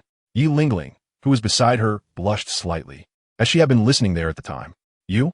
Mou's expression became strange. Douluo has such a penchant for shattering eggs? No. Douluo's face turned red as she covered Yi Lingling's mouth. I was saying that the master was too disgusting, and Xiao Wu also said this person was very disgusting. So I told Grandpa to waste him. How'd I know my grandpa understood it as that kind of waste? Your grandpa really is ruthless. Mou secretly gave Douluo a thumbs up. He would do such a thing, but he wouldn't stop others from doing it either. After all, everyone has their own way of doing things. As for him, at most, he would just break limbs and then stuff them into the other person's backside. Ruthless? The girls who had seen or heard of Mou's glorious achievements in the Great Soul arena looked at him strangely. Compared to your methods, this is already a great act of kindness, right? Although my methods are harsh, I still give the other party some face, right? Mou said with a righteous demeanor. All right, take the life, but still leave some face. The Ice Emperor, who was eating, disdainfully interrupted. She had also seen Mou's ruthless scene. How to say it? She used to think that the battles between soul beasts must be more bloody and violent than the battles among humans.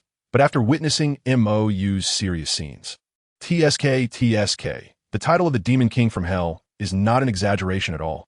Ripping skulls apart with bare hands in the death arena is childish play. During Mou's month in the City of Slaughter, the entire inner city was filled with the smell of fresh blood. Chapter 180. Did you Xiaojing cause this? Shattered? Bibi Dong, who followed to Tiando City, also received news through the Platinum Bishop Salas that the Shrek group had been thoroughly dealt with by Douluo at the Tiando Royal Academy. However, you Xiaojing's egg shattered? Your Holiness, do we need to send a healing soul master? Salas, who was somewhat familiar with the past between Yu Xiaojing and Bibi Dong, softly suggested. Send a healing soul master for what? Bibi Dong's gaze became somewhat dangerous. Are you very familiar with that guy? No, absolutely not. Salas, frightened by Bibi Dong's gaze, quickly lowered his head, cold sweat pouring down. My subordinate has no connection with Shrek at all. Your Holiness, please see clearly. Enough. Bibi Dong waved her hand. Don't be clever, and don't do anything unnecessary. My subordinate will remember. Salas quickly replied. Then, what does this group from Shrek need my subordinate to do? What to do? Bibi Dong looked thoughtful. Yu Xiaojing had been disabled. This should have been something that Douluo wanted to do himself. Mou wouldn't do something so insulting. A gentleman can be killed, but cannot be humiliated, even if it was someone he disliked. He was just like Dalu. Next, Shrek should be going to the Lamba Academy. Lu Erlong. Hee. Thinking of the comical relationship between the two cousins, Bibi Dong couldn't help but laugh. I really don't know what expression Lu Erlong would have when seeing the eunuch Yu Xiaojing. Your Holiness? Seeing Bibi Dong suddenly laugh, Salas felt a chill down his spine. Forget it. Let's wait and see. Bibi Dong instructed. At first, she wanted to do it herself, hoping that it would make Mou happy, but that guy refused. After all, they had known each other. Even if they no longer loved each other, there was no need to hurt him. And he definitely didn't need to do such things for me. No matter how unbearable the past is, he was still the one who accompanied you through your entire youth. If you're unhappy with yourself, I won't say much, but since you finally let go, there's no need to do such unnecessary things. I also don't think doing these things will make me very happy. This was what Mou said to her before leaving Soto City. To be honest, what a fool. The guy really is a fool. Salas, standing below the hall, nervously raised his head and saw a scene he had never imagined. Bibi Dong was crying. Your Holiness? You. Get out. Get out. Salas said no more, using all his strength as a soul Douluo. He escaped from a main hall at his fastest speed. A moment later, Bibi Dong in the hall slightly raised her head and let the tears flow from the corners of her eyes. If only I had met you at the beginning. Lamba Academy. After some twists and turns, Flanders still brought the Shrek group to seek refuge with Lu Erlong. As for Yu Xiaojing's little problem, it ultimately couldn't be saved, and to prevent that thing from getting infected and threatening Yu Xiaojing's life, it was cut off by Tang San in the hotel. As for why they didn't go to an outside clinic, someone as prideful as Yu Xiaojing would never let the fact that he lost his manhood be known, Otherwise, he wouldn't be able to live with himself. So you guys got kicked out? Lu Erlong's face darkened. What a great Tiando Royal Academy. What a great Douluo. Lu Erlong, who hadn't finished her harsh words, suddenly stopped. No way, she couldn't win. She was only level 78. No matter how hard she tried, she couldn't compete with a title Douluo. So, I avoided a disaster while shopping with Rongrong yesterday. Xiaowu murmured aside. Yes, Flanders sighed. When they arrived in Tiando City yesterday, they happened to run into Ning Rongrong shopping with Zhu Zhuqing sisters, so Xiaowu went off to shop separately. Luckily, she avoided a disaster. At that time, he had told Xiaowu that if there was a chance, they should bring those three in since they were now at Tiando Royal Academy, and the previous concerns about the academy environment were no longer an issue. However, who would have thought that such things would happen later? Actually, I bear a lot of responsibility for this. If it weren't for me being greedy for a little advantage in Soto City, making Shrek's reputation so bad, we wouldn't have been so embarrassed yesterday. Flanders said regretfully. He never imagined that just for a little money, it would lead to such a big problem, even hurting these students. Qinming was also implicated. As the dean, he felt quite ashamed. Dean, the main responsibility for this isn't on you, right? Xiaowu suddenly said. Flander, who was feeling down, was taken aback, and the others turned their attention to Xiaowu, except for Yu Xiaojiang, who had just undergone surgery and was resting, and Tang San, who was taking care of him. Everyone from Shrek was present. Listening to you all, the biggest problem with yesterday's conflict isn't Shrek's reputation. After all, the qualifications of Shrek students are there. Even if you, Dean, lost a bit of money, you returned the money before we left Soto City, right? Xiaowu said. To be able to recognize one's mistakes and correct them is a great virtue, and for soul masters, especially since you're a soul sage. Losing that bit of money didn't hurt anyone. At worst, it just made you a bit thick-skinned. But to say it's unforgivable, not necessarily, right? Indeed. Lu Erlong nodded. A soul sage, neither stealing nor robbing, just relying on tricks to lose a bit of money, and it's already been returned. What's the big deal? To put it harshly, for a soul sage, needing tens of thousands of gold soul coins is just a matter of opening and closing one's mouth. It's just that Flander didn't want to use that method. He's just a shrewd businessman, but definitely not a villain. Hearing Xiaowu say this, Flander's guilt indeed diminished quite a bit, but being called thick-skinned by his own students still made him blush. So, the biggest problem yesterday was the Tiando first team got broken up. Qinming said solemnly. Yes, Xiaowu agreed. Just now, the dean and teacher Qinming said that the three committee members of Tiando Royal Academy have been emphasizing the issue of the Tiando first team.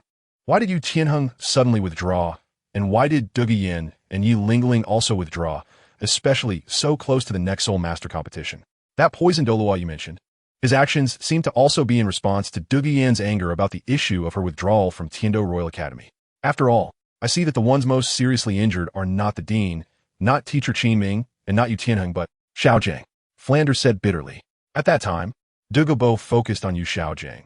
Even if he stood in front, it was useless. Douluo slapped him away, and most of the attention was on Yu Xiaojiang. When he acted, he was also cursing, saying that a useless person expelled from the Blue Lightning Tyrant Dragon clan dared to mess with his granddaughter. So, are we beaten so badly because of the master? The chubby Ma Hongjun muttered. The rest of Shrek's teachers and students didn't speak, but after Xiaowu said this, they all agreed. If it weren't for the master deceiving Yu Tianheng to come to Shrek and wanting to bring Duguyin and Yi Lingling in, leading to the collapse of the Tiando first team, they probably wouldn't have angered the three committee members of Tiando Academy, nor would they have offended the poisoned Douluo. They wouldn't have been beaten like that and thrown out like dogs. What are you talking about? As Yu Xiaojiang's steadfast good friend, Flander, seeing Lu Erlong's somewhat unusual expression, didn't hesitate to slap Ma Hongjun. Xiaojiang is also doing this for you guys. Otherwise, why would he go to such lengths to bring Tianheng over? And Duguyin is also considering Tianheng's situation. As for Yi Lingling in the end, isn't it for you to recover quickly while training? And when Xiaojiang proposed this before, didn't you all agree wholeheartedly? Now that something happened, how can you blame everything on Xiaojiang? Chapter 181, The Correct Way to Open the Red Heart of Missing You. A few days later, after staying hidden in his room and unwilling to meet anyone, Yu Xiaojing finally walked out of the door with Tang San's encouragement. After undergoing the useless organ removal surgery, Yu Xiaojing's complexion not only did not deteriorate, but was much better than before. He looked cleaner than before. The most obvious change was that the messy beard he had before was gone. After a long separation, Lu Erlong's gaze seemed to want to swallow Yu Xiaojiang whole. But facing Lu Erlong's gaze like this, The Yu Xiaojiang who had lost his second brother no longer felt the past regrets. Instead, it was replaced by deep fear. If Lu Erlong knew that he was no longer a man, would she laugh at him? Upon thinking of this, Yu Xiaojing couldn't help but hide behind Tang San, not daring to face Lu Erlong. Seeing the attitude of the person he had been thinking about for so long, Lu Erlong felt a bitterness in her heart. Why was it that something she could face as a woman, Yu Xiaojiang, a grown man, would be so cowardly? Yu Xiaojiang had been avoiding her for nearly 20 years. Did he still not want to face her? With that thought, Lu Erlong, who had come with high hopes, left in despair. Without saying a word to Yu Xiaojiang from beginning to end. Xiaojiang, you've been hiding for 20 years. Do you plan to continue hiding? Flender, who had been observing from the shadows, stepped forward. Dean, who is she? Tang San still had not formally met Lu Erlong. Ever since arriving at the Lamba Academy, he had been by Yu Xiaojiang's bedside taking care of him. She, Flender. Yu Xiaojiang interrupted Flender, who was about to speak. Flender shook his head helplessly. She is the dean of this academy, and I am now the vice dean of this academy. Although Lu Erlong had recently proposed that he take over as dean and wanted to rename Lamba Academy to Shrek Academy, fulfilling his wish, he had refused. The reputation of Shrek was simply too poor now. He didn't even dare admit he had once been the dean of Shrek. In fact, he repeatedly instructed the teachers and students of Shrek not to mention it again until the storm had completely passed. Otherwise, not only would they have a hard time, but it would also bring trouble to Lamba Academy. This was no exaggeration. It was currently unknown who had done this good deed. But everything that had happened in Soto City regarding Shrek had been dug up, from scamming registration fees to false advertising. Even the incident where the Spirit Hall intervened had been widely spread, along with the recent expulsion from the Tiando Royal Academy by the poisoned Douluo. If it hadn't been for Lu Erlong personally bringing them into Lamba Academy, and the fact that they had been thrown out of the Tiando Royal Academy in the evening when not many people saw it, he couldn't imagine whether he could still stay at Lamba Academy with any face. Every time he heard the students of Lamba Academy discussing the hot topics in Tiando City during this time, he had to quicken his pace to leave, not daring to stay a second longer. So embarrassing. Too embarrassing. Completely lost face. So, just as Tang San wanted to learn more about this academy, a terrifying pressure quickly approached their location. Dugabo is coming. Tiando Royal Academy. MOU temporarily placed Zhu Zhiyun and the others here. Of course, the Crown Prince helped. Although MOU and Qianrenxue were not on good terms, he would still help when necessary. Or rather, even if Qianrenxue didn't help. You could find Dugabo, who was at least a worshipper of the Tiando Empire, and just needed to talk to the 3 committee members. Due to Qin Ming and the Shrek team being expelled from the Tiando Royal Academy, the attitude of the 3 committee members was also very firm. So Duge Yin and Yi Lingling did not truly withdraw, but formed a new Tiando Team 1 with a newly joined Ning Rongrong. Is this really okay? In the training area of the Tiando team, Duge Yin and the others were undergoing adjustment training with the newly joined Ning Rongrong, while the Crown Prince Shui Qinghe volunteered to become the new leader of Tiando Team 1, observing from the side. Fortunately, Ning Rongrong was an auxiliary system soul master, so there was no need for too much adjustment since she did not need to participate in combat. She just needed to stand behind the Shimo and Shimo brothers to buff Duge Yin, Yufeng, and Asro. However, Ning Rongrong's soul power of level 26 was too different from the other members of the Tiando team. Even though Yi Lingling, who was also an auxiliary system soul master, had level 35 soul power, the 10-level difference in enhancement not only placed a large burden on Ning Rongrong, but also did not yield good results. At least not for Duge Yin. What is wrong with that? MOU was also watching from the side, but he was mainly focused on the 2 little kittens practicing against each other. Ning Rongrong is only level 26. How could she compete with Duge Yin and the others? Shui Qinghe asked. Also, I forgot to ask you, how did Shrek manage to reach the Soul Zone realm in just 2 years in the last life? Could it be that Yu Xiaojiang really has some special method? Cheating, MOU said absent-mindedly. Tang Xiaosan distributed the fairy herbs to them, and, as a result, they all took off. Otherwise, do you think even I could make a great soul master reach the Soul Zone realm in 2 years? His cultivation method was already the fastest, and he had absolute confidence that no one could surpass his speed. First, violently expand the meridians, customize the soul power operation route, then spend soul power at the highest speed to enhance the body's carrying capacity. This cultivation method, to be honest, is very painful, but the cultivation speed is very fast. Moreover, with him there to help heal, there would be no lingering injuries or overdrawing the future. His cultivation method belongs to life draining and liver draining. Ordinary people can't handle it. But even so, he still couldn't make Zhu Zhuqing cross nearly 20 levels in 2 years. Now, Zhu Zhuqing could achieve this progress because he had her absorb a soul bone. With the current cultivation speed, by the time of the Soul Master competition 2 years later, Zhu Zhuqing could also reach the soul zone. Fairy herbs? Qian Rinxue was taken aback. This one, Mou took out the Xiangxi Duanchang Hong he carried from the angel space. This is a good thing. It solidifies the foundation and enhances talent and root bone, with no harm at all. After absorption, it can directly raise at least 4 or 5 levels. The one I have here is the strongest. It can probably allow low-level soul masters to directly rise by 10 levels. So miraculous? A hint of doubt flashed in Qian Rinxue's eyes. Since you know Tang San has these things, why didn't you take them earlier? Also, why didn't you tell me? Why not take them? Good question, and the answer is simple. I'm not interested. Mou shrugged. I look down on these things, so I'm not interested. As for why didn't he tell you? That is also a good question. May I ask, in the last life now, where am I? Qian Rinxue's expression froze. At this time, in the last life, Mou had quarreled with her mother, then came to Tiando City to argue with her, and directly ran to the extreme north ice field, returning more than a year later. At that time, she thought this guy had come back to participate in the Soul Master competition, but instead, he came back to call her grandfather and then headed back to the extreme north ice field. When the two of them returned again, it was another 6 months later, just as the Soul Master competition had ended, and Mou had reached level 83 Soul de Law. However, as soon as Mou returned, he quarreled with her mother again. Because the not yet departed Yu Xiaojiang from Wuhuan City wanted to get the dual spirit cultivation method from her mother.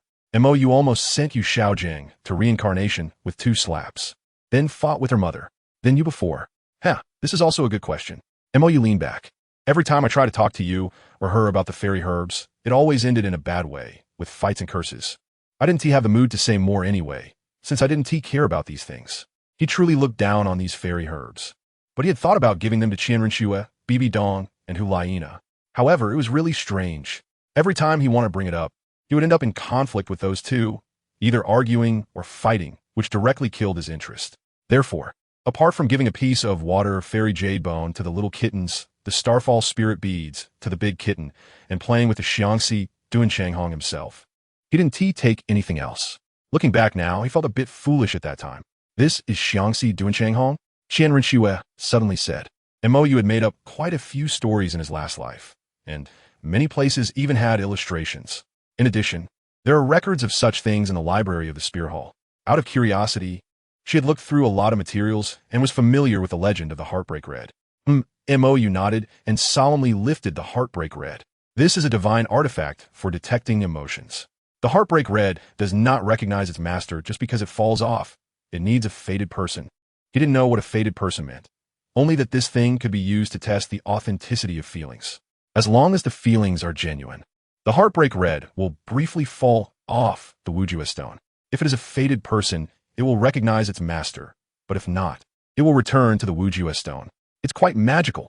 He had taken this thing around to play with. Whenever the Heartbreak Red appeared, it would break apart a couple. It was so much fun. The little kittens had also tried it, but the thing jumped back after falling because they were not fated. As for whether he had tried it, that was a stupid question. Didn't he know who he was? Chapter 182, Golden Sacred Dragon. Damn. Just as Mou was thinking about how to take the Heartbreak Red out to have some fun, Qian Rinxue took advantage of his unpreparedness and spat out a mouthful of old blood towards the Heartbreak Red held high in the air. At the critical moment, Mou quickly recalled the Heartbreak Red into the angel space. Mou sat up and locked eyes with Qian Rinxue, whose mouth was bleeding. The scene became quite awkward. Qian Rinxue wiped the blood from the corner of her mouth. What are you doing? I haven't asked you what you're doing yet. Mou casually tossed Qian Rinxue a healing light orb. Weren't you suspicious of me before? Can I prove myself now? Qian Rinxue said. Mou didn't believe she had no feelings for Tang San. If she could take down the Heartbreak Red, it would surely prove herself, right? Prove yourself. Montague scoffed. Who knows who you were thinking of just now? You dog thief even wanted to trick me into using a lie detector. Think again. How dare you? Qian Rinxue exploded. I'm leaving. Seeing Qian Rinxue about to blow up, Mou directly activated a spatial jump to leave. Tang San was still waiting for him. Looking at the empty space before her, Qian Rinxue clenched her fists. Her whole body began to tremble unconsciously. Her eyes started to redden. And after brewing for a while, she shouted to the sky, Missouri, you bastard. Hearing Qian Rinxue's hysterical shout, the members of the Tiando battle team, who were training, looked at each other in confusion. Only Duguyen, who knew the inside story, showed a helpless expression. This is going to be lively again. Qian Renxue was furious, and the anger she couldn't vent on Mou, who would be the unlucky one now. Sunset Forest. Dugu Bo had already captured Tang San, and, as Mou had said, disguised his own state to appear as if he had been poisoned before. To save his life, Tang San naturally spoke with the same bravado as in the original text, and Dugu Bo, who had anticipated this, cooperated very well. He gave Tang San a beating. Damn it, I've already suffered a fate worse than death because of this poison. For these years of training with poison, it has been like walking on thin ice, afraid of any mishap. But it's not that I'm afraid of dying. It's that I'm afraid of not dying directly. Mou remembered Dugu Bo's previous promise clearly. 20 years of warranty. Within 20 years, no one could take his life. Tang San's arrogant words not only failed to pique Dugu Bo's interest, but instead provoked his anger. So Tang San received a severe beating. Afterward, Dugu Bo gave Tang San a relatively mild poison, letting him find a way to resolve it. If he could survive, then he would believe what he had said earlier. TSK. You're quite ruthless. Watching Tang San struggle to crawl on the ground, searching for an antidote, Mou felt a bit reluctant. Why did you hit his leg?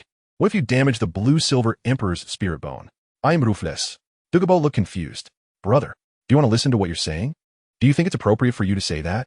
Cough, cough. Mou lightly coughed twice to hide his embarrassment. They should be arriving soon. Tang San won't die for now. Let's go have some fun. I haven't seen the Trinity Spirit Fusion skill yet. He had never seen the Golden Sacred Dragon. A spirit fusion skill jointly activated by Yu Xiaojiang, Flender, and Lu Erlong.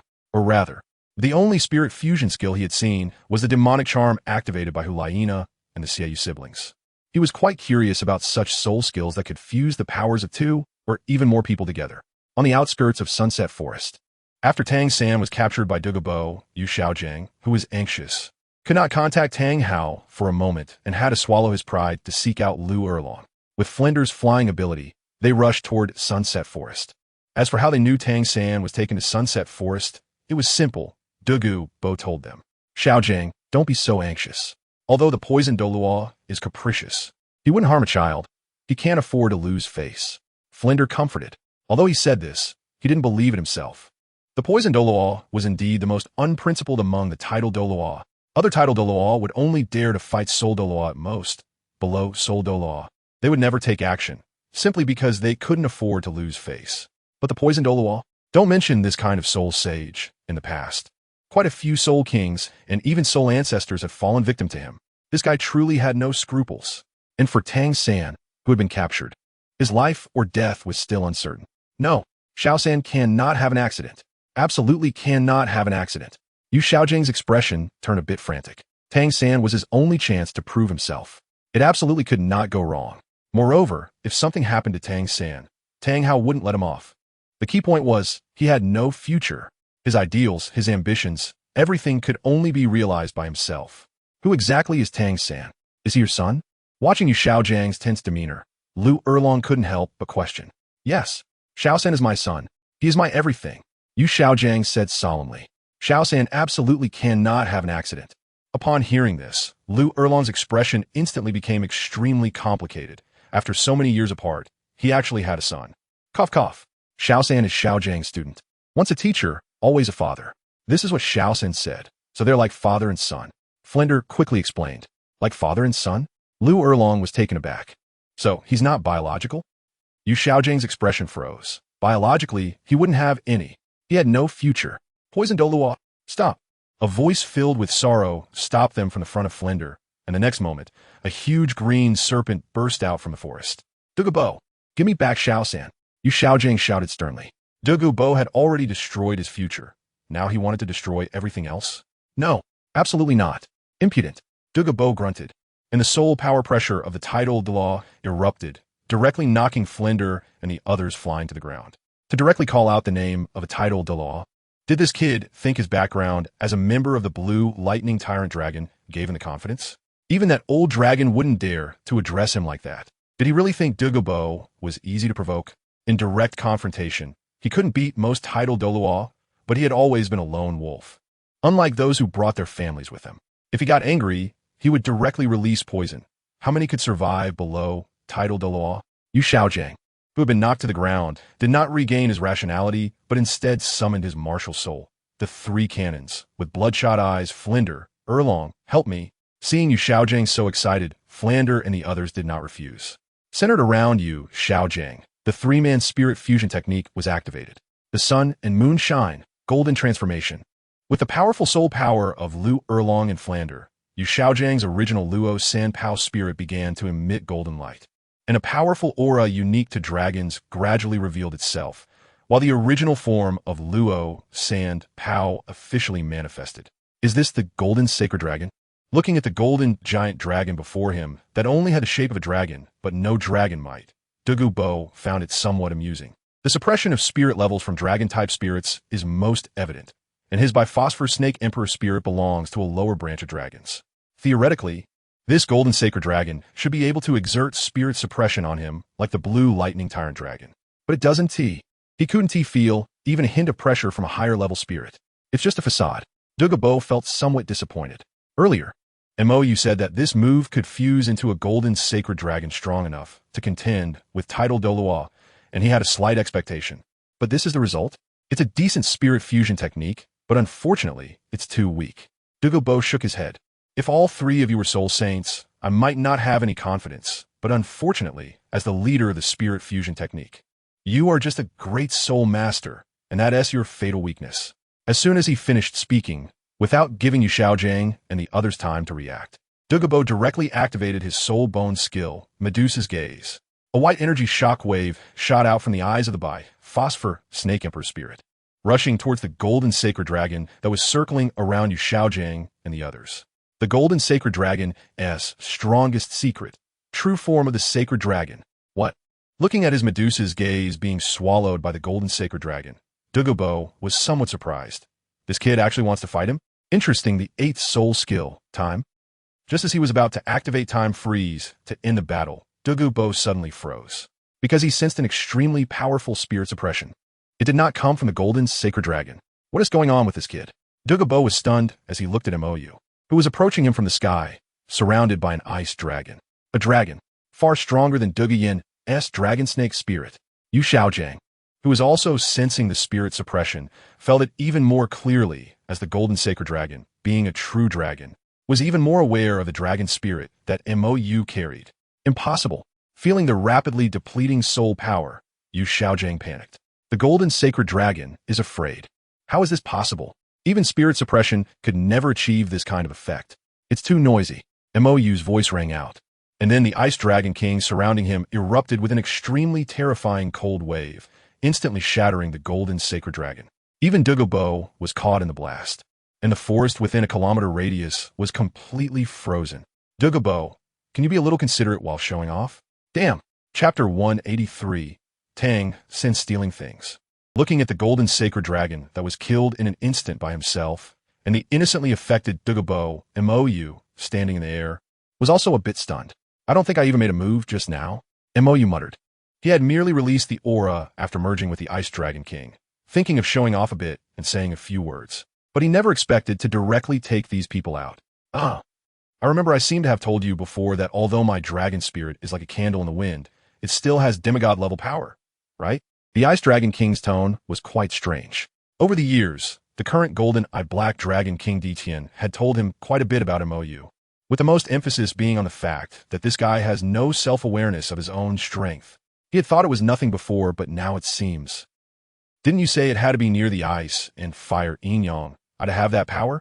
Mou asked in confusion. And it would take both of you combined to have demigod-level power, right? The bones of the Ice and Fire Dragon King are right below the Ice and Fire Yin-Yang Eye, so relying on the special environment formed by their residual bodies.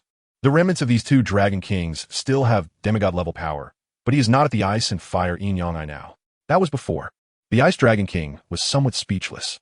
We have stabilized our dragon spirits after staying in your strange angel space for all these years, and have even recovered quite a bit. Once you retrieve our remains from the bottom of the spring, we should be able to recover to the level of a first-level god. So awesome? Mou was surprised. We were both at the pinnacle of first-level god strength in our previous lives.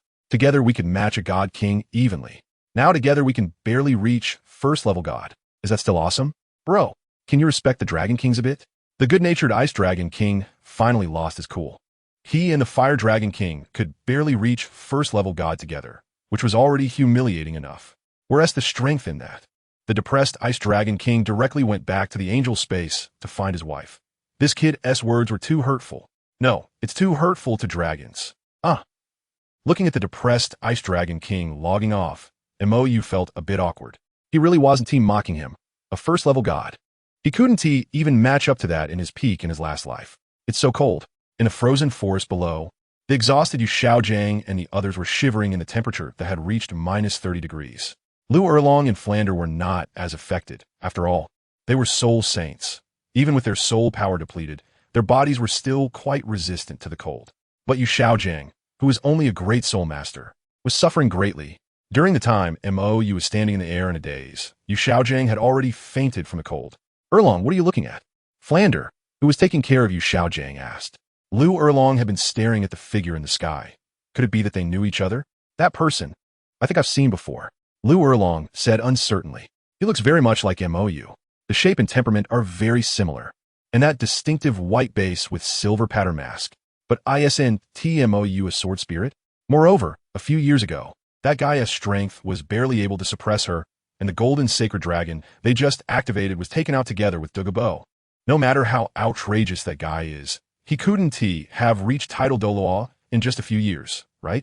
Moreover, the guy up there clearly has an ice attribute dragon spirit, and the quality of his spirit is far above that of the golden sacred dragon. Could it be Mou's relative? Bang! A sound of ice shattering rang out not far from Flander and the others. And the unexpectedly frozen Douluo broke free from the ice, looking at Mou in the sky with a depressed expression. Good kid. You can't tell friend from foe. Even considering yin-yin, you should at least give me some face. Feeling Douluo's strange resentment from below, Mou waved his hand, retracting the cold air, and the temperature of the frozen forest gradually began to rise. Mou? Lu Erlong tentatively called out. Hearing the voice, Mou instinctively turned to look at Lu Erlong. Who are you? He was not Mou now. The one Lu Erlong knew should be Mo Chun, who claimed to be Mou. Mou was in the form of a child, and couldn't mess that up. Mo Chun causes trouble. Mou shows kindness. Mo Sheng shows off, each performing their role. The character settings must not go wrong. Lu Erlong, locked by Mou's gaze beneath the mask, shivered all over. No, this feeling is not Mou. Senior, we meant no offense. It's just that one of my students was taken here by the poisoned eye. Knowing he was not a match, Lu Erlong bowed her head. Student? Mou instantly appeared in front of Lu Erlong, the dragon spirit surrounding him, giving everyone a tremendous sense of pressure. Yes, a child. Lu Erlong managed to speak with difficulty. Mou retracted his dragon spirit and turned to Douluo. Did you bring him? Seeing Mou's demeanor, Douluo knew he should play along.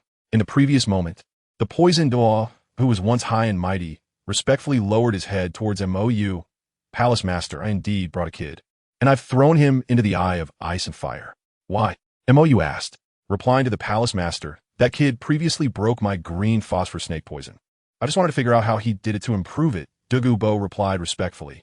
This was also the truth. After Yen returned from Soa City, she told him that her first 3 spirit rings poison attribute spirit skills were all broken by Tang San.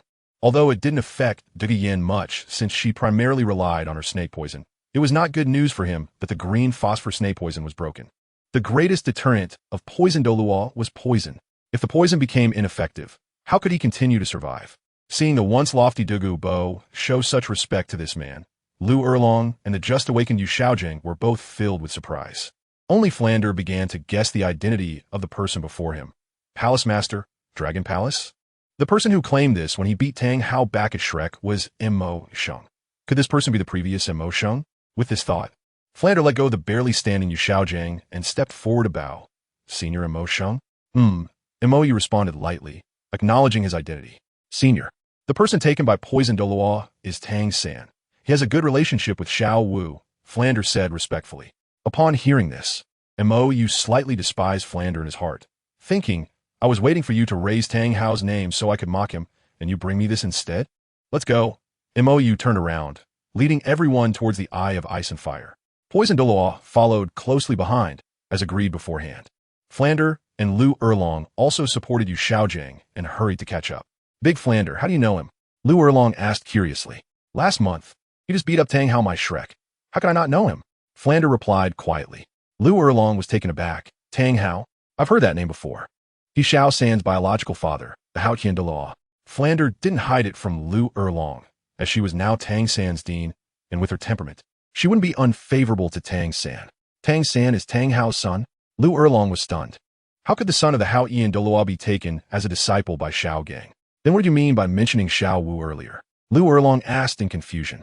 She had also gotten to know Xiao Wu during this time. She had a good impression of the little girl who lost her parents at a young age.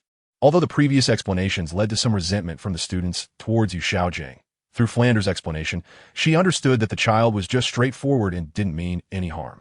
However, wasn't Xiao Wu supposed to have left Notting City with Tang San? How could Tang San be the son of Tang Hao? Yet Xiao Wu knows such a powerful figure? What kind of background does that child have? Cough this. We'll talk about it later, Flander said, feeling a bit awkward. He dared not mention the incident where Shrek forced Xiao Wu to ask Mo Shang for the method to absorb the super long spirit ring in front of the person involved, especially since that was primarily Yu Xiaojiang's idea, and Xiao Wu had caused a long commotion because of it. It was best not to bring it up. After a while, Mo Yu and the others passed through the poison barrier set by Douluo and arrived at the back of the Eye of Ice and Fire, just in time to see Tang San preparing to steal the fairy herb.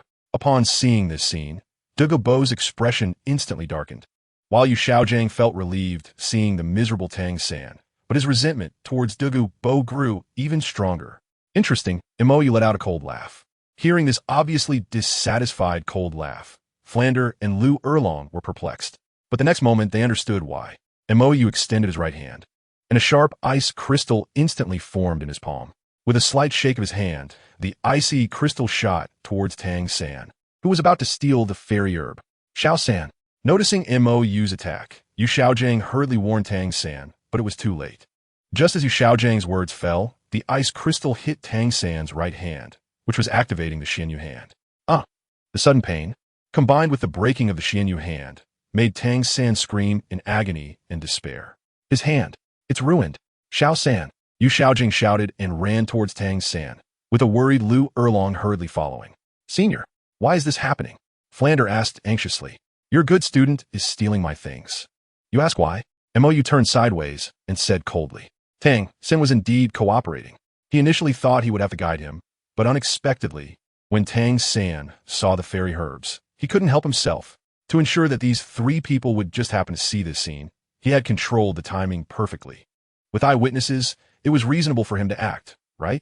Getting caught stealing and being punished, breaking one of Tang San's legs was perfectly reasonable, right? And it was also quite reasonable to have cut off the right leg that had merged with the Blue Silver Emperor's right leg bone. Shura, you must watch closely. Everything I do is well-reasoned. Chapter 184. Tang Hao comes knocking. At the Lamba Academy. Xiao San. What is going on? Dean. Xiao San. Lower your voice. Flander interrupted Dai Mubai and the other shouts. No, Xiao San's leg. Looking at Tang San's missing right leg, Dai Mubai and the others felt a chill run down their spines. This poison Douluo is too ruthless. He directly crippled Tang San. It wasn't poison Douluo who did it, Flander said with a bitter expression. If it were poison Douluo, they would have brought up Tang Hao's name right then. Although poison Douluo was strong, he couldn't afford to offend Tang Hao. He got caught stealing. Breaking a leg is all. Lu Erlong said flatly. Lu Erlong, who understood the entire situation, couldn't muster a bit of sympathy for Tang San's miserable state. The fairy herbs, explained by poison Douluo, were treasures comparable to 10,000-year soul bones. And Tang San's method of stealing was very professional, clearly indicating that he knew how precious those things were. Therefore, Yu Xiaojiang's earlier statement of ignorance is no excuse, simply didn't make sense. So, what happens when someone gets caught stealing from the owner on the spot? Stealing? Dai Mubai was taken aback. Whose things was he stealing? Was it that ruthless? You'll have to ask him.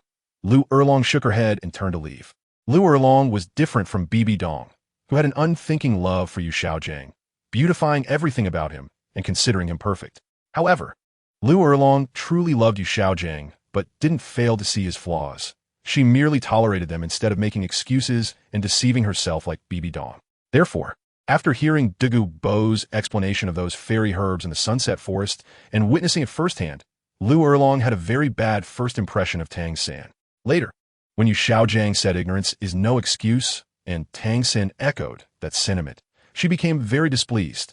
Yu Xiaojing didn't know how precious those things were. He just wanted to protect Tang San, which was fine. But knowing the situation and being extremely professional in his method of picking, Tang San also played dumb. Which was wrong, right? Not correcting his mistakes, but instead arguing back. That was the kind of person she looked down on the most. Later, when Mo Sheng got angry, he merely waved his hand and crippled Tang San's right leg, cutting it off to show punishment without taking his life. That was already generous enough. Stealing a treasure comparable to 100,000 years spirit bone and getting caught. If this were in the Blue Lightning Tyrant Dragon or Seven Treasure Glazed Tile School, they'd be minced in a meat paste and fed to the dogs in an instant. Just being left with a life is already quite good. However, Yu Xiaojing seems unable to accept this matter.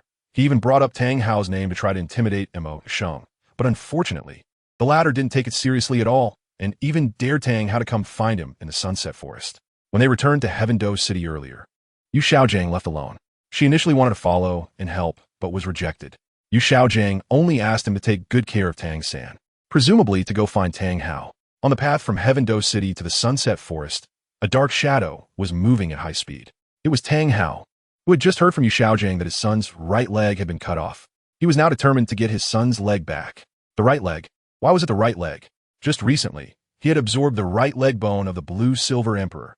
Tang Hao's mood was extremely heavy. Although he knew he was probably no match for Mo Sheng, that was his son's leg. If he could get it back in time, it could be reattached. He was even beginning to suspect whether Mo Sheng was specifically targeting that 100,000-year spirit bone. Otherwise, why was it the right leg? If it were the left leg, relying on the recovery ability of the Blue-Silver Emperor's right leg bone, it could grow back. But now that the right leg was directly severed, the Blue-Silver Emperor's right leg bone was also gone. According to Yu Xiaojing, Tang San's soul power had plummeted by 6 levels. He had dropped back to level 30. Tang San couldn't be without his right leg. In the Sunset Forest, Mo Yu had already burned the right leg he obtained from Tang San, acquiring the Blue-Silver Emperor's right leg bone, a 100,000-year spirit bone. Feeling the alluring aura emanating from the spirit bone in front of him, Douluo was momentarily stunned. So you were after this spirit bone? No. Was it really worth all this trouble just for this spirit bone? I'm not like you. I do things with principles and reason. Mo Yu played with the Blue-Silver Emperor's right leg bone in his hand. With this, he could resurrect the Blue-Silver Emperor. As long as the Blue-Silver Emperor was revived, Tang San's Blue-Silver Grass would always remain Blue-Silver Grass. Douluo's eyelids twitched slightly. Although this sounded strange, Mo Yu indeed had a point. In this world where strength was paramount, he was willing to spend time reasoning with someone who had no qualifications to converse with him. Mo Yu was probably the only one. If it were someone else, they would have just taken it without so much talk.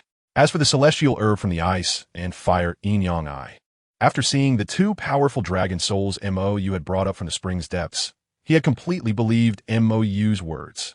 The things here really were the property of that little girl who had been lying in front of Mo Yu. Or to put it more directly, the 2 dragons that created the ice and fire yin-yang eye were the true masters here, and he was merely a lucky passerby. But even so, Mo Yu still gave his granddaughter a celestial herb to help her martial soul evolve. With that, could he say Mo Yu had a problem? To be honest, this guy was just a great benefactor. So soon? Mo Yu raised an eyebrow. He had already sensed the aura of Tang Hao entering the Sunset Forest. Cough. I won't disturb you. After saying that, Douluo directly slipped away.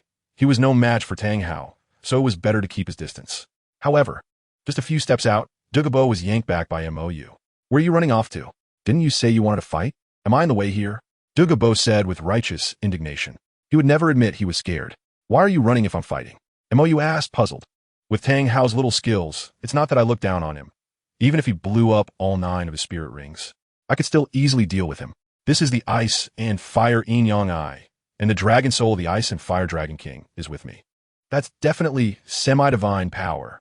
Dealing with a Tang Hao should be as easy as pie. But you don't intend to kill him. What if he holds a grudge against me? What about Yin Yan? Douluo worriedly asked. Cutting the grass without removing the roots is a great taboo in the spirit master world. However, Mo Yu had previously said that Tang Hao couldn't die yet. A powerful, elusive title Douluo wasn't something he cared about offending. Even if he died, it wouldn't matter. But Dogu Yin was still young. Don't worry, I'll make him on par with you, and I don't think he would dare to lay a hand on Dogu Yin. Mo Yu said casually. Opa Wisma? Douluo showed a puzzled expression. Tang Hao has the inherited spirit bones of the Haotian sect, the right arm bone, and the left leg bone. I'll chop off his left leg later, making him and Tang San brothers in misery, MOU stated. Once a spirit bone is absorbed, generally, only by killing the spirit master can the spirit bone be separated. It's not as simple as just cutting off the absorbed spirit bone.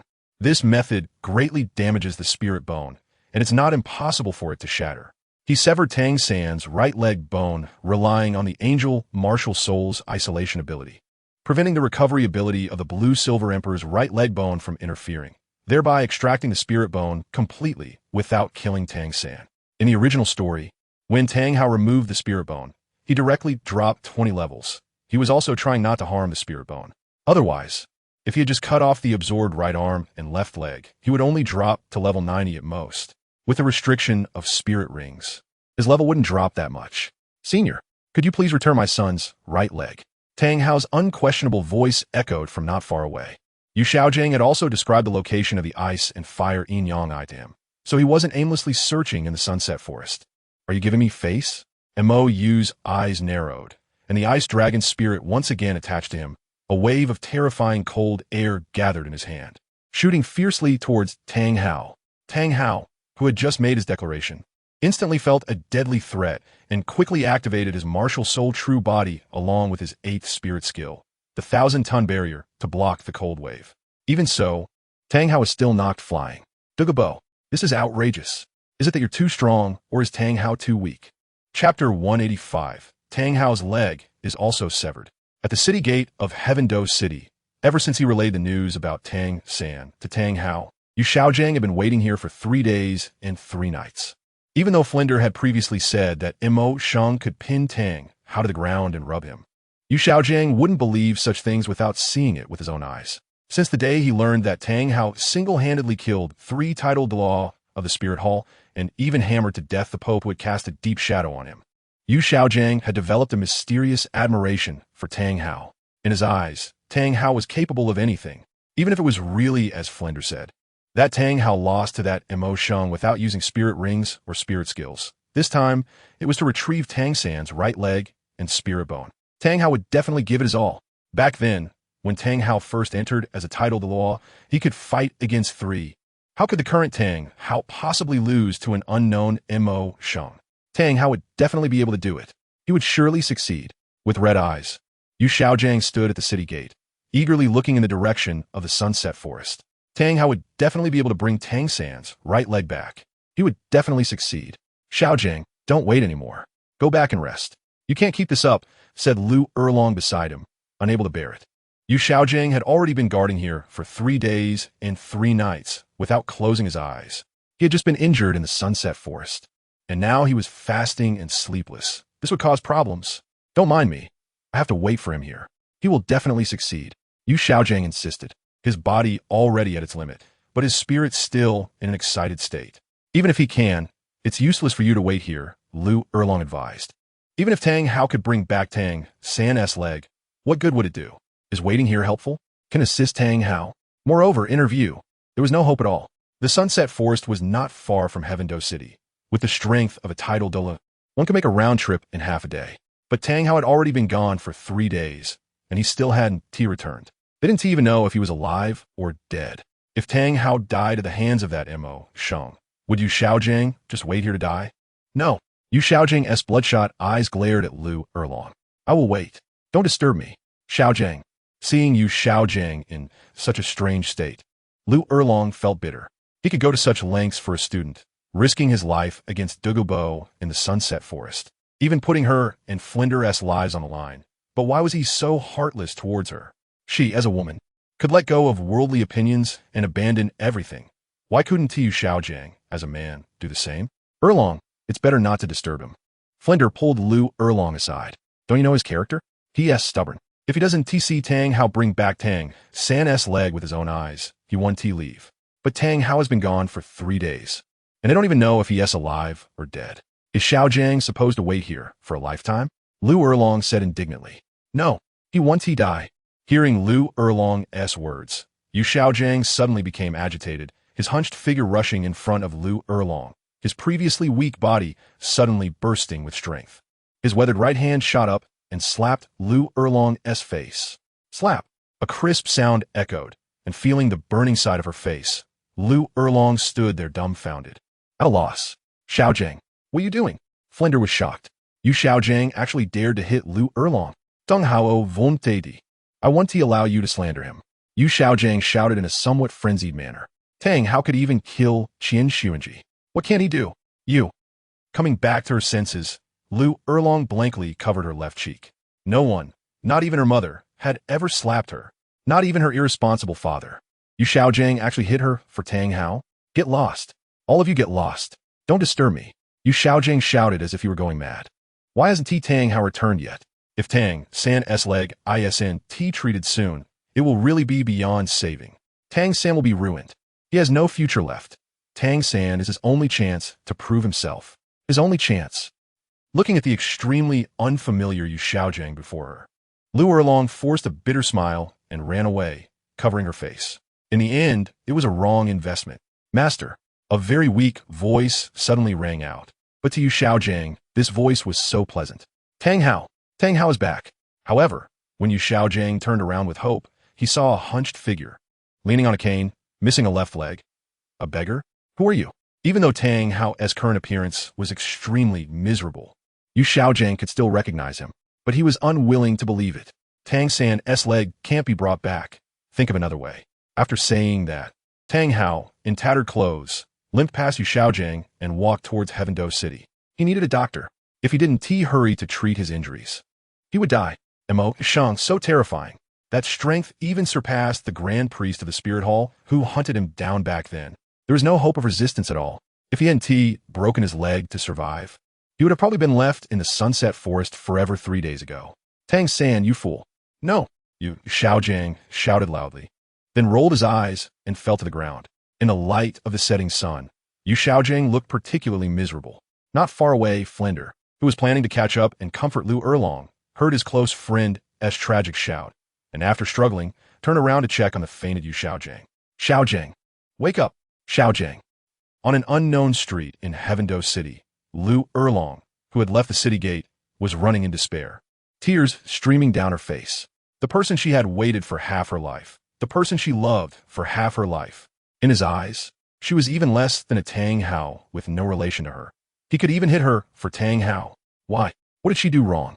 Her father abandoned her since she was young, and now, even the person she loved abandoned her again and again. Why? Bang! Not paying attention to the road ahead, Lu Erlong suddenly crashed into a broad chest. Damn! Who did I provoke? Hearing this somewhat familiar voice, Lu Erlong wiped her tears and looked up. M.O.U.? Is your house on fire? Not watching where you're going? Looking at the giant ice cream that Lu Erlong knocked to the ground, M.O.U. felt a wave of frustration. Damn, this was a hot item he had queued for an hour to buy. Here, take mine. Seeing M.O.U.'s gloomy expression, Zhu Zhuqing amusingly handed over her small ice cream. Similarly, Zhu Zhuqing and a few others also offered their ice creams. Forget it, you all eat. M.O.U. didn't take it. Zhu Zhuqing, Ning Rongrong, Dugayen, even Yi Lingling all offered him. In such a situation, could he accept? If he accepted, whose would he take? He couldn't favor one over the other, but he couldn't not accept either. That would be a problem. He might be emotionally unintelligent, but that doesn't mean he's a fool. Tianming, secretly laughing. Here's a joke. M.O.U. is not a fool. Chapter 186, Rich Girl Ning Rongrong. After a bit of understanding, M.O.U. and the others also learned why Lu Erlong was running away in tears, but Yu Xiaojang has gotten up? M.O.U. looked at him strangely. That coward Yu Xiaojang actually dared to hit Lu Erlong? Did he eat a bear's heart and a leopard's gall? Or is Tang Hao's influence so strong that it has become a spiritual support for Yu Xiaojang? Actually hitting a woman? Is he still a man? Ning Rongrong said indignantly. Huh. M.O.U. looked innocently at Ning Rongrong. What do you mean by that? Are you implying something? I didn't mean that. Facing everyone's strange gazes, Ning Rongrong quickly realized she had misspoken. That doesn't count. I mean, he is the type who vents his emotions on girls. Ning Rongrong explained seriously. Although M.O.U. also hit girls, it was always in serious matters. And usually it was with fists. Here, not to mention her, even the most obedient Yi Lingling had been given panda eyes. This guy is an emotionally clueless deadpan. You better not be cursing me in your heart. M.O.U. said lightly. Don't forget, your training is still ahead. Ning Rongrong is not an enemy. So to reduce conflicts with the 7 Treasure Glazed Tile School, He naturally had to be friends with her. Moreover, Ning Rongrong and Zhu Zhuqing were getting along pretty well, so he didn't treat this girl too coldly. He was even thinking about whether to help her solve her martial soul problem. Ning Rongrong's face froze. I didn't. Absolutely not. You're the coolest, okay. How could I possibly curse you? Heaven be my witness. I absolutely didn't. No cowardice allowed. This deadpan is really ruthless. Seeing this cheerful scene, the originally gloomy Lu Erlong couldn't help but laugh. There are many kinds of hitting women, and situation doesn't count. After all, she has also been beaten by this guy, and it was with a sword. Damn, this bastard is really ruthless. After Ning Rongrong started, suddenly felt that these young girls, including Lu Erlong, were looking at him with a hint of grievance. Ahem, I was just motivating you, don't be ungrateful. Stood upright. You're the dog. X5, Zhu Zhuyun, and the others instinctively retorted. What dog? Lu Erlong didn't react in time. The previous line about being ungrateful is a dog biting El Dongbin. Ning Rongrong explained. S mouth can be quite hurtful, and many times you can't even realize he's insulting you. Because this guy always insults in a roundabout way. I see. Lu Erlong found it somewhat amusing. S interactions with these young girls are indeed interesting. They must have been like this once. Seeing Lu Erlong's mood sink again, Ning Rongrong quickly stepped forward. It's getting late. Everyone must be hungry, right? Let's go. Dinner's on me. I'm a diamond member. Tian-do Royal Hotel. Du Guyen, who knows a bit about this hotel, looked confused. I remember the lowest package cost is 1,000 gold coins per person, right? When they leveled up to Team Silver Soul Fighting, Qin Ming took them there once. And to be honest, when they saw the bill, they were all stunned, just casually spending tens of thousands of gold soul coins. It seems so. My dad took me there a few times, but it was too spacious and I didn't have friends at home, so I didn't go much. Ning Rongrong said, but it's fine, I have a diamond membership card. My dad loaded 5 million gold soul coins for me as meal allowance. It's a small problem. Everyone was speechless. 5 million gold soul coins as meal allowance? Just a small problem? Is this poverty limiting my imagination? Rich girl, may I ask who you are? Hearing Ning Rongrong's terrifying statement as if money could be freely squandered, Lu Erlong was also a bit dumbfounded. 5 million gold soul coins for meal allowance? What kind of family is that? My father is Ning Fengji. Ning Rongrong, influenced by, no longer concealed her background as before, since everyone here already knows. The sect master of the Seven Treasure Glazed Tile School? Lu Erlong asked uncertainly. Exactly my father, Ning Rongrong admitted. Lu Erlong. No wonder. She really is a rich girl. Meanwhile, Flinder carried the unconscious Yu Xiaojing back to Shrek Academy and found the healing soul master Jiangzhu that Lu Erlong had mentioned to treat Yu Xiaojing. After 3 days of treatment from Jiangzhu, Tang San, who could barely move, saw his teacher in such a state, dropped his cane, and rushed towards the unconscious master. Bursting into tears, seeing this touching scene between master and disciple, everyone, including Flinder, felt moved, except for Jiangzhu, who had been exhausted. Just barely managed to fix one. And now another comes. Guys, can you leave me a way out? I'm a healing soul master, and just a soul sage. Can you not hold me in such high regard? I'm so tired. Dean Erlong, come back and save me. Depressed, Jiangzhu, dragging her exhausted body. Start a treatment for you, Xiaojing again. Jiangzhu, who had just activated the healing halo, suddenly had a strange expression. What's wrong? Tang Sin asked anxiously. Is my teacher okay? Jiangzhu shook her head. He's fine, just emotionally agitated and fainted for not eating for a few days. Flinder, who had been anxious for a long time, was momentarily stunned, and the teachers and students nearby also looked somewhat strange. Fainted from hunger? Isn't that just self-inflicted? But looking at Yu Xiaojing's weak appearance, Tang Sin still couldn't feel at ease. Fortunately, Yu Xiaojing had been castrated earlier, and his beard hasn't grown otherwise. It would be even worse. Don't worry, he should have been injured not long ago, and coupled with these days of sleepless turmoil, that's why he ended up like this. You just need some rest, Jiangzhu explained, and you shouldn't worry about him. Your problem is much more serious. Don't get out of bed. Go back and lie down. She had just managed to fix Tang San's severed right leg. What if he moves around and opens the wound again? It could be deadly. All right, Xiao San. Jiangzhu is right. Your body is in worse shape, so you should go back and rest. Xiaojing is here with me, Flinder comforted. By the way, where's Xiao Wu? Why isn't Xiao Wu here? Isn't she close to this kid? How come Tang San is so severely injured, yet Xiao Wu isn't around? Upon hearing this, Tang San showed a guilty expression. Xiao Wu went to find her brother Yu, saying that he is a very powerful healing soul master, and it might be able to help me fix my leg. Is a healing soul master? Flinder was surprised. Then, isn't his older brother? That kind of powerful battle soul master actually has a healing soul master brother? By the way, S evaluation of seemed to be an unworthy younger brother? Could it be because is only a healing soul master?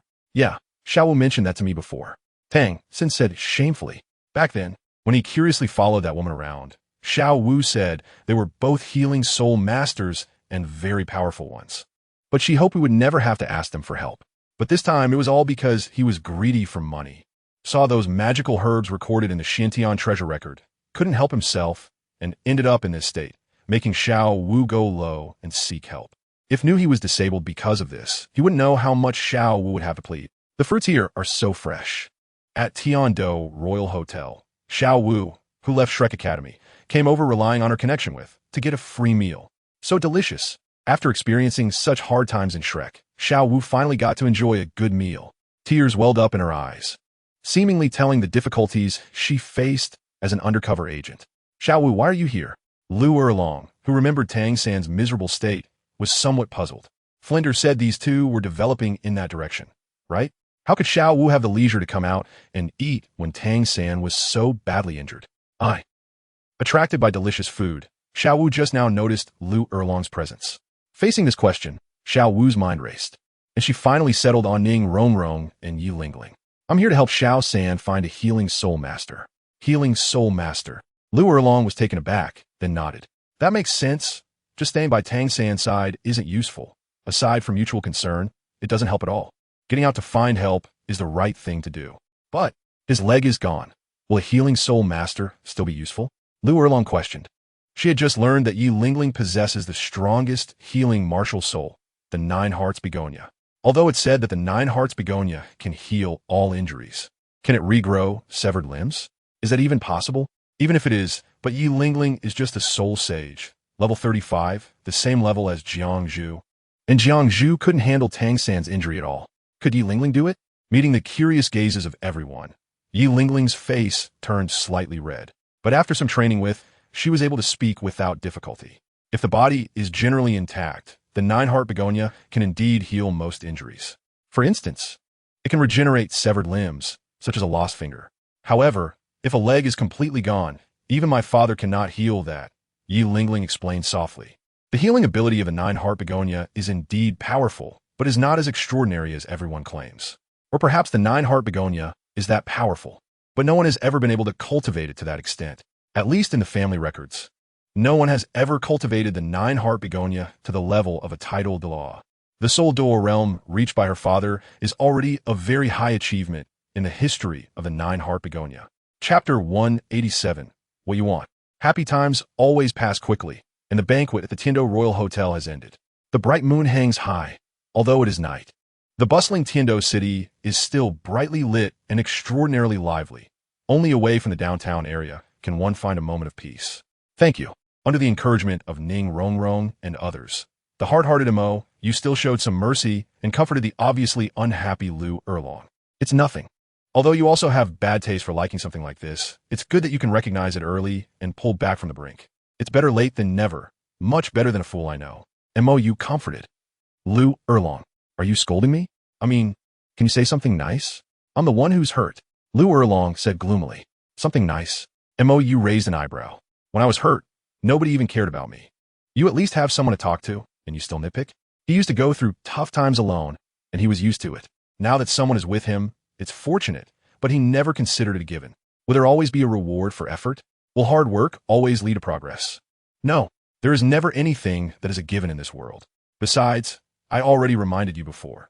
It's your own unwillingness to believe that has led to this. You brought this upon yourself. If you continue to insist, whatever happens in the future will be even more deserved, Mo said lightly.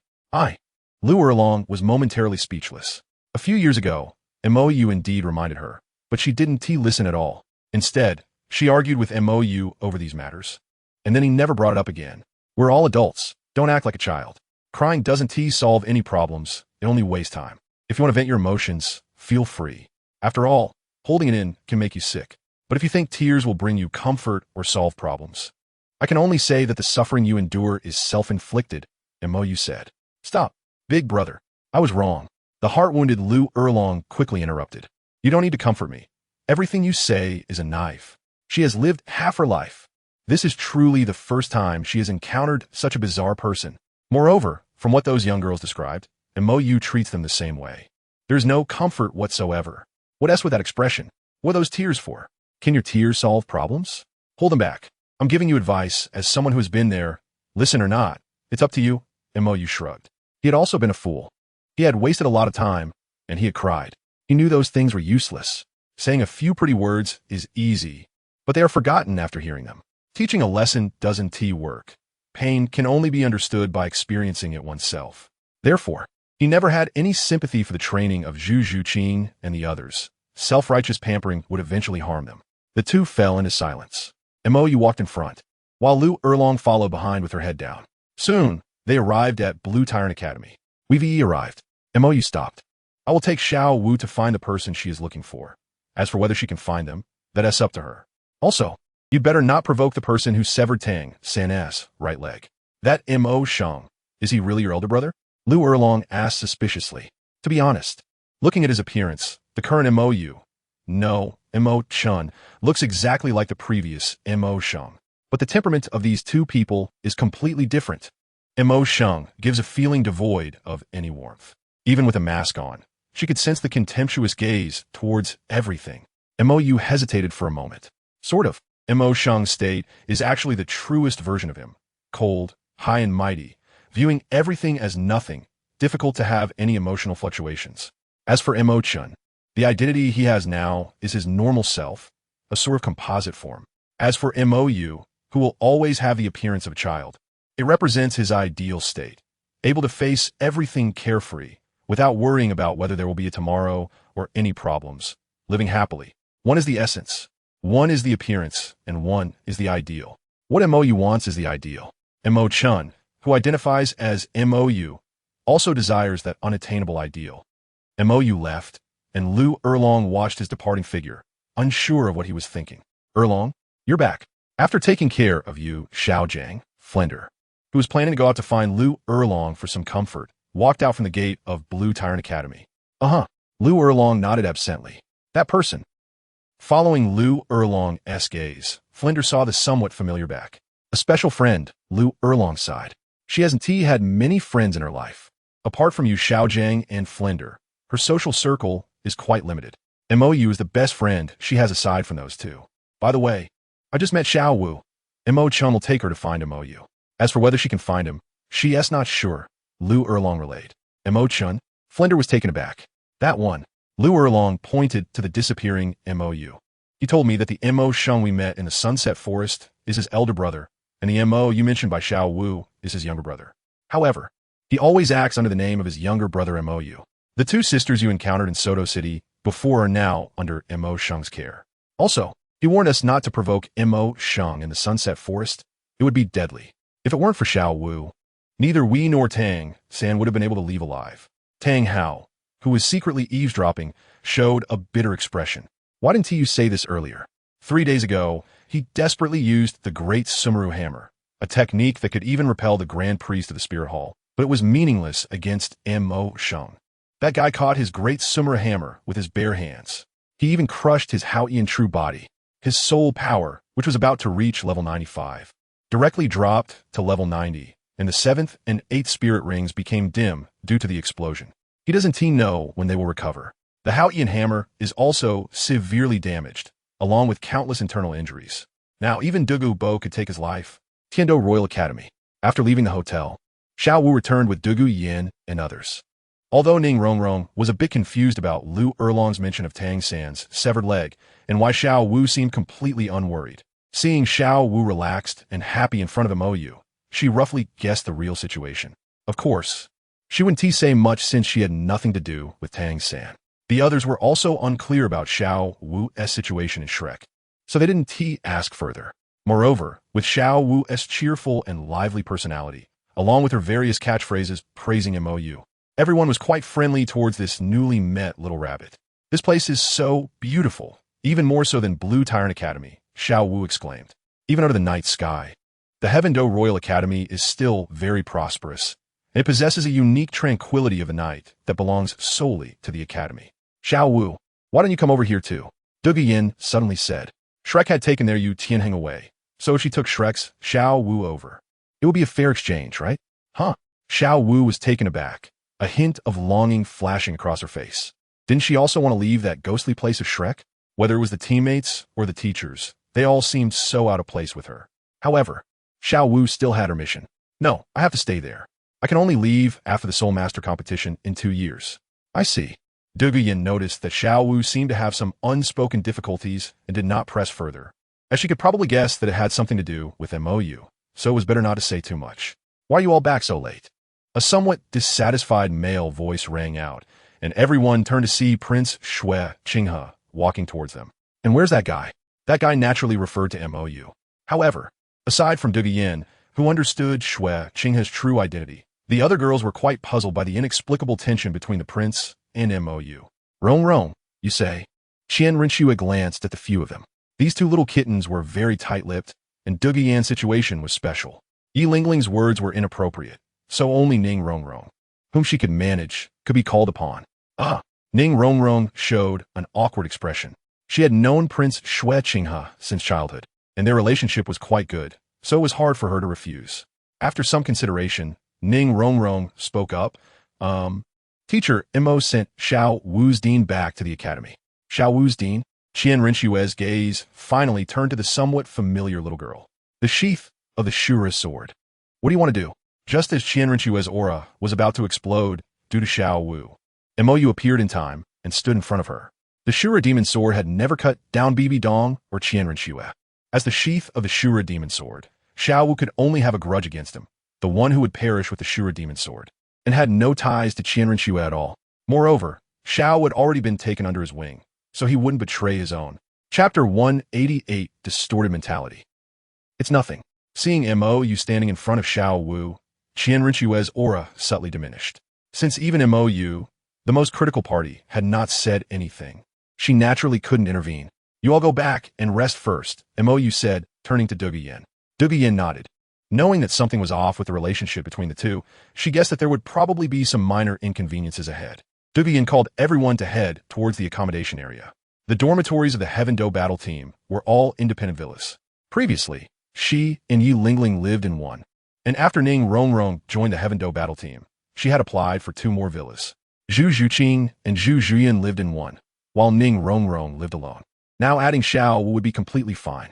You can forgive that rabbit, which is an enemy, and even Ning Rongrong, but why are you so harsh on me? Qian Rinxue said sadly.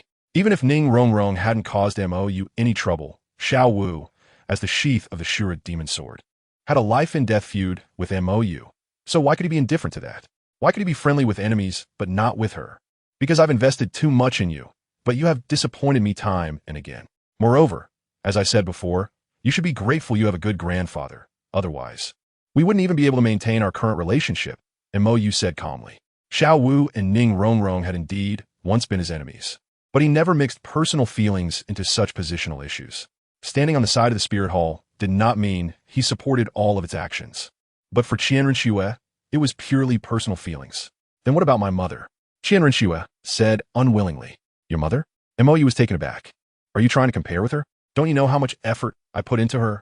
Half of it was for you, to help you repair your relationship with her, so you wouldn't have to hold grudges. Although I am not without dissatisfaction regarding her many foolish actions, the effort I put into her is far less than what I invested in you. Furthermore, the main conflicts between me and her are twofold.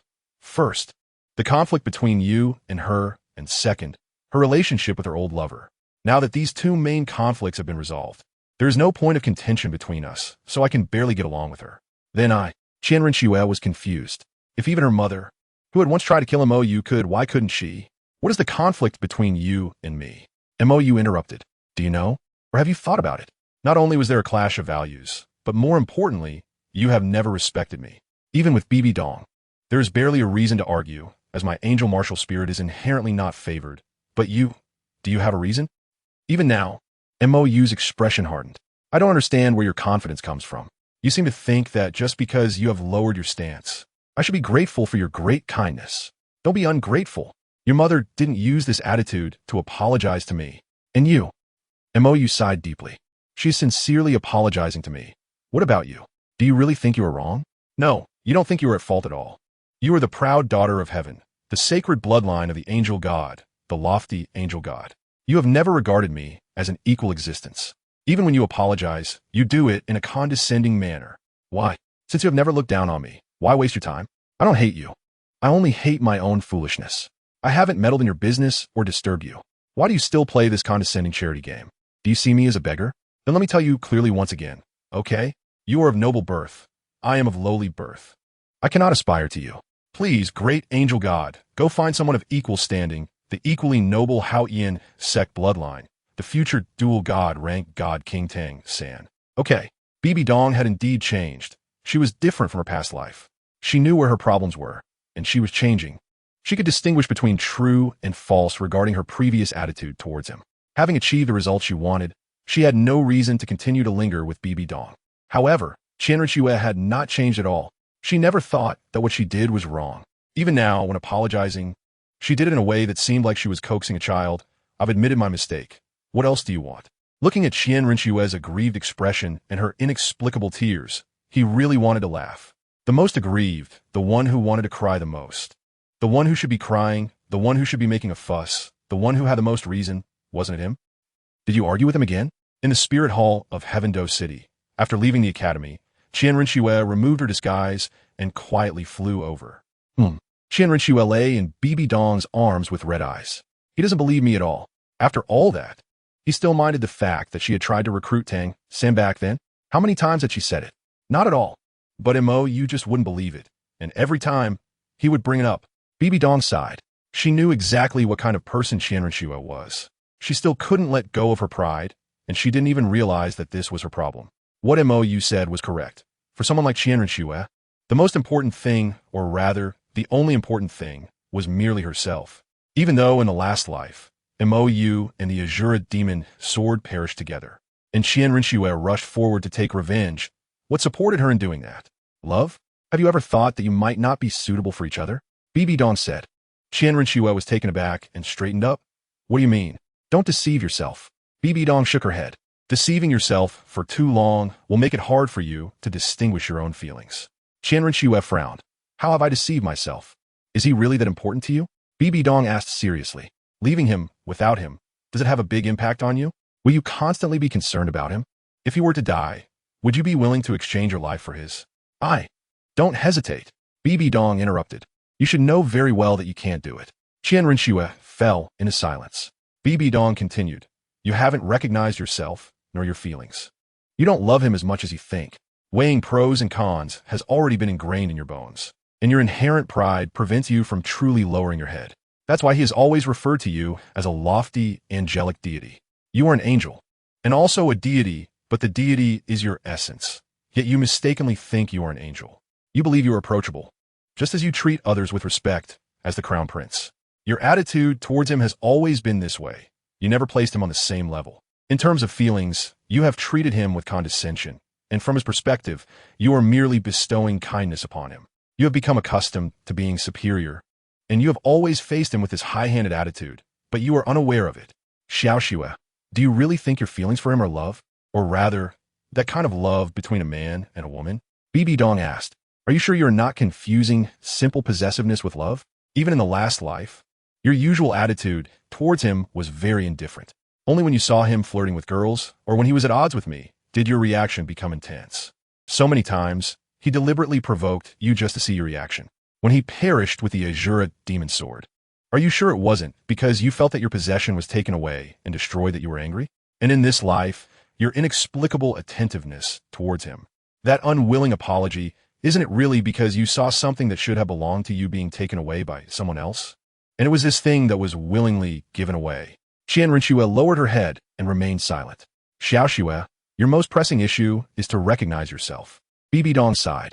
Even the Snow Emperor, who has always hoped that Mou would leave no regrets, has become speechless after trying hard. Isn't this enough to illustrate the problem? The self-righteous love, the self-moving love, is very similar to how she felt toward you Xiaojing back then. But Qian Rinxue's love resembles that for an object rather than a person. Subconsciously, she has regarded Mou as her personal possession. Mou feels annoyed and displeased with Qian Renxue precisely because of this unequal love. She does not respect him, and to put it harshly, Qian Renxue does not regard Mou as a person. She does not view Mou as an equal. Therefore, Mou senses that awkward superiority and that inexplicable sense of entitlement. However, Mou does not understand the situation of Qian Renxue, so he can only think of reasons that come to mind, the most direct being their backgrounds. Mou is a wild child picked up by the orphanage in the Wuhuan city, without any background or status. In contrast, Qian Renxue comes from a noble lineage, a descendant of the angelic deity, with a limit Dalu as her grandfather, a top family in the continent, a true daughter of heaven. From the very beginning, the two of them were unequal. However, Mou's talent is extraordinarily high. It even far exceeds that of someone who was born at the top. Whether in terms of martial spirit or innate talent, Qian Renxue has been left behind by Mou. When the two first met, Qian Renxue was very interested in Mou, who shared the same angelic martial spirit, and was also born with a soul power of 20. But as time passed, Mou kept charging ahead recklessly, while Qian Renxue was merely strolling leisurely. The gap between them initially shrank, and then grew larger. When Qian Renxue was a soul king, Mou was a great soul master. When Qian Renxue was a soul emperor, Mou had also become a soul emperor. When Qian Renxue reached soul sage, Mou had already become a title Dalu. And when Mou reached super Dalu, Qian Renxue was still a soul sage. This contrast has caused significant issues in Qian Renxue's mindset. Later, when Mou's bizarre, self-created soul skills made Qian Dalu, whom Qian Renxue respected the most, feel ashamed. And ultimately, when Mou defeated Qian Dalu at level 98 while receiving acknowledgement from him that Mou had surpassed Tang Chun and could become a god on his own, Qian Renxue's mindset completely shattered. Not comparable anywhere. Even her most respected grandfather thinks this way. The proud daughter of heaven was devastated. She could not compare with him anywhere, so shouldn't she find something she was stronger at? But what could Qian Renxue compare with Mou? Besides her background and family status, what else could she compare? Is she unsuitable in this regard? Shouldn't she at least win at something? This is also why she and Qian Renxue couldn't help but mock Mou when they saw him at Jialing Pass, not having achieved godhood. It wasn't that they looked down on him, but rather that this abnormality that had put immense pressure on them had finally slowed down for a moment. They finally had something they could truly surpass him at. But who would have thought that at that time? Mou was going his death. To die and still be laughed at? Who could stand that? Chapter 189, for Tang San to latch on. A week later, feeling that it was about time, Mou transformed into a child and prepared to go to the Blue Tyrant Academy with Xiao Wu to treat Tang San. When Mou appeared in his childhood form, which was both cute and handsome, Du Guiyin and the others instantly developed red-eye syndrome. So cute. Du Guiyin immediately grabbed Mou into her arms. When she first met Mou, he had already grown quite a bit, and although he was still very cute, he was slightly inferior compared to the 6-year-old Mou. Big sister, be a bit more reserved. Mou was quite helpless. But he also knew that his childhood image with white hair and red eyes attracted these girls, just like how fluffy little creatures like the three-eyed golden lion attracted him. It was simply irresistible. But, could you please restrain yourselves a bit? I am a human, not a cat. I can't handle being treated like this. It will break. Let me hug you. Zhu Juyin was also starting to lose control. So adorable. Mou was unexpectedly so cute when he was little. Not only Du Guiyin and Zhu Juyin, who usually acted recklessly, became even more unrestrained. But even the usually calm Zhu Zhuqing and Yi Lingling had dangerous glints in their eyes, wishing they could snatch Mou away and hug him tightly. Considering that these kids had been training hard during this period, Mou endured it. But of course he thought he could endure, but the reality proved he couldn't. Stop. Mou directly activated spatial leap to escape. A face full of drool. A group of girl ruffians. You really think I am a cat? Mou felt a bit depressed as he wiped the drool off his face, and then released the three-eyed golden lion, who had been sleeping all day in the angel space with the Silver Dragon King. Huh. The three-eyed golden lion woke up, sensing the significant change in the environment. Will you go? The first time Ning Rongrong and Yi Lingling saw this talking soul beast, their eyes instantly lit up. So amazing. I want to hug it. I had been wanting to hug the two little kittens of the three-eyed golden lion for a long time, and their expressions had clearly changed. Mou could hug them every day, but a talking soul beast like this was quite rare. Come on. Mou seriously patted the head of the three-eyed golden lion. I'm counting on you to deal with these female rascals. Huh?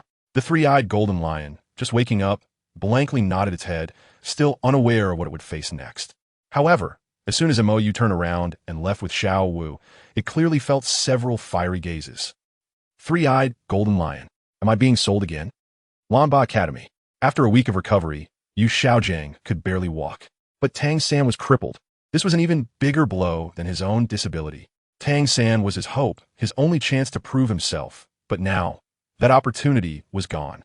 For a moment, Yu Xiaojiang became extremely depressed, more so than when he was expelled from the Spirit Hall and publicly exposed by Yu Luomian. Xiao Gang. Xiao Wu has found MOU. The excited shout from Flandre rang out. Upon hearing this, the dim light in Yu Xiaojiang's eyes brightened with hope again. If I can heal Tang San's leg, then perhaps I can heal mine as well. Excited, Yu Xiaojiang hurried to the back mountain of Lanba Academy with Flandre's support. Due to the significant impact of limb regeneration, Lu Erlong did not make it public and only had the Shrek people carry Tang San to a pavilion on the back mountain for secret treatment. However, Mou's cute appearance was also a huge shock to Lu Erlong. But considering what Xiao Wu and Mo Chun had said before, Mou's age was definitely not as young as she looked, so she could only suppress her impulse and not act like Zhu Zhiyun and the others. As for Xiao Wu, who was a soul beast and a rabbit, while she liked Mou's cute appearance, she did not act too rascally. The rascal rabbit was now a proper rabbit. Can you really heal the broken leg? Lu Erlong asked skeptically. It's not that she underestimated Mou, but she had never heard of such a thing as limb regeneration. And previously, Yi Lingling had said that even her father, a 9-heart sea flower soul master at the Soul Douluo level, could not do it. Minor issue, Mou said easily. It's just that the process might be a bit painful. Limb regeneration naturally involves enduring the pain of regrowth. Bones, flesh, nerves, and skin will regrow. And to be honest, the process of rapid growth is something that most people cannot withstand. A person's ability to endure has its limits. And once that critical point is exceeded, a person will inevitably collapse. Moreover, this kind of collapse is irreversible. Once the mind collapses, a person will become a walking corpse. He has ample authority on this matter from his experiments in the city of slaughter. Pain. Just as Yu Xiaojiang arrived, he felt an ominous premonition upon hearing this. So, are you ready? Mou looked at Tang San. He didn't teed out Tang San's willpower. Although this guy had character issues, his abilities were definitely not a problem. The Shura god would not expend so much effort for a useless person. This is troublesome. Tang San nodded firmly. He could not become a cripple. Whether it was the Tang sect's ultimate skills or the future cultivation of the Haotian hammer, he needed his right leg.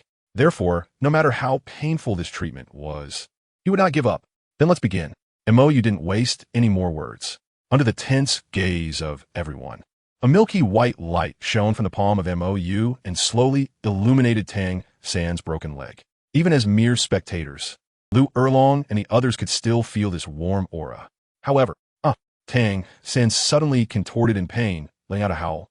And this scream didn't last long. Just 3 or 4 seconds later, Tang San returned to silence.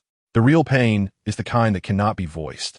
The crowd, who had been full of anticipation just a second ago, felt a chill run down their spines upon seeing Tang San's miserable state.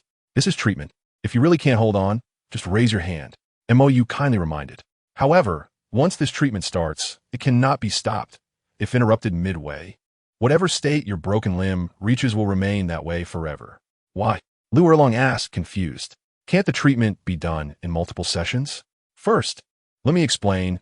My treatment is not just simple healing, but rather stimulating his body to recover to its original state, Mou explained. His broken limb originally had a leg, so this stimulation will cause his broken limb to grow back according to memory. But if I stop, his body will think this part has already been repaired, and its current state will be considered the original state. Even if I restart the treatment, his broken leg will not respond at all because his body believes it was always like this. Congenital disability? Lu Erlong asked. Yes. Mou nodded. I cannot cure congenital disabilities, and if I stop midway, this incomplete state will be recognized by his body as a congenital disability. He was not kidding. This was the nature of his healing power. The reason his healing power evolved into restorative power after reaching the limit Douluo level was that the essence of this power is restoration. It repairs damaged and incomplete things to their original state. However, this domineering restoration has its drawbacks. Once paused, the state information of the repaired object will be refreshed. equivalent to information being overwritten, unable to revert to its original form. Thus, even if it is not fully healed, the object itself will believe it has always been like this. Hearing MOU's description, Yu Xiaojiang, who had originally thought about restoring his own eggs, got scared. What if he couldn't withstand this pain? Would his eggs be only half restored? He would become a complete joke. Moreover, MOU might not even be willing to help him. If that guy played a trick, he wouldn't even have the right to resist. Chapter 190. The Heartbroken Red's Bonding Event. After a warm treatment session, under the astonished gaze of everyone, Tang San's right leg miraculously grew back. Tang San did not disappoint MOU's expectations. Throughout the treatment process, apart from a howl at the beginning, he remained silent afterward. A true man, Brother MO, I will never forget your kindness today. After the treatment, Tang San walked in front of MOU and deeply bowed. It's nothing. MOU waved his hand, indicating he didn't mind. After all, it was he who had caused Tang San to lose his leg, so helping him heal now was just settling the score. As for the soul bone of the Blue-Silver Emperor, he wasn't keeping it for himself. He would take it to revive the Blue-Silver Emperor in a while. But can you tell me what you did? MOU asked knowingly. My good big brother Wu Ti, just act without reason, especially not against someone like you. A little kid. Tang San's expression froze, unable to speak. Could he really say he stole the celestial herbs? Xiao San just acted impulsively and accidentally offended that lord. Yu Xiaojing quickly stepped in to help Tang San out. I didn't expect that lord to be so. So what? Montak you coldly interrupted. Don't think I don't know what you did. Is there any justification for stealing?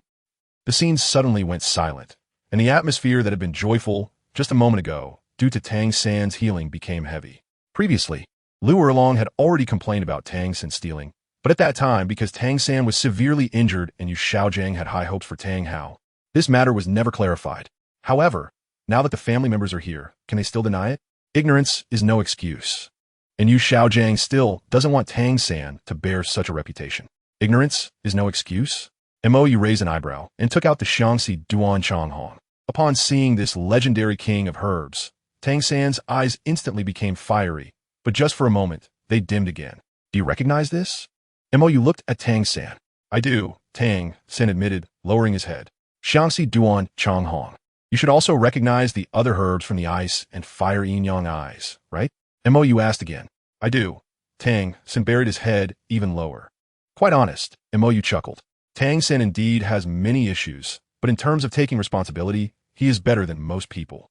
Stealing the Xintian treasure record was indeed wrong, but after being discovered by those elders, he did not shirk responsibility and even jumped off a cliff to make a statement. Don't even mention that Tang San could time travel. He had no intention of continuing to live when he jumped off the cliff, and he had already created the Tang sect's first hidden weapon, the Buddha's Fury Tonglian, and learned the Xintian treasure record completely.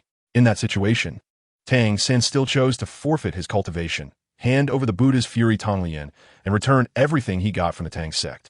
How many people can do such a thing? At least Tang San dares to take responsibility. Unlike some people who have evidence right in front of them, but still refuse to admit it, saying it's not their fault, they have their reasons, and they have problems. Don't you have problems? But your teacher is interesting. MOU shook his head, not wanting to say more. Teacher. The respectful Tang San wanted to exonerate his teacher, but MOU was not interested in listening to his nonsense. Stop. MOU raised his hand to interrupt. He was about to start the main event of the day. Come, let me introduce the Xiangxi Duan Changhong. Tang San was stunned, and MOU continued. Someone asked me to add the final fuel to the fire. When saying this, MOU cast his gaze at Lu Erlong. How to make Tang San the target of everyone. The actions targeting Tang San would be executed by Xiao Wu, and then Yu Xiaojiang and Tang Hao. The two most important people to Tang San also needed to be manipulated. Tang Hao's calculation of the Blue-Silver Emperor was already obvious. Anyone with eyes could see that guy could die as soon as the opportunity arose, but Yu Xiaojiang had an even worse situation. Xiangxi Duan Changhong, legend has it. Although Tang San did not know why MOU wanted him to introduce this thing, MOU had done him a great favor, and he couldn't refuse such a small matter. After Tang San explained the effects of Xiangxi Duan Changhong, everyone's eyes became extremely fiery. A divine herb, a precious item that can perfectly enhance talent and soul power without side effects, comparable to a 100,000-year soul ring or soul bone. Come, give it a try. MOU looked at Yu Xiaojiang. Everyone was taken aback, and then a wave of jealousy surged from deep within. This treasure is actually going to be given to you, Xiaojiang. What does this mean? Greed filled Yu Xiaojiang's eyes. This divine herb can at least enhance soul power by 10 levels and will comprehensively transform the body, having a miraculous effect of bringing the dead back to life. Then his talent, his martial soul, his disability, wouldn't they all be resolved? Don't get me wrong. I don't think you can make it recognize a master. Mou said disdainfully. I'm just adding the final fuel to the fire for someone. If Yu Xiaojiang could make Xiangxi Duan Changhong recognize him as a master, he would blow himself up on the spot. Don't you like Lu Erlong? You don't want to be with her just because she is your cousin, right? Then your love for her must be real, right? Mou said with a subtle expression. Aye. Yu Xiaojiang's face froze. The fiery look in his eyes quickly dissipated, replaced by deep fear. If he failed here, wouldn't he be unable to stay with Lu Erlong? If a master really made this thing recognize a master, you wouldn't really intend to give it to him, would you? Dai Mubai said unwillingly. At least 10 levels of soul power increase. A complete transformation. If this thing is given to him, he will definitely easily surpass Davis. Of course, it's for the fated person. Whoever can make it recognize a master, I will give it to them. Mou said seriously. In his previous life, he had a lot of fun with this thing. Moreover, the big cat later willingly left with him precisely because Xiangxi Duan Changhong had no reaction to Davis. This lie detector has never had a problem.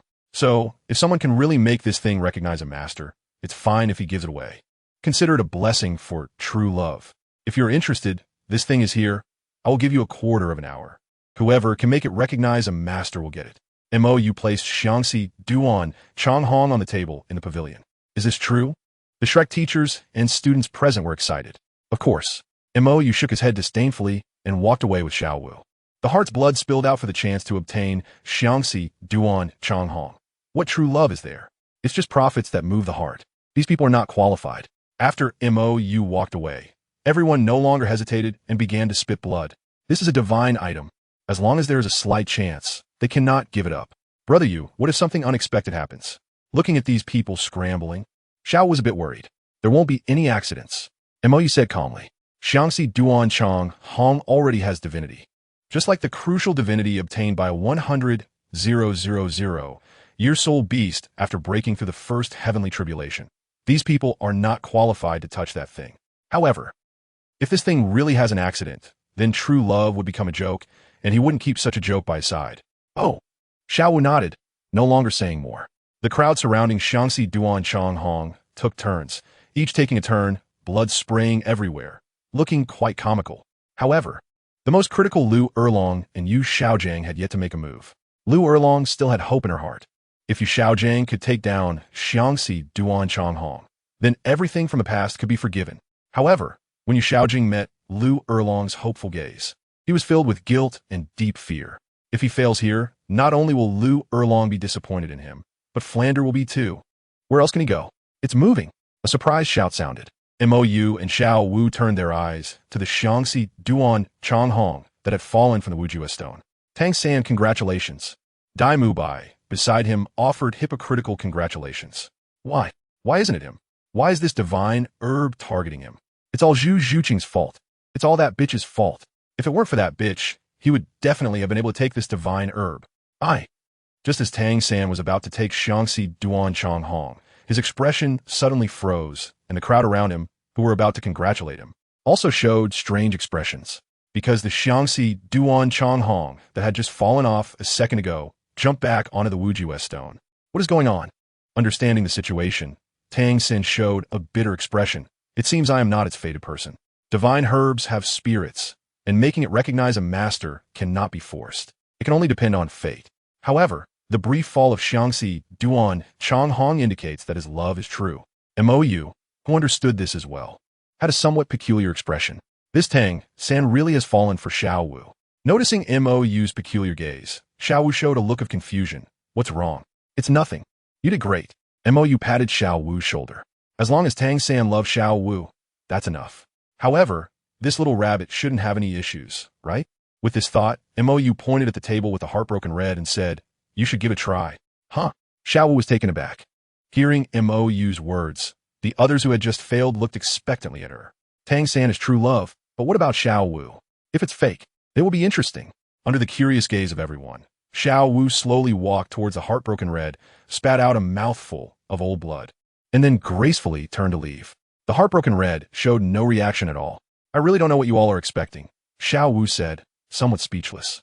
As long as you're not blind, you can see that her feelings for Tang San are one-sided, right? Just because Tang San likes her, does she have to like him back? What kind of logic is that? The crowd was momentarily stunned. Goodness, after all this, they're not even a couple. Is Tang San just a simp? Chapter 191. Tang Hao attempts the heartbroken red. The farce of the heartbroken red continued for a long time. In the end, Yu Xiaojing couldn't resist the temptation and tried out. Naturally, he also met with no reaction from the heartbroken red. As a result, Lu Erlong's mindset broke. However, seeing the scene at that moment, Yu had no intention of sticking around and slipped away. As for what choice Lu Erlong would make next, that was her own business. If she remained stubborn, any trouble she encountered in the future would be her own fault. Yu had no interest in continuing to interfere. Doing too much good could make people feel entitled. However, there are always plenty of clueless fools in this world. For example, right now, as Yu sneaked away from the back mountain, Xiao Wu, who sensed that something was off, also slipped away and casually told Flender to see Yu off. Due to Yu's overly cute and eye-catching image, many girls from the Blue Tyrant Academy gathered around to watch. Also drawn by the commotion was a certain never-late fool. Xiao Wu, who is he? Tyrant asked, looking at the charming Yu with displeasure. Xiao Wu frowned. What is it to you? Ever since they started attending classes at Blue Tyrant Academy, this nuisance named Tyrant had been fixated on her, even unilaterally declaring that she was his girlfriend. If it weren't for Tang San breaking his leg, he would have been beaten up a long time ago. I'm your boyfriend. Can't I even care about you? Tyrant said in a deep voice. As soon as he said this, it immediately sparked heated discussions among the onlookers. The new campus beauty Xiao Wu is actually Tyrant's girlfriend? When did I become your girlfriend? Xiao Wu's expression turned sour. Even if she were blind, she would never choose this big gorilla. No matter what, she would prefer someone like her Yugo, who is both adorable and handsome. Xiao Wu, my sincere heart for you. Slap. Before Tyrant could finish his sentence, Yu slapped him from a distance, sending him flying and crashing into the wall after completing 3.5 flips in the air. The scene fell silent instantly. Tyrant's lackeys were at a loss, and the surrounding crowd looked utterly confused. What just happened? It's early in the morning. Don't disgust me, Yu said with a look of disdain. A big gorilla showing affection in front of you is really just disgusting. By the way, who is he? Yu looked at Xiao Wu. Tyrant, I think he's the young master of the strength clan you mentioned before, Xiao Wu replied. On the day they registered as Shrek, Yu had mentioned that Zhao Wujia had offended the strength clan and was being hunted down. Oh, no wonder he looks like a big gorilla, Yu recalled. The strength clan is essentially a bunch of big gorillas, and they're real slaves too. If they want revenge, let his grandfather come find me at the Tiando Royal Academy. Using Yu's name. In the evening, after leaving Blue Tyrant Academy, the small Yu headed to this place. By the way, I retrieved your soul bone. In Tang Yuehua's room, Yu took out the right leg bone of the Blue Silver Emperor and placed it beside her. Tang Hao, is he okay? Tang Yuehua's face showed concern. The Blue Silver Emperor, on the other hand, couldn't even dare to speak. After all, her soul bone was taken away, and Tang Hao. Yu remained silent, quietly taking out the left leg bone he received from Tang Hao. Upon seeing this familiar soul bone, Tang Yuehua's tears immediately could not be contained, and the Blue Silver Emperor also seemed to lose all strength. If you two keep crying, Tang Hao will really die right now, Yu frowned. Yuehua, he is not dead. I just took one of his legs. How could he possibly die? Yu said, speechless. It really is a moment where sadness flows like a river. Have all these years of advice really been in vain? Then his soul bone. Tang Yuehua pointed at the Haotian sect's inherited soul bone on the table. According to her knowledge, once a soul bone is absorbed by a soul master, it can only fall off when the soul master dies. My method is somewhat special. Anyway, he is not dead yet, although he is not far from it. Yu said flatly. Tang Hao's martial soul avatar was shattered at that time, and his martial soul was severely damaged. Moreover, that guy had blown up the 7th and 8th soul rings, causing backlash from the soul rings, coupled with serious injuries and disability. If he fought again, Tang Hao would most likely die on the spot. What do you want to say? The Blue Silver Emperor asked in confusion. Yu took out the heartbroken red and said, didn't you say before that Tang Hao loves you? Are you brave enough to verify it? Verify? The Blue Silver Emperor trembled slightly, seemingly scared. You, the 10,000-year soul beast, should know whether the heartbroken red is real or not. So, do you dare to face it? Mou asked. If Tang Hao's love for you is true, and he can gain the recognition of the heartbroken red, I can completely give this immortal herb to him and let your family reunite. As for the disputes between us, we can discuss them later. But do you dare? This was not a joke. He was serious. To verify the answer he wanted, he didn't care about this mere immortal herb. After all, even if Tang Hao got it and regained his strength, perhaps even surpassing himself to reach level 99, he was still not a match for him. Even if the dragon soul of the Ice and Fire Dragon King was only initially fused, he had reached a true demigod realm. Possessing the strength of a god without having a divine position, not the kind of demigod that was achieved through borrowing divine power like Dalu and Poseidon. If Tang Hao's love for the Blue-Silver Emperor was genuine, then he was wrong. To express his apology, he wouldn't mind letting this family reunite, as they didn't have much time left anyway. Moreover, this was also a favor. He had already helped Tang San's family with such a big favor. It was like giving them a new lease on life. In this situation, it would be so interesting when Tang San turned against him in the future. This was the future Shura god, the law enforcement god of the divine realm. How magnificent! In the evening, at a small and not far from Blue Tyrant Academy, regardless of whether the Blue-Silver Emperor agreed or not, Mou had to get this answer. He made it clear that he was interested in this 10,000-year herb, but if this herb was always thinking of someone else, then even if he forcibly kept it by his side, it would be meaningless. Tang Hao come out. Mou, in the identity of Mo Shang, brought the Blue-Silver Emperor planted in a flower pot to Tang Hao's residence. The weak Tang Hao sensed this despairing aura and had no choice but to lean on his cane and come out. There was no way he could escape. Senior, may I ask? Ain. The moment he saw the Blue-Silver Emperor in Mou's hands, Tang Hao recognized him. The 10,000-year soul rings on him were shaking. It turns out that this person took Ain away. So, Tang San's broken leg earlier was indeed intentional on the opponent's part. Mou didn't waste any words and took out the Xiangxi Duanchang Hong, tossing it to Tang Hao. You should have heard very clearly about its effects during the day at Lamba Academy. You should really need this. Tang Hao was taken aback. What does the senior mean? Proof. Mou raised the Blue-Silver Emperor and faced Tang Hao. What are your true feelings for her? Are they genuine or false? Also, no more nonsense. Hurry up. Whether you succeed or fail, I'll one-T kill you, but you must provide proof. If you succeed, I can give you the Blue-Silver Emperor, Xiangxi Duanchang Hong, and the previous bone from the right leg of the Blue-Silver Emperor. If the Blue-Silver Emperor is unwilling to believe that her love was manipulated, then let the lie detector speak. Looking at the Xiangxi Duanchang Hong in his hand, Tang Hao's emotions were extremely complex. The events from years ago surged back to his mind, but he no longer had time to hesitate. With a determined heart, he decided to take a gamble, spitting out a mouthful of old blood and spraying it onto the Xiangxi Duanchang Hong. Time passed second by second, and the Xiangxi Duanchang Hong showed no reaction. It wasn't until a minute later that Mou finally spoke softly.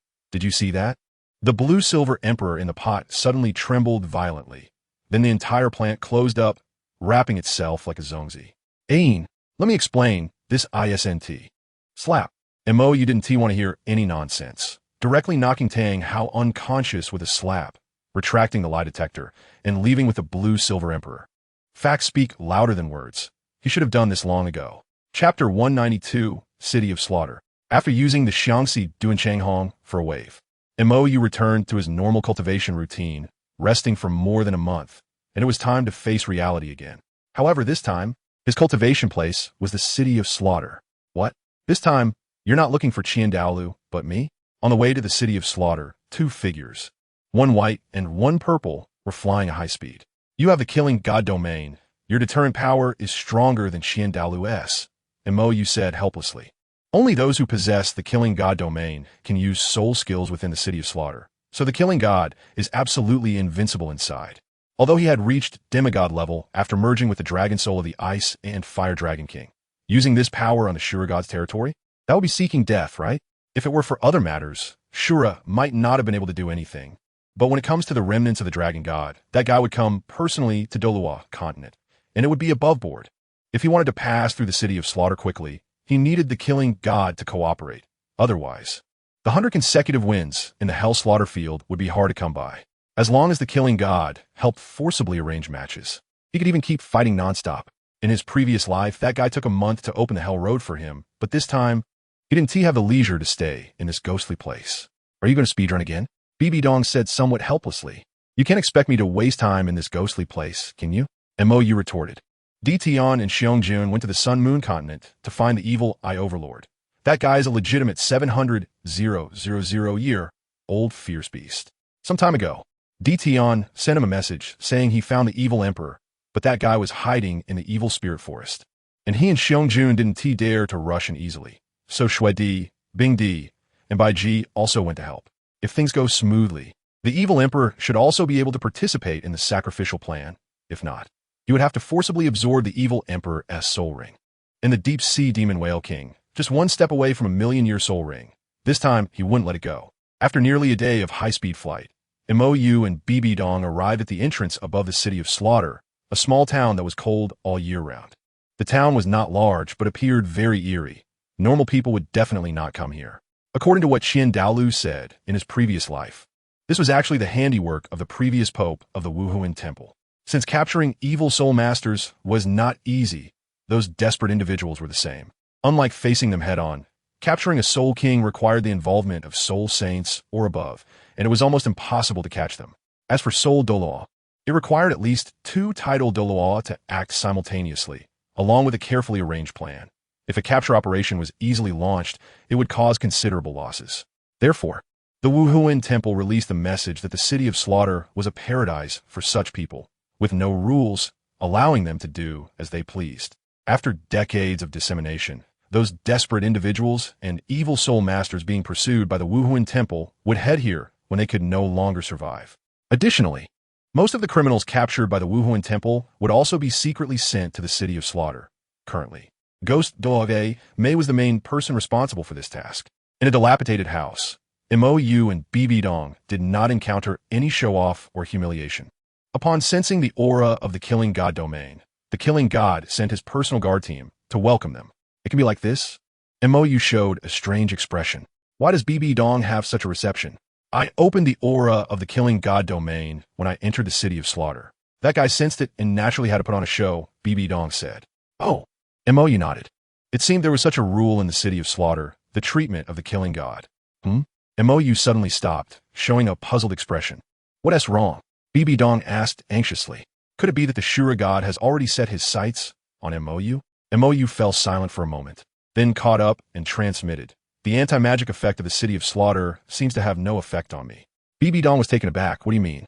My connection between my martial soul and soul ring hasn't been cut off, Mo explained. The city of Slaughter has its own anti-magic effect. Everyone who approaches the city of Slaughter will have their connection to their martial soul severed by a barrier set by the Shura God. And only those who possess the Killing God domain can ignore this anti-magic barrier. In his previous life, when he entered here, he, like everyone else, could not activate soul skills. But this time, the feeling of the martial soul and soul ring connection being severed that he imagined did not appear at all. Moreover, those illusions that should have appeared to block him also did not show up. Could it be because his angel martial soul has awakened? Honorable Killing God, welcome your arrival. Under the lead of what could be considered a ceremonial team, Mo and Bibi Dong arrived at the outermost part of the city of Slaughter, where 2 groups of people had long been waiting. One team was female, presumably sent by the Killing God, while the other team consisted of fully armed black-armored knights. Here to challenge him. You have violated the rules and must defeat me to have the qualification to enter the city of Slaughter. The leading Soul King Knight rode forward, pointing his long spear at Mo. Killing God, this is the rule of the city of Slaughter. I hope you understand, said the leading female soul saint as she walked towards Bibi Dong respectfully. Bibi Dong said nothing, only looking at Mo. So-called rules are made by the strong, and if Mo is too lazy to make a move, she could directly kill all of them. Mo cracked his neck and moved his wrists, saying, "Let us warm up first." Although the restrictions of the city of Slaughter had no effect on him, he did not plan to expose this point to avoid further provoking the Shura God. He knew that the frequent sacrifices of soul beasts had already drawn the Shura God's attention to him, especially after the dark demon, evil god Tiger, and the vice leader of the Purple G made sacrifices for him. The fact that a 100,000-year soul beast had just broken through the heavenly tribulation and then was sacrificed looked suspicious. Previously, when he had the intention to move against Tang, San, and Shrek, the strong warning he felt came from the Shura God. Come on, with a mask on. Mo's expression was unreadable as he spread his hands. The leading knight didn't waste any words or concern himself with why Mou wasn't releasing his martial soul. He slowly lowered his spear, aiming it at Mou. Then, with a squeeze of his legs, the warhorse beneath him surged forward, the sharp tip of the spear carrying a chilling aura as it charged at Mou. Bang! A sound like a watermelon bursting echoed, and in an instant, the Soul King Knight that had been charging at high speed had transformed into a headless knight. Something fell off. Mou shook his head. It had been too long since he had made a move, and he lacked the feel for it. Saying this, Mou turned his gaze to the remaining black-armored knights behind him. Wait! The slaughter envoy responsible for welcoming the god of slaughter, Bibi Dong, hurriedly spoke up. These knights are the law enforcers of the city of slaughter. Killing them would be like slapping the face of the king of slaughter. Unfortunately, she spoke too slowly. Mou had already moved. After a series of watermelon-bursting sounds, the originally complete knight formation had all turned into headless knights. This is not even the city of slaughter yet. Mou shook off the blood that had accidentally splattered on his hands. Is it not? Mou pointed to the outer city gate of the city of slaughter. Only by crossing this gate can one truly enter the city of slaughter. Otherwise, even if it's just a half step away, it doesn't count. As someone who once obtained the domain of the god of slaughter, he understood best that the rules of the king of slaughter have geographical limitations. Even a single step matters, and this dead bat is very reasonable. Ha ha ha! A burst of wild laughter echoed from the sky, followed by a dense mass of blood-red bats. After a somewhat extravagant entrance effect, the king of slaughter, the nine-headed bloodbat, made his appearance. Interesting. The king of slaughter wore a chilling smile, staring intently at Mou, who had just finished fighting. There was no anger, just curiosity. This was the first person daring to dance on the edge of the rules of the city of slaughter. So interesting. Is this woman the source of your courage? 10 minutes later, in the palace of the king of slaughter, the once high and mighty king of slaughter now stood beside Bibi Dong like a humble lapdog, smiling and serving her. Nothing else, he had cowered. After the king of slaughter made his appearance, Bibi Dong wasted no words and directly aimed her Rakshasa divine power at the dead bat. As the old saying goes, those who know how to adapt are the true talents. Faced with this Rakshasa divine power that could easily destroy him, the nine-headed bloodbat did not hesitate to back down.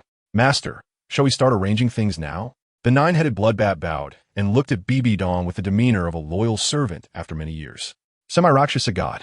The inheritor of the Rakshasa god from back in the day has actually reached the level of semi-Rakshasa god now. Damn, in this situation, even if he released Tang Chen's consciousness, it would be useless, even though that guy had completed most of the Shura god trials. Facing a semi-god who could inherit divine status at any time was like serving food on a platter. Bibi Dong looked at Mou. She was here to be a support. Let's get started. Chapter 193, Goddess of Life. A month later, Mou successfully completed 100 consecutive victories in the Hell Slaughter arena. I thought you were dragging it out on purpose last time, Mou said inexplicably. In a month, pulling together 100 matches. The King of Slaughter really had worked hard, because even the King of Slaughter couldn't force those in the City of Slaughter to compete. Although he was nominally the master here, in reality, he was just a temporary administrator. The rules of the City of Slaughter were actually set by the Shura god. This little bat had really put in a lot of effort to help him gather 100 matches within a month without breaking the rules. Even his enforcement team had participated. Last time, the King of Slaughter was taken aback. It's nothing. Mou shook his head. But do you want to completely eliminate Tang Chen's consciousness? The King of Slaughter's expression changed. How do you know? Don't worry about how I know. Just tell me, do you want her or not? Mou asked. Of course. The nine-headed bloodbat exclaimed excitedly. Tang Chen's consciousness has always been a headache. Back in the day, when he tried to stop Tang Hao from leaving the City of Slaughter, Tang Chen's consciousness went into a frenzy. After so many years of recovery, the power that this body can exert only reaches the level of a human soul master at 98. He can't use Tang Chen's original 99 level power at all, and Tang Chen has completed most of the Shura God trial. His body has been modified by the Shura divine power, as long as he can extinguish Tang Chen's consciousness. He can reach semi-divine status. That's good. Mou nodded. Once I help someone resolve their regrets, this body of Tang Chen will completely belong to you, and you will become the eternal king of slaughter. The City of Slaughter must exist because it is the retreat for evil soul masters and the best refuge for many desperate people. By the way, what about that sword? Mou suddenly remembered. This time, he wanted to try if the Shura demon sword would respond to him. The King of Slaughter hesitated for a moment, but upon seeing Bibidong's cold gaze from not far away, he quickly made the right choice. Wait. Saying this, the king of slaughter flew out of the hall. You still have your eye on the Shura demon sword? BB Dong approached. No, I have a new play. A mischievous smile appeared on Mou's face. The Silver Dragon King suddenly awakened some time ago. Although his injuries had not fully healed and he hadn't been awake for long, his consciousness had stabilized. So, he had the Silver Dragon King help him with something, using special soil rich in life energy from the angel space to make a statue. The statue of the goddess of life.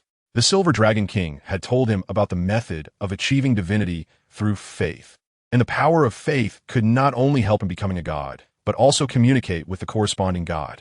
Just like the statue of the sea god on Sea God Island, the statue of the angel god in the spirit hall, and the angel statue worshipped by Dalu, which could establish communication with the gods.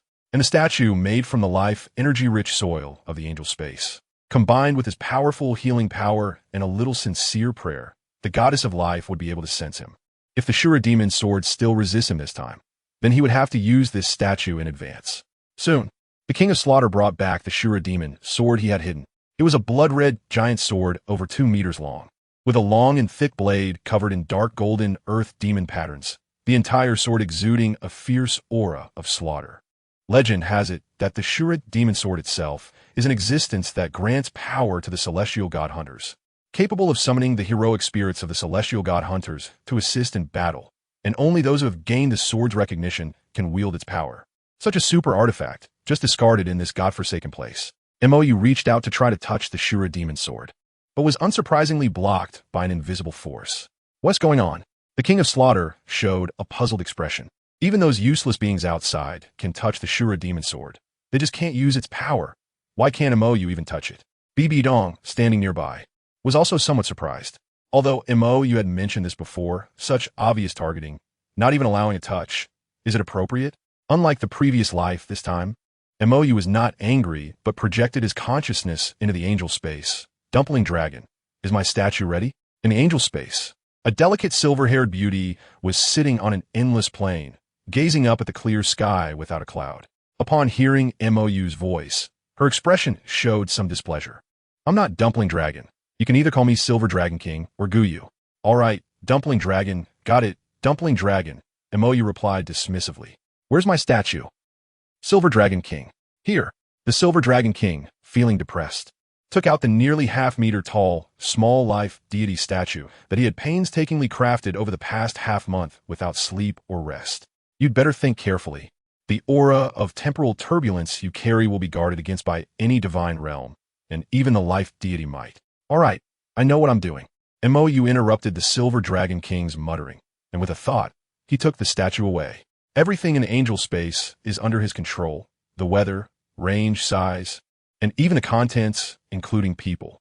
However, living beings must enter the angel space voluntarily, and inanimate objects require him to have ownership. Otherwise, they cannot be brought in. So, what will you choose?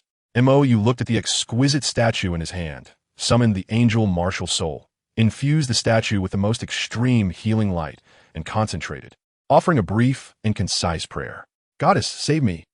In the Douluo divine realm, the forest of life, the life goddess suddenly felt a strange summons due to the matter of the killing god Shuparos acting on his own authority to enforce the law and being counterkilled by the flames, which was discussed with the god of destruction. The power of faith? The life goddess showed a look of confusion. She had never left any traces in the lower realm. How could she suddenly receive such a thing? Furthermore, this life force is surprisingly similar to hers. What is wrong? Beside her, the god of destruction, dressed in a purple cloak and looking to be in his 30s, asked in confusion. Someone is calling me. The life goddess stood up, relying on her perception of this power of faith to find its source. The city of slaughter? Looking at this oppressive, ghostly place, the god of destruction showed impatience. What is that guy Shura up to again? Xiaoji, it's not Shura. The life goddess shook her head, her divine sense continuing to pull in the image. Entering the city of slaughter and arriving at the palace of the king of slaughter, finally finding her statue. My statue, how? The life goddess's expression suddenly became extremely strange, and the god of destruction beside her was even more furious. Little brat, shut up. In the city of slaughter, seeing his healing power directly vanish after being infused into the statue of the life goddess, Mou, exhausted after more than half an hour of trying, decided to go all out. He directly approached the statue in his hand, like a madman, and kissed it. Little brat, shut up. A voice full of anger suddenly echoed throughout the city of slaughter. Mou, holding the statue of the life goddess, was startled and nearly dropped it. Damn, who is it? You scared me, Mou said with an unhappy expression.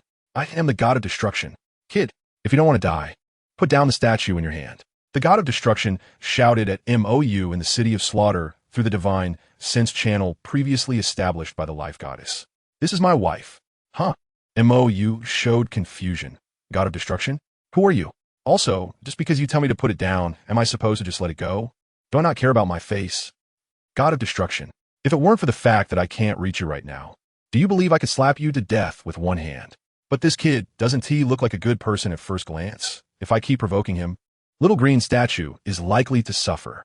With this thought, the god of destruction took a deep breath, forcing his voice to become slightly more approachable. Child, you came to the city of slaughter, and you must have heard the legends of the gods. I am the god of destruction. Now listen to me. Put down the statue in your hand, will you? Life goddess. Xiaoji has this side too? That's interesting. God of destruction? Mou still looked indifferent. I still have a large angel god at home, and besides, this statue is mine. What right do you have to make me put it down? He originally thought he could only connect to the life goddess. He never expected even the god of destruction would see him. Fortunately, he didn't kiss the statue earlier. Otherwise, he would definitely face severe consequences later. Chapter 194, God of Destruction. After the god of destruction's soothing words, Mou felt that if he continued to provoke this jealous old guy, something might go wrong. So he respectfully gave the statue a peck on the forehead. Then he respectfully placed it on the table, clasped his hands together, and said, Amen. God of destruction, little brat, I'm going to kill you. The god of destruction, whose rage meter was instantly full, took out the destruction scepter, preparing to forcibly open a portal to the city of slaughter and kill this human. Xiaoji, calm down. He was just joking. Seeing the god of destruction this angry, the life goddess quickly pressed him down and soothed him. It's just a statue. And he only kissed the head. Didn't he do anything else, you? What else does he want to do? The god of destruction's eyes erupted with terrifying red light. His wife. Little Green is his wife. This little brat is doing it on purpose. Xiaoji, he's just a child. Why are you getting angry with him? The life goddess said with a smile. Besides, he is still. The life goddess conveyed the information she felt through the statue to the god of destruction, explaining that the kid was really just joking and had no such intention. A virgin? The god of destruction's expression suddenly became strange. He went to the city of slaughter, and that kid is still a little brat of not even 15? Still a virgin? Moreover, he is holding my statue. I can sense whether he has such desires. He was just joking.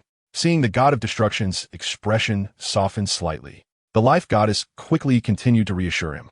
Also, he carries the aura of the angel god. The life goddess added, the inheritor of the angel god? The god of destruction asked in confusion. That can't be right. The angel god has been missing for so many years. How could an inheritor suddenly appear? It shouldn't be. He has no traces of the angel god's examination, the life goddess said after feeling it. Furthermore, how could the inheritor of the angel god go to the city of slaughter? The city of slaughter is the territory of the Shura god, and someone qualified to become the angel god would never seek another divine position. How do you have my statue? The life goddess conveyed her divine sense through her statue and asked, do you believe me if I say I dreamed about it? Mou said seriously, I'm going to kill him. The god of destruction, who had just been calmed down, was about to explode again. Dreamed about it? Dream lover? Go to hell. That's my wife. Xiaoji, don't make a fuss. The life goddess said with a serious expression. I, the god of destruction, who had just been furious a second ago, instantly weakened. So what do you want from me? The life goddess continued to ask. The healing power this child possesses is actually on par with hers, which is quite unusual. She is the ancient tree of life and has the strength of a divine king. How could this child, merely a mortal, possess such a level of healing power? Mou pointed to the Shura demon sword that had been tampered with, saying, this thing doesn't pay attention to me. So I thought I'd shake someone to help me out. The life goddess and the god of destruction then turned their attention to the somewhat familiar blood-colored longsword. Shura demon sword? X2 the couple showed confusion. How could Shura's super artifact be placed in the mortal realm? Even if Shura wanted to find an inheritor, shouldn't such a thing be given during the transfer of divine positions? How could it be directly placed in the place of inheritance? This is against the rules, right? Moreover, it seems this thing has been tampered with. The god of destruction showed a strange expression. This mind restriction is obviously targeted, as artifacts have spirits, and super artifacts even more so. However, as the master of a super artifact, one can set restrictions on artifacts to prevent them from being stolen or taken. Could it be that this kid has the qualification to wield the Shura demon sword? Otherwise, why would he be deliberately targeted? But then again, the Shura's inheritance ground was established to find a successor. If this kid truly can gain the recognition of the Shura demon sword, why would Shura refuse him? Aren't you the god of destruction? Can you help me solve this problem? MOU asked. Cough, I can't. The god of destruction felt a bit awkward. Only the master of a super artifact can set its mind restrictions, and only the master can lift them. Moreover, the power of Shura counters his destructive power, leaving him helpless against it. TSK, you showed disdain. Still calling yourself the god of destruction? How fake. You little brat. Show some respect to your elder.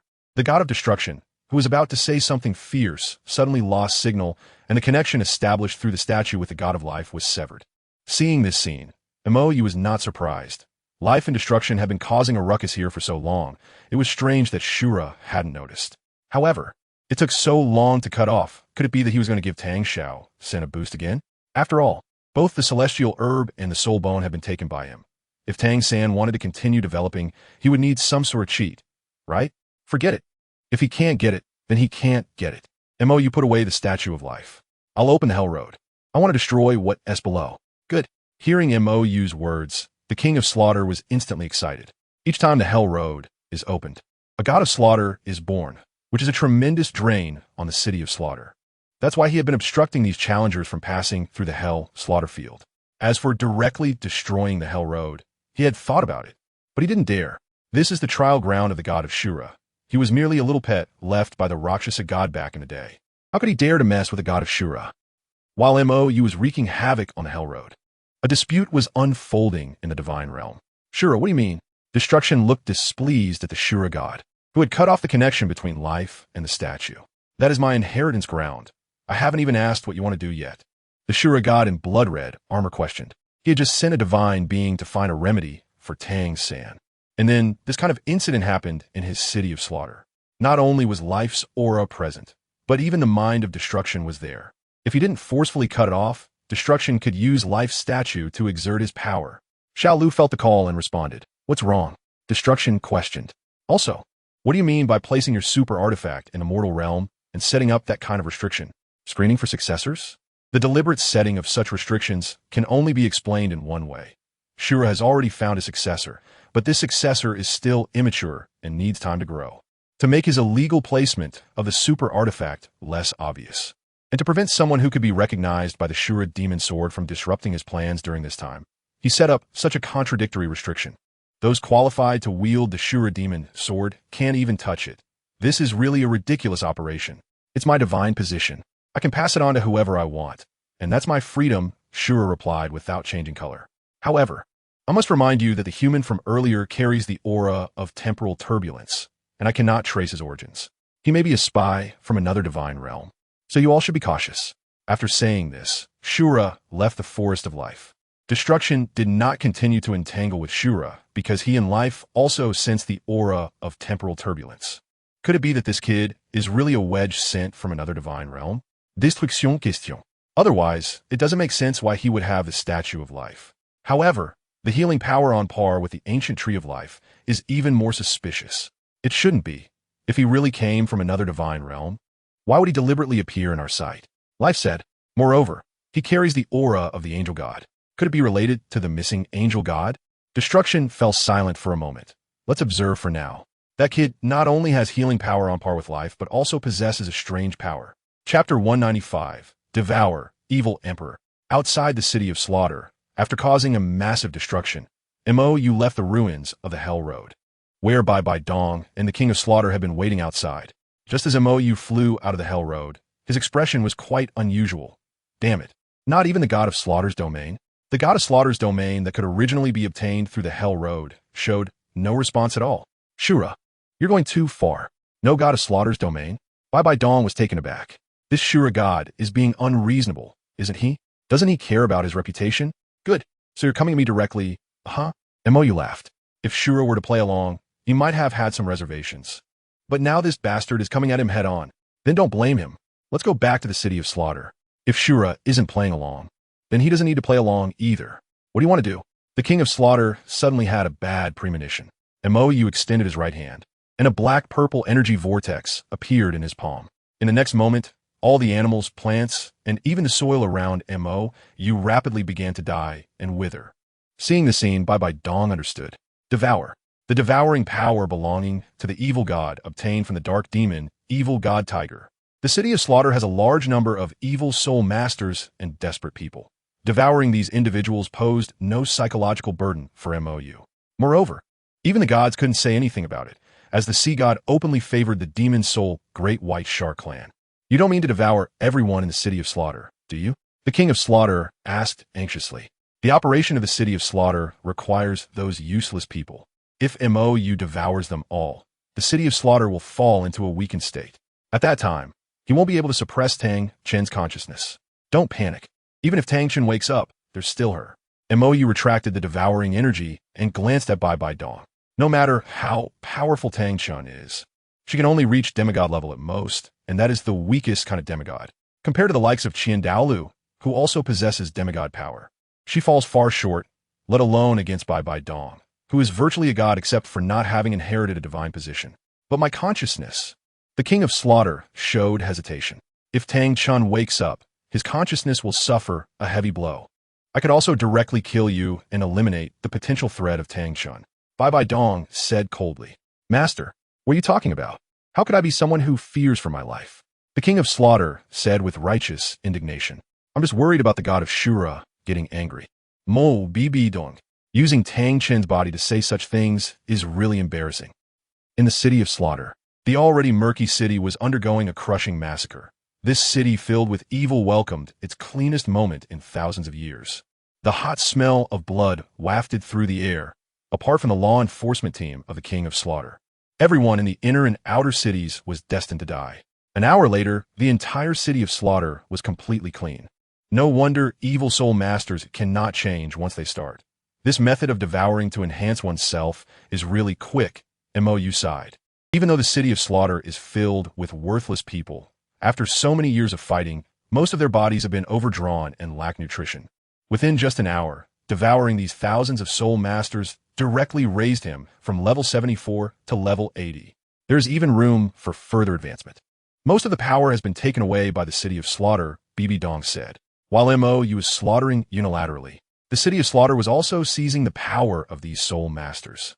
Mou's large-scale devouring approach hardly absorbed much energy. It doesn't matter. Devouring was originally just an accessory, Mou said.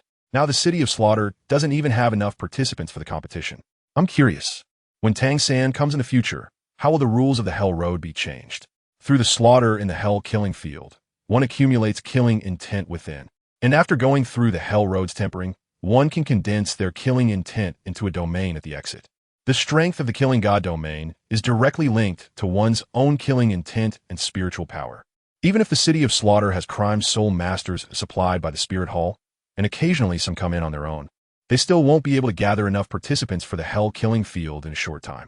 I really don't know what remedy Shura will come up with. Something's wrong. The Slaughter King, who has become a lonely figure, felt pained about the industry he had painstakingly managed over the years. But now there was a more serious problem. Tang Chen's consciousness was starting to awaken. Something's wrong? Bb Dong's eyes narrowed. The 8 spider lance appeared behind her, and then it thrust violently into the Slaughter King's body, draining his power. Master? The 9-headed bloodbat looked at Bb Dong, who had attacked him, in fear. Is she planning to kill the donkey after the grinding? Don't move. A deep purple light flashed in Bb Dong's eyes, and the Rakshasa divine power surged into the 9-headed bloodbat's body through the 8 spider lance. She wanted to see exactly how strong Tang Chen's consciousness was. Don't kill him yet. Tang Chen is still useful. Mou reminded. Tang Chen isn't important, but he must die at Tang San's hands, killed by Tang San's own hand. Then this body will completely belong to the 9-headed bloodbat. Bb Dong nodded, reducing the output of her Rakshasa divine power. But Tang Chen's soul had already been worn down by the Rakshasa divine power by more than half. With just a little more stimulus, it would be on the verge of collapse. Defeating Dalu is nothing. She had already reached the level of God. This Tang Chen was just a failure. In Wuhuan City, after receiving news from Emperor Tian about going to the Sun Moon continent to find the evil emperor, Mou and BB Dong did not return to Heavendo City, but came back directly. You're already level 80, blocked at the gate of Wuhuan City, Dalu, who was planning to beat up Mou to vent his anger over the previous angel statue issue, was stunned by the soul power wave that Mou released. No way, this kid isn't even 15 years old. And didn't he just absorb the 7th soul ring a while ago? It's only been a few months. Look at your little achievements. BB Dong glanced disdainfully at Dalu and left for the Pope's palace alone. Although being looked down upon by BB Dong was quite frustrating, Dalu's attention was completely drawn to Mou. You didn't absorb those celestial herbs, did you? No, those things are useless to me. My body already has top-tier talent. Those things aren't even icing on the cake for me. They're pure waste. Then how did you do it? Dalu asked in confusion. Mou thought for a moment, and a black-purple devouring vortex condensed in his palm. Seeing this ominous thing, Dalu's expression instantly fell, rapidly increasing like this. Isn't that the same as being an evil soul master? Moreover, once you've tried this method, you can't stop. Wait. Noticing that Dalu was about to explode, Mou hurriedly called for a halt. I devoured in the city of slaughter, and I'm not interested in this method, so don't misunderstand. Really? Dalu showed a skeptical expression. He had seen and killed countless evil soul masters, and didn't those guys also say they were just acting on impulse? He had believed it once, but those guys had all ended up on the same path.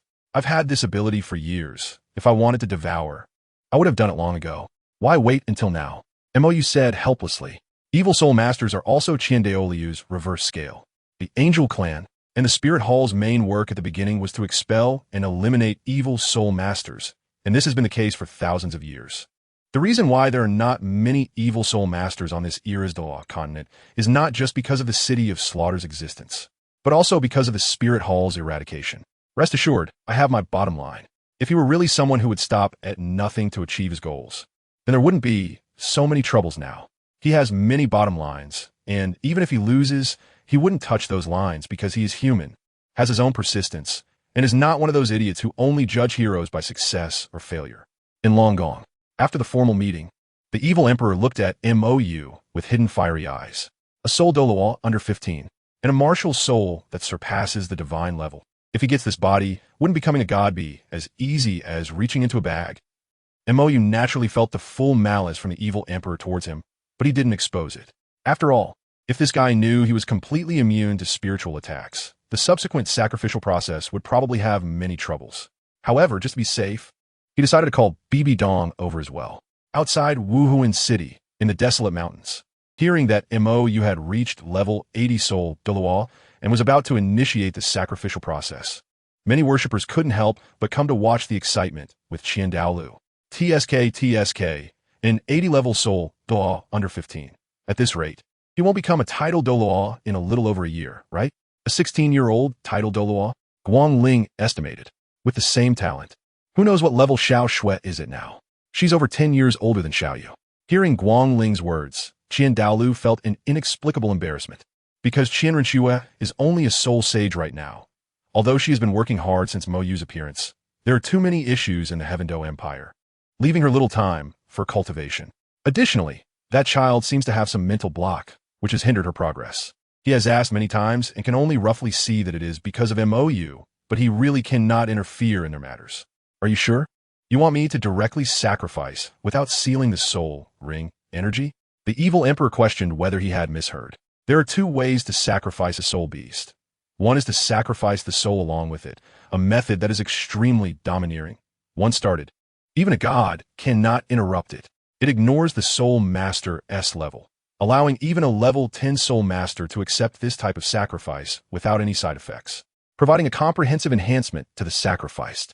However, this type of sacrifice has never occurred from ancient times to the present.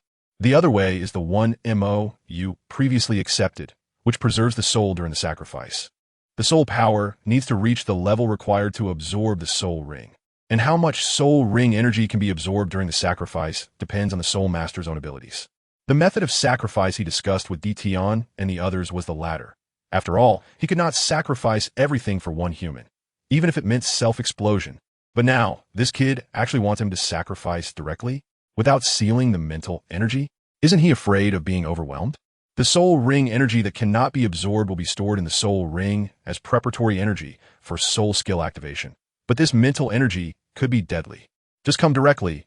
Anyway, you won't be responsible if something goes wrong. Mou shrugged.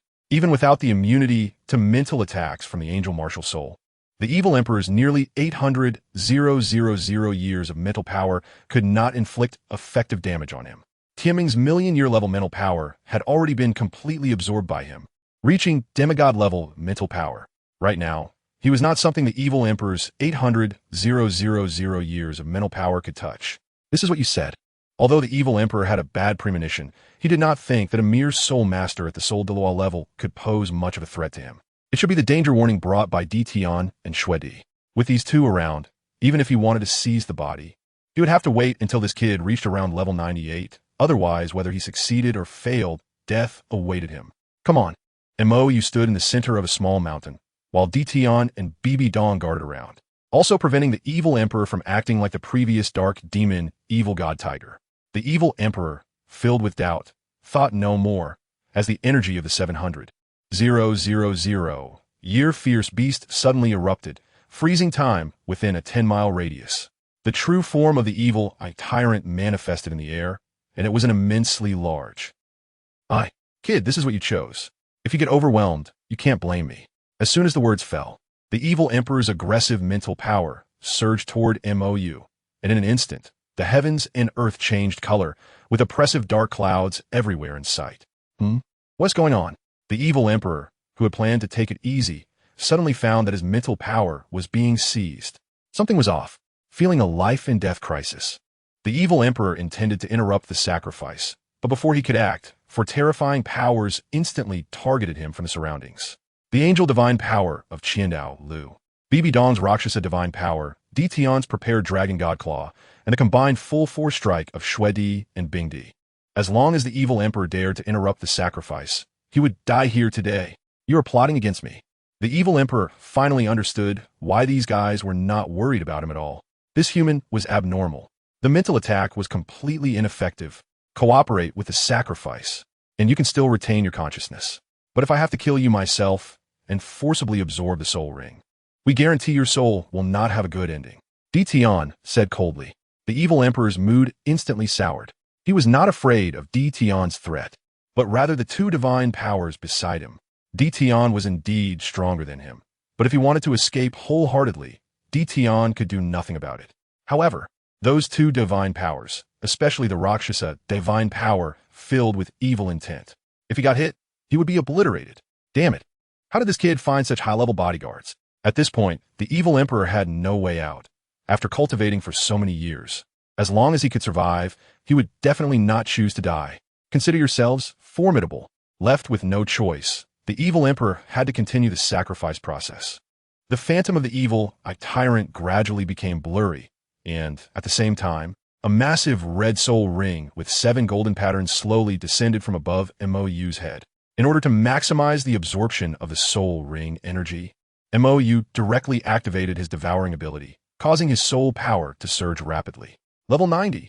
Those who had worshipped him were dumbfounded as they felt Mou's soul power directly reach level 90. However, before they could think more about it, this surging soul power began to drop, all the way back down to level 80. What is going on? Even these old men who had lived for nearly 100 years found it hard to understand the scene before them. He is condensing a soul core, Tian explained. However, the last elemental soul core took half a month. This time, is it a mental soul core?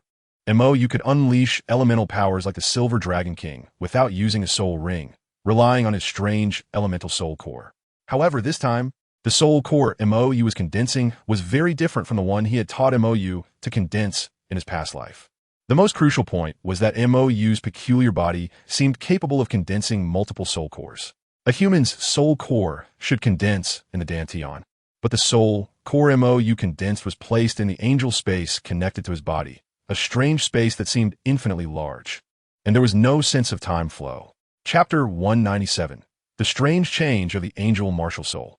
A month later, the special space formed by the evil emperor's sacrifice finally shattered, and Mou's soul power finally stabilized. Relying on the devouring ability of the dark demon, evil god tiger, to absorb the evil emperor's energy to the maximum extent. Combined with the energy he had previously absorbed from the evil soul masters in the Slaughter City, MOU directly reached level 85. Additionally, with a mental soul core intertwined with the power of time, along with the time-space light inherited from the evil emperor and the passive counterattack skill, Thorny Halo, he had no idea how strong he had become. What's wrong? The newly hatched MOU felt that the way these people looked at him was a bit strange.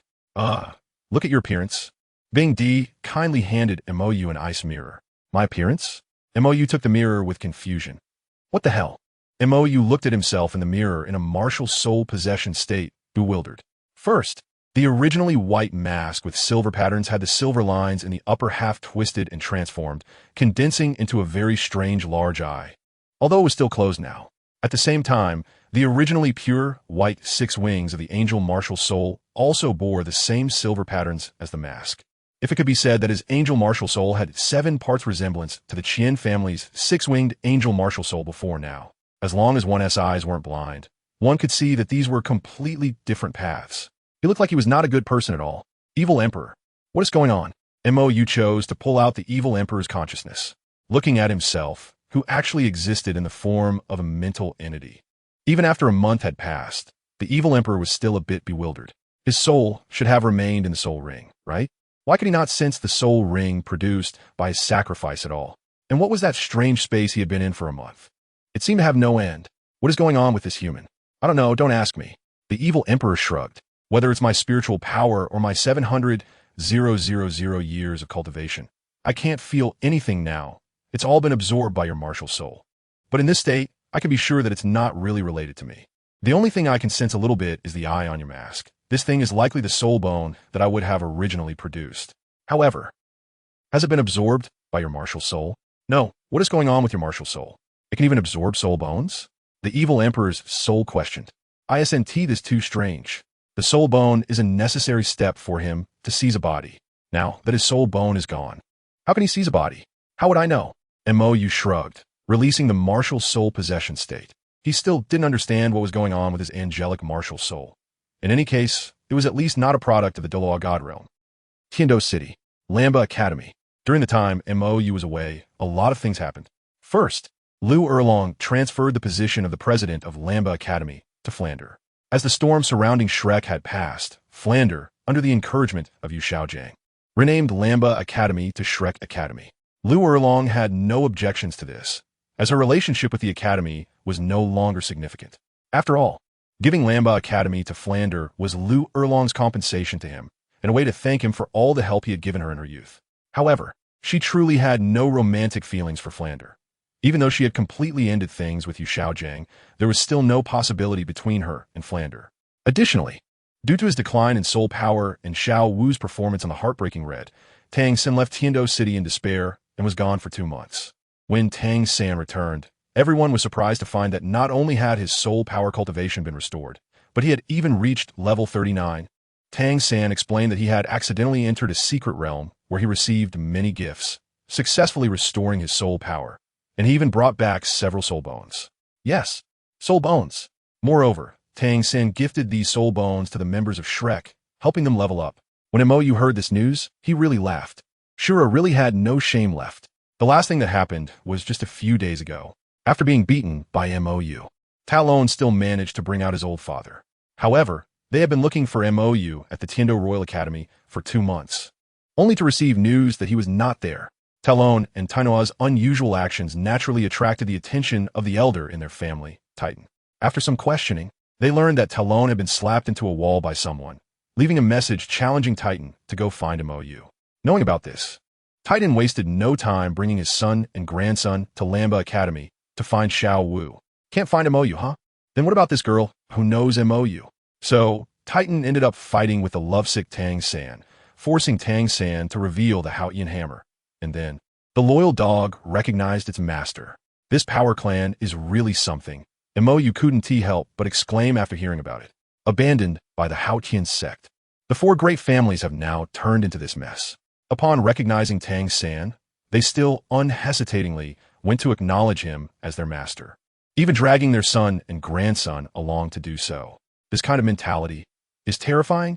By the way, brother Yu, we're going to the Sunset Forest tomorrow to hunt for soul rings. Do you want to join us for some excitement? Xiao Wu asked. Tang San is already level 40? MOU wondered. Isn't Shura taking it a bit too far? When he left, Tang San was only level 30. And in just over 2 months, he's at level 40? No, it's that dead fat man and that lewd tiger. After they absorbed the soul bones.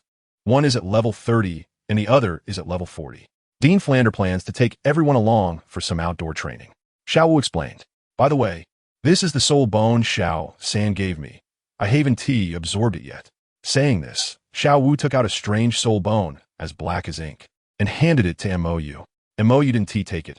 After all, this was most likely some cursed thing created by the Shura god. Classmate Xiao Dong. Come take a look. MOU chose to call for support. BB Dong is a demigod. She has completed all the trials of the Rakshasa god. Except for not inheriting a divine position, she is not much different from a god.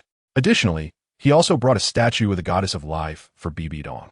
With that thing, the Shura god has no legitimate reason to act against BB Dong. What is up?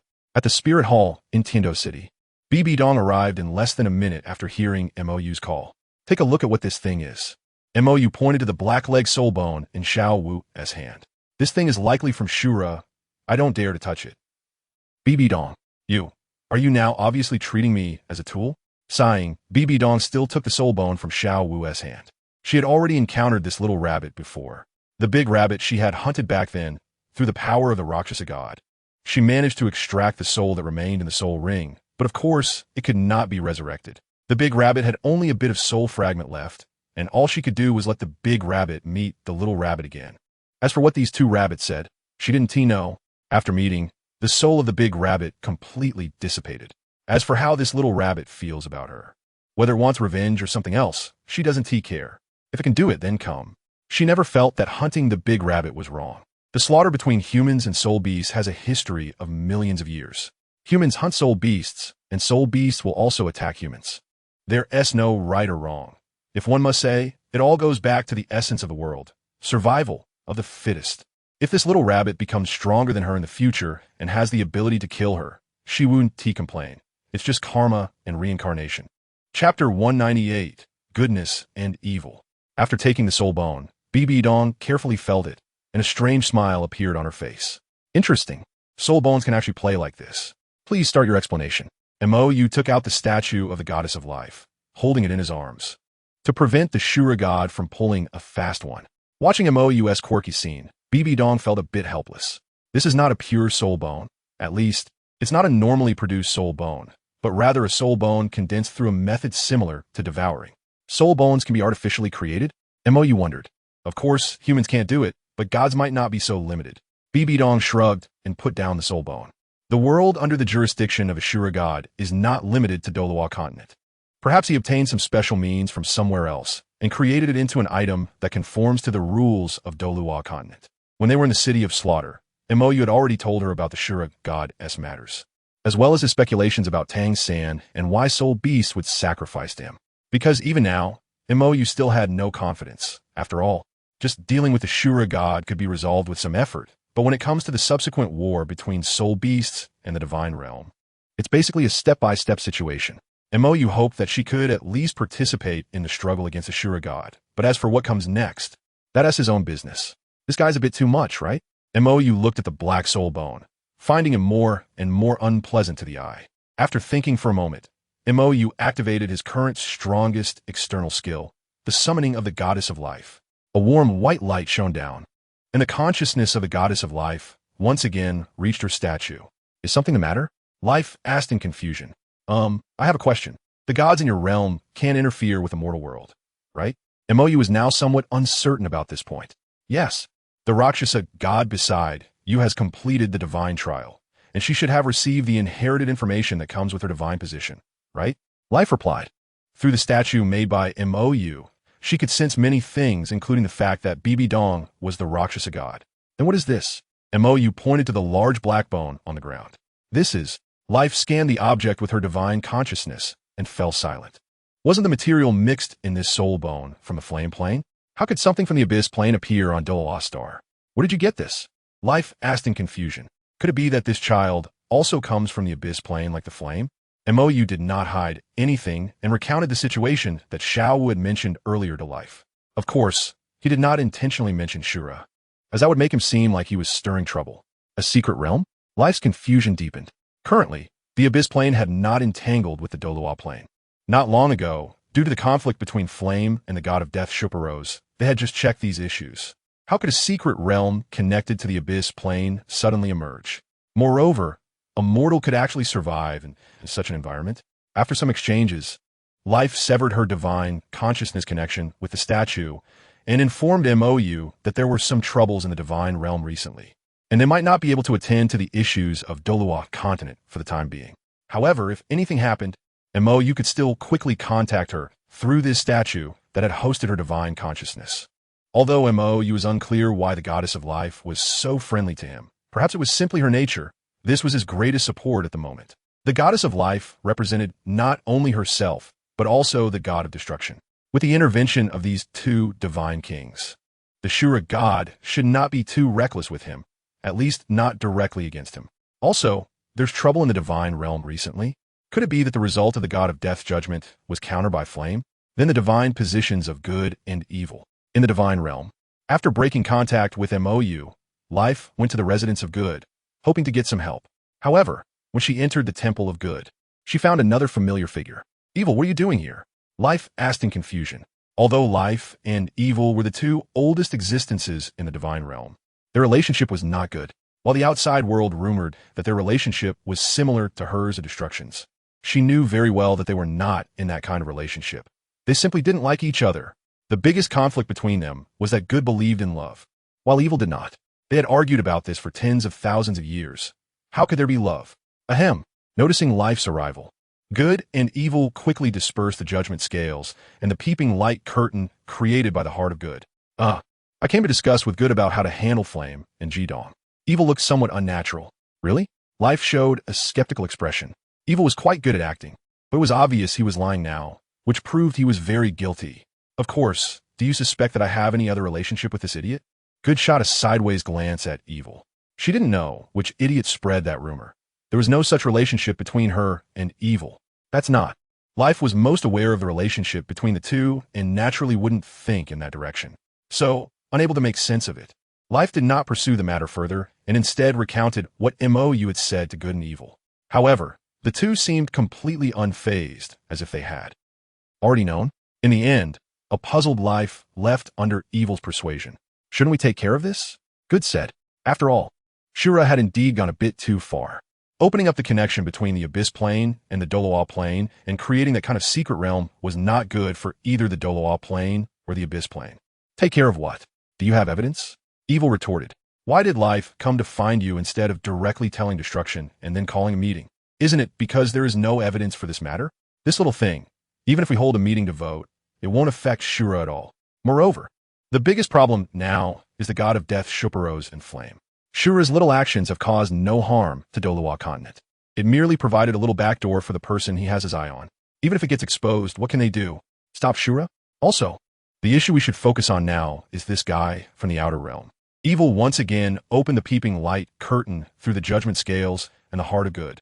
What was displayed was MOU, who was on Douluo Continent. Don't forget, this guy was let in by the two of us, Evil reminded. If this child causes any problems on Douluo Continent, it will be our responsibility. First of all, I don't think he will cause any problems, Good said seriously. Secondly, it seems we can't do anything about him, right? Evil's expression froze. What he said was indeed true. Rewinding time, including the entire divine realm, when this incident happened not long ago, both he and Good were stunned. They seemed to have let in something extraordinary. When this outsider, named MOU, drifted into the area under the jurisdiction of the Douluo divine realm, it was he and Good who discovered him. At that time, they were also wary of the strange temporal turbulence aura surrounding this person. However, the person was severely injured, and even if it was indeed a wedge sent from another divine realm, they were confident they could handle it. Plus, the aura of that angel was very similar to the angel god of the Douluo divine realm. So Good was certain that the other party was definitely not an evil person. They cooperated to let him in, and after hiding the divine consciousness imprint in the temporal turbulence aura, sent him to Douluo Continent. After that, they had been secretly observing this outsider to prevent any accidents. However, this child named MOU seemed to have forgotten everything after awakening and naturally grew up on Douluo Continent. Bored, he and Good had just been observing this. Idiot. They had been watching the entanglements between Mou, the Rakshasa god, and the angel god. To be honest, many times if Good hadn't stopped him, he would have wanted to rush down and beat this kid up. A pure oddball. However, Good greatly admired this guy. Because of love. Good and Mou's views on love were surprisingly aligned. Immeasurably pure, without any unnecessary additions. But he absolutely did not believe in such pure love. So he and Good kept an eye on this kid. Good wanted to prove that her belief in love could last until the end, while he was just waiting for a joke. In the end, neither of them saw what they wanted to see. Because this kid actually found the remnant of the dragon god, the Silver Dragon King. Originally, they had planned to use their super artifacts to completely conceal their presence, and intended to go down and deal with the Silver Dragon King. However, just as they secretly infiltrated the dimensional space at the bottom of the Lake of Life, a major problem occurred. They were distracted for just a moment, and this kid named Mou actually rushed up and perished with the Shura demon sword. Then the energy at the core of his soul seemed to be activated, and within the entire Douluo divine realm, time began to flow backward, returning to a while ago. Having witnessed that scene, they did not dare to easily take action against the Silver Dragon King, who had a deep connection with Mou and could only observe silently from the shadows. Regarding the transaction between and the Silver Dragon King, they both watched it closely. To be honest, after such a long period of observation, they were not too worried about. This kid wouldn't act recklessly. As for the change in the cultivation rules of the Douluo Continent, they actually didn't oppose it. After all, the evil thoughts of the dragon god resided in the Golden Dragon King, and all the divine beasts involved in the rebellion had already been subdued. The remaining soul beasts, if deemed innocent, were indeed innocent. After 100,000 years, the soul beast race had no hope of returning to its peak. So even if the cultivation rules of the Douluo Continent were changed and the soul beast race was spared, it was not something unacceptable. However, they believed that could remain neutral. But what about the Silver Dragon King? What about the soul beasts cooperating with? It seemed that planned to leave this world after solving these issues. But what if problems arose afterward? What if the tragedy of the dragon god repeated itself? The Shura god would definitely not agree to this. That guy was all about rooting out problems completely, leaving no trace of trouble behind. His current control over the Douluo Continent was precisely to resolve this trouble. They had actually been keeping an eye on the Shura god's little actions. They just didn't want to interfere. After all, having lived for so long, they didn't care much about these things. The Shura god was also acting for the benefit of the divine realm. Although his methods were questionable, his goals did not harm the divine realm. However, it seemed that the angels and the Rakshasa had indeed been secretly dealt with by the Shura. When the angels and the Rakshasa went missing, they had their suspicions. Recently, Shura's subordinate, the killing god Shuparos, ignored the rules of the divine realm and forcibly descended to enforce the law, leading to a conflict with the flame. Strangely, Shura did not uphold the rules he had always insisted on, but instead sided with the killing god Shuparos, demanding severe punishment for the flame to maintain the dignity of the divine realm. After considering his experiences on the Douluo Continent, she could only think this way. Let's wait and see. The evil shook his head. The power in this kid was too terrifying. If it could be resolved peacefully, it would be best to resolve it peacefully. They currently had no way to make a choice. Shura was one of their own, but the power possessed was too exaggerated. The power from that so-called angel martial soul core far exceeded that of the dragon god back in the day, and it was very close to the power they remembered from the birth of the universe. If not handled well, they might all perish together. Fortunately, that kid had not discovered that power yet. Although the Silver Dragon King had noticed it, she could not remind. Betting on the future of the soul beast race on this kid was also a gamble. Chapter 199. An opportunity for Qian Rinxue, after communicating with life, chose to leave that strange soul bone behind and gave Xiao Wu a celestial mushroom, as she was currently the most suitable for this celestial herb. As for the other celestial herbs, before arriving in Heavendo City, he had given a mixed yuan celestial herb to the little fox to help her condense her soul core during her upcoming breakthrough to Soul Sage. After discussing with the Silver Dragon King, he decided to give the Chilliwack tulip to Ning Rongrong, as this item could not upgrade the 9-heart C-Tang to the 10-heart C-Tang. Instead, it was the 9th grade purple Ji, which Tang San said was an ordinary spiritual herb that had a good chance of helping the 9-heart C-Tang return to the 10-heart C-Tang. After all, the 9th grade purple Ji was something that could evolve Luo Sanpao. How could it be just an ordinary spiritual herb? The water fairy jade skin bone, as usual, went to Zhu Zhuqing, and the 8-petal celestial orchid went to the older Zhu Zhuyun, while the rest of the celestial herbs were left undecided. after distributing the celestial herbs, directly slipped away. After all, he had already given them away. It was impossible to take them back. As for how to persuade these young girls, that was the problem of their senior, Duguyen, in the forest behind the Heaven Do Royal Academy. After not seeing for several days, he naturally got close to Qian Rinxue and the Ice Emperor again. However, they had only been together under the moonlight for less than 2 hours when an unexpected guest arrived. Seeing the celestial herbs had given to Zhu Qing and the others. Even Ning Rongrong, who had once been an enemy, and even hearing from Bibi Dawn that Xiao Wu had received some too, Qian Rinxue's mindset exploded. Zhu Qing, Zhu Zhuyan. Fine, she accepted it. Yi Lingling and Duguyen, who had already existed, she could barely accept, but Ning Rongrong and that rabbit. Why? Why did they all get them? What was so cold to her? Even her mother had reconciled. So why couldn't she? Looking at the resentful Qian Rinxue, roughly guessed the reason, but did he need to seek Qian Rinxue's consent for who he gave things to, and when? Why? With red eyes and gritted teeth, Qian Rinxue asked. What why? Retorted. Are you feeling wronged? Or do you feel that I owe you? I don't want those things. Qian Rinxue suddenly shouted. I don't understand why you're always unwilling to forgive me. You always say I treated you badly, but you can forgive even your enemies. You can even forgive that rabbit. My mom almost killed you, and you can forgive. Why can't I? You always say I'm still the same.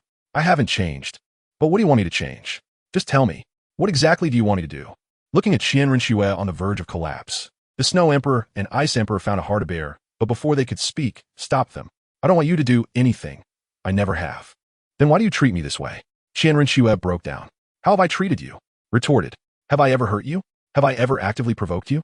Have I ever held a grudge against you? Have I ever owed you even the slightest bit? I merely took back that overflowing sympathy. Why do you have such a strong reaction? Do you think my past efforts were a given? I'm not your grandfather.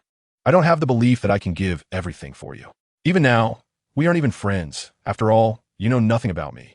And I don't know what you want either. I've never known and never understood. So, is it appropriate for you to throw a tantrum at me? The scene fell into silence. Not only Qian Rinxue, but even the Snow Emperor and Ice Emperor did not expect to be so cold this time. I used to think you were a child, an unfortunate child, so I treated you the way I thought was right, as if you were a child. I thought you would grow up, but later I realized I was wrong. Sighed lightly. You were never a child, nor did you need me to meddle. Do you think I'm targeting you? What have I done? Am I just treating you the same way you treated me before? Is that wrong? You ask me why? Have you asked yourself? Don't always live in the past. I'm no longer who I used to be. I'm tired. But why won't you even give me a chance? Qian Rinxue said bitterly. They all have it. Why don't I? Because I don't want to be absolute. Said. Xiao Wu and Ning Rongrong both have opportunities. But this is not a good thing for them, because they only have this one chance, and if something goes wrong, I won't hesitate for a moment. Your mother is the same. I didn't want to give her this opportunity, because if she has a problem, I can assure you, I won't hesitate. There won't be a next time. But I admit, I really can't let go of you. I can't just cut ties like that. You could say I'm pathetic, but I just don't learn from my mistakes. There are some things I can't do, and yet you are pushing me now. The way he treated those two before was because he didn't want to gamble on whether they would change. The answer he got in his past life was that they wouldn't change. Keeping a distance also leaves room for maneuver. But if everything was completely cleared up, he really didn't know what he would do. He had a clear feeling in the city of slaughter that he was close to losing control, that something was about to come out. When absorbing the evil emperor's soul ring, he condensed the soul core in advance to calm himself down because he realized his mental state was becoming increasingly unstable. Was it because Shura was no longer pretending? Or was he scared? He felt utterly helpless regarding Shura's actions, and he didn't even dare to go too far with Tang San, for fear that Shura would flip the table. What if Shura came down from Douluo Continent and killed them all? Nothing would happen. How could the God Realm care about a renowned law enforcement god because of these few people? It's not worth it. So even though he was connected to the goddess of life, he still didn't dare to touch the soul bone Shura had given to Tang San.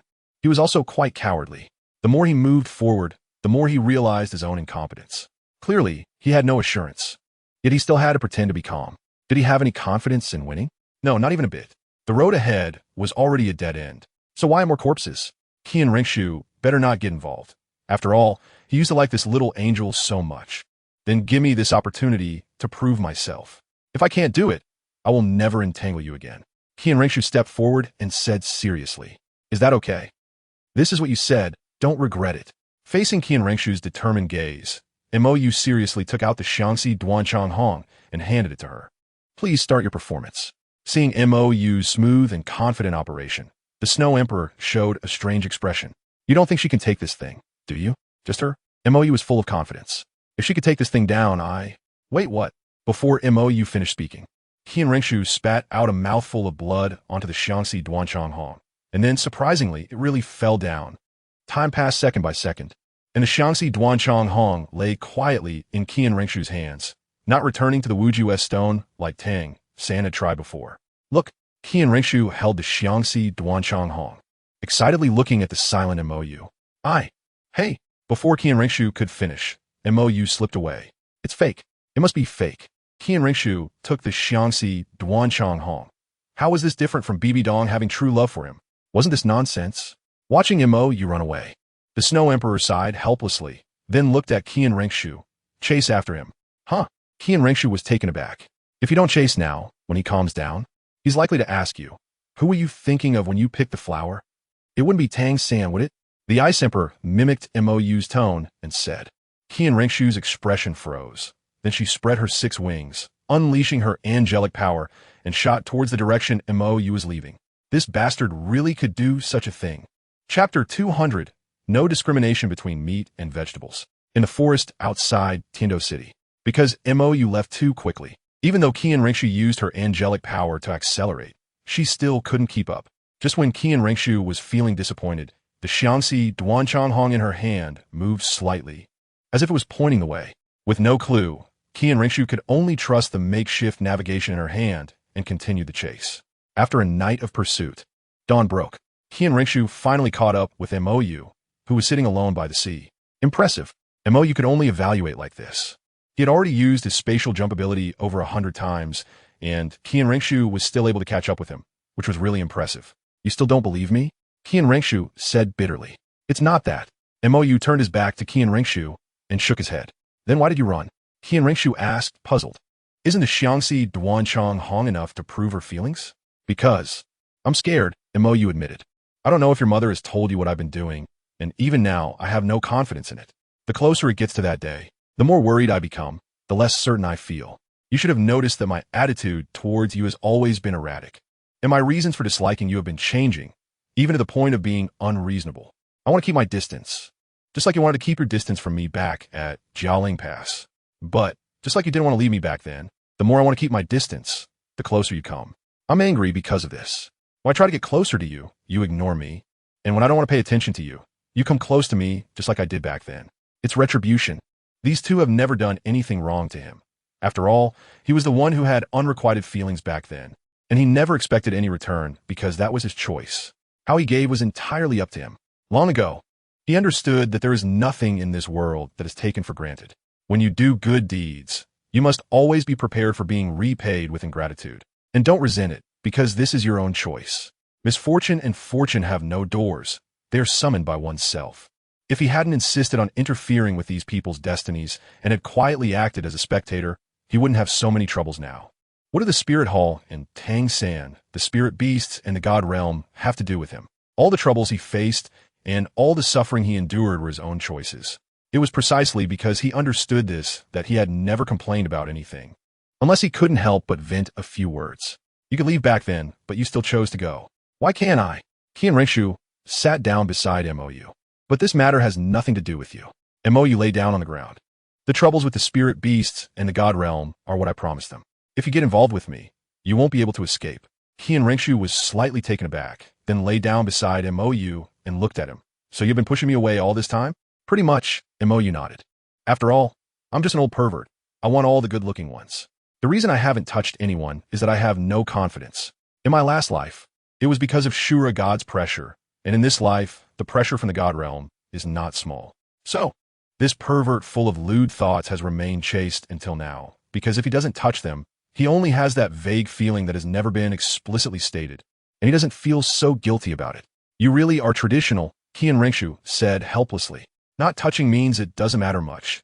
Touching means there's no way out. What kind of thinking is that from which era? Everyone has their own persistence. I'm just that kind of person, whether you laugh or don't understand. I don't care. Montag you Schulget. He wouldn't mock others' boundaries, no matter how childish or ridiculous they seemed, because those were others' principles. In his view, every person's persistence deserves respect. This is the most basic morality. Whether it's a soldier can be killed but not humiliated or one-on-one dueling, Jin Oliu's stubborn refusal to play to his strengths, even if it means losing. Everyone has their own persistence. Don't say anything childish, and don't say anything hypocritical. Those who stop at nothing to achieve their goals are really laughable in his eyes, because such people are result-oriented. But since they are result-oriented, and since everyone eventually dies, why don't they just chase after the result of death directly? Isn't it because being human means having one's own persistence and bottom line? When a person can throw everything away and go to any lengths, does the action or the result even matter? To trample on the rules to maintain the rules makes the rule itself a joke. So, aren't you the one saying drink today, be drunk today? Qian Ringsha laughed. Mo glanced at her, thinking she's just bragging and showing off. I've always been a person without much sense of security. I can't relax until I feel truly safe. And I can't let go. I can't abandon the morals I've learned, even when facing enemies. Otherwise, how am I different from them? When looking down on others, one should first examine one's own character. I still can't bring myself to stop at nothing.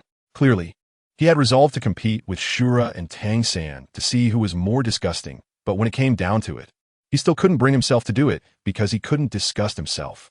When he can't persuade himself, he can do nothing. But when he can persuade himself, he can do anything. Recently, he felt that the self that would stop at nothing was about to emerge. Because Shura wasn't even pretending anymore, the pressure was mounting, and the morals he had steadfastly upheld were about to crumble. Could it be that he really wasn't a good person? Then what if I'm willing to be with you? Qian Ringsha said, just like you were willing to rush in and die back then. Mo didn't respond. Qian Ringshu sat up, holding the red flower of longing. I'm willing to do this. If you're to die in the future, I hope to die with you. If there's a next life, I hope you will only be with me. That's impossible. Mo rejected without a hint of hesitation. Even if there's a next life, I have to accompany the Snow Emperor and the Ice Emperor first. It's absolutely impossible to accompany you first. Qian Ringshu's expression froze. So, you really have to argue with me. Huh? Then at least let me be behind them, okay? Qian Ringshu sighed. No. Mo sat up. The little kitty has to be in front of you. And the big kitty and the little fox can also be in front of you. Plus by G, ZG, and the little three-eyed. By the way, your mom also has to be in front of you. Qian Ringshu. You bastard. Are you kidding me? You put me last, right? Of course not. Montak you didn't eat. The idiot dragon must be behind you, and the 10,000-year-old grass also has to be behind you. You need to have confidence in yourself. Silver Dragon King, Blue Silver Emperor. You bastard. Is that polite? I have your sister's confidence. Qian Ringshu was directly angered to the point of laughter. As expected, she still couldn't stand this bastard. A bastard with a beastly heart. Don't forget, when we first met, I said I wasn't a good person. If you have this illusion about me, be careful. It's fake. Mo said seriously. No matter how a beast disguises itself, it can't change its nature. I'm at most a well-dressed beast. Are you proud of that? Qian Ringsha said, speechless. Of course not. Mo said, I'm being honest. Honesty is one of the few remaining virtues I have. You can't let me give up even this remaining virtue, right? Bastard. Qian Ringsha laughed and scolded. Then you still like bastards? Your taste is really unique, more unique than your mom. No, both of your tastes are quite unique. Mo retorted. What about you? Qian Ringshu felt like she was going to be driven mad by this bastard.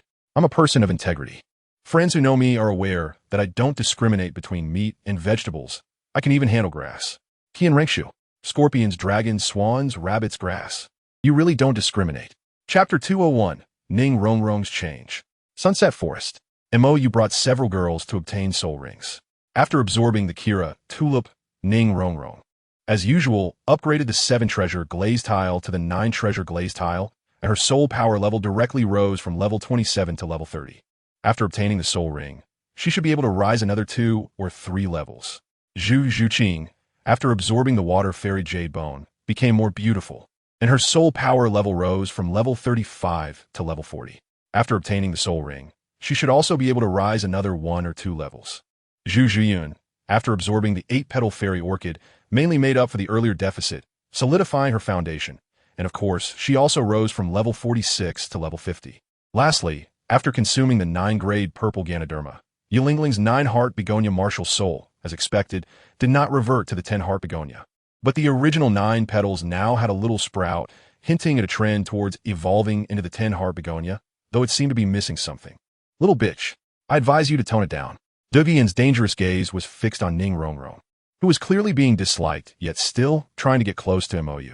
Ever since this morning, when Mo returned to the Tiando Royal Academy to check on them, Ning Rongrong's gaze towards Mo was practically dripping with honey. If it weren't for Zhu Zhuyan and Zhu Zhuqing blocking her, she would have pressed this little bitch down and beaten her already. She cursed me. Brother you. Look at her. Ning Rongrong, who had gotten close to Mo, was unusually acting weak, looking particularly delicate. Mo glanced at her helplessly. I somewhat regret giving you that thing now. When this little demon girl first stuck to him, he was sure that she was just trying to figure out Zhu Zhuqing and the others' rapid upgrade methods. But after finding out it was because of the soul bone, she quieted down, seemingly wanting to get closer to him to gain that soul bone through the friendship of the 7 treasure glazed tile school. But ever since she arrived in the Tiando Imperial City, it seemed like she had forgotten about this. He could see that Ning Rongrong hadn't thought about the soul bone for a while. She was just getting close to Zhu Zhuqing and the others and didn't want to leave. He also inadvertently taught this girl a bit, and the result? He never expected that his masculine teaching methods would actually cultivate a strange attribute in Ning Rongrong. And after sending out the Kira Tulip, he inexplicably maxed out Ning Rongrong's progress. By heaven, he really didn't have that intention. But this morning, when he and Qian Ringshu returned to the Tiando Royal Academy and saw Ning Rongrong's honey-dripping gaze, Qian Ringshu was ready to kill him. He was indeed rather dull when it came to feelings, but Qian Ringshu wasn't vague at all. It was fine for Ning Rongrong to turn enemies into friends. And the little rabbit could also be forced to turn enemies into friends, but the direction this was developing and was not just about turning enemies into friends. As expected of Mo Daguanren, who wouldn't even spare grass, impressive. As the temporary leader of the Tiando Royal Academy battle team, Xue Qinghe naturally followed along. Regarding Ning Rongrong's behavior, good, she could endure it. After all, it wasn't her first time enduring it. But she was very curious about how Mo would face Ning Fengji. Also, how would Mo deal with the one following them, the Sword Douluo? Since leaving Tiando City, she had already sensed the familiar presence of the title Douluo following them, Sword Douluo Chenexine. It seems that Ning Rongrong has been in Heavendoe City for so long, without any intention of going home to take a look, and Chenexine is anxious. After all, the 7 treasure glazed tile school is not far from Heavendoe City, so he came over to check. However, now, Ning Rongrong is leaning against Mo like a lovesick girl, and she can clearly sense the impending fury radiating from Chenexine. What do you mean by not letting even grass off? Did I touch her? Mo retorted. I haven't even touched her. You're simply sensationalizing. Ha! Qian Rinshu shot Mo a glare, not bothering to refute. This guy has no bottom line when it comes to being shameless. Meanwhile, Chenexine, who was trailing not far behind Mo and the others, was watching his pampered child surprisingly act like a lovesick girl leaning toward another man. And he was about to grind his teeth to dust. I hope your strength matches your courage. Chenexine stared intently at Mo, the anger in his eyes nearly erupting. He had raised this child since she was little, so how could he not know her character? Although she was a bit mischievous, she was definitely not like this now. In front of so many people, and he wasn't blind. The looks the other girls were giving that man were also off. What a kid. Quite brave. Achoo. Mo suddenly sneezed. The malice coming from Chenexine was about to hit the ceiling. It seemed like he would have to fight soon. It had been a long time since he last used his sword. By the way, are you two planning to absorb a suitable or a more powerful soul ring? Mo suddenly stopped and looked at the lovesick Ning Rongrong and the distracted Yi Lingling. Powerful. Ning Rongrong's expression froze, suddenly coming to her senses. She could still understand what this meant. Of course, I want to force you. After all, you're the master of your own life, Mo said. What is a more powerful soul ring? Yi Lingling asked in confusion. It's that. The first one among this group to experience a customized soul ring, Duguyen stepped forward to explain to Yi Lingling, emphasizing as a good sister. It's very painful. Extremely painful. Life-threateningly painful. However, after hearing Duguyen's description, Yi Lingling unexpectedly did not show any fear, as they had been getting beaten up almost every day since knowing Mo. Even during the 2 months Mo was gone, they were still getting beaten up by Duguyen. They said that before learning to fight. The most important thing was learning to take a beating. After all, the opponents they faced could not always be weaker than themselves. Preserving their lives was the top priority. And she had taken more beatings in the last few months than in her entire life. I'll listen to you. Yi Lingling looked at Mo. Are you sure? Duguyen asked with concern. Although Yi Lingling had gotten to know Mo a lot better over the past few months, she, or rather they, still did not understand him deeply enough. When this guy gets serious, there will be no emotional fluctuations whatsoever. Even if you are in pain right in front of him, As long as you don't explicitly refuse, he won't stop. She realized this clearly when she was hunting for her fourth and fifth soul rings. Ye no det seriously. What about you? Mou did not refuse and turned to Ning Rongrong. Ning Rongrong showed hesitation. To be honest, after witnessing the scene with Zhu Zhuqing and the others, she was truly scared. But Yi Lingling, a healing type soul master, dared to do it even though she was weaker than her as an auxiliary type. If she backed down, what would that mean? I feel the same way. Ning Rongrong took a deep breath and said seriously. After absorbing the celestial herb given by Mou, she clearly felt the changes in her body. She could do it. Don't push yourself. After all, the two of them with experience will first give you a demonstration. Think carefully before making a decision. Mou said. Don't make choices that exceed your capabilities for the sake of face. Otherwise, you will regret it. If absorbing a soul ring beyond the age limit fails, not only will you suffer for nothing, but it will also leave a significant psychological shadow, meaning that if you fail once, there won't be a second chance. Chapter 202. Qian Rinxue's Odd Behavior. In the evening, deep in the sunset forest, Mou had very bad luck this time, as he had not encountered any suitable soul beasts, so he could only take them for a slow stroll.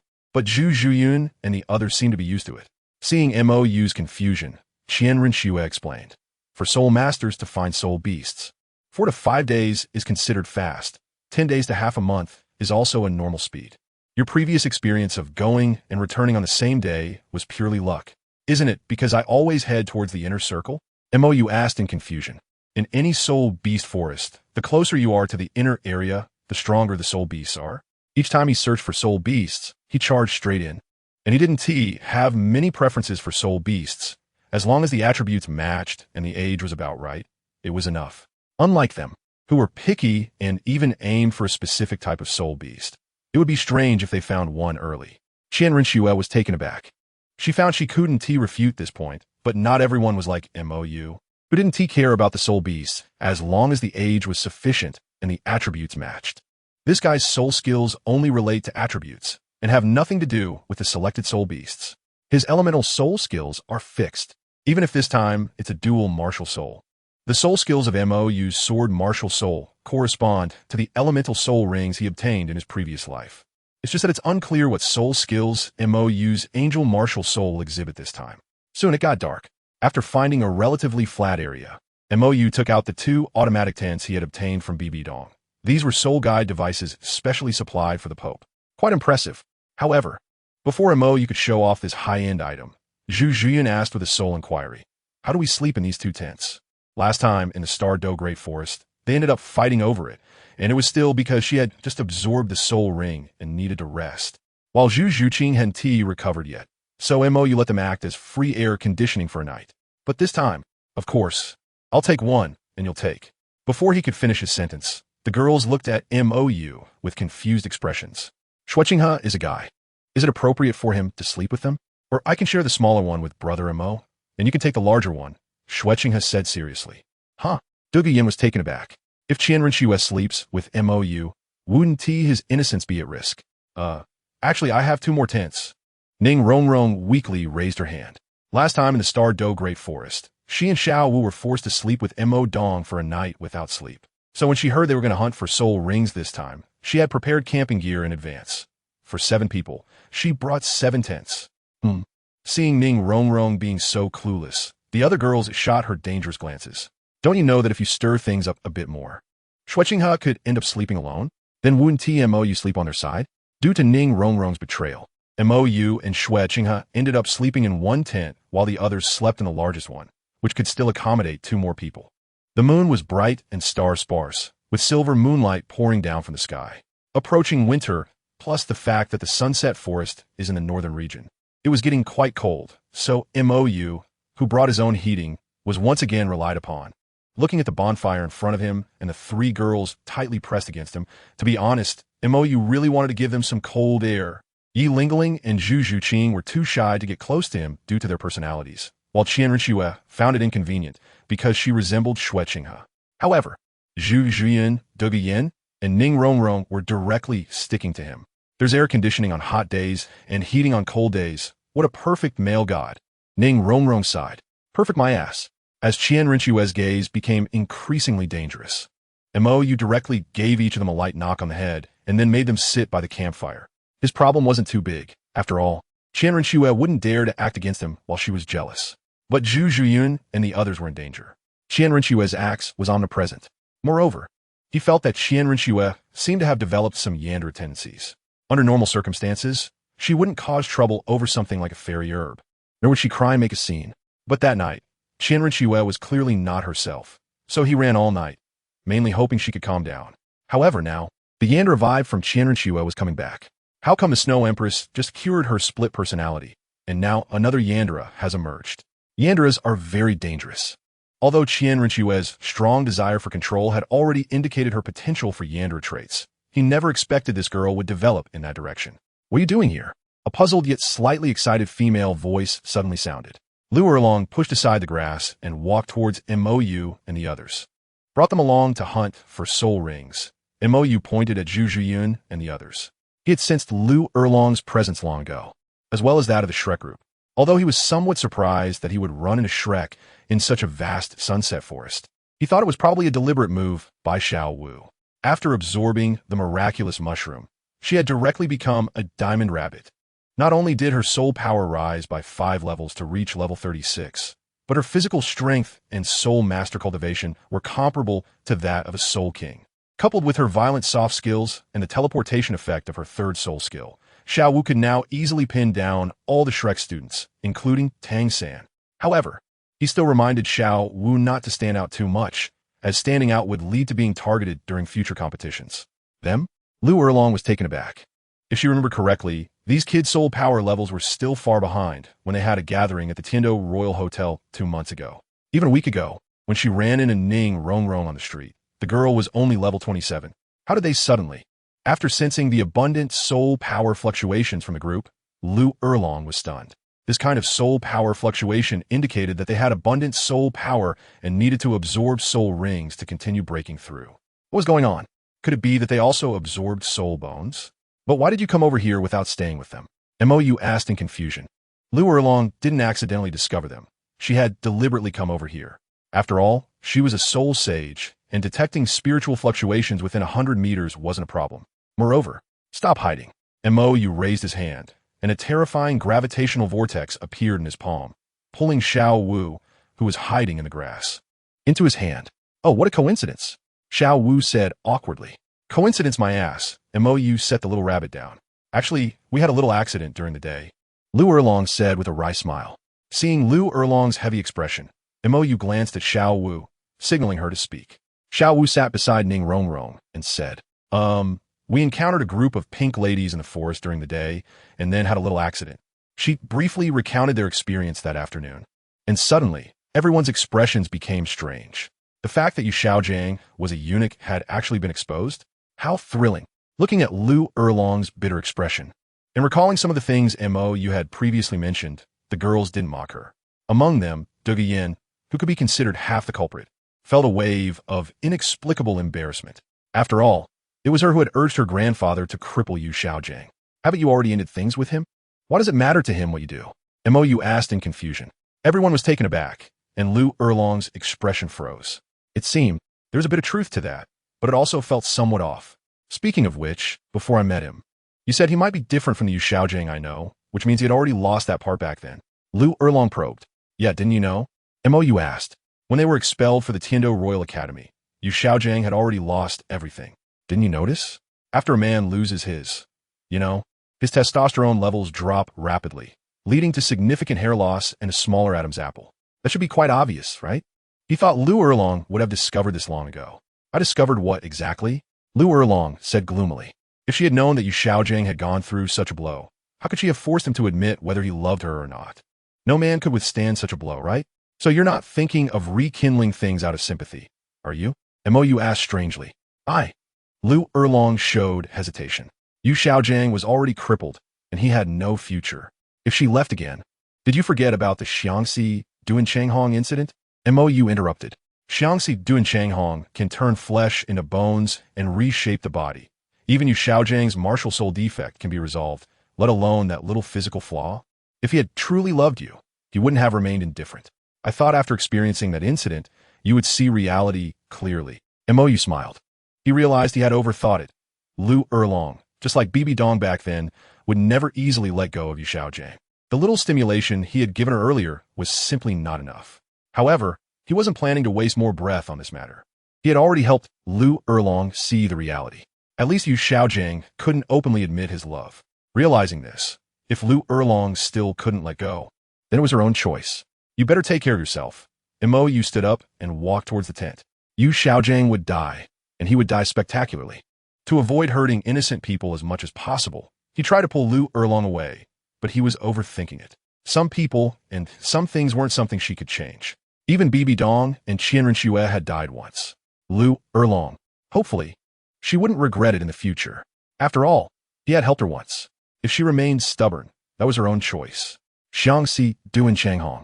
Sitting aside, Qianren Xue seemed to think of something. She took out the already recognized Xiangxi Duan Changhong.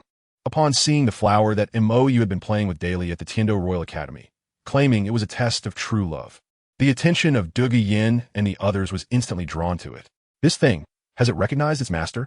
Dugu Yin said somewhat gloomily. She had tried it, but the flower had fallen and then run back. How did Qianren Xue get it, right? Qianren Xue had a hint of pride. Your Highness, you have true love? Ning Rongrong discovered the highlight. The Tiando Crown Prince actually had true love? This was different from what her father had said. How could a royal offspring have such feelings? Shouldn't their minds be filled with schemes and intrigues?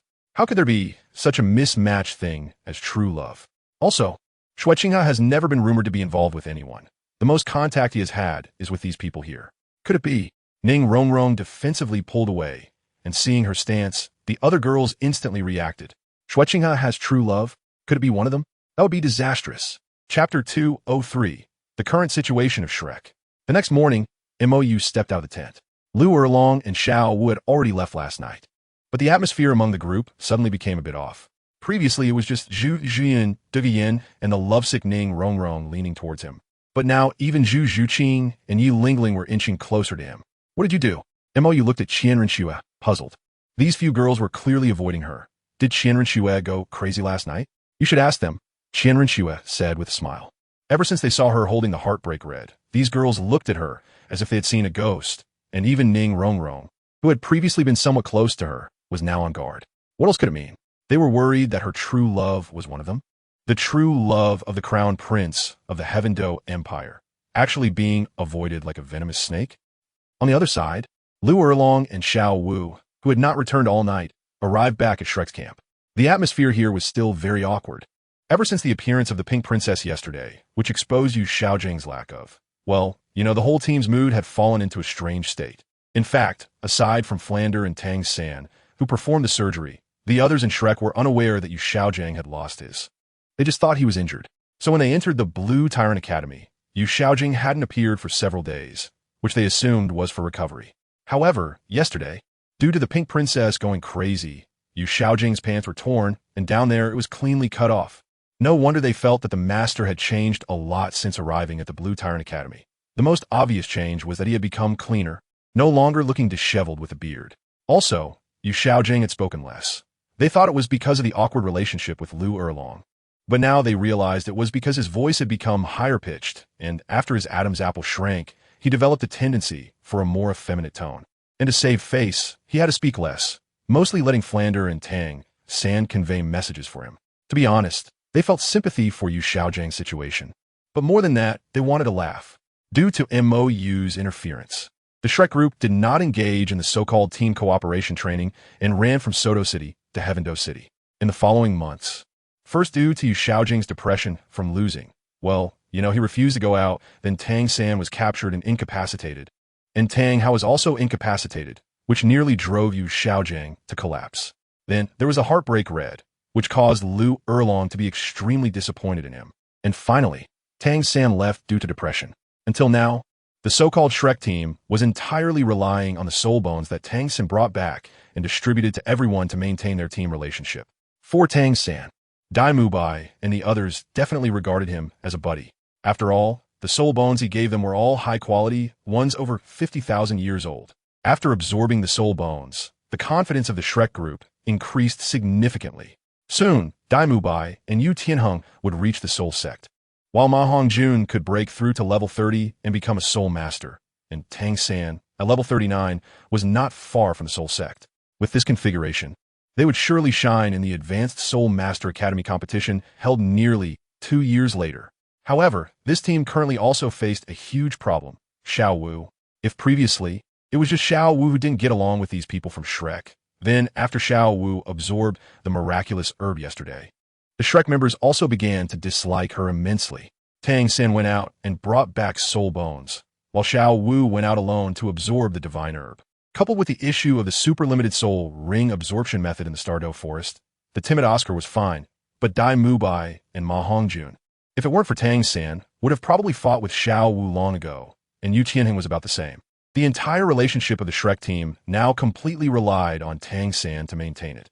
If Tang San had any problems, this team could fall apart at any moment.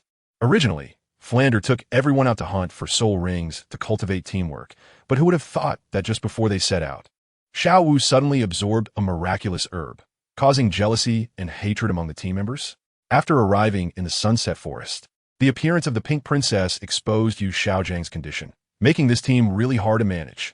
All right, cheer up, it's time to set off. Looking at the lifeless team, Flander, as the dean, stood up. There was no other choice. Lu Erlong was heavy-hearted, and Yu Xiaojiang had lost face. So he was the only one who could say a few words. Xiao Wu, where did you go last night? Tang San leaned over to ask.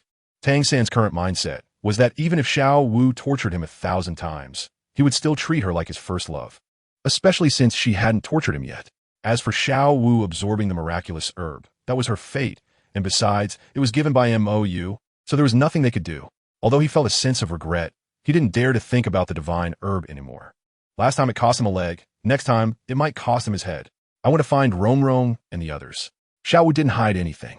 The Heaven Do team also came to hunt for soul rings. I just want to say hello with Teacher Erlong, and Heaven Do's Crown Prince Xueqinghe was there too.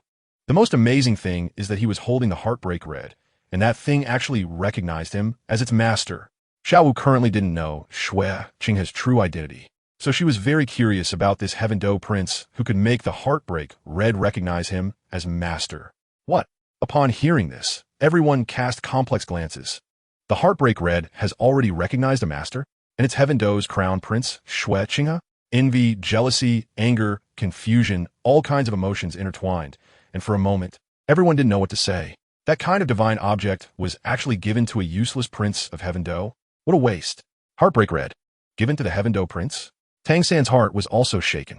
Previously, when MOU brought that thing to Shrek and said that whoever could make it recognize them as master would be given it, he didn't really believe it. After all, how could such a rare and precious divine herb be given away so casually? But Heaven Do's Crown Prince Xueqinghe? Is MOU really that casual? It really is just whoever can take it gets it. Yes, I don't understand either. How could a prince of an empire have true love? Xiao Wu showed a puzzled expression. For what she understood about these nobles, it's impossible for such a thing to exist. Yet that Xueqinghe could really make the Heartbreak Red recognize him as master. That was truly amazing. Teacher Erlong, can you guess who Xueqinghe likes? Xiao Wu asked curiously. Lu Erlong, who was suddenly mentioned, raised her head. I'm not quite sure either. Although the Crown Prince of Heaven Do, Xueqinghe, has always had a good reputation, there have never been any rumors about this aspect. Of course, there might be, but she didn't care about such things, so she didn't know. Maybe it's Duge, Yu Qianheng speculated. After all, over the years, Yinzi has had a lot of contact with His Highness the Crown Prince and often travels together. I asked Yinzi about this, but she never answered directly. Duge? Upon hearing this name, the faces of the Shrek group showed obvious disgust. They were kicked out of the Heaven Do Royal Academy by Duge Bo. Moreover, Yu Xiaojiang was also crippled by Duge Bo Tang. Sin hated this person to the bone, and naturally, he wouldn't have any good feelings towards Duge Yin either. Yu Tianheng, who noticed this, wisely chose not to say anything further. Just as the group was preparing to continue deeper into the Sunset Forest to look for suitable soul beasts, a strong shockwave suddenly came from his side. What's going on? Looking at the two giant swords clashing in midair, the Shrek group was completely bewildered. What kind of celestial battle is this? Chapter 204, Ning Rongrong's Persistence. The scene shifts. A few minutes earlier, when MOU's group had finished setting up camp and was ready to set off in search of suitable soul beasts, a 4,000-year-old spike pig suddenly charged at them, only to be slapped half dead by MOU. For 1,000 years, such a familiar age. Mou handed the choice to Ning Rongrong. After a struggle, Ning Rongrong didn't know what she was thinking, but ultimately decided to trust Mou. However, just as Ning Rongrong killed the spike pig and was about to absorb the soul ring, Chen Exine, who had been observing in the shadows, rushed out. For 1,000 years, let Ning Rongrong absorb a 4,000-year-old third soul ring? Isn't this murder? Chen Exine immediately activated his martial soul and started fighting Mou. Mou, not want to let this old guy go easy, swung the Dragon God Sword directly at him. The 7 Killing Sword and the Dragon God Sword both activated their true martial souls, colliding hard against each other, resulting in a massive shockwave. However, with just a simple clash, Chen Xin sensed something was wrong. This person's martial soul quality was above his. His 7 Killing Sword was being suppressed. But as a title Dalu, he absolutely couldn't back down so easily.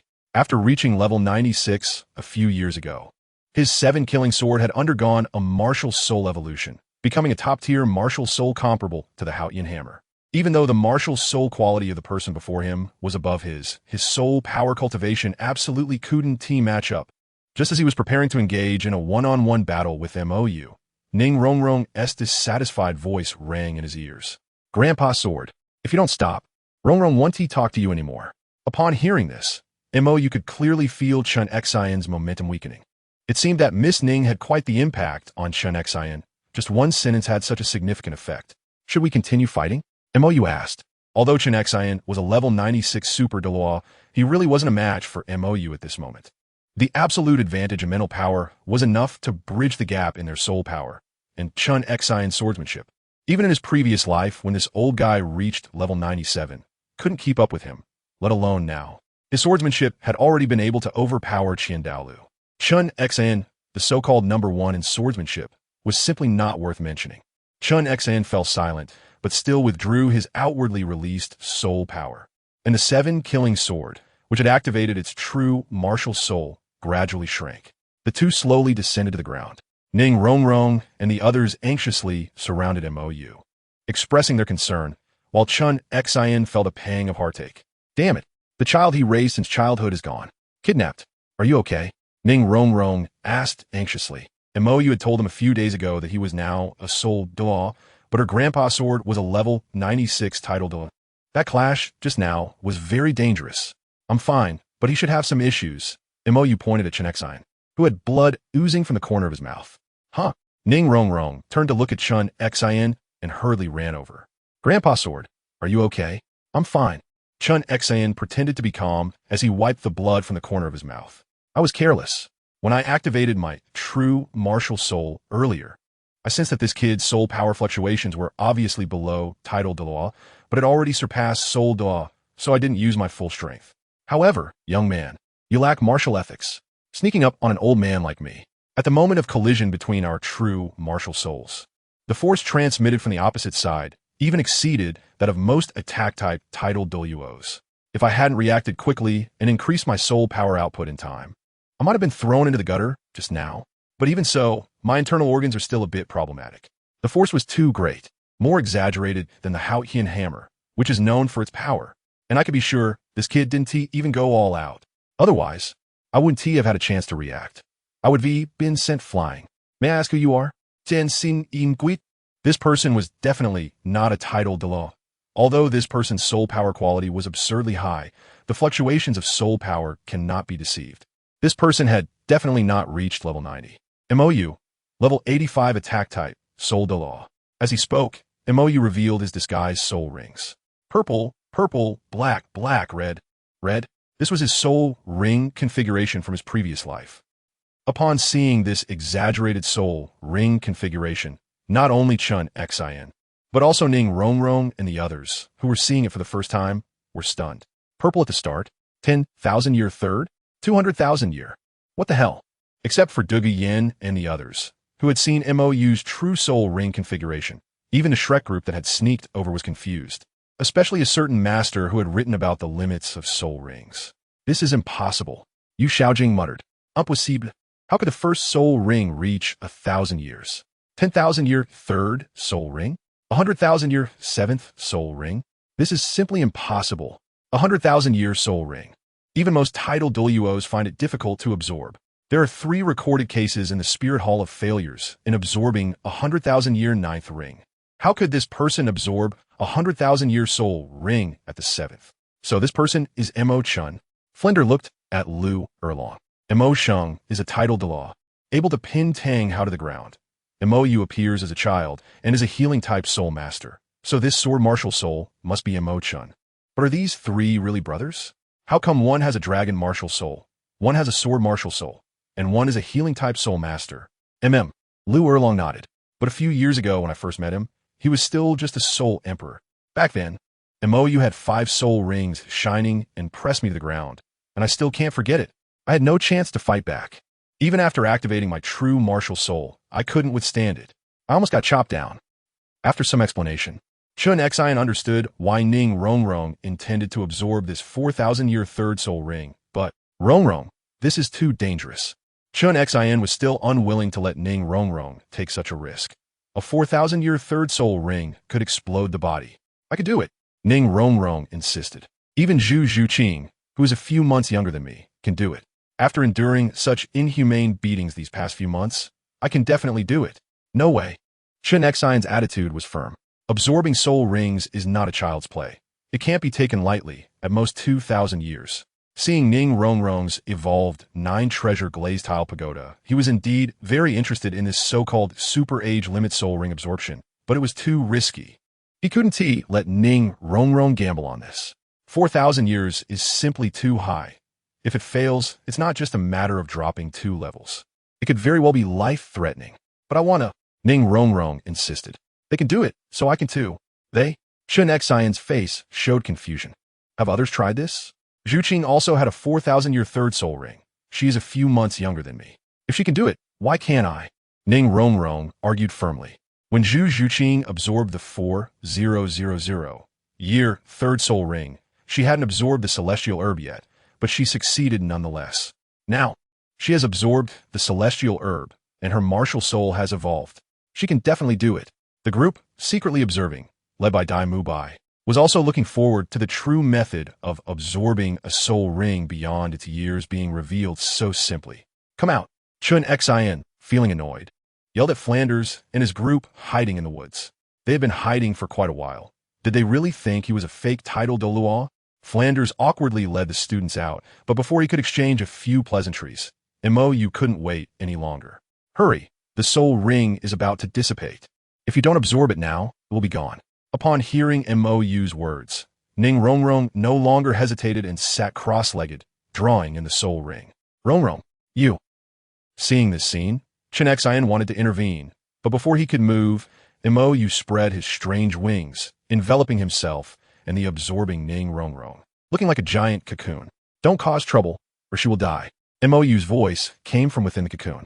If anything happens to Rongrong, I will definitely not let you go today. Chun Xian shouted angrily. Shut up. Don't bother me. If you keep talking, I won't help her.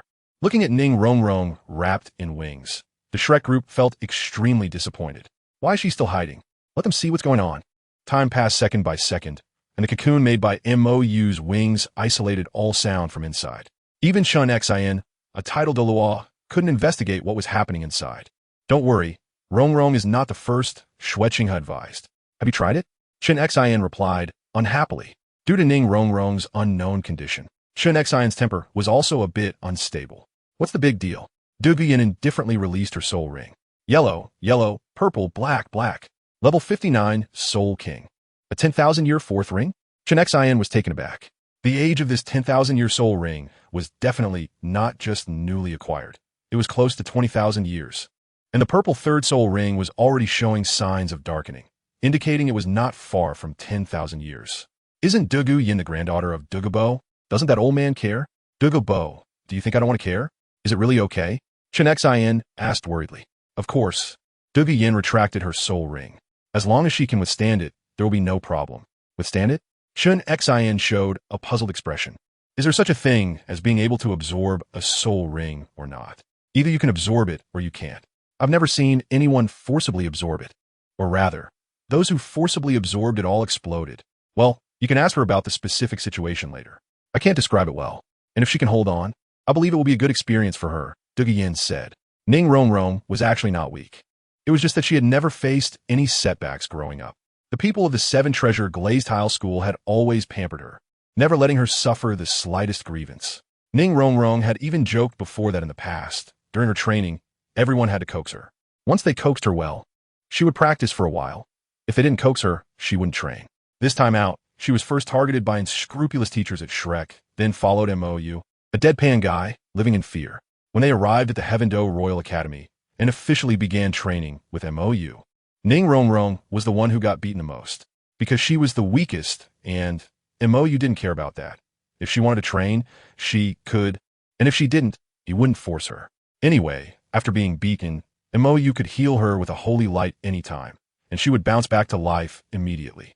At first, Ning Rongrong was a bit timid, but after getting beaten a few times, she got used to it. Sometimes, the girls even wanted to smash Mou with the Seven Treasure Glazed Tile Pagoda in their hands, but each time they would come back with panda eyes. Mou's fists didn't care whether you were male or female. But this rough training method, since Ning Rongrong joined in, she had never given up. Even if she ended up with bruises every day and often dislocated or fractured bones, she still persisted. So, Ning Rongrong was never weak. She looked delicate only because the Seven Treasure Glazed Tile School had never let her train since she was young. An hour later, under everyone's anxious gaze, the cocoon made by Mou's wings began to dissolve, and Ning Rongrong finally reappeared before everyone. Rongrong. Seeing Ning Rongrong looking so weak that she could barely open her eyes, Chen Xian almost drew his sword to attack. Grandpa Jian, I'm fine. I did it. Ning Rongrong managed a forced smile. It hurts so much. Really hurts. She had thought it was to scare her. Rongrong. Looking at Ning Rongrong like this, Chen Xian felt an immense heartache. This child had never suffered like this since she was young. In contrast, Mou seemed to have a hint of respect on his face, but more was disdain, because Ning Rongrong had already completed the absorption more than 10 minutes ago. After all, she had absorbed the celestial herb and had been tempered by him and Dugi Yin for a few months. Her physical condition was already quite good. So absorbing this 4000-year soul ring was not too difficult. However, after absorbing it, this girl directly clung to him and cried, snot and tears all over him. If it weren't for so many people outside, he would have given her 2 punches just now to save face. What are you doing? Mou glared at Ning Rongrong as she reached out her hands toward him. Give me a hug, Ning Rongrong said pitifully. Zhu Qing got a hug. Are you two the same? Mou refused. Just hug me once, just once. Ning Rongrong acted cute. No hug. Mou refused. If you don't hug me, I'm going to cry. Ning Rongrong threatened. In front of so many people, if you make me cry, are you still a man? You can cry all you want. It's none of my business, Mou said righteously. I don't care Zhu Qing got a hug, so I want one too. Looking at his pampered little princess acting cute in front of another man. To be honest, Chen Xian felt like killing Mou right then and there. She asked like this. Would it kill you to hug her once? What are you looking at? With nowhere to vent his anger, Chen Xian simply turned his gaze to the Shrek group, watching the commotion. I'll take my leave.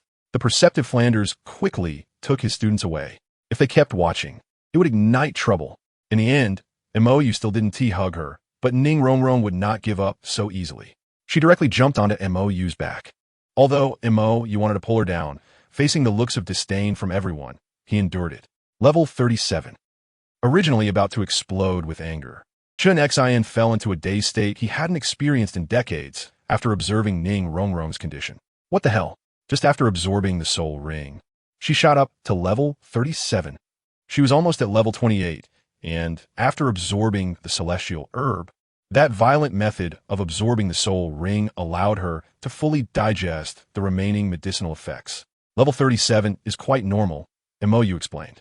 When he helped Ning Rongrong absorb the soul ring, he also opened her meridians, creating a special soul power operation route for her, just like Zhu Qing and the others. The medicinal effect of the Chilua tulip had already been completely absorbed by Ning Rongrong. Celestial herb. Chen Xian's face showed contemplation. Uncertain if that immortal herb still exists, my Seven Treasures Glazed Tile School. You have eyes and ears spread across the world, and something that has eluded generations. How much do you think there could be? Mou retorted. The ice and fire duality eyes are now gone, and the ice and fire dragon king's bones have already been moved to the angel space. It will be very difficult to find immortal herbs on the Douluo Continent again. This, Chen Xian's expression froze. It is indeed true. a divine object that can evolve martial souls and elevate soul power by nearly 10 levels, cannot possibly be taken out casually. Even if it existed, it wouldn't be easy to obtain. Following this, the group set out again on the journey to find soul beasts. The first to find a suitable soul beast was Yi Lingling. After all, she wasn't picky about soul rings, as long as the age was right. It was fine since the soul skills obtained were the same, both healing. Thus, Yi Lingling also experienced a bit of Ning Rongrong's treatment. Then, Ning Rongrong became displeased. Why did you get to be held? Looking at Yi Lingling, who was being held by Mou with her head covered, Ning Rongrong instantly became spirited and chaste after Mou. What's going on? Why does everyone else get to be held while she doesn't? Isn't this unfair? What is the problem? Mou countered. But I was also very weak just now. Why wouldn't you hold me? You wouldn't be a loss, and I'm not heavy, Ning Rongrong argued. Mou raised an eyebrow, asking why she was so weak just now. Didn't she know? After absorbing the soul ring, Ning Rongrong had no issues, but she had screamed for a long time because it hurt too much when absorbing the soul ring. Ning Rongrong was exhausted from crying. I. Ning Rongrong's cheeks flushed. She really was in pain at that time. After effects, right? Yes, after effects. She didn't cry, she endured it. So while her body had no issues, her mental exhaustion was significant. Mou said, you shouldn't compare yourself to her. Oh. Ning Rongrong wasn't the unreasonable type, so she quieted down. However, seeing her little princess being so obedient, Chun Xian's mentality was somewhat shattered. Heaven have mercy. The child he had spoiled for over a decade had never been so obedient to him. Chapter 206, New Training. 3 days later, Mou and the group set off on their way home. This trip yielded results. Ning Rongrong, level 37. Yi Lingling, level 42. Zhu Zhuqing, level 43. Zhu Zhuyan, level 52. Du Guiyan, level 61. After hunting soul rings for Zhu Zhuyan and Zhu Zhuqing, Du Guiyan also unexpectedly broke through to level 60. So they looked for hers as well. Additionally, after obtaining the soul rings, Chun Xian took Ning Rongrong home. After all, the evolution of the 7 Treasures Glazed Tower into the 9 Treasures Glazed Tower would have a significant impact on the 7 Treasures Glazed Tile School. An Mou's miraculous method of absorbing soul rings of extraordinary age needed to be discussed with Ning Fengji. Of course, the most crucial issue was Ning Rongrong's feelings for Mou. During these few days of interaction, Chun Xian had recognized that Mou was the kid who had killed the Haotian sect Elder Tang Lai at the Moon Pavilion all those years ago. So he did not oppose this relationship. However, the problem was that their Rongrong seemed to be harboring unrequited love, and the kids surrounding Mou all had feelings for him. Additionally, Xue Qinghe, the crown prince of the Tiando Empire, seemed to have no issues with Mou. But over the years, they had tried multiple times to contact Xue Qinghe to establish communication with Mou, yet Xue Qinghe had always found excuses to avoid it. Thus, they were currently unclear about what Mou truly intended and what the attitude of the forces behind him was towards the Tiando Empire and the Spirit Hall. After all, Tang Lai's death was so hasty that it was evident the opposing side did not regard the top 3 sects seriously. Therefore, how should they deal with this unknown force? Tiando Royal Academy. After some commotion, Du Guiyan and the others' training resumed. However, this time, Mou planned to change the approach. Have you ever killed anyone? Mou looked seriously at the members of the Tiando battle team, with 2 little kittens sitting beside him. Kill someone? Yu Feng was taken aback. Teacher, Mou, you wouldn't intend to make them kill someone, would you? I have killed before. X2 Zhu Zhuyan and Du Guiyan admitted candidly. Among them, the 2 were the oldest and had the most experience. One was a former princess of the Xinglua Empire, and the other was the granddaughter of the poisoned Dalu. So naturally, they had done such things. However, the rest of the Tiando battle team, Yu Feng, Aosi Luo, the Shi Mo brothers, the healing type Yi Lingling, the youngest Zhu Zhuqing, and Ning Rongrong, who hadn't returned home, had never encountered such matters. I'm not asking you to kill someone. Rather, as soul masters, you will inevitably face such situations in the future, Mou said. Lingling, as a pure healing type soul master, might not encounter it, but the rest of you cannot avoid it. Furthermore, killing a person and killing a soul beast are 2 different concepts. If you don't adapt in advance when danger strikes, and you can't bring yourself to act, it will be disastrous. If possible, he would prefer not to discuss such bloody topics. But the world of soul masters is indeed bloody. Don't be deceived by the competitions in the Great Soul Arena. Outside the Great Soul Arena, once soul masters clash, It is almost always a fight to the death. Otherwise, what will you do if the other party comes seeking revenge? Why hasn't the spirit hall used Dugu Yin to threaten Dugu Bo? It's because they don't want to push that old man too hard. A title Douluo, if he is determined to escape, even Dugu Bo, a title Douluo gatekeeper, will at least need a 97th level super Douluo to securely capture him. Different from facing someone head-on, taking down an opponent who is determined to run away is truly difficult. Back then, Dalu had also pursued Tang Hao. Even with a 99th level limit Douluo, he still failed to catch Tang Hao, who escaped multiple times, ultimately leading to nothing. This was written in the original novel. Therefore, if you have to strike hard, do it. Don't make trouble for yourself. Tiando City Great Soul Arena. After briefly introducing Dugu Yin and the others, MOU took them to experience it firsthand. On the other side of the Great Soul Arena, the Life and Death Arena, I can arrange for you to face weaker opponents, just to practice a bit. And today's task is very simple. Kill your opponents and make sure they do not leave alive, MOU said. So we are in a team soul fight? Yu Feng's voice trembled. He was the most timid. Yes, Yin Yin will still take the field as captain, just as a safety net. And Zhu Qing will replace Rongrong's position and participate in the soul fight with you. I don't care how you cooperate or how you distribute tasks. My only requirement is that not a single one of them is allowed to live. If you cannot complete this, my training will end here, and you'll have to fend for yourselves. After saying this, MOU turned and left, heading to the backstage of the Great Soul Arena to arrange the matches for them. This training on killing is different from other training. There is no room for hesitation. There is no second chance. If you hesitate the first time, you will hesitate again afterward. When it comes to life and death, if you can't bring yourself to act, then it can only be said that you deserve to die.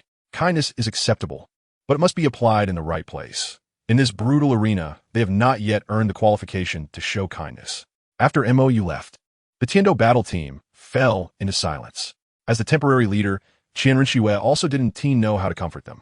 After all, her first kill was the maid of Xue Qinghe, then Xue Qinghe himself, and soon after almost everyone closely related to Xue Qinghe was killed by her. But she felt no emotional impact because this was her mission. Since the first hunt of the soul beast, her mercy had already diminished significantly. After nearly being killed by her own mother, her heart had completely turned cold. For her, killing was not something unacceptable. As long as there was a need, she would not hesitate. Don't be nervous, killing is actually very simple, said Dugu Yin. Humans are very fragile, and soul masters are also very fragile. Killing a soul beast might require aiming for vital points, but a human body has vital points everywhere. The head, neck, chest, and abdomen. Everything except the limbs can be a vital point, as long as you truly want to kill the other person. You can imagine the person in front of you as Damu Bai. Zhu Zhuyan suddenly said to Zhu Zhuqing, "Trust me, you will feel much better. I'll treat the person in front of me as you," Zhu Zhuqing retorted. And Damu Bai, what enmity does he have with me? She has nothing to do with that coward anymore. Or rather, they never had anything to do with each other from the start. Since she has actively given up her identity as his fiancée, she naturally would not expect Damu Bai to treat her as his fiancée. For her and Damu Bai, they were just two unrelated individuals. In the high VIP box of the Great Soul Arena, after bidding farewell to Dugu Yin and her group, Xue Qinghe and Zhu Zhuyan headed towards the box where MOU was. On the way, Zhu Zhuyan suddenly stepped into thin air and fell towards Xue Qinghe, her hands landing directly on someone's chest muscles. Qianren Xue. Zhu Zhuyan. Your Highness, the chest muscles are a bit loose, Zhu Zhuyan said with a subtle expression. I knew there was something wrong with this prince. Over these past few months, Xue Qinghe's attitude towards MOU has been too strange. Appearances can be deceiving, but the gaze cannot be disguised. The way this prince looks at MOU is not how a man should look at a woman, especially after this prince took down the Heartbreak Red. I basically confirmed that this prince is likely from the Spear Hall, and moreover, a woman. Are you not afraid that I will kill you? Qianren Xue's gaze sharpened as she leaned closer to Zhu Zhuyan's ear to threaten her. Kill me? Zhu Zhuyan looked worried. Oh, I'm so scared your highness wants to kill me. Have you considered someone else's feelings? Qianren Xue's momentum stuttered. You better not play those tea-like tricks with me. Don't push me. Oh, Zhu Zhuyan wrapped her arms around Qianren Xue and also leaned into her ear. Tea-like tricks? Like this? Oh my, your highness, what are you doing? This isn't allowed. Saying this, Zhu Zhuyan panically pushed Qianren Xue away, causing her to fall to the ground. The passing crowd and staff were all taken aback by this scene, showing expressions of surprise. The Crown Prince of Tiando is acting lewd in broad daylight. Big news. Seeing Zhu Zhuyun suddenly causing a commotion, Qian Rinxue was left dumbfounded. Damn it! If Xueqinghe causes such a scandal, he will be grounded. With a heart full of rage, Qian Rinxue helplessly helped Zhu Zhuyun up. You are amazing. Is that enough? Qian Rinxue lowered her voice. Zhu Zhuyun still refused to hold back her acting, feigning weakness as Qian Rinxue pulled her up, whispering, "Oh? Is that not allowed? Isn't this still not tea? Stop messing around. Xueqinghe's identity cannot have problems." Mou's voice suddenly appeared in their minds. He knew that Zhu Zhuyun's mischievous nature would not let Qian Rinxue off easily, so he had never mentioned this matter to her. However, Qian Rinxue's acting was truly poor. It only took a little time for Zhu Zhuyun to see through it. Now that the matter was brought to light, with one being a Tiando prince and the other being the young lady of the Zhu family, he truly did not know what they would do next. Chapter 207. Unable to do it, therefore giving her a chance in the evening, Mou left the Great Soul Arena with the Tiando battle team, who were all looking rather grim. On the life and death stage, these kids indeed did not disappoint him. They were all decisive, except for Yi Lingling, who had no attacking means and was a healing type. Everyone else had taken action. However, after being decisive, it was purely a psychological issue.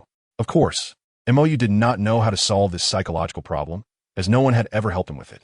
So he resolutely handed the problem over to the captain, Duguyen, because he had other matters to attend to. Yu Xian, the old titan of the Power Clan, has recognized a master. Don't you have anything to say? Mou asked. What can I say?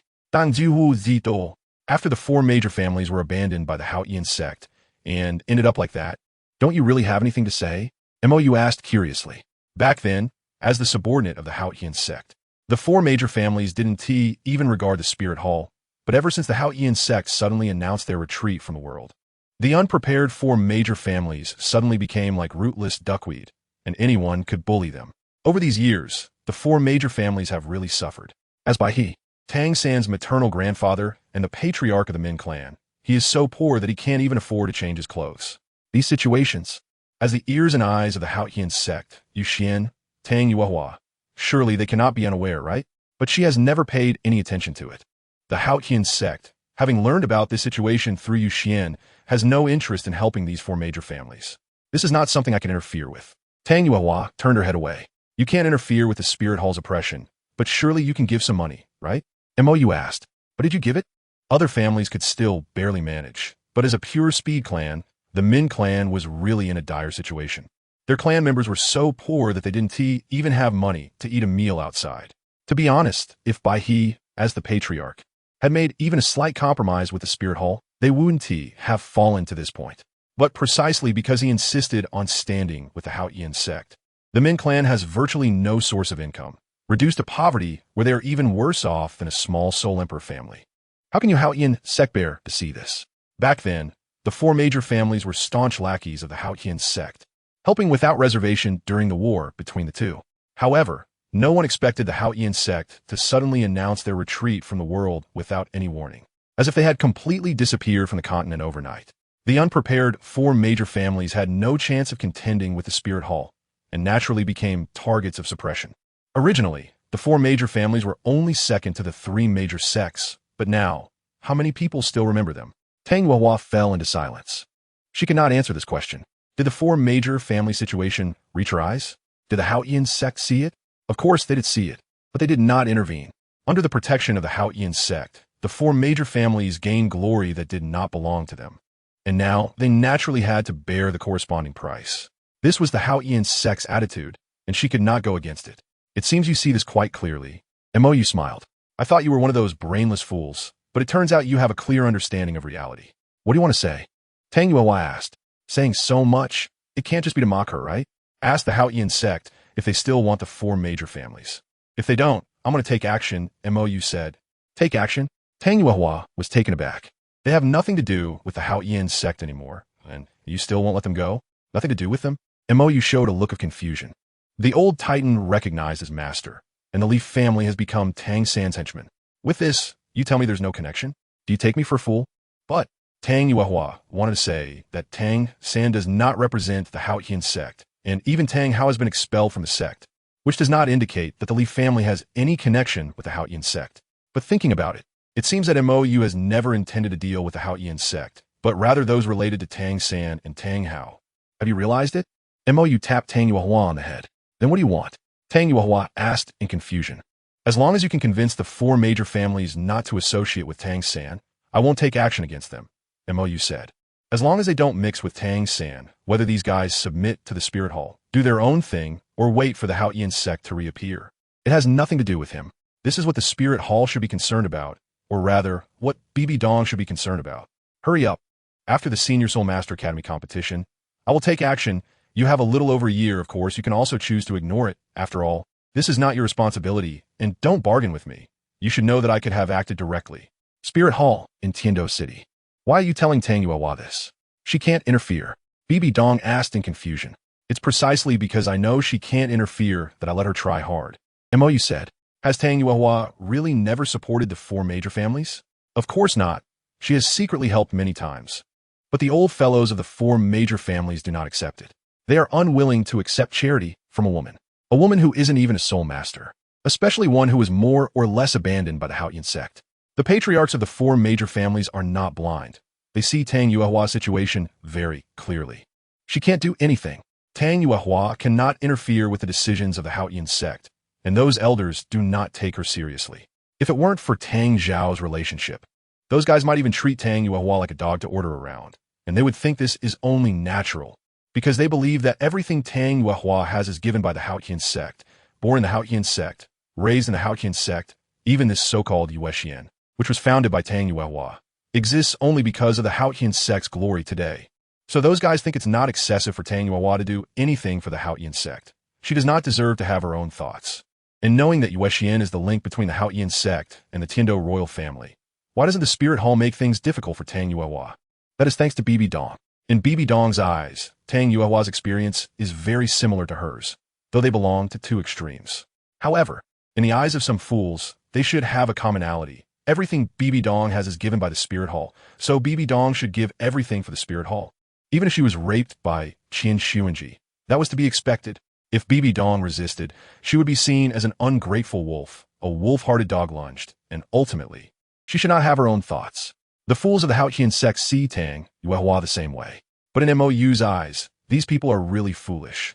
Because according to their logic, parents raise them, so isn't everything they have given by their parents? Shouldn't they work like dogs for their parents all their lives? After all, that's only natural. Without parents, what are you? Can you grow this big? But for these people, if their parents do something unforgivable, what the hell is the grace of raising them? They can turn against their parents at any time, and everyone feels this is understandable. When these people encounter unfair treatment from society in life, they start to curse society, and they think this is also reasonable. However, once others do the same thing, immediately there's a chorus of curses. You ungrateful wolf! How can you do such a thing after your parents raised you? Even if your parents want you to die, you should obediently go die. But if it were them? Sorry, why should I? Aren't they supposed to raise me? Didn't they raise me for themselves? Didn't they get benefits from raising me? Why should I serve them like a cow or horse? My life should be lived for myself. And then, the crowd cheers. Chapter 208. I report you by real name. Tiando Royal Academy. The training of Dugu Yin and the others is proceeding as usual. Looking at Qianren Xue still holding onto the heartbroken red, Mou couldn't help but say, why are you still holding onto this thing? Hurry up and absorb it. I want to keep it as a souvenir. Qianren Xue said somewhat reluctantly. What kind of souvenir? Mou's gaze was somewhat off. You don't really think this thing represents anything, do you? Or do you think I'm not bothering you because of this thing? What can heartbroken red represent? True love? But who knows who you love? If he doesn't want to believe it, even if heartbroken red recognizes its master, it's useless. That doesn't prove anything. And even if the love is for him, so what? You love me, so I have to love you? If you have to give, I have to respond? Qianren Xue was momentarily at a loss for words. Hurry up and eat it. Mou said, this is a supplement, not a decoration. Originally, your angel god was weak. Now that it has a bit of help, if you waste it again, it's somewhat unreasonable. I'm not weak. Qianren Xue retorted indignantly. Oh, is the god who can't even defeat a person? Mou asked. That was an accident. Qianren Xue countered. All right, stop making excuses. If you can't win, you can't win. Mou interrupted. I've accepted being a dog for over 10 years. You can't even admit this? You a dog? Qianren Xue was directly amused by the anger. Fine, Mou does indeed lick a lot, but this guy is truly a dog. Licking and being a dog are different. Idiot. Just because you lick doesn't mean you're a licking dog. I just lick more than others. Mou said without realizing it. What's wrong with being a licking dog? He licked all of them. You better distinguish between licking and being scummy. Qian Rinxue was already too tired to retort. At least a licking dog is devoted. This guy has nothing to do with devotion. I seem to indeed have never licked you. Mou corrected. Huh? Qian Rinxue was taken aback. Mou slowly leaned closer and extended his tongue to lick the back of Qian Rinxue's ear. Tastes good. Shrek Academy. Under Flander's leadership, the Shrek team successfully obtained their soul rings after spending more than a week. Dai Mubai, level 41. Ma Hongjun, level 32. Oscar, level 35. Yu Qianheng, level 42. Tai Long, level 39. Tang San, level 43. Xiao Wu, level 36. To be honest, Xiao Wu couldn't understand the leveling speed of this group of people. Even with the soul bones given by Tang San, it shouldn't be this exaggerated. Even if the soul bones given by Tang San are high level. Zhu Zhuqing and Zhu Zhuqing absorbed high-level soul bones back then, but their soul power didn't increase so dramatically. Moreover, Zhu Zhuqing's level was low at that time, and after absorbing it, she only increased by 2 or 3 levels, but these people almost all increased by 4 or 5 levels. Especially Tang San. Didn't he absorb a soul bone and reach level 39 before? Why did he directly reach level 43 after absorbing the soul ring this time? This is even more exaggerated than absorbing a super high-level soul ring with Mou's help. In this situation, Xiao Wu could only think about the soul bones that Tang San brought back. Those soul bones definitely had issues. Xiao San, are those soul bones you brought back before problematic? Xiao Wu asked straightforwardly.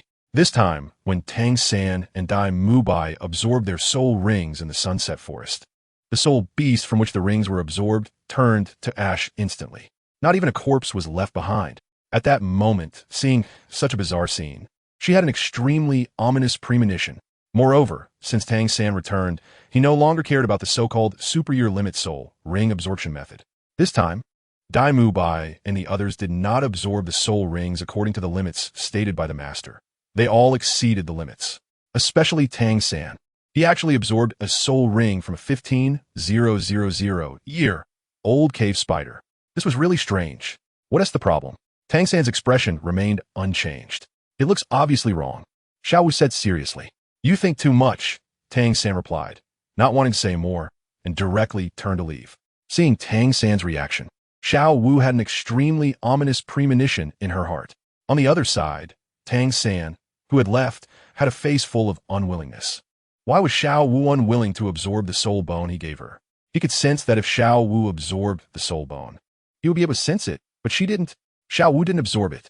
Clearly, if Xiao Wu also absorbed the soul bone he gave her, they could become stronger together. Others absorbed soul bones from their limbs, but he gave Xiao Wu a head soul bone, just like his own. In the future, whenever needed, they could rely on the head soul bone to absorb the strength of others who had absorbed limb soul bones. Moreover, these soul bones could help absorb soul ring energy. Super-year limit soul rings would be no problem at all. Although Xiao Wu absorbed the fairy grass, it didn't conflict with the soul bone. Why was she unwilling to absorb it? At the Tiando Royal Academy, with a heavy heart, Xiao Wu didn't delay and went directly to find Mou, explaining the exaggerated upgrading speed of Tang San and Dai Mubai. Level 43, Mou's expression was very strange. A soul bone can raise you by 13 levels? Are you kidding me? In a 15,000-year-old fourth soul ring? Without absorbing the 8-pointed ice grass and the fire apricot flower, without purifying the body at the ice and fire yin-yang eye, and without absorbing the autumn water due to enhanced mental strength, how could Tang San absorb a 15,000-year-old fourth soul ring? Are you joking? Beside them, Qian Rinxue, who had just absorbed the heartbroken red, also looked very grim. This is no longer cheating.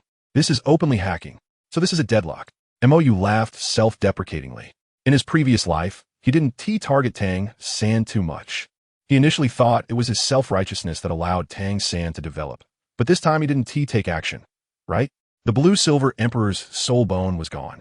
The fairy grass at the ice and fire yin-yang was gone. Tang Hao was disabled by him. The little rabbit was brought over, and even Ning Rongrong. This support was here, and the result? Level 43? Shura is coming at this openly.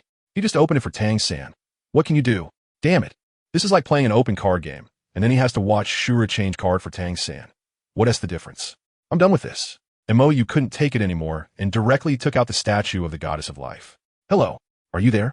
I report. I'm officially reporting. Someone is hacking. Yes, openly hacking. This guy ISNT even pretending. Chapter 209, Divine Position Inheritance, is also mood-dependent. This is a bit excessive.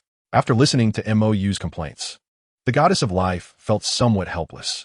Even if Shura wanted to cultivate an heir, he shouldn't make it so obvious that he was hacking. Can't he hide a bit? To be honest, they didn't see any problem with such behavior. After all, Shura did not directly interfere with the development of the continent. He was just helping his chosen heir level up, a minor issue. If it weren't for the lack of suitable heirs, she would have wanted to pass on the divine position herself.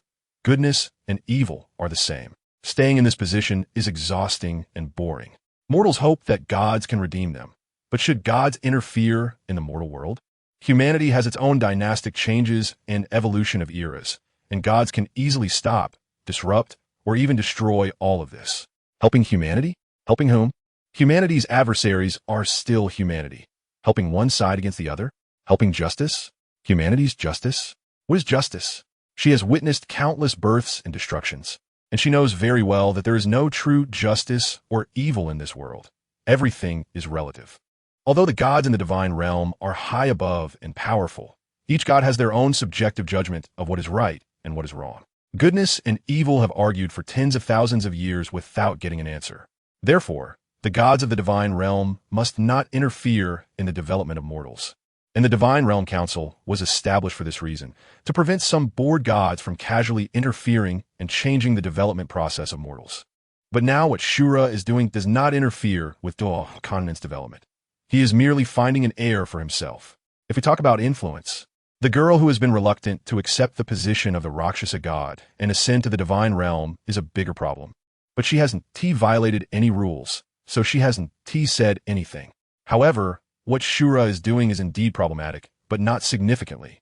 If she were to bring this matter up in the Divine Realm Council, there wouldn't be any practical solutions. Stopping Shura? On what grounds? Right now, establishing communication with MOU is also an interference. Shura is interfering with that Tang-san, and she is interfering with MOU. The nature is the same, so. Xiaolu, that kid is looking for you again? Looking at the lost-in-thought goddess of life, Destruction walked over with some annoyance. Life hesitated for a moment, but still told Destruction what MOU had just said about Shura interfering with mortals. After hearing this, Destruction was somewhat surprised. That self-proclaimed just and fair Shura would actually do something so obvious? However, after listening to Life's description, Destruction also understood that they could not stop Shura's actions. Because the Divine Realm Council has never had any rule stating that gods cannot help their chosen heirs, and this kind of thing has happened before. The life of a god is long and tedious. Many gods in the divine realm have already undergone divine position transitions. And finding a human who is both to their liking and talented enough for the transfer of divine positions is truly a small probability. Therefore, many gods will help humans they have their eyes on, or arrange some fortuitous encounters, or directly lower divine tests. These small actions that only interfere with individuals and do not interfere with human civilization processes have already been tacitly accepted by everyone. Therefore, what Shura is doing is not against the rules. If they say that Shura's hacking behavior has problems, then Shura can directly lower a divine test. Right now, for that Tang-san, Shura clearly has plans for further training, so they cannot interfere. Even the release of the Shura Demon Sword, during this time, he carefully reviewed the rules of the Divine Realm Council, and found that this point did not violate any rules. Shura is placing his super artifact at the place of inheritance, not randomly dropping it, just like how the Sea God places his artifact, the Sea God Trident, on Sea God Island. This behavior is legal. Moreover, as long as Shura lowers a divine test, the person accepting the divine test can also legally use the Shura Demon Sword. All of Shura's actions do not violate the rules.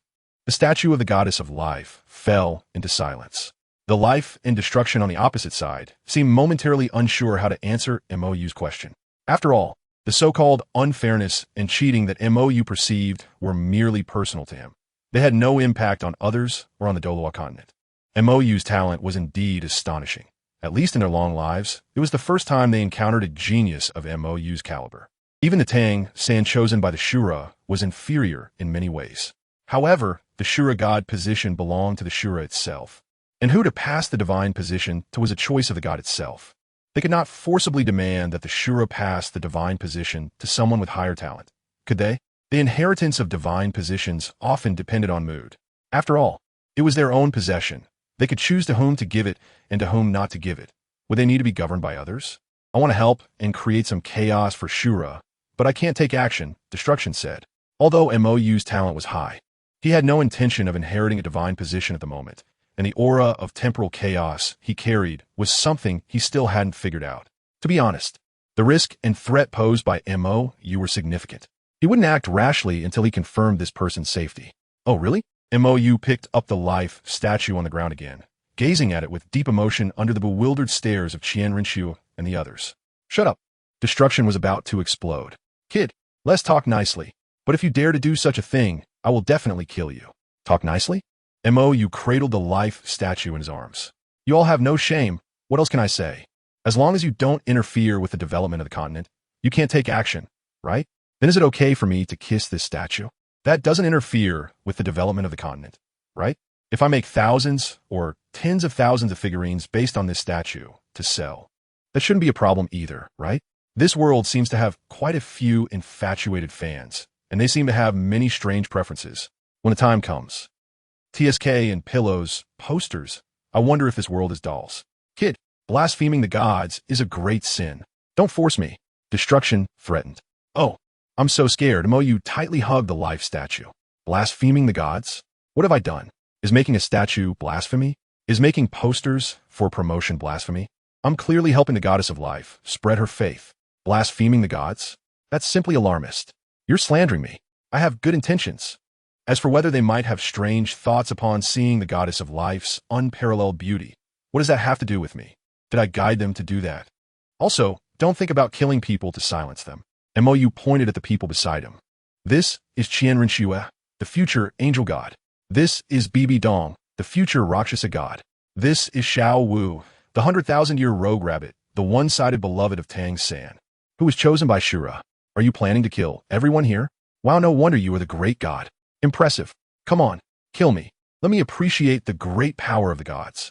Let the world see how magnificent this high and mighty god truly is. Come on. Whoever is cowardly is a grandson. Chapter 210. Inharmonious Conflicts. Seeing Mou directly tear off the facade and threaten destruction, Goodness and Evil, who had been observing in the shadows, were stunned. Why is he so impulsive? Goodness said in confusion. Having observed Mou for 30 years across 2 lives, she had never seen him act so recklessly today. Destruction is really provoked. He could do anything, Evil said with a serious expression, especially since Mou is threatening with life. This is truly dancing in a minefield. He is about to lose control. With each provocation, this kid is on the verge of losing it. He has a very bad premonition about that strange angel martial spirit. Similarly, Qian Rinxue and the others on the Douluo Continent could clearly sense Mou's abnormality. The angel martial spirit began to subtly manifest without Mou noticing, exuding a heart-stirring anger. Most directly, the eye on Mou's mask was about to open. Little you? Qian Rinxue reached out worriedly. The moment she made contact, Mou suddenly awoke, and the angel martial spirit instantly faded as if nothing had happened. What happened? Mou patted his head, feeling a bit dizzy. It was as if his brain had been hit. Did you hit my head? Mou looked at Qian Rinxue in confusion, who had raised her hand. Qian Rinxue paused. Did I hit you on the head? Then why do I feel so dizzy? Mou shook his head, feeling quite dizzy and a bit painful. Did you forget what you just did?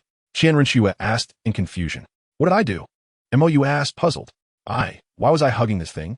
Mou looked at the life goddess statue in his arms with confusion. Watching Mou's abnormal changes, Bibi Dong and the others were somewhat worried. Mou seemed to be the one with a split personality. When it came to pressure, his was the greatest. Similarly, in the divine realm, the forest of life, Destruction, who was almost triggered to explode by Mou, managed to regain some calm with the joint comfort of life, goodness, and evil. How did you two get here so quickly? Destruction asked in confusion. Goodness and evil's residence was not close to the forest of life. They couldn't possibly know what had happened here.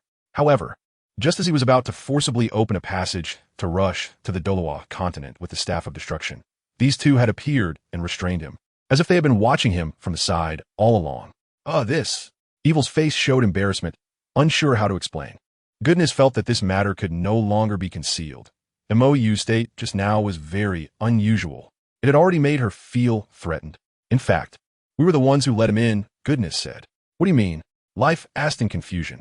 Goodness and evil exchanged glances and explained the details of the initial incident. Of course, they kept the matter of time reversal to themselves. After all, it was too unbelievable. The entire time of the Douluo divine realm had been reversed.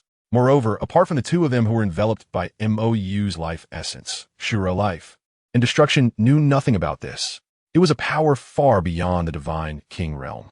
If this matter were to spread, it would cause great panic, and the divine realm could very likely fall into chaos. As the main persons responsible for bringing Mou into the Douluo divine realm, they didn't know how to face everyone. They had let an ancestor in out of mere curiosity. You two let him in? Life's expression was perplexed. You were spying on him all along? Destruction looked strange. Are you two really that bored? Did you just bring everything you saw back home? Did you really have to bring him in? Would he have died if you just let him drift away from the Douluo god realm? Well, at that time, I thought his aura was similar to that of the angels, and since the angels have been missing for so long, I figured he might have some clues. Goodness said awkwardly. Right, I'm at most an accomplice. She's the main culprit. Evil agreed. Huh? What do you mean I'm the main culprit? Was it you who suggested putting him on Douluo Continent? I initially wanted to put him in the god realm to see the situation first. Goodness retorted. If it weren't for you insisting on putting him on Douluo Continent, say it might be fun, how could he have gotten involved with these people? How could he have mixed with the Silver Dragon King? Although it was initially my responsibility, the current problem was caused by your suggestion.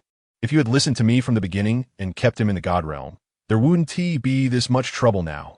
He wouldn't have gotten into a feud with Shura, nor would he have stirred trouble with the soul beasts. Evil grumbled.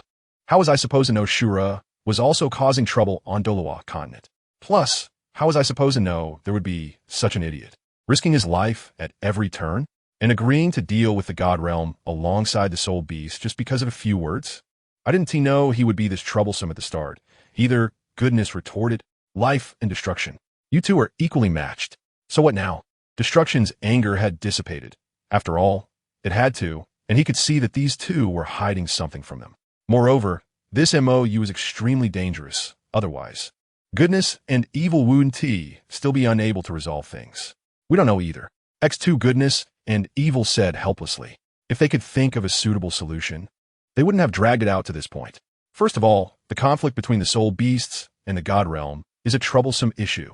Although they don't care whether the cultivation rules of Douluo Continent are changed and whether the Soul Beast clan is spared, it doesn't mean the other gods are willing to do so.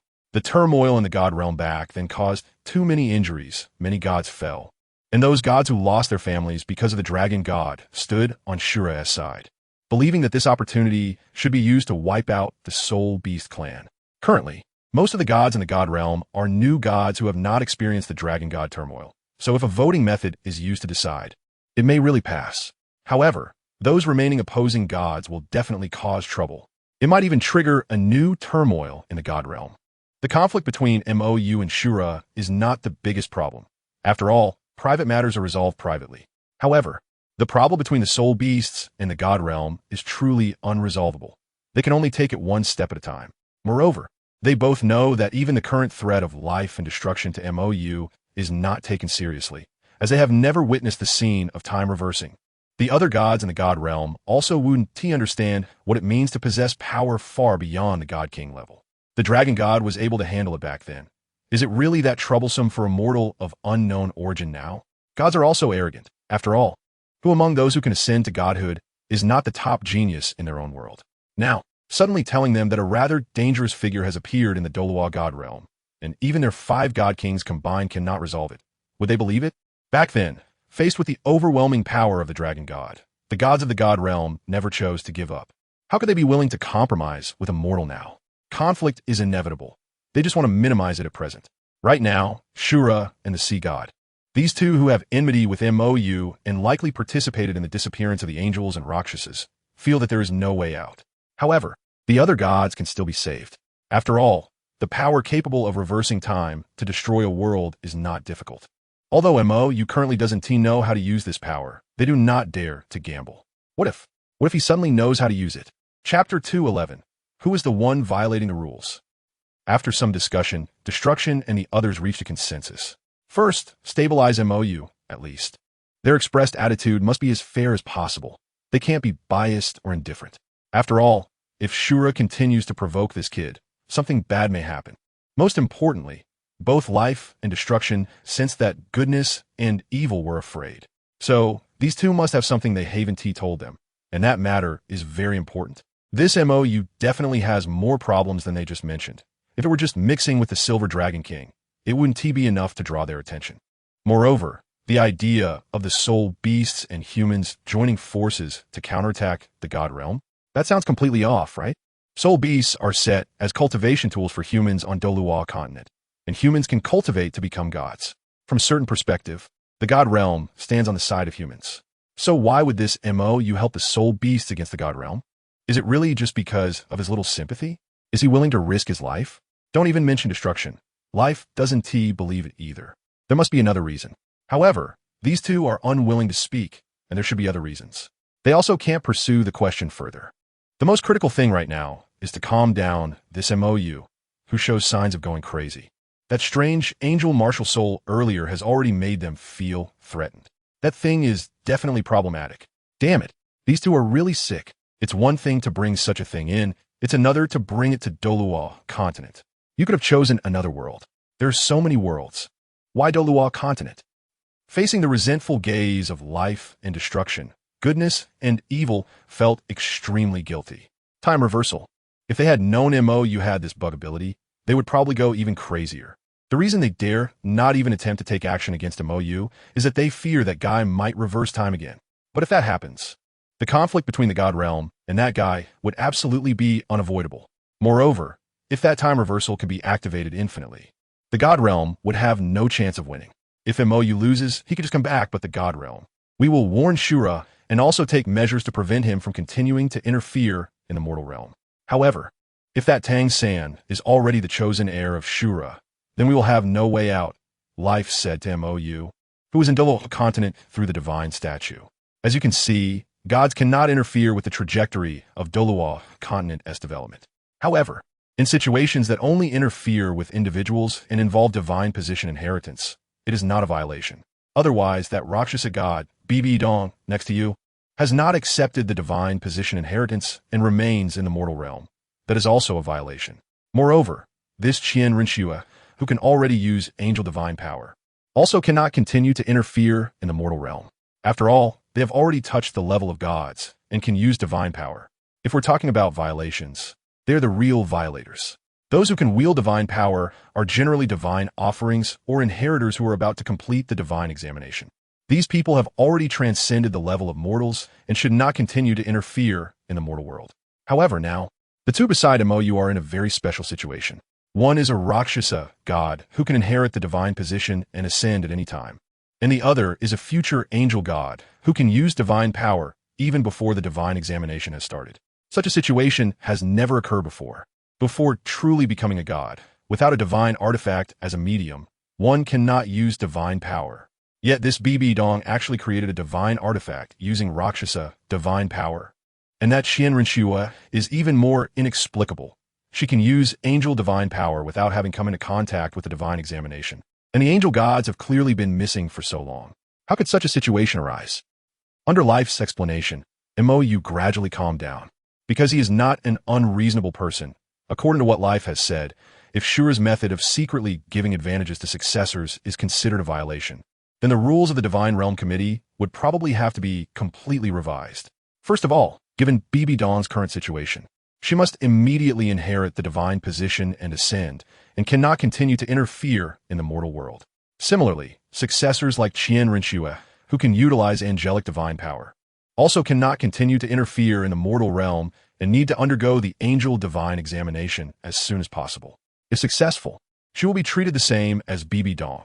If she fails, she will serve as a new offering, like Qian Dalu and Poseidon, and cannot act lightly. In other words, Shura has not truly violated any rules. It is just that from his perspective, Shura has gone too far. But from the standpoint of the Divine Realm's rules, what Shura has done is not a problem. So, are you saying that the unreasonable person is me? MOU laughed. You can understand it that way. Life also cannot show favoritism. After all, Shura has not committed any real violations up to this point. Shura did not act personally. The previous special secret realm, mixed with the Abyss world, does not actually count as a violation, because secret realms are almost all created by gods. Just like the Slaughter City that MOU entered before, it was created to test his successors. However, whether this secret realm is used to train the successor or simply to give them an advantage is the god's own business. After all, it is his own divine position being passed down. Mou felt angry and unfair, mainly because mortals have misconceptions about the divine realm. The gods of the divine realm do not exist relying on humans. Gods are gods, and most gods are born in the divine realm rather than ascending from powerful beings in various worlds. If it weren't for the turmoil caused by the dragon god back in the day, there would not be many mortals cultivating to become gods. The reason there are so many mortals ascending to godhood nowadays is due to the dragon god's turmoil leading to the fall of too many gods, leaving surplus divine energy. And then, under their arrangements, some top-tier powerful mortals from a mortal realm, when conditions such as luck and talent are suitable, can ascend to godhood. Therefore, divine positions are essentially personal possessions of the gods. Deciding who gets them, who doesn't, and how to give them is entirely the god's own business. It is not a public resource, and others cannot intervene. Moreover, helping humans is not the responsibility of the gods, which is also one of the deepest misunderstandings humans have about the gods. Humans seem to think that gods should help them, but why should they? The vast majority of gods actually cultivate to become gods on their own, and only a very small number become gods by collecting faith. These gods do indeed have the responsibility to help their believers, but only to protect their own believers. Humans' understanding of gods is flawed.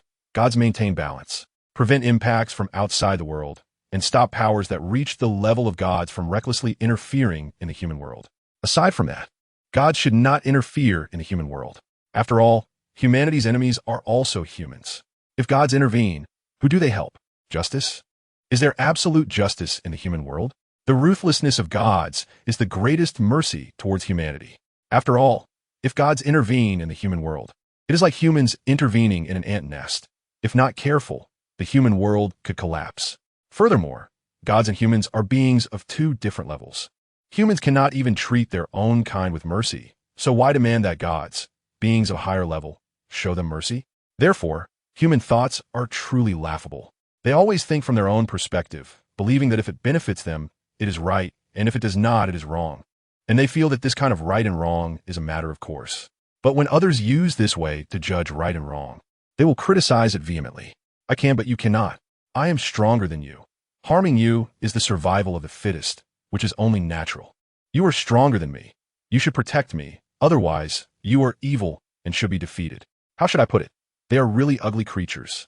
Chapter 212. The Vast Sea and Heaven Cover.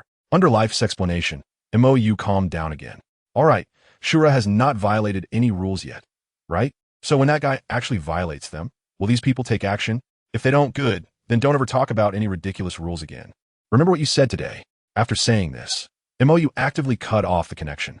Without the power of faith and the support of his healing ability, life cannot connect to this statue out of thin air. Are you okay?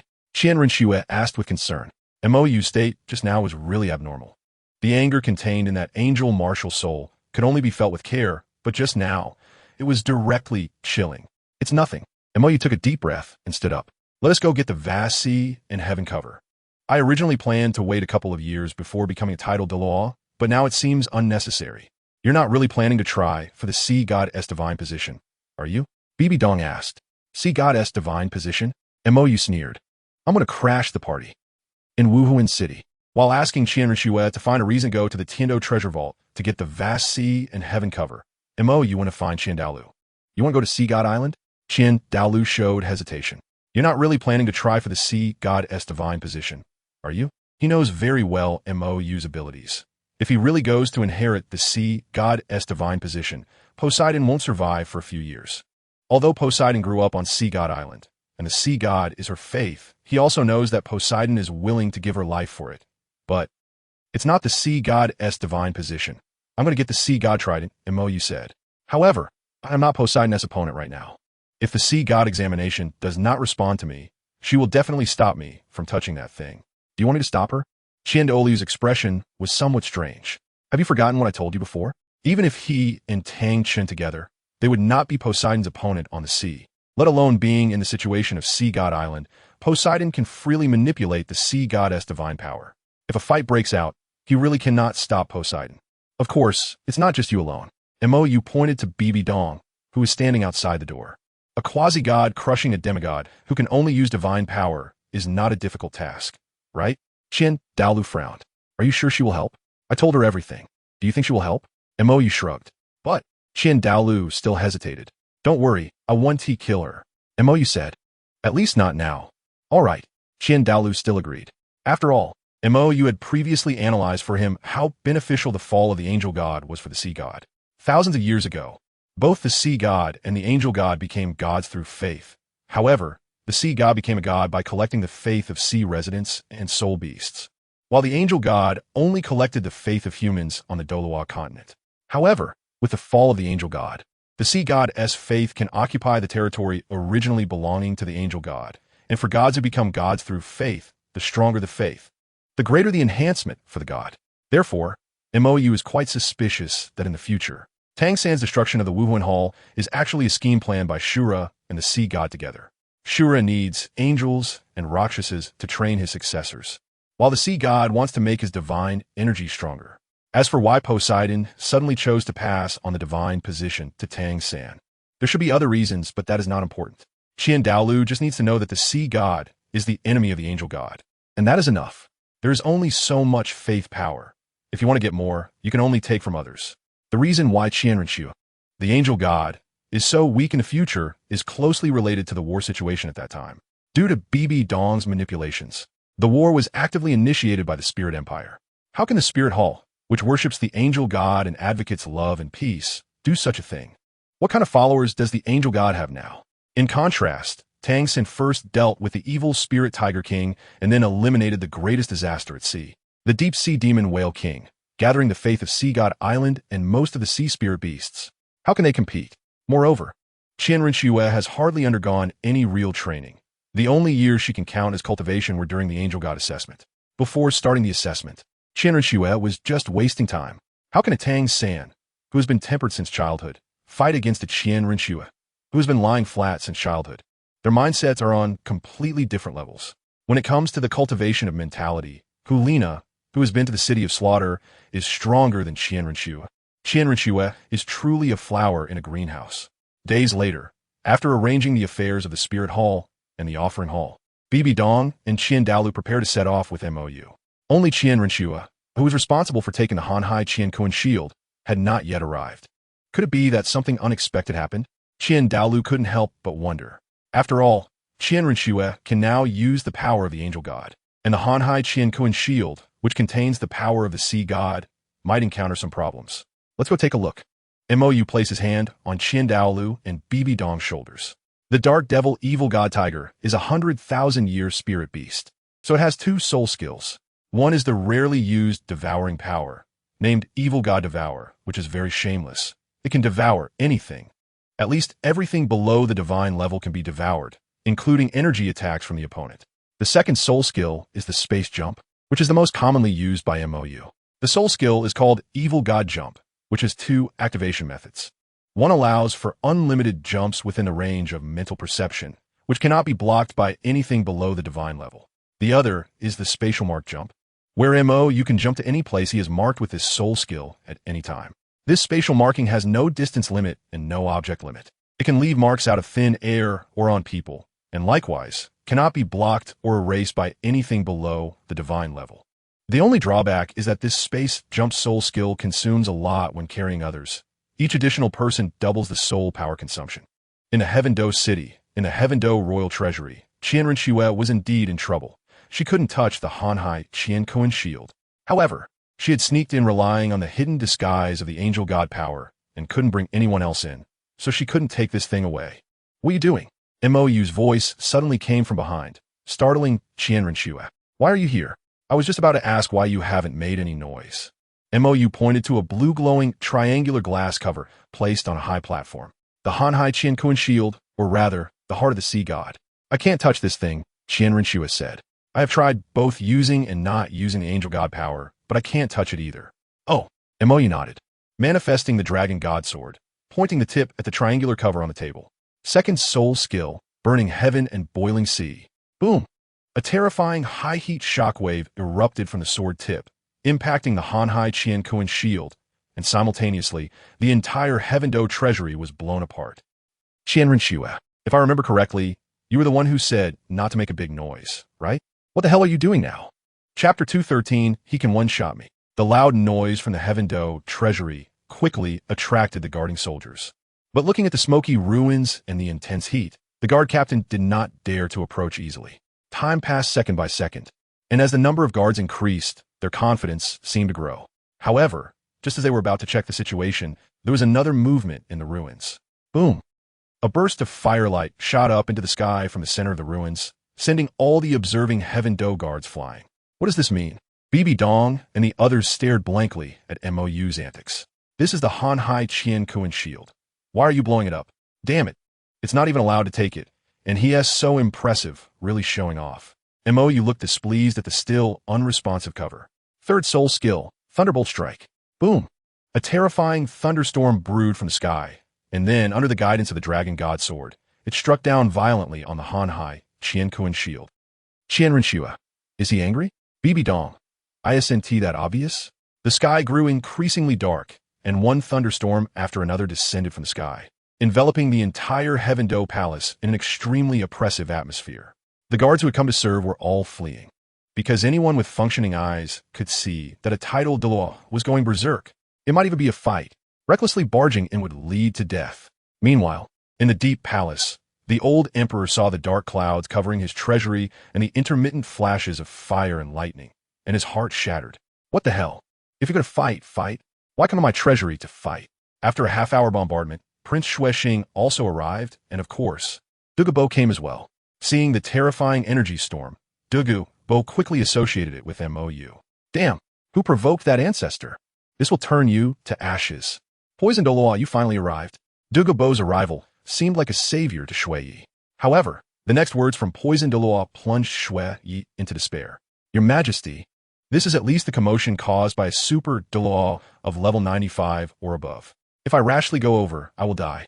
No, I should say, the fact that MOU got so furious to create such a commotion indicates that the problem is absolutely significant. Don't say him. Even those two guys from the 7 Treasure Glazed Tile School wouldn't be of any use. That is the treasury of my Heaven Do royal family, with 1,000 years of heritage, Shui said angrily.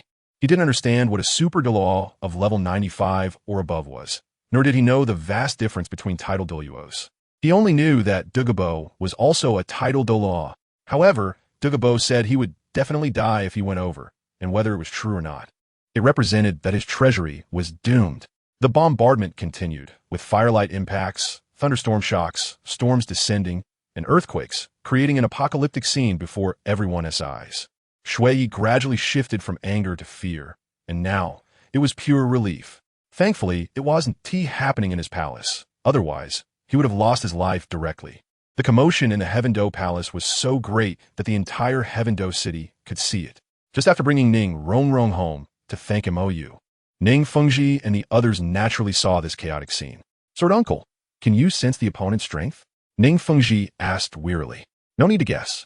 The opponent is at least a tidal Dalu. But why are there suddenly so many tidal Daluos on the continent? Fire, thunder, wind, and inexplicable earthquakes. Fire and thunder are fine. The Spirit Hall and the Blue Lightning Tyrant Dragon have tidal Daluos with those attributes. But wind, and this is likely a tidal Dalu with earth attributes, which is simply non-existent. Based on this energy fluctuation, it is not beneath me, Chun Xin said seriously. Moreover, it seems that these attacks are issued by one person. I did not sense any energy clashes, so it should not be a fight. One person? Ning Fengji was even more confused. What kind of person? Is he crazy? Running into the palace to go wild? Ning Rongrong looked at the commotion and vaguely guessed who was causing it. After all, when MOU was boasting to them before, he introduced his soul skills, flashing lights. Thunder, fire, wind, earthquakes controlling water and snow. The current scene looked like MOU was going berserk. Let's take a look. If possible, I could do a favor for the old emperor, Ning Fengji said. Ning Rongrong showed hesitation. If MOU was going wild, her two grandfathers probably wouldn't be able to do anything about it. What's wrong? Ning Fengji asked in confusion. Dad, I think I have a rough idea of who did this, Ning Rongrong said. You know, Ning Fengji was taken aback. Could it be one of MOU's friends? It should be his older brother, Ning Rongrong replied. MOU had told them that normally they could call him MOU or Mo-chun, and when he shrank, they could still call him MOU. However, when he wore a mask, didn't use his sword martial soul, and exhibited power beyond the soul Douluo realm. They should call him Mo Sheng. Although she wasn't quite sure why Mou made this distinction, she was obedient. Otherwise, if Mou got angry and ignored her, it would be over. Older brother? Ning Fengji and the others were stunned. Mou has an older brother? Dad, Grandpa's sword. Grandpa Bone. His older brother is terrifying. Ning Rongrong said seriously. When Mou put on the mask and calmed down, he gave off a truly frightening aura, one that was completely devoid of warmth. Is his older brother very strong? Gu Rong asked in confusion. Well, Ning Rongrong hesitated. To be honest, if his older brother gets serious, you guys probably wouldn't be able to withstand even a single slap. Jian Xin, Gu Zong. That hit hard. Even if we really can't win, you shouldn't be so disrespectful. They didn't doubt Ning Rongrong's words. After all, back in the day, there was a healing-type title Douluo who appeared alongside Mou, and there was a high probability that he was an extreme Douluo. So, the appearance of another entity similar to an extreme Douluo was something they could accept. And the fact that they couldn't withstand a single slap was indeed true. After reaching level 97, the gap between each level became enormous. Chen Xion's father, at level 98, couldn't even withstand a single move from the level 99 Spirit Hall's Grand Priest. And with one at level 95 and the other at level 96, facing an extreme Douluo, it was very likely that, as Ning Rongrong said, they wouldn't be able to take a single slap. However, saying it was one thing. At least show us a bit of respect. Rongrong, some things shouldn't be said casually. Grandpa Bone is also quite. Gu Rong hadn't finished speaking when he suddenly froze. A terrifying and despair-inducing light erupted from the palace, shooting into the sky. At that moment, the entire Heavendo city seemed to come to a standstill, as if time and space had solidified. The faces of Chen Xion and the others turned pale. Gu Rong, who was about to boast, completely lost his confidence. Great, this can definitely take me out. It was even more terrifying than BB Dong back in the day. We're going to die. We will definitely die. Just a brush and we will die. Chapter 214, Heart of the Sea God. Heavendo Treasure Vault. After several rounds of soul skills bombarding the barrier with no response, Mou became furious. 8th soul skill, Light of Time and Space. A milky white beam of light full of destructive energy lit up from the tip of his sword. Seeing this terrifying thing, Qian Renxue quickly pulled Qian Dalu and BB Dong into Mou's angel space. Damn, this bastard really has no restraint. This soul skill. Qian Dalu felt a strong sense of heart palpitations. Damn, if that beam had hit me, I would have felt like I was going to die. This is the soul skill brought by a 700,000-year-old ferocious beast? This is too much. Are you the Silver Dragon King? Unlike Qian Dalu, BB Dong and Qian Renxue had seen many grand scenes. Although they were surprised by Mou's previous attack, they weren't overly shocked, as that kind of mental attack could be resisted with divine power. As the first time entering Mou's special space, the attention of the two was drawn to the little girl sitting on the grassland, lost in thought. Honestly, she was really beautiful. However, since Mou could open this special space, they hadn't seen this little girl again. How did you get in here? The Silver Dragon King asked curiously. Look at what's happening outside. BB Dong pointed to the light screen in the sky. People in the angel space could see the situation outside whenever they wanted. But this privilege depended on how much Mou granted. Seeing Mou outside holding his sword and emitting light, the Silver Dragon King showed a strange expression. Did you provoke him again? That shouldn't be the case, right? Didn't these two reconcile with Mou? How did it end up like this? With the release of the 8th soul skill, if it hit, even BB Dong, the quasi-god, wouldn't be safe. It was the sea god's barrier that provoked him. Qian Renxue sat down. Plus, after being angered by the Azura god a few days ago, he probably wants to exhaust his soul power today to calm down. An hour later, Mou, who had turned the Heavendo treasure vault into a massive pit, finally stopped. It wasn't that he had run out of soul power. It was that the barrier had finally reacted. Ahem, young man, your temper is a bit big. The sea god's phantom projected from the Hanhai Chinquan barrier. He had to come out. Although the Hanhai Chinquan barrier was an artifact-level soul guide, its main function was not defense. If Mou continued to bombard it, the barrier would really be destroyed. Damn it, he still didn't understand. Although this kid is outrageously strong, with a soul Douluo already possessing the attack power of a nearly 98-level super Douluo, this thing is an artifact. At first, he thought it was fine to let the kid attack freely, but after being hit multiple times by this 8th soul skill, he realized that the barrier was starting to become unstable. This kid is using 2 streams of spiritual power to activate the 8th soul skill. He mixed in the powers of time and space. If this barrier gets hit a few more times, it will really break. The core of this barrier is the heart of the sea god. If this thing breaks, half of his sea god's trident will be destroyed.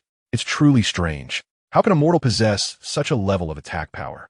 Even if the Hanhai Chinquan barrier is not a defensive soul guide, it shouldn't be able to be smashed like this by a mortal. Who the hell are you? You looked displeased at the green old man. Young man, show some respect. I am the sea god, Poseidon said, somewhat displeased. If it weren't for the fact that this kid was accompanied by the angel god and the Rakshasa god, he would have used the sea god's divine mind to teach the other party a lesson. Knowing that this thing was his legacy, he still dared to take action against the Hanhai Chinquan barrier.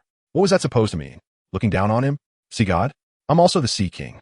You didn't want to bother with this old man and directly raised the dragon god sword, preparing to try again. He secretly added the million-year soul ring soul skill from Tian Meng to the 8th soul skill brought by the evil emperor, mixing in a bit of evil god power. After a few attempts, he felt that the barrier was about to shatter. Hey, stop. Poseidon quickly intervened, using a bit of sea god's divine power from the Hanhai Chinquan barrier to stop Mou. It wasn't that he didn't want to take action against this kid, but he had no choice. Just now, Shura told him that both destruction and life are watching this kid, and even his true form is being monitored. What has descended now is merely a wisp of divine thought. But this kid has a Rakshasa god by his side who is just one step away from becoming a deity. If he acts rashly and angers that Rakshasa god, his heart of the sea god is definitely doomed. What do you mean by that? Mou, who was forcibly suppressed by the power of the sea god, looked unfriendly. Damn, don't you know that I also have a god behind me? He didn't let BB Dong act to destroy this thing, based on the rules mentioned by life before. Since the gods on his side haven't acted, what right does the sea god have to act against him? Isn't he just venting his frustration because he doesn't like this broken shield? Has he broken a law? Cough. I've already told you, I am the sea god. A god, Poseidon emphasized. This object is a token I use to find a successor. Only those with fate can pick it up. It's perfectly normal that that little girl with angelic power just now couldn't touch this thing. So, Mou retracted the dragon god sword. Seeing that Mou is still somewhat communicable, Poseidon breathed a sigh of relief. The divine realm has been very strict lately, and he really cannot act casually. In other words, if you can make this object react, you can naturally take it away, but if you can't, it's better not to act recklessly, Poseidon said. Really troublesome. If it weren't for Shura, why would he need to get involved in this mess? It was all Shura who said this kid had a problem. So he sent a wisp of divine thought to the vast sea universe shield to prevent any issues. But looking at this kid's temperament, how could he possibly gain the recognition of the heart of the sea god? Shura's earlier meddling with the Shura demon sword was also a bit overthinking. This kid's talent is high, but his temperament, what the hell? Poseidon looked dumbfounded at the heart of the sea god that fused with Mou. What the hell? Has my divine artifact core betrayed me? Divine artifacts have spirits. The Shura demon's sword has its own consciousness. And his trident of Poseidon also gained its own consciousness after he ascended to godhood. However, he separated the part that had self-awareness from the trident of Poseidon and created the vast sea universe shield to find a successor. But this kid just unleashed a big move to blast you. What do you mean? Have I really not taken care of you for tens of thousands of years? You really don't recognize me anymore. Watching the vast sea universe shield disappear from his hand and then form a light blue trident mark on his mask, Mou was also extremely confused. What the hell? Isn't this thing controlled by the sea god? But why does the sea god look so surprised too? What does this mean? Mou asked in confusion. That. Poseidon felt awkward, yet somewhat happy. His heart of the sea god has indeed found a successor. Then he can prepare to slip away. After all, he has been regretting for years about that moment of impulsiveness when he followed Shura to deceive the angel, for the sake of gaining a bit of belief power. He had put his old friend in a bind, but he didn't expect Shura to be so decisive, directly throwing the remnants of the angel into the chaotic flow of time and leaving no trace behind. Young man, let me formally introduce myself. I am the sea god Poseidon. Poseidon's expression became serious, striking a very dignified pose. Mou, are you having a split personality, or what? Chapter 215, The Will of the Divine Artifact. Similarly, in the angel space, BB Dong and the others also didn't understand Poseidon's change. Isn't the heart of the sea god controlled by the will of the sea god? How could it merge with Mou? It seems this thing is different from the Shura demon sword in the City of Slaughter. The Silver Dragon King was quite knowledgeable about these things. What does that mean? Qian Renshua asked. You might not be particularly familiar with divine-level items, the Silver Dragon King said. Even if it was previously an inanimate object, once it reaches the divine level, it will give birth to its own divine thought. Her Rakshasa demon scythe has actually already birthed its own consciousness. However, she has not yet become a god, and the Rakshasa demon scythe still belongs to her as a part of herself. Unlike the sea god who separated the trident of Poseidon from himself. Therefore, it hasn't yet birthed a complete divine thought. Then how could the heart of the sea god end up on little you? BB Dong asked. Even if it has been separated, the heart of the sea god is still the sea god's possession, right? But Poseidon clearly didn't expect the heart of the sea god to merge with little you. Well, this is actually quite understandable. The Silver Dragon King paused. Gods can change, just like people. They can evolve over time. The will born from the trident of Poseidon is the same as the will of Poseidon when he first became a god, while the will of a divine artifact is different from that of a living being.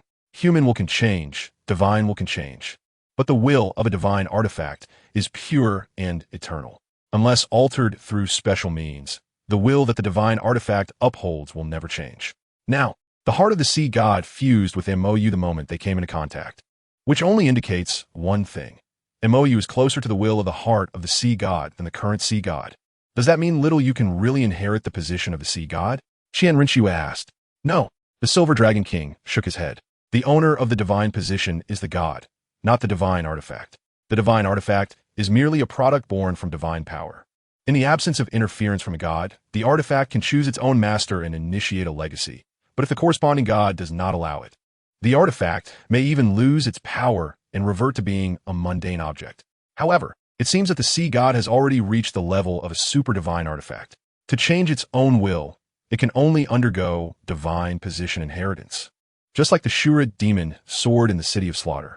You mean to say that the divine position and the divine artifact are not paired? Qian Rinqiu said. Yes. Regarding divine positions, the god can give it to whomever they want, but the divine artifact doesn't necessarily work that way.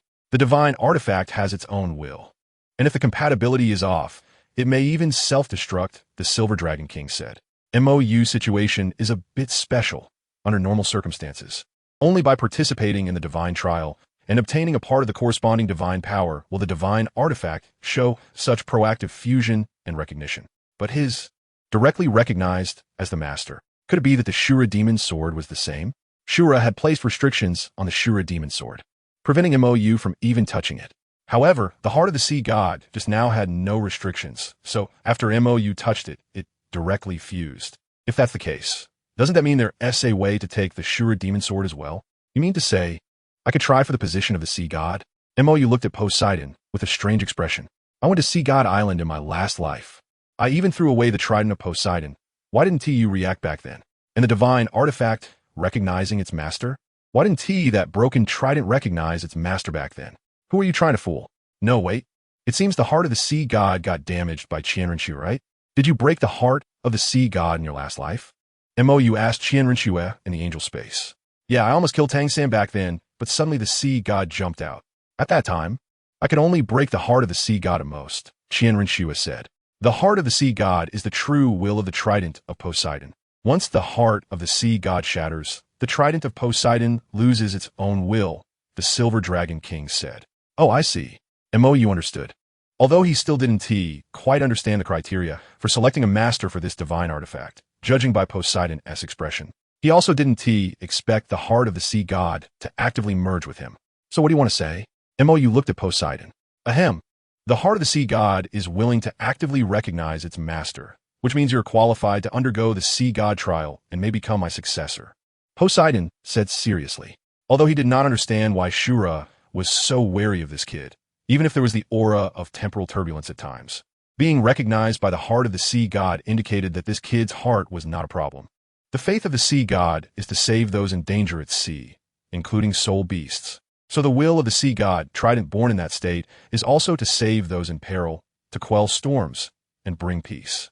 The will of the sea god trident is the will to save. Those willing to give everything to save others, as long as their talent is sufficient. When this will become strong enough, they can gain the recognition of the heart of the sea god. But who does this kid want to save? He seems to be in no danger right now, right? However, The moment when the heart of the sea god recognized him conveyed an obsession that was so strong it was almost maddening. By the way, little guy, do you know any angels? Before leaving, Poseidon inexplicably asked this question. The angel was killed by the Shura demon sword, and its remains were thrown into the temporal turbulence by Shura, leaving no trace. Yet this kid has the aura of an angel, a true angel's aura. Not merely the aura of angelic power, and moreover, this kid's martial soul. Mo was taken aback. Qianrenxue? It's nothing. Poseidon sighed, and the phantom of the sea god gradually disappeared. A momentary lapse in judgment has become irretrievable. Don't be dazed. Look at what a mess you've made here. Qianrenxue reminded. Only then did Mo look at the giant pit he had created in the Tiando treasury. Apart from the Hanhai Qingquan shield, there was nothing left. The Tiando royal family's 1,000-year collection was completely gone. Senior, please wait. Just as Mo was about to leave, a voice interrupted his movements. Because of the recent active fusion with the heart of the sea god, Mo was now in a masked form, and the extra blue trident symbol on his forehead softened his originally cold demeanor considerably. Is there something? Mo turned to look at the approaching Chun Xian and Gurong. May I ask if you're a senior Mo Shang? Chun Xian said solemnly. Yes. Mo nodded. I am Chun Xian, a senior of Ning Rongrong. I came this time to thank you for the immortal herb you provided. Chun Xian cupped his hands in salute. Ning Rongrong told them that the immortal herb was obtained from Mo, and even gave a legendary herb called the Heartbroken Red to Prince Xue Qinghe. Previously, Mo Shang had just been furious because Tang San, the son of Tang Hao, stole the immortal herb, seemingly rendering Tang Hao incapacitated. No need to thank me. I'm happy to help.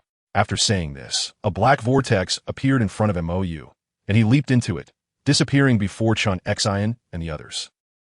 Chapter 216, Sudden Change. Space Soul Skill? Gurong's expression froze. This space soul skill is even more powerful than his, and it seems to be ultra-long distance teleportation.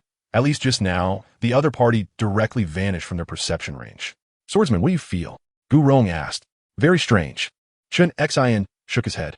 The soul power fluctuation feels similar to what that Mo gave me before, but the aura is completely different. Mo, you had clashed with him in terms of martial souls, so he had a deeper understanding of Mo's soul power fluctuations. But why did the Mo Shang just now feel so much like Mo? But you haven't mentioned the main matter yet, Gurong said. They came to ask if there were any immortal herbs that could help the 7-treasure glazed tile pagoda evolve.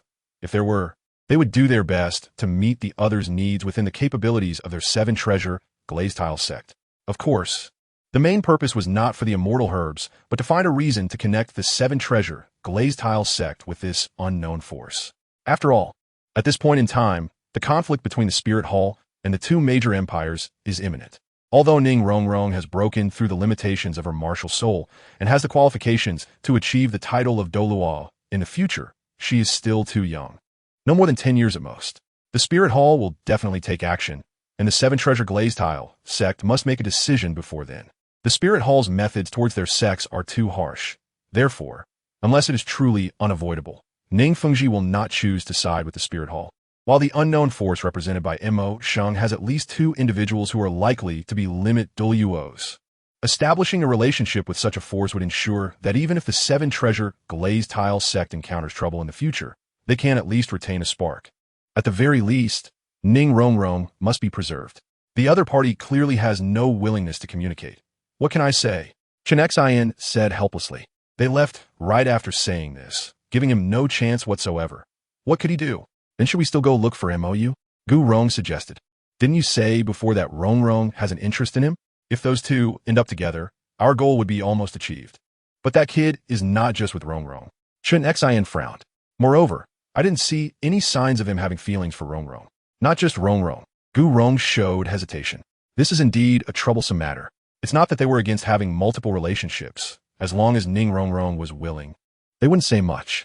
The important thing is if Ning Rongrong is just a dispensable existence to him, then that won't do. Mo left, leaving behind a field of ruins.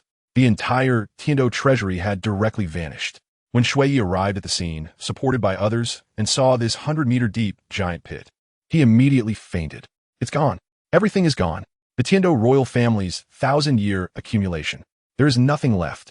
After being treated by the royal physician and briefly waking up, Shui immediately ordered people to search for a sea blue cover in the ruins, which was a national treasure of the Tiando royal family inherited for 1,000 years. If it were lost or destroyed, he really wouldn't know how to face the ancestors of the royal family. However, the Tiando royal guards searched the ruins for more than a month and found nothing. Not even a normal stone was left, let alone the blue cover. The precious metals stored in the treasury had all melted due to the extreme heat brought by the flames, merging with the ground along with the thousands of square meters of the Tiando treasury. So even if there really was a cover, it was likely melted into the ground along with the gold and silver. Upon receiving this news, Shui nearly choked, but he still held onto a glimmer of hope, urging the craftsmen and soldiers to quickly excavate the ruins. They must give him an account, even if it meant digging 3 feet into the ground, or even 100 feet. However, this matter had nothing to do with MOU. He was already on his way to Sea God Island. Since he, Dalu, and Bibi Dong could all fly, and with Dalu as a guide, they did not have to search for Sea God Island by boat like Tang San and the others in the original story. They simply bought a boat of moderate size from the seaside, which could fit the size of MOU's sole guide, and set off. There was no choice. Flying does not mean one wouldn't get tired. Sea God Island is very far away. Back then, Dalu and Tang Chun took several months to find Sea God Island, and the weather at sea is very unstable. Dalu also needed to observe the direction of the ocean currents to determine the location of Sea God Island, which is not a fixed-point navigation. In his previous life, MOU followed the Sea God Island map from the Spirit Hall and flew for half a month before finding Sea God Island.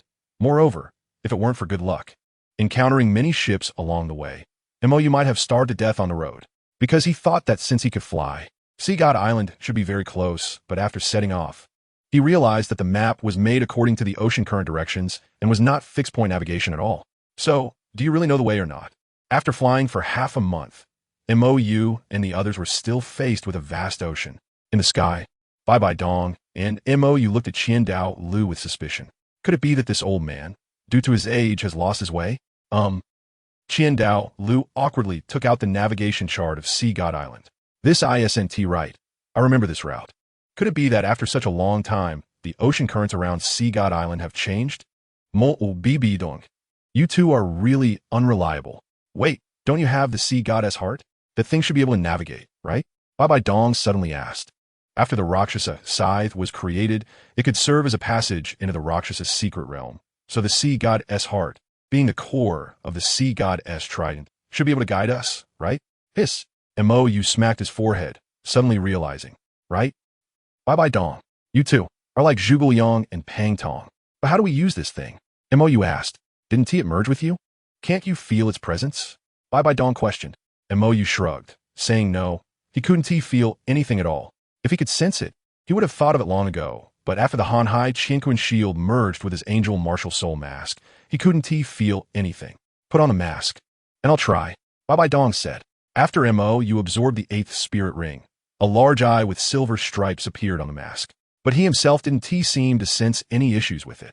MOU donned a mask, and Bai Dong concentrated the Rakshasa divine power at her fingertips, reaching towards the trident mark on his forehead.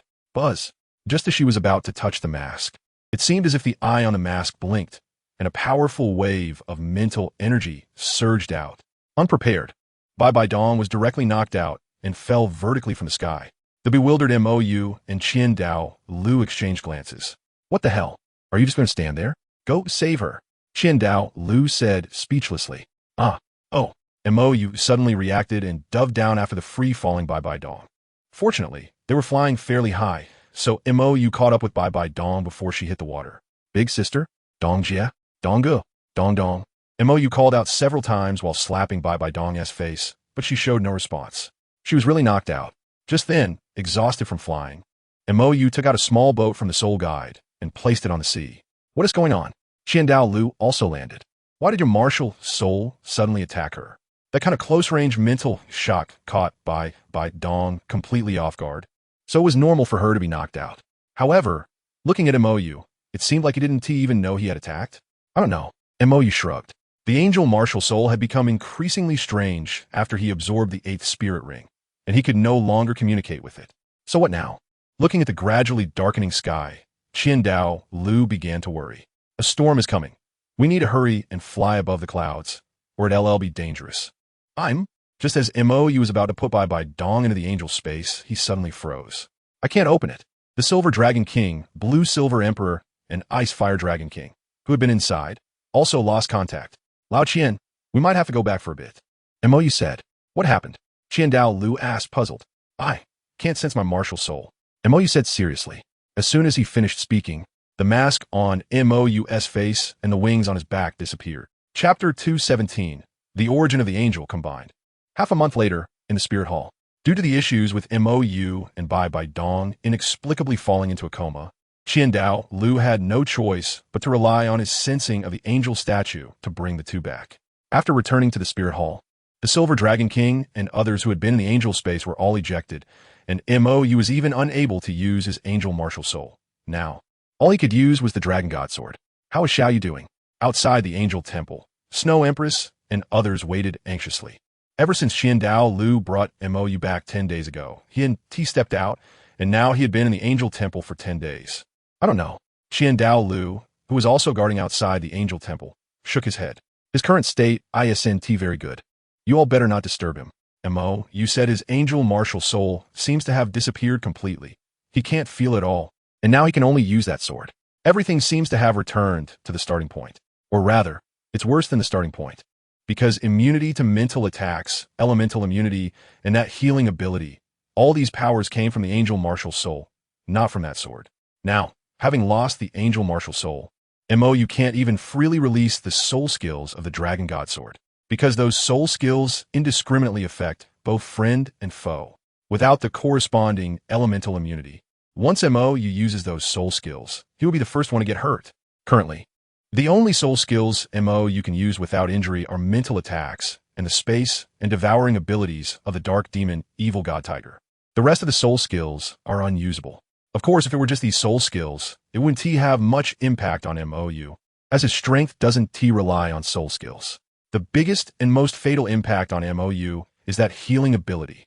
Too many of MOU's techniques inflict great harm on himself, and without that terrifying healing power, he can't use most of his techniques. Or rather, he can't ignore the damage to himself as he did before, or he would die. In other words, MOU now can't act recklessly. Back at square one, MOU, who had been lying in front of the angel statue for more than a week, had a calm expression. Or rather, he had already passed the time of madness. The bugged angel martial soul was gone, and his only confidence to gamble with the divine realm was lost. Unable to activate his healing power, he couldn't solve the injuries of the Silver Dragon King, and the techniques he used to fight desperately were also unavailable. How interesting. Looking at the angel statue before him, MOU didn't know how to describe his feelings. Originally, it was this world that targeted him. Whether it was gods or humans, no one appreciated him. If it didn't fight for his life, no one would even believe him. Now it's even better. Even his martial soul has turned its back on him. To be honest, the moment he lost the angel martial soul, he didn't feel panicked. At most, he felt a bit helpless. After all, this wasn't the first time such a thing had happened. After being helpless too many times, he became numb. Did losing the angel martial soul have a big impact on him? Yes, but not really. Contrary to Qiandao Lu's thoughts, losing elemental immunity didn't have a big impact on him, because after condensing the elemental soul cores, his control over these elemental energies was already strong enough. Under normal circumstances, those attacks wouldn't affect him. Only when he pushed himself to the limit would it hurt him. Losing mental immunity didn't have a big impact on him either, as his mental power had already reached demigod level. No one could harm him in the mental domain except for gods. The biggest impact was that healing ability. He couldn't use those self-harming attacks anymore, and his self-harming cultivation methods were also forced to stop. He could only train honestly like an ordinary person. But why? MOU felt depressed. Why did the angel martial soul disappear without warning? No, it didn't disappear. It simply no longer acknowledged him. The isolation effect of the Silver Dragon King and the others is still in place, proving that the angel martial soul has not disappeared. It's just that he can no longer use it. But why? Why bring this up at this time? Is it amusing? Why didn't they just leave him alone from the start? Without this martial soul, he wouldn't have to face these troubles now. He could live a simple life in this world, without power, just accepting fate and not interfering with the destinies of others. But now, what is the point? Why bring this up at such a time? Do they all enjoy backstabbing? Is it fun? Who did I offend? Everyone is playing with him, whether they are humans or gods, and now even his martial soul is playing with him. Great, really great. They just want to play with him alone, right? He gone. Dalu outside the angel temple suddenly felt Mo.U disappear. He must have activated a spatial soul skill to leave. Gone? Tion and the others showed concern. Where could Mo.U go in his current state? Could be to Tiando City? The Ice Emperor speculated. Probably not. The Snow Emperor said with a serious expression. You just send me a message not to look for him, to let him calm down. Losing the angel martial soul doesn't greatly affect Mo.U in a normal state, but in the conflict with the divine realm, without the angel martial soul, there's no hope. The Silver Dragon King cannot recover, and Mo.U does not possess the ability to perish together with the divine realm. The sacrifice plan for the second martial soul cannot proceed, and forcibly breaking through to become a god has no hope. He should be unsure how to face you all. Where shall you? After being unconscious for half a month, Bibi Dong woke up. When she hurried to the offering hall to find Mo.U to explain the situation, she saw the Snow Emperor and others looking quite off. Gone. We don't know where. The Snow Emperor said in a low mood. Even she is unwilling to speak, which indicates how bad Mo.U's situation is now. Can he no longer sense his angel martial soul? Bibi Dong said anxiously. The Snow Emperor was taken aback. How do you know? Wasn't Bibi Dong unconscious at sea? That angel is not a martial soul at all. Bibi Dong said with a serious expression. That thing is alive. It's a soul. The soul of an angel. What do you mean? The Snow Emperor and others didn't understand what Bibi Dong was trying to express. You can see for yourselves. Bibi Dong used the thoughts of the Rakshasa god to transmit the information she received when she touched the angel martial soul's mask at sea into everyone's minds. In an instant, everyone's vision flashed, revealing another scene before them. This is a strange world, a world stained with blood. And at the center of this world stands Mo.U holding a crossed blood sword, along with a tall angel wearing a mask. They're the last remaining living beings in this world. Why? The angel looked at Mo.U in confusion. Why did you kill them? I told you to stop them. To cleanse the filth is the duty of angels. Mo.U looked at the angel expressionlessly. Michael, you brought me to this world, made me an angel, and told me the duties of an angel. I am merely fulfilling my duty. Is there a problem? As he spoke, pure white wings spread behind Mo.U, covered in countless eyes. However, these eyes were no longer pure like those of an angel. They were filled with anger and despair. You actually tainted yourself with corruption? The angel called Michael instantly ignited in flames, a golden holy sword forming from the flames, pointing at Mo.U. Do you want to reenact Lucifer's rebellion? Rebellion? I'm not that fool. Red flames also began to ignite on Mo.U, and soon, the holy wings were burned to ashes by the flames of judgment, and new, purple butterfly wings grew from Mo.U's back. Despair? Seeing Mo.U's new form, Michael instinctively took half a step back. Would you rather fall and become the vessel of Shilah? Are you afraid to? A rare smile appeared on Mo.U's face. Great Archangel? You do not understand Shilah's power at all. Michael said seriously, as the vessel for her descent. Only destruction awaits you. The descent of Shilah will bring disaster. You still have a chance to stop receiving Shilah's power and come back with me. Raphael can prevent all this from happening. There's no turning back. Mo.U turned around, gazing at the dawn rising in the dim sky. Gabriel has already sounded the horn of judgment. My journey of exile is about to begin. I really don't like existing as an angel. There are too many rules. I can't even exert my full strength against these fools. So you intend to use Shilah's power to kill them? The flames on Michael extinguished. The all-encompassing mask dissipated, revealing an indescribably beautiful figure. The strongest warrior of the celestial realm, Archangel Michael, the guardian of light, who also lured Mo.U's soul into this world. Just a side effect. Mo.U sighed, and the purple wings disappeared. I'm tired. The life of an angel is too dull.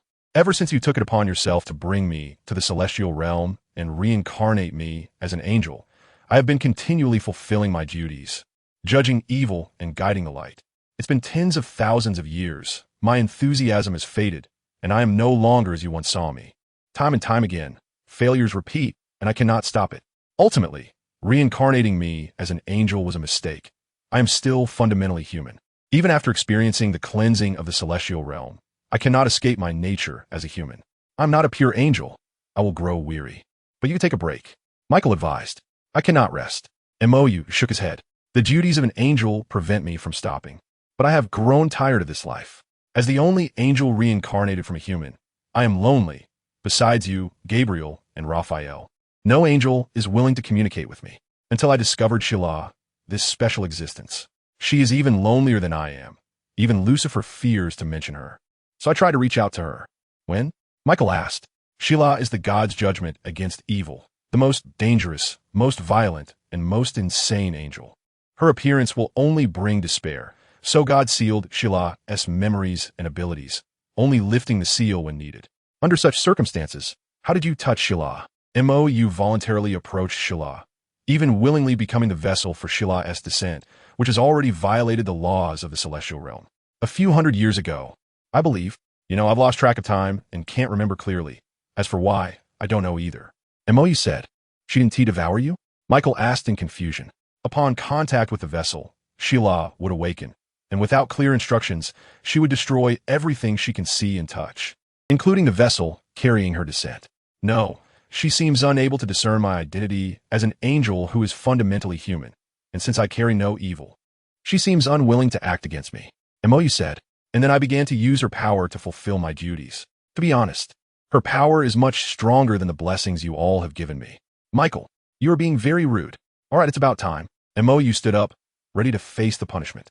He has just slaughtered the followers of Satan in this world, violating the duties of an angel. He should only stop these people and guide them, rather than start a massacre like he just did. Moreover, he has touched a power that should not be touched. The moment the dawn of judgment shines upon him, he will lose his powers as an angel and begin a long journey of exile until he cleanses his sins. It could be 100 years, 1,000 years, 10,000 years, or even billions of years. He will be expelled from this primordial world and cast into the vast universe, suffering the pain of displacement. People will harbor malice towards him, just as he dealt death to those who did not deserve it. He will feel the suffering of the innocent. This is a curse, and it is also a punishment. Until he regains his original intention, the light of the heavenly realm will shine for him again. Will you hate me? The proud Archangel Michael showed a troubling expression that he should not have. It was I who brought you to this world that does not belong to you. From the land of ice and snow, I brought back the lonely and lost human soul to the heavenly realm, granting him a new life and bringing him glory. He was once proud of this, but now it is not the case. You must have hated me, right? You shook his head, but I can't remember anymore. It's been too long, tens of thousands of years. I might have almost forgotten that I was a person. If it weren't for meeting Sheila, I might have truly forgotten. Sometimes I even think that a fallen angel might suit me better than being an angel.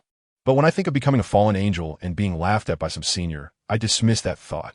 I don't want to suffer in hell, after all. I have mocked a certain failed rebel, and he has been looking forward to this for a long time. It's time to say goodbye. You stepped forward, ready to welcome the dawn. Great Archangel, please never do anything like bringing humans to the heavenly realm again. You have violated the rules. Besides, you can't always be so lucky to encounter someone like me, an idiot who has failed so many times and has no memory. You will bring disaster to the heavenly realm. I trust my judgment, Michael insisted. Who knows? The dawn shone from the heavenly realm, instantly drowning the dark human world. The first human angel, created by the Archangel Michael without permission, returned to the mortal realm. During this long journey, God will seal his memories of the heavenly realm until he regains his pride. Time flowed, and the MOU, exiled by the dawn, drifted in the void of chaotic time and space, traversing time and space until he encountered a fragment of a broken soul. Guided by this remnant soul, MOU arrived in this universe. So, are you saying the angel God brought MOU here? Lu looked bewildered. Is it that dramatic? The remnant soul of the angel God, drifting in the chaotic time and space, met the same MOU who had been wandering for countless years, received the memories of the angel God's remnant soul, and MOU came to their universe? It turns out it was kindness and evil that brought MOU in. The Silver Dragon King said unexpectedly, no wonder MOU has the breath of chaotic time and space, the breath of the angel God, and even a threatening aura. It turns out it was the divine consciousness mark secretly left by kindness and evil. So, has MOU been under the surveillance of kindness and evil all along? But those two have never acted against her. So, does that mean kindness and evil have also seen the power of time reversal? Are those two guys afraid? What is his current situation? The Ice Emperor still couldn't understand MOU's current situation. Why did the angel Marshal's soul suddenly disappear? Or rather, why did it suddenly stop responding to MOU? Also, why doesn't MOU have those memories they just saw? Previously, when MOU opened her mind to her and the Snow Emperor didn't see these things either. The angel's blessing, the dawn of the heavenly realm, and the remnant soul of the angel god should be the reasons why Xiao Yu's angel martial soul manifested an image similar to that of a six-winged angel martial soul. The Snow Emperor said. However, in this world, having suffered too much stimulation, Xiao Yu's memories seem to have been awakened by the stimulation. So previously, the mask of the angel martial soul appeared with eye patterns, and the wings also had patterns similar to closed eyes. Her original power seems to be awakening, but now it should be the power of the sea god carried by the heart of the sea god, the Silver Dragon King speculated. That power collided with his own power, and then the angel I saw earlier should be the Shila that you just mentioned. That Shila is the independent consciousness of this so-called angel martial soul. However, previously she had always been in a sealed state, and now, with multiple powers clashing, I'm afraid, using MOU as a vessel, the true killing angel Shila is about to awaken, and her power far exceeds MOU's original power. So MOU's angel martial soul is in trouble. But if that's the case, the expression on the Silver Dragon King's face gradually darkened. The judgment to use to punish evil, the most dangerous, most violent, and most insane angel, her appearance will only bring despair.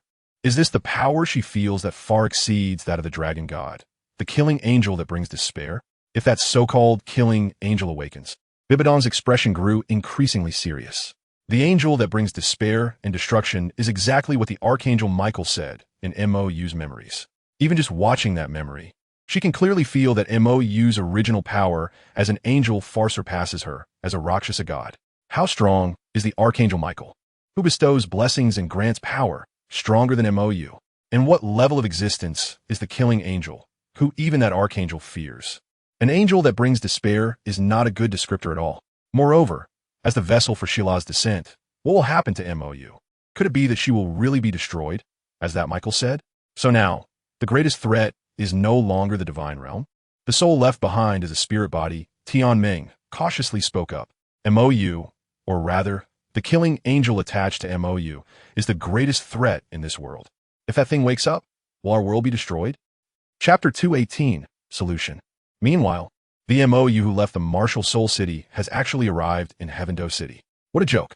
After repeated blows, MOU woke up. What effort? What perseverance? No matter how hard he tries, it's not as good as someone else's whim. In a last life, he worked like a mule for 20 years. And what was the result? What use was it? When the divine test began, the divine position inheritance, he was killed in an instant. In this life, he still works hard, and what happens? The martial soul doesn't respond to him anymore. It's like spending half a lifetime building a business, only to have someone use connections to directly freeze and transfer your funds, leaving you with nothing. Studying hard for 10 years, only to have them say, the college entrance examination is canceled, and now we are playing the recommendation system. What the hell is this? How can a player compete with a rule-setting administrator? You won? Did you really win? Look at the rules again. Did you really win? What a joke. Just give up. Do whatever you want. What do you want? Tang Yuehua looked at MOU, who suddenly burst into her room, a bit flustered. The current MOU is no longer the child of the past. If he really wants to do something, she cannot resist. Don't think too much. I haven't even touched anything serious yet, and I want to touch you. MOU pouted and took out the alcohol he had just bought. You. Tang Yuehua looked at MOU with some annoyance. What do you mean by I haven't even touched anything serious yet? ISN, she serious? Come on, let us drink. MOU lifted a teapot into the air and replaced it with wine. What does that mean? Tang Yuehua was puzzled. Come drink with me. MOU looked at her as if she were foolish. What else would I do? Zhu Zhuqing and the others are still young, and it's inconvenient for him to appear in front of them. The only person he can talk to in Heavendo City is Tang Yuehua. Since Tang Yuehua doesn't have a strong relationship with him, and he doesn't have a good relationship with her either, he wouldn't receive any comfort when he complains later. He knows what kind of person he is. It's better not to comfort him, because once comforted, even those who wouldn't feel wronged would feel wronged. Why don't you find someone else? Forced by MOU's imposing presence, Tang Yuehua still sat down. It's inconvenient. I want to disappear for a while. MOU took a sip of aged liquor as if drinking tea. Ugh, why does this stuff taste so bad? MOU looked bewildered at the so-called good wine in front of him. Did he buy a counterfeit? You wouldn't have never drunk alcohol, right? Tang Yuehua asked suspiciously. Isn't this the taste of alcohol? Why such a strong reaction? I've never drunk before, MOU admitted honestly. He always thought drinking was something only idle people did. Busy people have no time to drink, and even less time to waste on leisure. Drinking is a waste of time, and he doesn't have time to waste. That's true. you're still a child. Tang Yuehua's expression became strange. She had forgotten that Mo was only a 15-year-old kid, but due to his soul power cultivation, his body developed too quickly, making him look like an adult. In reality, he was still a child. I'm older than you. Mo complained. In his first life, he was in his 20s when he participated in a rescue in the snow-capped mountains, then accidentally died. His body probably became a specimen in the vast snow. In his last life, he lived to 27, and in this life, he's just over 10. Adding all his ages together, he's over 50. Tang Yuehua is only in her 40s, about 10 years younger than him. Forget it, it's bad. I won't drink anymore. Mo put the wine aside and decided to drink tea instead. No need to humiliate himself. There's no point in pretending he can drink. Looking at Mo's silly demeanor, Tang Yuehua felt like laughing. How does this guy resemble a mischievous child so much? By the way, do you feel that your life has been interesting? Mo suddenly asked. With a mutated martial soul, born into the Haotian sect but unable to become a soul master, looked down upon by the entire sect, and even indirectly abandoned by his own brother. In Heavendo City, he seems to be the illustrious Moon Pavilion Master, but in reality, he's just a puppet. What he wants to do or not do is beyond his control. Do you think this life is interesting? Don't you feel your life is boring? Have you ever lived for yourself? Why are you asking this? Tang Yuehua's expression returned to calm. This was her best performance. I'm curious, Mo admitted. I want to gain some experience. After all, I'm really feeling unwell right now. Nothing is going smoothly. Everything is going wrong, and there are always situations where I'm backstabbed. I really don't know what to do. To be honest, he's even started to worry about whether the Silver Dragon King and the others might backstab him. Would Bibi Dong backstab him? Would Zhu Zhuqing and the others backstab him? After all, even the angel martial soul that brought him to this world seems to have abandoned him. What else is impossible? He seems to have returned to square one. Alone. Looking around, there's no one he dares to trust, no one he can rely on. He's even started to fear whether the Snow Empress and Ice Empress might have problems. He doesn't know. He knows nothing. He can't control anything. What he thought he could control has now slipped out of his grasp. He's even started to wonder if his body might suddenly stop obeying him. Despair. A sudden sense of despair. Seeing no hope, it seems there has never been any hope. Everything is fake. I don't know. Seeing Mo use serious expression. Tang Yuehua, stop pretending. I live day by day. I can only try to do a bit of what I want in this world where I have no control. Whether it's the Moon Pavilion or secretly helping the 4 great families, I just want to do a bit more within my limited ability. As for whether it works or what the outcome is, that's not something I can control. I've never thought I could achieve anything. As long as I've done something, that's enough. What about Tang Hao? Mo suddenly said. What do you mean by Tang Hao? He is my brother, Tang Yuehua said seriously. But he didn't treat you as a sister. When it was time to take responsibility, he ran away. The troubles he caused, he not only didn't solve them, but also passed them on to you. The Haotian sect is just a scapegoat, and because of him, you have lost your options for this life. Mo said, if it weren't for Tang Hao and the Blue Silver Emperor's mess, there wouldn't have been a war between the Spirit Hall and the Haotian sect, and Tang Yuehua wouldn't have been sent to the old emperor's bed by the Haotian sect. The current predicament of the Haotian sect and Tang Yuehua's current predicament can be said to be caused entirely by Tang Hao. But he is still my brother. Tang Yuehua insisted. And if I ask you to choose? Mo asked. Tang Xiao is also your brother. Between Tang Hao and Tang Xiao, who do you choose? Tang Xiao allowed those elders to send you to the old emperor, and Tang Hao didn't care at all about the trouble he caused for the Haotian sect. Between these two, who would you choose? I don't know. Tang Yuehua couldn't answer. What if you had to choose? Mo said seriously. If you don't choose, then they will both die. In this situation, how would you choose? Why do you have to force me? Tang Yuehua didn't understand. It's you who are forcing me. Mo said coldly. All of you are forcing me. This world is forcing me. Is it fun? Increasing the difficulty for me time and again? Just when I finally find a bit of hope for a solution, the next moment, I'm forced down again. What do you want me to do? Do you know how I feel right now? That the best choice is for everyone to die together. You too, me too.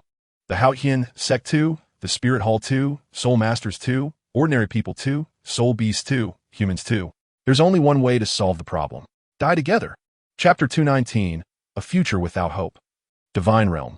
Seeing Mo becoming increasingly unstable, both goodness and evil began to panic. He can't be going crazy, can he? Goodness worried. Something's not right. It's getting more and more wrong. Mo's so-called angel martial soul definitely hasn't disappeared.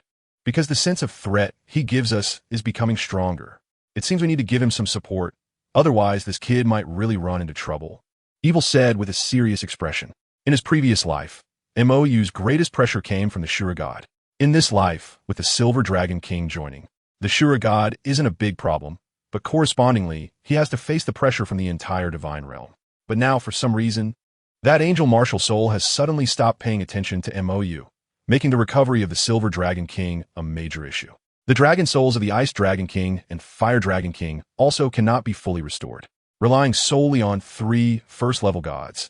If Shura personally intervenes, MOU and the others have no chance of winning. At least, they need the Silver Dragon King to fully recover first. Then, according to MOU's release of the Golden Dragon King, he can threaten to perish with the Divine Realm, which indeed can help establish negotiation conditions with them. But now, MOU can no longer see any hope. Support? Goodness was taken aback. Are you planning to inherit the divine position? Is there any other way? Evil asked rhetorically. Only the God King can fight against the God King. If I can't give MOU enough hope, I really don't know what will happen next. That kid's state is really off. He can see that MOU wants to perish together. He wants everyone to die together. But can he resonate with your divine power? Kindness expressed concern. MOU's talent goes without saying, so there's no need to worry about whether he can bear divine power. The problem is, does MOU's attributes match with Evil's divine power? If it were before, he would definitely be fine, but now. Evil showed a troubled expression. MOU's view of good and evil was clear and firm before. He could even bear both his and kindness's divine power at the same time. But now, that kid is abandoning those things. Right or wrong, he has started to not care. Without a clear view of good and evil, he cannot bear evil's divine power. Good and evil are forces of balance. If MOU doesn't care about good and evil, he cannot resonate with evil's divine power. I'll go find life, kindness said. Her divine power of life actually suits MOU better. Whether it's the healing power of life or the destructive power of destruction, both resonate with MOU. And as long as their divine powers match in attributes, it's enough to bear, unlike her and evil's divine power, which requires balance. That kid's angelic martial soul isn't coming out now. Life cannot inherit the divine position, and destruction cannot pass on the divine position while leaving life alone, Evil said. Moreover, destruction has no intention of inheriting the divine position. Or rather, neither life nor destruction has the intention to inherit the divine position. Otherwise, when they saw MOU's talent and the high compatibility with the divine powers of life and destruction, they should have acted. But they didn't. Neither life nor destruction has any intention of inheriting the divine position. What if I tell them about the time reversal? Kindness said. You can see MOU's situation. If things go badly, we might all die together. Let's go. This matter can't be hidden any longer, Evil said helplessly. The development of events has already exceeded their expectations. If MOU successfully heals the Silver Dragon King and then inherits the Sea God position, he will have the qualifications to negotiate with the Divine Realm. Then the two of them can act as mediators and send MOU away. After all, during the voting in the Divine Realm Council, he and Kindness each have 2 votes. As long as they reach a consensus, even if life, destruction, and Azura stand together, they won't be able to stop it. But now, MOU has no intention of negotiating, or rather, he no longer intends to win. He is ready to let everyone lose together. In Heaven-Do City, MOU has left Yuxian, and Tang Yuehua has always been unable to make a choice. MOU is also very helpless. He actually has another option now, to take the most important Snow Emperor and Ice Emperor and run to Sea God Island to inherit the divine position. As for the conflict with the Martial Soul Hall and Tang San, as well as the contradictions with the Silver Dragon King and the Divine Realm, he can hide. However, he can't do it. He promised that if he ran away, what would that count as? Where did MOU go? Why hasn't he shown up for so long? In the commercial street of Heaven-Do City under the night sky, the wandering MOU encountered Ning Rongrong and her group who were out relaxing. Zhu Qing, didn't he tell you? Ning Rongrong looked at Zhu Qing. Among these few people, if you say who MOU spoils the most, Zhu Qing is the answer without a doubt. And Zhu Qing is the youngest, even younger than her, so she feels embarrassed to say anything. No. Zhu Qing shook her head. Ever since MOU caused a scene in the Heaven-Do Palace a month ago, there's been no news of him. Yin Jia, do you know? Ning Rongrong shifted her focus. Duguyan has known MOU the longest among them. I don't know. Duguyan shook her head. Because of the issue with the Heaven-Do treasury, Shui is now seriously ill, and Xue Qinghe has been left in the palace. She hasn't come out for over a month, and she can't contact her, so there is nothing she can do. I have a bad feeling about this, Ning Rongrong said. Me too. X4 Yi Lingling and a few others felt the same way. My heart has been tight for half a month. I don't know what's going on. Ning Rongrong said with concern. That guy left without saying a word. The last time he went out, he even talked about it. He just left for a little over a month, came back for a few days, and then disappeared again without a word. Could it be that he wanted to flirt with some other girl? Ning Rongrong suspected. It's possible. For as soon as this was said, it immediately drew agreement from the other girls. Mou is not honest. He flirts with girls whenever he has the chance, and then just leaves. Not completely active. Not completely rejecting. Just doesn't he know about taking responsibility. A proper scumbag. But that guy's scumbag behavior is inexplicable. They could even feel that Mou didn't have the intention to be that scummy. The current situation was actually an accident. Moreover, Mou has never clearly expressed any intentions in that regard to any of them. Not even once. Whether it's Dugu Yin, who has known him the longest, or Zhu Zhuqing, who is the most spoiled, Mou has never expressed any thoughts in that regard. That bastard seems to really treat them as sisters. Flirting with them, and then treating them as sisters? Isn't that scummy? He feels both cowardly and lecherous. Yi Lingling whispered. You're right. Ning Rongrong agreed. That bastard is both cowardly and lecherous. Clearly wants it, but he just won't touch it. He doesn't know what he is being cowardly about. I've been so proactive, and he hasn't even hugged me once. No one responded. After all, only Ning Rongrong here is purely one-sidedly pursuing. Suddenly realizing, Ning Rongrong felt depressed. She's the slowest in progress here. It can't be because her little bear is the smallest, right? Actually, it's not small. It's because of the clothing. And Zhu Zhuyan and Zhu Zhuqing's are too big. So big. It's simply unscientific. Yi Lingling suddenly froze and looked around. What's wrong? Dugu Yin asked in confusion. I think I can feel Mou, Yi Lingling said. When Mou first met her, he gave her a sense of kinship. At that time, she thought Mou also had a cursed martial soul, but after getting to know him for so long, she had never heard Mou mention it. But whenever Mou is nearby, she would have that feeling. Mou? Upon hearing Yi Lingling say this, Zhu Zhuqing and the others began to search as well. They had known for a long time that Yi Lingling could sense Mou through her martial soul, and it was very accurate. So, Mou must be nearby now. He disappeared again. Yi Lingling was stunned again. It seems he ran away. Chapter 2:20 Despair. What is wrong with you? Heaven Do Prince's Mansion. It seemed that because she had taken the Heartbreak Red, Qian Rinxue could also feel Mou's existence. Although this kind of perception only works when they are relatively close, she sensed him when Mou entered Heaven Do City. And when Mou was avoiding Zhu Zhuqing and the others, he accidentally got caught by Qian Rinxue. I want to slip away, Mou admitted. Qian Rinxue was taken aback. Slip away? What does that mean? As the name suggests, I chickened out. Mou shrugged and lay down on the grass. My angelic martial soul is ignoring me. Perhaps it was never mine. It may not be long before this sword disappears too. I'm about to become a useless person. A useless person who can't do anything. Of course, it's just a return to the starting point. I originally had nothing. Once the martial soul is lost or rendered useless, the soul power will disappear and one will become an ordinary person. This is the rule of Douluo Continent. If this sword disappears again, it will just be a physically strong, ordinary person. Rather than wait until I have nothing, it would be better to... What are you doing? Mou looked bewildered at Qian Rinxue, who was condensing the holy sword with divine fire. You're not right. Qian Rinxue said seriously. You're not Mou. Whoosh. A golden flame erupted fiercely from the sword tip, shooting towards Mou's face. Are you out of your mind? Mou did not dodge. He raised his hand and directly extinguished the flame in his palm. He just lost his elemental immunity, which does not mean he lost control over the elements. Qian Rinxue did not respond. 8 soul rings of yellow, purple, black, and red rose from her feet. Due to Mou's influence, Qian Rinxue had not been too laid back in the past 6 or 7 years. She had already reached level 76 before absorbing the Heartbreak Red. After using the Heartbreak Red and obtaining the Divine 8 Soul Ring through the Angel God test, she is now an 83rd level soul, Douluo. You're not my opponent. Mou frowned slightly. With this momentum, Qian Rinxue was serious. So, Qian Rinxue pointed the sword tip at Mou. Am I supposed to run? My situation is different. Montak Uzite. You. Before Mou could finish his sentence, Qian Rinxue suddenly rushed up, aiming directly for his head without holding back. I said, this time is different. Mou's expression tightened as he reached out and grasped Qian Rinxue's holy sword. It's not that he didn't want to fight. It's that this time, there was no hope at all. He could see nothing. Nothing. What is different? Just admit you're afraid. You coward. Qian Rinxue took a deep breath.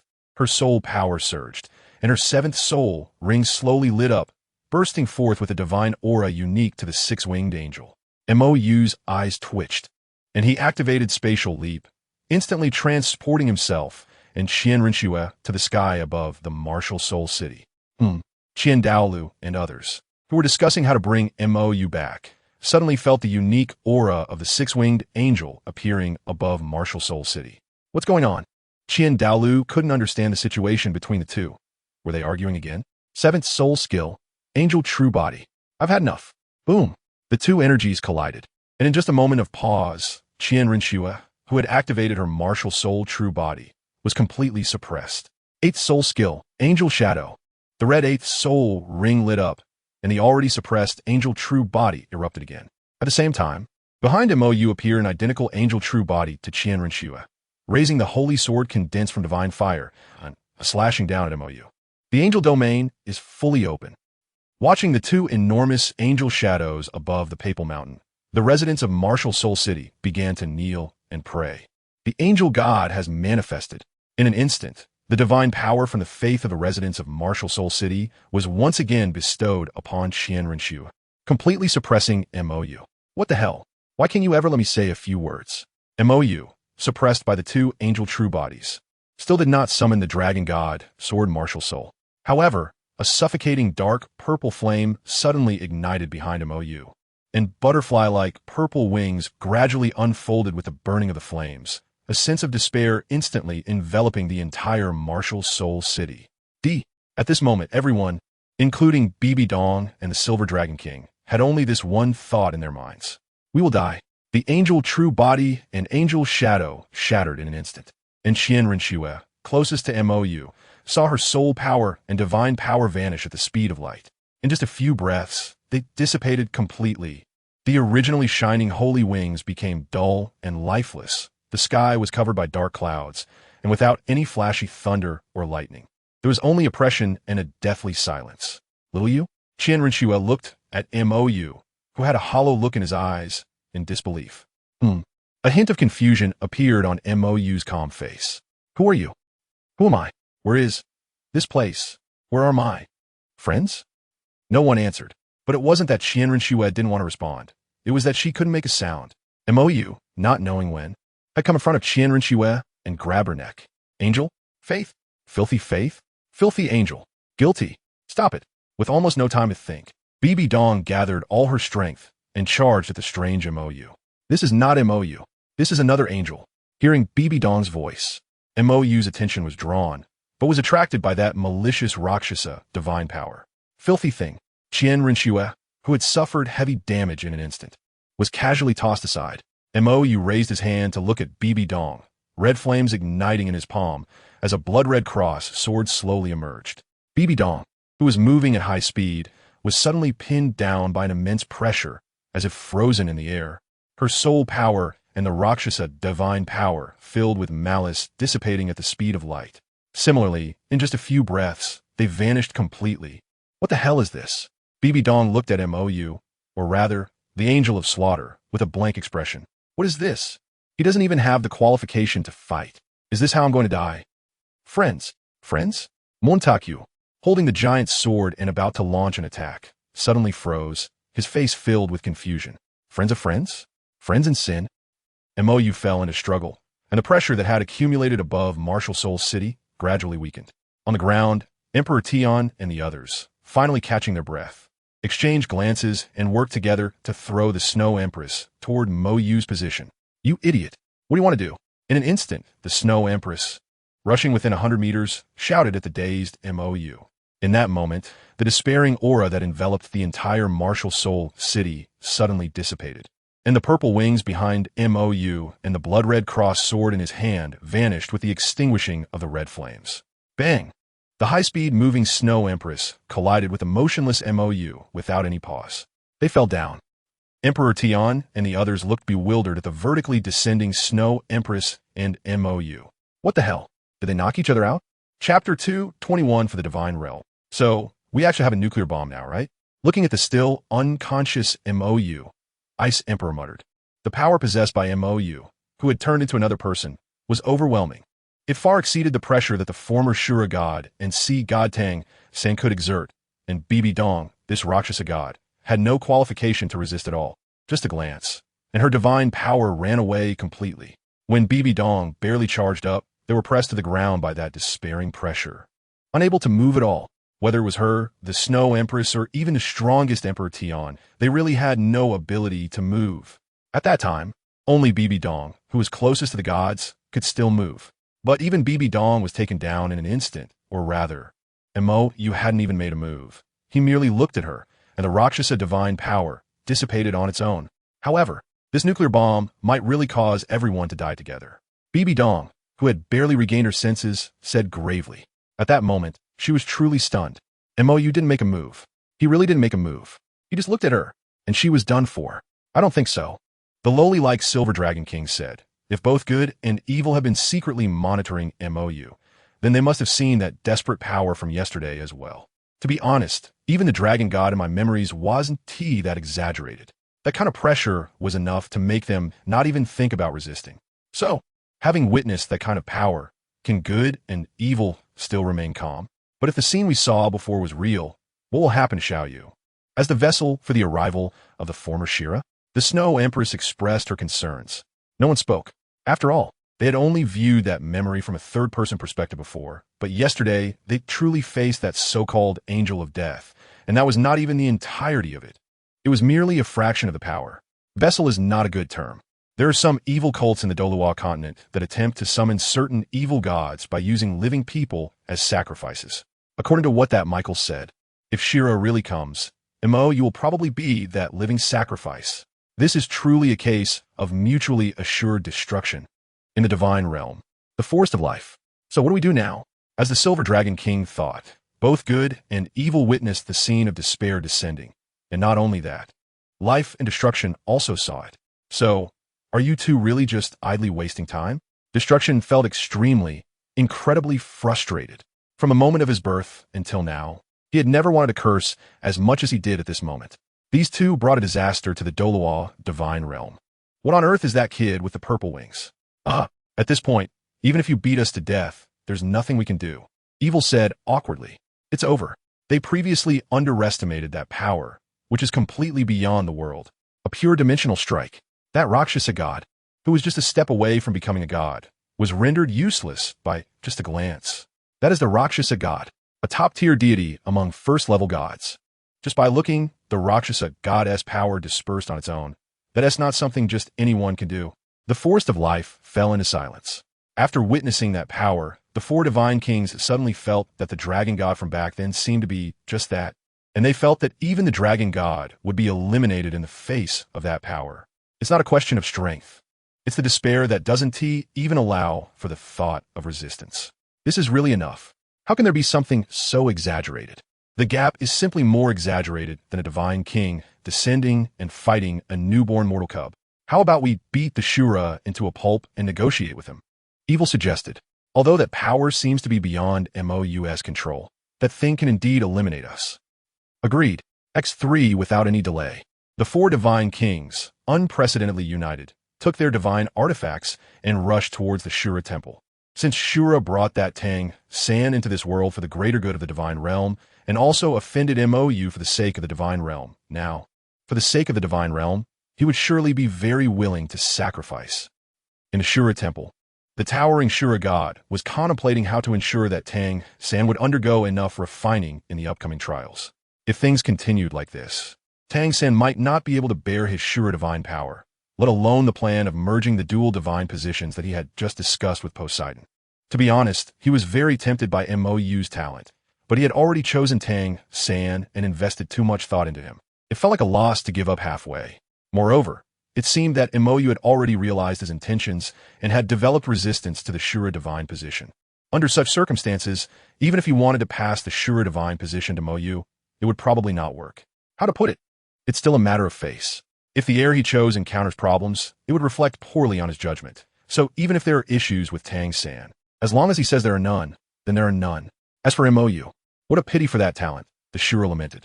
If MOU were not on the opposing side of Tang San, he could have helped him find a stronger first-level divine position, which would be a loss to talent. However, that kid mixed with the angel god and the Rakshasa god, and their conflict with Tang San could not be eased. After all, This conflict was caused by his own intervention to help the sea god gather all the beliefs of the Douluo Continent and to find a successor for himself. However, after the sea god learned that he intended to leave the divine realm, he seemed to have the intention to slip away, still worried that the events of the past involving the angels might be exposed. Therefore, regarding the previous fusion between Mou and the sea goddess heart, Poseidon did not stop it. However, when he informed Poseidon that the heir he had chosen was Mou's enemy, Poseidon hesitated. The Shura divine position, as a king-level divine position, possesses the power to shatter divine positions. If Mou were to inherit the sea god position and Tang San, who inherited the Shura divine position, then the sea god position that Poseidon worked so hard to establish will be forfeited.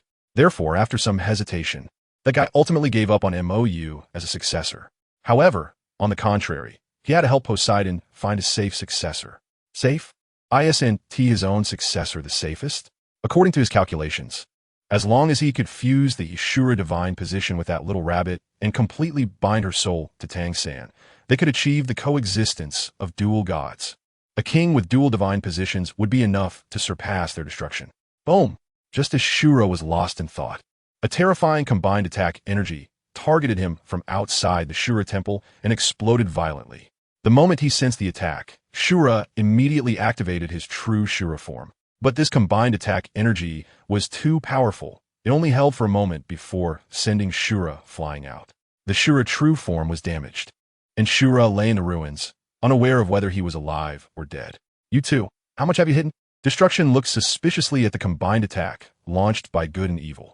This power was already approaching the creative force unleashed by him and life together. But good and evil usually don't take action, only standing up during voting, and they would definitely make opposite decisions under the guise of maintaining balance. Life could see clearly that these two just couldn't stand each other, which is why they acted in opposition. However, when good and evil united to launch a fusion attack, it turned out to be so exaggerated. Ahem. Actually, this was discovered accidentally during a previous fight. Good said somewhat awkwardly. When she and evil argued, if they couldn't come to a conclusion, they would fight. After fighting many times, they discovered this issue. The collision between the energies of good and evil could actually trigger a chain reaction similar to that of life and destruction. But she and evil had no interest in studying such things. You two are quite ruthless. Watching Shura being severely injured by just one strike, Destruction had a new understanding of these two. Even though Shura had placed his Shura demon sword in the lower realm, and these two had ambushed him, to inflict such severe damage with just one blow. He didn't know if he and Life's fusion skill could achieve that. But the creative force seemed to lack offensive power. What do you mean? The heavily injured Shura god suddenly coughed up a large mouthful of blood, covering his chest, struggling to rise, and looked extremely grimly at good and evil. Why? Why did these two ambush him? And why did they come on so strong right from the start? This is clearly an intention to kill him. As you can see, Shura, we can't help it. Who told you to provoke an ancestor for the divine realm? Evil shrugged. If possible, he didn't want to lay hands on Shura, after all.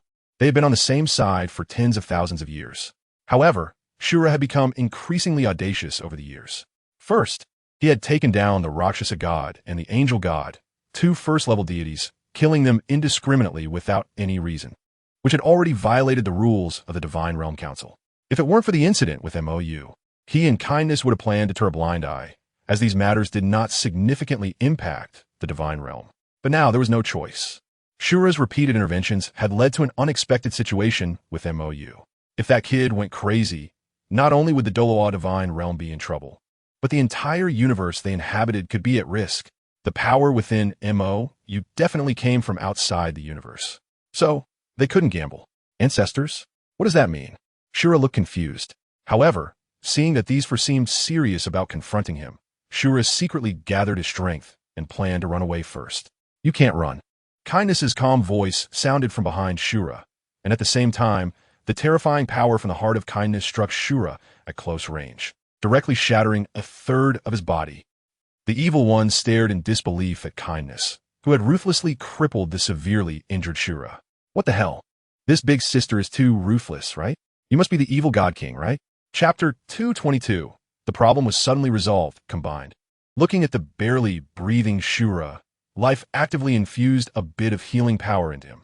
It wasn't that they were worried about Shura dying. After all, he was a god king, and this was the Shura temple, so Shura wouldn't die so easily. Helping Shura recover a bit was mainly to clarify things with him. Why did you do this? Shura was utterly baffled at this moment. There was no warning, no reason for the sneak attack. Even if his killing of the Rakshasa and Angel were exposed, it shouldn't have led to a direct assassination. At the very least, there should have been a meeting to vote. Who would act directly? Ahem, let me say a few words. Evil stepped forward. First, on our side, Kindness and I each have 2 votes, plus Destruction and Life also agreed to take action against you, which makes 6 votes, 6-1. You are completely defeated. Shura, what did you vote? Of course, we didn't notify you. We voted without telling you, and all 6 votes passed. Don't worry on this matter. The 4 of us are absolutely united. Moreover, it complies with the rules of the Divine Realm Council. Evil earnestly patted Shura's remaining right arm. The left arm had already been blasted away by Kindness. Why? Shura was confused. Even if I die, I should at least understand why, right? What happened to the Angel and the Rakshasa? Life asked, why did you attack them? And kill them directly? Previously, she and Destruction had thought that the Angel and the Rakshasa were merely missing. After all, only the 5 God Kings could kill 2 first-level gods silently, without leaving any evidence. Kindness and Evil usually didn't care about affairs, and although Destruction had a bad temper, he would definitely not easily kill anyone. Shura, as the law enforcement god of the Divine Realm for tens of thousands of years, had never had any issues. So they had never considered the possibility that the Angel and the Rakshasa had been killed, because that was simply impossible. But now, both Kindness and Evil said it was Shura's doing. When she first heard, she even thought those 2 wanted to take advantage of the situation, but now, Shura's reaction. The Rakshasa destroyed one of my heirs. How could I possibly tolerate such blatant provocation? Shura retorted. For your dignity? Life's expression turned cold. Just for the sake of face, you attacked the Rakshasa? I think we should try a different approach. Kindness and Evil exchanged glances, and each took out their super artifacts. Let us see Shura's memories, and everything will be clear. As soon as the words fell, without giving Shura time to react, the heart of Kindness and the judgment scale instantly unleashed their power, subduing the powerless Shura and tracing back his memories. Then, Life and the others saw what they wanted to know. Decades ago, also tens of thousands of years ago in the mortal realm, the Angel and the Sea God both ascended to the Divine Realm through the collection of faith. The Sea God quickly became friends with Shura, but the Angel had always felt out of place in the Divine Realm. Gods could not interfere in the mortal world, but her followers needed her protection. And through the meager inheritance of the Angel's descendants in the mortal realm, the problems of the Douluo Continent would probably not be resolved for tens of thousands of years. However, before the Angel could do anything, the sea god Poseidon observed the rapid development of humanity on the Douluo Continent. In just over 10,000 years, the human power had surpassed the soul beasts, creating a stark contrast to the situation before their ascension. If humanity continued to develop the Spirit Hall as the dominant force on the Douluo Continent, and the faith of the Angel God would likely extend to the sea. If the Angel God's faith replaced the Sea God's faith, his position as Sea God would inevitably weaken. Although it wouldn't lead to a fall from godhood, the divine position he had worked so hard to establish would not only fail to strengthen, but would weaken instead, which was unacceptable for a god. Thus, Poseidon wavered. He wanted to replace the Angel God's faith and let his own faith cover the Douluo Continent. As Shura's friend, he quickly agreed to help with this matter. However, when the angel was really attracted outside the Douluo divine realm and was slain by Shura's demon sword, Poseidon regretted it. He and the angel had already been friends in the mortal realm. They were both among the first new gods to ascend through faith on the Douluo Continent. It was truly inappropriate to reach a life-and-death situation. But the angel had already been killed, leaving only a remnant soul. Poseidon hesitated, whereas Shura did not. He directly threw the angel's remnant soul and body into a small chaotic time-space current, completely destroying the corpse. Afterward, the Rakshasa god, who had always been an enemy of the angel, seemed to have discovered that the angel had died at the hands of Poseidon and Shura. He had just offended Shura over the matter of his heir, and before he could escape, Shura and Poseidon united to destroy the Rakshasa in the same way. After that, Shura's heir Tangshan was crippled due to the interference of the Rakshasa, so Shura sought out a potentially promising human from a world he accidentally discovered, which was the current Tang San. After Tang San died, Shura reincarnated his soul to the Douluo Continent and secretly watched, waiting for the opportunity to bestow his legacy. So you're saying the root cause of all this was actually Poseidon? Kindness said. Poseidon was worried about humans developing too rapidly, And since there were too many humans on the continent, when they expanded their influence towards the ocean, the sea god's faith would inevitably weaken. So, these two are equally culpable. Evil said, the Rakshasa and Shura are both gods of evil thoughts. Killing the Rakshasa would also enhance Shura's power. In the end, both Shura and Poseidon acted out of their own self-interest, and what has happened now is their own problem. What do you all want? Shura still did not understand the current situation. Just because of the Rakshasa and the angel, these four could not possibly unite to attack him, because it simply was not worth it. Is it worth it to seriously injure or even kill a law enforcement god at the God King level over two dead first-level gods? Is that reasonable? Remember MOU? Evil said somewhat helplessly. Your conflict with that kid is now threatening the entire divine realm. Saying this, Evil presented to Shura the desperate scene they had seen earlier. Without any surprise, Shura also fell into a daze. Even just watching the scene, one can still feel the terrifying pressure of the moment, the despair of being unable to resist. To be honest, if it weren't for this guy, we wouldn't have reached such a point. Evil said seriously, this is reality. If it weren't for the deadly sense of crisis that MOU brought to the divine realm, they wouldn't have taken action against Shura for the two first-level gods who had already died. After all, Shura had already planned to pass on the divine position and leave the Douluo divine realm. They were at least old friends of tens of thousands of years, and comrades who had fought against the dragon god together. There was no need for them to take such extreme measures at this time. But now, they had no other choice. If Shura hadn't been so excessive, and if MOU's angelic martial soul hadn't had problems, they actually planned to take it step by step, waiting for MOU to kill his way to the divine realm, then step in to mediate and change the cultivation rules of the Douluo Continent to spare the Soul Beast clan. After 1,000,000 years, the suffering the Soul Beast clan endured because of the dragon god was enough. Sparing them wouldn't affect the Douluo divine realm.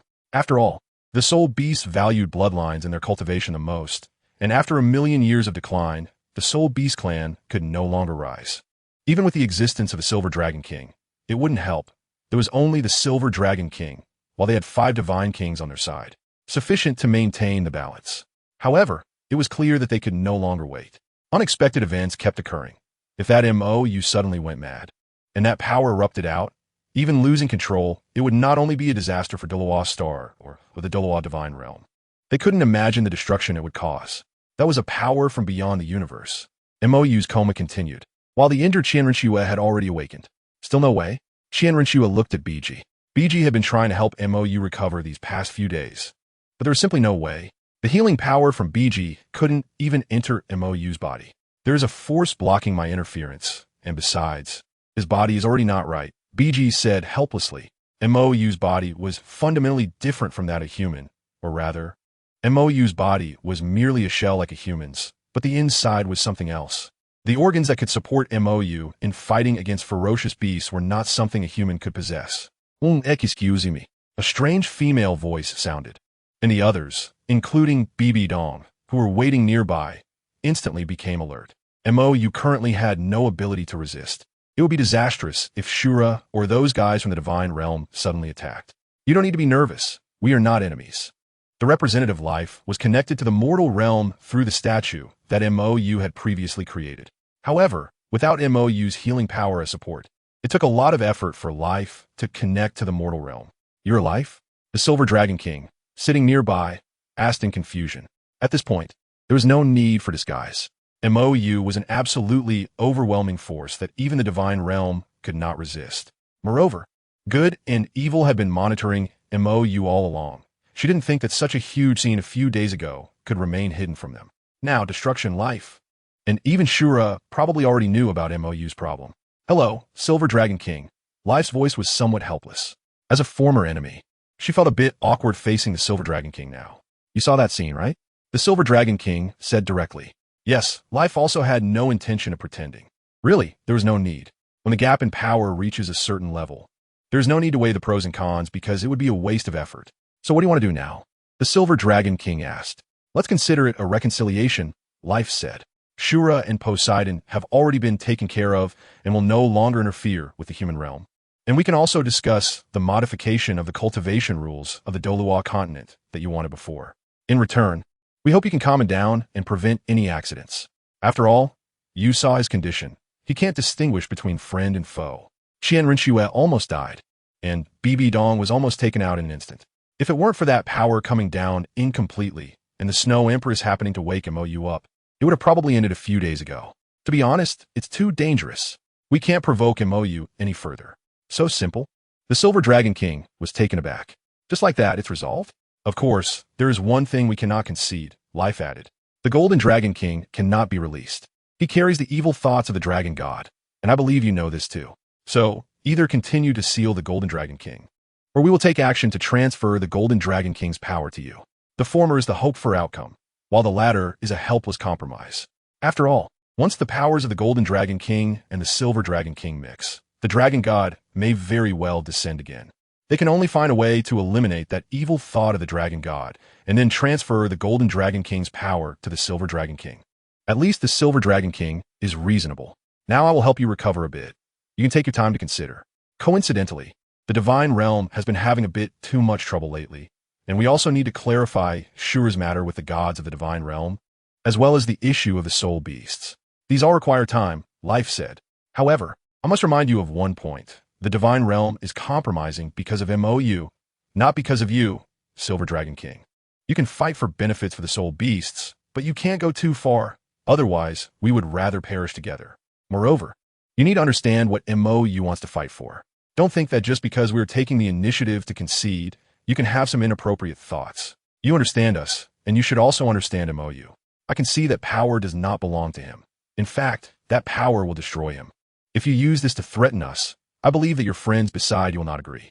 After saying this, Life used her statue to bless the Silver Dragon King and the injured Shinrin and others.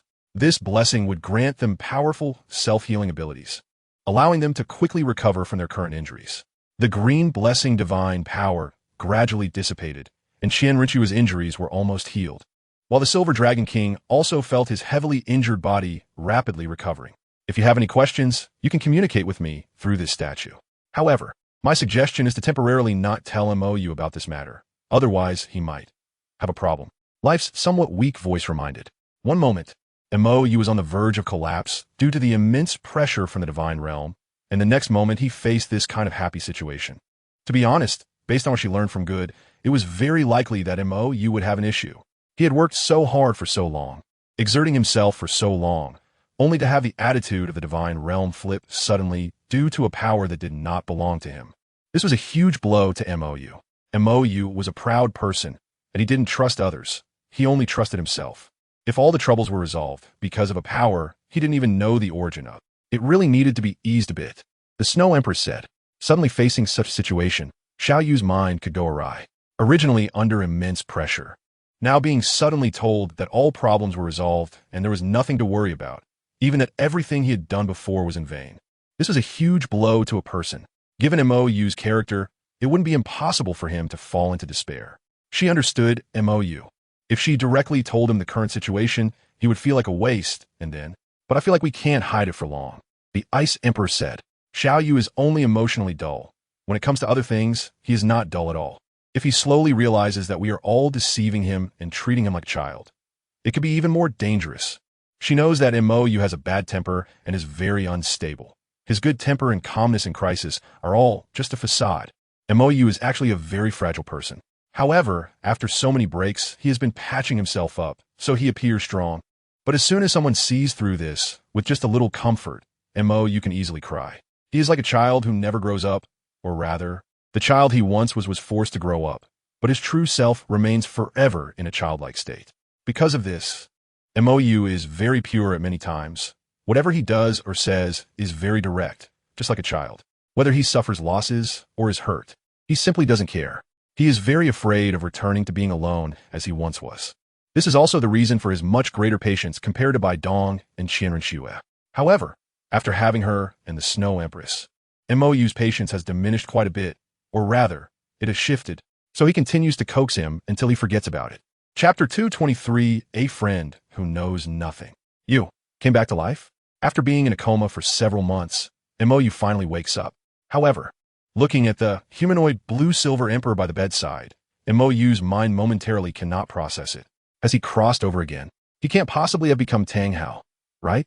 Thinking of this, a chill rises in MOU's heart, and he hurriedly gets up to check his condition. If he really has become Tang Hao, he wouldn't be able to live for a second. What's wrong? The blue silver emperor, not yet able to feel happy, is confused by Mou's flustered appearance. Could it be that sleeping too long has caused problems in his brain? After confirming that his body is still his own, Mou breathes a sigh of relief. But the blue silver emperor in front of him. How did you come back to life? Mou asks in confusion. Although he took back the blue silver emperor's soul bone and has kept her in the angel space for nurturing over the years. How did she come back to life without a soul ring? I don't know either. The blue silver emperor hesitates for a moment, but doesn't tell Mou that she was revived by the life god king. This was what the snow empress said, not to let these stimulating things enter Mou's mind for the time being. Otherwise, this guy will have problems. How long have I been asleep? Also, how did you end up here? Mou covers his still somewhat dizzy head and lies back down. You've been in a coma for almost half a year. As for me, the blue silver emperor doesn't know how to describe her situation. Tang Hao's love for her was fake, and after being forced to realize this, she almost broke down. However, after understanding what Mou has gone through, she suddenly feels that she might not be so wronged after all. Without comparison, there is no harm. Similarly, with Mou, who has had it much worse than her. She feels fortunate. Although she was deceived, at least she didn't die in despair, and she even did so willingly. But Mou, he has faced despair more than once. Despite giving his all, he remains helpless, easily crushed by the other party using cheating methods, along with the expectations from friends. That day, that sense of despair was Mou's own. What's wrong? Mou asks in confusion. Why has the blue silver emperor's attitude changed so much toward him? Previously, this brainless grass didn't think much of him, but ever since he had Tang Hao try the Xiang Si Duan Chang Hong, which turned out to be a failure, the blue silver emperor directly shut down and never spoke to him again. But now, or rather, just now, the blue silver emperor seems happy that he has woken up. Something's not right, right? What's wrong? The blue silver emperor asks in confusion. You don't hate me anymore? Mou inquires. If he doesn't expose the truth, Tang Hao still holds a tall and mighty image in the blue silver emperor's heart. Even in the future, if he loses, Tang Hao's family can still have a happy reunion, of course, if he agrees. Hate you for what? The blue silver emperor's expression remains unchanged. Fake is fake. Recognizing reality sooner can also be considered. Happiness, right? What are you doing? The blue silver emperor looks at Mou, who has placed his hand on her forehead in confusion. No fivet. Mou also checks his own. Why are you talking nonsense in broad daylight? Blue silver emperor. How is this guy still like this? Did the snow empress and the others worry too much? I'll go tell the snow empress and the others. The blue silver emperor stands up and walks outside. During this time, they have been taking turns caring for him, thinking that different people might provide Mou with some stimulation. However, she feels that the snow empress is worried about Qian Renxue, that sickly girl causing problems. If the snow empress and ice empress keep watching over Mou, then Qian Renxue will definitely come over to keep watch too, as will Bai Dong. And then Ziji, Bai Ji, the three-eyed golden lion, and even the silver dragon king will come over. At that time, the room will be packed with people, making it inconvenient to do anything. So, taking turns on duty is a way to give everyone a bit of personal space. She's just filling in. Watching the blue-silver emperor leave the room, Mou's expression gradually returns to calm. With a thought, a purple wing, resembling a butterfly, appears in the palm of his right hand. At the same time, Mou's original angel martial soul also completes its attachment. But Mou can feel that the current angel martial soul is entirely his own, or rather, this thing and here one. The so-called consciousness of the previous angel martial soul was actually this strange being in his palm. Before he fell into a coma, he could not sense the existence of the angel martial soul because this person wanted to wake up. To do so, she needed to separate from his angel martial soul. That process also resulted in him being unable to sense his own power. Who are you? Mou asks in confusion. During his coma, there was no so-called carousel. There was only an empty little black room, and he doesn't know how long he stayed in that little black room. And the being in front of him, which he does not know what it is, was the only existence in that little black room besides him. Friend, the only friend. The little butterfly says. What friend? Montague asks, perplexed. He doesn't even know this being. You. The little butterfly points at Mou. Then who are you? Montague asks. I don't know. Do you know who I am? I don't know. Then what do you know? Friend. Mou falls silent. He can be sure that this three-no little butterfly is the strange consciousness of the previous angel martial soul. However, before, there was only a little awareness. But now that it has separated, it has developed a self. But knowing nothing? Just knowing he is a friend? What the hell is this? Then what about my body? MOU asks. Initially, the information he received indicated that this body was created for him by the angel martial soul, but now, it seems that this is not the case. This martial soul is not essentially a martial soul, but his soul, presenting an appearance similar to the six-winged angel martial soul. Due to another part of the soul, angel god, his body is mixed with the remnants of the angel god's soul. The reason he has innate level 20 soul power seems to be because that strand of the angel god's remnant soul guided the God-given soul power of level 10 into his body during the martial soul awakening. He has always been unable to sever ties with the martial soul hall, also because that strand of remnant soul is influencing him. What exactly is this existence in front of me that resembles a small butterfly? Why is it on me? A temporary body, the small butterfly said. Your original body has been shattered, so I added a bit of my own essence to this current body, allowing me to exert some of my power without destroying you. Therefore, your body is actually mine as well. Did you bring me into this world? MOU asked. I don't know. The small butterfly shook its head again. I also don't know where this place is, but your somewhat familiar power is awakening, and that's when I woke up, and then I suppressed it. Montaku. My power is awakening? And you suppressed it back? My power is enough, Mijia. They don't need it. The small butterfly said seriously. Then why has that healing power also disappeared? MOU asked. That was never your power, the small butterfly said. Whose is it? That belongs to Raphael. Oh no, I forgot. MOU. I suspect you were messing with me. Chapter 224.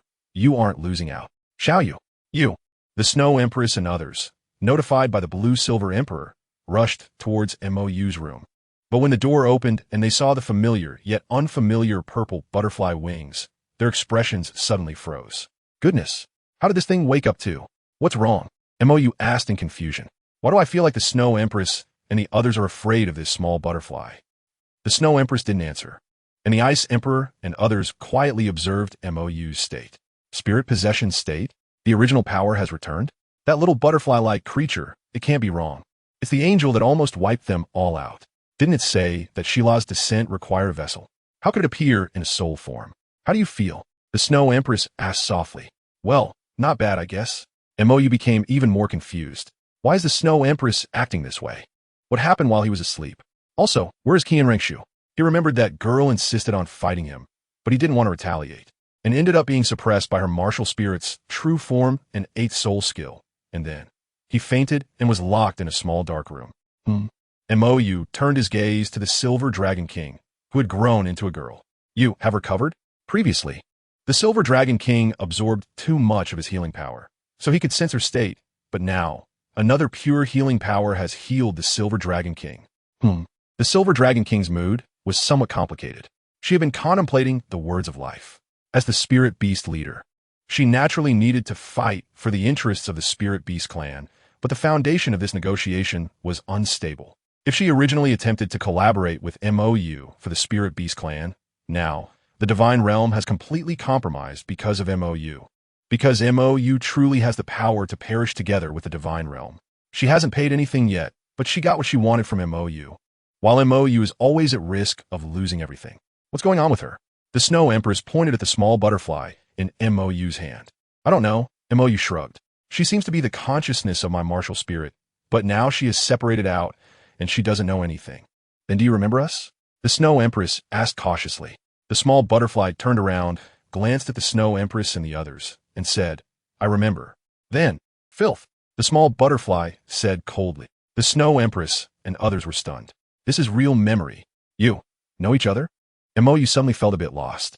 Did this small butterfly cause trouble with his body while he was unconscious? After all, this small butterfly just said that this body of his is actually hers as well.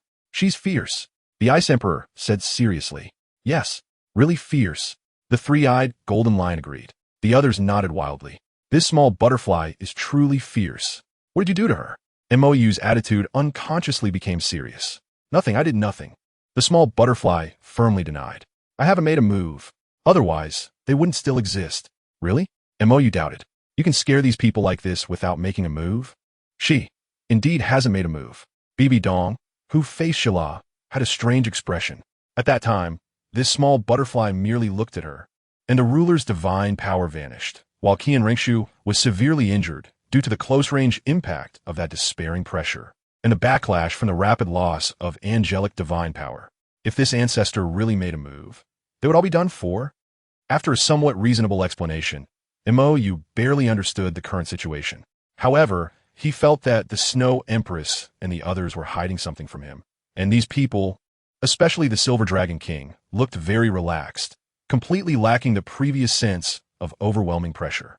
Who healed the Silver Dragon King's injuries? Also, there's a power on Bibi Dong and the others. The blessing of the goddess of life? What's going on? Didn't life refuse to care about human affairs before? And the Silver Dragon King's exposure, the divine realm, didn't react? Even life helped heal the Silver Dragon King's injuries? Are the Azura and the other gods blind? I know you have many questions, but I just want to say, don't doubt it. We won't harm you. The Snow Empress said seriously. We will tell you after a while. Okay? Mo nodded. Since they didn't want to say it, he wouldn't force it. He had always been like this. Where is Xiao Shui? Mo asked. In Heavendo City, the Snow Empress said. You've been asleep for several months. She can't stay here all the time, right? To be honest, if she hadn't put in a lot of effort to persuade Qian Rengshu to return to Heavendo City, that increasingly serious, sickly child really didn't know what she would do. She remembered that during the Angel Divine test, Qian Rengshu would show two personalities. One was the fallen Qian Rengshu, and in the original trajectory, that dark personality disappeared. However, in this reality where Mo participated, Qian Rengshu's two personalities seemed to have merged, or rather, the fallen personality profoundly influenced Qian Rengshu's character. Otherwise, how could a sickly person like that appear? Sickly people are terrifying. Moreover, this sickly Qian Rengshu, when Mo is being flirtatious. She wants to stab, not Mo, but the flowers around him. Is she okay? Mo asked worriedly. If that small butterfly, which knows nothing, took control of his body after he fainted, Qian Rengshu would probably get beaten up. She's fine. Do you want to go see her? The Snow Empress asked. Let's not go for now. Mo shook his head. His head was a bit dizzy right now. The problems before he fainted were still unresolved. But with the angel martial spirit back, he had the qualification to perish together with the divine realm again. Although he lost that healing power, the other abilities were unaffected. Additionally, he discovered a problem. The so-called elemental immunity was not what he previously understood. Instead, after his body suffered a specific attribute impact, it would generate resistance. Just like his repeated self-harm, his physical quality became increasingly exaggerated, and the evolutionary ability of his body, as well as its resistance, were rapidly improving. However, when absorbing the spirit rings, the impact comes from within to the outside. That intense impact, combined with his long-term violent operation of soul power, creates the illusion that he possesses immunity to attacks of the same attribute as the absorbed spirit ring. In other words, his body is not truly elementally immune, but rather has such high resistance. Unlike in games where even the highest resistance still incurs some baseline damage, the elemental attacks he encounters can't even break his shield. He has mistaken this high resistance for elemental immunity. However, this seems normal. After all, it would make sense if divine-level elemental attacks were ineffective against him at levels 1 or 20, right? So, if I plan to rush to inherit the sea god position, throw you two into the divine realm, and then help the Silver Dragon King battle the divine realm, would that be okay? Mo, you look a bit guilty at the Snow Empress. He was genuinely worried about messing things up, so at least he wanted to fulfill the initial agreement with the Snow Empress and her companion, becoming a god. This was the condition under which the Snow Empress and the Ice Empress were willing to collaborate with him, but after all this time, it seemed they no longer cared about this matter. However, he always remembered, dealing with Shura was his personal matter, while dealing with the divine realm was his transaction with the Silver Dragon King. With the twin martial souls and the soul beast sacrifices, the help from Emperor Tian had already been given, and he truly couldn't go back on his word. So first, he would send the Snow Empress and the Ice Empress to the divine realm, hoping that life could help protect them. Even if they lost, they wouldn't lose too much. Are you planning to abandon us? The Snow Empress looked displeased. I'm not abandoning you. I really have no confidence. And I plan to do this from the beginning. If there's a chance to become a god, at least I want to get you up there first. And there's Qian Renxue and Bibi Dong. One is an angel god, and the other is a Rakshasa god. As long as they don't get involved in what happens afterward, and we can successfully shatter the Shura god position, even if I fail later, they should be able to protect you and the Ice Empress. This was truly his initial plan. He didn't want Qian Renxue and Bibi Dong to be involved in a conflict with the divine realm.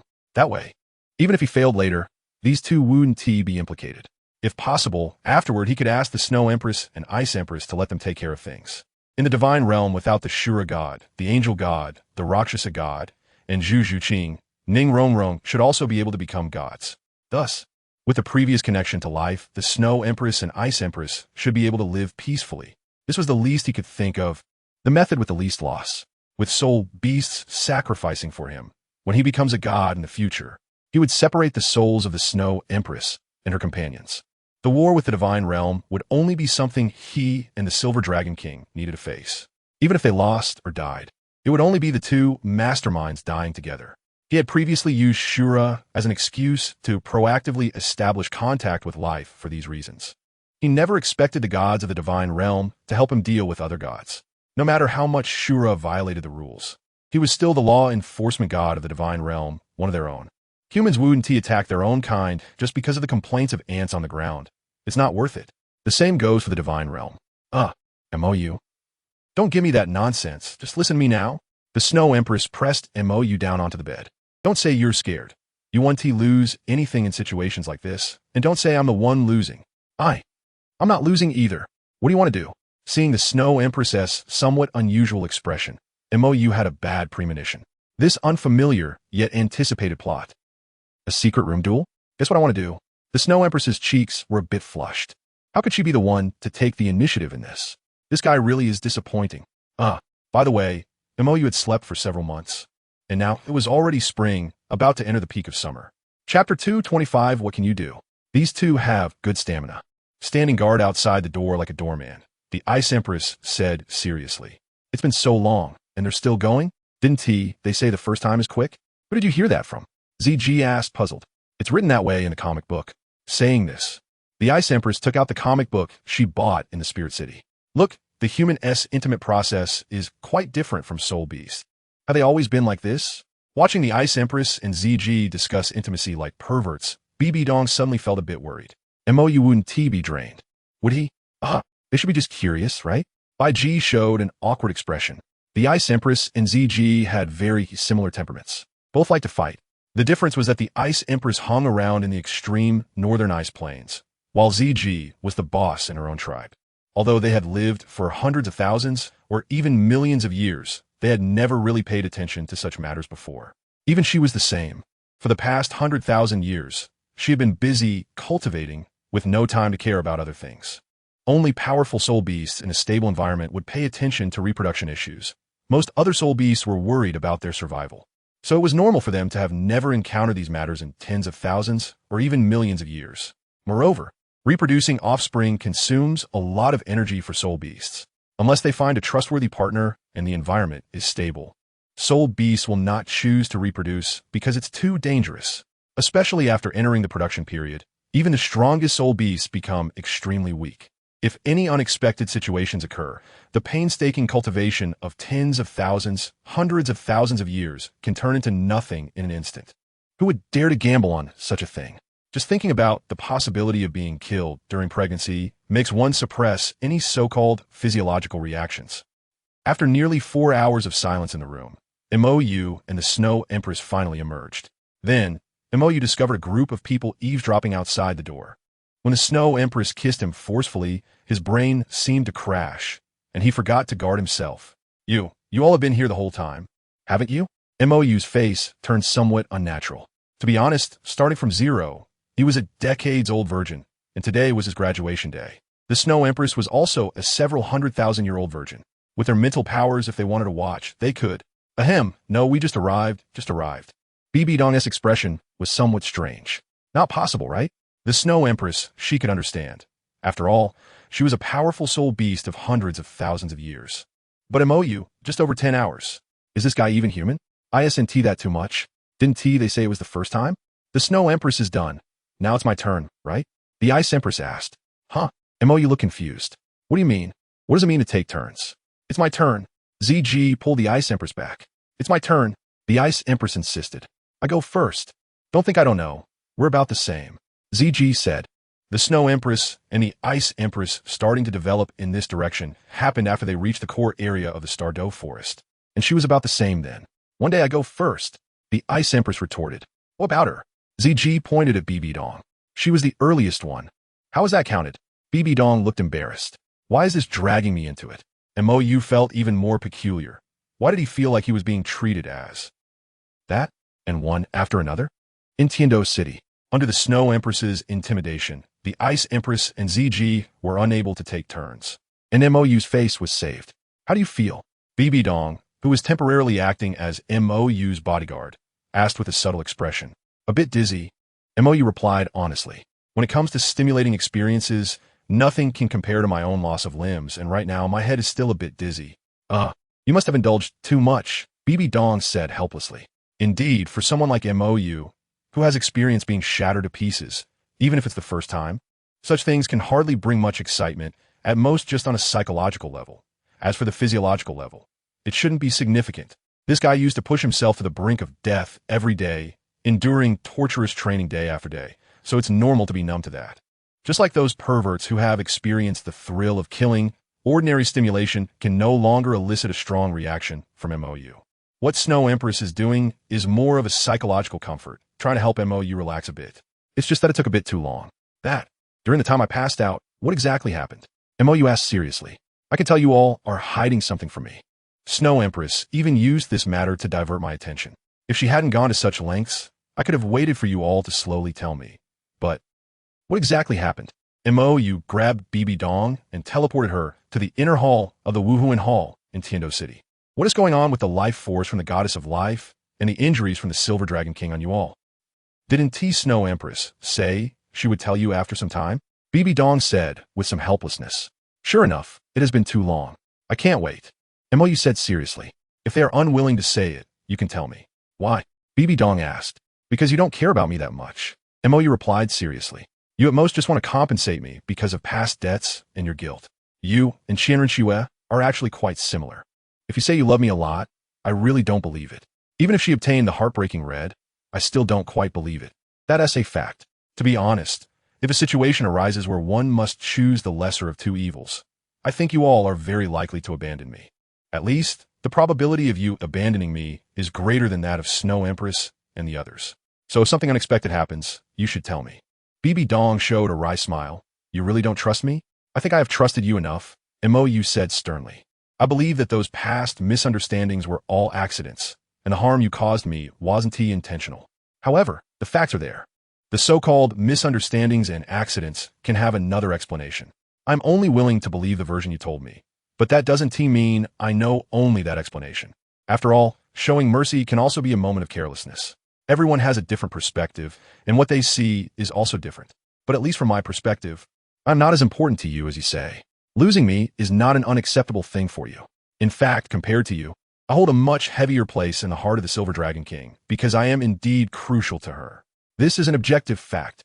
Your feelings are still so rational, BB Dong said with a complex expression. Rational feelings are more stable, MOU replied seriously. Feelings that come mysteriously will eventually disappear mysteriously. Feelings that lack rational support cannot last long. You should know this very well. Otherwise, you wouldn't have ended up with someone like you Xiaojing back then. BB Dong pulled her hand back.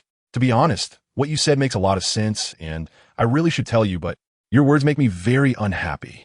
So I won't say anything. What can you do about it? Chapter 226, Filial Lu Erlong. MOU left the Wuhuan Hall. He was driven away. BB Dong got angry again. Women are really complicated. Soul beasts are better, simple and uncomplicated. You are good to her, and she is good to you. People, TSK. MOU turned around to look at the resplendent Wuhuan Hall, shook his head, and walked away. What he said was reasonable, all based on sound analysis. But BB Dong was just angry. What could he do? You, MOU, just a few steps away. MOU suddenly heard a somewhat familiar voice. Lu Erlong? What is up? Confirming it was MOU, Lu Erlong ran over excitedly. Where have you been during this time? Why did you disappear for a few months without a word? I went home to sleep and hugged my wife. MOU answered honestly. Lu Erlong's expression froze. MOU is different from before. Is this what they call the transformation from boy to man? Do you have something to discuss with me? MOU asked while walking. I don't have anything to discuss with you, but Xiaowu has been off lately, and the Shrek team members don't get along with her. She has gone to Tiando Academy to look for you several times, but there has been no news. Lu Erlong said. Also, Rong Rong and the others don't know where you went. Lu Erlong talked a lot about what happened with the girls from Tiando Academy during the time MOU was away, and, of course, it seemed to imply something. How come I can hear that you care about me? MOU said. Do I? Lu Erlong was taken aback. Who told you that you were one of my few friends? Lu Erlong sighed. You seem to have some difficulties? Mou and Lu Erlong found a roadside snack stall.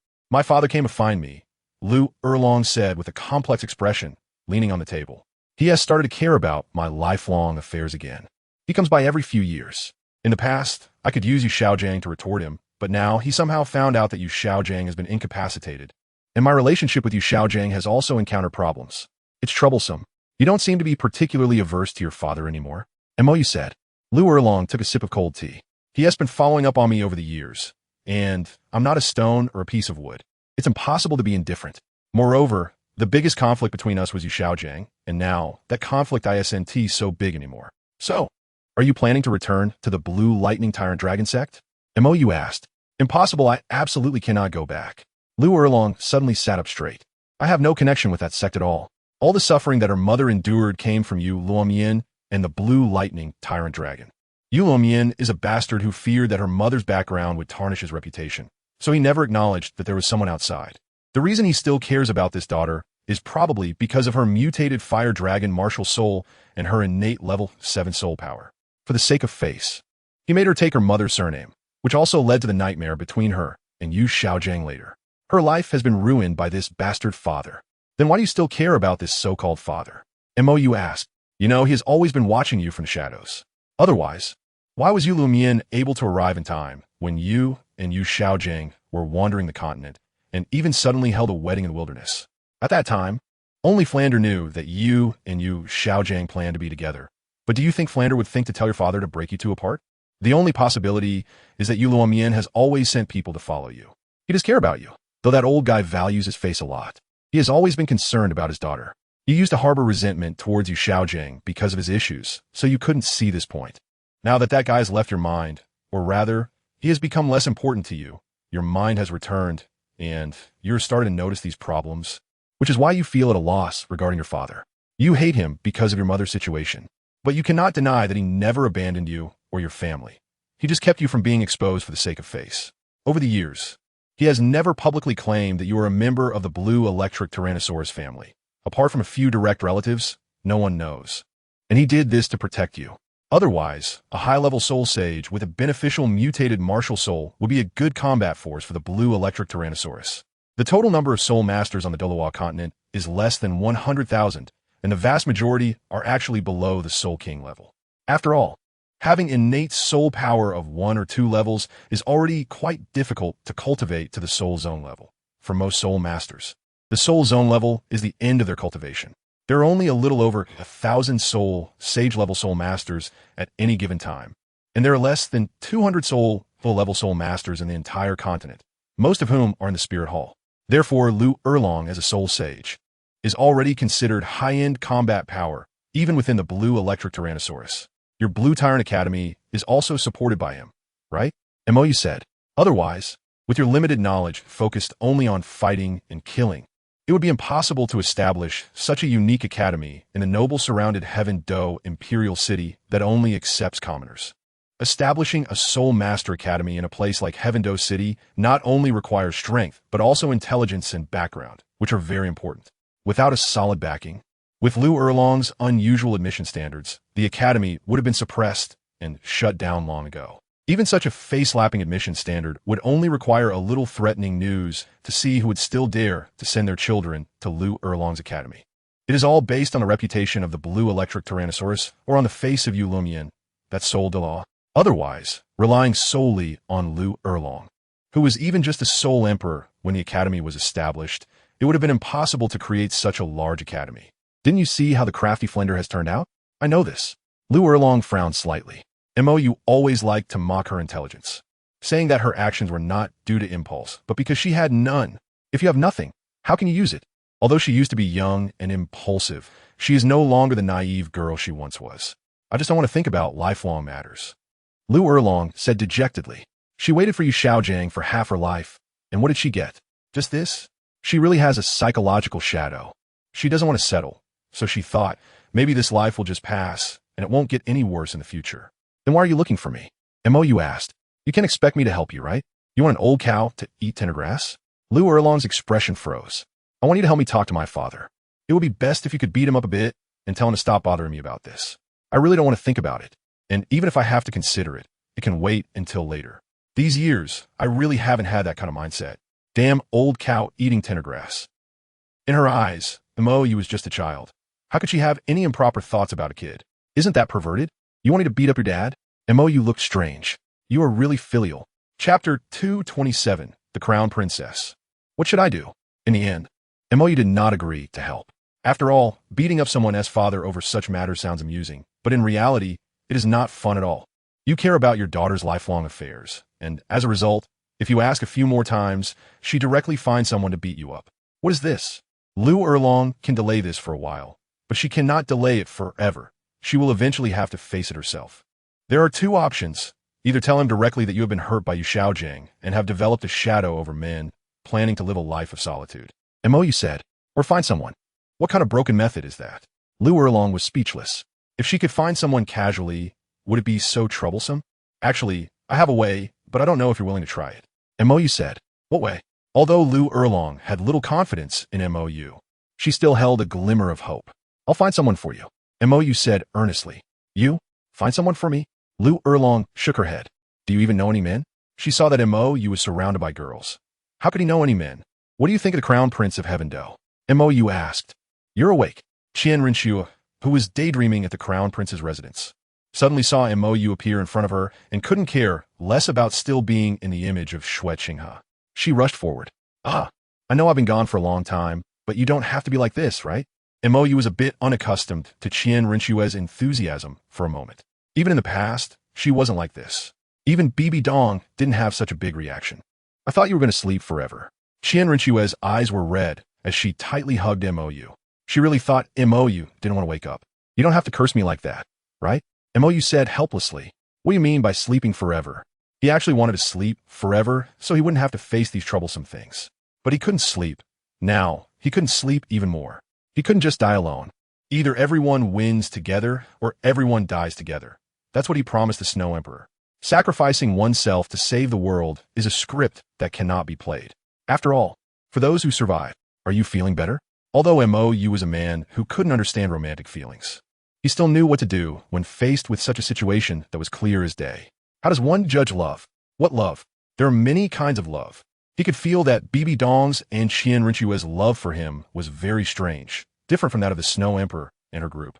And he had never thought of Bibi Dong and Qian Rinxue in the context of the Snow Emperor. At first, he was indeed attracted to these two, but after going through so much, he realized that it was impossible for him to be with them. Due to the difference in values, it was truly impossible. If the values don't match, it is impossible to be together. One always needs to maintain a certain distance, as getting too close would hurt both parties. He and these two can only maintain a friendship that is above friendship, but going further is forever impossible.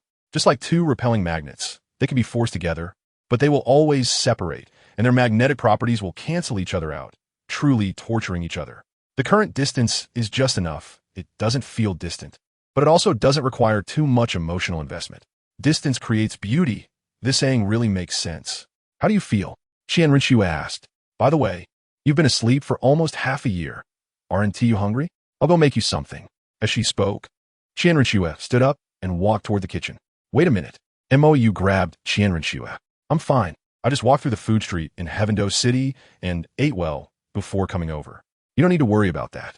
Then why did you come to find me? Qian Rinxue's mood gradually returned to normal.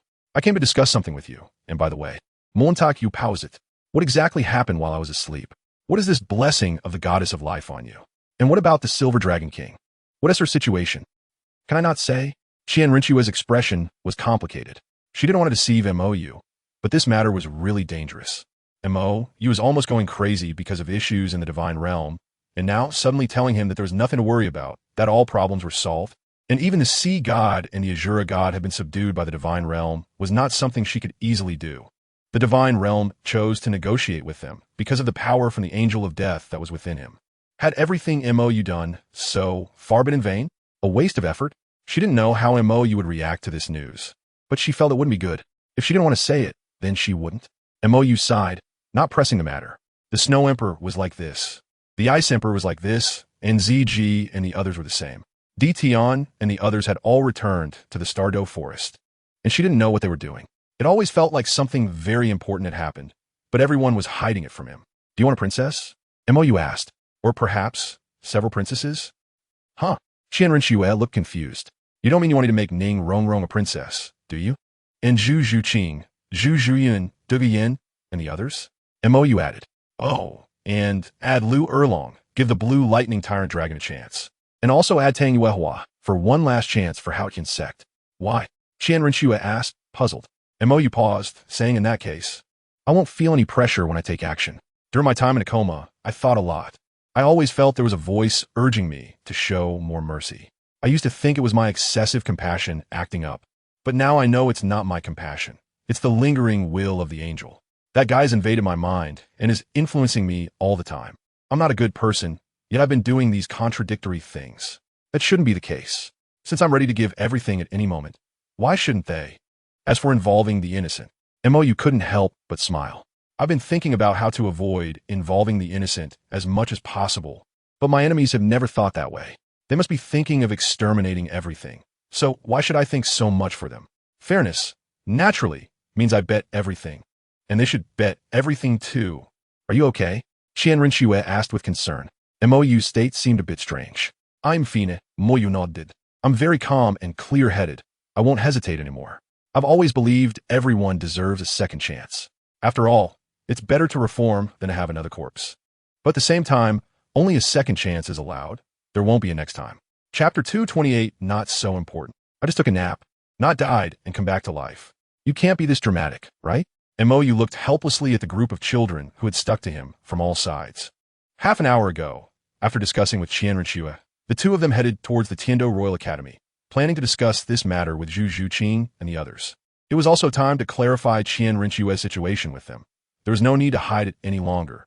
Now, it was completely out in the open. However, as soon as he appeared, there was just a momentary pause, and these kids pounced on him like hungry tigers. You disappeared without saying a word and were gone for so long. What did you expect? Qian Rinxue said helplessly. Didn't I used to do this too? Mou retorted. In his previous life, he often disappeared like this, wandering the extreme North Ice Field, the City of Slaughter, and sometimes the Sea of Stars, and never saw any problems.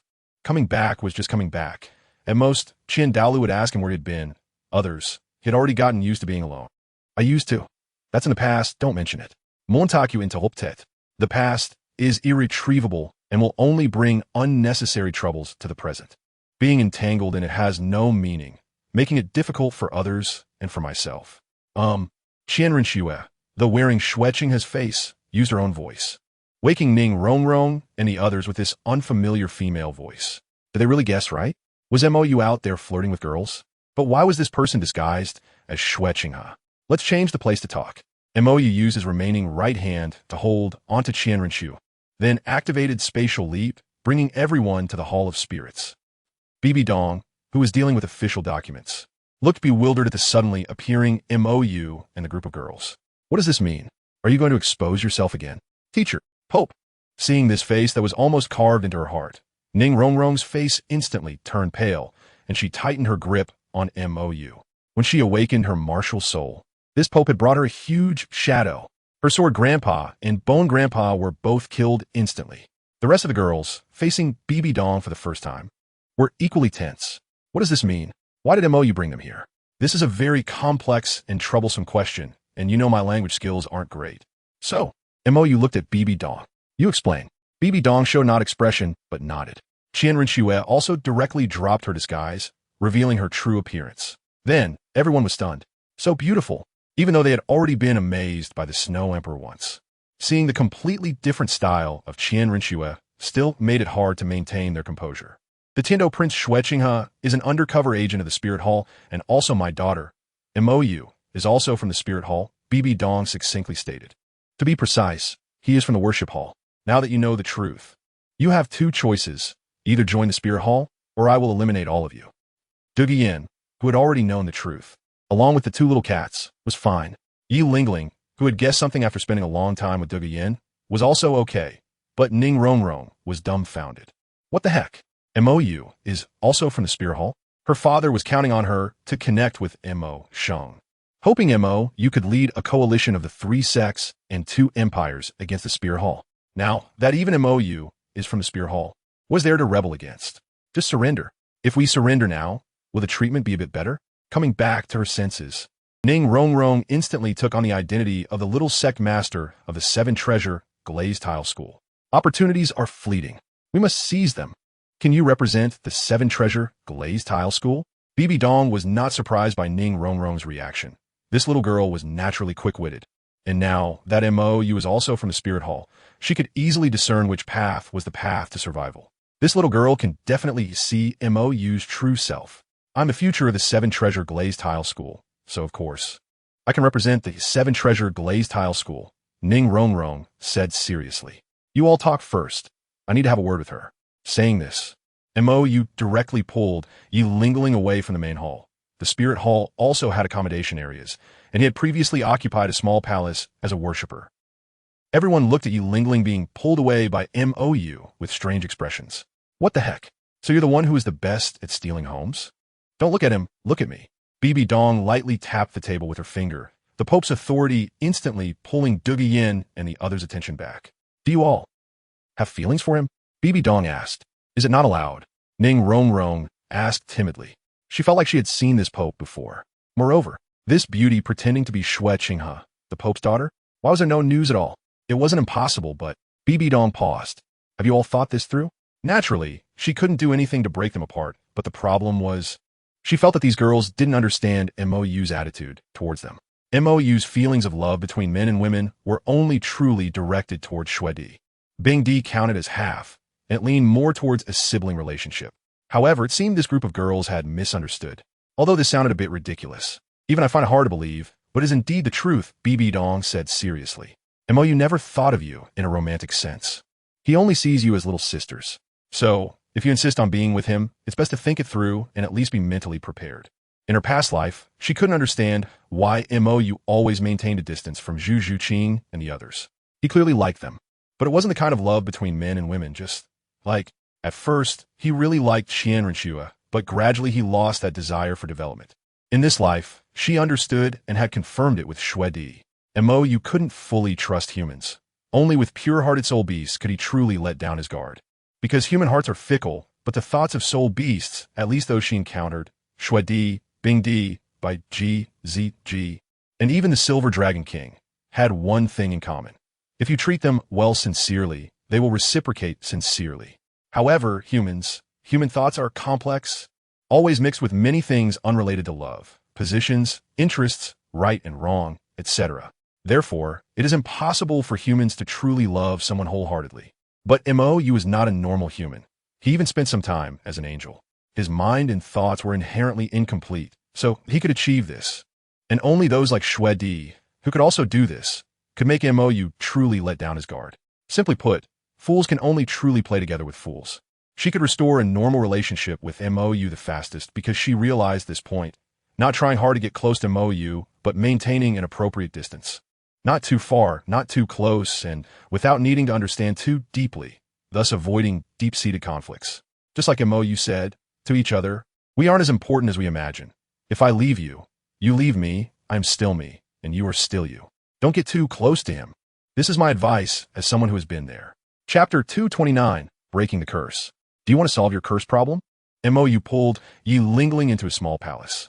I can help you, but there are conditions. Yi Lingling looked at MOU with a strange expression. Conditions? Could it be some weird kink? But she didn't think MOU was that kind of person. I'm willing.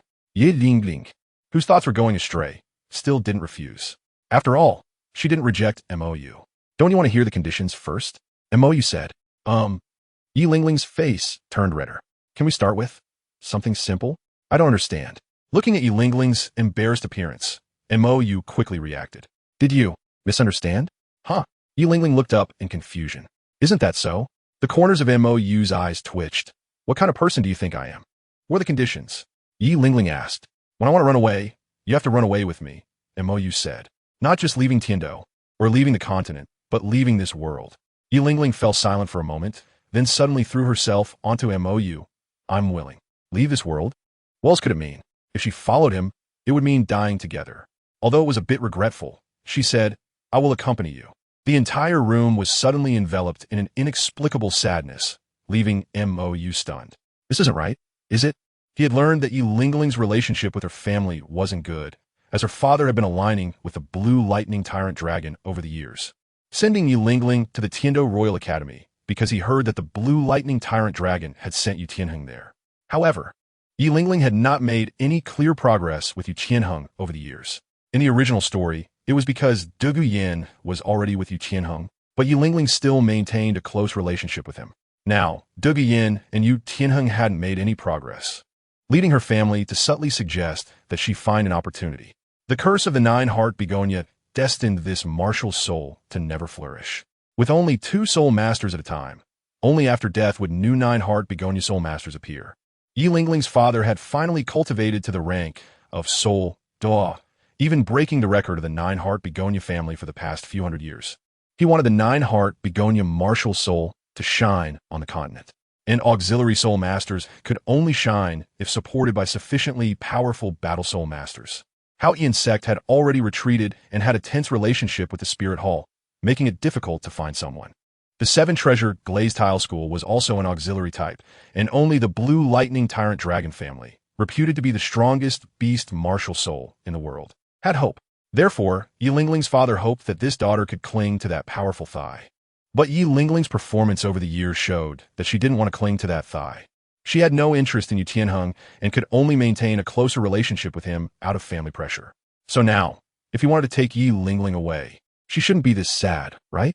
If you don't want to, I won't. Yi am willing. Yi Lingling interrupted. After all, after she dies, a new nine-heart begonia soul master will be born. She owes no one anything. Her father didn't care about her life or death, never had. To ensure she could successfully awaken the nine-heart begonia martial soul, her father even killed her mother, another holder of a nine-heart begonia. The day before her martial soul awakening, her silence and reticence were entirely caused by her father. That so-called strongest healing soul master in the continent had no kindness at all. Okay. Mo extended his hand, and a small butterfly flew out. Or rather, Shila, the little girl, suddenly remembered her name. Where's my statue? Mo asked. He had lost control of the angel space before losing consciousness, and the statue inside was gone. It should have been taken by this little butterfly. What do you want to do? Shila asked. Ask the goddess of life for a favor, Mo said. The nine-heart begonia comes from the divine realm. The so-called curse is actually controlled by the divine realm's core, so only the divine realm can resolve this curse. Since the goddess of life is willing to help the Silver Dragon King heal, resolving this little human curse should also be simple. I can solve it, Shila said seriously. No need to find anyone else. You? Mo showed doubt. He still didn't know what this little butterfly was capable of. Give me your body. I'll do it. After saying that, Shila directly entered Mo's body, taking control without any pause. In an instant, Yi Lingling felt that the Mo in front of her had become someone else, devoid of any warmth. Release that flower, Shila commanded. Yi Lingling was taken aback, and her body involuntarily released the nine-heart sea butterfly martial soul, as per Shila's words. A purple flame ignited in Mo's palm and burned towards Yi Lingling's nine-heart sea butterfly in her palm. Yi Lingling? What are you doing? Bang! A mysterious shattering sound echoed. The purple flame extinguished, and Mo's expression froze for a moment. Then, Shila instantly left Mo's body, and Mo came online again. Mo, can you not steal? Can't we just discuss it properly? You threw him into the little black room in an instant. I couldn't even react. Damn, so this body's permissions are above mine? I'm sorry, I will definitely wait for your consent in the future. Shila readily agreed. After all, she had just caused trouble. So now, have you resolved it? Mo no longer pursued the previous issue, as he had no way to pursue it. This body was created by someone else. He only had usage rights, not ownership. The curse has been resolved. A hint of embarrassment appeared on Shila's usually calm face. But, Mo had a bad premonition. Shila covered her face with her hands, and it seems I've accidentally severed the connection between this thing and this world. What do you mean? Mo, you look confused. What do you mean by severing the connection with this world? The martial soul seems to be a cultivation rule of this world, but while breaking the curse, I accidentally used too much force and shattered the connection between this martial soul and this world. Shila said awkwardly. In other words, this martial soul can no longer appear in this world through natural awakening. Mo, although I don't quite understand, why do I feel like you're particularly impressive? You can directly shatter the connection between the martial soul and the world. Chapter 230. It will be fine after a while. Can you change the cultivation rules of Douluo Continent now? Mou suddenly had an immature idea. It should be possible. Shala said, the laws of this low-level world cannot withstand the invasion of powers from higher original worlds. Those beings called gods here are weak, weaker than the weakest angel, feeling like they would shatter with a light touch. However, Shala hesitated. What's wrong? Mou felt that this little butterfly's emotions were becoming richer. She was cold and emotionless before, but these days, why does it feel like she's becoming more and more like him? This world is too weak, and my control over power has never been good. If I were to modify the rules, it could very likely destroy the rules themselves, Shala said. And I do not possess the power to create laws, so she is good at destruction, but has never modified anything. Even though this body of Mou was created by her using Michael's blessing, the previous healing powers were Raphael's, and the initial world restart was also Michael's power. Her power can only be used for destruction. Are you very strong? Mou asked. Why do I feel that this little butterfly has an air of, I'm particularly impressive? Shala nodded seriously. Very strong. Aside from not having the power to create, she is an almost perfect existence. She possesses the most powerful attack power. Although she cannot defeat Michael, that guy would still fear her because he cannot stop her from destroying the rest of the world. His mercy is his greatest and only weakness. Although her power is almost sealed now, destroying a world of this level is still very simple. Do you want me to destroy 1/3 of this world? Shala asked. Or kill 1/3 of the lives in this world? Wait a minute. Mou could sense that this little butterfly was serious. I have a question. First of all, why 1/3? It's a regulation. Shala said. Whose regulation? Mou asked. A regulation is a regulation. Shala said. So, who is stronger, you or the Rakshasa god outside? Mou wanted to make a rough comparison. I can take her out in an instant. Shala said casually. What about the previous lives? Mou asked again. Is there a difference? Shala asked in confusion. Mou, what a question of, is there a difference? Can't you tell the difference between a god king and a first-level god? No way. Well, I was unconscious. Did you come out? Mou suspected. If this little butterfly wasn't boasting, but indeed had such exaggerated power, it was very likely that during his unconsciousness, this little butterfly had done something with his body, such as, I didn't act. Shala quickly denied. Didn't act? Mou was taken aback. Which means she really came out. I really didn't act. Shala seemed a bit flustered. Mou's friend, she couldn't act, but at that time, she didn't know. And she indeed didn't act. She just took a glance, lightly pressed down with despairing power, really just a light touch. Did anyone get hurt? Mou asked. There should be some, right? Shala said with a hint of guilt, letting her wings droop. Who? Mou felt he could already guess what Xue Di and the others were hiding from him. Qianren Xue? Bibi Dong? Or, no more. Shala quickly interrupted. There is nothing else. You're not angry, right? Shala cautiously flew in front of Mou. Mou shook his head, no. He could already imagine what had happened while he was unconscious. If Shala was indeed as powerful as she claimed, then the lives watching over him should have felt that power. And being able to change the attitude of life and even help the Silver Dragon King heal his injuries indicated that Shala's power likely exceeded that of the God King, even more exaggerated than the Dragon God. Otherwise, the lofty gods would not take the initiative to lower themselves. We're still friends, right? Shala asked with some concern. Friends? Mou showed confusion. He really didn't know this guy. Yes, the only friend. Shala said. All lives, all existences are afraid of her, avoiding her, and even dare not mention her. Only Mou is willing to approach her. This was her only friend since her birth. If she lost her friend, she would not be able to exist in the present world and might even be sealed again, returning to that empty world. Right? Mou couldn't quite understand for a moment.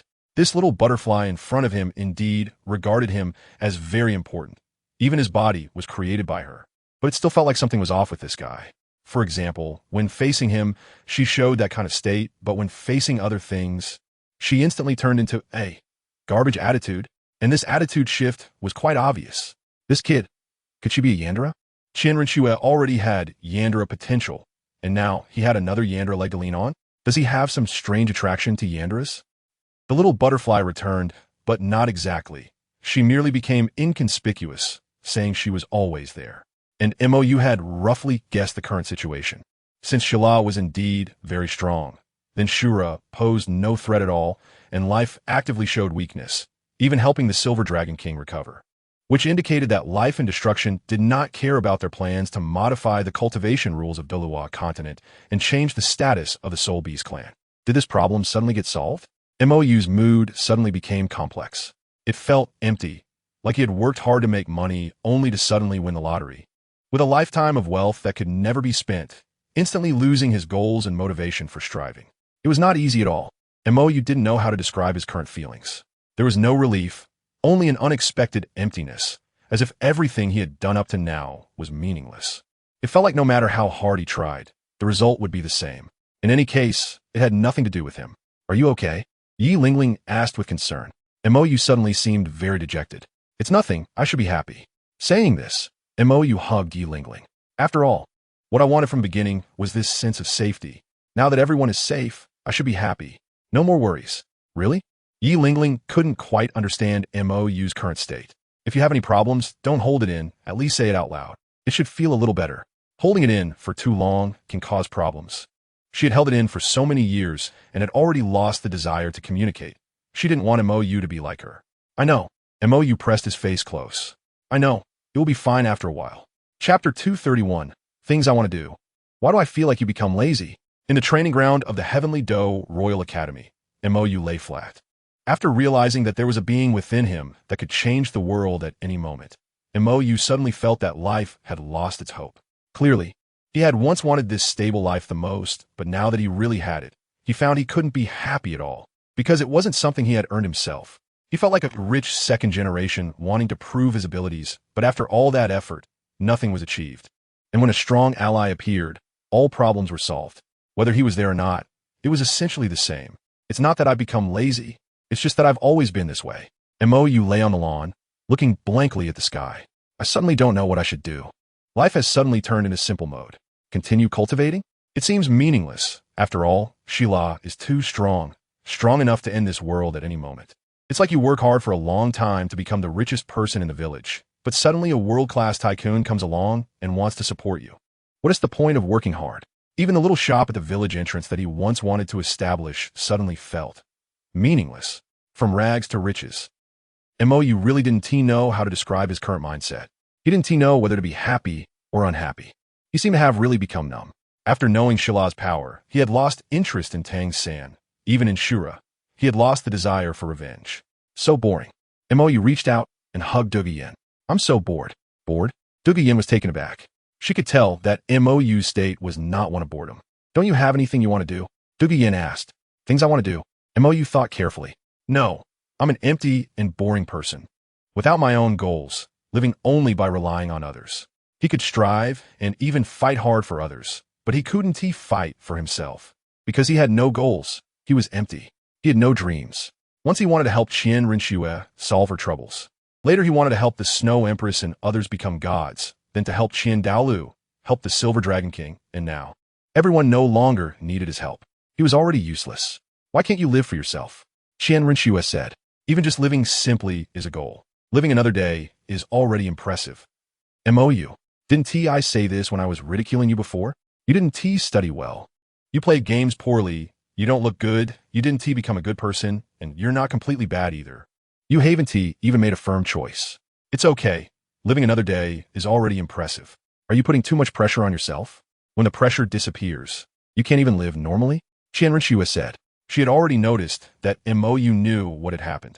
He was indeed starting to become dejected, just as she had worried, but it hadn't reached the level they feared. Normal life. MOU fell into deep thought. Had he ever had a normal life? At first, he was struggling to live and study under the pressure of survival, and when that basic survival pressure disappeared, he began to take risks, rescuing in the snow-capped mountains, successfully becoming a landmark, maybe even making the news. After coming to this world, there was always pressure from Tang San, pressure from Shura, pressure from the divine realm. He had always had pressure, and he also discovered that. He seemed to be a mule. Sometimes he couldn't understand how he managed to endure through those brutal trainings again and again. He was afraid of pain, timid, and even more afraid of death, but how'd he do it?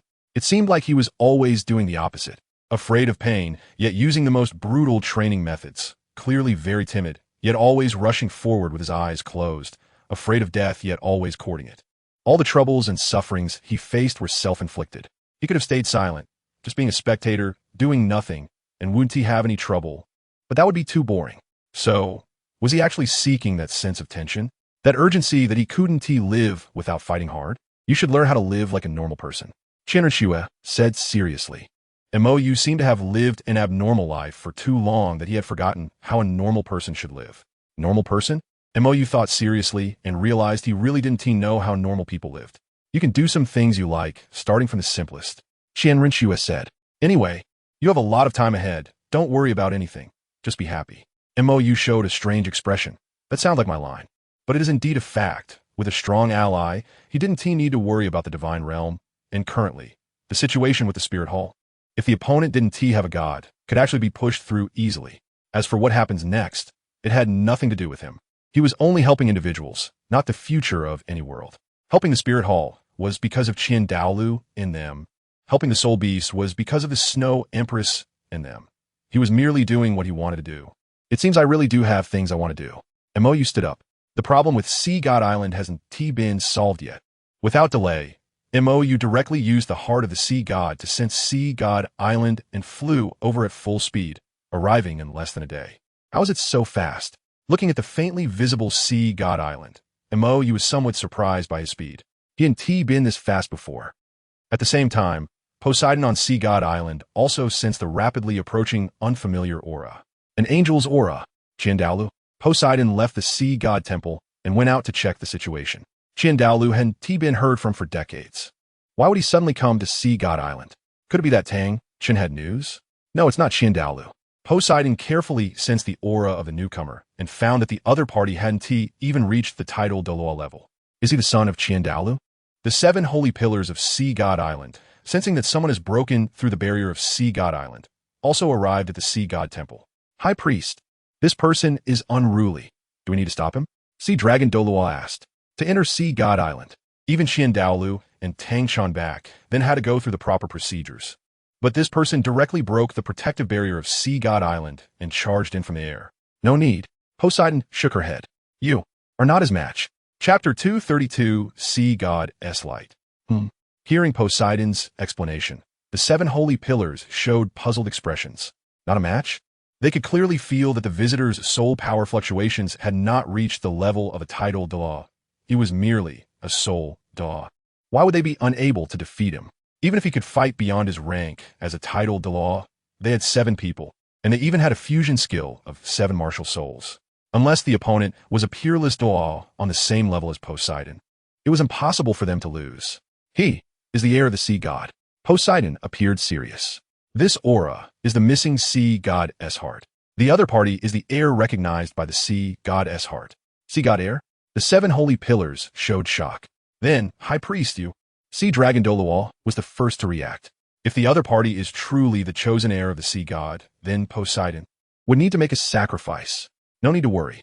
Poseidon shook her head. This is my duty.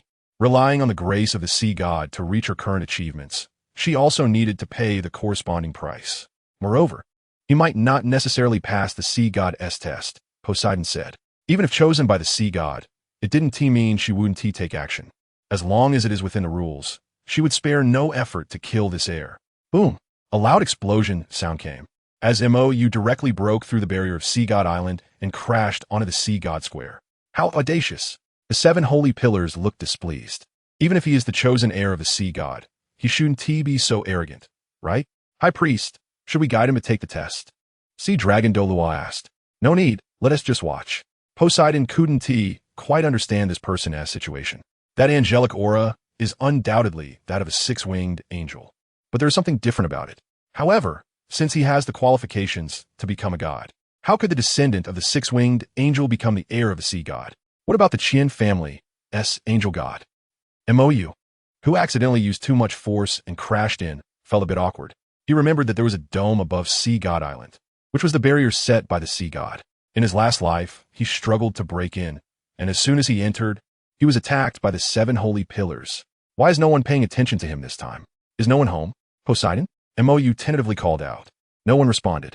If Poseidon was in the sea god temple, he wouldn't be able to sense her, as this place was shrouded by the sea god's divine power, especially the sea god temple behind the sea god steps. What if I secretly took the sea god trident? How would Poseidon react? Mo felt curious. In his last life, he was delayed by the 7 holy pillars, causing Poseidon to return just as he reached the top of the sea god steps. However, at that time, Poseidon seemed to not understand how he reached the top, was stunned for a moment, and gave him the opportunity to throw away the sea god trident. Thinking of this, Mou directly spread his 6 wings and charged into the 9 heavens' mysterious steps shrouded in sea god's light. Flying, the 7 holy pillars looked dumbfounded at Mou below the long staircase. Bro, what are you doing? The 9 heavens' mysterious steps can only be walked on. Once you are suspended, you will be blasted out by the sea god's divine power. Bang! Sure enough, as soon as Mou charged into the 9 heavens' mysterious steps shrouded in sea god's light, he was directly bounced out. The 7 holy pillars fell into silence. A hint of indescribable smile appeared on Poseidon's face. High Priest, is this person really the heir of the sea god? Seahorse Douluo asked. This brain? How could the sea god choose such a fool? Let's keep watching. Poseidon said. She could sense that this young man's mental power was incredibly strong, even surpassing hers, which was why she said earlier that Sea Dragon and the others were not this person's match. Surpassing her as a peerless Douluo's mental power, god level, or quasi-god level. Regardless of which level, it wasn't something Sea Dragon and the others could withstand.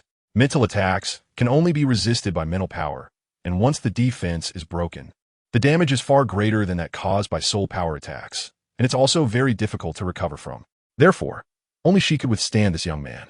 Didn't Dalu tell you? Poseidon muttered. Dalu was also aware of the situation on Sea God Island. How come this person seemed to know nothing? Mou, who was blasted away by the sea god's light, flew back with a depressed expression. This thing actually can't fly?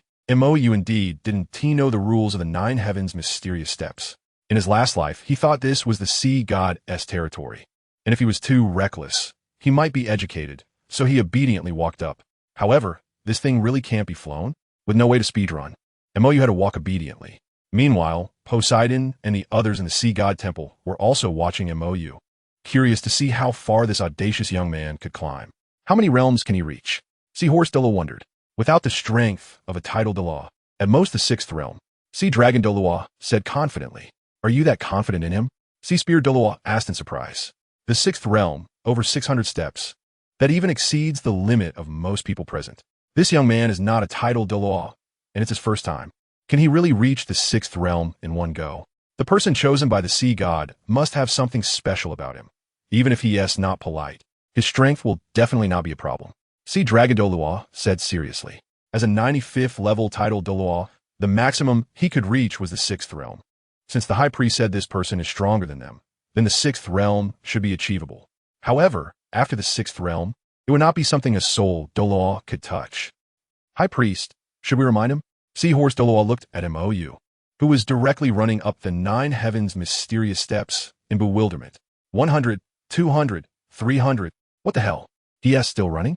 Not only Seahorse Douluo, even the calmest Sea Dragon Douluo was beginning to lose his composure. After the 340th step, each step was equivalent to the total pressure of all the previous steps. This kid is actually running? Is the sea god's light malfunctioning? Seahorse Douluo wondered. No. Poseidon shook her head. The sea god's light is normal. The pressure he is under is even higher than usual. He is stepping over 2 steps with each stride, which means he has to bear double the pressure with every step. This person, is he a fierce beast? Poseidon also looked puzzled. Walking up and running up are completely 2 concepts. Moving faster on the 9 heavens' mysterious steps is more dangerous. How could his body show no problem at all while running? Even her demigod body couldn't run like this. In the 5th realm, his speed began to slow down. Seahorse Douluo breathed a sigh of relief. At least he didn't continue to run, otherwise the guardian pillars would lose face. Even now, with the strength of a tidal Douluo, climbing the 9 heavens' mysterious steps was still extremely difficult. Once they reached the 5th realm, it would be even more arduous. This kid is still running? Back then, Tangchen wasn't this outrageous. Why is he running again? Watching Mou, who had just completed the 5th realm and started sprinting after entering the 6th realm. Even Poseidon was a bit stunned. Could it be that the light of the sea god has really malfunctioned? The first 4 realms, okay, she could barely understand that. After all, he was the chosen heir of the sea god, but the 6th realm, and he is still running? No, something is wrong with his body. The sea dragon said gravely. With each step he took, Blood mist seeped from his body. If he kept running like this, he would be crushed into pieces. The seahorse, Douluo, showed hesitation. Great priest. Should we interrupt him? A soul Douluo can reach the 6th realm, and there's no doubt about his talent or strength, but after the 6th realm, it could really mean death. The light of the sea god after the 6th realm will no longer throw those who can't bear it away. They either have to retreat on their own or be crushed to pieces. Let us observe a bit more. Poseidon's expression remained unchanged. Something is wrong. This person's body is very unusual. Even her demigod form can't run at the 9 heavens profound level after the 6th realm. Walking and running are two different concepts. Back then, Tang Shun could walk directly to the 8th realm because that guy had already reached the level of a 99th rank ultimate Douluo. But this person hasn't even reached the title Douluo level in soul power. Yet his body. How is it trained to this point? Poseidon's face showed unprecedented surprise and confusion. The intensity is not as strong as a demigod's body, but the resilience far exceeds it. Has he been forged like steel? Chapter 233, the sea god is dead. Really? Don't you want my help? Above the 9 heavens profound level. After entering the 8th realm, you could no longer run and could only walk slowly.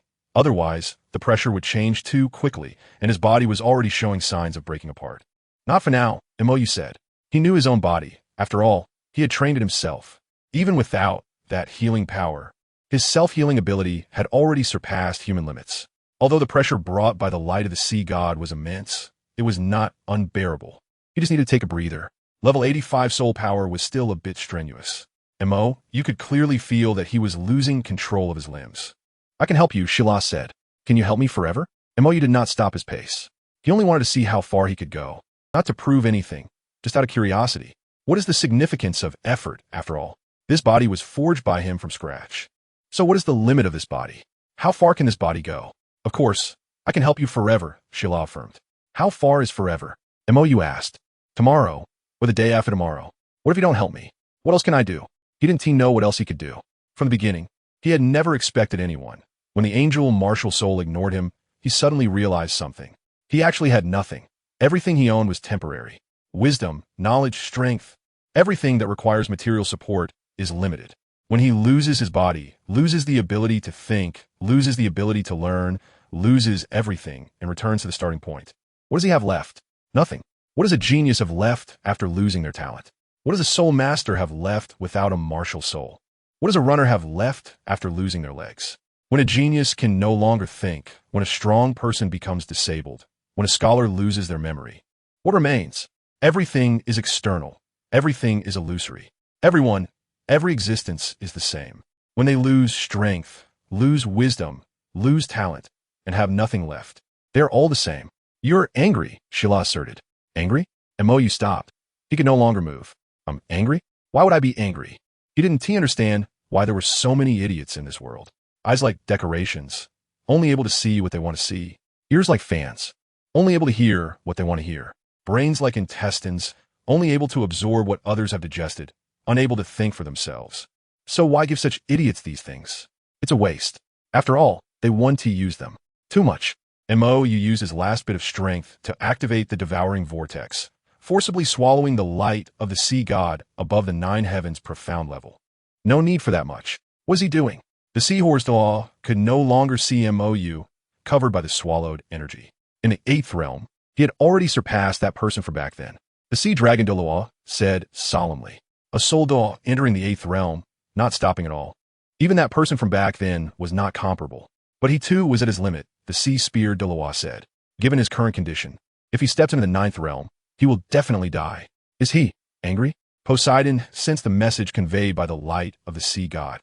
Is this a sea quake? An inexplicable force began to shake the entire sea god island. Great priest, the sea god trident is shaking. The seahorse Douluo said. Poseidon turned to glance at the sea god trident that seemed about to detach from its original position, then looked at the sea god statue that had not responded for a long time. That guy's coming. Poseidon summoned her martial soul and flew towards the sky above Sea God Island. Deep Sea Demon Whale King, what do you want to do? Are you going to directly crash into Sea God Island? Is this guy insane? Poseidon, haven't you realized yet? The sea god is already dead. The Deep Sea Demon Whale King controlled its massive body, crashing into Sea God Island again and again. I'm already here, and that guy hasn't reacted. What does that imply? Don't you know? The protective light of the sea god over Sea God Island has weakened.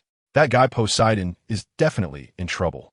Poseidon's expression was solemn, but she did not refute the deep-sea demon whale king. She merely controlled the divine power contained in the sea god statue to reinforce the barrier of Sea God Island.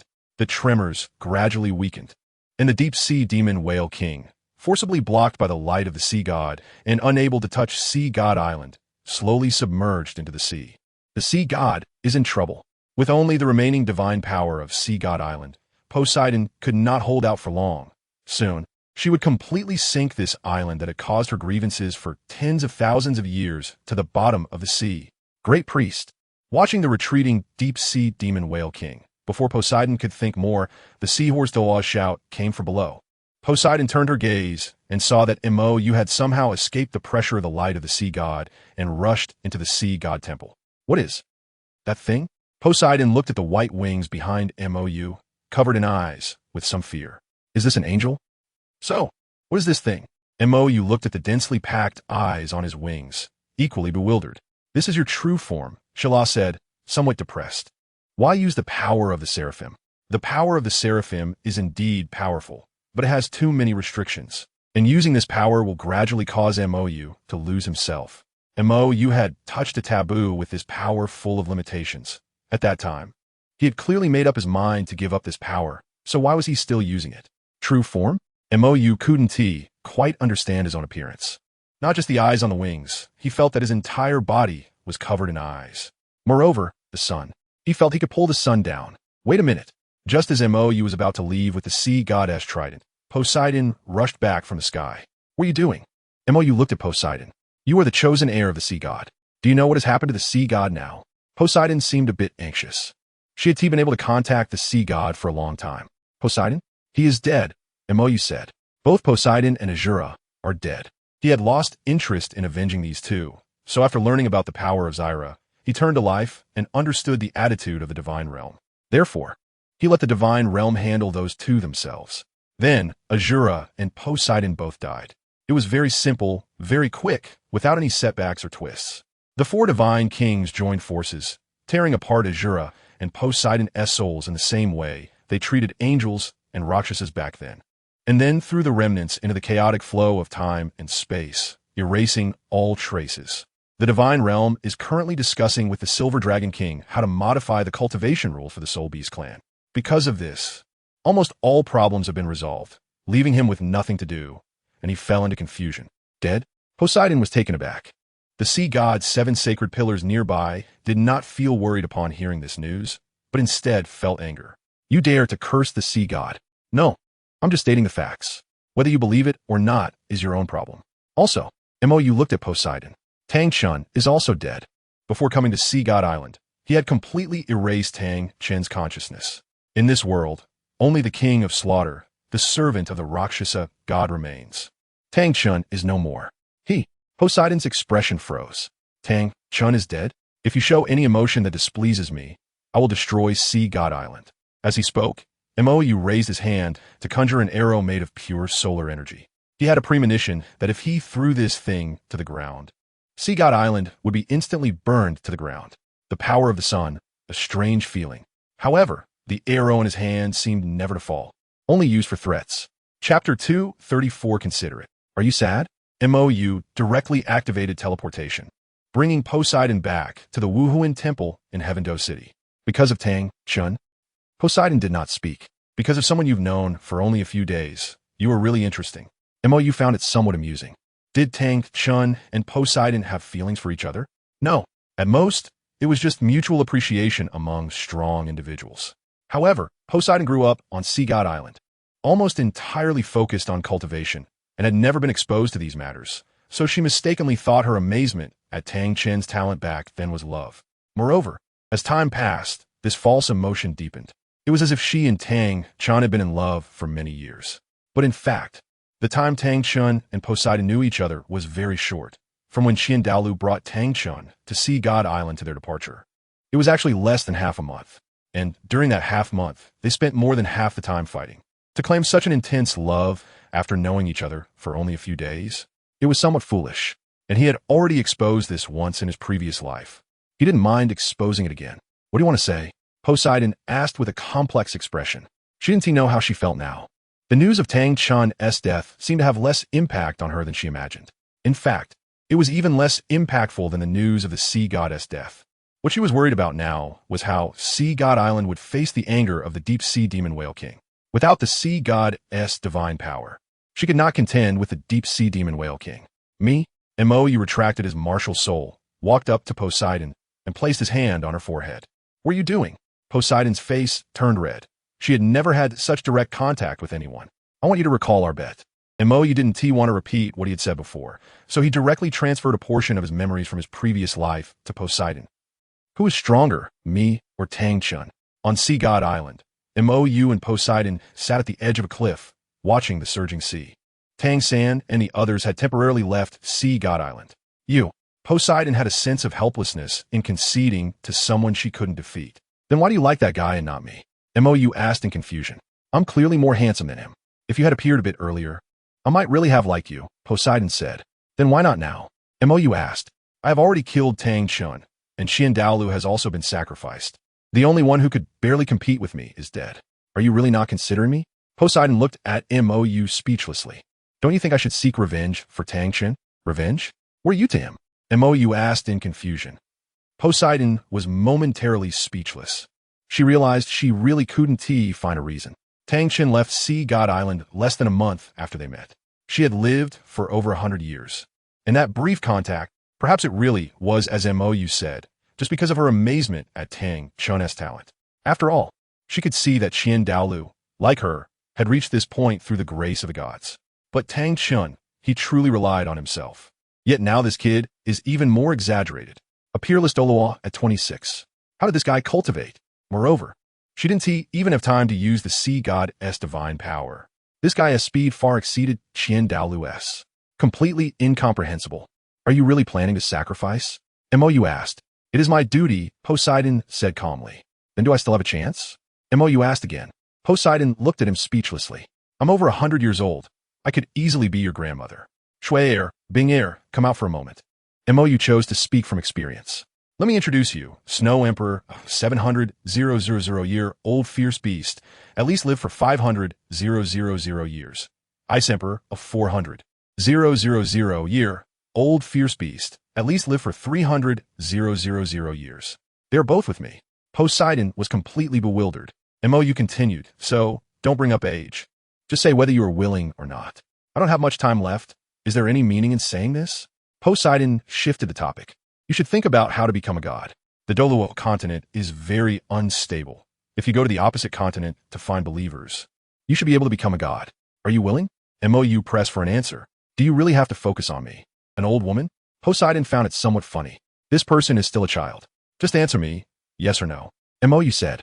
Poseidon shook her head helplessly. All right. If there's a next life, I can. The scene ended here.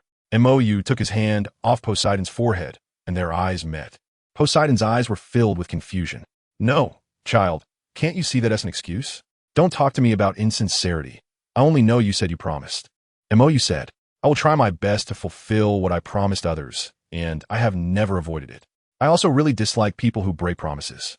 Poseidon's thoughts were very simple. At least among the humans he had seen, she was the most naive and innocent, comparable to a 10,000-year-old grass. He liked such pure things, so when he didn't know if he could survive at that time, he casually asked Poseidon for a promise. It was better than nothing, but he really didn't expect that there would be this day. Poseidon was a bit flustered, because she could see that Mou was serious. She really didn't know how to answer that question, not to mention whether that memory was true or false. Even if it was true, the version of her in that scene was clearly treating Mou like a child. How could this guy take it seriously? Are you trying to say that you are deceiving me? Mou asked. Poseidon seemed at a loss on how to respond to this. You can refuse, but as for Sea God Island, I'm still quite annoyed with that guy Poseidon, Mou said. I was thinking that I could let you off the hook, but now it seems unnecessary. The followers of the sea god should follow him in an orderly manner. Wait, Poseidon shouted. I need to think about it again. Is that okay? Mou nodded. Sure. After all, I'm not someone who likes to force others. Poseidon, do you want to listen to what you're saying? Think slowly. Mou swayed the sea god's trident in his hand. So light, just over 100 pounds. By the way, Let me remind you, don't force me to play the secret room game. Just because I don't want to do something doesn't mean I really can't do it. Secret room game? Poseidon was taken aback. What does that mean? The secret room game is. What is it? BB Dong's cold voice suddenly sounded, and MOU's expression froze as he was about to explain. It's a kind of game. We'll play another day. After saying that, MOU slipped away. Almost got hit by the silent blade. Chapter 235, The Onlooker. I heard that you tied Poseidon up in Tiando City? Dalu quietly approached. I didn't tea. Who did you hear that from? MOU looked innocent. Dalu. Guess who I heard it from? His granddaughter ran all the way back from the Spear Hall, saying that MOU had kidnapped Poseidon. And if it didn't come soon, that kid was probably preparing to play secret room games. Ahem. Let me be clear. She has already rejected you. But she promised me, if you compete with me. MOU's expression turned serious. Brother Qian, you would want to be rejected by the same person twice in a row? Would you? Dalu's expression froze. I didn't come for that. Ever since he was rejected back then, he had already let it go. He wasn't like those young people who could be obsessed with love for decades. To Poseidon, he only felt a bit of regret. However, now that Tang Chun is dead, and the sea god is also dead, the Spirit Hall can spread the belief in angels throughout the continent in the future. He has no regrets left. Not for this matter. MOU looked strange. Then what else could it be for? Poseidon wasn't that important in Dalu's heart. She was just a bit of a white moonlight from his youth. If it involved a conflict between the sea god and the angel's faith, Dalu wouldn't hold back. The impact that Poseidon had on Dalu was largely due to Tang Chun. Poseidon rejected Dalu and chose Tang Chun, which was the main reason Dalu couldn't forget her. Especially later, when Dalu fought Tang Chun again and lost. The double blow made Poseidon's significance in his heart increasingly strange. In fact, Dalu cared more about Tang Chun. To Poseidon, it was more of a sympathy for shared suffering.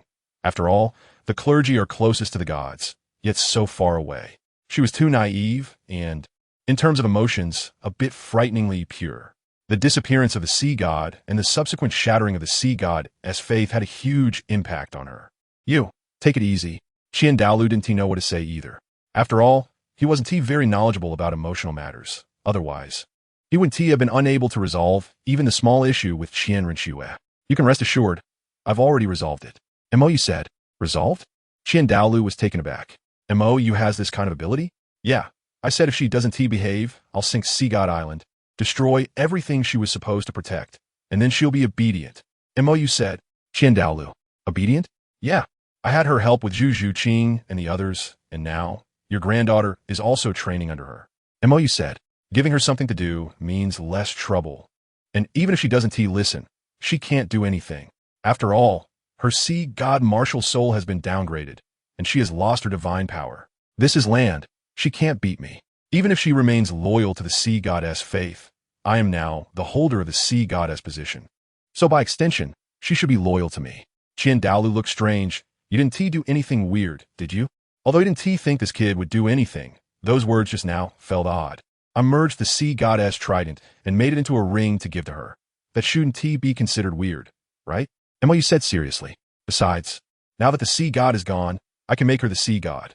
If there are any problems, I could just have those guys in the divine realm help out. Also, by the way, are you interested in the Shura divine position? Huh? Dalu looked confused. Shura divine position? Yeah, Shura is dead now. Previously, the life god told me that the sea god and Shura divine positions will both be determined by me as an apology. So, do you want it? MOU said. I think you're quite suitable. This is possible? Dalu questioned. He is a clergy member, destined not to become a god. And Rinchue's path to godhood needs him. Of course it's possible. MOU spread his hands. Shura killed the angel god. And you, as the angel god's devotee, taking some compensation is no problem, right? I mean, I'm a clergy member. I can't become a god, right? Dalu said. Small problem. You just need to say whether you're willing or not. Anyway, the divine realm will handle it. Either they help me solve the problem, or I solve theirs, MOU said. As for me, I plan to leave after a while. If there are no accidents, it will be difficult to come back. So before I leave, I'll stir things up as much as I can. After all, I've suffered so much. It feels like a loss if I leave just like that. Upon hearing this, Dalu showed concern. You really want to leave? What about little Shui? I don't know. MOU shook his head. The conflict between the divine realm and soul beasts has been resolved. and the future of the Spirit Hull 1T have any problems. As for how this world will develop next, that is not something I should care about. Nor can I care about. I've already done everything I wanted to do. Before I leave, I'll help expand the divine realm. If all goes well, the power of the dragon god should be able to reappear, and the divine realm can accommodate more gods. As for Qian Rinxue, she could decide for herself. I want to interfere with her decisions, just as I want to interfere with how Douluo Continent develops in the future. If she wants to leave with me, I want to refuse. If she doesn't want to, I want to say much. However, don't think too much. This isn't something you should worry about. She is grown up. She is not a child anymore. Don't you have any attachment to this world? Qian Dalu said helplessly. No. Mou shook his head. I'm not originally from this world. I don't care how this world will be in the future. After all, I don't have any expectations for any world. Humanity will eventually head towards self-destruction. Even the gods can't stop it. You've changed. Qian Dalu shook his head. You weren't like this before. The current Mou is completely different from the silly person he used to be. He has lost his excess sympathy and has become increasingly indifferent. People do change. Mou said. Moreover, my indifference to everything might not necessarily be a bad thing for this world.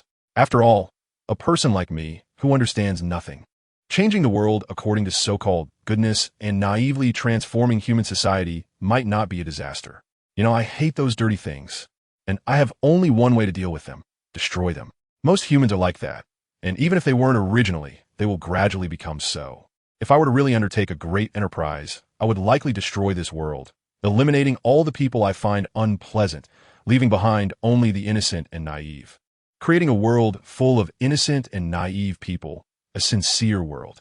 Just like humans select excellent animal breeds, humans also need to be filtered.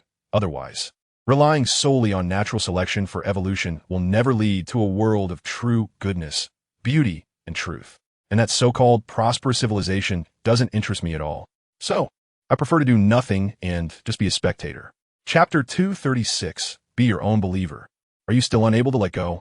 Looking at Poseidon, who sat alone under the moon, gazing at the sky, the Snow Empress stepped in as the leader. The sea god is gone, and the faith in the sea god is also fading. I don't know what else I can do, Poseidon said with a forlorn expression. She was the sea god's most devoted believer. What she used to fear most was the sea god's wrath. But now the sea god is gone, and Mou has destroyed the sea god's only token, the sea god's trident, using the sun to turn it into a ring, and gave the ring to her, saying that from now on, she is the sea god. Without the sea god, why don't you live for yourself? The Snow Empress said. I don't know. Poseidon lowered her head, looking at the ring formed from the sea god's trident and the gem created by the heart of the sea god. There was no joy in her heart, only confusion. She was a believer of the sea god, but now, with the sea god gone, what does being a believer mean? You don't know why he gave you this? The Snow Empress said with amusement. This high priestess who has lived for over 100 years is truly a simple and naive girl, shockingly innocent. She sees Mou as a child, but in fact, she is also a child, one who grew up in the sea god's embrace. The sea god gave her power but also, forever, trapped her. Mou likes simplicity because it doesn't require much thought, so Poseidon was targeted by Mou a long time ago. I don't know. Poseidon shook her head. The Snow Empress took Poseidon's left hand with the ring. You're a believer of the sea god. Now, you are the sea god. He wants you to be your own believer. Poseidon was stunned. Be my own believer? Is that what he meant? You should know, if he really just wanted to possess you, he could directly alter your memories, the Snow Empress said seriously. He could erase the sea god island, Tang Chun, everything except him from your mind, leaving only himself. He can do that. Although Mou has not yet regained his complete memories, he has already reclaimed part of his former power. She also learned about Mou's detailed situation from that Zyra, the Archangel, a divine being, the strongest angel, the spokesperson of God. This is the Michael they see, while Mou is the half-angel created by him. Mou was endowed with many powers by Michael and received blessings and protection from many angels. If Mou had not touched the forbidden power, he should have already been able to become a high-ranking angel. However, he touched Zyra's power. Chaotic power is not permitted in the heavenly realm, and Zyra's power, which is purely destructive, is even more loathed by the angels. However, Mou did not touch the taboo for power but out of annoyance. After all, Michael's power is above Zyra's and is nearly omnipotent, posing no harm. As a most special angel under Michael, Mo, you had no need to touch the taboo, for such a power meant purely for destruction and become tainted. It was intentional. He felt tired of life in the heavenly realm, and contacting Zyra was akin to seeking a kindred spirit, as they are both lonely. Later, Gabriel sounded the horn of judgment, also to fulfill MOU, replacing punishment with exile. Otherwise, MOU should have completely lost his light and fallen into hell. Even Michael could not prevent it. However, after MOU was exiled, Michael and the others granted MOU new protections. After meeting certain conditions, MOU's original powers would awaken again. However, Zyra did not want MOU to regain that so-called pride and return to the heavenly realm. Therefore, when those powers showed signs of revival, she directly suppressed them, which also caused MOU to fall into a coma for half a year. However, Zyra, who had most of her powers sealed, could not suppress Michael's powers, and now, part of MOU's power has returned. But similarly, MOU's thoughts also began to approach his original self. Upon realizing this, MOU did not know what was happening to him. He just felt that if he continued to stay, he might not be able to help but act against humanity. So, he wanted to leave. The duty of angels is to stop human evil and guide the goodness in their hearts. But MOU does not want to be so troublesome. He wants to filter through slaughter, but he also knows this behavior is wrong. So, after struggling, he simply does nothing. He has been lonely for too long and just wants someone to accompany him. If you never make a change, he might really resort to force, the Snow Empress said. Forceful? Poseidon blushed. A secret room duel? Ahem. The Snow Empress showed an awkward expression. Not that. He is actually not interested in such things. No wonder she always felt MOU was strange. This guy is essentially an angel who has lived for tens of thousands of years. Angels have no gender, and the reason MOU is still lecherous is simply the most basic love for beauty, combined with the fact that he was originally a man, thus locking his appreciation for beauty to the opposite sex. Why is MOU's love so pure and devoid of desire? It is also because of his essence as an angel, having long transcended the most basic physiological desires. In fact, angels exist in a special spiritual form and do not possess any physiological desires at all. Therefore, MOU is passive. He has no active interest. Saying something about a secret room duel is just to tease Poseidon. This guy will not force anyone in these matters. In short, you should figure out sooner rather than later, or he might really take forceful action, wash your brain, and then raise you as a daughter. Poseidon. Is it that extravagant? No, are you serious? Ning Rongrong and others felt a little embarrassed, because they were really going to marry the Tianshan prince Xue Qinghe, disguised by Qianren Xue. The Seven Treasure Glazed Tile School, Blue Lightning Tyrant Dragon, Hao Yin School, Xinglua Zhu family, are all connected to the Tianshan prince. Isn't this a perfect solution? MOU said. In this way, the Wuhuan Hall can kill fewer people in the future. Of course, if you are unwilling, I can simply. Willing. Exening Rongrong and others hurriedly interrupted. They could still understand what this older brother meant. Directly eliminate all of them. Then you could discuss the marriage matters slowly. MOU would not disturb them. Qianren Xue's wedding, the lilies of her hometown bloomed. I heard that you plan to leave. The Silver Dragon King has now grown into an adult version of a beautiful girl.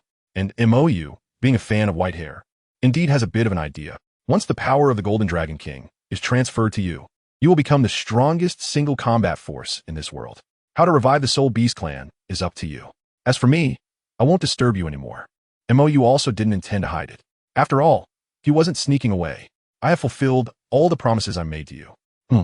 What about the promise I made to you? The Silver Dragon King sat down next to MOU. The promise you made to me? MOU was taken aback. Oh, you don't need to worry about the sacrifice anymore. I don't even have a martial soul now, so I can't sacrifice anything. The previous soul beasts have already been revived by life for me. And as for the ones I originally planned to sacrifice, forget it. After all, they're all hanging around me, which feels weird. Not that matter. The Silver Dragon King showed a strange expression. Is this guy pretending to be stupid or really stupid? Not. MOU looked at the Silver Dragon King. Could it be that you really intend to offer yourself? Isn't that what we talked about from the beginning? I knew you were still after my body. MOU's expression became serious as he stood up and slipped away. The Silver Dragon King looked confused. What's wrong with this guy? Ahem. The Snow Empress walked up with a strange expression. You want to steal a man? Huh? The Silver Dragon King was taken aback. Just to clarify, I'm now associated with him, so you're no longer my boss. The Snow Empress said seriously. Therefore as his main wife, even if you really want to steal a man, you should discuss it with me first, right? Huh? What do you mean, huh? You even have to line up behind the third mistress. No cutting in line. Chapter 237. Shila's Explanation. Divine Realm. Under the guidance of life, Mou brought the Snow Empress and the Silver Dragon King to the Life Forest in the Divine Realm. The Silver Dragon King was there for formal negotiations, while Mou and his companions were there for fun. The time flow in the Divine Realm is different from that in the mortal realm. One day in the Divine Realm is roughly a year in the mortal realm. Recently, Bibi Dong and Qianrenxue have also been busy, while the other girls have been arranged by Mou to follow Poseidon to Sea God Island for the Sea God trials, climbing stairs. Although he could arrange some adventures for these guys in the Divine Realm, or even directly infuse them with cultivation, he still had to handle his own matters, and his own cultivation had to be done by himself. This was advice from Bibi Dong. Those children had not experienced the growth of power. Suddenly gaining immense power would lead to problems in their mindset. Even if it wasn't obvious now, the impact of this issue would grow larger over time. Not everyone is like a certain someone whose mind isn't normal. My mind isn't normal? Mou frowned. How could such a kind and beautiful person have an abnormal mind?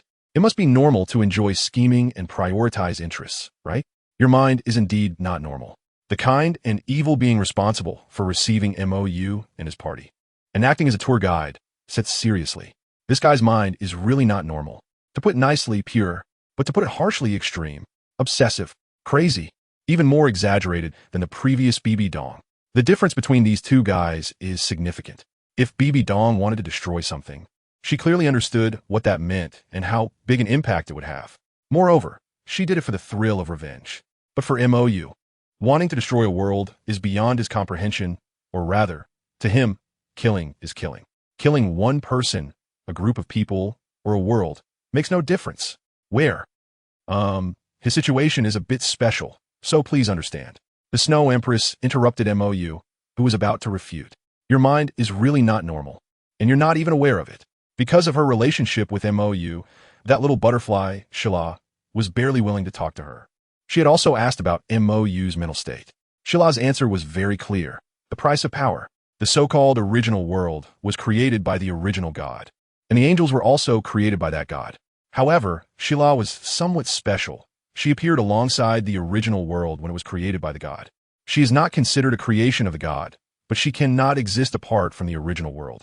The lowest level angels are similar to the artificial intelligence robots in Mou's memory of that world, lacking thought and self, merely acting according to established rules. Occasionally, during the execution of rules, low-level angels might experience mutations and develop a sense of self, similar to how some sci-fi movie robots develop their own thoughts. If this self aligns with the God's expectations, the low-level angel will qualify for an upgrade, and the God's trial will begin. If successful, they will gain more power. But if they fail, they will fall to the other side of the original world, hell. There was once a powerful angel who, like Mou, grew weary of daily duties. He could not understand why the God was always filled with hope for guiding humans, such despicable beings, towards goodness, even after countless failures. And despite never having succeeded, humans invariably moved towards self-destruction. Yet the God persisted. That angel believed the God was wrong, so he instigated a rebellion, leading 1/3 of the angels to challenge the God. If he succeeded, the angel's duty would no longer be to guide life towards an unreachable goodness, but to destroy life. Just as the God created angels, angels would create new, perfect life. The outcome was inevitable. That angel failed. He didn't even make it to the God's presence before being defeated by Michael and fell to the other side of the original world. That angel is what Mou refers to as his predecessor, now the ruler of hell, Lucifer. Although Lucifer failed, he still believed the God was wrong and wanted to prove it. Therefore, he began to make the beings in hell do the opposite of what angels do. Angels guide life towards goodness, while the beings of hell guide life towards degradation and destruction, and the God did not oppose Lucifer's actions. Because when faced with guidance, how to choose is the freedom of life. Unless hell creatures use prohibited powers, angels cannot interfere. As for why this is so, Shila said that the God believes that life in the original world, even angels, once they enter another world, become invaders, regardless of good or evil. To the life of that world, angels and hell demons are both invaders. Therefore, the God prohibits angels from using violence against local life in worlds outside the original world. However, fallen angels are not restricted, because fallen angels exist between hell and the divine realm, and fallen angels have never shown any interest in worlds outside the original world. In fact, fallen angels are tools used by the god for testing, but these tools can occasionally be a bit difficult to use. Mou's birth was actually an accident. The bored Lucifer went to the world where Mou originally existed, and Michael, worried about Lucifer's antics, followed him. Then, due to saving someone and dying, Mou became the wager between Lucifer and Michael. It is exceedingly difficult for low-level angels to develop a self. It may take tens of thousands of years for one to appear. So, what happens when a soul that already has a self is transformed into an angel? The god became interested in this matter and allowed Michael and Lucifer's wager. Thus, Mou was brought to the divine realm, and his soul was transformed by the energy of the divine realm, becoming a half-angel. Later, without any interference, Mou began executing rules and fulfilling responsibilities from the lowest level of angels. Over tens of thousands of years, he became increasingly powerful. In addition to the blessings of high-ranking angels, he also obtained a portion of the power belonging to the highest order of seraphim. Those eyes were symbols of high-ranking seraphim. Seraphim can control the sun, which can both nurture life and destroy it. Therefore, when using seraphic powers, Mou could only act according to pure rules, without any personal feelings mixed in. Otherwise, he would be unable to wield this destructive power. However, unexpectedly, just as Lucifer had initially asserted, humans are ultimately different from angels in essence. Mou's thoughts began to waver, and like the former Lucifer, he started to doubt the usefulness of his efforts over tens of thousands of years.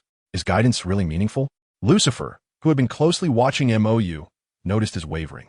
However, due to the terms of their wager, he could not interfere with Mou's choices or guide him.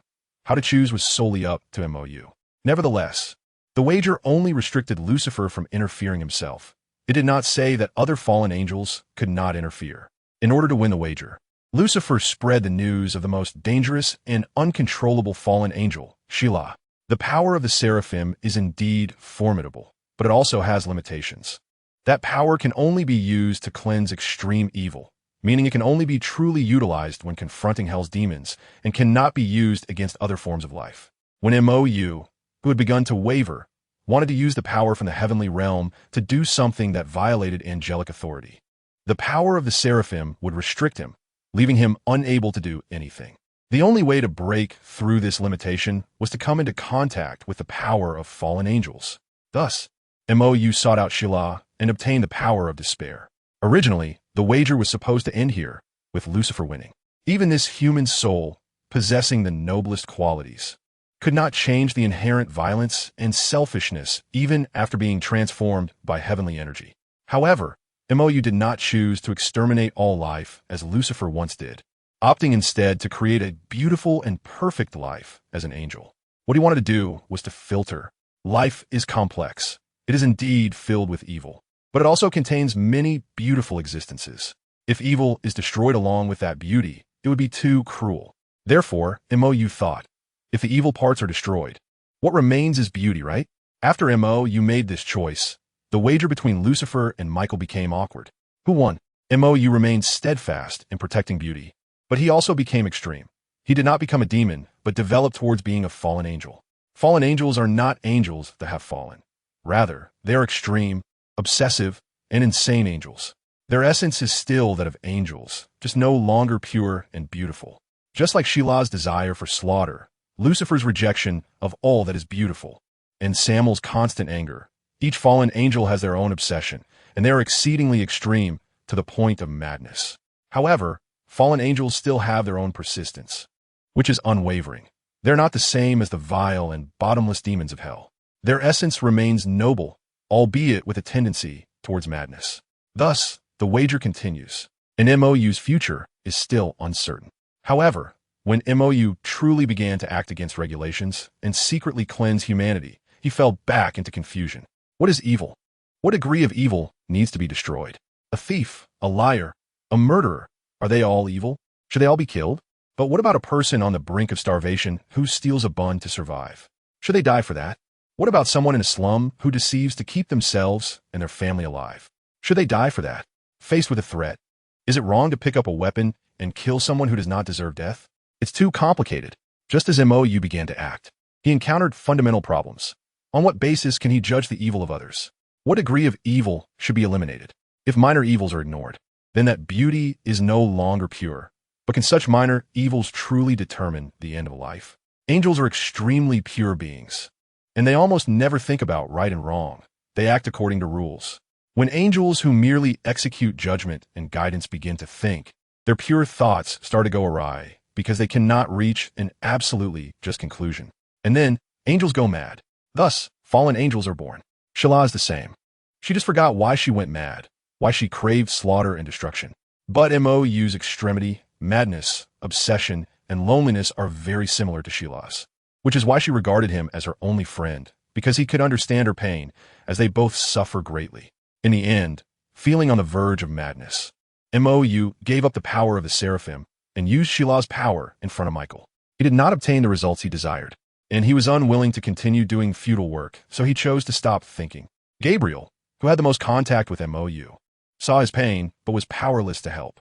Therefore, when Mou made himself the vessel for Sheila's descent, Gabriel sounded the horn of exile, helping him leave the heavenly realm and forget everything.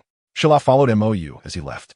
Although she had left the original world, she had almost no power, and once she truly took Mou as her vessel for descent, she would destroy him. If it weren't for Michael bestowing blessings on Mou again, she would have been unable to use any power. Now, it seemed that the blessings Michael had given Mou had met the conditions. So the power of the seraphim began to awaken within Mou. His previous struggles also began to resurface, and if stimulated further, Mou was likely to go mad and become a fallen angel like Sheila. To prevent or delay this from happening, they needed to stop Mou from thinking. As long as he did not ponder right and wrong, merely acted as a bystander, and did not feel the pain of others, he would not encounter problems. Mou is not a pure angel, but he possesses the purity of an angel, and purity is an extremely dangerous trait.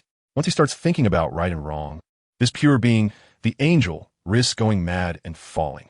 One point that Sheila cannot understand is that the creator of angels, God, has never intervened in such matters. God is merciful yet indifferent. Regarding everything, God merely watches and never uses power to interfere. Even angels can only guide, not employ any coercive means. God will only restrain extreme powers. Beyond that, God does nothing. God does not take lives nor save lives. God merely observes. Clearly, God possesses the most powerful abilities. Yet like the rulers of other higher worlds, God does not intend to do anything. There are many higher worlds, each with its own rulers and creators, and their ruler of the original world is referred to as God. How the rulers of other higher worlds are named is their own matter. God is merely a substitute, a way for creations to establish contact with God. As for what God truly is and where it comes from, no one knows. Once, Sheila asked God why it did nothing.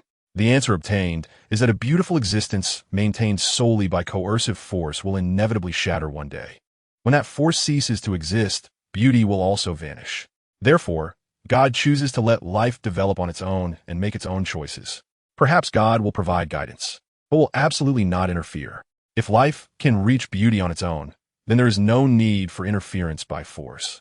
If life cannot reach beauty, there's also no need to create a false beauty by force. However, Sheila feels that God has unspoken words, because the original world is not the only higher world. There are many others. She has heard about them from Lucifer, and those existences, like the legends of angels, are also passed down in countless worlds. The myths of the world of Moyu correspond to those higher worlds. The so-called myths are actually traces left by the life of that world interfering with other worlds. Since there exists this original world created by their gods that desires beauty, there must also be another higher world that desires chaos. Thus, it is very possible that God does not want to intervene, but is unable to intervene, just like what is written in those fantasy novels that Moyu remembers. When a conflict arises between the lowest disciples of two top sects, they are left to solve it themselves. However, if it is reported upwards to the deacons, elders, sect leaders, supreme elders, or ancestors in seclusion, and the conflict escalates into a clash between the two top sects, it could become problematic. Therefore, there has never been a conflict between higher worlds, at least not in Sheila's memory. However, once a conflict occurs between higher worlds, will human wars care about the lives of ants? The gap between higher worlds and lower worlds is far greater than that between humans and ants. If a real fight breaks out, no one knows how much destruction it will cause. The so-called fighting among gods and immortals brings calamity to mortals. Thus, higher worlds never interfere with each other. nor is there any issue of one invading another's territory or stealing someone else's people. The regions and lives outside one's own world are all free individuals. How to choose and where to belong is the freedom of those lives. There's no such thing as territory as understood by humans. The lives of higher worlds do not care about these issues.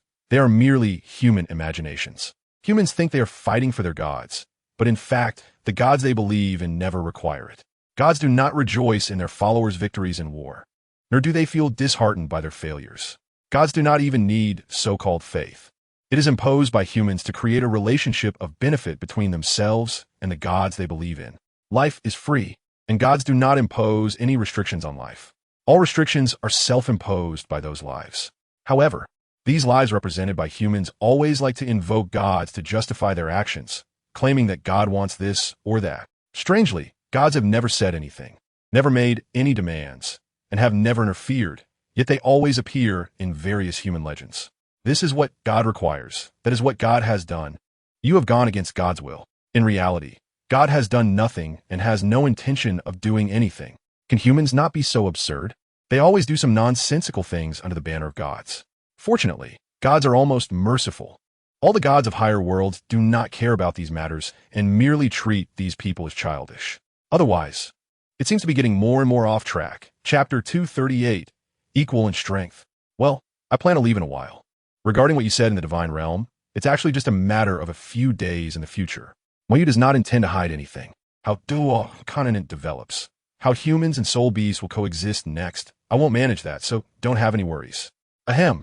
The Silver Dragon King, sitting beside Moyu, coughed lightly. We have discussed it and decided to place a curse on Douluo Continent, prohibiting humans and soul beasts from fighting. Those who violate the rules will face light consequences of regression in cultivation and daily misfortune, or heavy consequences of being struck by lightning and dying on the spot. Moyu was dumbfounded. What? It can be played like this? The legendary rules of heaven.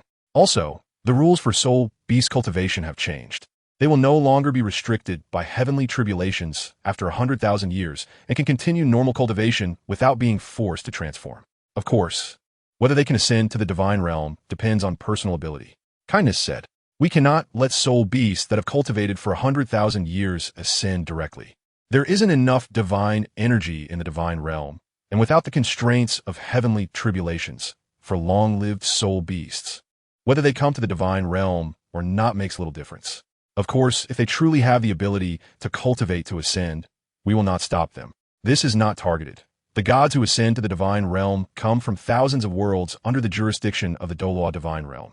Among so many powerful human worlds, only a few have ascended, while soul beasts only exist in the Douluo Continent and cannot be said to ascend after 100,000 years. There are only so many gods in the divine realm. If a bunch of soul beasts suddenly ascend, what does that mean for the much stronger beings from those other worlds? Of course, don't mention passing down divine positions and leaving the Douluo divine realm. Evil has observed many strange ideas of Moyu. The area beyond the Douluo divine realm belongs to unknown regions. Even if we, a few divine kings, go out, there's a risk of injury. Most gods value their lives, and how could they easily give up the divine positions they have worked hard to obtain? Moreover, you may not understand the situation in the divine realm. Once a divine position is passed down and the protection of divine energy is lost, the originally near-endless lifespan of a god will be greatly reduced. Aside from those who are incredibly bored and have lost interest in the mundane life of the divine realm, no one would want to relinquish their divine position and venture into the unknown to seek death. Moyu has even discussed with those young girls in Douluo Continent about creating gods through the method of passing down divine positions. It's that kind of thing where one becomes a god and then sets the simplest divine examination to pass the divine position to the next person. And then the next person passes the divine position in the same way. Such behavior is absolutely not allowed. Continuous passing down of divine positions will cause divine energy to shatter. It will also impact the divine realm. This shattering will take at least tens of thousands of years to recover. Note that it is tens of thousands of years in the divine realm, not in the mortal realm. Although one can continue to stay in the divine realm after passing down a divine position, once one relinquishes their divine position, their long lifespan will be lost. How many gods would be willing to do such a thing? Nowadays, most of the gods in the Douluo divine realm are humans who have ascended. Don't humans understand humans? A rich person with endless wealth could share their wealth. ensuring many people would never worry about food and clothing for life. But would that rich person do that? After making money, they would only want to make more money. No one would be dissatisfied with having less wealth. True wealth comes when one has money while others do not. When everyone has money, it is equivalent to everyone being poor. Power is similar. I understand the reasoning, and I do not intend to interfere. Moyu said, don't misunderstand. What I want to do has already been completed. As long as you don't cause trouble for me, I won't act recklessly. What he initially wanted to do was merely to help Qian Rinxue and Bibi Dong resolve some conflicts and to deal with Tang San casually. However, later he discovered that there was Shura behind Tang San. He couldn't kill him. If he stubbornly pursued Tang San to kill him and angered Shura, with a sudden bolt from the blue, could he still live? Even soul beasts that have existed for hundreds of thousands of years cannot withstand it. How could he? In this life, he just wanted to solve the issues with the Azura and help the Silver Dragon King and the others, and now that the problems are resolved, he naturally has no reason to stay any longer. As for helping the Spirit Hall unify the continent, he has no interest in that. So, if you're planning to leave, where will you go? Asked Kind curiously. I don't know. Moyu shook his head. I'll just wander around. After all, I'm still quite strong. Even without the power of Shala, I still have a bit of my own strength. It's exaggerated. I've tried it. I can really move the sun. In fact, I feel like I could destroy the sun directly. I'll look for an empty star to test it out later. However, it seems the sun can't be brought down. I can't use that power to destroy it. When I really had that intention, it felt like something locked me in place, unable to move. Can you take me with you? Kind leaned in with an expectant look. I'm very obedient. She had long wanted to leave the boring divine realm, but previously she couldn't just abandon it. Now, with the divine realm in such a state, her presence doesn't have much of an effect anymore. Plus, leaving the Douluo divine realm is quite dangerous since it's an unknown territory. Although she isn't afraid of death, she wouldn't seek it out recklessly. Now that she has Moyu, who is a strong ally, it's perfect for exploring. You? Moyu looked at her oddly. Kind wants to leave the divine realm? What about evil? Oh wait, these two haven't inherited their divine positions yet. They haven't run to the mortal realm, so they're not a pair yet. I'm really obedient. I won't cause you trouble. Kind blinked her bright eyes, looking just like a harmless little girl. But I might not come back, Moyu said. And even if I do come back, I don't know when that will be. This isn't a joke. Shala said that traveling through time and space is full of uncertainties. Even if he could sense his way back to this world, when he enters this universe, it could be billions of years later. Moreover, the world, meaning the universe outside the universe, has countless others. There's also the vast universe that contains small universes. In short, the area beyond the universe is very complex and dangerous. Even Shala doesn't have absolute confidence in ensuring their safety. Plus, if luck is bad and they encounter Shala's old friends, there could be some issues. Of course, they wouldn't die. Shala can guarantee that because the beings that could kill them wouldn't take action against them. Those beings of that level wouldn't act casually, or rather, even in Shala's long life, he has never seen such beings take action. However, there is still a certain probability of conflict when encountering beings of the same level as Shala. It's okay. Anyway, whether I'm here or not, it doesn't have much impact on the current divine realm. After you helped expand the divine realm, it has become more stable than before. Even if it encounters a super large space-time turbulence, the current divine realm can withstand it, Kind said. So, can you take me along? Have you really thought this through? Moyu asked. Kind showed an odd expression. If you're interested in me, it wouldn't be impossible. She was quite interested in Moyu's thoughts, although they were extremely paranoid and even a bit crazy, as long as there was no conflict with him. His safety was comparable to that of a harmless baby, so it wasn't entirely out of the question. Hearing this, the Snow Empress and the others showed unfriendly expressions. Old hag, trying to steal home? You should reconsider. After all, this matter isn't a joke, Moyu said. Now, I have another matter that is more serious. I plan to give the Azura divine position to Qian Dalu. You can see what kind of person that old man is. So it's not a problem, right? No, Evil and the others shook their heads. In terms of character, Qian Dalu truly has no rivals in the current Douluo Continent. And now, after Mo's manipulation, his strength has become the strongest among the human beings in the mortal realm. However, he is a believer of the angel god, and the Azura divine position actually belongs to the evil thought divine position, which governs slaughter. Are you sure he can accept it? Evil asked. TCH, I threatened that old man with Qian Rinxue and Poseidon, and his temper flared up instantly.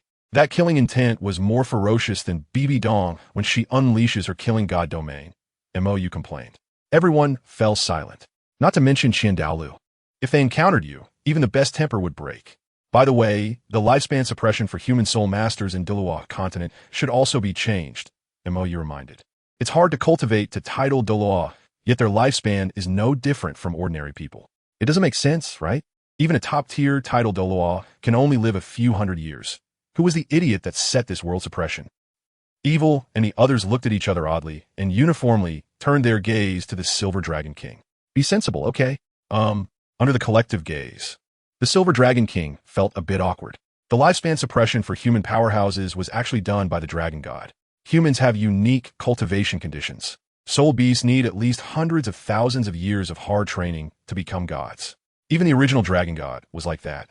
But humans can reach the divine realm in just a few decades. This is too unfair for soul beasts. Therefore, after the Dragon God successfully ascended and controlled the divine realm with absolute power, he imposed restrictions on human powerhouses' lifespans. If they can't reach the divine realm in a short time, they can only die of old age. So in the end, the Dragon Gods fall and the divine realm, setting heavenly tribulations against the Soul Beast clan, also has a bit of karmic retribution involved.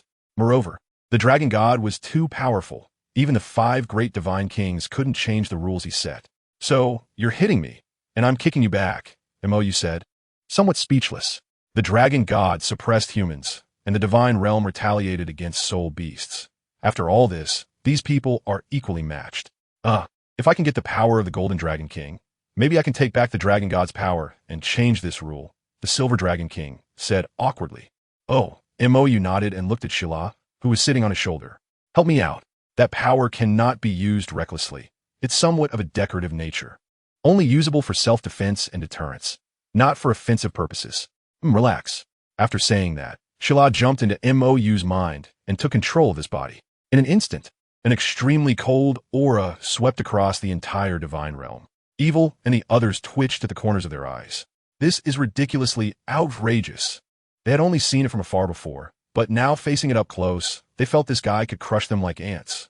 Shila didn't delay, grabbing the Silver Dragon King and flying towards the sealed location of the Golden Dragon King. Who? Everyone took a deep breath. This ancestor is outrageous. Evil sighed. Yes, it's outrageous, Destruction said darkly. The Azura is dead. Poseidon is also dead. But the ones who should really die are these two. If it weren't for these two idiots being so careless, would they have to face such an ancestor? Cough, cough. The divine realm has expanded, right? Evil, who was being stared at by Destruction, feigned calmness. Overall, this matter is actually profitable. Destruction, why don't you just change your name to Shameless? Yes, the divine realm did expand. And just now, Mou introduced a large amount of unclaimed divine energy to the divine realm. Next, the Douluo divine realm can welcome many new gods, and the Douluo divine realm will become even stronger. However, this matter is fraught with risks. Damn, the divine realm almost didn't make it. Everyone was on the brink of destruction, and you still have the nerve to say it's profitable? If this ancestor is in a bad mood, it could all be over at any time. To be honest, if we had initially let Mou observe the divine realm for a bit, this guy wouldn't have entangled himself with Douluo Continent or mixed with soul beasts. Even if he still felt dissatisfied with Douluo Continent, we could have discussed it and approached it steadily. But it's all because of that evil bastard. Looking for fun. Because of the angelic aura on Mou, he insisted on throwing this kid into Douluo Continent. As a result, a whole mess ensued. From the time Mou entered the divine realm until now, if we don't count the time when the world was reset from their perspective, only a little over 10 days have passed. Not even half a month. Almost destroyed the divine realm. I'm not looking for fun here. How about I go out and have some fun too? The evil one, feeling anxious under the gaze of Destruction, also wanted to slip away. Right now, Mou is still here, but once he leaves, he feels Destruction will come after him. Although in a one-on-one, Destruction isn't his opponent. If those two team up, he would only be on the receiving end of a beating. You're the evil God King. How can you abandon your post? Destruction said with a forced smile while putting a hand on the evil one's shoulder. If Kindness plans to leave, who will take charge of the divine realm if you leave too? The evil one tried to break free, but Destruction held on tighter. Actually, I thank you. I'm afraid I can't handle such a big responsibility. Destruction sneered. You need to believe in yourself. The evil one said earnestly. I believe in your sister. Destruction said angrily. Don't even think about slipping away. Chapter 239, New Soul Beastco Master. About half an hour later, Mou returned with the Silver Dragon King, holding him in his arms. Is it done? The evil one asked in confusion. The Silver Dragon King hasn't changed. No, wait. The Silver Dragon King has weakened. Damn. Could it be that he transferred the Silver Dragon King's power to the Gold Dragon King? The Gold Dragon King is insane. She said she wanted to go out and see the world with me, but as the Soul Beastco Master, it would be too irresponsible to leave directly, so she thought she should change to another Soul Beastco Master. Mou still had a bit of trouble processing this. So, she asked me to help extract the Dragon God bloodline from her body and transfer it to the Gold Dragon King. In this way, the true Soul Beastco Master would be born, and she could leave with peace of mind. Everyone was stunned. Big brother, did you forget what we said before? The Dragon God's evil thoughts are all in the Gold Dragon King. Back then, the 5 of them teamed up with a bunch of first-level gods to beat him up, and it was under conditions where the Dragon God was mentally unstable. Shura managed to cut the Dragon God in that state in half with a sneak attack. This means that under normal circumstances, even the 5 God Kings combined couldn't defeat the Dragon God. If the level-headed Silver Dragon King obtained the Dragon God's power, they could still maintain balance. After all, even if Dalu inherited the Shura God position, that guy is human and a believer of the Angel God, so he would definitely stand on the side of humanity. In that case, the power balance in the Divine Realm could still be maintained. But the Gold Dragon King is insane. That guy has obtained the Dragon God's physical form, and has also inherited the Dragon God's evil thoughts. A highly dangerous individual. Of course, you can rest assured that I will handle it. You could see the worries of this group. I cut off the Gold Dragon King's brain. Everyone looked confused. Cut off the brain? The Gold Dragon King has a brain? What else can that guy do besides go crazy? To be precise, I cut off his evil thoughts. And then Zyra helped me organize his brain. Mou found it a bit hard to describe. How should I put it? That little gold dragon will end up with the same brain as him. Zyra, sitting on Mou's shoulder, pointed at a certain marvelous brain. She used the blessing of Michael on Mou to modify the Gold Dragon King's brain, giving that guy a fundamental angelic way of thinking. Just like him. Not to mention the evil and destruction.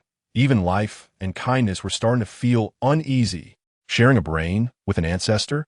Wouldn't it turn the Divine Realm upside down? What do you mean? Is my brain that bad? Mou's expression was strange. He, such a virtuous and good person, who has never acted recklessly and is so well-behaved, is being looked down upon. The expressions of the evil one and others were complex. Don't you know what kind of person you are? Extreme, paranoid, crazy. Although they seem stable, they are actually extremely unstable. Just like high explosives. If you don't touch it, there will be no problem, but once you do, it will explode directly. There is no room for easing. For example, a normal person, if they're going to go crazy, it's a gradual process, just like a game's anger meter, and there are stage changes, which means there is a buffer period. When everyone notices the problem, there is reaction time. But Mou's personality has no anger meter, no buffer period. As long as it touches that point, it will definitely explode. But as long as it doesn't touch that point, in others' eyes, excessively unacceptable things. Mou 1T even have the slightest reaction. Don't think this kind of personality is good. Interpersonal relationships aren't that simple. This black and white instant switching brings enormous pressure to everyone, because no one knows if there will be a brain-dead person who will touch that point. Do you have some misunderstanding about his brain? Zyra was very dissatisfied with the reactions of this group. You even look down on the angel's brain? What I gave that little gold dragon is the fundamental angelic way of thinking, completely detached from mortal thought logic. In words you can understand. It has no self-desire. Angels created by God, whether it's the closest to God, Michael, or the lowest-ranking angels, even the fallen angels like Lucifer, have no self-desire. Angels have self and desires, but not self-desires. Everything they do is not for themselves, and they do not consider their own gains and losses. Therefore, the heavenly realm is similar to the ideal world of humanity, a utopia where I serve everyone, and everyone serves me. It is also for this reason that fallen angels have no interest in the world outside, the heavenly realm, even the ever-tempting Lucifer, who only cares to prove God's mistakes. Both humanity and other life forms are merely tools for him to prove that. Life in the heavenly realm has no interest in life outside of it, or rather, not only their original world, but also the life forms of other higher worlds are the same. They do not care about life outside their own world, do not want to oppress, nor need these lives to do anything for them. Of course, misunderstandings may occasionally arise, or perhaps they are not misunderstandings at all, because humanity always likes to use some unprovable things to raise their own flags, the so-called righteous cause. And when they mistakenly believe they are making some inexplicable sacrifices without receiving a response from God, they will start to resent. Inexplicably. Additionally, some people think this is because the life forms in the heavenly realm look down on these weak lives. But in fact, angels do not possess the emotions of looking up or looking down. They're simply not interested. Humanity always likes to use their own thoughts and logic to speculate about the thoughts of another kind of life, arriving at a supposedly correct wrong answer through erroneous logic, and treating it as a standard. In their view, the most classic, the most humorous, and the one Lucifer is most interested in is humanity's conspiracy theories. Because I am despicable, I believe that noble things are also despicable and false. There must be something unspeakable behind them. I hope for selfless redemption, but also affirm that there is some unknown conspiracy behind it. Does such a life deserve redemption? I help you. Yet you think I'm doing it for my own benefit, therefore naturally viewing this help as a transaction, clearly structured, even repaying kindness with malice. But you have never considered one thing. I could have chosen not to help you. The reason the higher world no longer intervenes in the lower world is that they have tried to make contact, but the responses they received disgusted them. So they chose to respect the boundaries. After all, these are different lives, and they came seeking contact, so being disgusted is self-inflicted, resulting in no further contact. Of course, there are occasional cases of those who are too disgusted to refrain from retaliation. Lucifer is a typical representative of this kind of person. Anyway, I've already changed. Whether you accept it or not is your business, not mine. Shala is indifferent. The underlying logic of angels is what she knows best. It is the most suitable logic for dealing with external life. Like a fully reflective mirror, whatever the other party does, she does the same, responding with good to good and evil to evil. Mou's character has been interfered with too much by external factors, and plus he is not a pure angel. So sometimes his goodness is excessive, and when he turns evil, it can be even more extreme. Paranoia and extremism are tendencies of fallen angels. And when Mou develops a certain paranoia to the point of madness, he will become a true fallen angel. Fallen angels are all mad angels. However, it is not a mindless madness, but an excessively extreme kind of madness that does not behave like the mad humans who seek revenge on society. Being mad does not mean abandoning one's principles. Even that guy Lucifer is very principled. In Mou's words, a madman is not a fool. I think it's great. You think I'm extreme, but if I weren't so extreme, would you easily concede? Mou asked. If it weren't for the fact that, once I go to war, I won't stop until death, would you really concede directly? He might be a cowardly person, but that is before he takes action. As long as he hasn't acted, anything can be forgiven. However, once he takes action, negotiation is no longer necessary. As long as he aims to exterminate completely, any issue can be resolved. To resolve a conflict, the only solution is to utterly destroy one side. As long as opposition exists, the conflict will not disappear, but will only hide, erupting again on some future day. Just like the current humans and soul beasts. On the surface, they cannot kill each other due to the curse of the heavenly Tao. But how long can this situation last? There are policies from above and countermeasures below. He never doubts human capabilities in this regard. Humans are quite despicable, always liking to test the waters. And once the other party shows no good temper, they like to say, why are they so petty? To avoid such foolish probing, I think it is very appropriate to explode at the slightest contact, Mou said. Just like the high-pressure policies of human dynasties, harsh punishments and cruel officials seem unkind.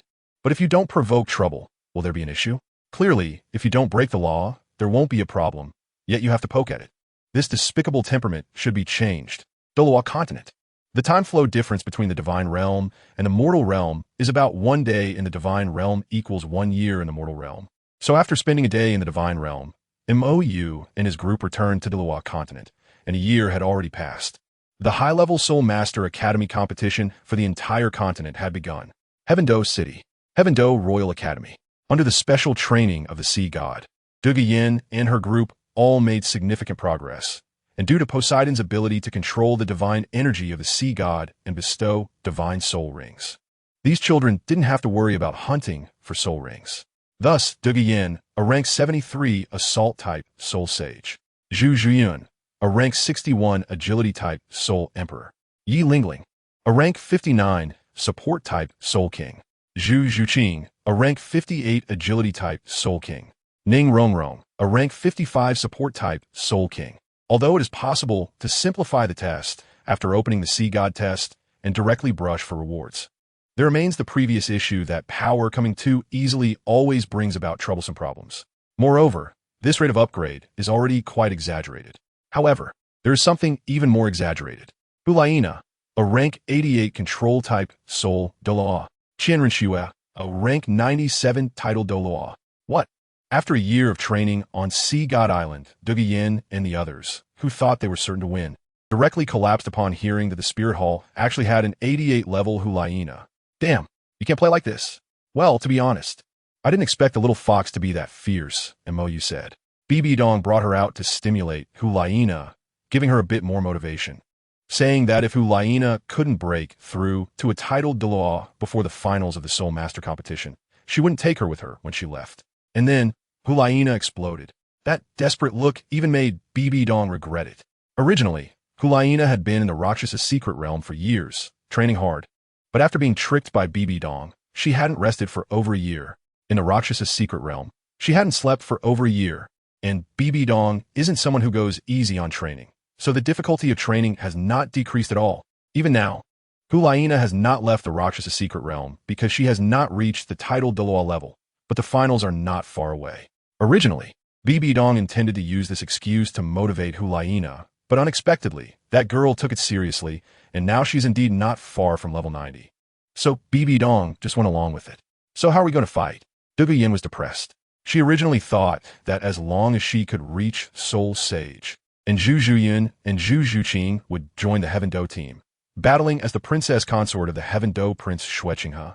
Along with Ning Rongrong's super strong support that ignores level differences, they still had hope of winning the championship. But now, 88 level, how are we going to fight? One person could take on all of them. Well, just do your best. Mo, you could only comfort her like that.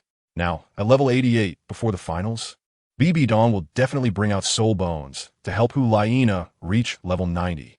Otherwise, that girl's mentality will absolutely explode. He even heard Bibi Dong say that Hulaina is now a bit neurotic. It seems that staying in the Rakshasa secret realm for too long and not sleeping for a whole year has led to some mental issues for the little fox. So now it's just a little bit away, and Bibi Dong will definitely help. What about you? Ning Rongrong asked curiously. She felt no fluctuation of soul power from MOU. Not a trace. He seemed like an ordinary person. Could it be that MOU has already become a god? After all, the sea god Poseidon gave them the same impression, with no fluctuation of soul power. I just regained part of my original power. MOU found it hard to describe his state. Shala said he could draw on the power of the sun, which is the power of the seraphim. This power can only be used to eliminate the most extreme evil and as a beacon of light, not for fighting. At most, he could defend himself. If he encounters a situation where he wants to beat someone up just because he dislikes them, he will have to use Shila's power, but that power is too exaggerated.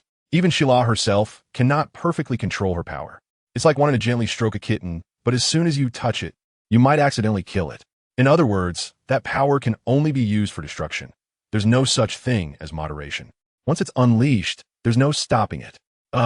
She can't make a move. The Snow Empress, who was by her side, said seriously. Shala had shared some precautions with her.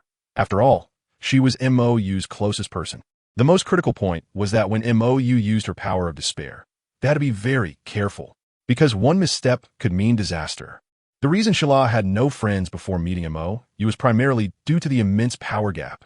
There were angels and other beings from different realms who wanted to approach Shala to gain her absolute destructive power, but the moment they made contact, they shattered instantly. The fact that MOU could become friends with Shala, apart from both of them being driven mad in similar directions, was that they wanted to cleanse evil through slaughter. The key point is that MOU did not die upon contacting Shala. With the protection of Michael, the blessing of Raphael, and a bunch of other high-ranking angels' blessings, coupled with MOU's own terrifying seraphim powers, all of these combined allowed MOU to interact with Shala without being destroyed immediately. Otherwise, Shila's power is truly terrifying. Apart from the gods, even Michael is not as strong as this angel of slaughter in pure attack power. To explain it in game terms, assuming the god, as the creator of the original world, has all stats at a perfect score of 100, The strongest warrior Michael has all stats reaching an astonishing 99. Thus, Michael is called the godlike one. However, after being sealed by the gods, almost all of Shila's stats dropped to 0. She couldn't move, think, or do anything. Yet her attack power remained at 100. The sealed Shila is like a pure weapon, capable of destroying anything. The reason even Lucifer fears Shila is that this ancestor is genuinely dangerous. The difference of 1 between 99 and 100 is nearly insurmountable, while Shila's other stats, even in an unsealed state, are not very high. Her prideful attack power is on par with the gods. Of course, Shila still cannot defeat Michael. While she is at the pinnacle of single attribute power, Michael is a versatile god of war.